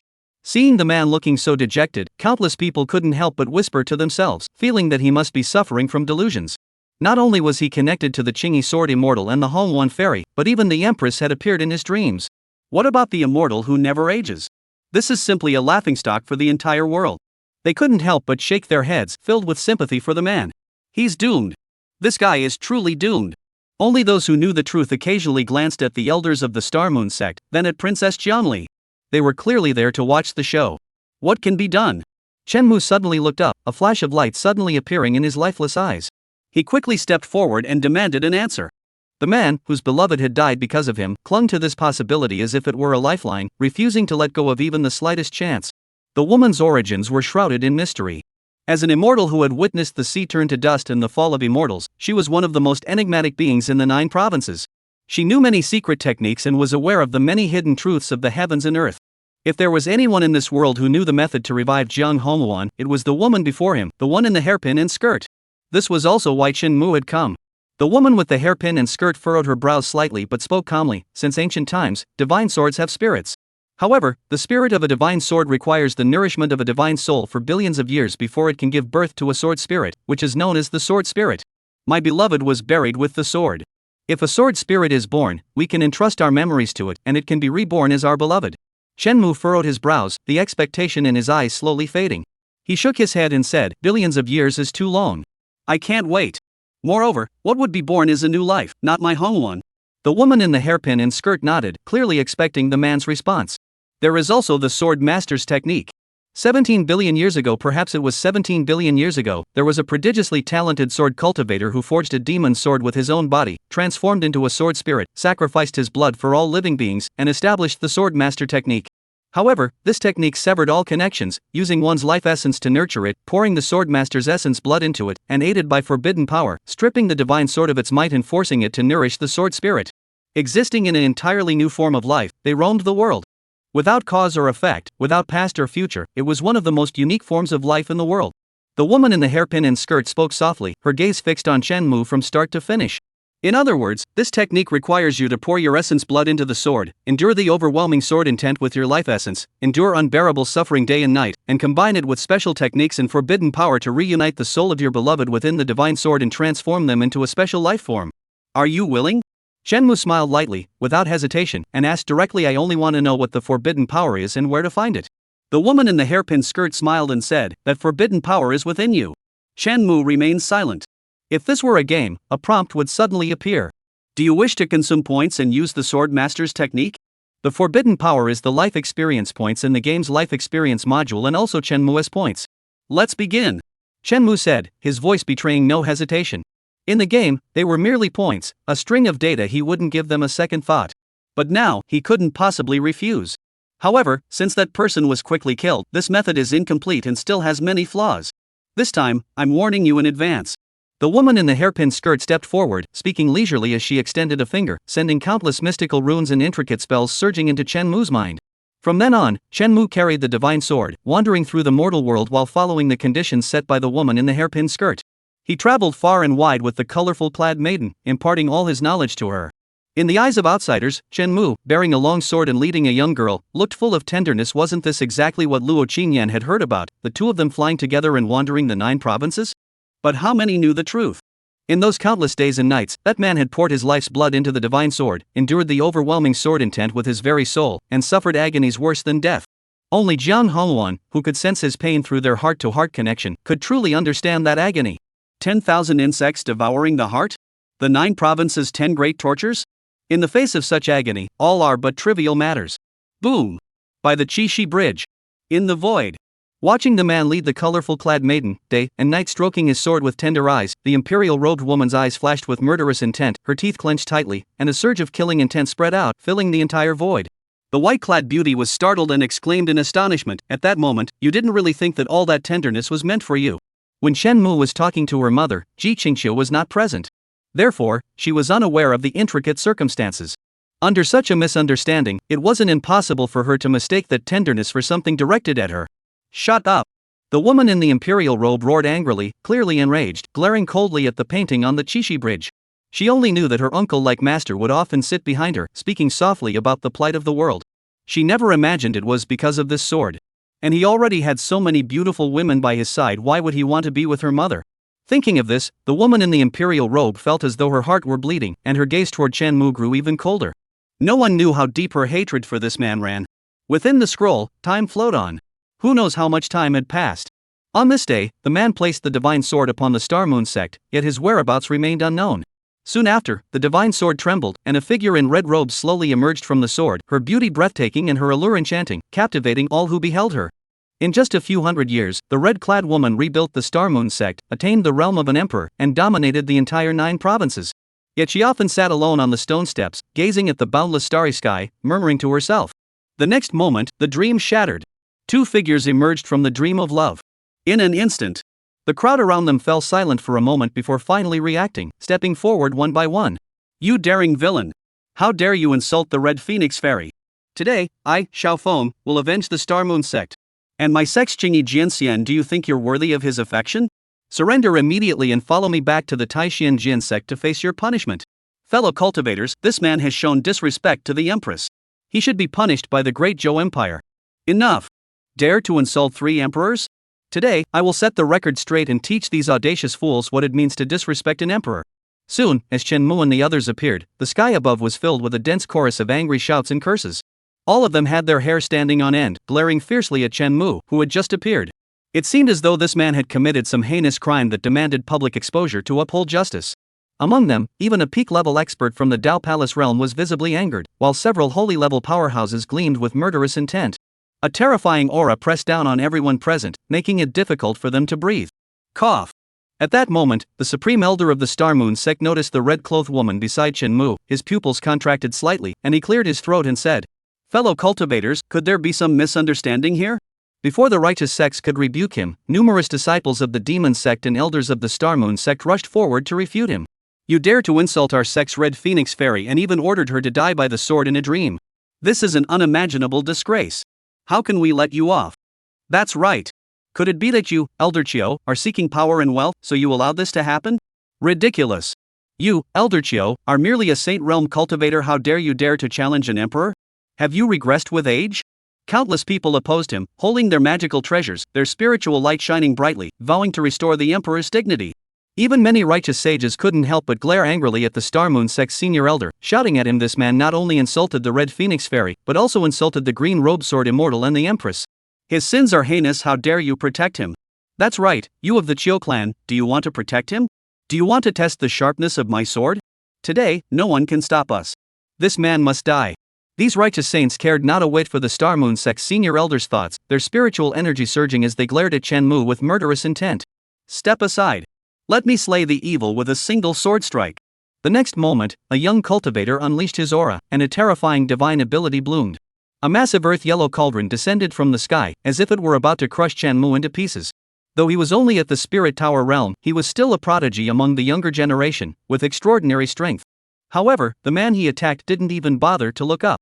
He formed his fingers into a sword and released a thread of sword intent that seemed like a dream.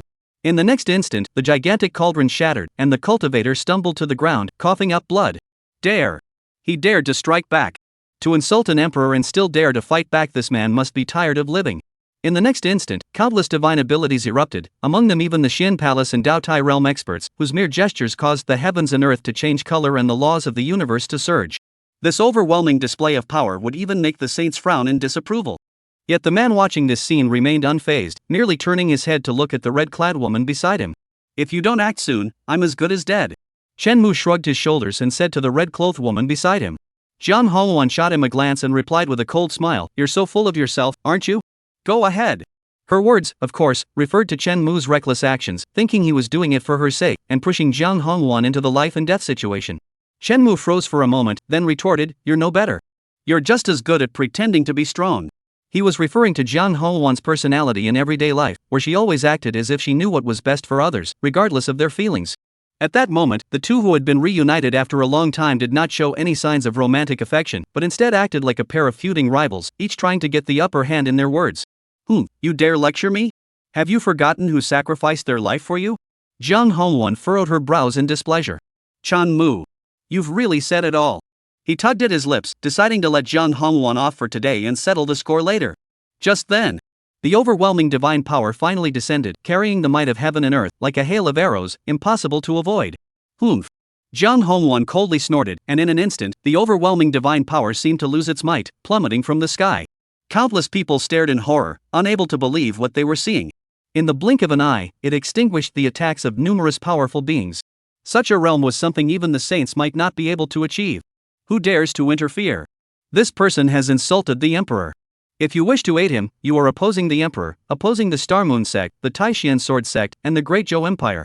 A saint roared angrily, sweeping his divine sense across the surroundings, determined to find the one who had secretly aided him. Beside him, the senior elder of the Star Moon sect closed his eyes in deep thought, appearing calm and composed, as if asleep, uttering not a single word. "You there, why don't you show yourself?" Another cultivator roared, a sage from the Huangquan demon sect, looking as though he shared the same hatred, yet standing far away, enjoying the spectacle. "Is there a problem with the move I made?" At that moment, amidst the tension of the crowd, a red-clad beauty slowly emerged from beside the despicable male cultivator, gazing indifferently at the overwhelming crowd of powerful beings. Originally, the two were shrouded in shadow, and no one could see their faces clearly. Additionally, everyone's attention was focused on Chen Mu, so no one noticed Jiang Hongwan. Now, as the red-clad beauty stepped forward, everyone instinctively looked over and realized that her face seemed familiar. It seemed as though they had seen her somewhere before. The next moment, many of the saints and Taoist masters were startled, and some instinctively exclaimed, "Hongwan Xianzi?" Upon hearing this name, everyone present finally snapped out of their daze and rushed forward to report to Jiang Hongwan. "Hongwan Xianzi has arrived. Hongwan Xianzi, this person just showed you disrespect." Hongwan Xianzi, someone was in a dream. The accuser blurted out the words, but suddenly realized that the Red Phoenix Fairy was none other than the woman who had just walked away from that man. If that's the case, then the Red Phoenix Fairy in that man's dream must be. Ugh, the more I think about it, the more terrifying it becomes. Suddenly, the entire Qixi Bridge fell into an eerie silence. Everyone stood there with their mouths agape, unable to believe what they were seeing, staring at Jiang Hongwan and Chen Mu as terrifying thoughts flooded their minds. At that moment, Jiang Hongwan chuckled and finally said, "This is my partner. We're here to celebrate Valentine's Day. What's the problem?" Chapter 108, Carrying the Red Phoenix, Holding the Xiang River. As soon as Jiang Hongwan finished speaking, in an instant, the entire Qixi Bridge and the entire imperial capital fell into an eerie silence. Space itself seemed to freeze. One by one, their faces were expressionless, their eyes vacant. They looked at Chen Mu, then at the Red Phoenix Fairy, and finally at the Grand Elder of the Star Moon sect. Even the Celestial Saints and Dao Platform overlords, including top-tier powerhouses like the Sword Sect Sage and the Yellow Springs Old Demon, stood there with their mouths agape, as if they wanted to say something, but not a single word came out. The Red Phoenix Fairy's partner? The partner of an Emperor Realm Peak cultivator? A mere Linglu realm cultivator, someone who couldn't even make a ripple in the 9 states, was worthy of being the Dao companion of an Emperor Realm Peak cultivator? This is an absolute mockery of the heavens. At this moment, if anyone in the 9 provinces had spoken these words, even if that person were at the peak of the Emperor realm, they would likely have thought the speaker was slandering the Red Phoenix Fairy. But it was the Red Phoenix Fairy herself who said it. This is simply unbelievable. She is an Emperor-level peak cultivator, a mighty figure who commands the awe of all 9 states. How could she possibly use her own reputation to mock others? Do they even deserve it? At this very moment, countless cultivators were left speechless, utterly baffled. This mere novice from the Spirit Tower, aside from being a bit more handsome, what single hair on his body could possibly be worthy of the Red Phoenix Fairy? Moreover, in the dream of love just now, this guy actually had a connection with the Qingyi Sword Immortal and the Empress of the Great Zhou Dynasty, clearly harboring improper intentions. How foolish. The Red Phoenix Fairy is so foolish. The elder pulled at the corner of his mouth, closed his eyes, and remained silent, sitting there like an old monk, as if he had heard nothing and seen nothing. Meanwhile, Chen Mu, who had also heard the news, couldn't help but change his expression and began to look around instinctively. He hadn't forgotten that Luo Qingyan and Pei Shangyi were likely nearby the Qixi Bridge. Zhang Hongwan's declaration of ownership was no different from provoking them, stepping on their sore spots. He glanced at Luo Qingyan and saw that the girl was only gazing at him with a faint smile, which slightly eased his mind. Then, the next moment, the pond beneath the Qixi Bridge suddenly erupted, and atop the surging waves, a blue-clad goddess emerged, gliding toward them under the moonlight. The entire waterways and streams of the Great Zhou Empire rose upright, spreading out in all directions like a tidal wave. Zhang Hongwan, don't push it too far. Pei Shangyi spoke coldly, his eyes blazing with murderous intent.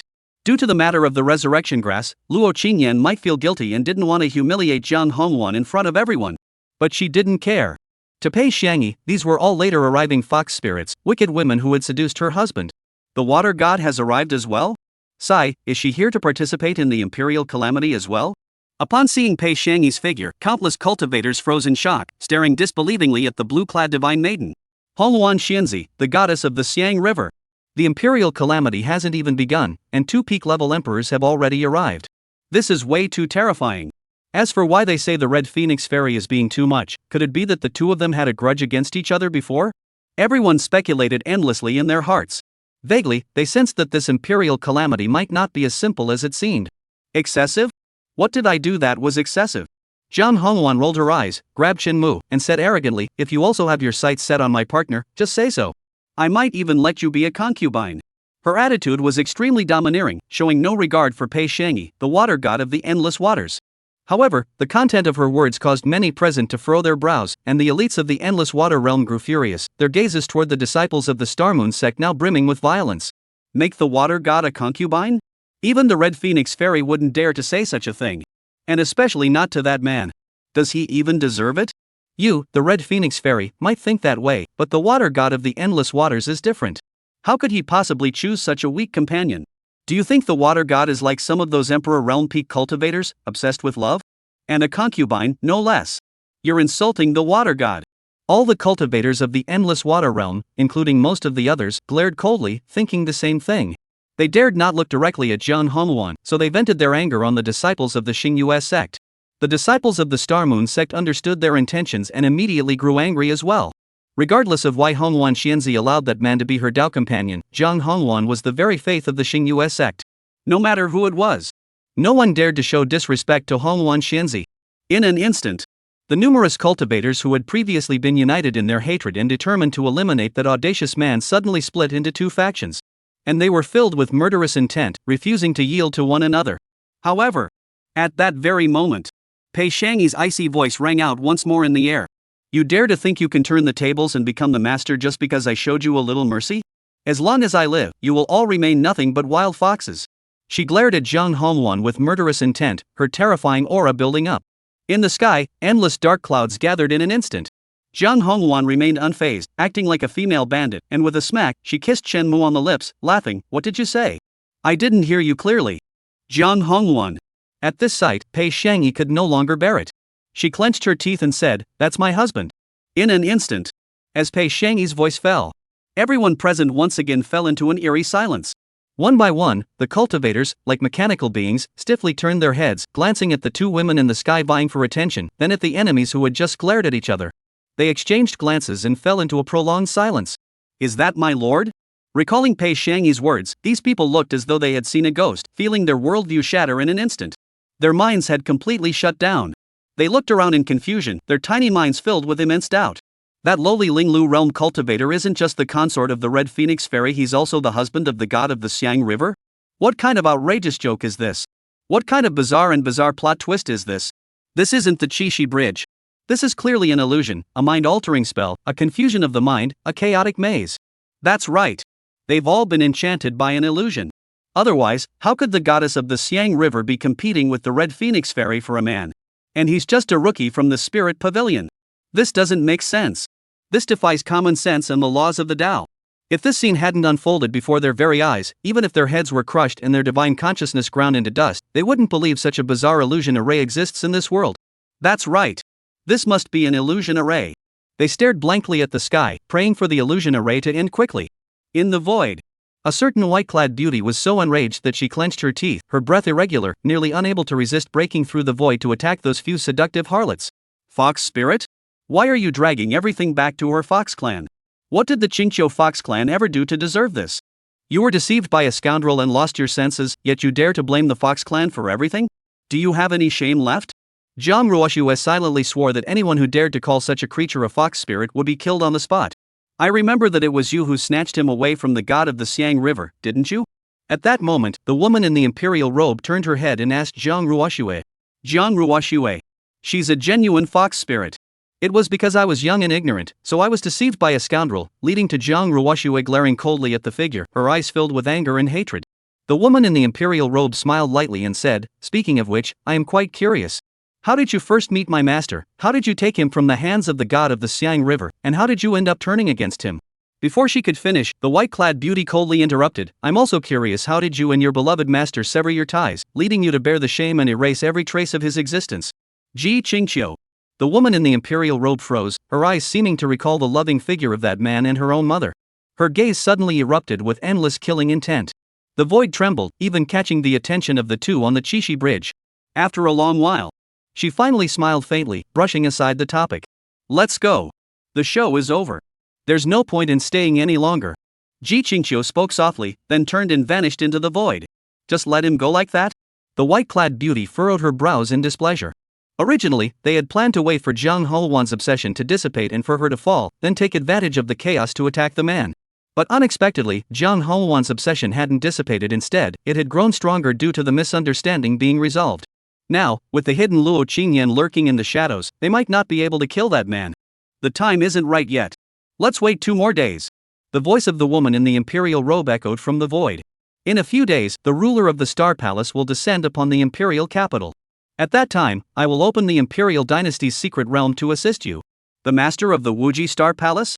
Zhang Ruoxue's expression froze, as if she had thought of something, lost in thought. The master of the Wuji Star Palace is one of the newly emerged peak-level emperors of the 9 states. It is said that after attaining the emperor realm, he has been scheming to marry Zhang Hongwan and unify the entire 9 states demon sect. Another ambitious individual. Interesting. Zhang Ruoxue lowered her head to gaze at that figure, a rare smile curving her lips, her eyes brimming with meaning. When it came to strategic depth and meticulous planning, no one could compare to the Qingyi Jianxian, who had once been by that godly man's side, absorbing his teachings, and later became detached from the world. However, when it came to manipulating vast trends and overseeing the 9 provinces, the woman in the imperial robe had already surpassed her former master, becoming the true master. Manipulating the realm with imperial cunning. This imperial crisis, in his eyes, was also a crisis for the entire 9 provinces. The only question is whether his master can survive with the help of her own disciple. Thinking of this, Zhang Ruoxue smiled lightly before turning and leaving as well. Ji Qingqiu had her own plans, and she had hers. Among them, those at the Emperor realm, there had always been endless intrigues and calculations. Including the 2 stunning beauties below, who seemed to be on the verge of a fight. Below, the tense Qixi bridge. Zhang Hongwan, holding Chen Mu, said with a smile. Your husband? Why don't you ask him and see who he thinks is his true partner? Upon hearing this, Pei Xiangyi also snorted coldly, fixing his gaze on Chen Mu. The 2 peak-level emperors were both waiting for Chen Mu's decision. The numerous cultivators watching from the crowd. Illusion. This is indeed an illusion. They all suddenly realized. Only Chen Mu's expression changed, as if he were being roasted over a fire. Keep cursing, keep attacking. What do you want from me? This has nothing to do with me. The scoundrel muttered angrily to himself, a cold sweat dripping from his forehead. It was clear. No matter who he chooses now, he'll definitely be torn to shreds by the other one. What did I ever do to deserve this? Chen Mu couldn't help but wail inwardly. He was a scoundrel after all. His life's motto was to pass through the flowery fields without leaving a single leaf behind. Why does everyone want to claim him? Just pick one already. You can only choose one.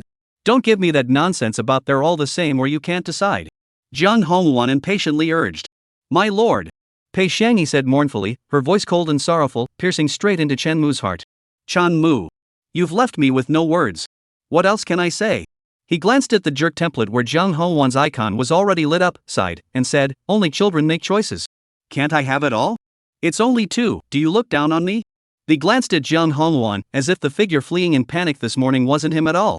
Zhang Hongwan. Pei Xiangyi. Fine, I'll see just how much you're worth. I don't believe I can't squeeze every last drop out of you. Jiang Hongwan was so angry she laughed, grabbing Chen Mu and preparing to leave, ready to fight for days and nights on end. The next moment, Pei Shangyi blocked her path, speaking coldly, Jiang Hongwan, don't try to change the subject. Tonight, my husband is mine. Get out of here.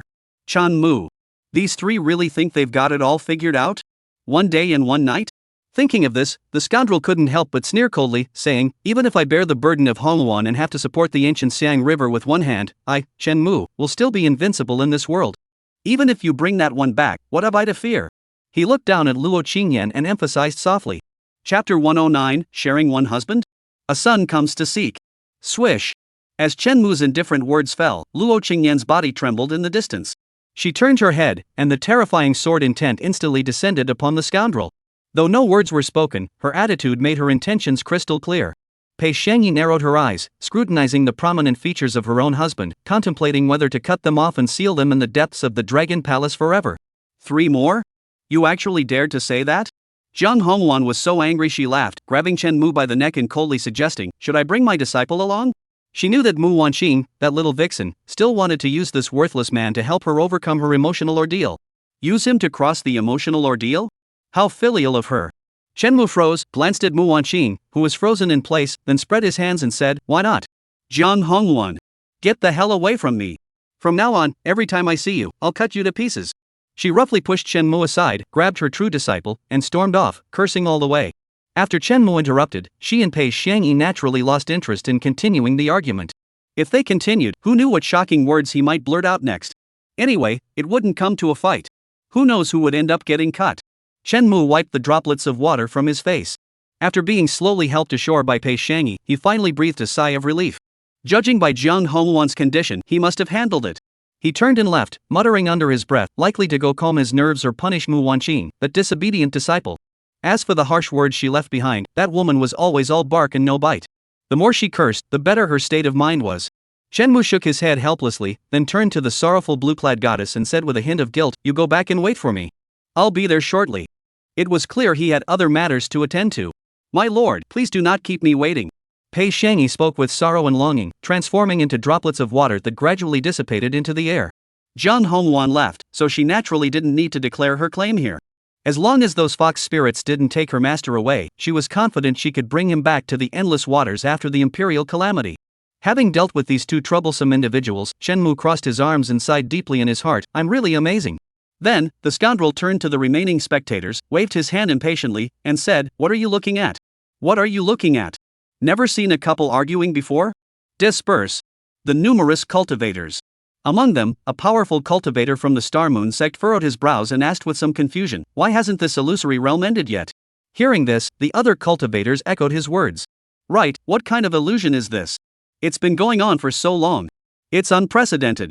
By the way, can we attack the illusions in this illusion? I dare not touch the Emperor's illusory form, but this ordinary male cultivator should be no problem for me. Exactly. Why don't we all attack together? Countless cultivators discussed excitedly, eagerly watching Chen Mu, attempting to break the illusion with brute force. Chan Mu. He can't wake up a group of people pretending to sleep. This was one of the sacred figures standing in the air. Xiao, the elder of the Xingyue sect, sighed and said, disciples of the Xingyue sect, disperse. Do not linger here any longer.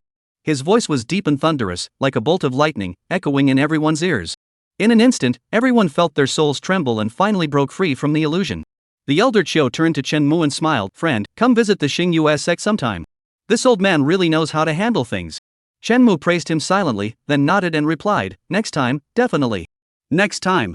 At that moment, the cultivators who had been immersed in the illusory realm finally snapped back to reality, behaving like madmen, shouting wildly. Is it real? It's actually real? Someone has made the Red Phoenix Fairy and the goddess of the Xiang River both fall for him, and he's just a novice at the Linglu realm. I refuse to accept this. Heaven, why are you so unfair? No, this must still be an illusion. A certain Buddhist monk refused to believe it and pinched his thigh. The next moment. Snap. There's a rogue here. Someone help me. No, I was just trying to see if it was an illusion. I didn't mean to cause trouble. Bull, why didn't you pinch your own leg? The woman's angry voice quickly drew the attention of many female monks. Soon, an event called Arresting the Lustful Monk barely dispersed the eerie atmosphere on the Chishi Bridge. But when they came to their senses, they discovered that the man who had captured the Red Phoenix Ferry and the god of the Siang River was already leaving, surrounded by a group of women of varying appearances but equally breathtaking beauty. At the same time, on a quiet path, Shenmue and Luo Qingyan walked side by side. Shangguan Wanner and Ning Shi followed from a distance, gazing at a certain man with a mix of complex emotions and admiration.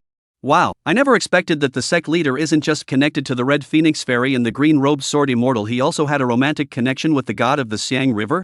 Shangguan Wanner was speechless with shock, her mouth agape, unable to believe what she was seeing before her. She had thought discovering the green-robed sword immortal's secret was already terrifying enough. But she never imagined the horror didn't stop there. The Qingyi Jianxian, Hongluan Xianzi, and the god of the Siang River, this isn't the leader of a cult. This is clearly an otherworldly heartthrob. How did he manage to do that? How could he survive among so many outstanding women and still be alive today?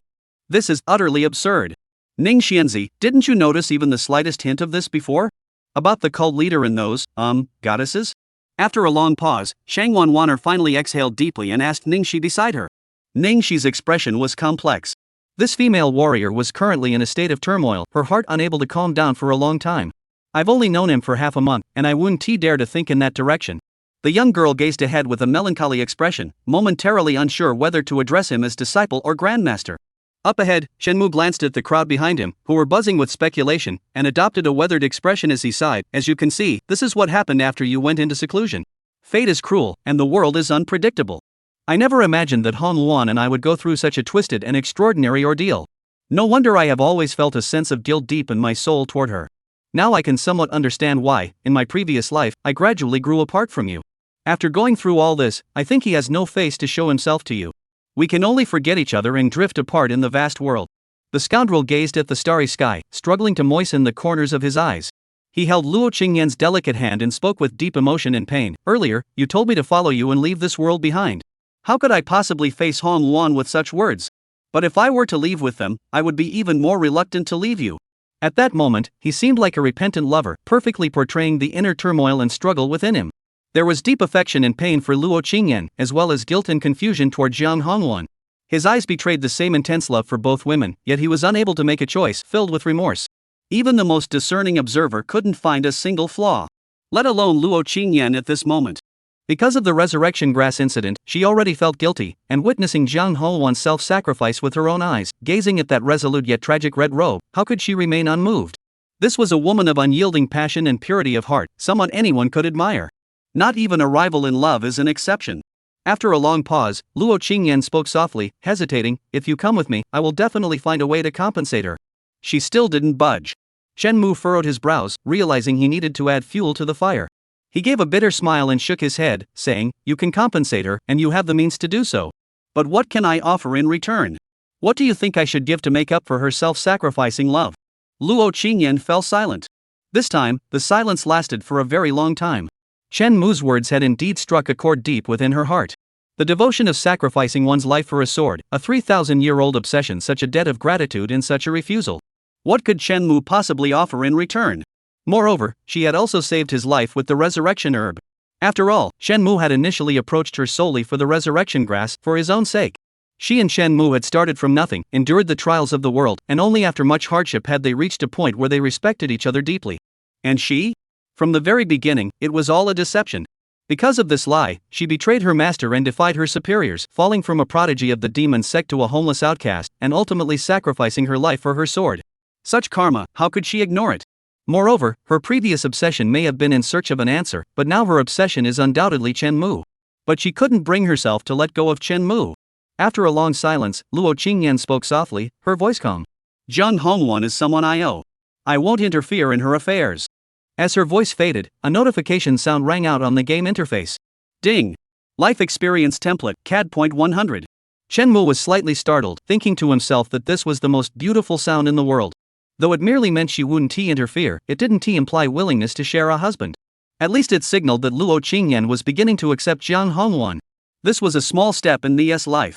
And a giant leap forward in the entire life strategy. Starting from scratch, raising the flag of victory. Overcome by emotion, Shenmue even felt a bit arrogant, tempted to press his advantage against Yun Xiu and Xiang Yi. Other women, you must still cut them all off one by one. Luo Qingyan's gaze hardened as she coldly stared at Shenmue. Ignoring Jiang Hongluan was already the limit of her tolerance. How dare he push his advantage further? Thinking of this, the renowned sword immortal of the 9 states couldn't help but speak with a murderous intent. If you don't cut them off completely, don't blame me for being ruthless and forcing you to forget your feelings. Don't forget, the forgetful sword sutra you've been practicing was passed down by me. Chan Mu. Forcing someone to forget their emotions? That's like turning him into a eunuch in spirit. He hurriedly shook his head, rubbing Luo Qingyan's smooth, jade-like shoulders, and forced a smile. Don't rush, don't rush. Let me awaken all my memories before making a decision. After all, those two are still planning to kill me. You can't handle them alone right now. Luo Qingyan remained expressionless, speaking coldly. As long as I still have a breath left, they won't be able to take you away from me. As long as you follow me, even if it means death, I will die with you. What a scoundrel! Why is this girl so stubborn? No rush, no rush. Let me figure out why they're trying to kill me first. My memories are almost fully awakened. It's almost done, just a little more to go. Chen Mu sighed and could only resort to his time-buying tactic. Any breakthrough was a good thing. You can't eat a big fat pig in one gulp. After sending Luo Qingyan back, Chen Mu tidied up his attire, adjusted his mindset, and then set off for the base of the endless waters with a resolute expression, as if heading to his death. This one is the true sickly beauty. 10,000 times harder to deal with than Luo Qingyan. After a grueling and arduous struggle, Chen Mu exhausted all his words and resorted to every trick in his arsenal before finally managing to stagger out of the building the next day. Damn it, I can't take it anymore. Upon returning to the drunken immortal pavilion, Chen Mu looked at his haggard appearance and, with a determined expression, gritted his teeth and looked at the few remaining points. Open the life shop. Purchase the body of destiny. Today, even if I have to sell everything I own, I'll find a way to get revenge on those scum. The creator of destiny is the master of yin and yang. One of the 3 most powerful physiques, and also the most suitable physique for dual cultivation in the game. Ding. Fate body 10,000. Ding. Host's scoundrel points are insufficient. Do you wish to exchange for 1% of the body of creation? Confirm. Chen Mu said with red eyes, completely disregarding everything else. A man may fail at everything else, but he cannot fail in this aspect. The next moment, a mysterious force of divine law surged into Chen Mu's body. Yin and yang converged, the 5 elements cycled. In just a short while, every bone and joint in Chen Mu's body, every acupoint on his body, was being transformed by a force of creation. The spiritual energy within him grew purer, and his various divine abilities became even more effortless to use. The transformative force is eternal and indestructible. Those with such a physique, once they reach perfection, as long as their soul remains intact, they will never face death. At that moment, Chen Mu felt the laws of the universe flickering in and out of existence, as if he could comprehend the great truths within them by simply calming his mind. This is the power of physical constitution. Some physiques excel in combat, some in cultivation, some in enlightenment, and some in absorbing yin and yang. Different physiques have different effects. And the body of creation is undoubtedly one of the most balanced physiques. It can withstand attacks, heal wounds, fight, and flee. Most importantly, it can endure. Even if it's just 1%, Chen Mu is still confident at this moment, eager to rush out and fight those two. However, just then, Shang Wanwaner suddenly rushed in, looking anxious, and said to Chen Mu, Master, there's a woman in the imperial capital holding a baby, telling everyone she's the child of the master and demanding you take responsibility. Upon hearing this, Chen Mu, who had just been full of confidence, froze, his mind racing. Could it be that he had indeed left behind a child with a woman in the past? Chapter 110, A Widow and Her Child? The Empress of Qingqiu. Inside the drunken immortal pavilion.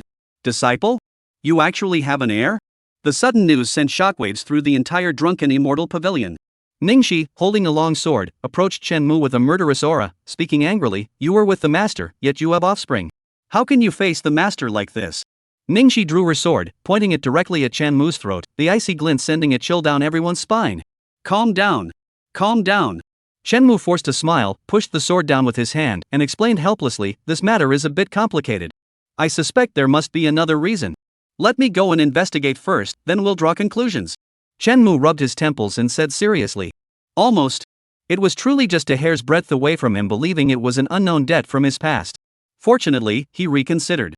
Even if his precautions back then were inadequate, the girls he had thoroughly communicated with should have been buried long ago. 3,000 years. Besides Luo Qingyan and those other heavenly-born women, ordinary people couldn't possibly live that long. There must be another reason behind this. Then I'll go with you. If I find out you've been disloyal to our master, humph. After hearing Chen Mu's explanation, Ningxi coldly snorted, swiftly sheathing her long sword, and coldly addressed Chen Mu. Her face flushed red with anger, and no one could tell whether she was furious for her master or for some other reason. All right. Let's go check it out. Chen Mu sighed helplessly, glancing at the room beside him. Not seeing the figure in green, he nodded satisfactorily. She's truly the wife of Chen Mu. When faced with a situation, she still chose to trust him. Not long after, Chen Mu quickly tidied up and led Shang Wanwaner to the place where the woman was. My offspring? Where did I get offspring? Following Shang Wanwaner to the place where the rumors were spreading, Chen Mu furrowed his brows, silently recalling the details from the game. Could it be that someone has guessed my identity and is deliberately setting a trap? A thought flashed through Chen Mu's mind, causing him to stop in his tracks, his expression growing increasingly solemn. Master, what's wrong? Shang Wanwaner, noticing Chen Mu had stopped, couldn't help but ask curiously. Chen Mu remained silent for a moment before gently shaking his head and replying softly, nothing, just reminiscing about the past. Though he said so, Chen Mu's gaze suddenly carried a hint of amusement. Alright then, the woman is ahead of us. Although Shang Wanwaner didn't know what her master was thinking, she remained loyal and dutiful, leading Chen Mu to their destination. At the same time, in the imperial capital, in a bustling, well-connected street, a beautiful female monk, her eyes red from crying, stands in the middle of the bustling street, holding an infant in her arms. She occasionally covers her face and weeps, looking utterly heartbroken. Beside her stands a scroll painting, depicting the portrait of Chen Mu. A large crowd had gathered, with disciples from numerous sects surrounding the area. Their expressions varied, each seeming as though they had seen a ghost, murmuring among themselves. Could it really be the cultivator from last night? No way, is this really his child? Impressive. Red Phoenix Fairy and the goddess of the Xiang River weren't enough, he had to go and provoke other women too? This guy must be crazy. A madman? How could a madman make the Red Phoenix Fairy and the Xiangshui goddess fight over him in public? Damn it, don't mention it. Every time I think of that scene, I want to kill that cultivator. That's impressive. I wonder what the Red Phoenix Fairy and the goddess of the Xiang River will do when they find out about this. Will they have that cultivator torn to pieces? The cultivators stared at the figures in the painting, discussing among themselves while pulling out their spirit pigeons with strange expressions, beginning to spread the news of the current events. As time passed, more and more cultivators arrived at the location, each of them gazing at the painting with eyes filled with envy, jealousy, and hatred. Just yesterday, a shocking piece of news that shook the world completely erupted in the imperial capital of the Great Zhou dynasty. And it was spreading at an alarming speed throughout the entire cultivation world of the 9 provinces. On the Qixi Bridge, the Red Phoenix Fairy and the god of the Xiang River were openly competing for the affection of a mysterious man in front of a large crowd. It must be noted that these two are the leader of the Star Moon sect and the god of the Endless Waters, both of whom have reached the pinnacle of their cultivation and exert immense pressure over the entire 9 provinces. Such figures have both set their sights on a mere cultivator at the Linglu realm. How absurd and exaggerated is that? It's even more absurd than someone ascending to immortality on the spot. For a time, many cultivators even suspected that someone was deliberately slandering the Star Moon sect and the Endless Water domain, and vowed to track down the rumor mongers to clear the sect's names. Until they realized that no one from the Star Moon sect or the Endless Water domain had come forward to deny the rumors. They fell silent. At such a critical moment, silence. It was tantamount to tacit acknowledgement. In an instant, the entire cultivation world of the 9 provinces was shaken by an earthquake, with countless people glaring with envy, their eyes red with jealousy, unable to sleep all night. That was the Red Phoenix Fairy and the god of the Xiang River. For an ordinary person, to gain the favor of even one of them would be a once-in-a-lifetime opportunity, something one dared not even dream of. And yet, someone actually managed to make the two of them compete for his attention. This was nothing short of a fairy tale, an utterly unbelievable occurrence. Countless people beat their chests in frustration, scratching their heads in confusion, unable to fathom how such a thing could happen. In just a single day, rumors and gossip spread like snowflakes across the entire 9 provinces. Countless people offered hefty rewards, pulling out all sorts of rare treasures and magical artifacts, just to uncover the identity of that person and the reason why the Red Phoenix Fairy and the other women had fallen for him. The entire 9 provinces had been plunged into complete chaos because of this incident. However, before they could even begin to investigate the man's identity, another shocking piece of news spread like wildfire throughout the imperial capital. The man who had caused the Red Phoenix Fairy and the goddess of the Xiang River to compete for his affection and even feel jealous, actually had a wife and children. And his wife, accompanied by their children, had come to confront him. Some questioned, some were furious, and others suspected there was more to the story. But regardless, countless cultivators rushed to the scene as soon as they heard the news. When they arrived at the location mentioned in the news and confirmed the truth of the matter, everyone fell silent. All that filled their minds was a single thought. That guy really deserves to die. After a long time, when Shenmue led his henchmen to the scene, the street had already turned into a sea of people. The street wasn't very wide in the past, even a few hundred people would have made it bustling with activity. But now, People were flying through the air on swords, others were operating intricate puppets emerging from the ground, and some were even perched on nearby rooftops, using magical devices resembling telescopes to watch the commotion below. It was a scene straight out of a major spectacle. Looking at the crowd of onlookers, Shenmue shook his head helplessly before stepping forward and pushing aside the people in front of him. "Excuse me, could you please move aside? I need to get through." However, the crowded crowd seemed to have not noticed Shenmue at all, and replied without turning their heads. "Figure it out yourself. I worked hard to get in here, there's no way I'm letting you in." After saying that, he even started discussing with the other cultivators beside him, completely oblivious to those around him. Damn it, if I had the chance to catch the attention of the Red Phoenix Fairy, I'd rather die than do something like this. The heavens are unfair. The heavens are unfair. Why does someone like him deserve such a divine connection with an emperor-level cultivator? Why? Why? Shenmue. At that moment, even someone as thick-skinned as him couldn't help but blush. Cough, cough.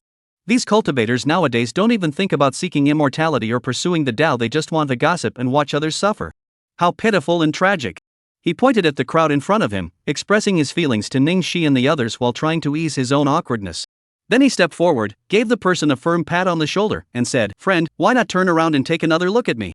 Perhaps you'll reconsider. What can you do? Who do you think you are?" The cultivator was extremely impatient, turned his head to glance back, and was about to mock him when his gaze suddenly froze.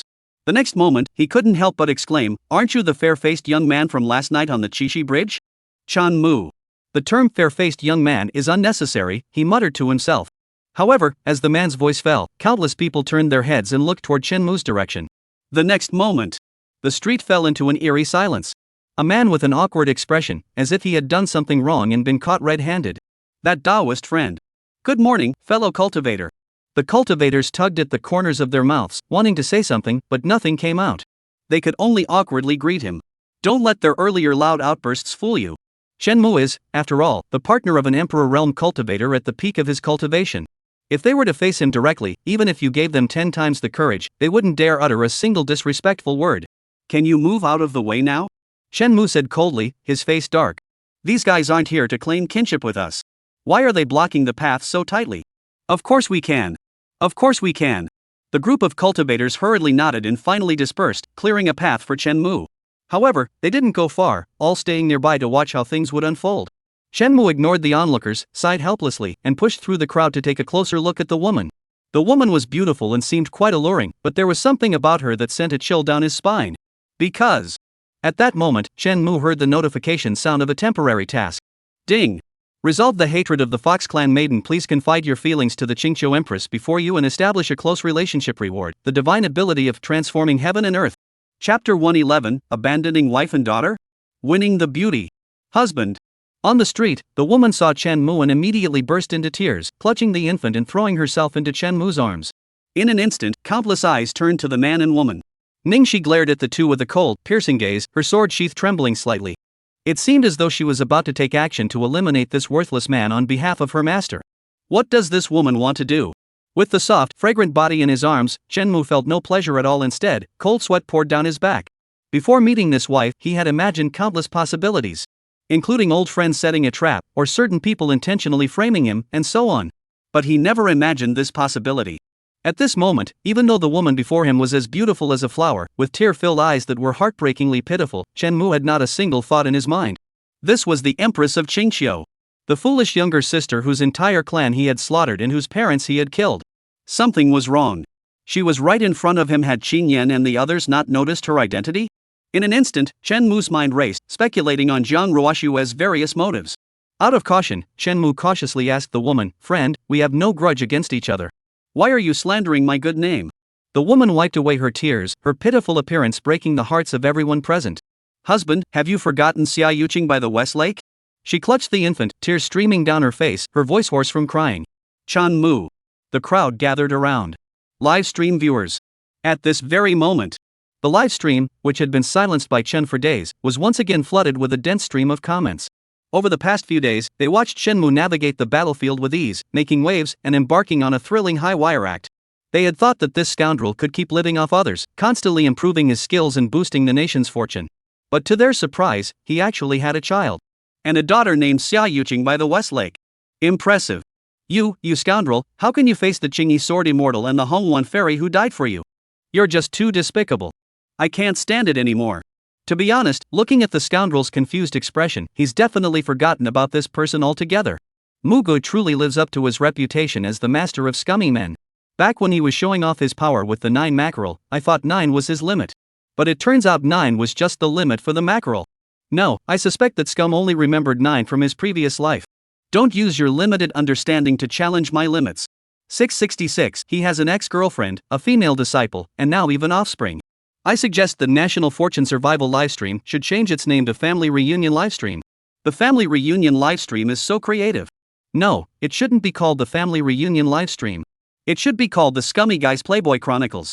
Exactly, think about it. In just half a month, we've seen the ancestor of the Medicine King Valley, the god of the Siang River, the Red Phoenix Fairy, and the Green-Robed Sword Immortal. It's like the entire 9 provinces are the harem of. For a time, countless people on Blue Star beat their chests in frustration, jealous to the point of grinding their teeth. Chan Mu. Her acting is top-notch. No wonder she was one of my ex-girlfriends. If it weren't for the bright prompt on the game interface, he almost believed it himself. After all, who can blame him for loving so many women that he can't even remember the details of those years? There were 1 or 2 who slipped through the cracks, and Shenmue considered that understandable. But you're clearly Jiang Ruoxue. What the hell is this woman up to? And Luo Qingyan and the others didn't show up either. Could it be that they really didn't see through her disguise? That shouldn't be possible. Shenmue's eyes flickered. The most crucial thing was that he actually sensed a familiar bloodline connection from this infant. It was clear that Jiang Ruoxue had come prepared this time. Seeing Shenmue lost in deep thought, Xia Yuqing's expression changed, and tears welled up in her eyes as she spoke in a heartbreaking voice. "Husband, I've been searching for you for so long. I never thought you'd be so heartless." The woman's eyes were red, her expression filled with sorrow, as she hugged the infant and said, "Of course, I heard you've now climbed onto the high branch of the Red Phoenix Fairy. Naturally, you look down on us, a widow and her orphan child. From now on, you go your own way on your path to immortality. We, the orphan and widow, sever all ties with you."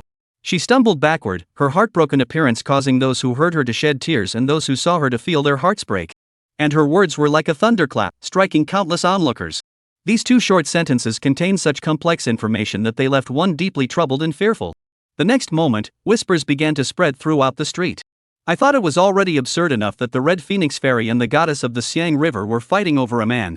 But I never imagined that he was actually a playboy who cheated on everyone and didn't take responsibility for his actions. Leaving behind a widow and orphan by the West Lake? This bastard deserves to die. I can't hold back anymore. Why does the Red Phoenix Fairy like him? Abandoning his wife and children to seek a new lover, this isn't just a scoundrel, this is a complete scum of humanity. In an instant, countless people looked at Shenmue with disdain and contempt. Even though he was the peerless partner of an emperor-level cultivator, they looked down on him from the bottom of their hearts. Chan Mu. He is indeed a scoundrel, but how did he become Chin Shimmy? This is going to ruin his reputation. Though he never had a good reputation to begin with. Shenmue paused to think. From the fact that Jiang Ruoxue had thrown herself into his arms but hadn't made a move, this avatar might have some issues. Most likely, it used some special technique that allows it to evade the scrutiny of Luo Qingyan and others, but it has also lost the ability to instantly kill him. Either he's trying to use this trick to create a rift between Luo Qingyan, Jiang Hongwan, and himself. Or it might be using this deceptive identity to deceive him and achieve her own objectives. This is the most likely possibility. After all, based on his past experiences, if a woman suddenly showed up at his doorstep with an infant who shared his bloodline, even if he knew something was amiss, he would likely doubt himself without the system's warning. Especially since in his previous life, he had been involved with so many women. Who wouldn't be confused in such a situation? Thinking of this, Shenmue glanced at the system's task and came up with a plan. He pretended to be confused and scratched his head, saying, "You must be Yuqing, right? To be honest, my memory is a bit fuzzy, and I don't recall anything about you at all." This amnesia, of course, refers to the reincarnation memories not yet awakened. According to normal logic, this was indeed the most plausible explanation Shenmue could offer. Then, the scoundrel slowly walked forward with an innocent expression and said, "If we truly had a romantic connection, I would never let you and your daughter suffer like this. Now it's time to show off acting skills and control the situation." The scoundrel thought to himself silently. Xia Yuqing. Ning Shi. The onlookers. The live stream audience. You just admitted it like that? Without any hesitation? Without asking about the past, without inquiring about your experiences, without verifying your lineage, without taking a moment to think? You just admit it so bluntly? Is this person really that despicable, or just too honest? Everyone was speechless, their minds in a daze, unable to make sense of the situation. Logically speaking, shouldn't a scoundrel try to distance himself from any suspicion in such a situation? Why would he just admit it outright? Jiang Ruoxue was also completely baffled. She had prepared numerous excuses and evidence, including her own identity and the origin of the baby. All of this was to make Chen Mu believe that there had indeed been a wife and daughter left behind back then. But she never expected this scoundrel to admit it so bluntly, without even asking for an explanation. It felt like she had prepared a fleet of warships and was about to launch an attack, only for the enemy to surrender unconditionally.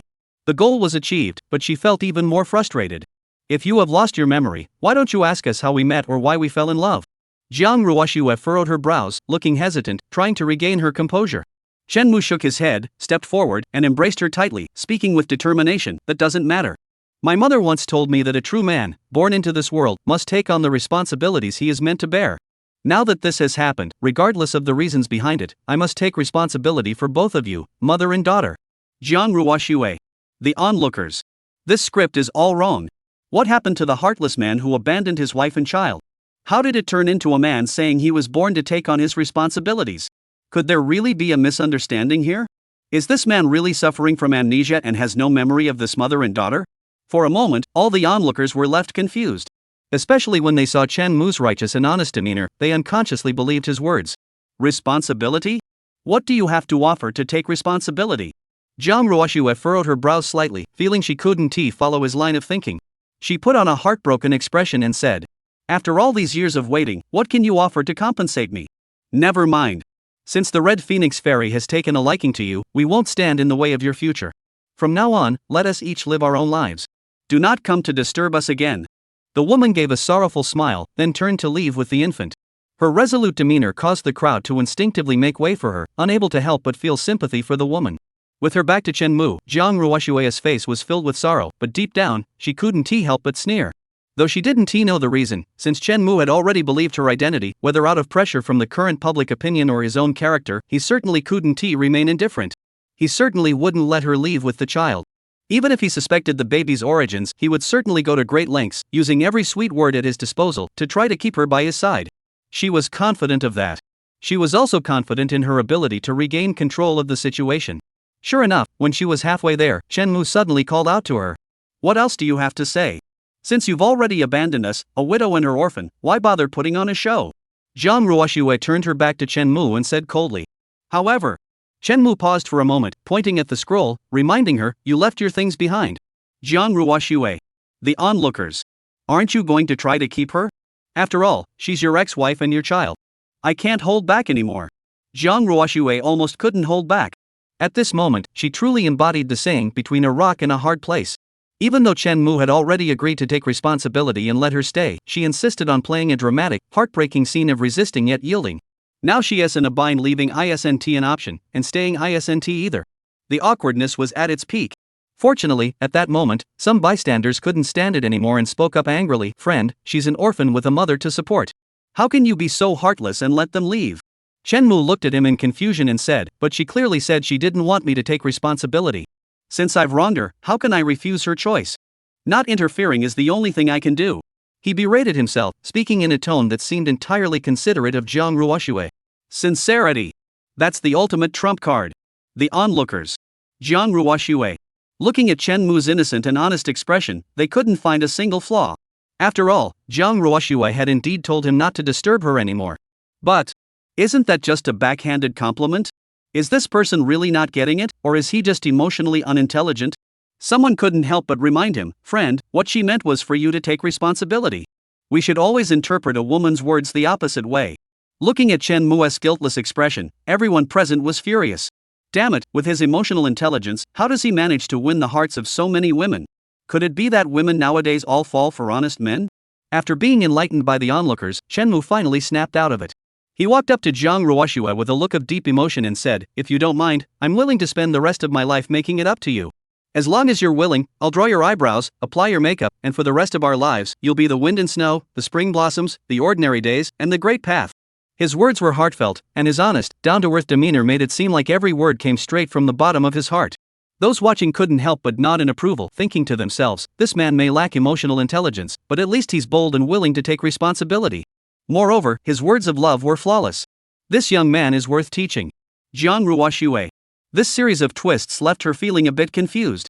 And these words of affection. If it weren't for the blood feud between them, if she had heard these words 3,000 years ago, she might have been moved to tears. She turned her head away, wiped the tears from the corner of her eyes, and dared not continue, sobbing, "Is there even a shred of truth in what you're saying?" Shenmue shook his head, took her hand, and said earnestly, "Promises are too hollow. I won't say them. I'll just do them." The onlookers, watching the two of them put aside their past grievances and reconcile as if nothing had happened, they couldn't help but clap their hands. Another couple who almost missed out on a lifetime together has been saved. What a noble deed. Everyone thought to themselves silently, while sending them their blessings. But why does something feel off? Suddenly, a slower-witted cultivator spoke up in confusion. The next moment, the smiles on the faces of those clapping froze. Something's wrong. Isn't this the plot where someone abandons their wife and children to pursue wealth and status? How did it turn into a story where true love conquers all, and the scoundrel ends up with the beauty? And they even helped make it happen. Chapter 112, The Cliff of Eternal Love, Battle to Steal the Man. Inside the drunken immortal pavilion. I never imagined that after 3,000 years, I would finally see my husband again. Zhang Ruoxue and Shenmue sat facing each other, their expressions complex as they spoke with a mix of emotions. Shenmue ignored her and instead approached the infant with curiosity, examining it closely. He was puzzled by the familiar sense of bloodline he felt. The infant was still getting accustomed to its surroundings, appearing identical to an ordinary child. The only difference was the absence of the vitality that defines human life. "Husband, could it be that you don't believe this is your daughter?" Zhang Ruoxue's eyes flashed with a cold gleam, but she forced a smile and said. Shenmue shook his head, asking with a hint of confusion, "I'm just curious, how old is she now?" According to Zhang Ruoxue's transformed persona, this daughter should be at least 3,000 years old, yet she still looked like an infant. "Our daughter was born with a heavenly affliction. Fortunately, I obtained a divine source, which allowed me to seal her for 3,000 years, prolonging her life while searching for you everywhere. 3,000 years have passed, and she hasn't changed at all. Until recently, I heard of your whereabouts and rushed to the imperial capital." Zhang Ruoxue's face was filled with sorrow, as if she were truly worried about this daughter. "Celestial illness?" Shenmue examined the infant, then looked at Zhang Ruoxue's avatar, who was at the Taoist platform realm. Given her cultivation realm and the circumstances, it was somewhat plausible. At the Daotai realm, one could barely survive 3,000 years. Add to that the fortunate acquisition of a divine source, which allowed her to seal the infant until now it made sense. However, Shenmue preferred to believe it was because bloodline infants were easier to create. "Does my husband not believe me?" Zhang Ruoxue began to shed tears again, her expression pitiful. Shenmue rubbed his temples, feeling a headache coming on. "This girl is acting way too convincingly." He said impatiently, "I believe you, but to treat the celestial illness, we need the rare herb of rebirth, and the herb of rebirth is the imperial capital's secret realm. I entered there over 1,000 years ago, and only those at the celestial phenomenon realm or below are allowed to enter." Zhang Ruoxue wiped away her tears and said meaningfully, "Chan Mu." He raised his eyebrows, not entirely convinced that Zhang Ruoxue's purpose was as simple as she claimed. "She wants to stay by my side, she must have other plans." Shenmue thought for a moment, sat down in front of Zhang Ruoxue, and pretended to be slightly distracted. "In my memory, there seems to be a woman who resembles you." Zhang Ruoxue narrowed her eyes and asked calmly, "Oh? Has my husband finally remembered me?" On this point, she remained unfazed. After all, the identity she was currently portraying had indeed had a scandalous affair with Shenmue 3,000 years ago. This was something she had witnessed with her own eyes when she was still a young fox. However, Shenmue shook his head and said, "You must not be her. After all, she was just a fox." Hearing this, Zhang Ruoxue's heart tightened instantly, but she remained composed and said, "Oh? A fox?" Shenmue nodded and added, "Don't misunderstand. It might just be that I see every woman as resembling that little fox." Zhang Ruoxue, calm down. "A blood feud. We can never be enemies. Don't let this scoundrel deceive you. I haven't loved many people in my life, but she must be the one I can't forget the most." Shenmue sighed and continued to fan the flames. Zhang Ruoxue. She forced herself to suppress the unusual emotions surging within her. Just as she was about to say something, Shenmue had already stood up. "All right, you rest first. I have some things to take care of. I'll come find you once I'm done. Don't worry, I'll definitely take responsibility for you." The scoundrel waved his hand, seeming lost in thought, with a faint air of melancholy lingering around him.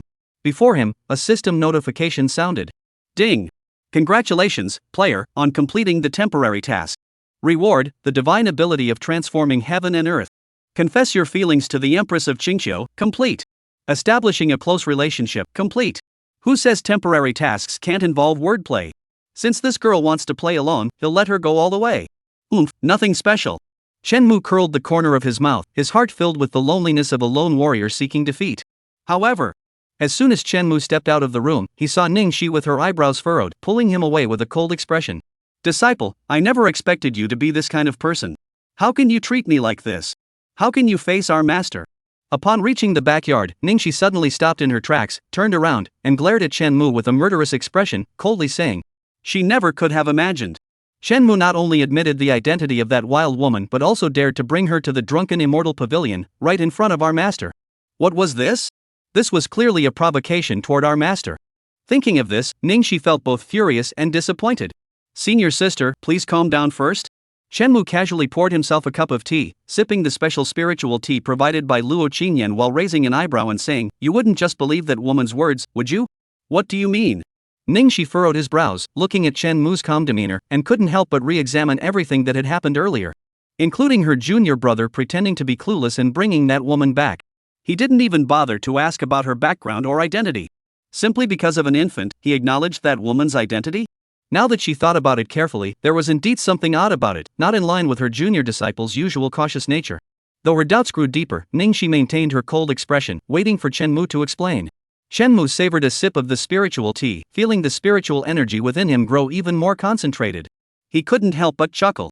During this special period, a mysterious Taoist master suddenly appears, claiming to be the mother of my child. No matter how I think about it, there's something fishy going on here. As for the child, I currently have no idea what's going on, but it's probably just a fabrication. Shouldn't we expose her scheme and force her to reveal the truth? Ning Shi was still puzzled. In her view, any problem that could be solved with a sword wasn't a problem at all. Chen Mu shook his head and explained that since the other party had appeared without any fear, they must have a backup plan. Even if we capture them, it won't solve anything. Let's play the long game and catch the big fish. Chen Mu had a premonition that this crisis in the imperial capital wasn't just about him, it likely involved many others. Jiang Ruoxue's move seemed inexplicable, but since she had made it, there must be a purpose. And Ji Qingqiu. He had made such a commotion yesterday, yet the woman hadn't appeared. Who knew what she was scheming in the shadows? Catching a big fish? She's already a magistrate, aren't the fish behind her even bigger? Ning Shi's pupils contracted. Though she didn't know what was happening, her expression grew increasingly solemn. That's why I brought her here to the master. With the master watching over her, Xia Yuqing won't be able to stir up any trouble. Chen Mu said with a mix of sincerity and insincerity. With the master here, there's no problem. Ning Shi nodded, seeming to understand yet not fully grasping the situation. She had an enigmatic confidence in Luo Qingyan. But she is still carrying your child and claims to be Ning Shi's. Just as she was about to speak again, Shang Wanwaner suddenly rushed over, looking anxious, and said to Chen Mu, Master, something is wrong. Chen Mu. He silently stared at Shang Wanwaner, saying nothing.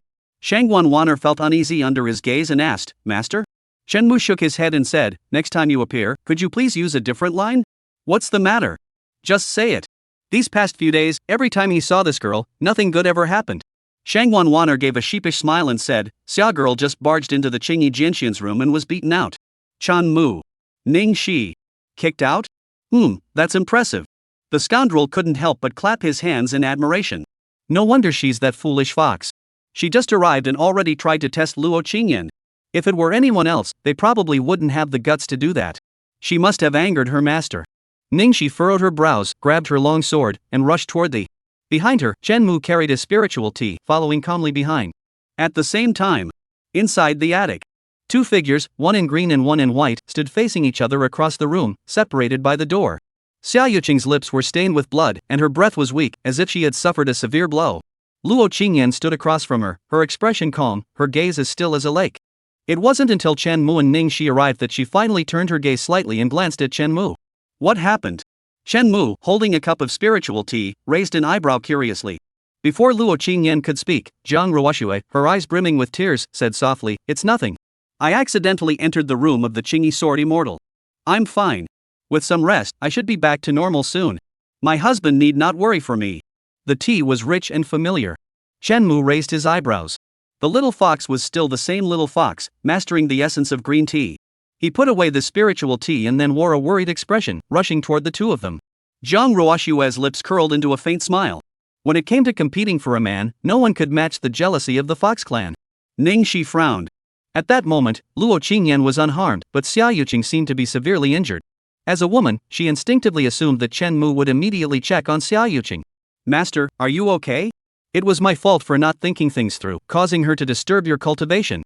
Later, I will definitely punish her severely. Chen Mu walked over to Luo Qingyan, took his master's hand, and spoke with genuine concern. Jiang Ruoxue. Ning Shi. Luo Qingyan furrowed her brows slightly and said displeasedly, Master? Chen Mu was startled, then laughed awkwardly and waved his hands, firmly denying his peculiar preference, explaining, I'm used to it, I'm used to it.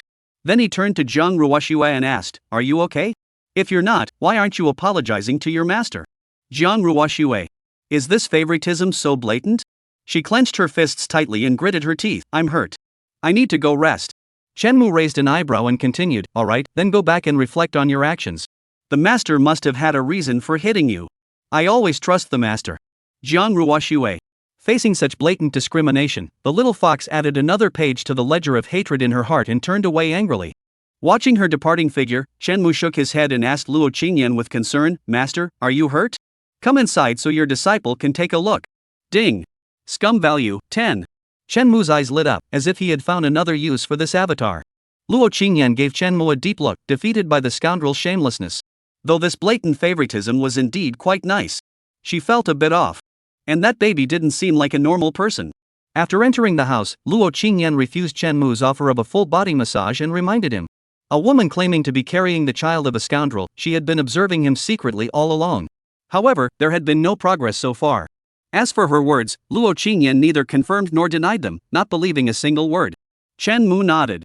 It seemed that Luo Qingyan hadn't noticed Jiang Ruoxue's disguise. Don't worry, I've got it under control.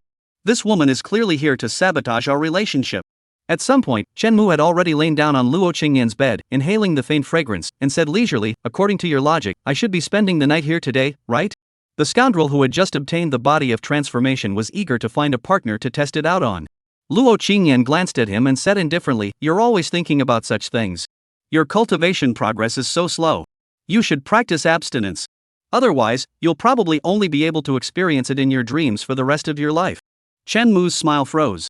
Not breaking through his defenses was his eternal pain. However, Luo Qingyan didn't refuse, proving that there was still hope for tonight.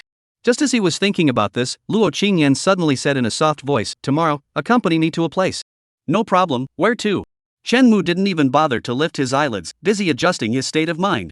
Longqing Cliff. Luo Qingyan turned her face away and said it in a casual tone. Where? Chen Mu froze, as if he had seen a ghost, unable to believe what he had heard. Chongqing Cliff. Located northeast of the imperial capital, it is known as the end of the earth, a place where countless lovers have sealed their bonds of love. Forming a bond? That's basically slapping Jiang Hongwan and Pei Shangyi in the face. This is clearly telling the entire 9 provinces that I have nothing to do with Jiang Hongwan and Pei Shangyi. Wow, is this the start of the love triangle? Chapter 113, The Path of Love, where the weak are embarrassed. So you're trying to assert your authority? After a long silence, Chen Mu suddenly burst into laughter, laughing heartily with a hint of mischief in his eyes. He had figured it out. What Longing Cliff? It turned out that after Jiang Hongwan and Pei Shangyi announced it last night, she suddenly became an outsider for no apparent reason. Now, in the cultivation world of the 9 states, the vast majority of people only know that there's a fair-faced young man causing a love triangle between the Red Phoenix Fairy and the god of the Xiang River. As for Luo Qingyan's existence, although she had appeared in A Dream of Love, everyone assumed she was just the fair-haired young man's imagination. The Qingyi Sword Immortal is no ordinary being. He's famously detached from worldly emotions. How could he possibly get involved in such a mess? Thus, over time, she, Luo Qingyan, ended up becoming an outsider. Though she doesn't care about others' opinions, she still doesn't want to watch that scoundrel pair up with other women. Changqing Cliff was her revenge. What is the Longqing Cliff? The Longqing Cliff is the equivalent of the marriage registry in the cultivation world. It's like the Civil Affairs Bureau of the 9 states. Once one's mark is engraved on the Longqing Cliff, it signifies that they have achieved true love with the scoundrel, a union witnessed by heaven and earth. At that point, any claims by the Red Phoenix Fairy or the goddess of the Xiang River would be nothing but delusions. Even if billions of years pass and the Longqing Cliff remains intact, she will still be the scoundrel's rightful partner. This move is a fatal blow. It is enough to instantly defeat Jiang Hongwan and Pei Shangyi. Master, you truly are a genius. This move is truly brilliant. It's like pulling the rug out from under them. Chen Mu couldn't help but marvel at Luo Qingyan. He never expected this former girlfriend, who seemed to have renounced worldly desires and was as water, to have such cunning schemes. Under his strange gaze, Luo Qingyan, who had been turning her face away, couldn't help but blush slightly. It was just a casual stroll. It had been 3,000 years since she last visited. The world had changed beyond recognition, and she wondered if anything had changed there. Returning to the old place to reflect on one's feelings can be beneficial for cultivation. The next moment, the blush on Luo Qingyan's face vanished as quickly as it had appeared, as if it had all been a mere illusion. She spoke softly, as if she were truly going to contemplate the Tao. Shenmu raised an eyebrow, thinking to himself, if only that were true. To be honest, the scoundrel really didn't want to go to the cliff of eternal love to register his romantic vows. At least not now. Because if Jiang Hongwan and Pei Shangyi found out about this, who knows what they'd do? The battlefield hasn't disappeared, it's just taken a different form. Thinking of this, Shenmu continued to goad him, you said it yourself. We're just going for a stroll, nothing else. A man of principle can't go back on his word. When dealing with this arrogant and rigid righteous female warrior, a scoundrel has his own set of tricks. Using provocation combined with righteous indignation is always effective.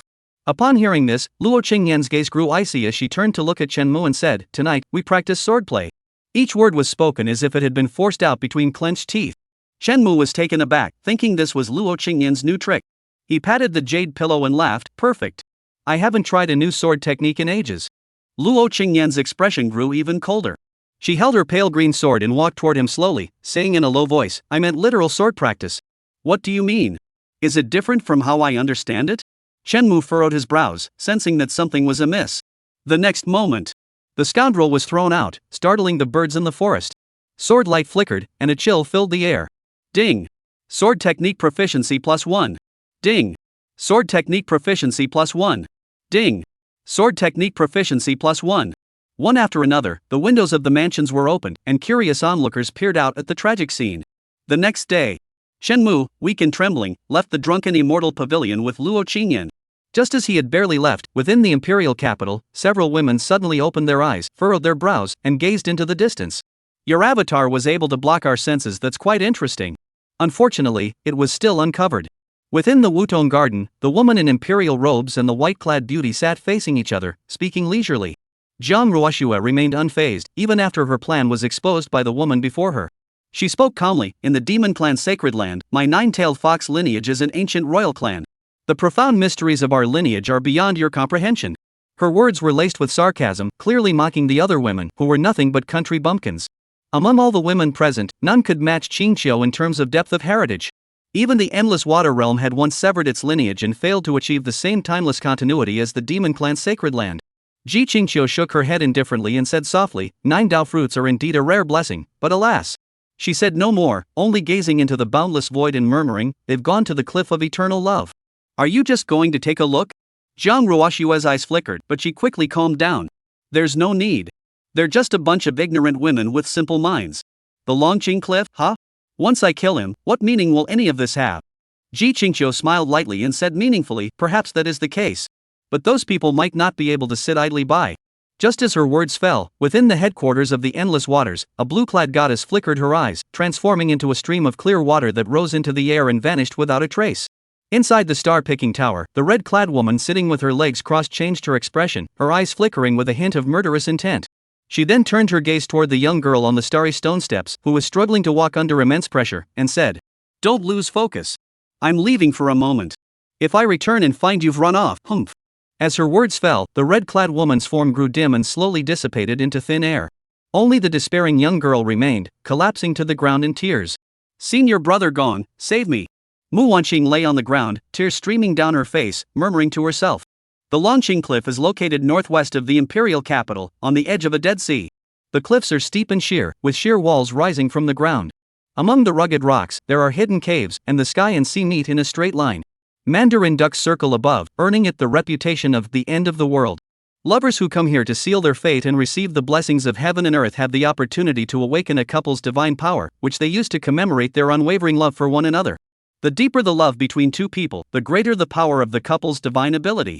Many cultivators even go to the mortal world specifically to experience love, then return here to gain enlightenment. Unfortunately, those with such a mindset often fail to gain the heaven's witness. Nevertheless, couples still flock here every day to explore the Longqing Cliff. Therefore, even though Chen Mu and his companion arrived early, there were already many cultivators here, beginning to form their bonds of destiny. Though the ends of the earth may be reached, only love knows no bounds, Chen Mu sighed as he gazed at the endless cliffside cableway.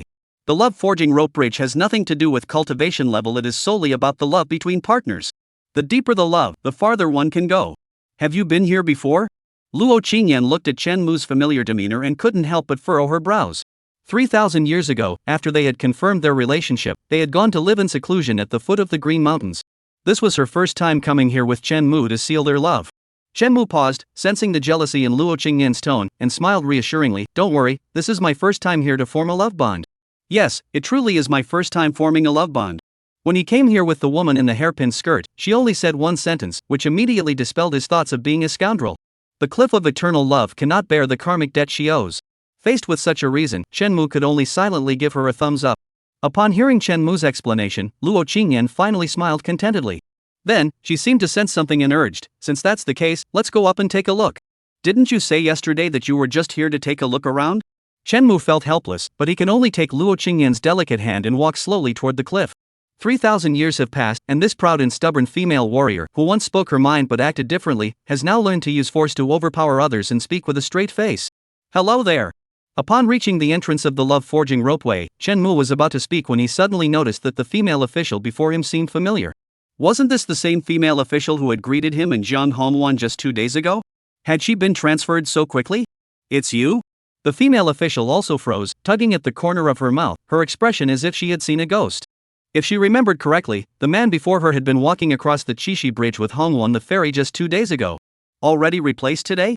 How could he be so heartless? And this guy is way too bold. This Taoist friend, you may not know, but this man already has a Taoist partner, and his partner is. The female official looked at Luo Qingyan and kindly reminded her. Cough cough. Chen Mu cleared his throat twice, his face unflushed and his heart unmoved, and said, she knows. She knows? If she knows, then why did she? The female official was even more confused. Since she knows his Tao companion is Hongwan Xianzi, how dare he still sign a romantic contract?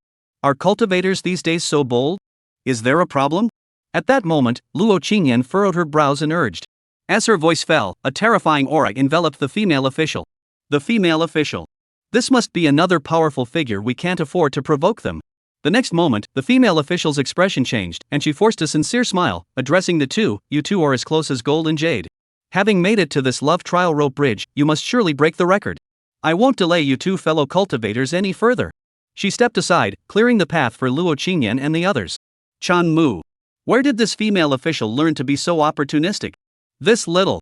In the void, watching Chen Mu and Luo Qingyan step onto the love-forging rope bridge, Zhang Hongwan was so enraged she stomped her feet, nearly losing control and striking out. But in the blink of an eye, the woman had secretly taken Chen Mu to the launching cliff. The Eternal Love Cliff was a place governed by special laws. Once one stepped onto the love-forging rope bridge, the area would begin to detect the depth of love between the couple. At this point, intervening would be pointless. Well, let me see just how deep your feelings are. Zhang Hongwan narrowed her eyes and laughed coldly. The Longqing Cliff would engrave the names of the couple, and the deeper their feelings, the higher the mark would be.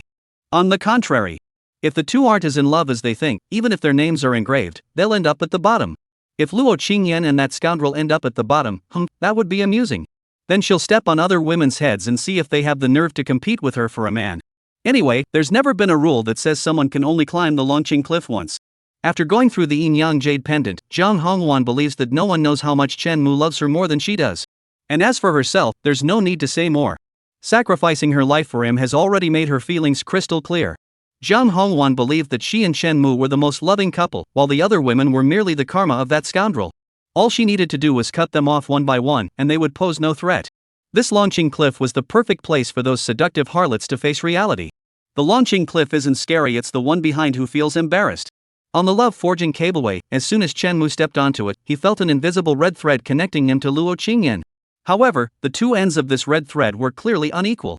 On his side, he felt like a grasshopper bound by ropes, struggling to break free from that peculiar force of law. On Luo Qingyan's side, it was like binding a true dragon with silk threads. The slightest carelessness would cause the red thread to snap instantly. A strong woman and a weak man. Chen Mu sighed deeply. If only heaven had granted him 3,000 more years, he wouldn't have ended up like this. Continue. Luo Qingyan controlled her own power, ensuring the red thread remained connected to her as much as possible before speaking again. If it weren't for the red thread detecting her emotional connection to Chen Mu, she could have broken free from the emotional bond suppression in an instant with her strength. Chen Mu noticed this and couldn't help but shake his head in resignation before continuing forward. With each step they took, the red thread grew thicker, proving that their bond was unbreakable. At the same time, Chen Mu and Luo Qingyan, holding hands tightly, gradually entered a special state. It was somewhat similar to enlightenment, yet not entirely the same. It seemed as though they were comprehending some sort of divine ability. As their comprehension deepens, a symbol representing the two of them begins to slowly emerge on the Longqing cliff. It was a long sword, brimming with deep affection that refused to fade, blending the carefree and bold spirit of the martial arts world with a tender and moving elegance. Two beams of light engraved with their names began to flicker, radiating endless brilliance. In an instant, countless people were drawn to this breathtaking scene. Chapter 114, Heaven and Earth Bear Witness, the Star Emperor descends. Whoa, who are those two divine beings? How could they possess such intense and dazzling light? This light of affection is overwhelming. What kind of bond could possibly produce such a glow? The deeper the affection, the more terrifying the divine abilities one can master. Back then, when Mingyu Daoran and his wife mastered their divine abilities and combined their attacks, they could even rival those of an emperor-level divine being. The affection between these two was even more resolute, pure, and profound than that of Mingyu Daoran. Such a bond is destined by heaven and cannot be shaken. They must be a pair of devoted and loyal companions, bound by unbreakable love. On the cliff of eternal love, a dazzling light gradually rose, soaring past countless names, climbing toward the cliff's peak at terrifying speed. All around, countless cultivators marveled, their eyes filled with envy, admiration, and a touch of longing.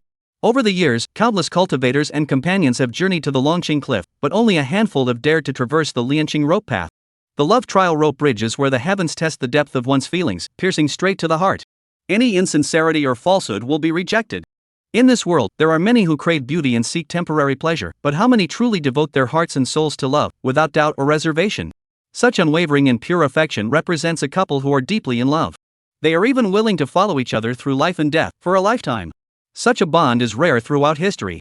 In the void, two peerless beauties frowned, gazing at the two with different expressions, both unconsciously filled with rage. Especially Pei Xiangyi, who was already the most possessive and mentally unstable individual. Seeing Chen Mu and the other woman exuding such intense affection, she was so enraged that she clenched her teeth tightly, her breathing becoming slightly irregular. It doesn't matter. As long as I kill you both, my beloved will be mine alone. Pei Xiangyi glared at the figure in green, her eyes flashing with murderous intent. She felt betrayed. Back in the Dragon Palace at the bottom of the sea, her beloved had said she was the one he loved most. What happened? A woman like Jiang Hongwan, who sacrificed her life for love she didn't believe her beloved had never wavered in his heart. In the scroll, her beloved found the dialogue with the immortal being, but others thought it was just a dream or imagination. But she and Luo Qingyan knew the truth all too well. It all happened for real. Now, her feelings for Luo Qingyan have been witnessed by heaven itself. There is no way to fake that. At this moment, she began to doubt whether there was still a place for her in her lover's heart. After all, the Chen Mu of the past had truly abandoned her and flown away with another woman. Though she tried not to think about it, it remained like a sharp sword, constantly piercing her heart. True to his reputation as a scoundrel, he is deeply devoted to everyone. By her side, Jiang Hongwan couldn't stop sneering, her eyes reflecting the silhouettes of that pair of adulterers. Chen Mu harbors feelings for Luo Qingyan, and she is well aware of this. After all, she had approached him in the first place for the sake of Luo Qingyan's resurrection herb. However, the depth of his feelings was indeed beyond her expectations. But I refuse to believe that a person's emotions can be perfectly balanced. There must be some distinction between them. Jiang Hongwan narrowed her eyes, lifted her white chin slightly, and sneered. This was something she never worried about. Through the yin-yang jade pendant, she could deeply sense how intense and unwavering Chen Mu's love for her had been at the time. It was absolutely nothing compared to these old hags. That's right. They couldn't possibly compare. Jiang Hongwan grew even more certain in her heart, gazing at the two figures with a gaze, muttering to herself with hatred, once I sign the love contract with him, I'll chase after that little and mock her for thousands of years. On the other side. On the love-binding rope. At that moment, enveloped in the thick emotions, Chen Mu felt as though he had merged with Luo Qingyan, sharing the same tender feelings. Their emotions were intertwined, constantly entwining, even the Tao itself silently blessed them. In this moment, he felt as though he and Luo Qingyan were as inseparable as water and milk, their divine thoughts simultaneously beginning to calculate divine abilities. Ordinary divine abilities are rooted in the understanding of the Tao. The stronger the Tao, the more powerful the divine ability becomes, depending on how one utilizes it. However, this emotional divine ability is rooted in the deep affection between the two parties. The emotional connection links to the Tao, creating an extremely unique state of comprehension. The stronger the affection, the stronger the divine ability. The former can rely on oneself to continuously refine and improve the divine ability, making its power increasingly stronger. The latter, though limited by an upper bound, is simpler and more direct, often resulting in greater power. There are advantages and disadvantages to both. However, one thing is undeniable, the symbolic significance of this emotional divine ability often outweighs its practical value. If the emotional connection is shallow, the supernatural abilities are weak, and such abilities are merely trivial and dispensable.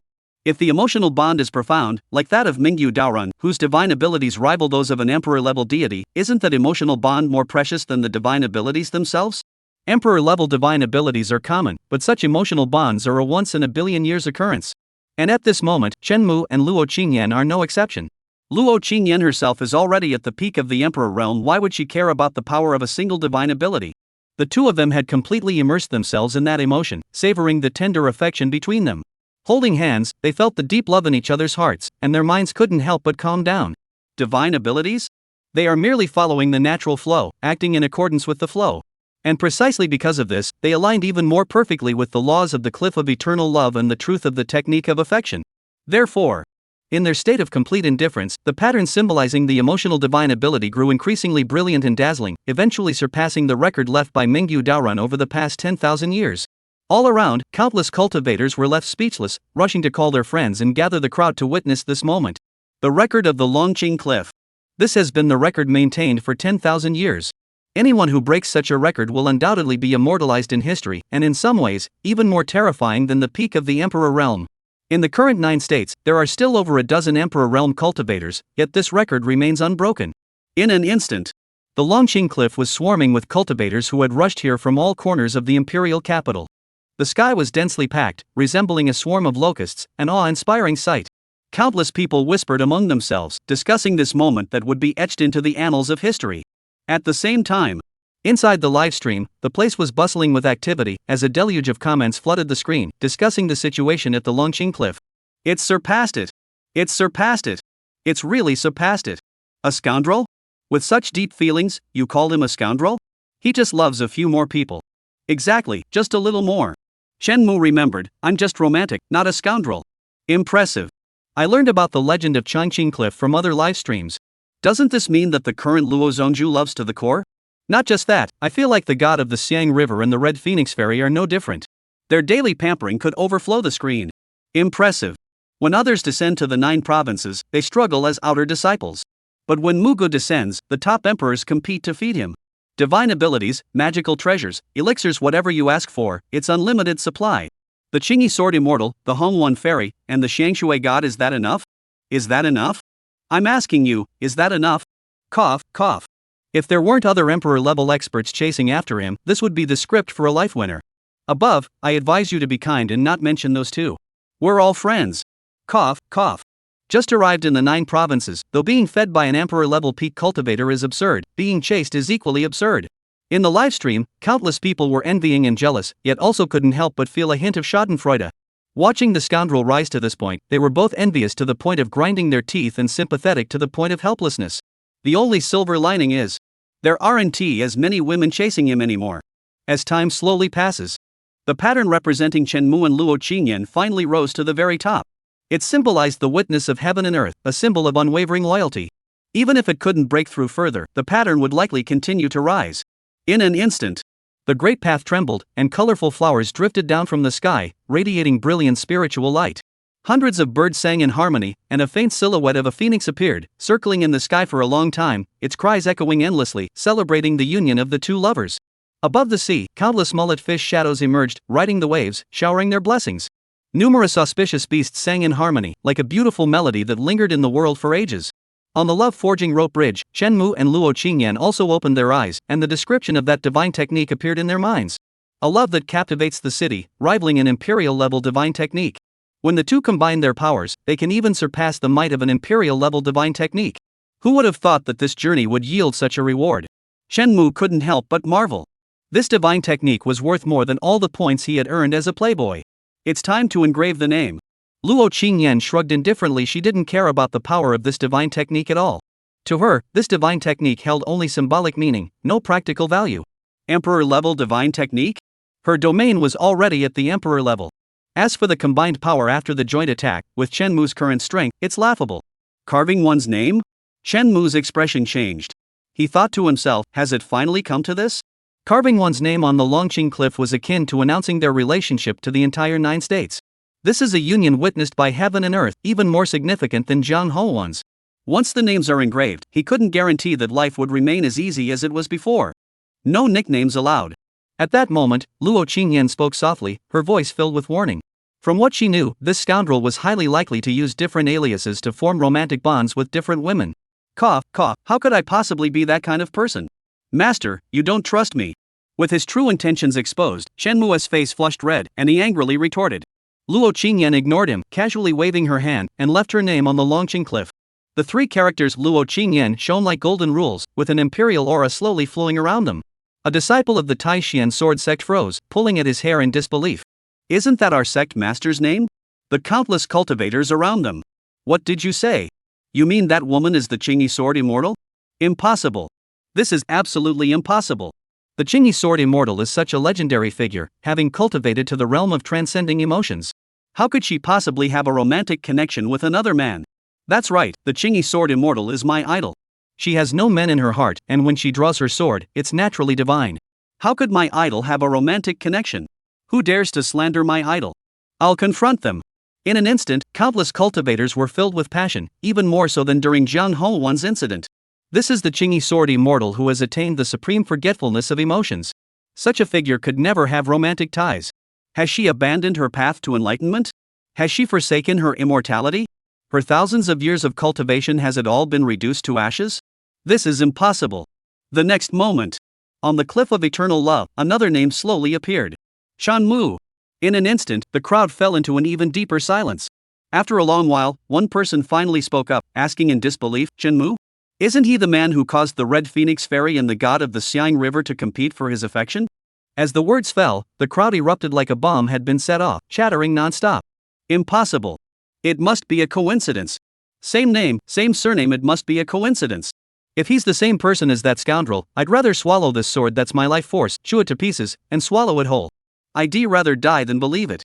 Countless people whispered to each other, making all sorts of terrifying oaths to dispel the horror in their hearts. How could that be possible? It's already unbelievable that the Red Phoenix Fairy and the god of the Xiang River are fighting over him, let alone the green-robed sword immortal. Even if you killed them, they couldn't accept it. They'd rather believe in ascending to heaven in broad daylight or finding a divine sword on the street than believe this. However, just as they were all shaking their heads and denying this fact, a hoarse, weathered voice, indistinguishable as male or female, echoed faintly from the void, tinged with a hint of resentment and a touch of melancholy. Hongwan, your beloved has already found a partner. Why not join me and become the ruler of the Demon Gate together? As the voice echoed, the heavens and earth seemed to transform into an endless starry sky, shimmering with starlight. This is the ruler of the Wuji Star Palace, the Star Emperor. Someone gasped in shock, unable to believe what they were hearing. Chapter 115, As Long as Hongwan is Willing. Star Emperor. This is another equally legendary figure. 3,000 years ago, the heavens and earth underwent a great transformation, and the spiritual energy of the 9 provinces revived, ushering in the greatest golden age in the history of the 9 provinces. Emperors abounded, and the saints ruled over their respective territories, with their glory rivaling that of the ancient era of the great heroes.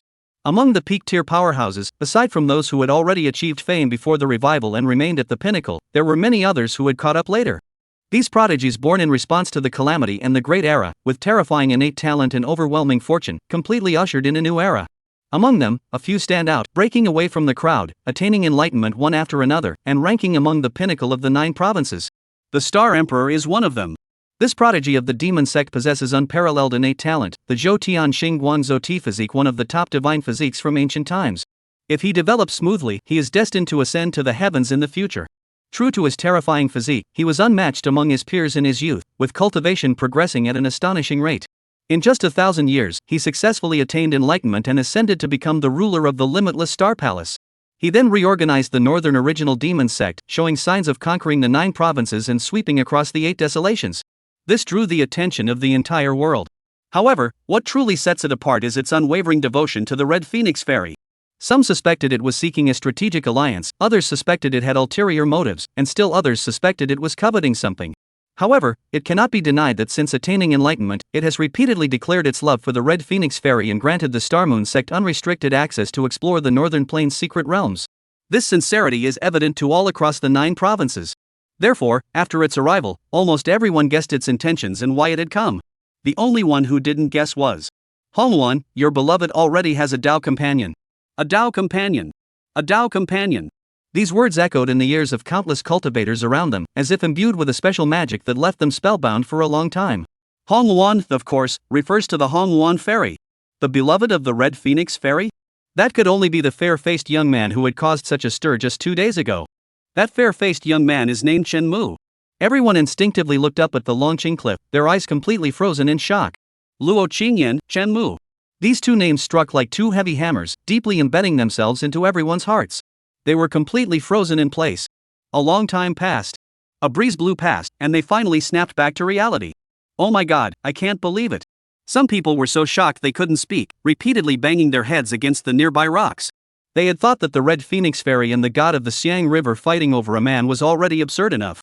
But who would have thought that the Qingyi Sword Immortal, who had attained the highest level of cultivation and forgotten all worldly emotions, would also meddle in their affairs? This is unbelievable. Who could believe this? I refuse to accept this. I won't give up. What's so great about this scummy guy? How dare he make the Emperor of the Heavens fall head over heels for him? Do you know what happened yesterday? The man's former lover, whom he abandoned along with his wife and children, came looking for him, and yet the Qingyi Sword Immortal didn't even hesitate for a moment? My sword heart is shattered, completely shattered, into pieces. This is an illusion, right? This must be an illusion. The cultivator who just claimed he would devour his life-bound sword stumbled to the ground, clutching his chest and gasping. A cultivator beside him handed him a sword and said, "Friend, this is your life-bound sword. Do you also think this is an illusion?" He grabbed the man by the collar and emphasized, "Fellow cultivator, your sword," the other person reminded him. "I know, my sword heart is already shattered." He waved his hand and threw the sword on the ground. "Fellow cultivator, you should eat the sword." The person eagerly picked up the sword and brought it back to his face. "I said my sword heart is shattered," he said, his face turning ashen, each word forced out between clenched teeth. "I know, but you really should eat the sword," the man repeated. "For heaven's sake, are you ever going to stop? I said my sword heart is shattered, shattered. You're here discussing eating the sword with me? Are you crazy?" He had completely lost his mind, collapsing to the ground with lifeless eyes. Beside him, the man held the long sword, continuing to ramble on, urging him to eat the sword.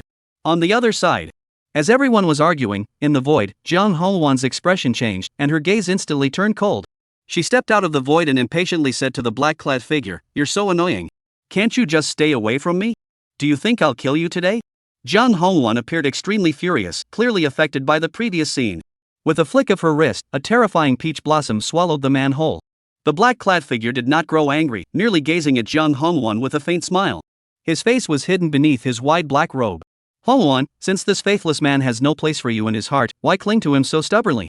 The next moment, a layer of ripples composed of starlight surged around him, blocking the falling peach blossoms. "Know me?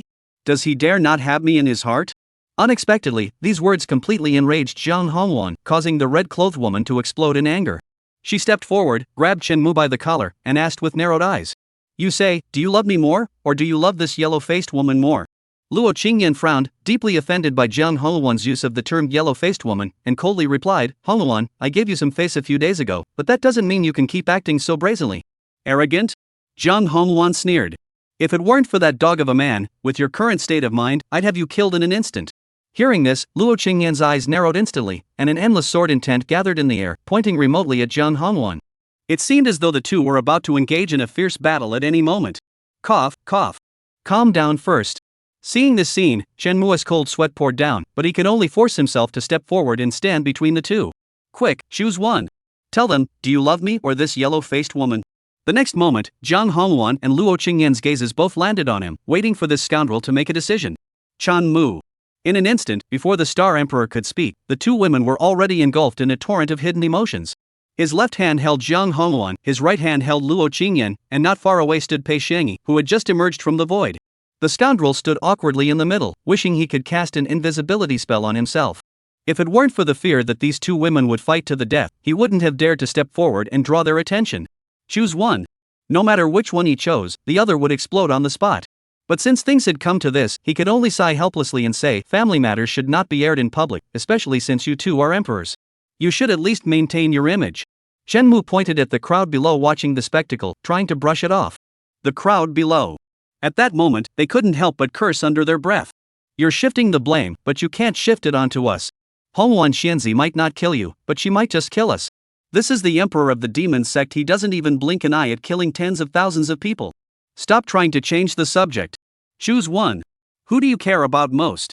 Jiang Hongwan was completely unaffected by these people. She grabbed Chen Mu by the collar and asked the fatal question. "Chen Mu." He had already guessed that this would be the outcome at the launching cliff. But a scumbag is a scumbag because he has got some skills to back it up. Shenmue paused for a moment, then slowly countered, if you insist on making me choose one, why not include Gong Shimi and Jiang Ruoxue? Jiang Hongwan was taken aback, not expecting Shenmue to ask such a question.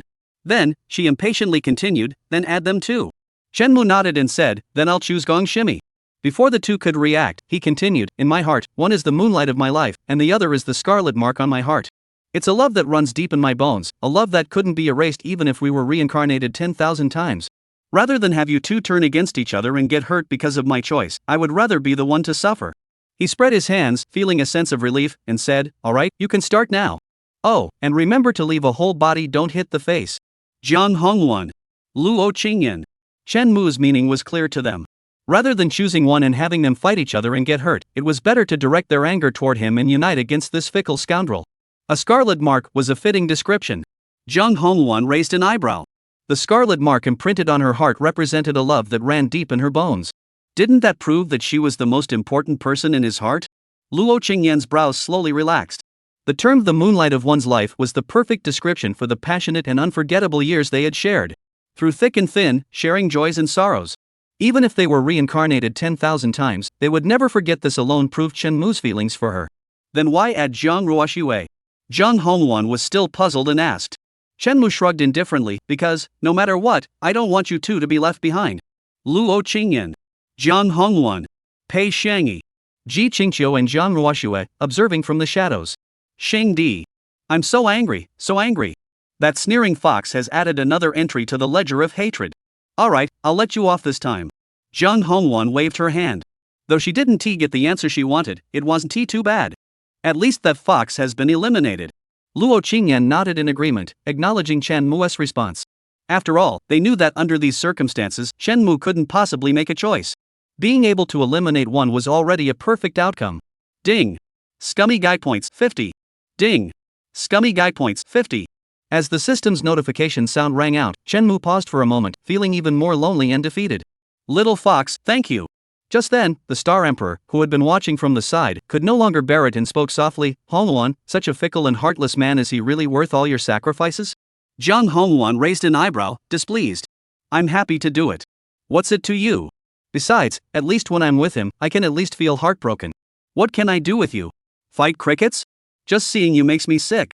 Her words held no mercy, each one like the sharpest dagger, piercing the Star Emperor's heart. This man, born to face his destiny, with a physique unmatched in the 9 provinces, trembled slightly. His face, hidden beneath his black robe, fell into a prolonged silence. By the time he snapped back to reality, the launching cliff was already empty of the 3 figures. It sighed deeply and turned to step into the void. After licking for so many years, you're still continuing to lick? In a secret chamber, the figure of the Star Emperor slowly materialized. A figure equally concealed in the void mocked him with a sarcastic tone. I'm happy to. The Star Emperor remained unfazed, glancing at Ji Qingqiu and Jiang Ruoxue seated on the high platform, and said indifferently, you may kill that man, and you may have me block Luo Qingyan, but you must not harm Hongwan. Ji Qingqiu nodded slightly, her expression indifferent as she said, rest assured, she was never part of this plan. At that moment, the shadowy figure in the shadows interjected, save your breath.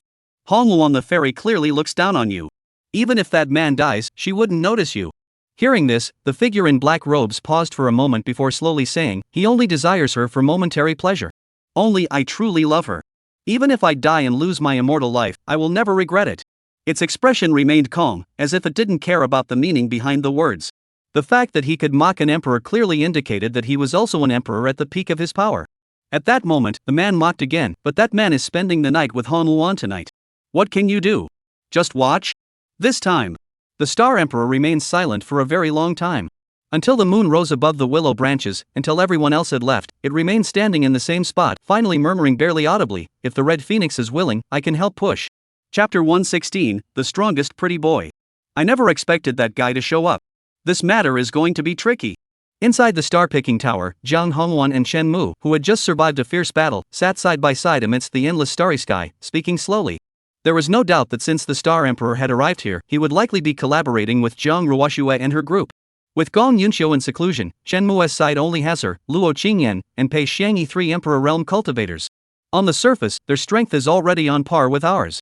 As for the numerous Sate Realm and Dao Platform Realm powerhouses, they would be of little use in a battle between emperors.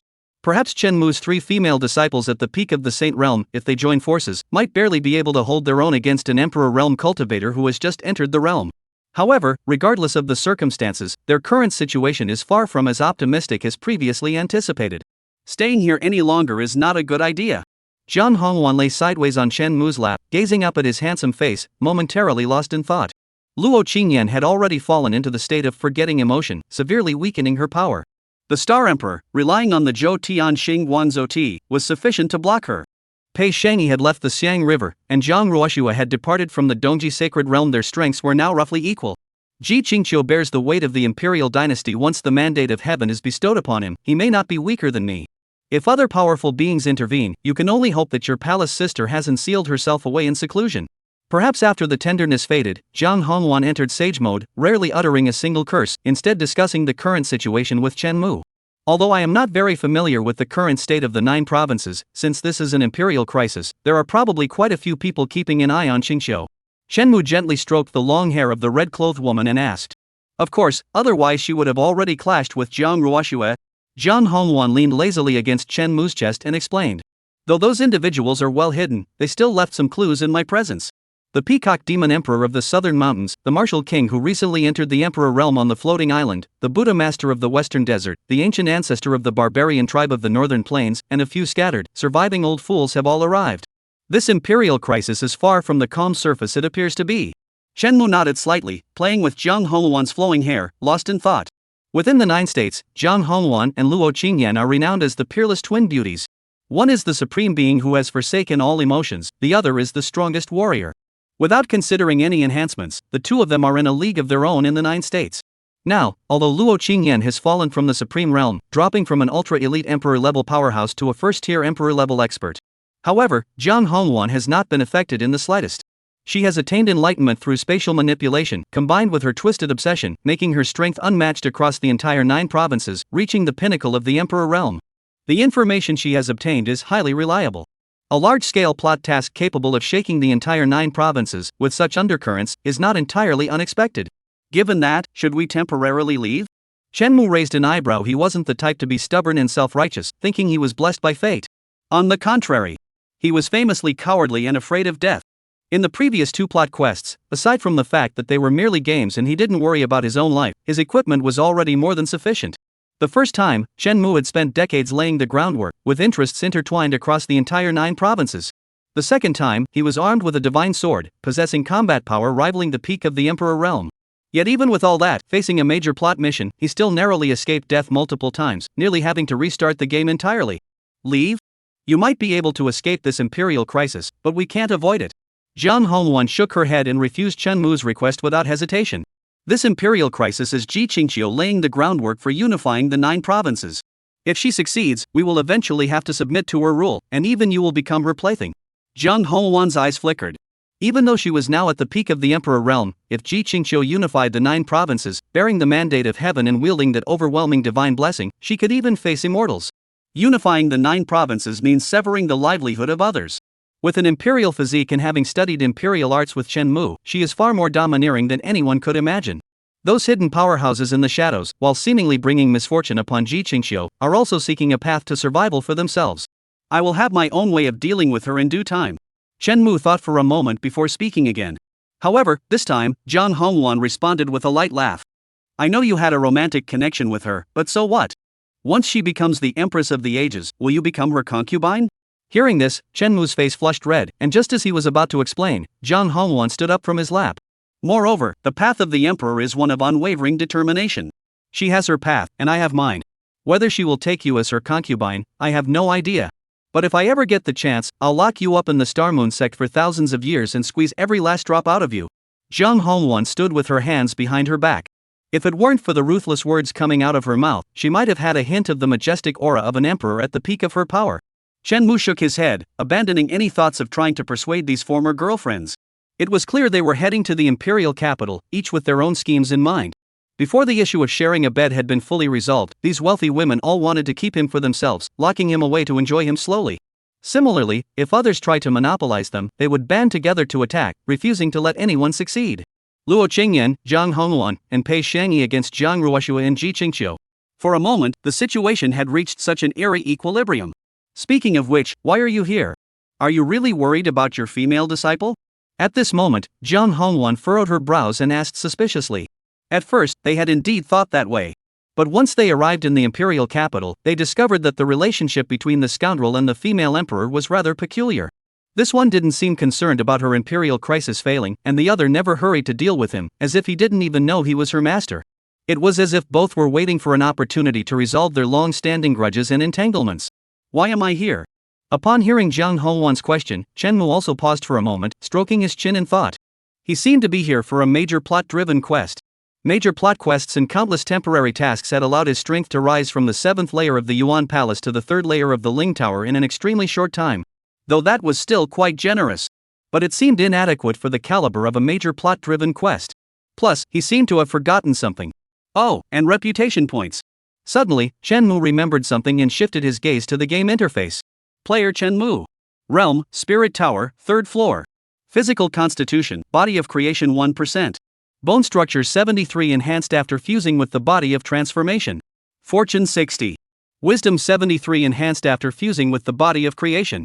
Reputation 9609-010-0000 newcomer of the 9 provinces. Backpack Fame Gift Pack 3, Yin Yang Jade Pendant, Forgetful Water, Taiyin Water. Damn it, this reputation value just went up without a word, and they didn't even notify me. I almost missed it. Staring at the terrifying reputation number, Shenmu fell into a long silence. If he hadn't guessed wrong, all of this reputation had been earned over the past 2 days, thanks to Jiang Hongwan and the others. As for where all this reputation came from, black and red are still red, right? Can't a pretty boy have reputation points? Although most of this reputation came from some delusional old perverts who wanted to learn his art of seduction from him. Shenmu was even certain that if he were to start a course called Conquering Love, it would be packed to the brim in no time. Whether they admire him or look down on him, whether they're newbies in the physical realm or giants in the sage realm, they'd all rush to watch. The reputation of the first fair-haired guy of the 9 provinces has been firmly established. Activate the full reputation bonus package. Shenmu silently repeated to himself. The next moment, the system's notification sounds rang out one after another. Congratulations, player! You have obtained an Experience Pack 16, the Qingxian Sword 4th grade, a Break the Void one, and 10 Tianling pills. Wow, I'm finally rich!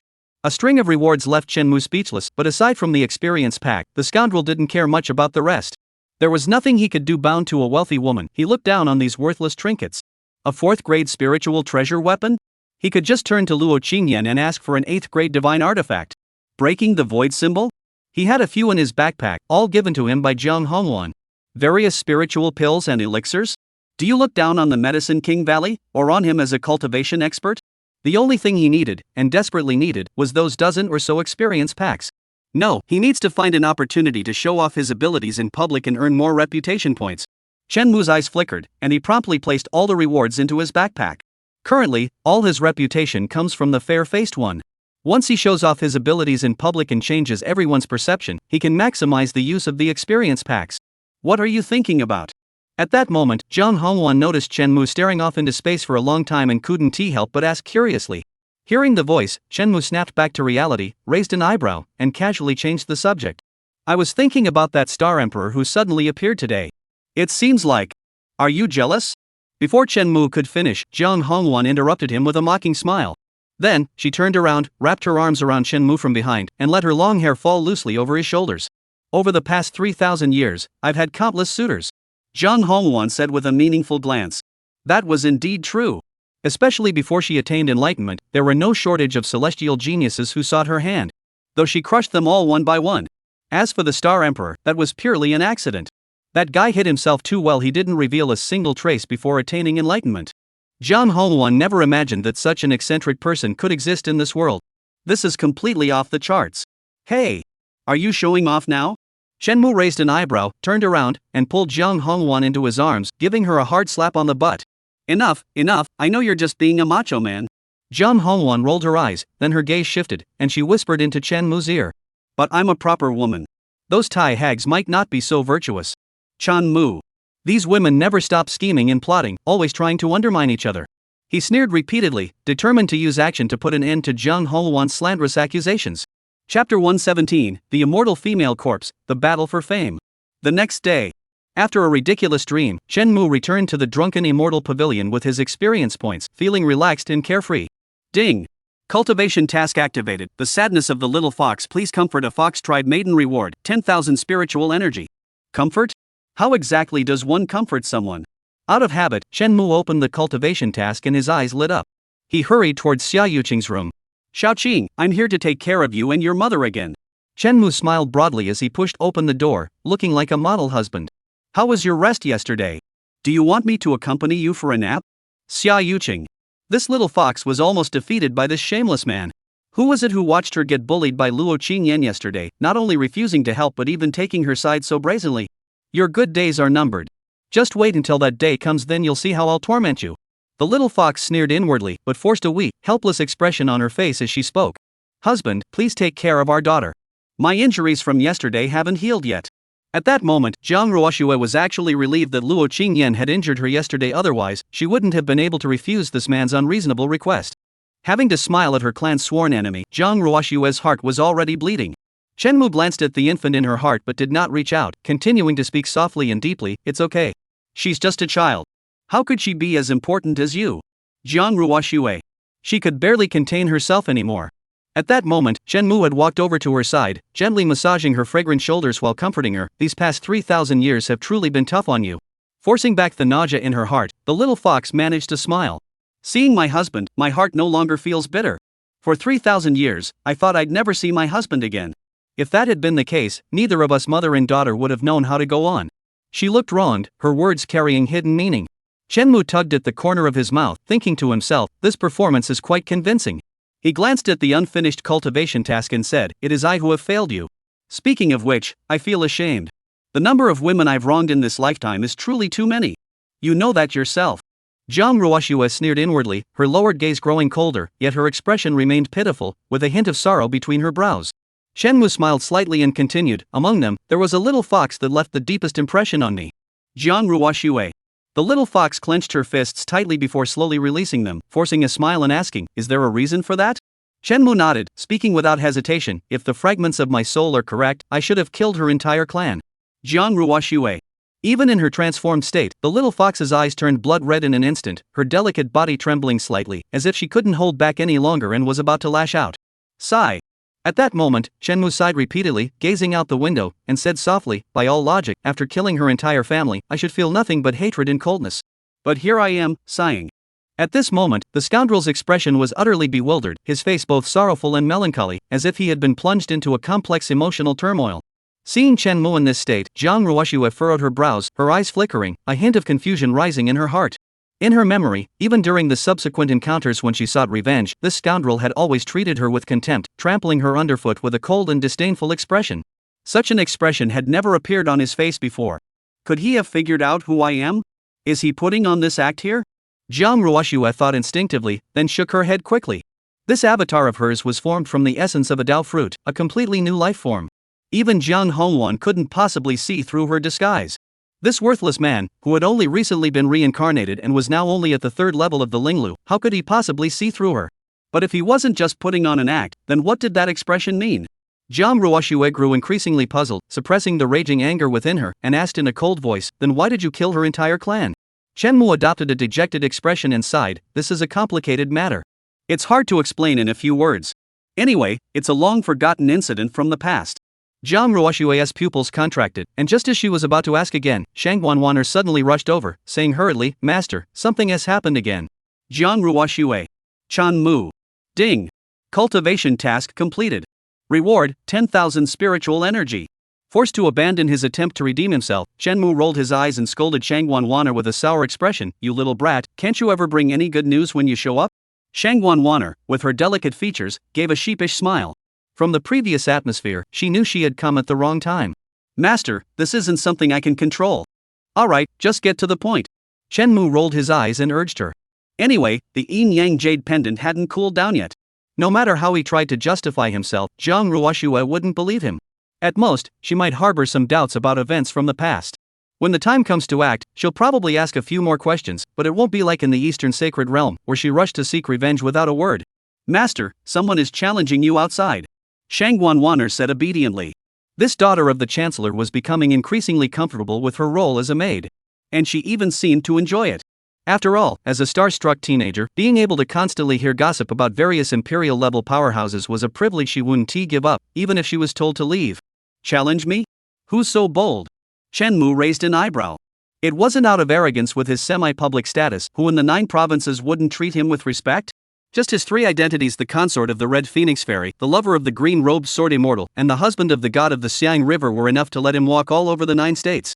Even the saints and the Dao platform leaders would have to smile and treat him with utmost care. Yet here was a disciple of the Wuji Star Palace, a young prodigy at the Linglu realm, daring to challenge the sect master to a duel under the guise of peer-to-peer sparring.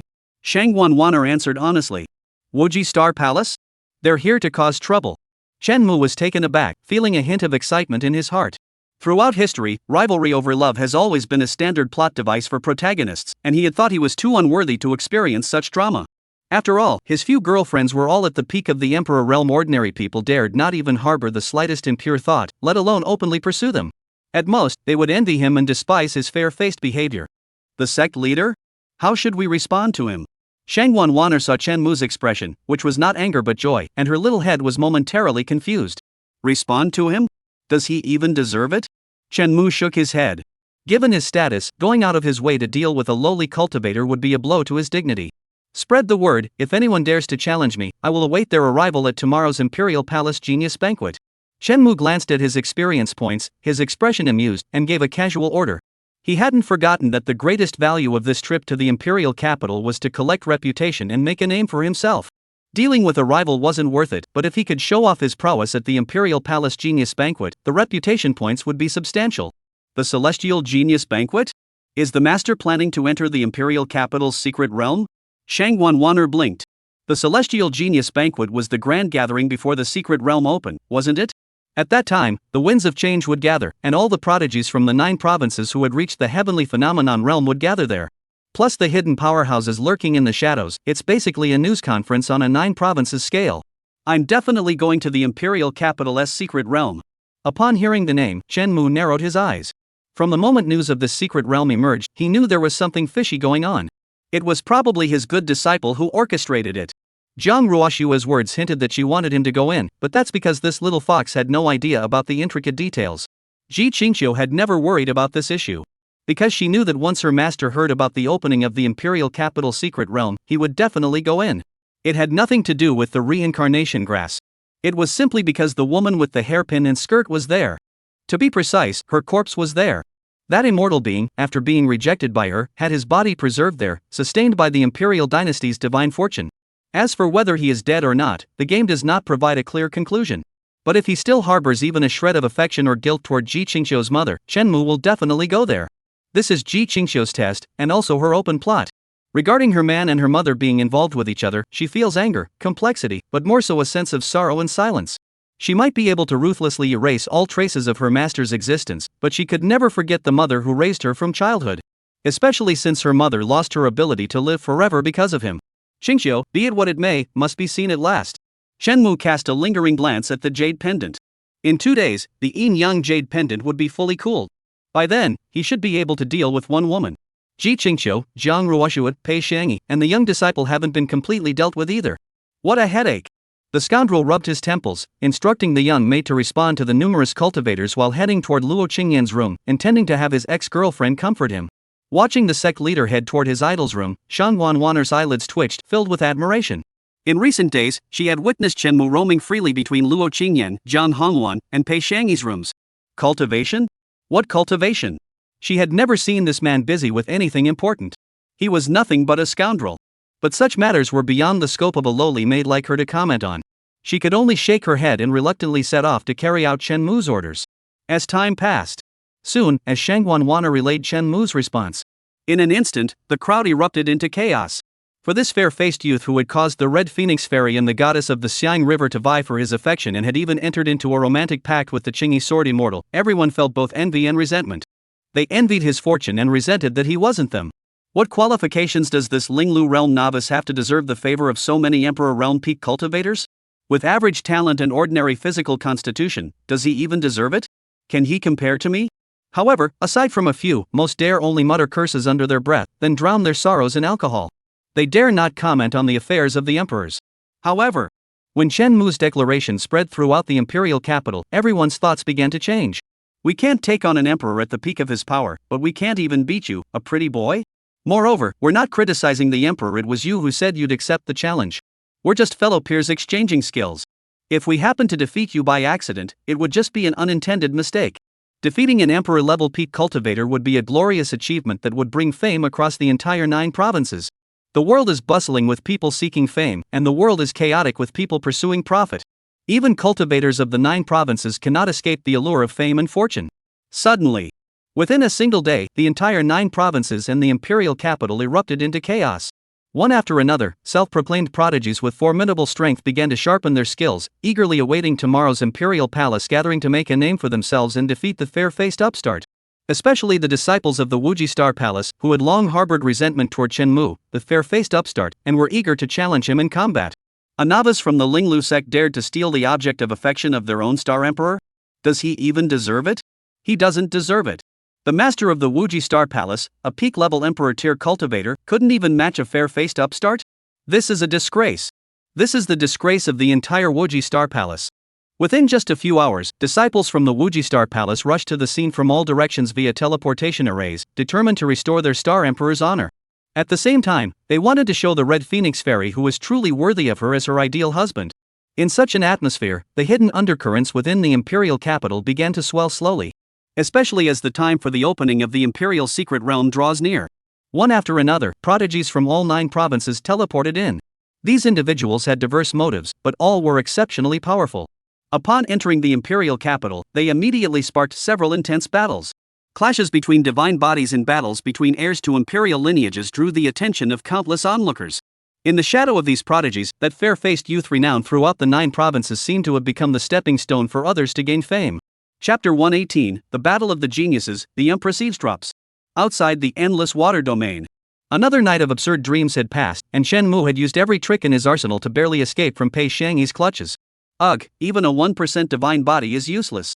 Chen Mu rubbed his aching waist and glanced at his life experience template. Scummy guy, 20 points. These 20 points were mostly earned from Luo Qingyan, costing him immense effort. Getting these peak-level emperors to accept other women is still a long and arduous journey. Little maid, come quickly and bathe and change my clothes. Back inside the drunken immortal pavilion, Chen Mu shouted, and with the accompaniment of numerous maids, began to wash away the fatigue from his body. Today was the day the Celestial Genius Banquet began, and also the day the Imperial Secret Realm opened. It was also the day he would reunite with Ji Qingqiu. Under the surface, countless top-tier experts were scheming. He dared not take it lightly. 3,000 years had passed, who knew if the Imperial Dynasty's secret realm had changed at all? Lying in a bath filled with falling petals and surging spiritual energy, Chen Mu's eyes flickered as he pondered the relevant memories in his mind. The Imperial Dynasty's secret realm.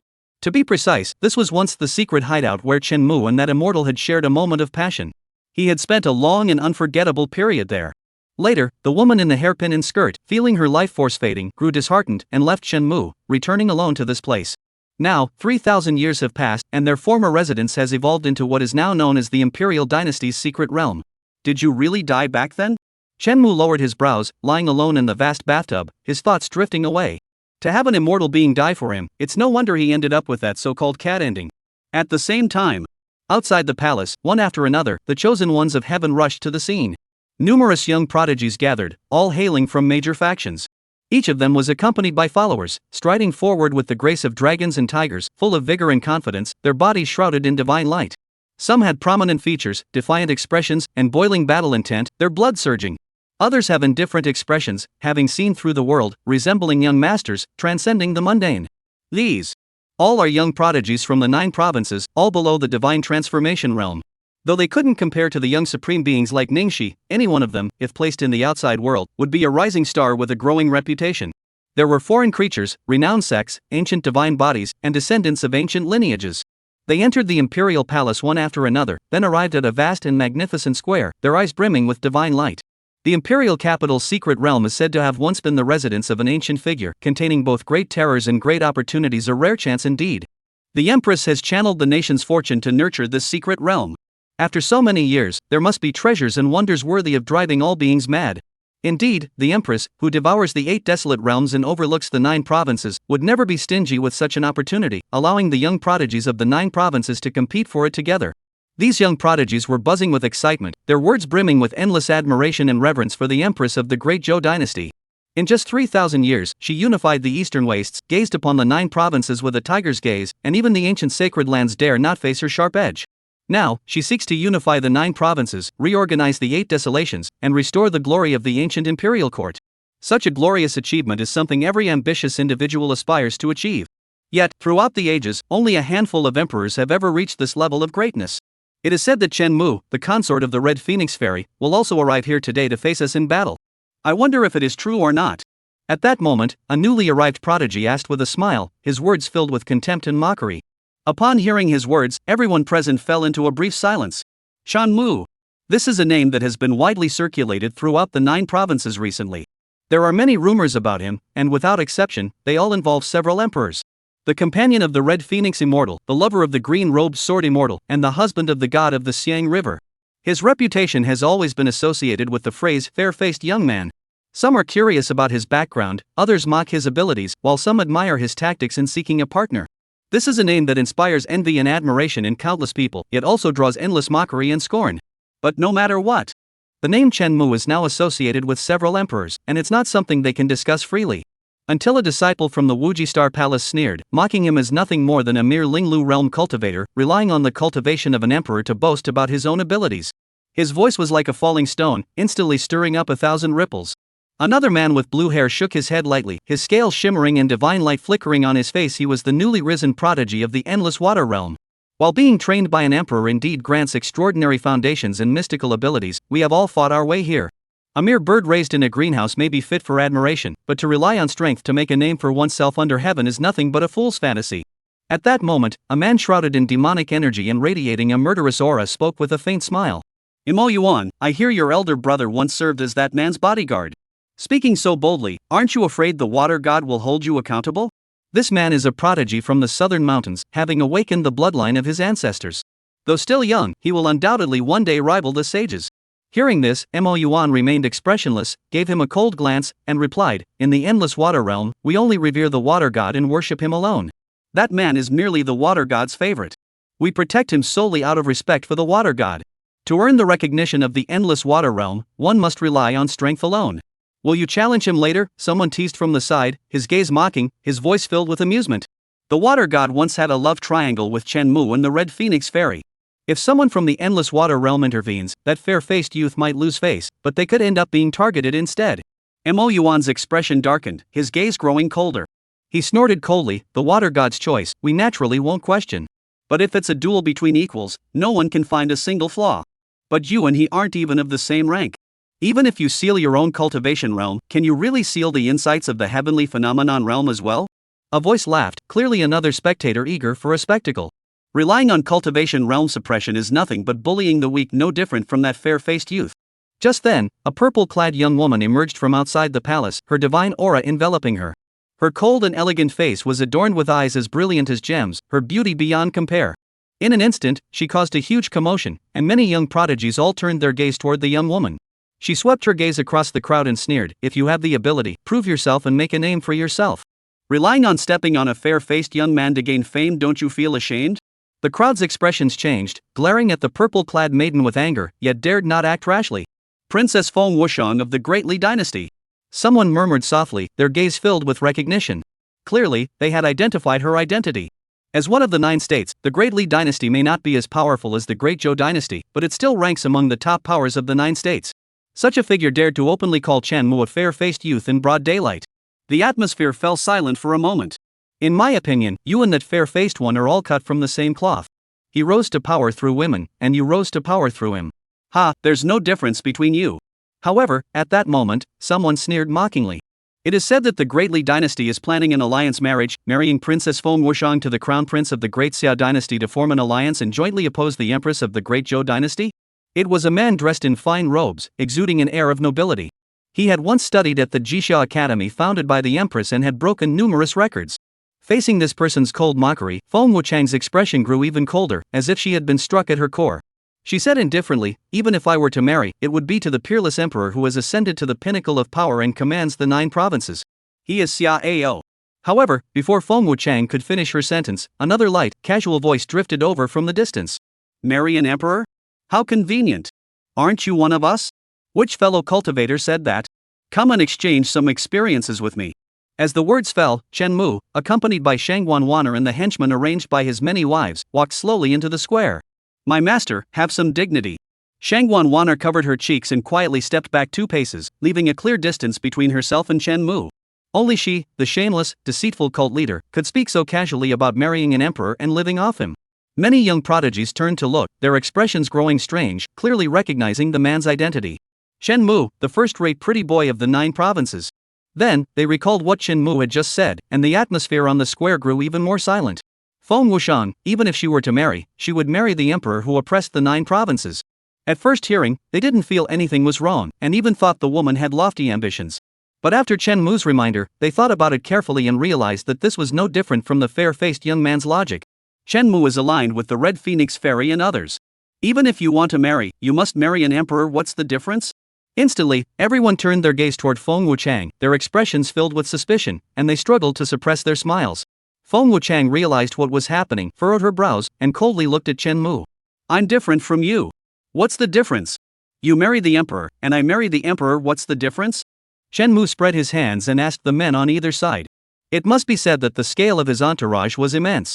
To ensure his safety in the secret realm, most of the prodigies from the Tai Xian Sword Sect, the Xingyu Sect, and the Endless Water Domain had been dispatched by Luo Qingyan and the others. Chen Mu turned to Mo Yuan and reminded him, the Water God has ordered you to follow my commands.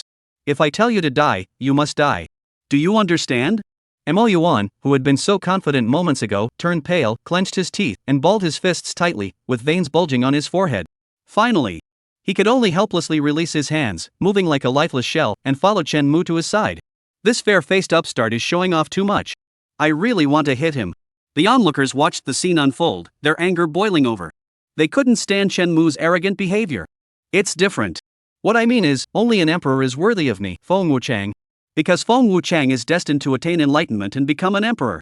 Feng Wuchang ignored the others and coldly rebutted Chen Mu's earlier words. Chen Mu heard this and couldn't help but clap his hands in agreement.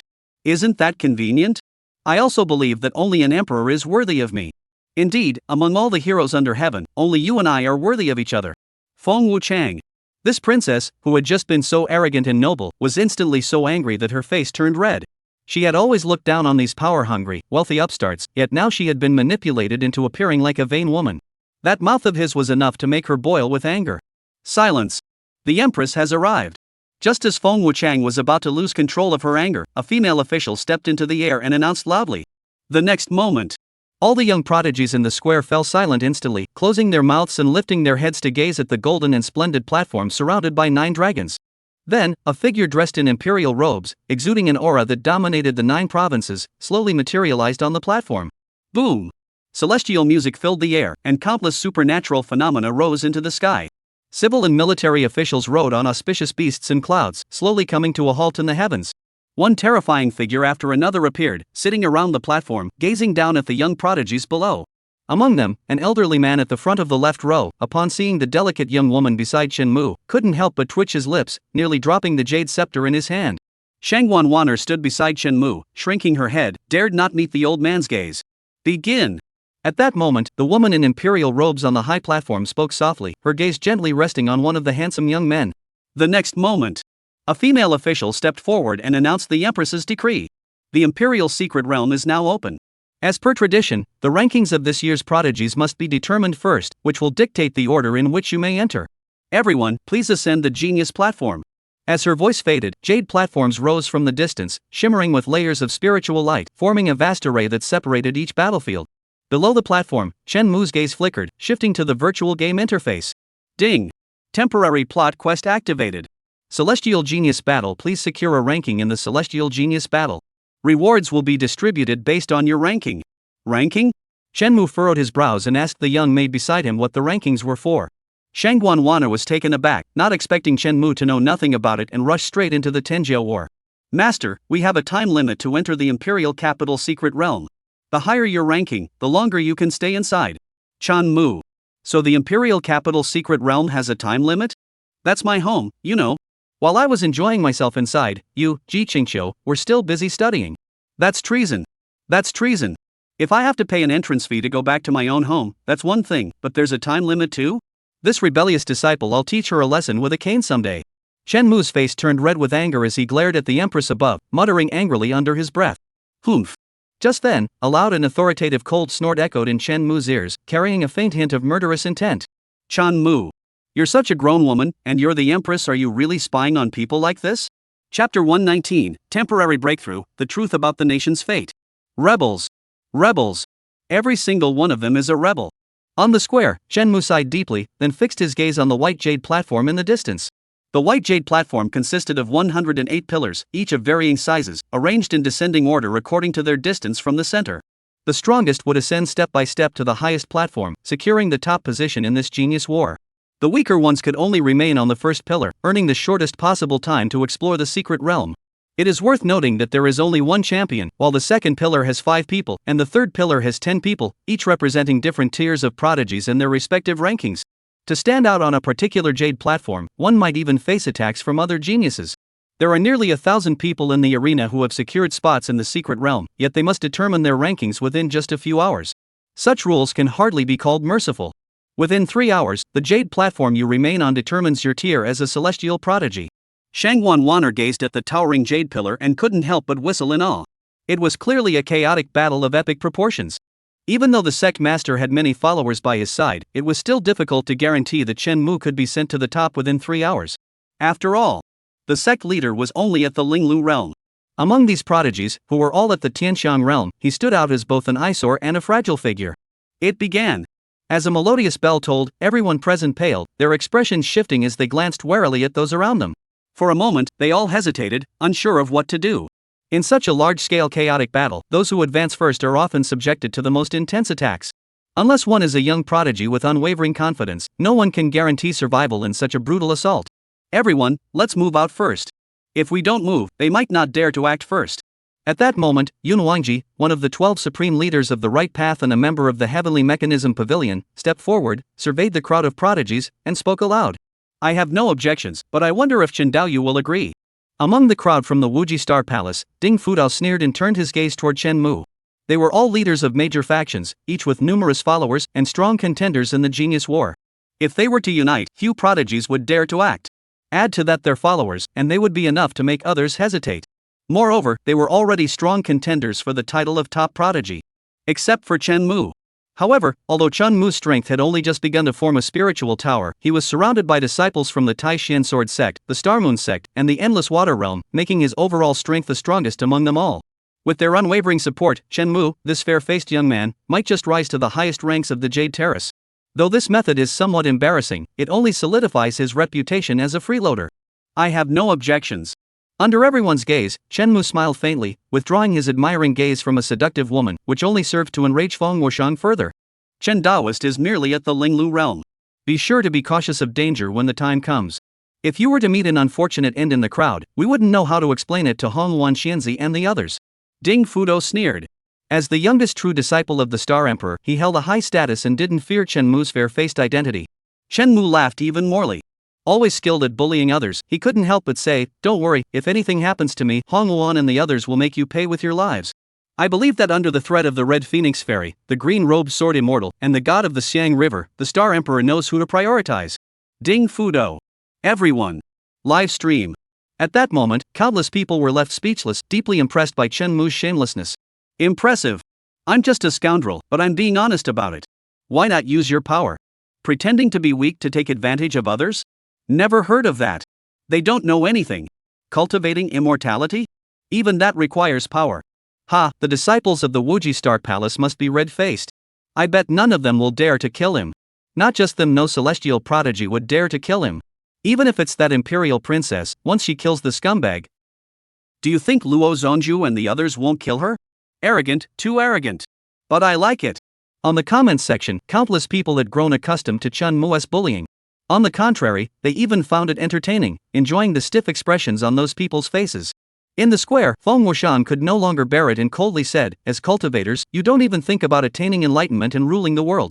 You only rely on your partner's strength. How laughable. No wonder, even with all those resources at your disposal, you're still just a mere Linglu realm cultivator. This woman's words were ruthless, directly pointing out something Chen Mu couldn't refute. Instantly, it drew mocking laughter from many prodigies, and their gazes toward Chen Mu grew even more contemptuous. His strength is too weak. Even though everyone was hesitant to attack him due to the emperor's authority, their status allowed them to mock him freely. After all, they weren't disciples of the Taishan sword sect or other powerful factions. They had nothing to fear from Chen Mu's attempts to intimidate them. Finally, they've arrived. Facing the mockery of the crowd, Chen Mu couldn't help but feel a sense of relief, instead of anger. Having mastered the essence of being humiliated and the essence of contrast, he had been waiting for this moment all along. He glanced at the crowd, who were looking down on him with disdain, and smiled indifferently. I am different from all of you. For you, breaking through the realm is as difficult as crossing a chasm, but for me, it's as easy as flipping my hand. With a smile on his face and a composed demeanor, he caused those who had mocked him to frown in displeasure. Fellow cultivator, cultivation requires hard work and dedication, not empty words. Feng Wuchang sneered with contempt, mockingly saying, the more you boast and brag, the more you expose your own inadequacy. Chen Daoist, spare yourself some dignity and fight for the honor of the Red Phoenix Fairy and the other emperors. No matter how much you try to justify yourself, you cannot change the facts. Ding Fudao laughed coldly, standing aloof in the distance, as if he deemed Chen Mu unworthy of sharing the same sky. Ignoring the mocking glances of the crowd, Chen Mu walked slowly up the first jade platform. The next moment, his aura erupted suddenly, and 3 layers of spiritual towers materialized behind him, standing tall and towering, exuding an air of profound mystery. 3 layers of spirit towers, truly a sign of extraordinary talent. Ding Fudao mocked him relentlessly, his voice carrying dozens of meters to Chen Mu's ears. Chen Mu paid no heed, keeping his brows lowered, and activated his first experience pack. The next second, terrifying spiritual energy erupted, forming another layer of spirit towers atop the existing 3. Breaking through the realm. 4th layer of the spirit tower. In an instant, all the cultivators in the arena fell silent. The mocking expressions on their faces hadn't even faded before they froze in place. After a long while, someone shook their head and said, it's probably because he had already accumulated enough power and deliberately suppressed it until now to make the breakthrough. These words rang like truth, instantly awakening everyone. In the end, it's just the 4th tier spirit tower. Ding Fudao was about to mock again, but he seemed to have seen something terrifying, standing frozen in place, stuttering and unable to speak. 5 layers of the spirit tower? Breaking through 2 realms in one go? Someone followed the gaze and froze in shock. On the white jade platform, the spirit tower behind Chen Mu had been constructed all the way to the 5th layer. Perhaps he had suppressed too much, which is why he had delayed so long. The Yellow Springs demon Sexing Zunk swallowed hard and spoke tremblingly. However, the next moment, behind Chen Mu, another layer of the spirit tower was constructed. The crowd. This time, they could no longer explain it. Breaking through 1 layer temporarily could be said to be Chen Mu's absolute limit. He had been suppressing himself and waiting for the right moment. Breaking through 2 layers temporarily could barely be considered a sign of deep foundations, but it was achieved through relentless suppression, coupled with extraordinary talent and other factors. Breaking through 3 layers temporarily? You must be cheating. Even cheating wouldn't be this excessive. However, before they could react, another layer of spiritual towers rose behind Chen Mu. In an instant, countless people gaped in disbelief, staring at the scene as if witnessing a miracle. Even the countless Tai Shangrun level experts on the stage were stunned, unable to believe what they were seeing. Instantly breaking through the 4th layer. This had never been seen before in the entire cultivation world of the 9 states. It was truly worthy of being recorded in the annals of history. Only the Empress stood there, gazing at the scene with a distant expression, her eyes deep and unfathomable, her thoughts unknown. However, this was far from over. Behind Chen Mu, layer upon layer of spiritual towers materialized, stacking up like building blocks in an instant, causing his aura to surge ever higher. Until the 9 layers of spirit towers were fully constructed, causing the heavens and earth to tremble. Endless supernatural phenomena, like a canopy, enveloped the spirit towers. The heavenly phenomenon realm is attained. And in the very instant he broke through the heavenly phenomenon realm, a mysterious voice echoed in Chen Mu's mind and in the minds of countless people of the Xia Kingdom. Ding! National Fortune contestant Chen Mu has broken through the heavenly phenomenon realm. Xia Nation has entered the era of spiritual energy revival. Ding! The 2nd stage of National Fortune has begun. National Fortune contestants now possess the power of their nation's fortune, the collective strength of the people, the power of faith, and the power of the world. National Fortune contestants can sense each other within a certain range. Upon meeting, they can devour each other's world essence, each other's national fortune power, and forge the foundation of the Tao. National Fortune contestants can choose to surrender, sacrificing their world's primordial essence and national fortune power, becoming the servant of the opposing contestant. Contestants who obtain 100% of their nation's national fortune will become the deity of that nation, the ruler of its world, and control the lives of all beings. Ding! All communication channels between nations on Blue Star have been blocked, and escape routes have been opened. Countless alerts rang out continuously in everyone's ears, as if carrying the power of the laws, leaving a lasting impression. A novice practitioner in the flesh realm who was in seclusion. A certain outer door disciple digging in the ground. A concubine accompanying an elder in drinking. Chapter 120, Feng Wuchang's Special Affinity. At this very moment, the national fortune contestants scattered across the 9 provinces all had only one thought in their minds. What's going on? What's happening? I haven't even left the newbie village yet, and you're telling me to start the national war? Who am I supposed to fight? Do you think we don't know that a certain powerful individual, backed by numerous emperor-level cultivators, has already advanced to the celestial phenomenon realm? What national fortune survival? You're just setting this up for someone, aren't you? What are we supposed to fight with? What the hell are we supposed to fight with? At the same time, on Blue Star, survivors worldwide have gone mad. Countless people open live streams from other countries, trying to verify the accuracy of that national destiny voice. However, all they see is a pitch-black screen and thick fog surrounding their homeland. At that moment, everyone finally realized. This is all real. The national war has begun. Mutually vying for the power of national fortune, competing for the very essence of the world. This isn't just brutal anymore. This is a war of survival, with no room for retreat. Draw your swords. Only draw your swords. Otherwise, it's a dead end. When the entire Xia kingdom realized this, their eyes flickered, as if they had recalled some crucial information. The next moment, they all rushed into the live stream of the. Comments flew everywhere, overwhelming the screen like a tidal wave. Wow! Wow! Wow! At this moment, I can't help but say, I'm so uncultured, I can't even come up with a proper response. Damn it, the national war has begun, and I can't even think of how we're going to lose. Who can tell me why we're losing? Bad news, the national war has begun. Good news, others are still mining in the newbie village, while the scumbags are already lying in the big boss's arms eating grapes. At this moment, I have only a few words for those national fortune players. Run fast, the farther the better. This isn't national fortune survival, it's AS adventure. I'm invincible, you can all come at me together. I'll only send out one red phoenix fairy. You can struggle all you want. If you can escape, you're the real heroes. Ha, I'm laughing so hard I can't move. This is national fortune being handed to me on a silver platter. In the livestream, countless people were so excited they were slapping the tables, each letting out monkey-like screams. Many even ran out into the streets to prepare for an all-night celebration. National war? This isn't a national war. This is just kids playing house. With Thea's current power and strength, they can't find a single reason to lose. Until one of the 3 commentators, Sushiwan, furrowed her brows, noticing an issue that had been temporarily overlooked by the crowd, and spoke slowly. If there's one reason for failure, it's actually another. It's Shenmu's ex-girlfriends. If they were to intervene, Shenmu might not survive. The next moment, the entire venue fell silent. All the celebratory comments vanished instantly as everyone began to realize the severity of the situation.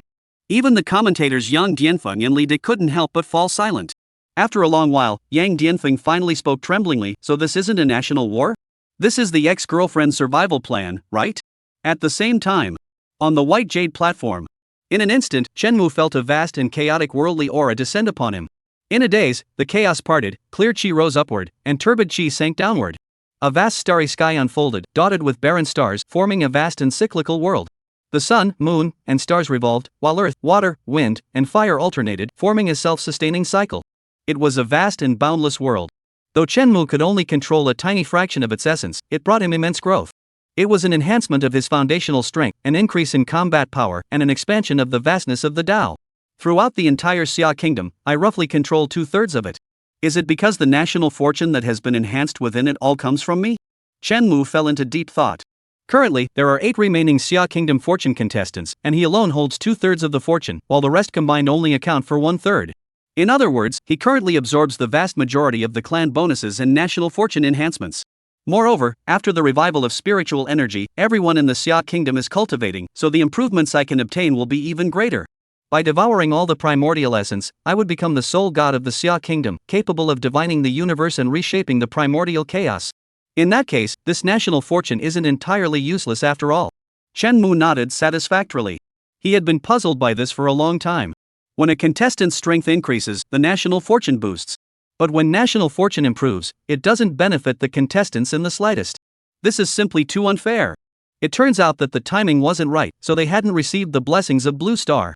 Without reaching the heavenly phenomenon realm, one cannot access the power of the heavens and earth, nor can they enjoy the terrifying world power and national fortune boost. Now, having experienced this effect, he is unmatched among peers and can easily fight opponents of higher ranks. Even the legendary young supreme beings of ancient times couldn't match this.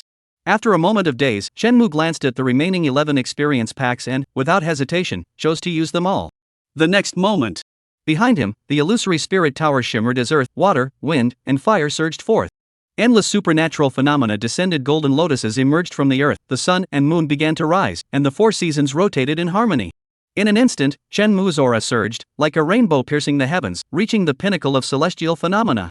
At that moment, he felt a power unlike anything he had ever experienced before.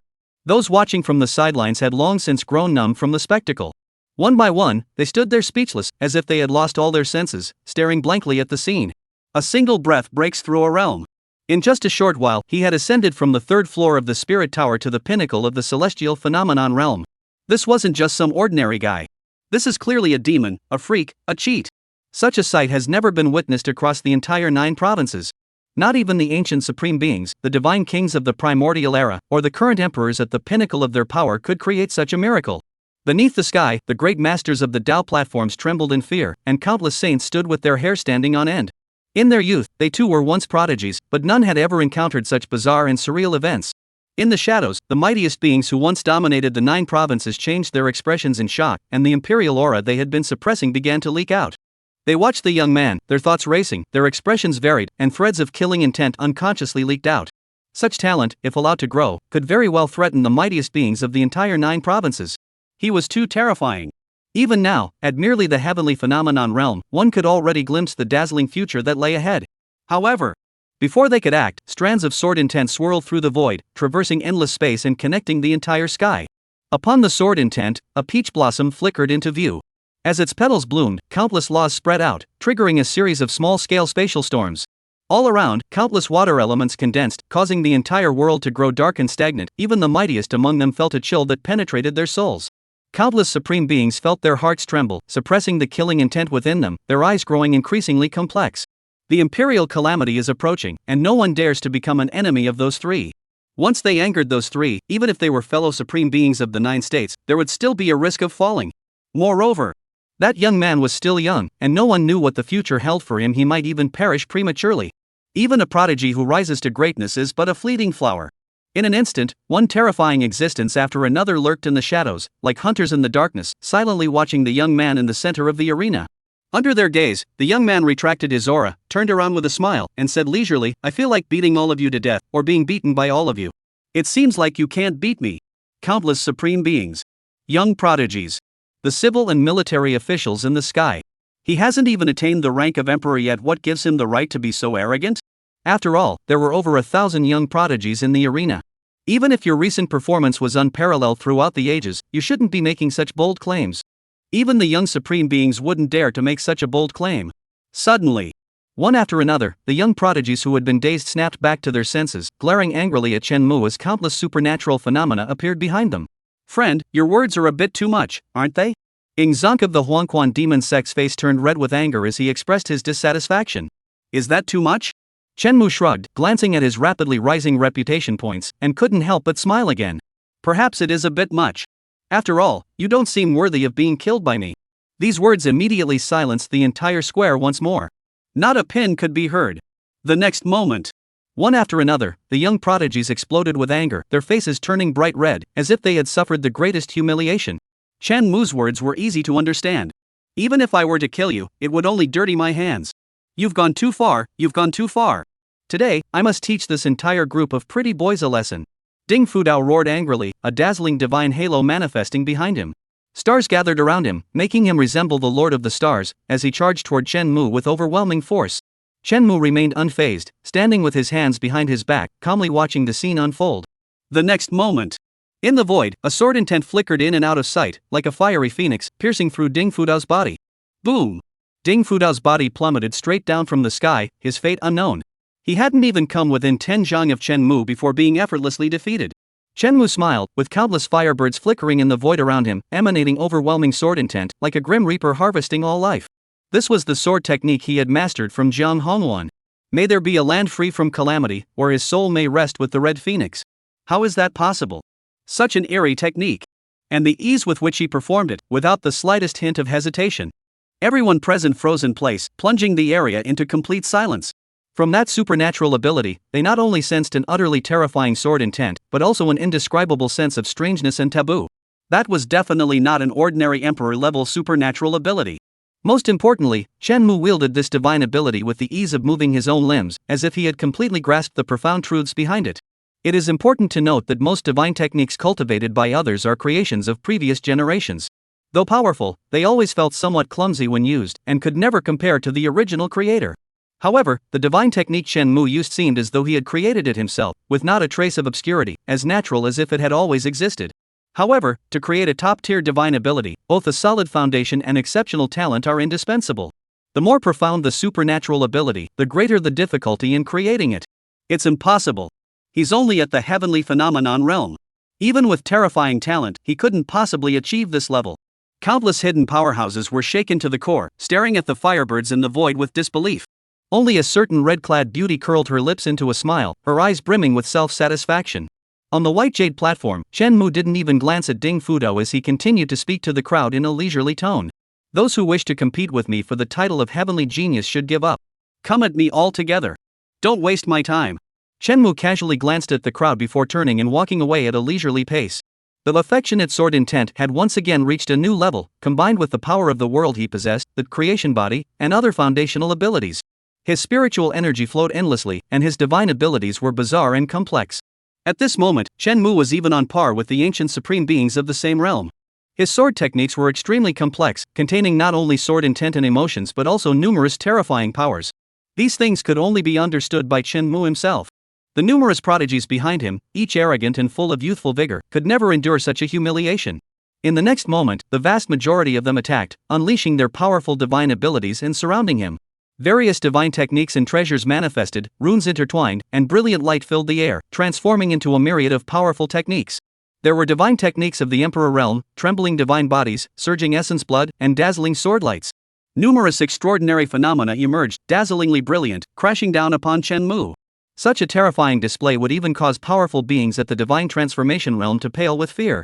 As young prodigies, they were already exceptionally talented and far surpassed cultivators of the same realm and strength. Now, attacking together with anger in their hearts, they naturally unleashed their most powerful techniques, intending to crush that fair-faced upstart. Shenmue smiled faintly, showing no fear as he charged forward, continuously drawing upon the celestial energies of the blue star to maintain his peak state. He moved like a mysterious ghostly firebird, darting through the chaos-free soil. If the divine ability he had obtained from Luo Qingyan was the serene and dreamlike state of mind, the pure and ultimate sword art, then the divine technique he had comprehended from Jian Hongwan was the fusion of sword art and space, combining terrifying destructive power with utterly bizarre spatial transformations. One could even say that in his mastery of spatial manipulation, he has reached a level that sends shivers down the spine. What he lacks is merely the realm. A fake pretty boy feeds off his wife's influence, while a real pretty boy feeds off his wife's true potential. The next moment, Shenmue's figure vanished from his original position. The moment he stepped into the heavenly phenomenon realm, he could already roughly use some supernatural techniques. Though he couldn't match Jiang Hongwan's ability to treat space as if it didn't exist, he could still manage to briefly traverse the first layer of the void. The young prodigies present all paled in shock. When their divine techniques all missed their targets, they sensed something was amiss. The next moment, Shenmue's figure suddenly appeared among the crowd, terrifying sword intent erupting, countless firebirds soaring, as if a catastrophe was burying all living beings. Something's wrong. Run! The cultivators around him looked terrified and tried to flee. The path of cultivation is one of relentless forward momentum. Now that their momentum had faltered, they found themselves even more unable to stop Shenmue. Shenmue moved through the crowd like a grim reaper, and wherever the firebirds flew, someone would fall, their blood staining the ground. Hey! You were so arrogant just now. Where did you run off to? Shenmue unleashed one divine technique after another, striking the greatly Princess Feng Wuchang and sending her crashing to the ground. Shenmue shook his head, stepped over her body, and rushed toward the panicking members of the Wuji Star Palace. If we're going to fight, we might as well start with the ones we can't stand the most. Feng Wuchang, covered in wounds, glared with eyes filled with rage. Feeling Shenmue walk over her body, she felt an overwhelming sense of shame, and a strange emotion crept up her heart. She was surrounded by countless followers and bodyguards, her phoenix-like eyes fixed on that figure who seemed like a young supreme ruler, with all the heroes making way for him. A strange emotion welled up within her, causing her fair face to flush scarlet in an instant. She didn't know if it was because of anger or for some other reason. Chapter 121, Within the Peach Blossom Grove, Jiuzhou appears. Half an hour passed. Silence. Endless silence. High above, witnessing Shenmue effortlessly dispatch all the prodigies as if slicing through vegetables, countless powerful beings fell into silence. All of this happened too suddenly and too bizarrely. Just moments ago, he was a cowardly weakling who didn't even bother to hide his weakness, openly relying on others for support. Yet in the next instant, he had ascended several ranks, achieved the heavenly phenomenon realm, and soundly defeated numerous prodigies. This surreal reversal left them speechless for a long time. Since the Great Era began, countless prodigies had emerged, shining like stars in the sky, with countless young strong warriors appearing one after another. But never before had anyone achieved such a glorious feat at the same cultivation level. This is a feat rivaling that of the ancient supreme beings. Unmatched in his realm, he crushed all beings. Though he was still young, at that moment, everyone seemed to be gazing upon a future supreme being. He has a powerful background, with numerous emperor-level experts protecting him, access to vast resources, and even the leaders of the righteous path and the ancient patriarchs of the demon sect are not stingy with their treasures from heaven and earth. Such a person, once he matures, is destined to captivate the world.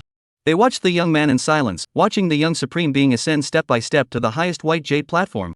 Then they whispered, "You can now compete for second place." Shenmue stood with his hands behind his back, facing away from the crowd, his aura overwhelming, as if he were an invincible supreme being. Even after such a prolonged battle, his aura had not weakened in the slightest. Endless power flowed from the very source of the world, and at this moment, he remained at the peak of his power. Behind him, the once arrogant prodigies lay on the ground, their aura weakened, as if they had been beaten to a pulp, barely clinging to life. Boom! In the live stream, countless comments flew by. "This scumbag is really good at playing the role of a jerk. He almost made me forget how exhausted he looked a few days ago. Even though I was a loser when I was eating soft rice, at this moment, I am invincible. That year, when I was carrying you on my back, you didn't even know what an opponent was. Wow, with such a national level player here, I don't even know how to lose. Empress of the Great Zhou Dynasty, Empress of Qingqiu, it doesn't matter. I'll tell you how to lose. Damn it, can you please not remind me of this cruel reality? But from now on, since this scumbag has already captivated me, I declare that from this day forward, he is my soulmate. Luo Zhongzhu, you think you're worthy? Ha, don't be so cruel up there. Let her dream a little." Within the Xia kingdom, countless people were in a frenzy, all captivated by the scumbag's actions. They've seen the scumbag rolling around in a crowd of women before, and they've seen Shenmue's promiscuous ways before. But this invincible, youthful prodigy's demeanor was something they had never seen before. Especially the female fans, each holding their chins, with hearts sparkling in their eyes.